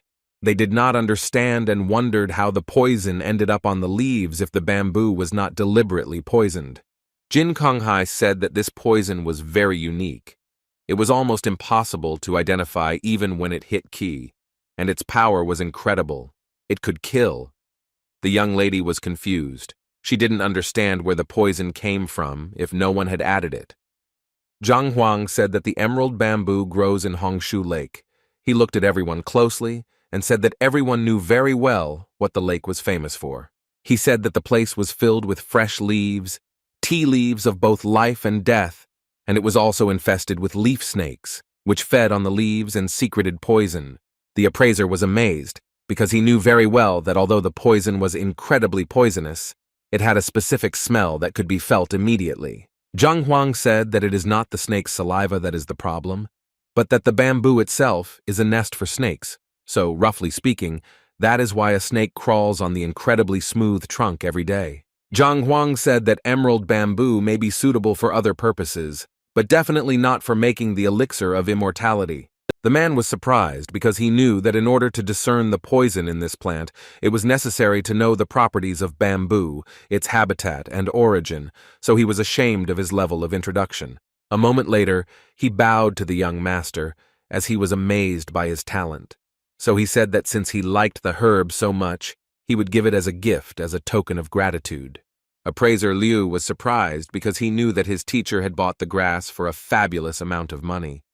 The man told his student that he should keep quiet and agree with his decision. He understood that an appraiser could make a mistake only a few times in his life, and if his teacher had accepted such a mistake today, he would have found himself in an unpleasant situation. He understood that the master in front of him saved the teacher's life, thereby preventing him from making a mistake. Appraiser Liu was shocked because he knew that his teacher had already broken the rules and made the acceptable number of mistakes. He didn't understand how the master knew about this. He looked closely at the young man and wondered if he was such a young but already talented antique dealer. Zhang Huang, in turn, said with a smile that he was not worthy of accepting such a valuable gift. Zhang Huang called his assistant and told him to give them the gold coins, because he could not allow the men to be left with nothing. The men froze in shock as they were taken aback by his words.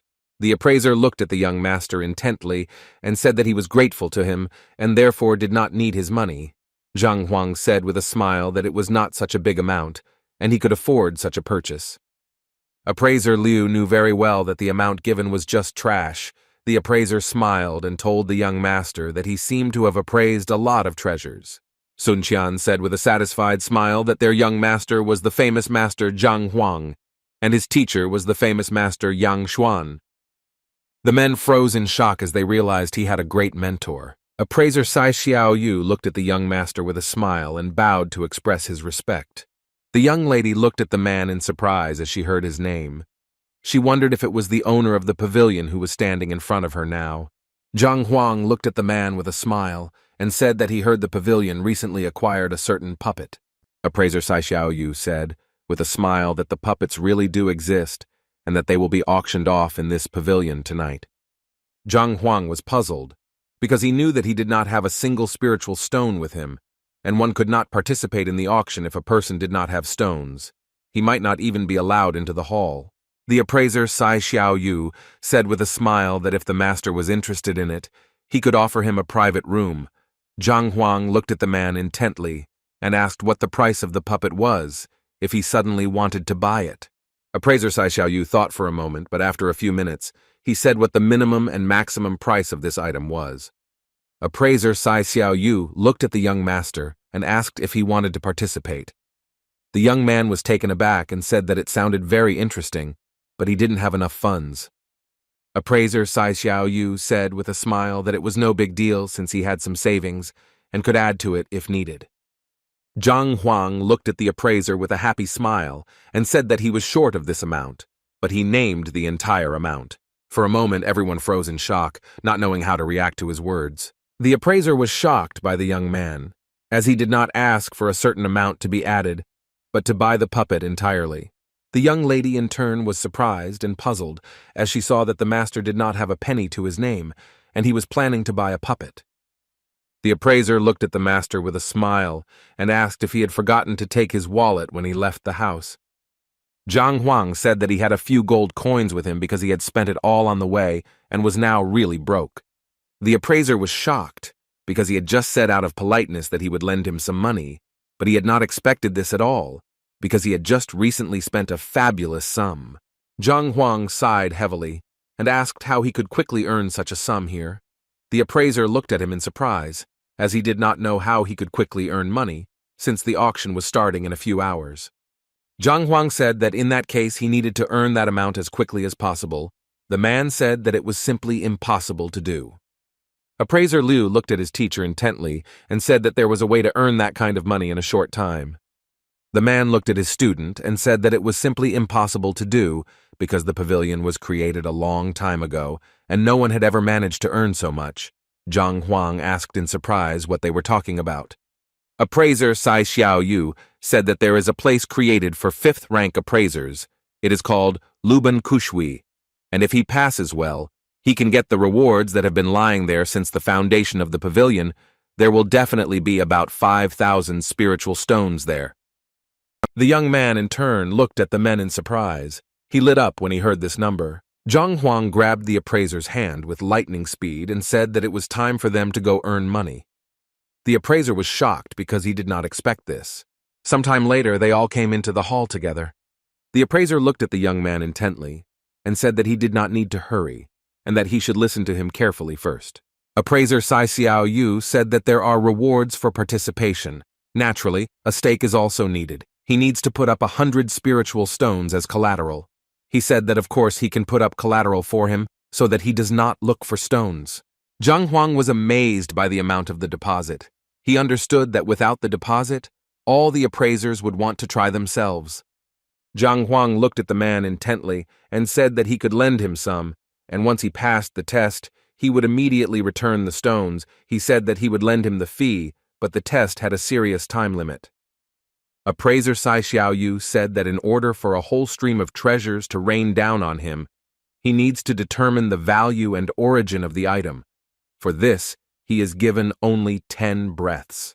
The young lady was amazed by what she heard. She was surprised, asking if this was really possible. Zhang Huang casually looked at the appraiser and said that he therefore wanted to get the stones quickly, since he was in a hurry. The men froze for a moment in surprise. A moment later, a young man knocked on the door and shouted a challenge. Zhang Huang entered the hall with lightning speed and left everyone present outside the door. Everyone was puzzled, because they saw that the young man was very self-confident. Sun Qian asked the man in surprise if he really thought that their master would fail the test. Sun Qian said with a satisfied smile that they could make a bet, and the stake would not be that big, and they could bet 3,000 spiritual stones. The appraiser was furious because he knew that this was all his savings. He looked at the young man in surprise and asked if he had that amount. Sun Qian looked at them and asked if he had that amount of money his master would not have borrowed the stones from them. The appraiser was shocked because the young man did not have the funds and he wanted to make a bet. The young lady was taken aback by the young man because he said he was sure that his master would win. He made a bet when he had no money. She understood that the master was the same as his servant. The appraiser told the young man that he had no money and could not place a bid. The young man smiled and said that he really did not have any money, but the owner of the pavilion did, and he asked to lend it to him. The man, in turn, froze in place from shock, because he wanted to offer the master money just out of politeness, but now something went wrong. Sun Qian said that even if the owner of the pavilion was stingy and ignored the kindness of the master and did not lend him such a sum, there was nothing wrong with that. He looked at the lady intently and asked her to lend him some money. The young lady was shocked because she was just passing by and found herself in the center of what was happening. The appraiser was furious and did not understand what the young man meant when he said that he was ignoring the young master's kindness. Sun Qian smiled and said that the appraiser need not worry, because if he lost, he would definitely get his money. He asked with a grin if they would bet. Sun Qian said with a smile that their master had no equal in strength, and he would easily emerge victorious. The assessor was furious. He shouted that they would immediately make a bet, because he did not believe that their master would cope with the test. The young man, in turn, was jubilant with joy. Sun Qian looked at everyone present and said that they could join in, since it would be too late later. Everyone present thought for a moment. A moment later, they heard that the competition had begun. After some time, Zhang Huang walked out of the hall with a satisfied smile and goods in his hands. The appraiser looked at the young man in surprise and said that the treasures were not for appraisal and could not be taken. Zhang Huang looked at everyone present in surprise and said that he had no idea how or what, because as soon as he finished, they pounced on him, and he couldn't do anything about it. The appraiser looked at the young master in surprise and asked if it was spiritual excitement. Zhang Huang looked at him in bewilderment. The appraiser said that if the weapon reaches a certain level, it will be spiritual. The same thing happens with paintings, but they cannot have a soul like a human, but they recognize themselves. It is somewhat similar to how animals recognize the owner by a drop of blood. Jin Konghai said that the spiritual weapon understands its own problems, but cannot communicate with others, so it cannot be corrected in any way. Some practitioners can understand the problems of the weapon on their own and correct it, but not everyone can do this. The appraiser looked at the young man in surprise and said that it seemed that all the things recognized him as their owner. Appraiser Sai Xiaoyu, in turn, was stunned by everything that was happening, as he understood that he was now bankrupt. But a moment later he was taken aback, as he realized that there were only 10 treasures, but he did not understand why 11 signals sounded. He looked at the young man in surprise and cried out. He understood that a person could go bankrupt, fame could disappear, but Liu Zhanshui could not be lost. With the speed of lightning, the man fell to his knees and shouted to the master that Liu Zhanshui was the treasure of the pavilion, and she represented his greatness. He begged him to leave her. Zhang Huang looked at the man in surprise, as he knew that the treasure had already recognized him. The man told the master that if he left this treasure, they would pay him compensation. Zhang Huang, in turn, began to calculate for what price he was willing to give them the treasure. For some time he counted and added new amounts. On the way out, he said that they had to give him 60,000 spiritual stones. The man was taken aback by the shock, as he understood that they were a pavilion, not a money shop, and they could not give him that much. Zhang Huang looked at them with a smile and said that since they couldn't give him that many spiritual stones, they had to compensate him in another way. Looking at the men, he said that they had to help him find martial arts techniques, and he also needed to find the puppet and all the books about soulcasters. Zhang Huang looked at them intently and asked with a grin if this option was suitable for them. The man was taken aback and said that they could find everything, but the puppet would be a little problematic since it did not belong to the pavilion. Zhang Huang said with a happy smile that it was no big deal since he had already earned the spiritual stones and could buy the puppet. He looked at them closely and said that as long as they could collect the required items, there should be at least 1,000 of each. Appraiser Sai Xiaoyu looked at the young master intently and told him what books they had. Zhang Huang said with a smile that he would expect the book from them, and they should also give him the stones they earned for passing the test. Sun Qian told his master that the appraiser had just lost a bet and owed them 6,000 spirit stones. Zhang Huang asked the young man in surprise what he was talking about. Zhang Huang smiled and told his subordinate that he had a good idea, but he should have bet more, since he still needed a few thousand stones. Appraiser Liu stared at them and said angrily that he had lost, which meant he had to pay. But if he collected all his money, he would have about 3,000 spiritual stones, so he wondered if he could compensate and the rest with treasures. The man handed the master a small ring. Zhang Huang stared at the ring with his eye. A moment later, he sighed heavily and asked the man if this was really all he had collected in his entire life. The man told his student that he should get the box he had received last time, and that way he would be able to pay. The man looked sideways at the master and said that if the product didn't suit him, he didn't know what to do. A moment later, he leisurely presented the young master with a certain item. Sun Qian looked at the treasure in surprise, as it did not seem very valuable to him. Appraiser Sai Xiaoyu said with a smile that this item was dug up in an ancient place many years ago, but unfortunately, they still couldn't figure out what it was. He slowly handed over the product with a smile since, unfortunately, he had little information about it. Zhang Huang took the treasures with lightning speed and said that he would look at everything now and appreciate it. Zhang Huang was momentarily stunned, as he saw that in front of him was a box. Unfortunately, it was impossible to open, but it was made to store very important treasures. It had minimal defects and was a very valuable treasure. The man looked at the master intently and asked if he could tell what this thing was. Zhang Huang said with a smile that he didn't understand what it was exactly, and it might take him some time to study, but in response, he said that he was willing to accept it as payment for the debt. The man sighed heavily because he did not expect that such an unknown box would cost so much. The appraiser looked at the young gentleman intently and said that the auction was about to begin, and they should go there. Zhang Huang slowly followed the man, but he also managed to see all the items that were put up for auction. He looked closely at all those gathered, for he saw that there were worthy people there. Zhang Huang asked the appraiser if this auction was not held by their pavilion. The man said that it was not, and they were holding it in cooperation with the Yipin Pavilion, and this was their job. Appraiser Sai Xiaoyu said that they are engaged in the identification of objects, and they are looking for goods and gathering guests. If they were to do all this, they would not have enough strength for everything else. Zhang Huang looked at the appraiser and asked if he recognized the puppet, as he wanted to know how it came to be. The man said that a month ago, an old man came to the pavilion and asked him to evaluate the item. He said that it was made of gold and iron. It looked like a golden statue.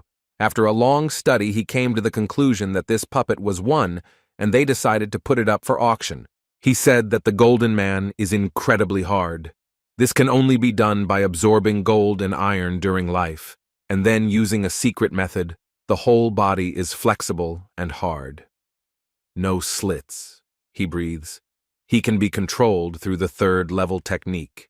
Zhang Huang asked in surprise, could it be that golden people are not cast, but the souls of real people are placed there? The man said that this was not so, because man-made puppets, like certain treasures, would acquire spirituality over time. The human soul had no way of getting into the body of an already created puppet. He said that the ordinary puppets, the others are made of real people.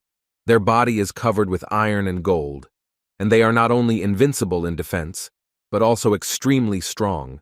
But more importantly, soul casters can perfectly fit the soul into the puppet and are able to follow it. But the body of the puppet will be very weak. Using spiritual energy, they eventually make them invincible. The soul caster, as well as the poison caster, causes fear in people. Gavrili, with the help of powerful control over the soul, can suck the soul out of a person and turn the body into a golden puppet. Appraiser Sai Xiaoyu said that because of such danger, other masters opposed the soul cultivator, and the famous master made sure that the soul cultivator did not have any followers. Zhang Huang, in turn, said that he had heard about this profession, and now he was wondering if it was true that the soul could be awakened. The man sighed heavily and said that the soul is complex and mysterious. Even the enormous power of the 9th stage of the hidden peak cannot touch it, but the only one who can do so, albeit a weaker witch soul master. Zhang Huang, in turn, understood that this was very good and useful information, because now his student had hope. A moment later, the man hit the drum and informed everyone that the auction had officially begun. A moment later, the man greeted everyone present and also informed them of the items that would be up for auction. He said that each item had been assessed by their booth and given an accurate description and price. Zhang Huang, in turn, was surprised that there were so many treasures at the auction. The appraiser smiled and said that this was so because the auction was only held once a year, and all the items put up for sale were worth a fortune. Zhao Feiyu asked with a smile, could anyone really receive an invitation, and she also handed the auction catalog to the master. Zhang Huang began to look closely at the various treasures. He was amazed by the variety of goods and thought that his disciples could use some of the goods. Zhang Huang said with a smile that this place attracts many people. The appraiser smiled and said that sometimes 3 stones would not be enough for treasures.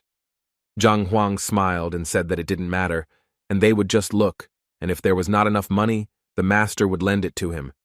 The man decided because he realized that the master remembered everything. Zhang Huang said with a smile that he was of course joking, but I wonder if he could add another thing to the auction now that he had found something. Appraiser Sai Xiaoyu froze in shock and said that he would help him find someone to look at his goods. He was puzzled because he knew that he could soon be ruined because of the young master.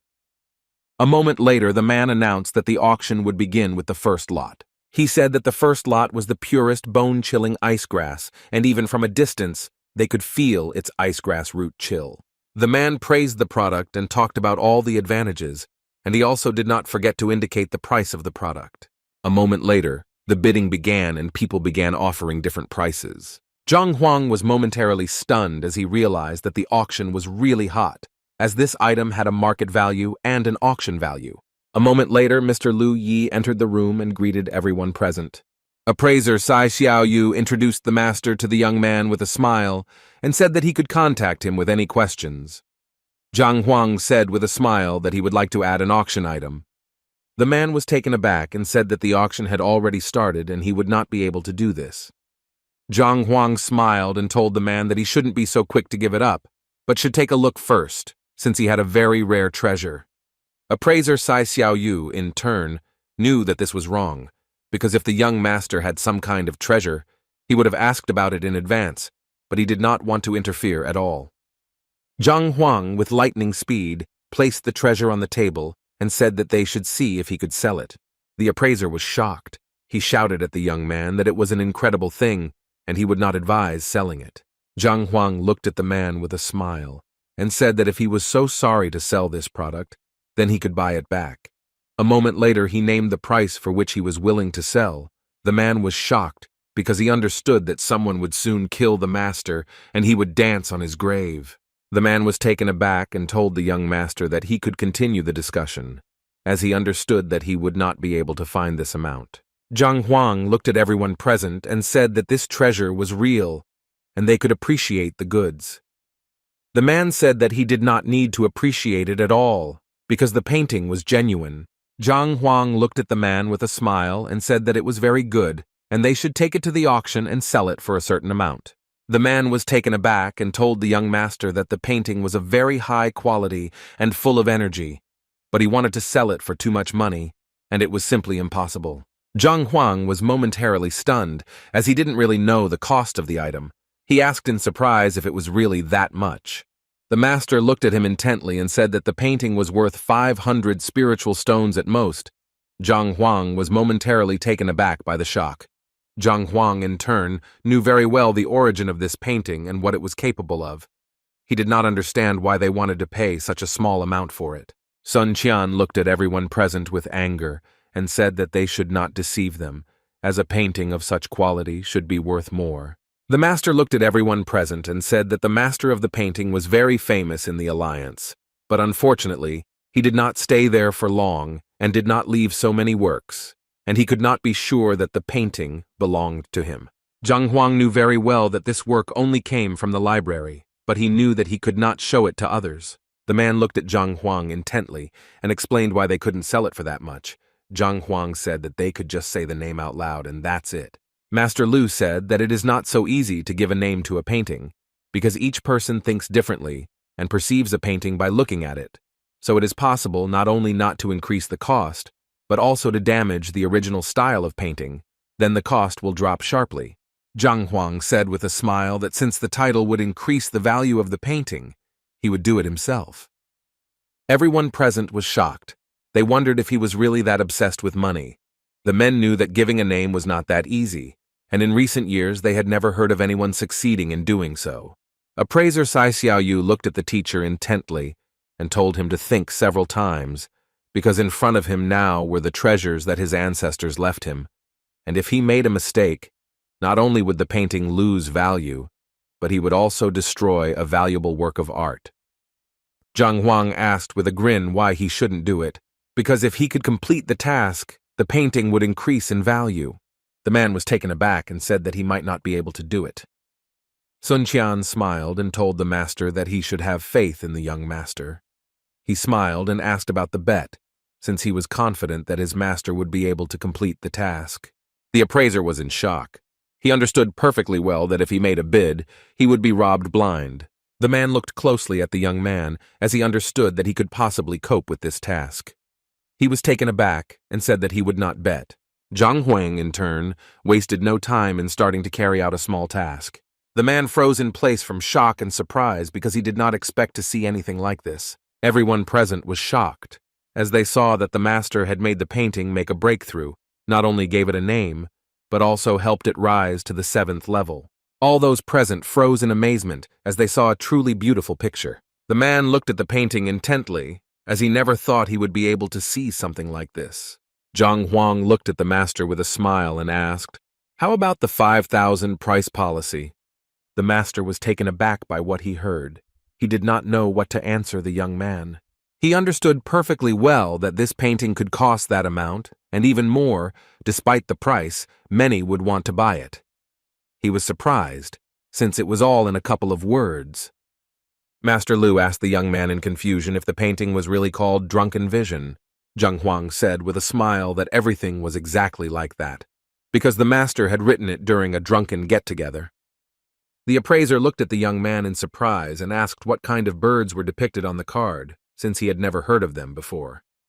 Zhang Huang said that they could see a phoenix. Appraiser Sai Xiaoyu was surprised, because he knew that a phoenix had fiery feathers, golden claws, a flaming head that was larger than usual, and the bird itself was longer and thinner. Zhang Huang said with a smile that the author drew it when he was not completely sober, so he drew it incorrectly. All those present looked at the master in surprise and asked if he really wanted to say that the great and famous master had drawn something incorrectly. Zhang Huang, with a radiant smile, said that everything was right. For this reason he gave such a name to the painting, because it would entail, and a blow, but it would be wrong to give up such a charm, and all the indications of the name of the work were stewards from history, but he managed to see the details on the painting itself. Appraiser Sai Xiaoyu looked at the young master in surprise and asked how he was able to do this. Zhang Huang said with a smile that this was just an experience. In order to understand what was going on, sometimes one should only work on oneself and communicate with stronger masters. He said that they should take a closer look at the painting. Everything was clearly visible on it. Appraiser Sai Xiaoyu, in turn, froze in place in surprise as he understood that the person in front of him was truly a genius. He wanted to immediately return to the Alliance and tell about it, as he understood that the young man would receive rewards and honors for his work. Zhang Huang looked at everyone present and said that the auction was not over yet and they should return to him. A moment later, they put up for sale a new miracle, painting and calligraphy. The man looked closely at everyone present and described the lot in detail. A moment later, the man said he wanted to buy it and set a price accordingly. Other buyers began to whisper, because they saw that this lot was very expensive and did not know whether it was worth it. But after a few minutes, the men began to quarrel among themselves, and each offered his own bet. The man looked at the young gentleman and asked if he was really interested in the painting. The young man said that it was indeed so, and the painting was indeed interesting to him, although it was a small thing. But putting stones into a painting was a divine blessing. He said they could wait a little and then offer their price. The man looked at his master with concern and said that he was very worried that they might not have enough for the golden puppet. The young man smiled and said that he had already inquired about this matter, and it seemed that the pavilion did not intend to sell it for spirit stones. The man was taken aback and asked the gentleman how they would buy this valuable item then. The young man smiled and said that he had heard that this guy's life would soon come to an end, and without cultivation, he would not be able to extend it, no matter who offered it or how much. He said that the stones were just a simple set of wealth numbers and were worth nothing because one day the world would collapse. The man sighed heavily and told the master that if they had managed to get the jade talisman, everything might have been different. He looked at him intently, because he knew that his master had an incomparable talent for understanding. The young man said with a smile that he shouldn't say that at all, because the top three were incomparable. A moment later, he said they needed to make their move. At the same time, a man was bargaining below, and with a smile, after a few minutes, he said that the goods had already been sold. Zhang Huang was surprised by the sale price of the painting, as he never thought that a painting could fetch so much money. A moment later, the man said that his master would buy the painting for a certain amount of jade talismans. Everyone present froze in surprise, as they understood that these jade talismans were necessary for training, and they were slightly more expensive than the spiritual stones. Appraiser Sai Xiao Yu said with a smile that at this price, no one would be able to increase the price. Zhang Huang was furious, because he wanted to give the painting a name in order to get more spiritual stones to buy the puppet, and he, in turn, would be happy to receive stones, not jade. Zhang Huang was shaking with rage, because he knew that he didn't need the jade talisman at all, and he couldn't believe that the guy bought his painting with some nonsense. Zhang Huang looked at the appraiser and told him to send a message to the manager and say that he did not need jade talismans. He only needed spiritual stones. The man was surprised because he knew that many could not even dream of talismans. Zhang Huang, barely containing his rage, shouted that he only needed spiritual stones. The man said with a fierce grin that they had offered the best price and no one would dare to compete with him. The host was happily asking if anyone could offer a better rate, but suddenly he heard a message from the room. He was taken aback and asked if there was a higher price in stones. If not, then the lot would go to another man. The men froze in shock, shouting that if it wasn't enough, they could add more. The host looked at everyone present and said that he, of course, apologized. But the seller had just told him that he did not accept jade talismans, only stones. The young man froze in shock because he had been trying to get the talisman from the teacher for a long time, and the guy needed spiritual stones. A moment later, the host said that unless there was a higher bid, the item would be sold. A moment later, the young people were rejoicing at their bargain. The young master told his subordinate to find out immediately who sold the painting and where he got it from. The man looked at the gentleman intently and said that now the painting had been sold. He wanted to know what they should do next. The young man said angrily that they should look at the puppet. Some time later, the young man was jubilant because he had acquired some things, a whole beautiful day. He knew that his disciples would receive their reward. The host looked closely at everyone present and said with a smile that the next lot was the long-awaited puppet. He said that the goods had been checked for authenticity at the Treasure Inspection Pavilion and had passed the inspection. It belonged to the guardians of the ancient magic masters and was of incredible value. The man smiled and said that the owner of this item wanted to sell it or find a replacement for it. Zhang Huang looked at the man closely, as she could see what level he was at, but she knew that something was wrong with him. Everyone present whispered intently, looking at the man, not realizing that he was very lucky that he was able to find this find. The host looked at everyone closely and said that they should behave quietly and they would now hear what the owner wanted in return. But if they could get what he needed in a day, then they could make an offer. A moment later, the man said he didn't need anything in particular, but if they had anything to offer, he would listen to them. All those present looked at the man in surprise. As they did not understand what was being discussed, they whispered in the hope of what he would offer him. The young man looked at the man with a smirk, as he understood that he was simply trying to raise the price of the find. He said with a grin that since there is no limit and there is no low or high price, he said that he will wait a little and will be able to beat the price. The man said that most likely they would bargain and show all their riches. Moments later, he said they could see what the people had to offer. The young lady was in turn puzzled. She understood very well that there were moments when the puppet could not be used, and the only people who wanted to buy it were those who wanted to observe the skills of the ancient magician. The appraiser told the young lady that she was mistaken, in fact. The reason why they wanted the puppet was not because of the puppet itself, but because of its heritage. And although it was only a part of the master's power, if done correctly, it could give rise to a terrifying power. She looked at him in surprise and asked what you were doing to revive something good, and she also wanted to know if they really wanted to make a man out of him. The man said that a person's lifespan is limited, but the spirit can live for a very long time. If they find a way to do this, then it will be possible to transfer the soul of those who died in ancient times. When the Hall of Fame fought against evil spirits, they used this method to escape. The young lady was shocked because, despite the fact that she was well-read and knowledgeable, she had never heard of anything like this before. The man sighed heavily and said that this was exactly the case, and he only learned about it after studying countless books on the subject. Zhang Huang stood up with lightning speed and walked to the side, looking at everyone present. He said that he was completely confident that buying a puppet would be a bloody battle.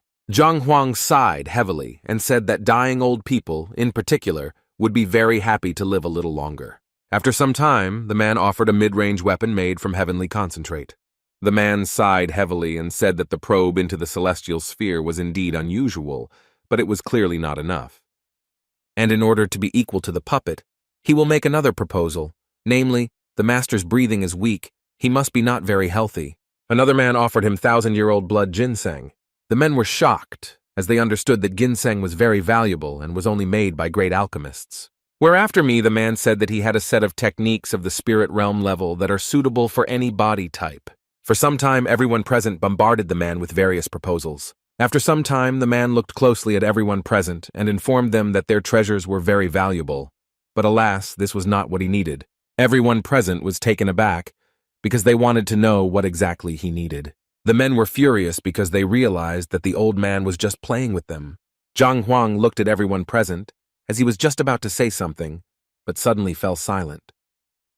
With lightning speed, the young man moved to the library to find the shortcomings. The man smiled and said that he knew for sure that they all wanted to buy the puppet, and if anyone could give him the treasure he wanted, he would not only get the goods, but also learn everything about the puppet's owner. In turn, all those present were surprised, because they understood perfectly well that the Hall of Masters had destroyed them all. But if someone can become a new master of the soul, then he will instantly become a new genius.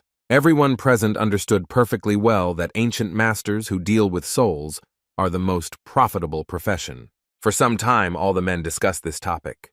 The man looked at everyone with a smile and said that if they had something that interested him, he would be happy to exchange the puppet. The buyers were furious because they thought the man was just making fun of them, and they didn't understand why they would take his goods if he refused to exchange them. The host said that there was no violation of order because the man had already paid the given price for the auction, so no matter how the auction went, no matter what means were used, the auction house would not lose. The young man looked at everyone present and said that he did not want to make a fuss, but he did not even want the yarrow tree. The man looked at his master and said that the old man was not just looking for something better, but was trying to sell it at a high price. The man was alarmed and asked the gentleman if he was ready to sell this product. The young man said that he was ready to part with it. A moment later, the man offered the old man their price. Zhang Huang, in turn, asked his companions how expensive this rate was. The young lady said that for a long time, the master may have a problem that he is stuck at one level and cannot move to another, and therefore this product can help a person. She sighed heavily and said that now there was no point in even offering anything because they really had offered something very rare.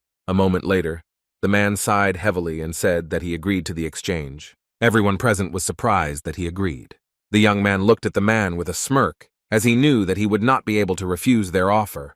Zhang Huang, in turn, was surprised. He shouted at the man not to agree because he had not yet made his proposal. Zhang Huang looked at the man intently and said with full confidence that he could help bring him back. The man froze in shock and looked at the young man, asking what he had just said. After a short dialogue, everyone present began to whisper. They did not understand what he meant. The young man, in turn, was shocked. He did not understand why the man was taken aback and froze in place, since he offered the best and highest price. For some time, the men watched everything with indignation and conducted a furious dialogue.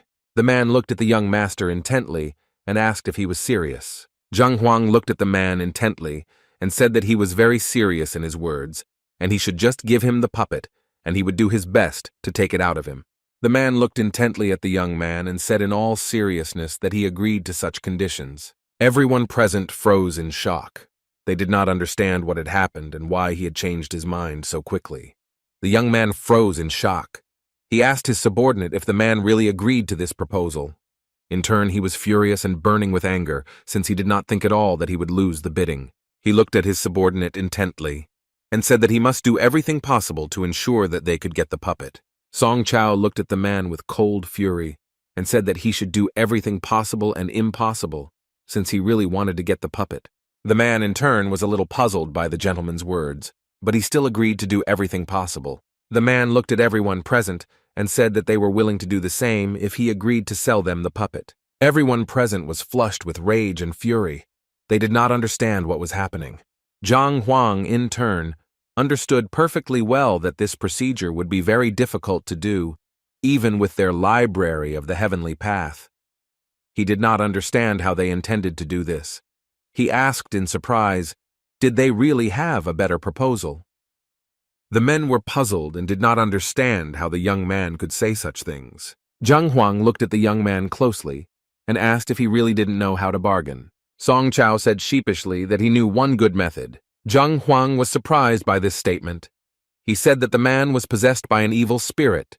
He was suffering, and if the young man knew some normal working method, then he could give him a seat. Song Chao, in turn, was shocked, since he had abandoned morality, and now the master was saying that the man was possessed by an evil spirit. All those present were surprised, as they understood that he was looking for treasure in order to drive out the spirit. Appraiser Sai Xiaoyu was very alarmed by all the commotion. Song Chao looked at everyone present and said that he knew about the evil spirit that was holding the soul, destroying it and involving it in sins. He did not know how to deal with such a thing.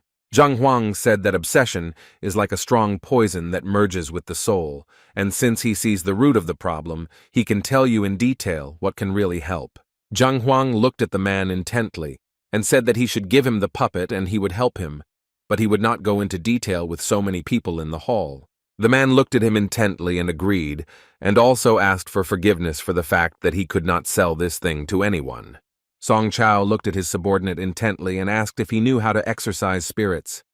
He sighed heavily and said that he did not know. Song Chao, burning with rage, said that they had to find out who was in the room and how he intended to do such a thing. After some time, everyone gathered in the room where the puppet was. The man looked intently at everyone present and asked them to help him solve this problem.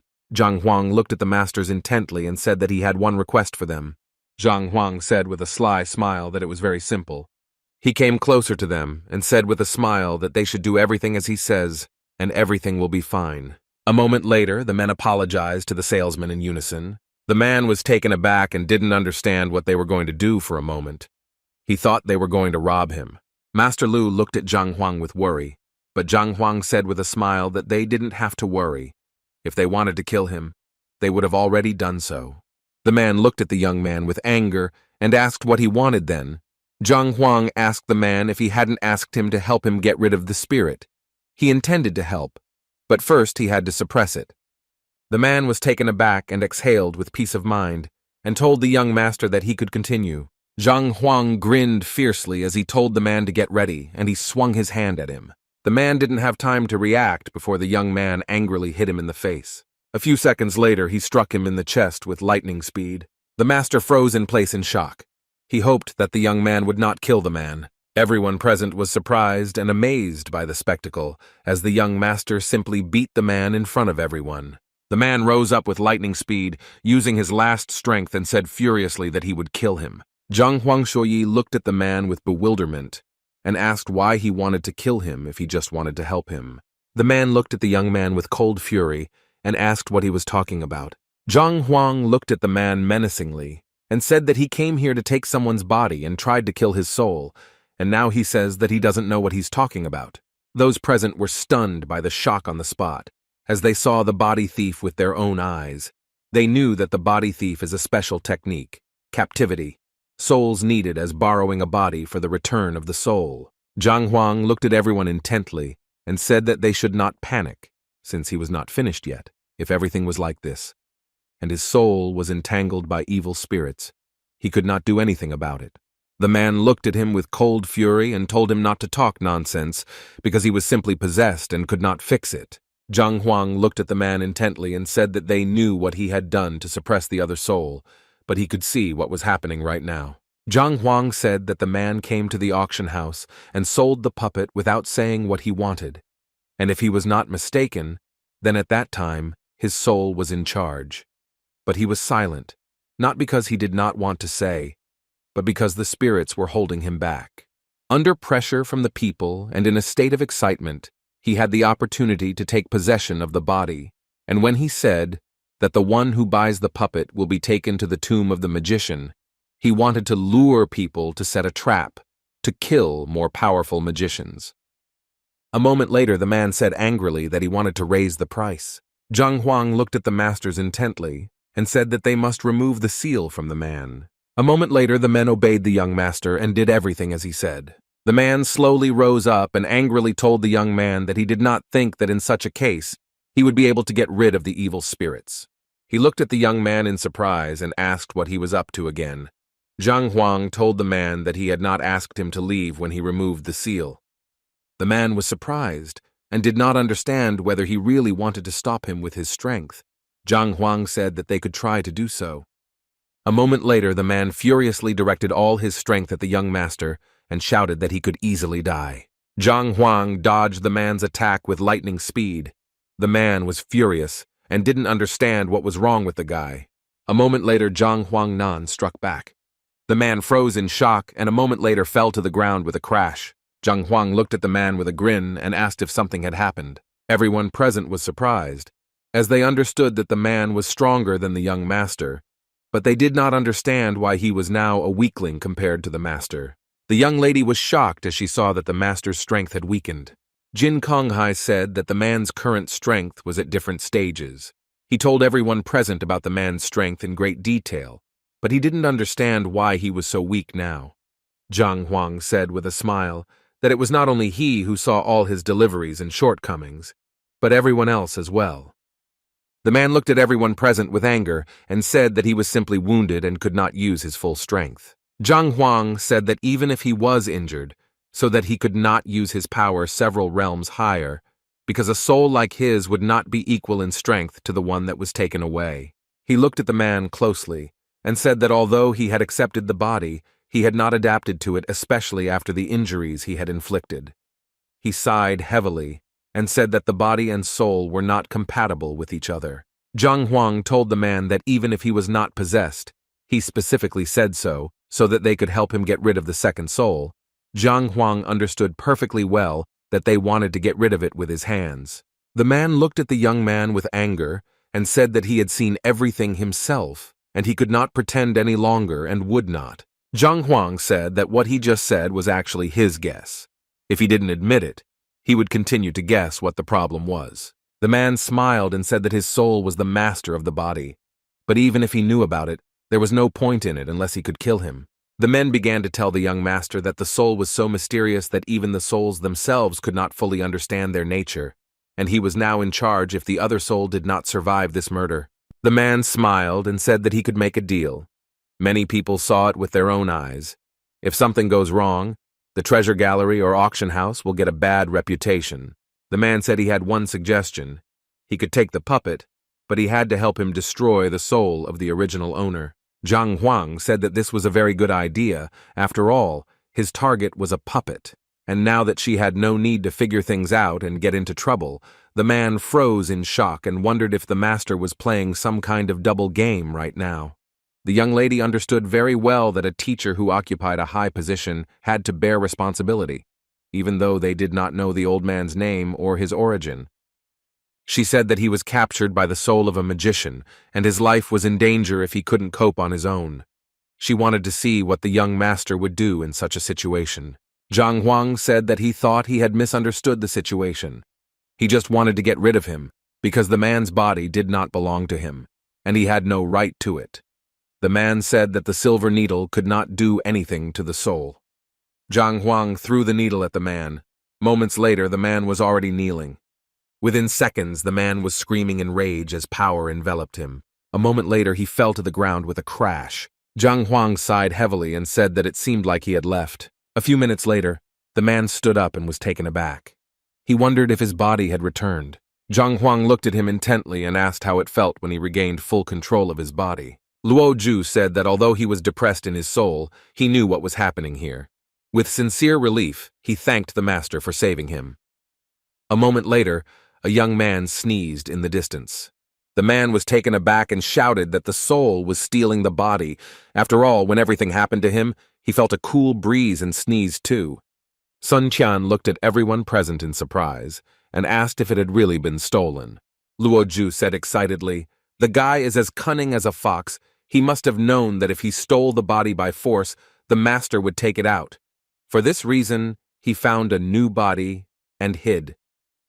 The man looked at everyone present and said that based on the description he had read, they would be able to detect a soul if he took over someone's body.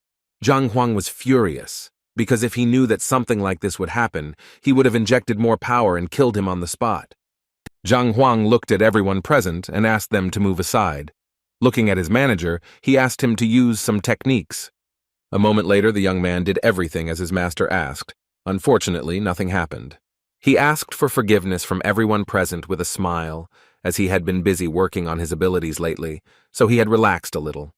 Zhang Huang said that was enough, and at that very moment he used his force on the young man. After a few seconds, everyone present saw the soul energy. He furiously asked the master how he knew that he was in this body. Zhang Huang said angrily that he must immediately get out of the young man's body, otherwise he would kill him. Zhang Huang said that he should leave the body and should not involve innocent people in this matter.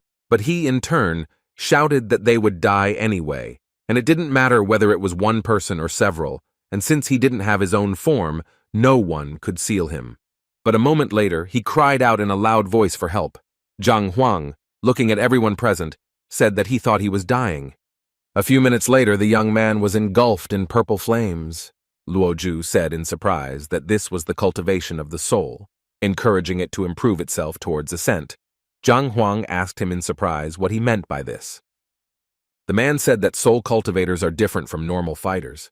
They cultivate their true essence and body, but they cultivate their soul. Thus, even after absorbing the energy after stealing, they can quickly recover and not stop in a weakened state. And now that his soul was killed, it meant that everything accumulated inside would be in the host body. The man said that the young man's self-improvement would receive a huge boost. Everyone present could see that a soul-devouring cultivator would soon appear before them. They knew that this was the most ancient profession and was much older than poison masters. The man was shocked, because he knew that the young master had just used several silver needles to get rid of the soul, and his servant had just absorbed the soul cultivator who was planning to absorb him. It was no wonder to him that they acted arrogantly when they found the right one. A moment later, the young man entered the first level of transcendence. He looked at everyone present and at himself in bewilderment. Since they had previously wanted to devour him, he did not understand what had happened. Zhang Huang asked the man where he had caught the soul cultivator, and also asked if he could catch a few more. Answer: he wanted to help his disciples make a breakthrough. Everyone present froze in shock as he wanted to break the caster to improve his strength. Luo Zhu said that they were completely wiped out in the Time Village, and those who survived must have used some secret method to enter into deep sleep. The young man sighed heavily as he felt a little offended. Zhang Huang looked at the man intently and asked what happened to the puppet and the soul cultivator. Luo Ju said that he found out from an ancient book where the soul cultivator's tomb was and went there, thinking that there were non-mortal treasures there. But in the end, he found a puppet. But as soon as he took it away, a soul attacked him. Zhang Huang asked the man if he could take him to that grave, as he wanted to find treasure. Zhang Huang told him that if he was worried, he could tell him where the tomb was, and he would go there himself. The man said that the master had saved his life, and he really wanted to go there. Luo Ju looked at the master intently and asked him to be careful, because that place was very strange, and it was better to prepare in advance. Otherwise, he would not be able to protect himself. Zhang Huang looked at the man closely, knowing that he needed to get there and thinking about what he needed to do. A moment later, he told the man that he must go and prepare everything well. Appraiser Sai Xiaoyu said, with a smile, that the rain cultivators had long since ceased to exist, and he asked the master if he could also take a look at their final resting place. Zhang Huang said that he agreed, but he still advised him to prepare enough spiritual stones in advance and buy something for himself for the journey. Zhang Huang asked if he could ask to be taken to the library to read about cultivators, and he also said that he would have to bother the pavilion owner to prepare a place for him and his disciples to stay overnight. Zhang Huang looked at his disciples closely and said that going to the tomb was extremely dangerous, so they should rest and improve their strength as soon as possible. So he provided them with stones and said that they should break through by themselves, otherwise they would not be able to go with him. Sometime later, the appraiser brought the master to the library so that he could study everything better. Zhang Huang looked around as if he was ready to start reading, but after absorbing the information for a long time, he was exhausted. The young man, in turn, was very tired, absorbing all the knowledge that was in the library, and with the speed of lightning, he fell asleep. The next day, he met with the puppet. Unfortunately, he didn't have time to examine it before, and he hoped that the puppet itself would give him a hint, and he hoped that he could find something and understand the spellcasters more fully. Upon examining the puppet, he realized that it was a first-level special soul mage purified puppet that possessed self-awareness and could also allow people's souls to invade and manipulate them. Several souls, cooperating, had a greater attack power. The disadvantage was that the consciousness voluntarily leaves the body. It will be impossible to awaken it. The young man was surprised and at the same time puzzled. He did not understand how the thing could be alive or have consciousness. He stared at the puppet as he understood that the object created by the soulcaster was given the special mission of becoming a golden puppet. A moment later, he began searching, as he wanted to know how it could be used. Zhang Huang sighed heavily, because he knew that it was sold at a very high price at the auction house, but in the end, he was able to buy it, and he can only use it as a shield. A moment later, he took the recently purchased box out of his pocket, as he wanted to know what it was for. A moment later, he was taken aback as the box in his hands became hot. He was surprised because he noticed a complex mechanical structure with controls. After a few seconds, he froze in surprise as he saw that there was something inside. He slowly unfolded the parchment and began to read. Zhang Huang was surprised because he saw the art of movement in front of him. He looked closely at the parchment as he wanted to see the flaws, but after a few seconds he froze in surprise. As the flaws were through the roof, he would never have thought that things created by such a great master could be so incompetent. He froze in place for a moment, as he remembered that the movements of the heavenly path were also an art of movement, so he could combine them. A moment later, he made the combination. A few minutes later, he noticed only a few days left until the Chets. Zhang Huang studied the new information closely. He understood that although there were shortcomings, as expected from the master, what he now had in front of him was an excellent piece of work. The young man, Yu in turn, was delighted. He realized that he was holding only the first part, and he was impatient to find out what was in the rest. Sometime after absorbing all the knowledge, he was floating in the sky. But after a while, he fell to the ground with a crash. He understood that the force was very powerful. The flight also impressed him very much, but the consumption of true energy was too great. In turn, the young man was a little puzzled, as he had learned an amazing martial art, but could not perform it and pass it on to others. He thought about everything that was happening for a while, but after a couple of minutes someone called him. The young man looked at the young gentleman intently and said that there was a guy who would like to meet. Sun Qian said that he didn't know who that person was, but he had already asked about the master several times but didn't say his name, and he was very arrogant, so he made him angry. Zhang Huang, in turn, wondered if there was anyone in the world more arrogant than him. After a moment of pressure, he told his manager to take him to the man. At the same time, the men were sitting in the waiting room waiting for Zhang Huang. Song Chao said that he was of course a 4-star master, and it was easy for him to see the problems in his training. He would give him some advice, then he would give him everything himself. Some time later, some young men entered the room and asked if they were the ones who wanted an audience. Song Chao introduced himself and greeted the young master with lightning speed. Zhang Huang greeted the man in return. Appraiser Sai Xiao Yu ran into the hall and told the master that he had collected everything he wanted. Zhang Huang was surprised that the man did everything quickly. Zhang Huang, on the other hand, didn't expect to collect so much information, but he knew that they would be able to extract a life-enhancing technique. Appraiser Sai Xiao Yu smiled and said that he tried to do everything as quickly as possible, and also said that he reported to headquarters that the master had passed the treasure stream, so he wanted to hand over the badge to him. Zhang Huang was surprised, because he didn't expect to receive the 5-star appraiser badge, because he knew that it was too easy to obtain such a status. For some time they entered into a casual dialogue with each other, while the master stood at a distance. Song Chao, in turn, was burning with rage since he was a great master, and he was simply ignored, and this was done right in front of him. Song Chao sighed heavily, and holding back his anger, told the masters that they should not allow themselves to behave like this. But at the same time, the man told his master that the masters had already left. Song Chao, in turn, was taken aback, because he did not expect such an attitude towards himself. Song Chao was angry because they ignored his words and simply turned around and left. With lightning speed, he rushed towards them and told them that they should stop. Song Chao glared at the master with anger and asked what was wrong with his cultivation since he was not aware of the danger. Zhang Huang knew very well that his new abilities had been tested by the library, and there was not a single mistake, so he knew that everything was fine. He knew very well that the man in front of him wanted to deceive him, using his own method. Song Chao smirked at the young man and said that if he wanted to break through, he could guide him in the right direction. Zhang Huang asked the master if he had been feeling any vague pain or weakness lately. Song Chao shouted that he was not talking about his own problems now, but he still wondered how the master could know such a thing. Zhang Huang looked at the man and said that unfortunately, he made a mistake in one technique and hurt himself. As a result, the cold energy meridian was overheated, his left leg became numb, and he felt weak.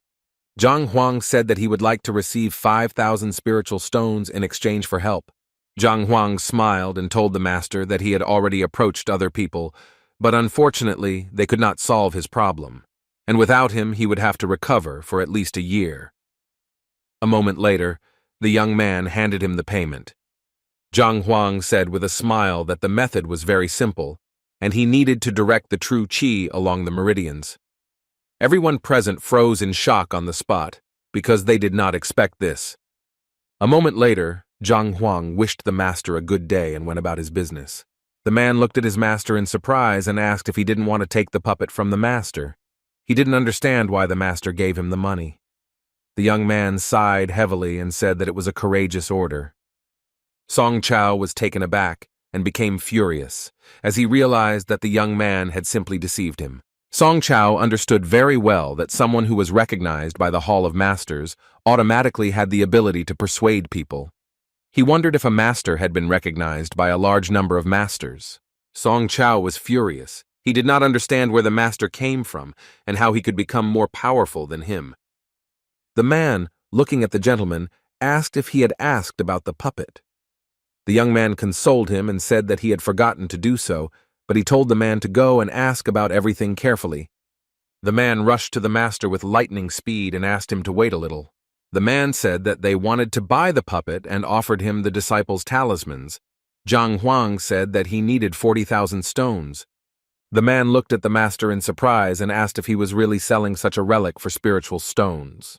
Zhang Huang said that they would give him the spiritual stones, and he would give them the puppet. He had no use for the talismans. If they didn't have the stones, then the deal was off. The man looked at the master intently and said that he had just the right amount of spiritual stones. A moment later, they made an equal exchange. A moment later, the man came to his master and said that the puppet was now theirs, and they bought it for only 40,000 spiritual stones. The man looked at the young gentleman in surprise and asked if something was wrong, as he saw that his reaction was ambiguous. But the young man only shouted at his subordinate to leave immediately.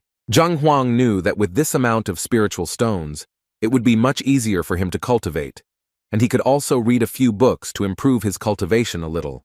Zhang Huang was very happy, because he knew that he would be able to format the new ability with the help of the Heavenly Path Library. A moment later, a spiritual stone dissolved in his hand.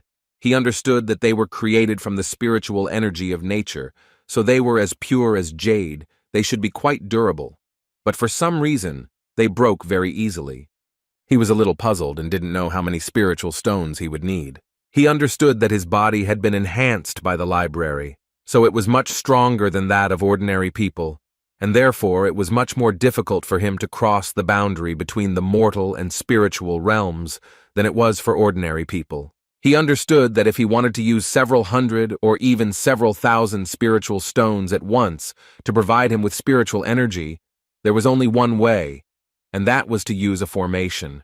Zhang Huang asked the master if there was a formation master guild in the city. The man said that they indeed had such a guild. He asked me if the master was already planning to buy some formations. Zhang Huang said with a happy smile that it was correct and he wanted to look for something useful. A moment later, they were happily walking into the guild, appraiser Sai Xiao Yu about the guild leader, who was his old friend. Sometime later, they came to the Formation Masters Guild. Zhang Huang understood perfectly well that it was almost the end of autumn. It was already cooler outside. He did not understand why this place was warm, like spring. The man said that the guild had placed a formation in a place like this, and for this reason it was always warm here. Zhang Huangbel was surprised that they placed a pharmacy for the sake of people's comfort. A moment later they met my man, who informed them that the master was currently cutting out the formation layers, but he would take them away. Sometime later the man entered the workshop and told the master that someone had come to see him. The master was surprised because he did not expect to see his friend. With lightning speed, he rushed to his friend and said with a smile that he was usually the one who went on the search. Appraiser Sai Xiao Yu introduced the young master with a smile and said that he would like to purchase some plates. The man looked at the master intently, as he saw that he was very young and there was nothing special about him. He did not understand how he had earned such respect for himself. He looked at the young man closely and asked what kind of layers he was looking for, since he had a lot of interesting things in his collection. Zhang Huang said with a smile that he wanted the formation of the spiritual assembly. The man said that the spiritual gathering is used for cultivation. The large factions usually set them up in a certain place to gather spiritual energy and cultivate talents, but the strata are usually used for defense. He sighed heavily and said that he had never done anything like this before. Appraiser Sai Xiao Yu looked at the young man in surprise, because he thought that he was going to buy a few plates to prepare for the trip. The man sighed heavily and said that he had never done anything like this before, but if he really needed it, he could express it to him, but it would take a long time to get it done. Zheng Jingfeng thought for a moment. After calculating all the costs, he said that it would take him at least half a month to do everything. Zhang Huang was surprised by this statement. Zheng Jingfeng angrily asked if the master did not trust his skills. Zhang Huang was taken aback and said that it was not that at all. Zhang Huang was puzzled and said that half a month was too much time, and he needed to get it right now, and he wouldn't even mind waiting for a few hours. Zheng Jingfeng turned around with lightning speed and told his friend that he should take his master and leave. Appraiser Sai Xiao Yu asked his friend to calm down a bit, because the young master was simply not very familiar with formations, but he was very good at appraising various treasures. Zheng Jingfeng's expression changed in lightning speed when he heard the young man's status, and he immediately apologized for his rudeness. Zhang Huang said that everything was fine, and he did not need to ask for forgiveness. He said that if a man could not quickly fulfill his request, then he would like to ask if he had any moisture blueprints or spiritual assembly formation foundations. He looked at the young man closely and said that he had all of these, but they were useless if he didn't have a skilled master who could activate them. Zhang Huang said that he just needed to sell them, and he would figure out how to set them up. Zheng Jingfeng looked at the young man intently and said that if he could prove to him that he created formations and was a true master, then he would show him the formation drawing and also sell him anything he wanted. Zhang Huang looked at the man closely and asked if he could create a formation, then he would sell him everything. The man smiled and said that was true. Zhang Huang sighed heavily and asked the man for a few minutes of silence. The man looked at the young master with a puzzled expression as he did not understand why he was behaving in such a manner. The voices asked whether the master really wanted to master everything in an instant. Appraiser Sai Xiaoyu looked at his friend intently and said that he had better prepare everything that the young man asked for, since he had his own path, so he could easily complete everything. Appraiser Sai Xiaoyu looked at the young man, wondering if he was really studying everything quickly now. Zhang Huang, for his part, knew very well that he had many books related to the formation masters, but he had never really delved into them. He thought now was the time to do it. Zhang Huang looked at the master intently and asked if he had a formation flag since he wanted to set it up here. Zheng Jingfeng told the man that he could do anything. Zheng Jingfeng, in turn, understood perfectly well that the young man was not yet familiar with the formation plates a moment ago, and now, closing his eyes, he was going to line up. Zhang Huang said with a smile that he would do everything now, and there was no need to worry. Zheng Jingfeng quietly asked his friend who he had brought to him. The man sighed heavily and said that the young master was indeed an impressive person. A moment later, Zhang Huang said with a satisfied smile that he was satisfied. Zhang Huang asked with a smile, "Didn't he have to show them his skills? For this reason, he created a formation for them." Appraiser Sai Xiaoyu looked at his friend in surprise and asked if the master had made a mistake. Zheng Jingfeng told his disciple to explain everything. The young man started talking about building a formation, but the young man also said that this meant that he only set everything up correctly. But in reality, it was not a formation. Zheng Jingfeng told the young master that since he was with Master Sai, he would not make a fuss because he was just fooling around, and for this reason, they should leave him immediately. Zheng Jingfeng told the young man that his formation did not activate spiritual essence, meaning that it was completely useless. Zhang Huang looked at everyone present and said that he was afraid that they would not be able to see clearly, so he stopped the formation. A moment later, the master stamped his foot and the formation began to work. A bright glow enveloped him. Everyone present froze in shock because they did not expect to see something like this. The man was surprised because he saw that the master had activated the formation in 1 second, and it was a perfect formation. Zheng Jingfeng said that creating a formation is like painting or healing. It is divided into the level of the power of the single formation, depends on compatibility with the environment, depends on whether it is able to use the energy of the environment. This kind of formation will be able to use the power of nature just like a spiritual weapon with intelligence, making it difficult for those trapped inside to escape from it. Zheng Jingfeng said that if there is 100% synchronization, it will be a perfect formation. Zheng Jingfeng said that they could introduce cultivation in the spiritual energy gathering formation. He understood very well that this kind of formation could be created using flags, but it could also only be created by a 7-star master. Zhang Huang looked at everyone present and asked with a smile if they could now sell him the flags and drawings for the information of the spiritual assembly. The man was taken aback and looked at the young master, but still said that he would sell everything to him, and he was also interested in what level he had. Zhang Huang asked if he was talking about formations now, since he was unfortunately in a difficult situation and could not answer this question, since he had not checked yet. The man was surprised that the person in front of him was not a formation master. He looked at the young man intently and asked if he would like to take the test in their guild in that case. Zhang Huang smiled and said that he would not mind taking it. Zheng Jingfeng said with a smile that they could pass it right now, and as for the flags and blueprints, after the test he would get permission, and they would just give him a set so he wouldn't have to pay. The young man, in turn, beamed with joy when he heard the word free. Zheng Jingfeng looked at the young master intently and said that their branch was a little different from others, and it would be more difficult for him since he needed to clear the formation sea.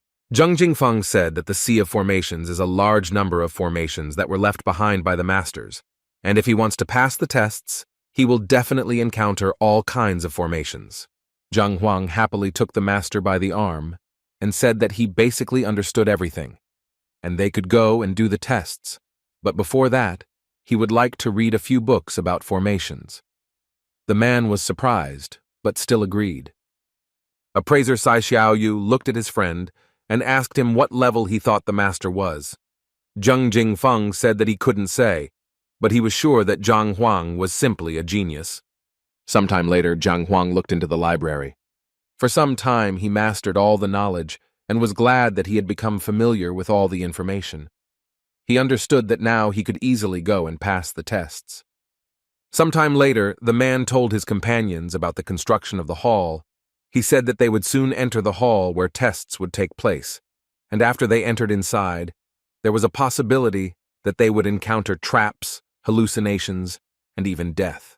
He smiled and said that there were many killing formations here, but each participant would have a protective talisman in their hands, so when they encountered such danger, they could simply use it, and the formation would be deactivated. He looked at them intently and asked with a smile if they understood him. The young people said in unison that they would try to go through everything and not disappoint the teacher. Smiling, the man said that this was very good, and he would certainly demonstrate to them how it should be done. A moment later, the young man noticed that there was another participant and reported this to his teacher. The man looked at the young man in surprise and said that he, obviously, but who doesn't even know what he's doing? The man was surprised, because the young man simply walked in arrogantly without any support or talisman. He did not understand how one could be so impudent.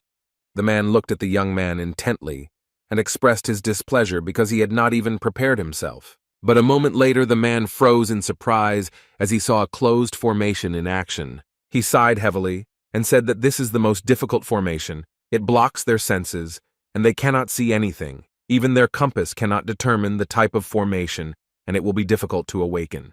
The man looked closely at his students and explained to them what and how to do, but the young man was taken aback and called his teacher, and also said that he should look at the young man himself. The man looked at them in surprise, not understanding what had happened or why they were so excited, but the young man told his teacher to turn around and look closely. He was furious and did not understand why they were so surprised. He said that the student had definitely fallen into a trap, but when he turned around, he froze in place from the slag. All present were surprised, as the holding formation was dispersed with its ease. The man looked at his students in surprise and asked what had happened. The young man was taken aback and said that he himself did not understand anything. He only saw how the young man stepped on the ground with one side, and that was it. The man was surprised and did not understand what his student was talking about, because he knew that with just one step, everything could not be destroyed. The man looked at the young man with anger, knowing that no matter what method he used, the constructions at the first stages were quite simple, but later it would be very difficult. Moments later, Zhang Huang looked around carefully and felt a kind of haze around him. The man was surprised because he realized that the young man had launched the second stage of the formation, namely the illusion. The man said that in this formation, clean air will rise up and polluted air will fall down. When they touch each other, it creates a special sound, and when someone hears this sound, his consciousness will be trapped. Then there is definitely no escape.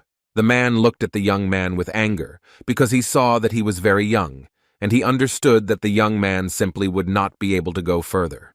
But after a few minutes, everyone froze in shock as they saw that the pharmacy had been scattered again.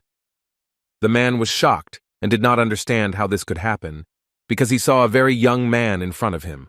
For this reason, he thought that the young man had colluded with the formations and staged a performance in front of them. The young man asked his teacher if it was possible for a young man to just randomly kick formations.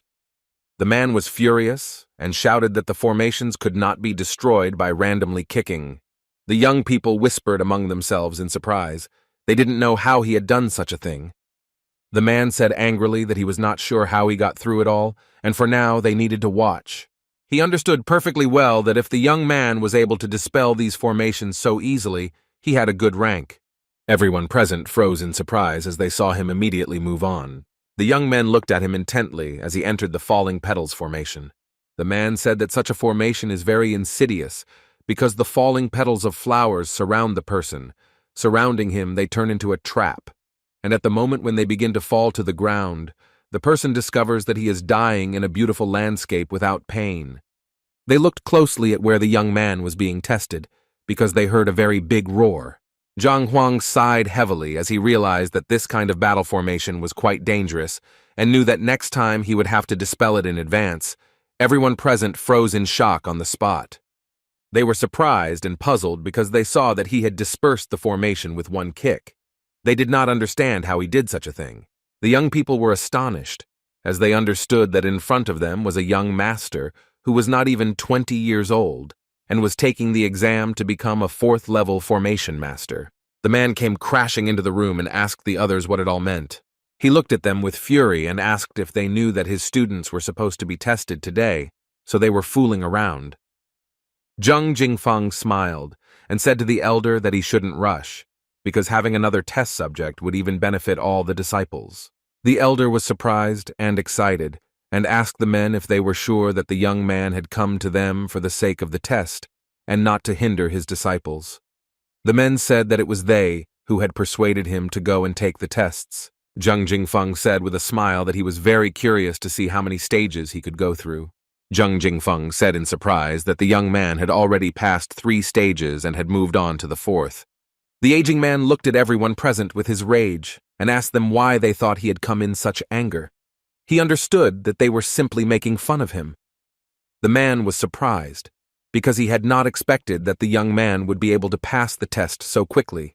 They noticed that the candle had not gone out, and thought that he must have failed the final stage. Zheng Jingfeng looked at the elder with a smile and said that it was not that easy to dispel the last level formation.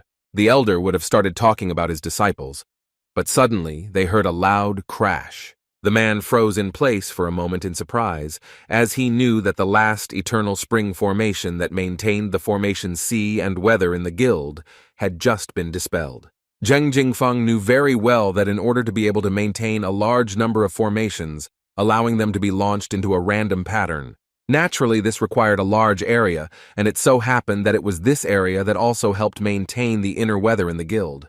The men were taken aback, and wondered if the young master had really destroyed all the formations.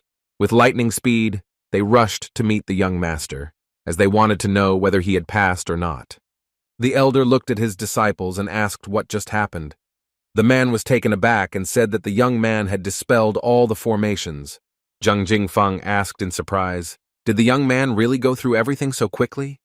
The young man looked at the guild leader and said that the master had not used anything and had gone through everything himself.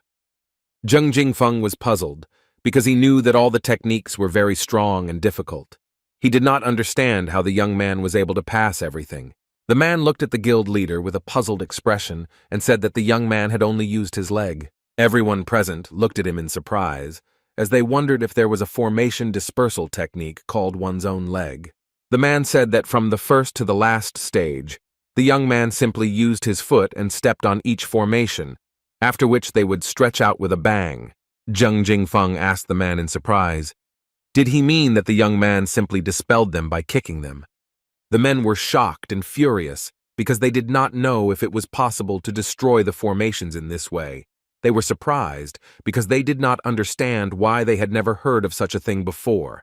The young man looked at the teachers intently and said that their elder was telling the truth, and they also saw that he was simply stepping on something with his foot. The old woman said that it seemed that the young man was just lucky, and the information was simple, but the man, in turn, said that they are not simple and even complex.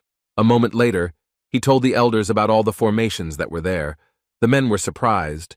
Zheng Jingfeng looked at them intently and asked what was on the last one.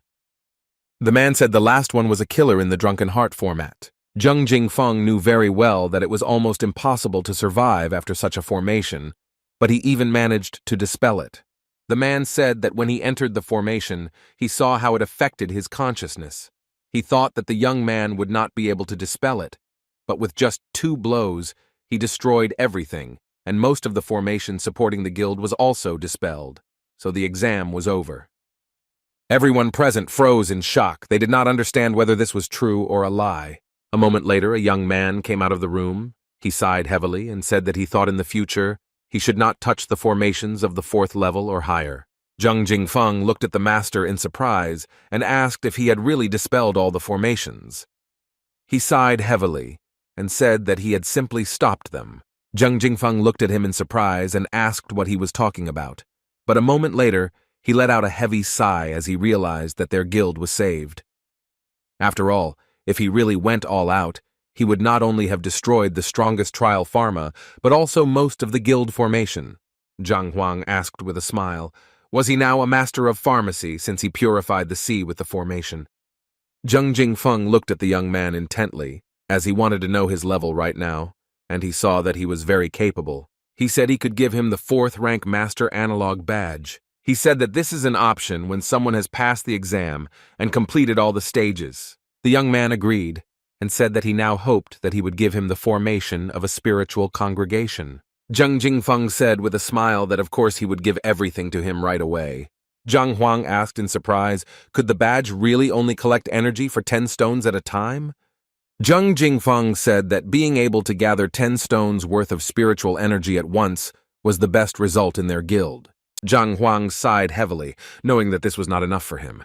Zhang Huang asked if they had formations that could extract energy from an unlimited amount of stones. The man sighed heavily and said that of course they did. The young man was puzzled, because he understood that after spending half a day on passing the exam and other little things, in the end he had achieved nothing. Zheng Jingfeng said that they would have to send a request to the Pavilion Guild, but it would not be approved. The elder looked at the man and said that he could create a formation of this level. He just needed to cut out a formation plate. Zheng Jingfeng knew perfectly well that he could cut it out, but unfortunately it was very difficult without special tools. Zhang Huang looked at them intently and asked if they could show him the blueprints of the formation of a top-level spiritual gathering and the plate itself. Sometime later he held the drawing itself in his hands and realized that it was indeed very complex. But in turn, he understood perfectly well that if he used the library of the heavenly path, he would be able to achieve his goal. A moment later he told the master that he should show him the empty top-level formation plate. After some time he began to draw patterns on it. But unfortunately it was all in vain since he couldn't even scratch her. A moment later he began reading and found that he needed a mid-level spiritual weapon combined with intent. With lightning speed, he turned around and looked at them with a satisfied smile and said that he knew how to do it, and also asked if anyone had an intermediate-level spirit sword. Zheng Jingfeng quickly handed over the sword he had to the master. After some time, the young man took the sword out of its sheath and looked at it in surprise. Zhang Huang was taken aback for a moment, as the sword was enveloped in an incredible power. Zheng Jingfeng excitedly apologized and said that he had had the sword for quite some time, so he was a little strange with strangers, so he asked permission to talk to him alone. Zhang Huang looked at the sword with a smirk and asked if he was really that wary of strangers. After a few seconds, Zhang Huang touched some points on the sword and looked at the sword with fury, saying that if he continued to jump like this, he would really smash it to pieces.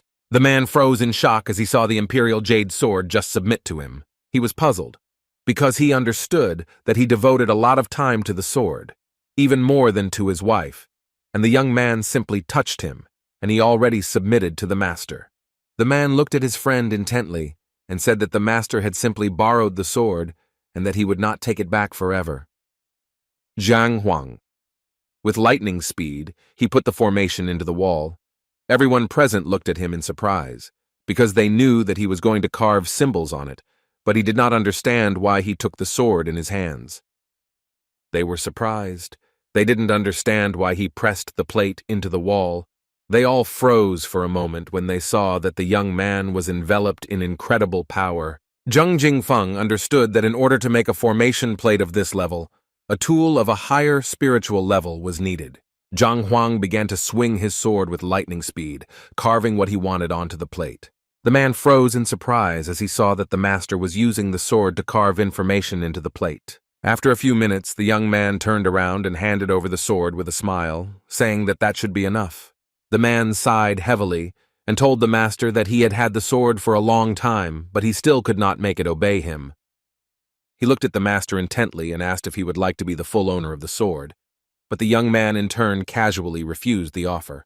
A moment later, he pulled the plate out of the wall and they saw it crack. A second later, they noticed the wall collapse with a loud bang. Everyone present was shocked by what was happening, as they realized that it seemed like the master had a plan to destroy their guild. Zhang Huang was puzzled and wondered if the walls of the guild were made of paper. The man asked the master if he had broken the formation plate. He was taken aback, not knowing what to answer. Zheng Jingfeng took the plate from the young man with lightning speed. Zheng Jingfeng said that the plate would be activated when true energy interacted with it. He sighed and said it looked like it was a failure. The elder said that the sword was a weapon, and its power was simply too great. He told the master that it was a mistake to use the sword. Zheng Jingfeng said that he did not agree with this statement, because if they had failed to do this, the plate should have been shattered into pieces, but it was intact, so it was an obvious success. Appraiser Sai Xiaoyu. That she had some rational reaction, she rejected those who were not suitable for her. Zheng Jingfeng looked at the master and said that he did not need to give her his energy. She would activate herself. He said that if they activate it in advance so that they can contact it mentally, then they can easily activate it without energy. A moment later, he made a small cut on his finger and tried to activate it. After a few seconds, they saw a reaction as the great power enveloped them. Everyone present was surprised, as they did not expect to see Salt's powerful force. Zhang Huang looked at the guildmaster and asked how much he needed to pay for the blank plate. Zheng Jingfeng said with a smile that she was useless to him, and he would just give her away. Zhang Huang said that they could accept such a thing for free, and he could help make the Imperial Jade Sword recognize him. Zheng Jingfeng was very surprised by his lightning speed and agreed to the conditions. Appraiser Sai Xiaoyu smiled and reassured his friend that he didn't need to worry because the master would take care of everything. A moment later, the man handed the sword to the master. Zhang Huang furiously told the sword that from now on, he had better listen to what the guild leader said, and if he didn't, he would destroy him with a bang. The man was surprised and puzzled, as he understood that threats would not help here, because he had already been through this many times. Zhang Huang threw the sword to the master with a smile and said that he had handled everything. The man was surprised and could not believe what was happening. He understood that he himself could not do this even after a long period of time. He looked closely at the weapon, realizing that he would have to be a little tougher to get its acceptance. Zhang Huang told the guild leader that he had some business to attend to, and it was time for him to leave. The men stared at the young master, surprised and puzzled by his skill, and therefore wanted to know who he really was. Zheng Jingfeng didn't know who the master really was, but he knew that they had to report him. Zheng Jingfeng asked the elder to find out everything about the young master, including his background and activities. Sometime later, the man received information about the young master. The elder looked at him intently and informed him that in less than a few months, he had come all the way from the backwater to their alliance kingdom. The elder said that he was shocked when he saw the records. He was very surprised and did not understand where he got such abilities and skills from. Zheng Jingfeng said that the master was very talented, and he must be heading to the Alliance Masters Tournament. Zheng Jingfeng looked at the elder and said that such a genius would of course have to go there in person. Even if he didn't intend to participate, he would still go there to take a look. Zhang Huang looked at the pharmacy closely, as he knew that with the spiritual stones, he would be able to break through. A moment later, he began to break through. After some time, he made a breakthrough with a bang. He was surprised, as his vision, hearing, and charm had all risen to the highest level, and he understood that it was no wonder that people continued to mock the low-level ones like that. He was happy because he knew that now that he could reach the pinnacle of longevity, he would be able to reach the peak of strength. But in turn, he knew that he had used up all his reserves and was now broke. He was very disappointed that he was left with nothing, and he realized that he needed the stones again. But unfortunately, he knew that such stones would not be enough for him now, but he knew that he would find a way to get more spiritual stones when he returned. Sometime later, he was informed that the preparations were complete. Zhang Huang looked at his companions closely and asked if they were going with him or returning to the alliance.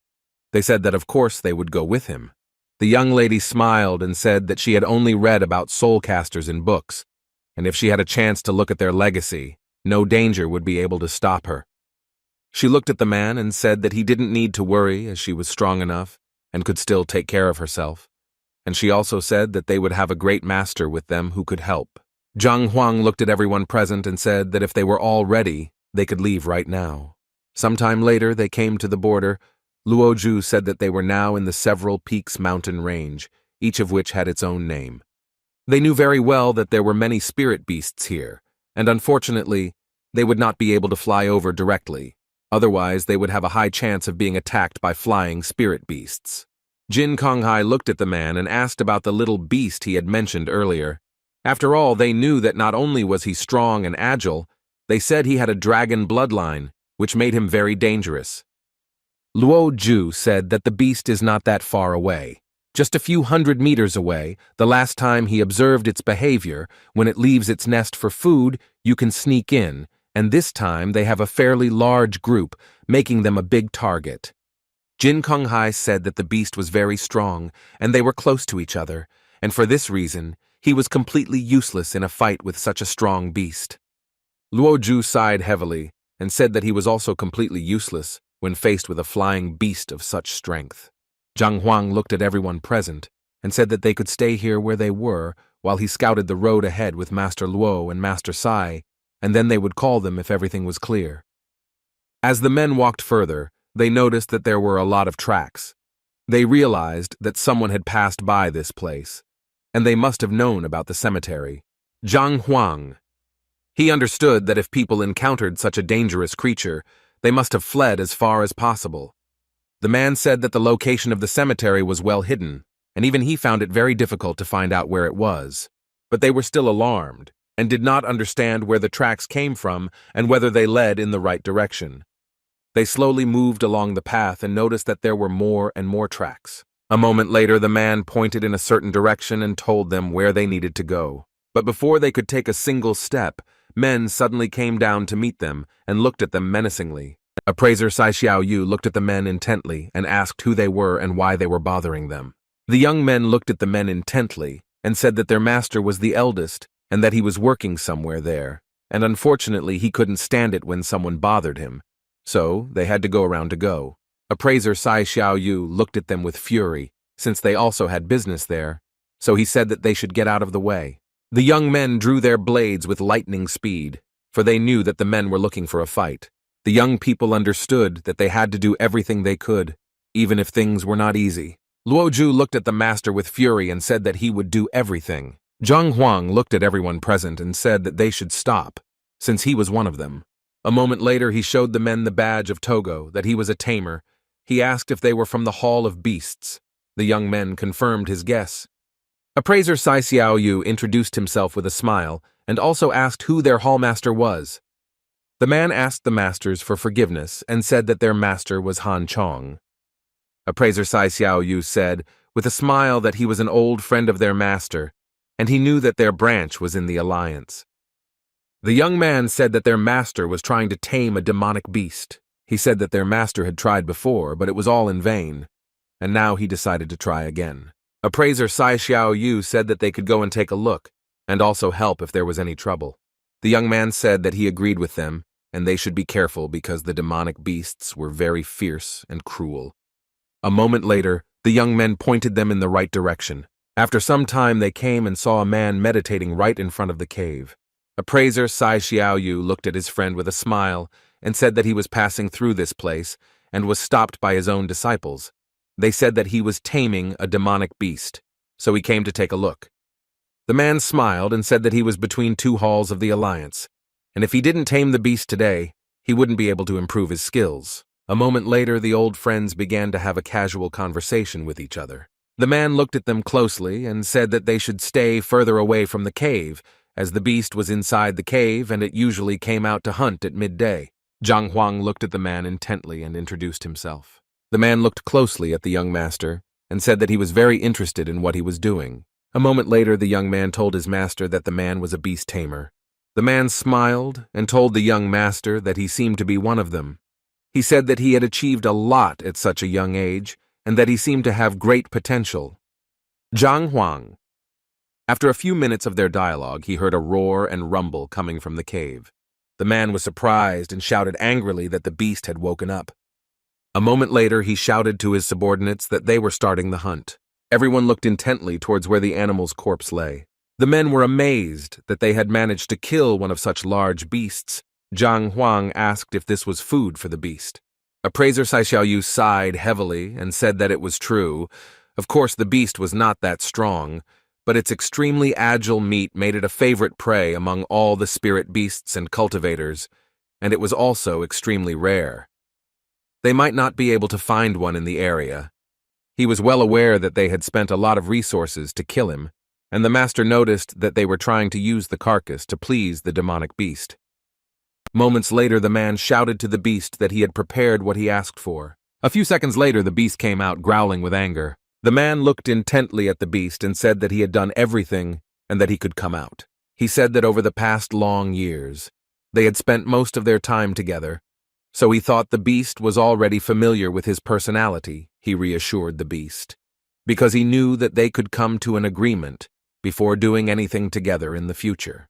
The man looked at the beast and said that he had given it spiritual stones.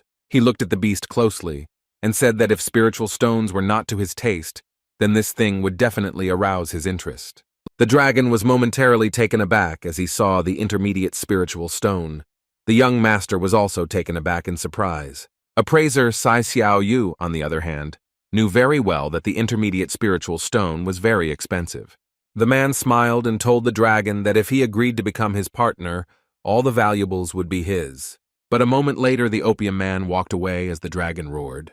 The man was surprised because he saw that the dragon wanted to take all the spoils by force. A moment later, he shouted for his partners to activate the formation. A few seconds later, the dragon was already trapped. Everyone present looked at the dragon intently as it was in a holding formation.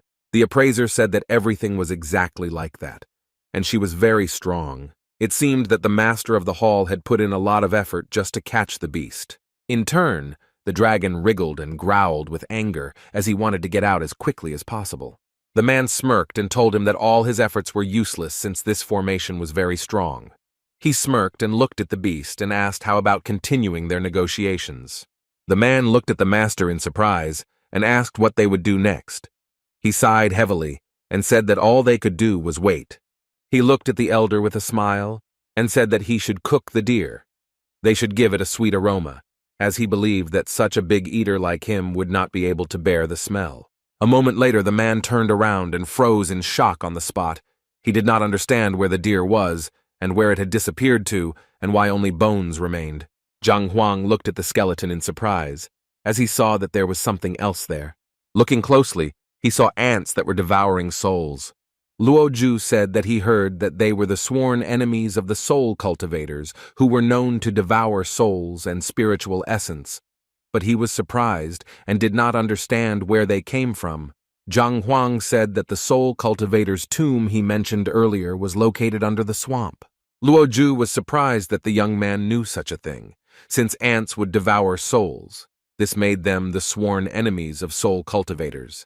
But they were afraid of water, so they would choose to avoid it. In order to ensure that the souls could be preserved forever, they chose a grave under the swamps.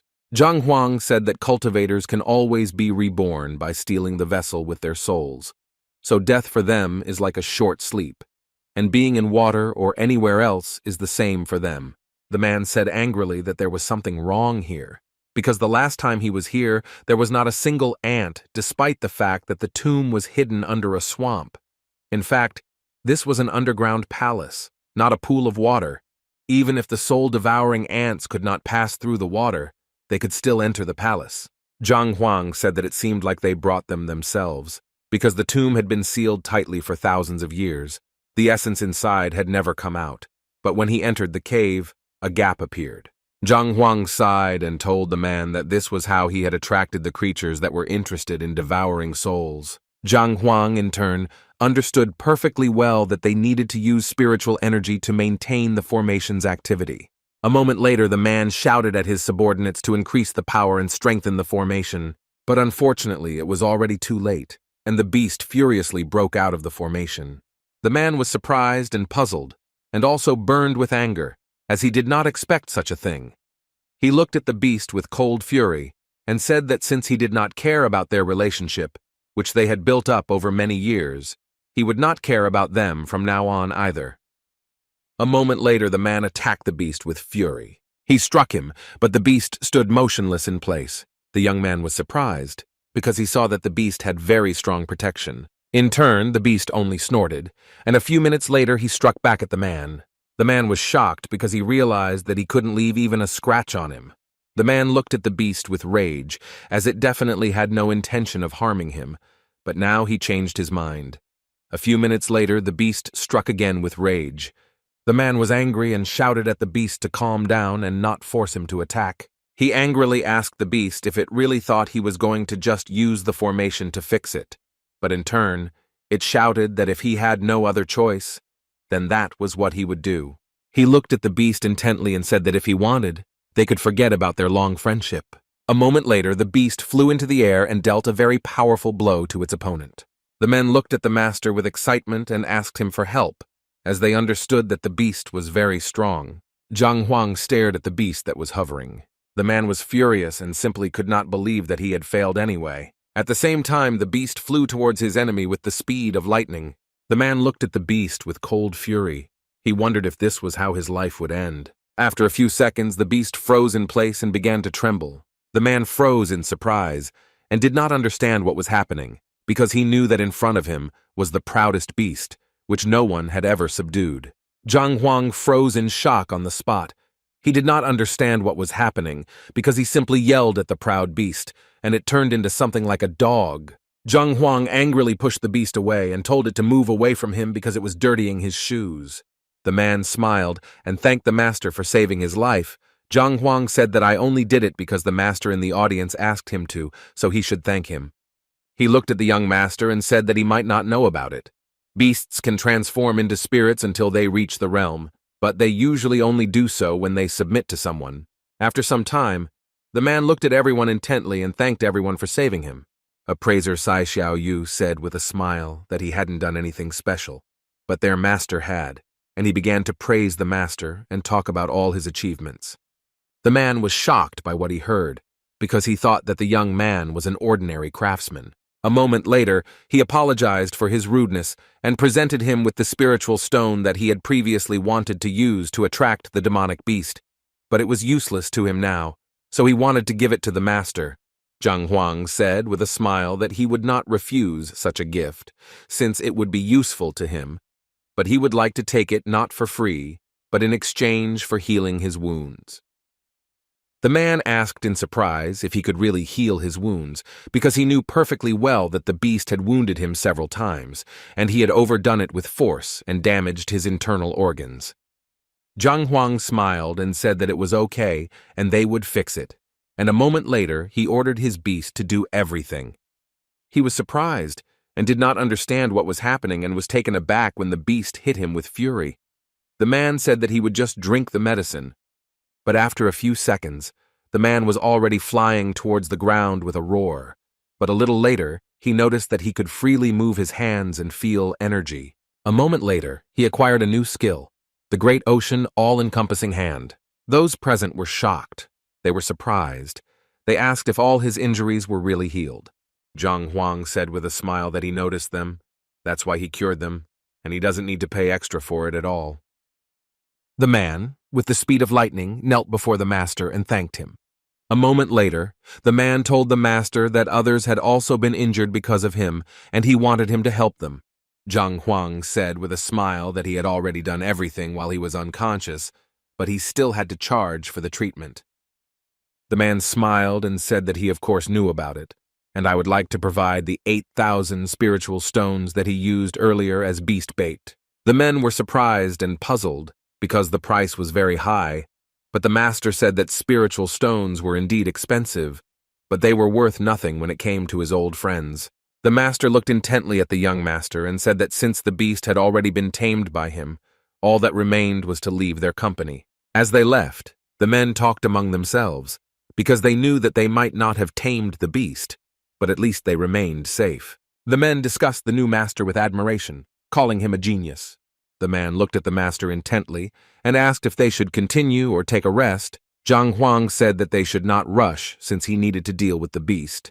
He asked them to call the others. A moment later, the young people were taken aback as they heard a rumble in the distance. Everyone present froze in shock as they saw that the master had tamed the beast. Zhang Huang looked at his pet closely and said that they were heading down the swamp, so he wanted him to guard the area and not let anyone in.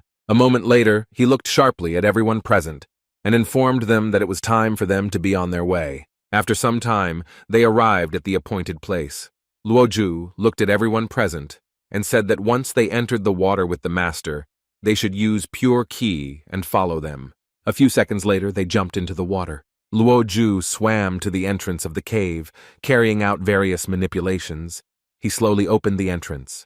Zhang Huang looked at the man closely as he saw the exquisite craftsmanship. He was amazed that the man used stones to create the mechanism, and at first glance the level of craftsmanship was not evident. He understood that the person who built this mechanism was not so bad. A moment later, the man informed them that they were now in the passage to the grave, and the grave itself was at the very end.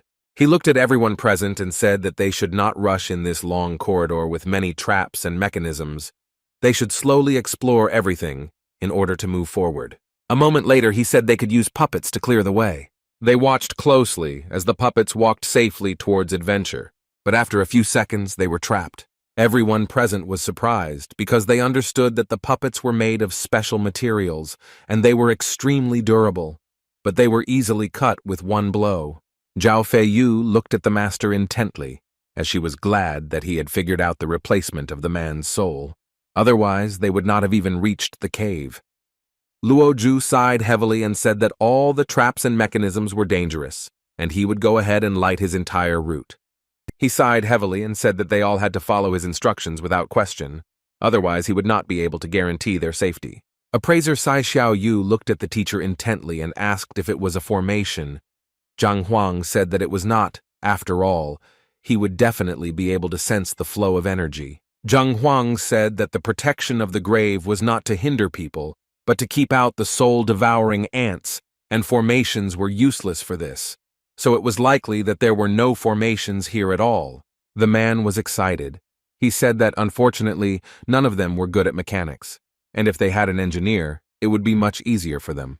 Zhao Feiyu said that engineers specialize in creating sophisticated mechanisms of items that look completely normal, but they are capable of creating such traps that the lethality would be extremely high. Appraiser Sai Xiaoyu said that they have their own guild that specializes in crafting hidden weapons and traps, but he only read about it in books, and they don't have it. Zhang Huang understood perfectly well that he had long known the complexity of such products, and if the Library of the Heavenly Path did not help here, then they were powerless. He understood that that small box was very difficult for him. He did not know what was waiting for them in the corridor. A moment later, the inevitable happened, and the man was trapped, but with lightning speed he warned everyone of the danger. The next ones looked at the man worriedly and asked if he was okay. He said that he was fine, but there were traps in the passage, and it was much more difficult than before. Zhang Huang looked at his companion and asked how deep the passage was and how long it would take to reach the end. A moment later, the man told the master everything he knew about the passage. The young man sighed heavily, as he knew that this would be a very long time. Luoju knew very well that if they acted quietly and slowly, they would overcome everything. For some time, they discussed intently all their further actions. The man sighed heavily because he knew that the engineers his grandmother left behind were extremely complex. Zhang Huang knew very well that even formations could be destroyed, so if they could find the switch, perhaps they could disable the trigger as well. The man looked at the young master with anger and said that after all, this was an extremely sophisticated matter, and if it were that easy, they would have done it long ago. They understood perfectly well that there was water in the pool, and for this reason, they would not be able to find the source. Zhang Huang said that if they couldn't find him with their compass, it didn't mean they couldn't find him with their something else. He said that they shouldn't panic. A moment later, he said that they should trust him. Zhang Huang used his magic with lightning speed. Luoju looked at everyone present and said that they could make the pass and rest for a while. Luoju said that the traps had become more difficult, but they had enough time, and they would definitely be able to reach the end. They just needed to follow him straight. Luoju looked at the young master in surprise as he angrily kicked the wall. Everyone froze in shock as rocks rained down on them from above. Luoju, with a satisfied grin, told everyone that they could continue on their way since the trap had been disarmed, and everyone froze in surprise. Luoju was shocked and did not understand how it happened that the young master had disabled everything with one movement of his foot. Jin Konghai asked the man, Weren't they just talking about how impressive and terrifying this thing was? He didn't understand why the master just kicked the wall and turned everything off. Luo Ju ran up to the young master with lightning speed and asked him to stay. Sometime later they entered a huge hall, and the man said that his soul had been stolen last time in this very place. Zhang Huang knew very well that something was wrong, so he changed his vision. He was surprised because he realized that someone had set up a barrier here, and he couldn't even look through it. He wanted to see if his library could handle it. Zhang Huang knew very well that he had read quite a lot of Tomb Raider novels from his past life. He knew that traps were the same as formations. There was always a way around it. But a moment later, he froze in surprise, as he realized that in front of him was ordinary land, and there were no traps. A moment later, the man said they could just come in. Lo Ju looked at the master and said that the coffins contained soulless dolls, and the one he brought was one of them. Zhang Huang began to look around with lightning speed. He noticed a metal coffin, which could not be used to store cloud corpses. Luo Ju looked at the master and asked if they should open the coffins, but he categorically said that they did not need to do that at all. He said they could put them in a vault and open them once they left the tomb. Sun Qian shouted furiously at everyone that everything in the tomb belonged to the young master, and he didn't care who they were, because they couldn't even try to take anything for themselves. Zhang Huang sighed and told everyone present that they should wait for him, because he wanted to take a look around. He was surprised and didn't understand why his secretary was so greedy. Sometime later, the young people were walking along a long corridor. Zhang Huang, in turn, wanted to see if there were any traps in the corridor. He noticed that it was ordinary and there were no obstacles. He looked at everyone present and said that it was safe there and they could move on. Jin Kongai told the master that from what he knew, the first section of the tomb contained the puppet's guardian, and the second should be where the cultivator himself rested. Zhang Huang looked at the man and asked if he meant that the cultivator's soul was located here. The man said that since this was the main compartment, it should be so. A moment later, they froze in place in surprise because they came out into some kind of jungle. They did not understand what was happening and thought most likely that in front of them was the formation of illusions. Zhang Huang said excitedly, "This is not a formation. If this is a formation, then there is definitely a way to determine it accurately. There is not the slightest spiritual excitement. Everything looked so real, as if they had entered a completely new dimension." The man was excited and shouted that they were trapped, but he did not understand how this was possible, and first he wanted to release his puppets. A moment later, he used his power and sent the puppets forward. They noticed that the puppet was trapped. Everyone present was surprised and did not understand what was going on. The evaluator suggested that it might be a teleporting formation. Zhang Huang was puzzled after all. They had fallen into a trap that changed space. He saw that the doll simply disappeared before their eyes, but he still wondered if there really was a formation in front of them. He understood that if it was truly the highest level, then it was normal that he didn't even notice the formation's action, but he was puzzled because he didn't understand what level a person had to be to create something like that. Zhang Huang understood perfectly well that if someone of such a level created this information, then he was a very strong master of this place. The man looked intently at the master and said that it was time for them to go. Zhang Huang knew full well that if his suspicions were true, they would be trapped, and even their library was no guarantee.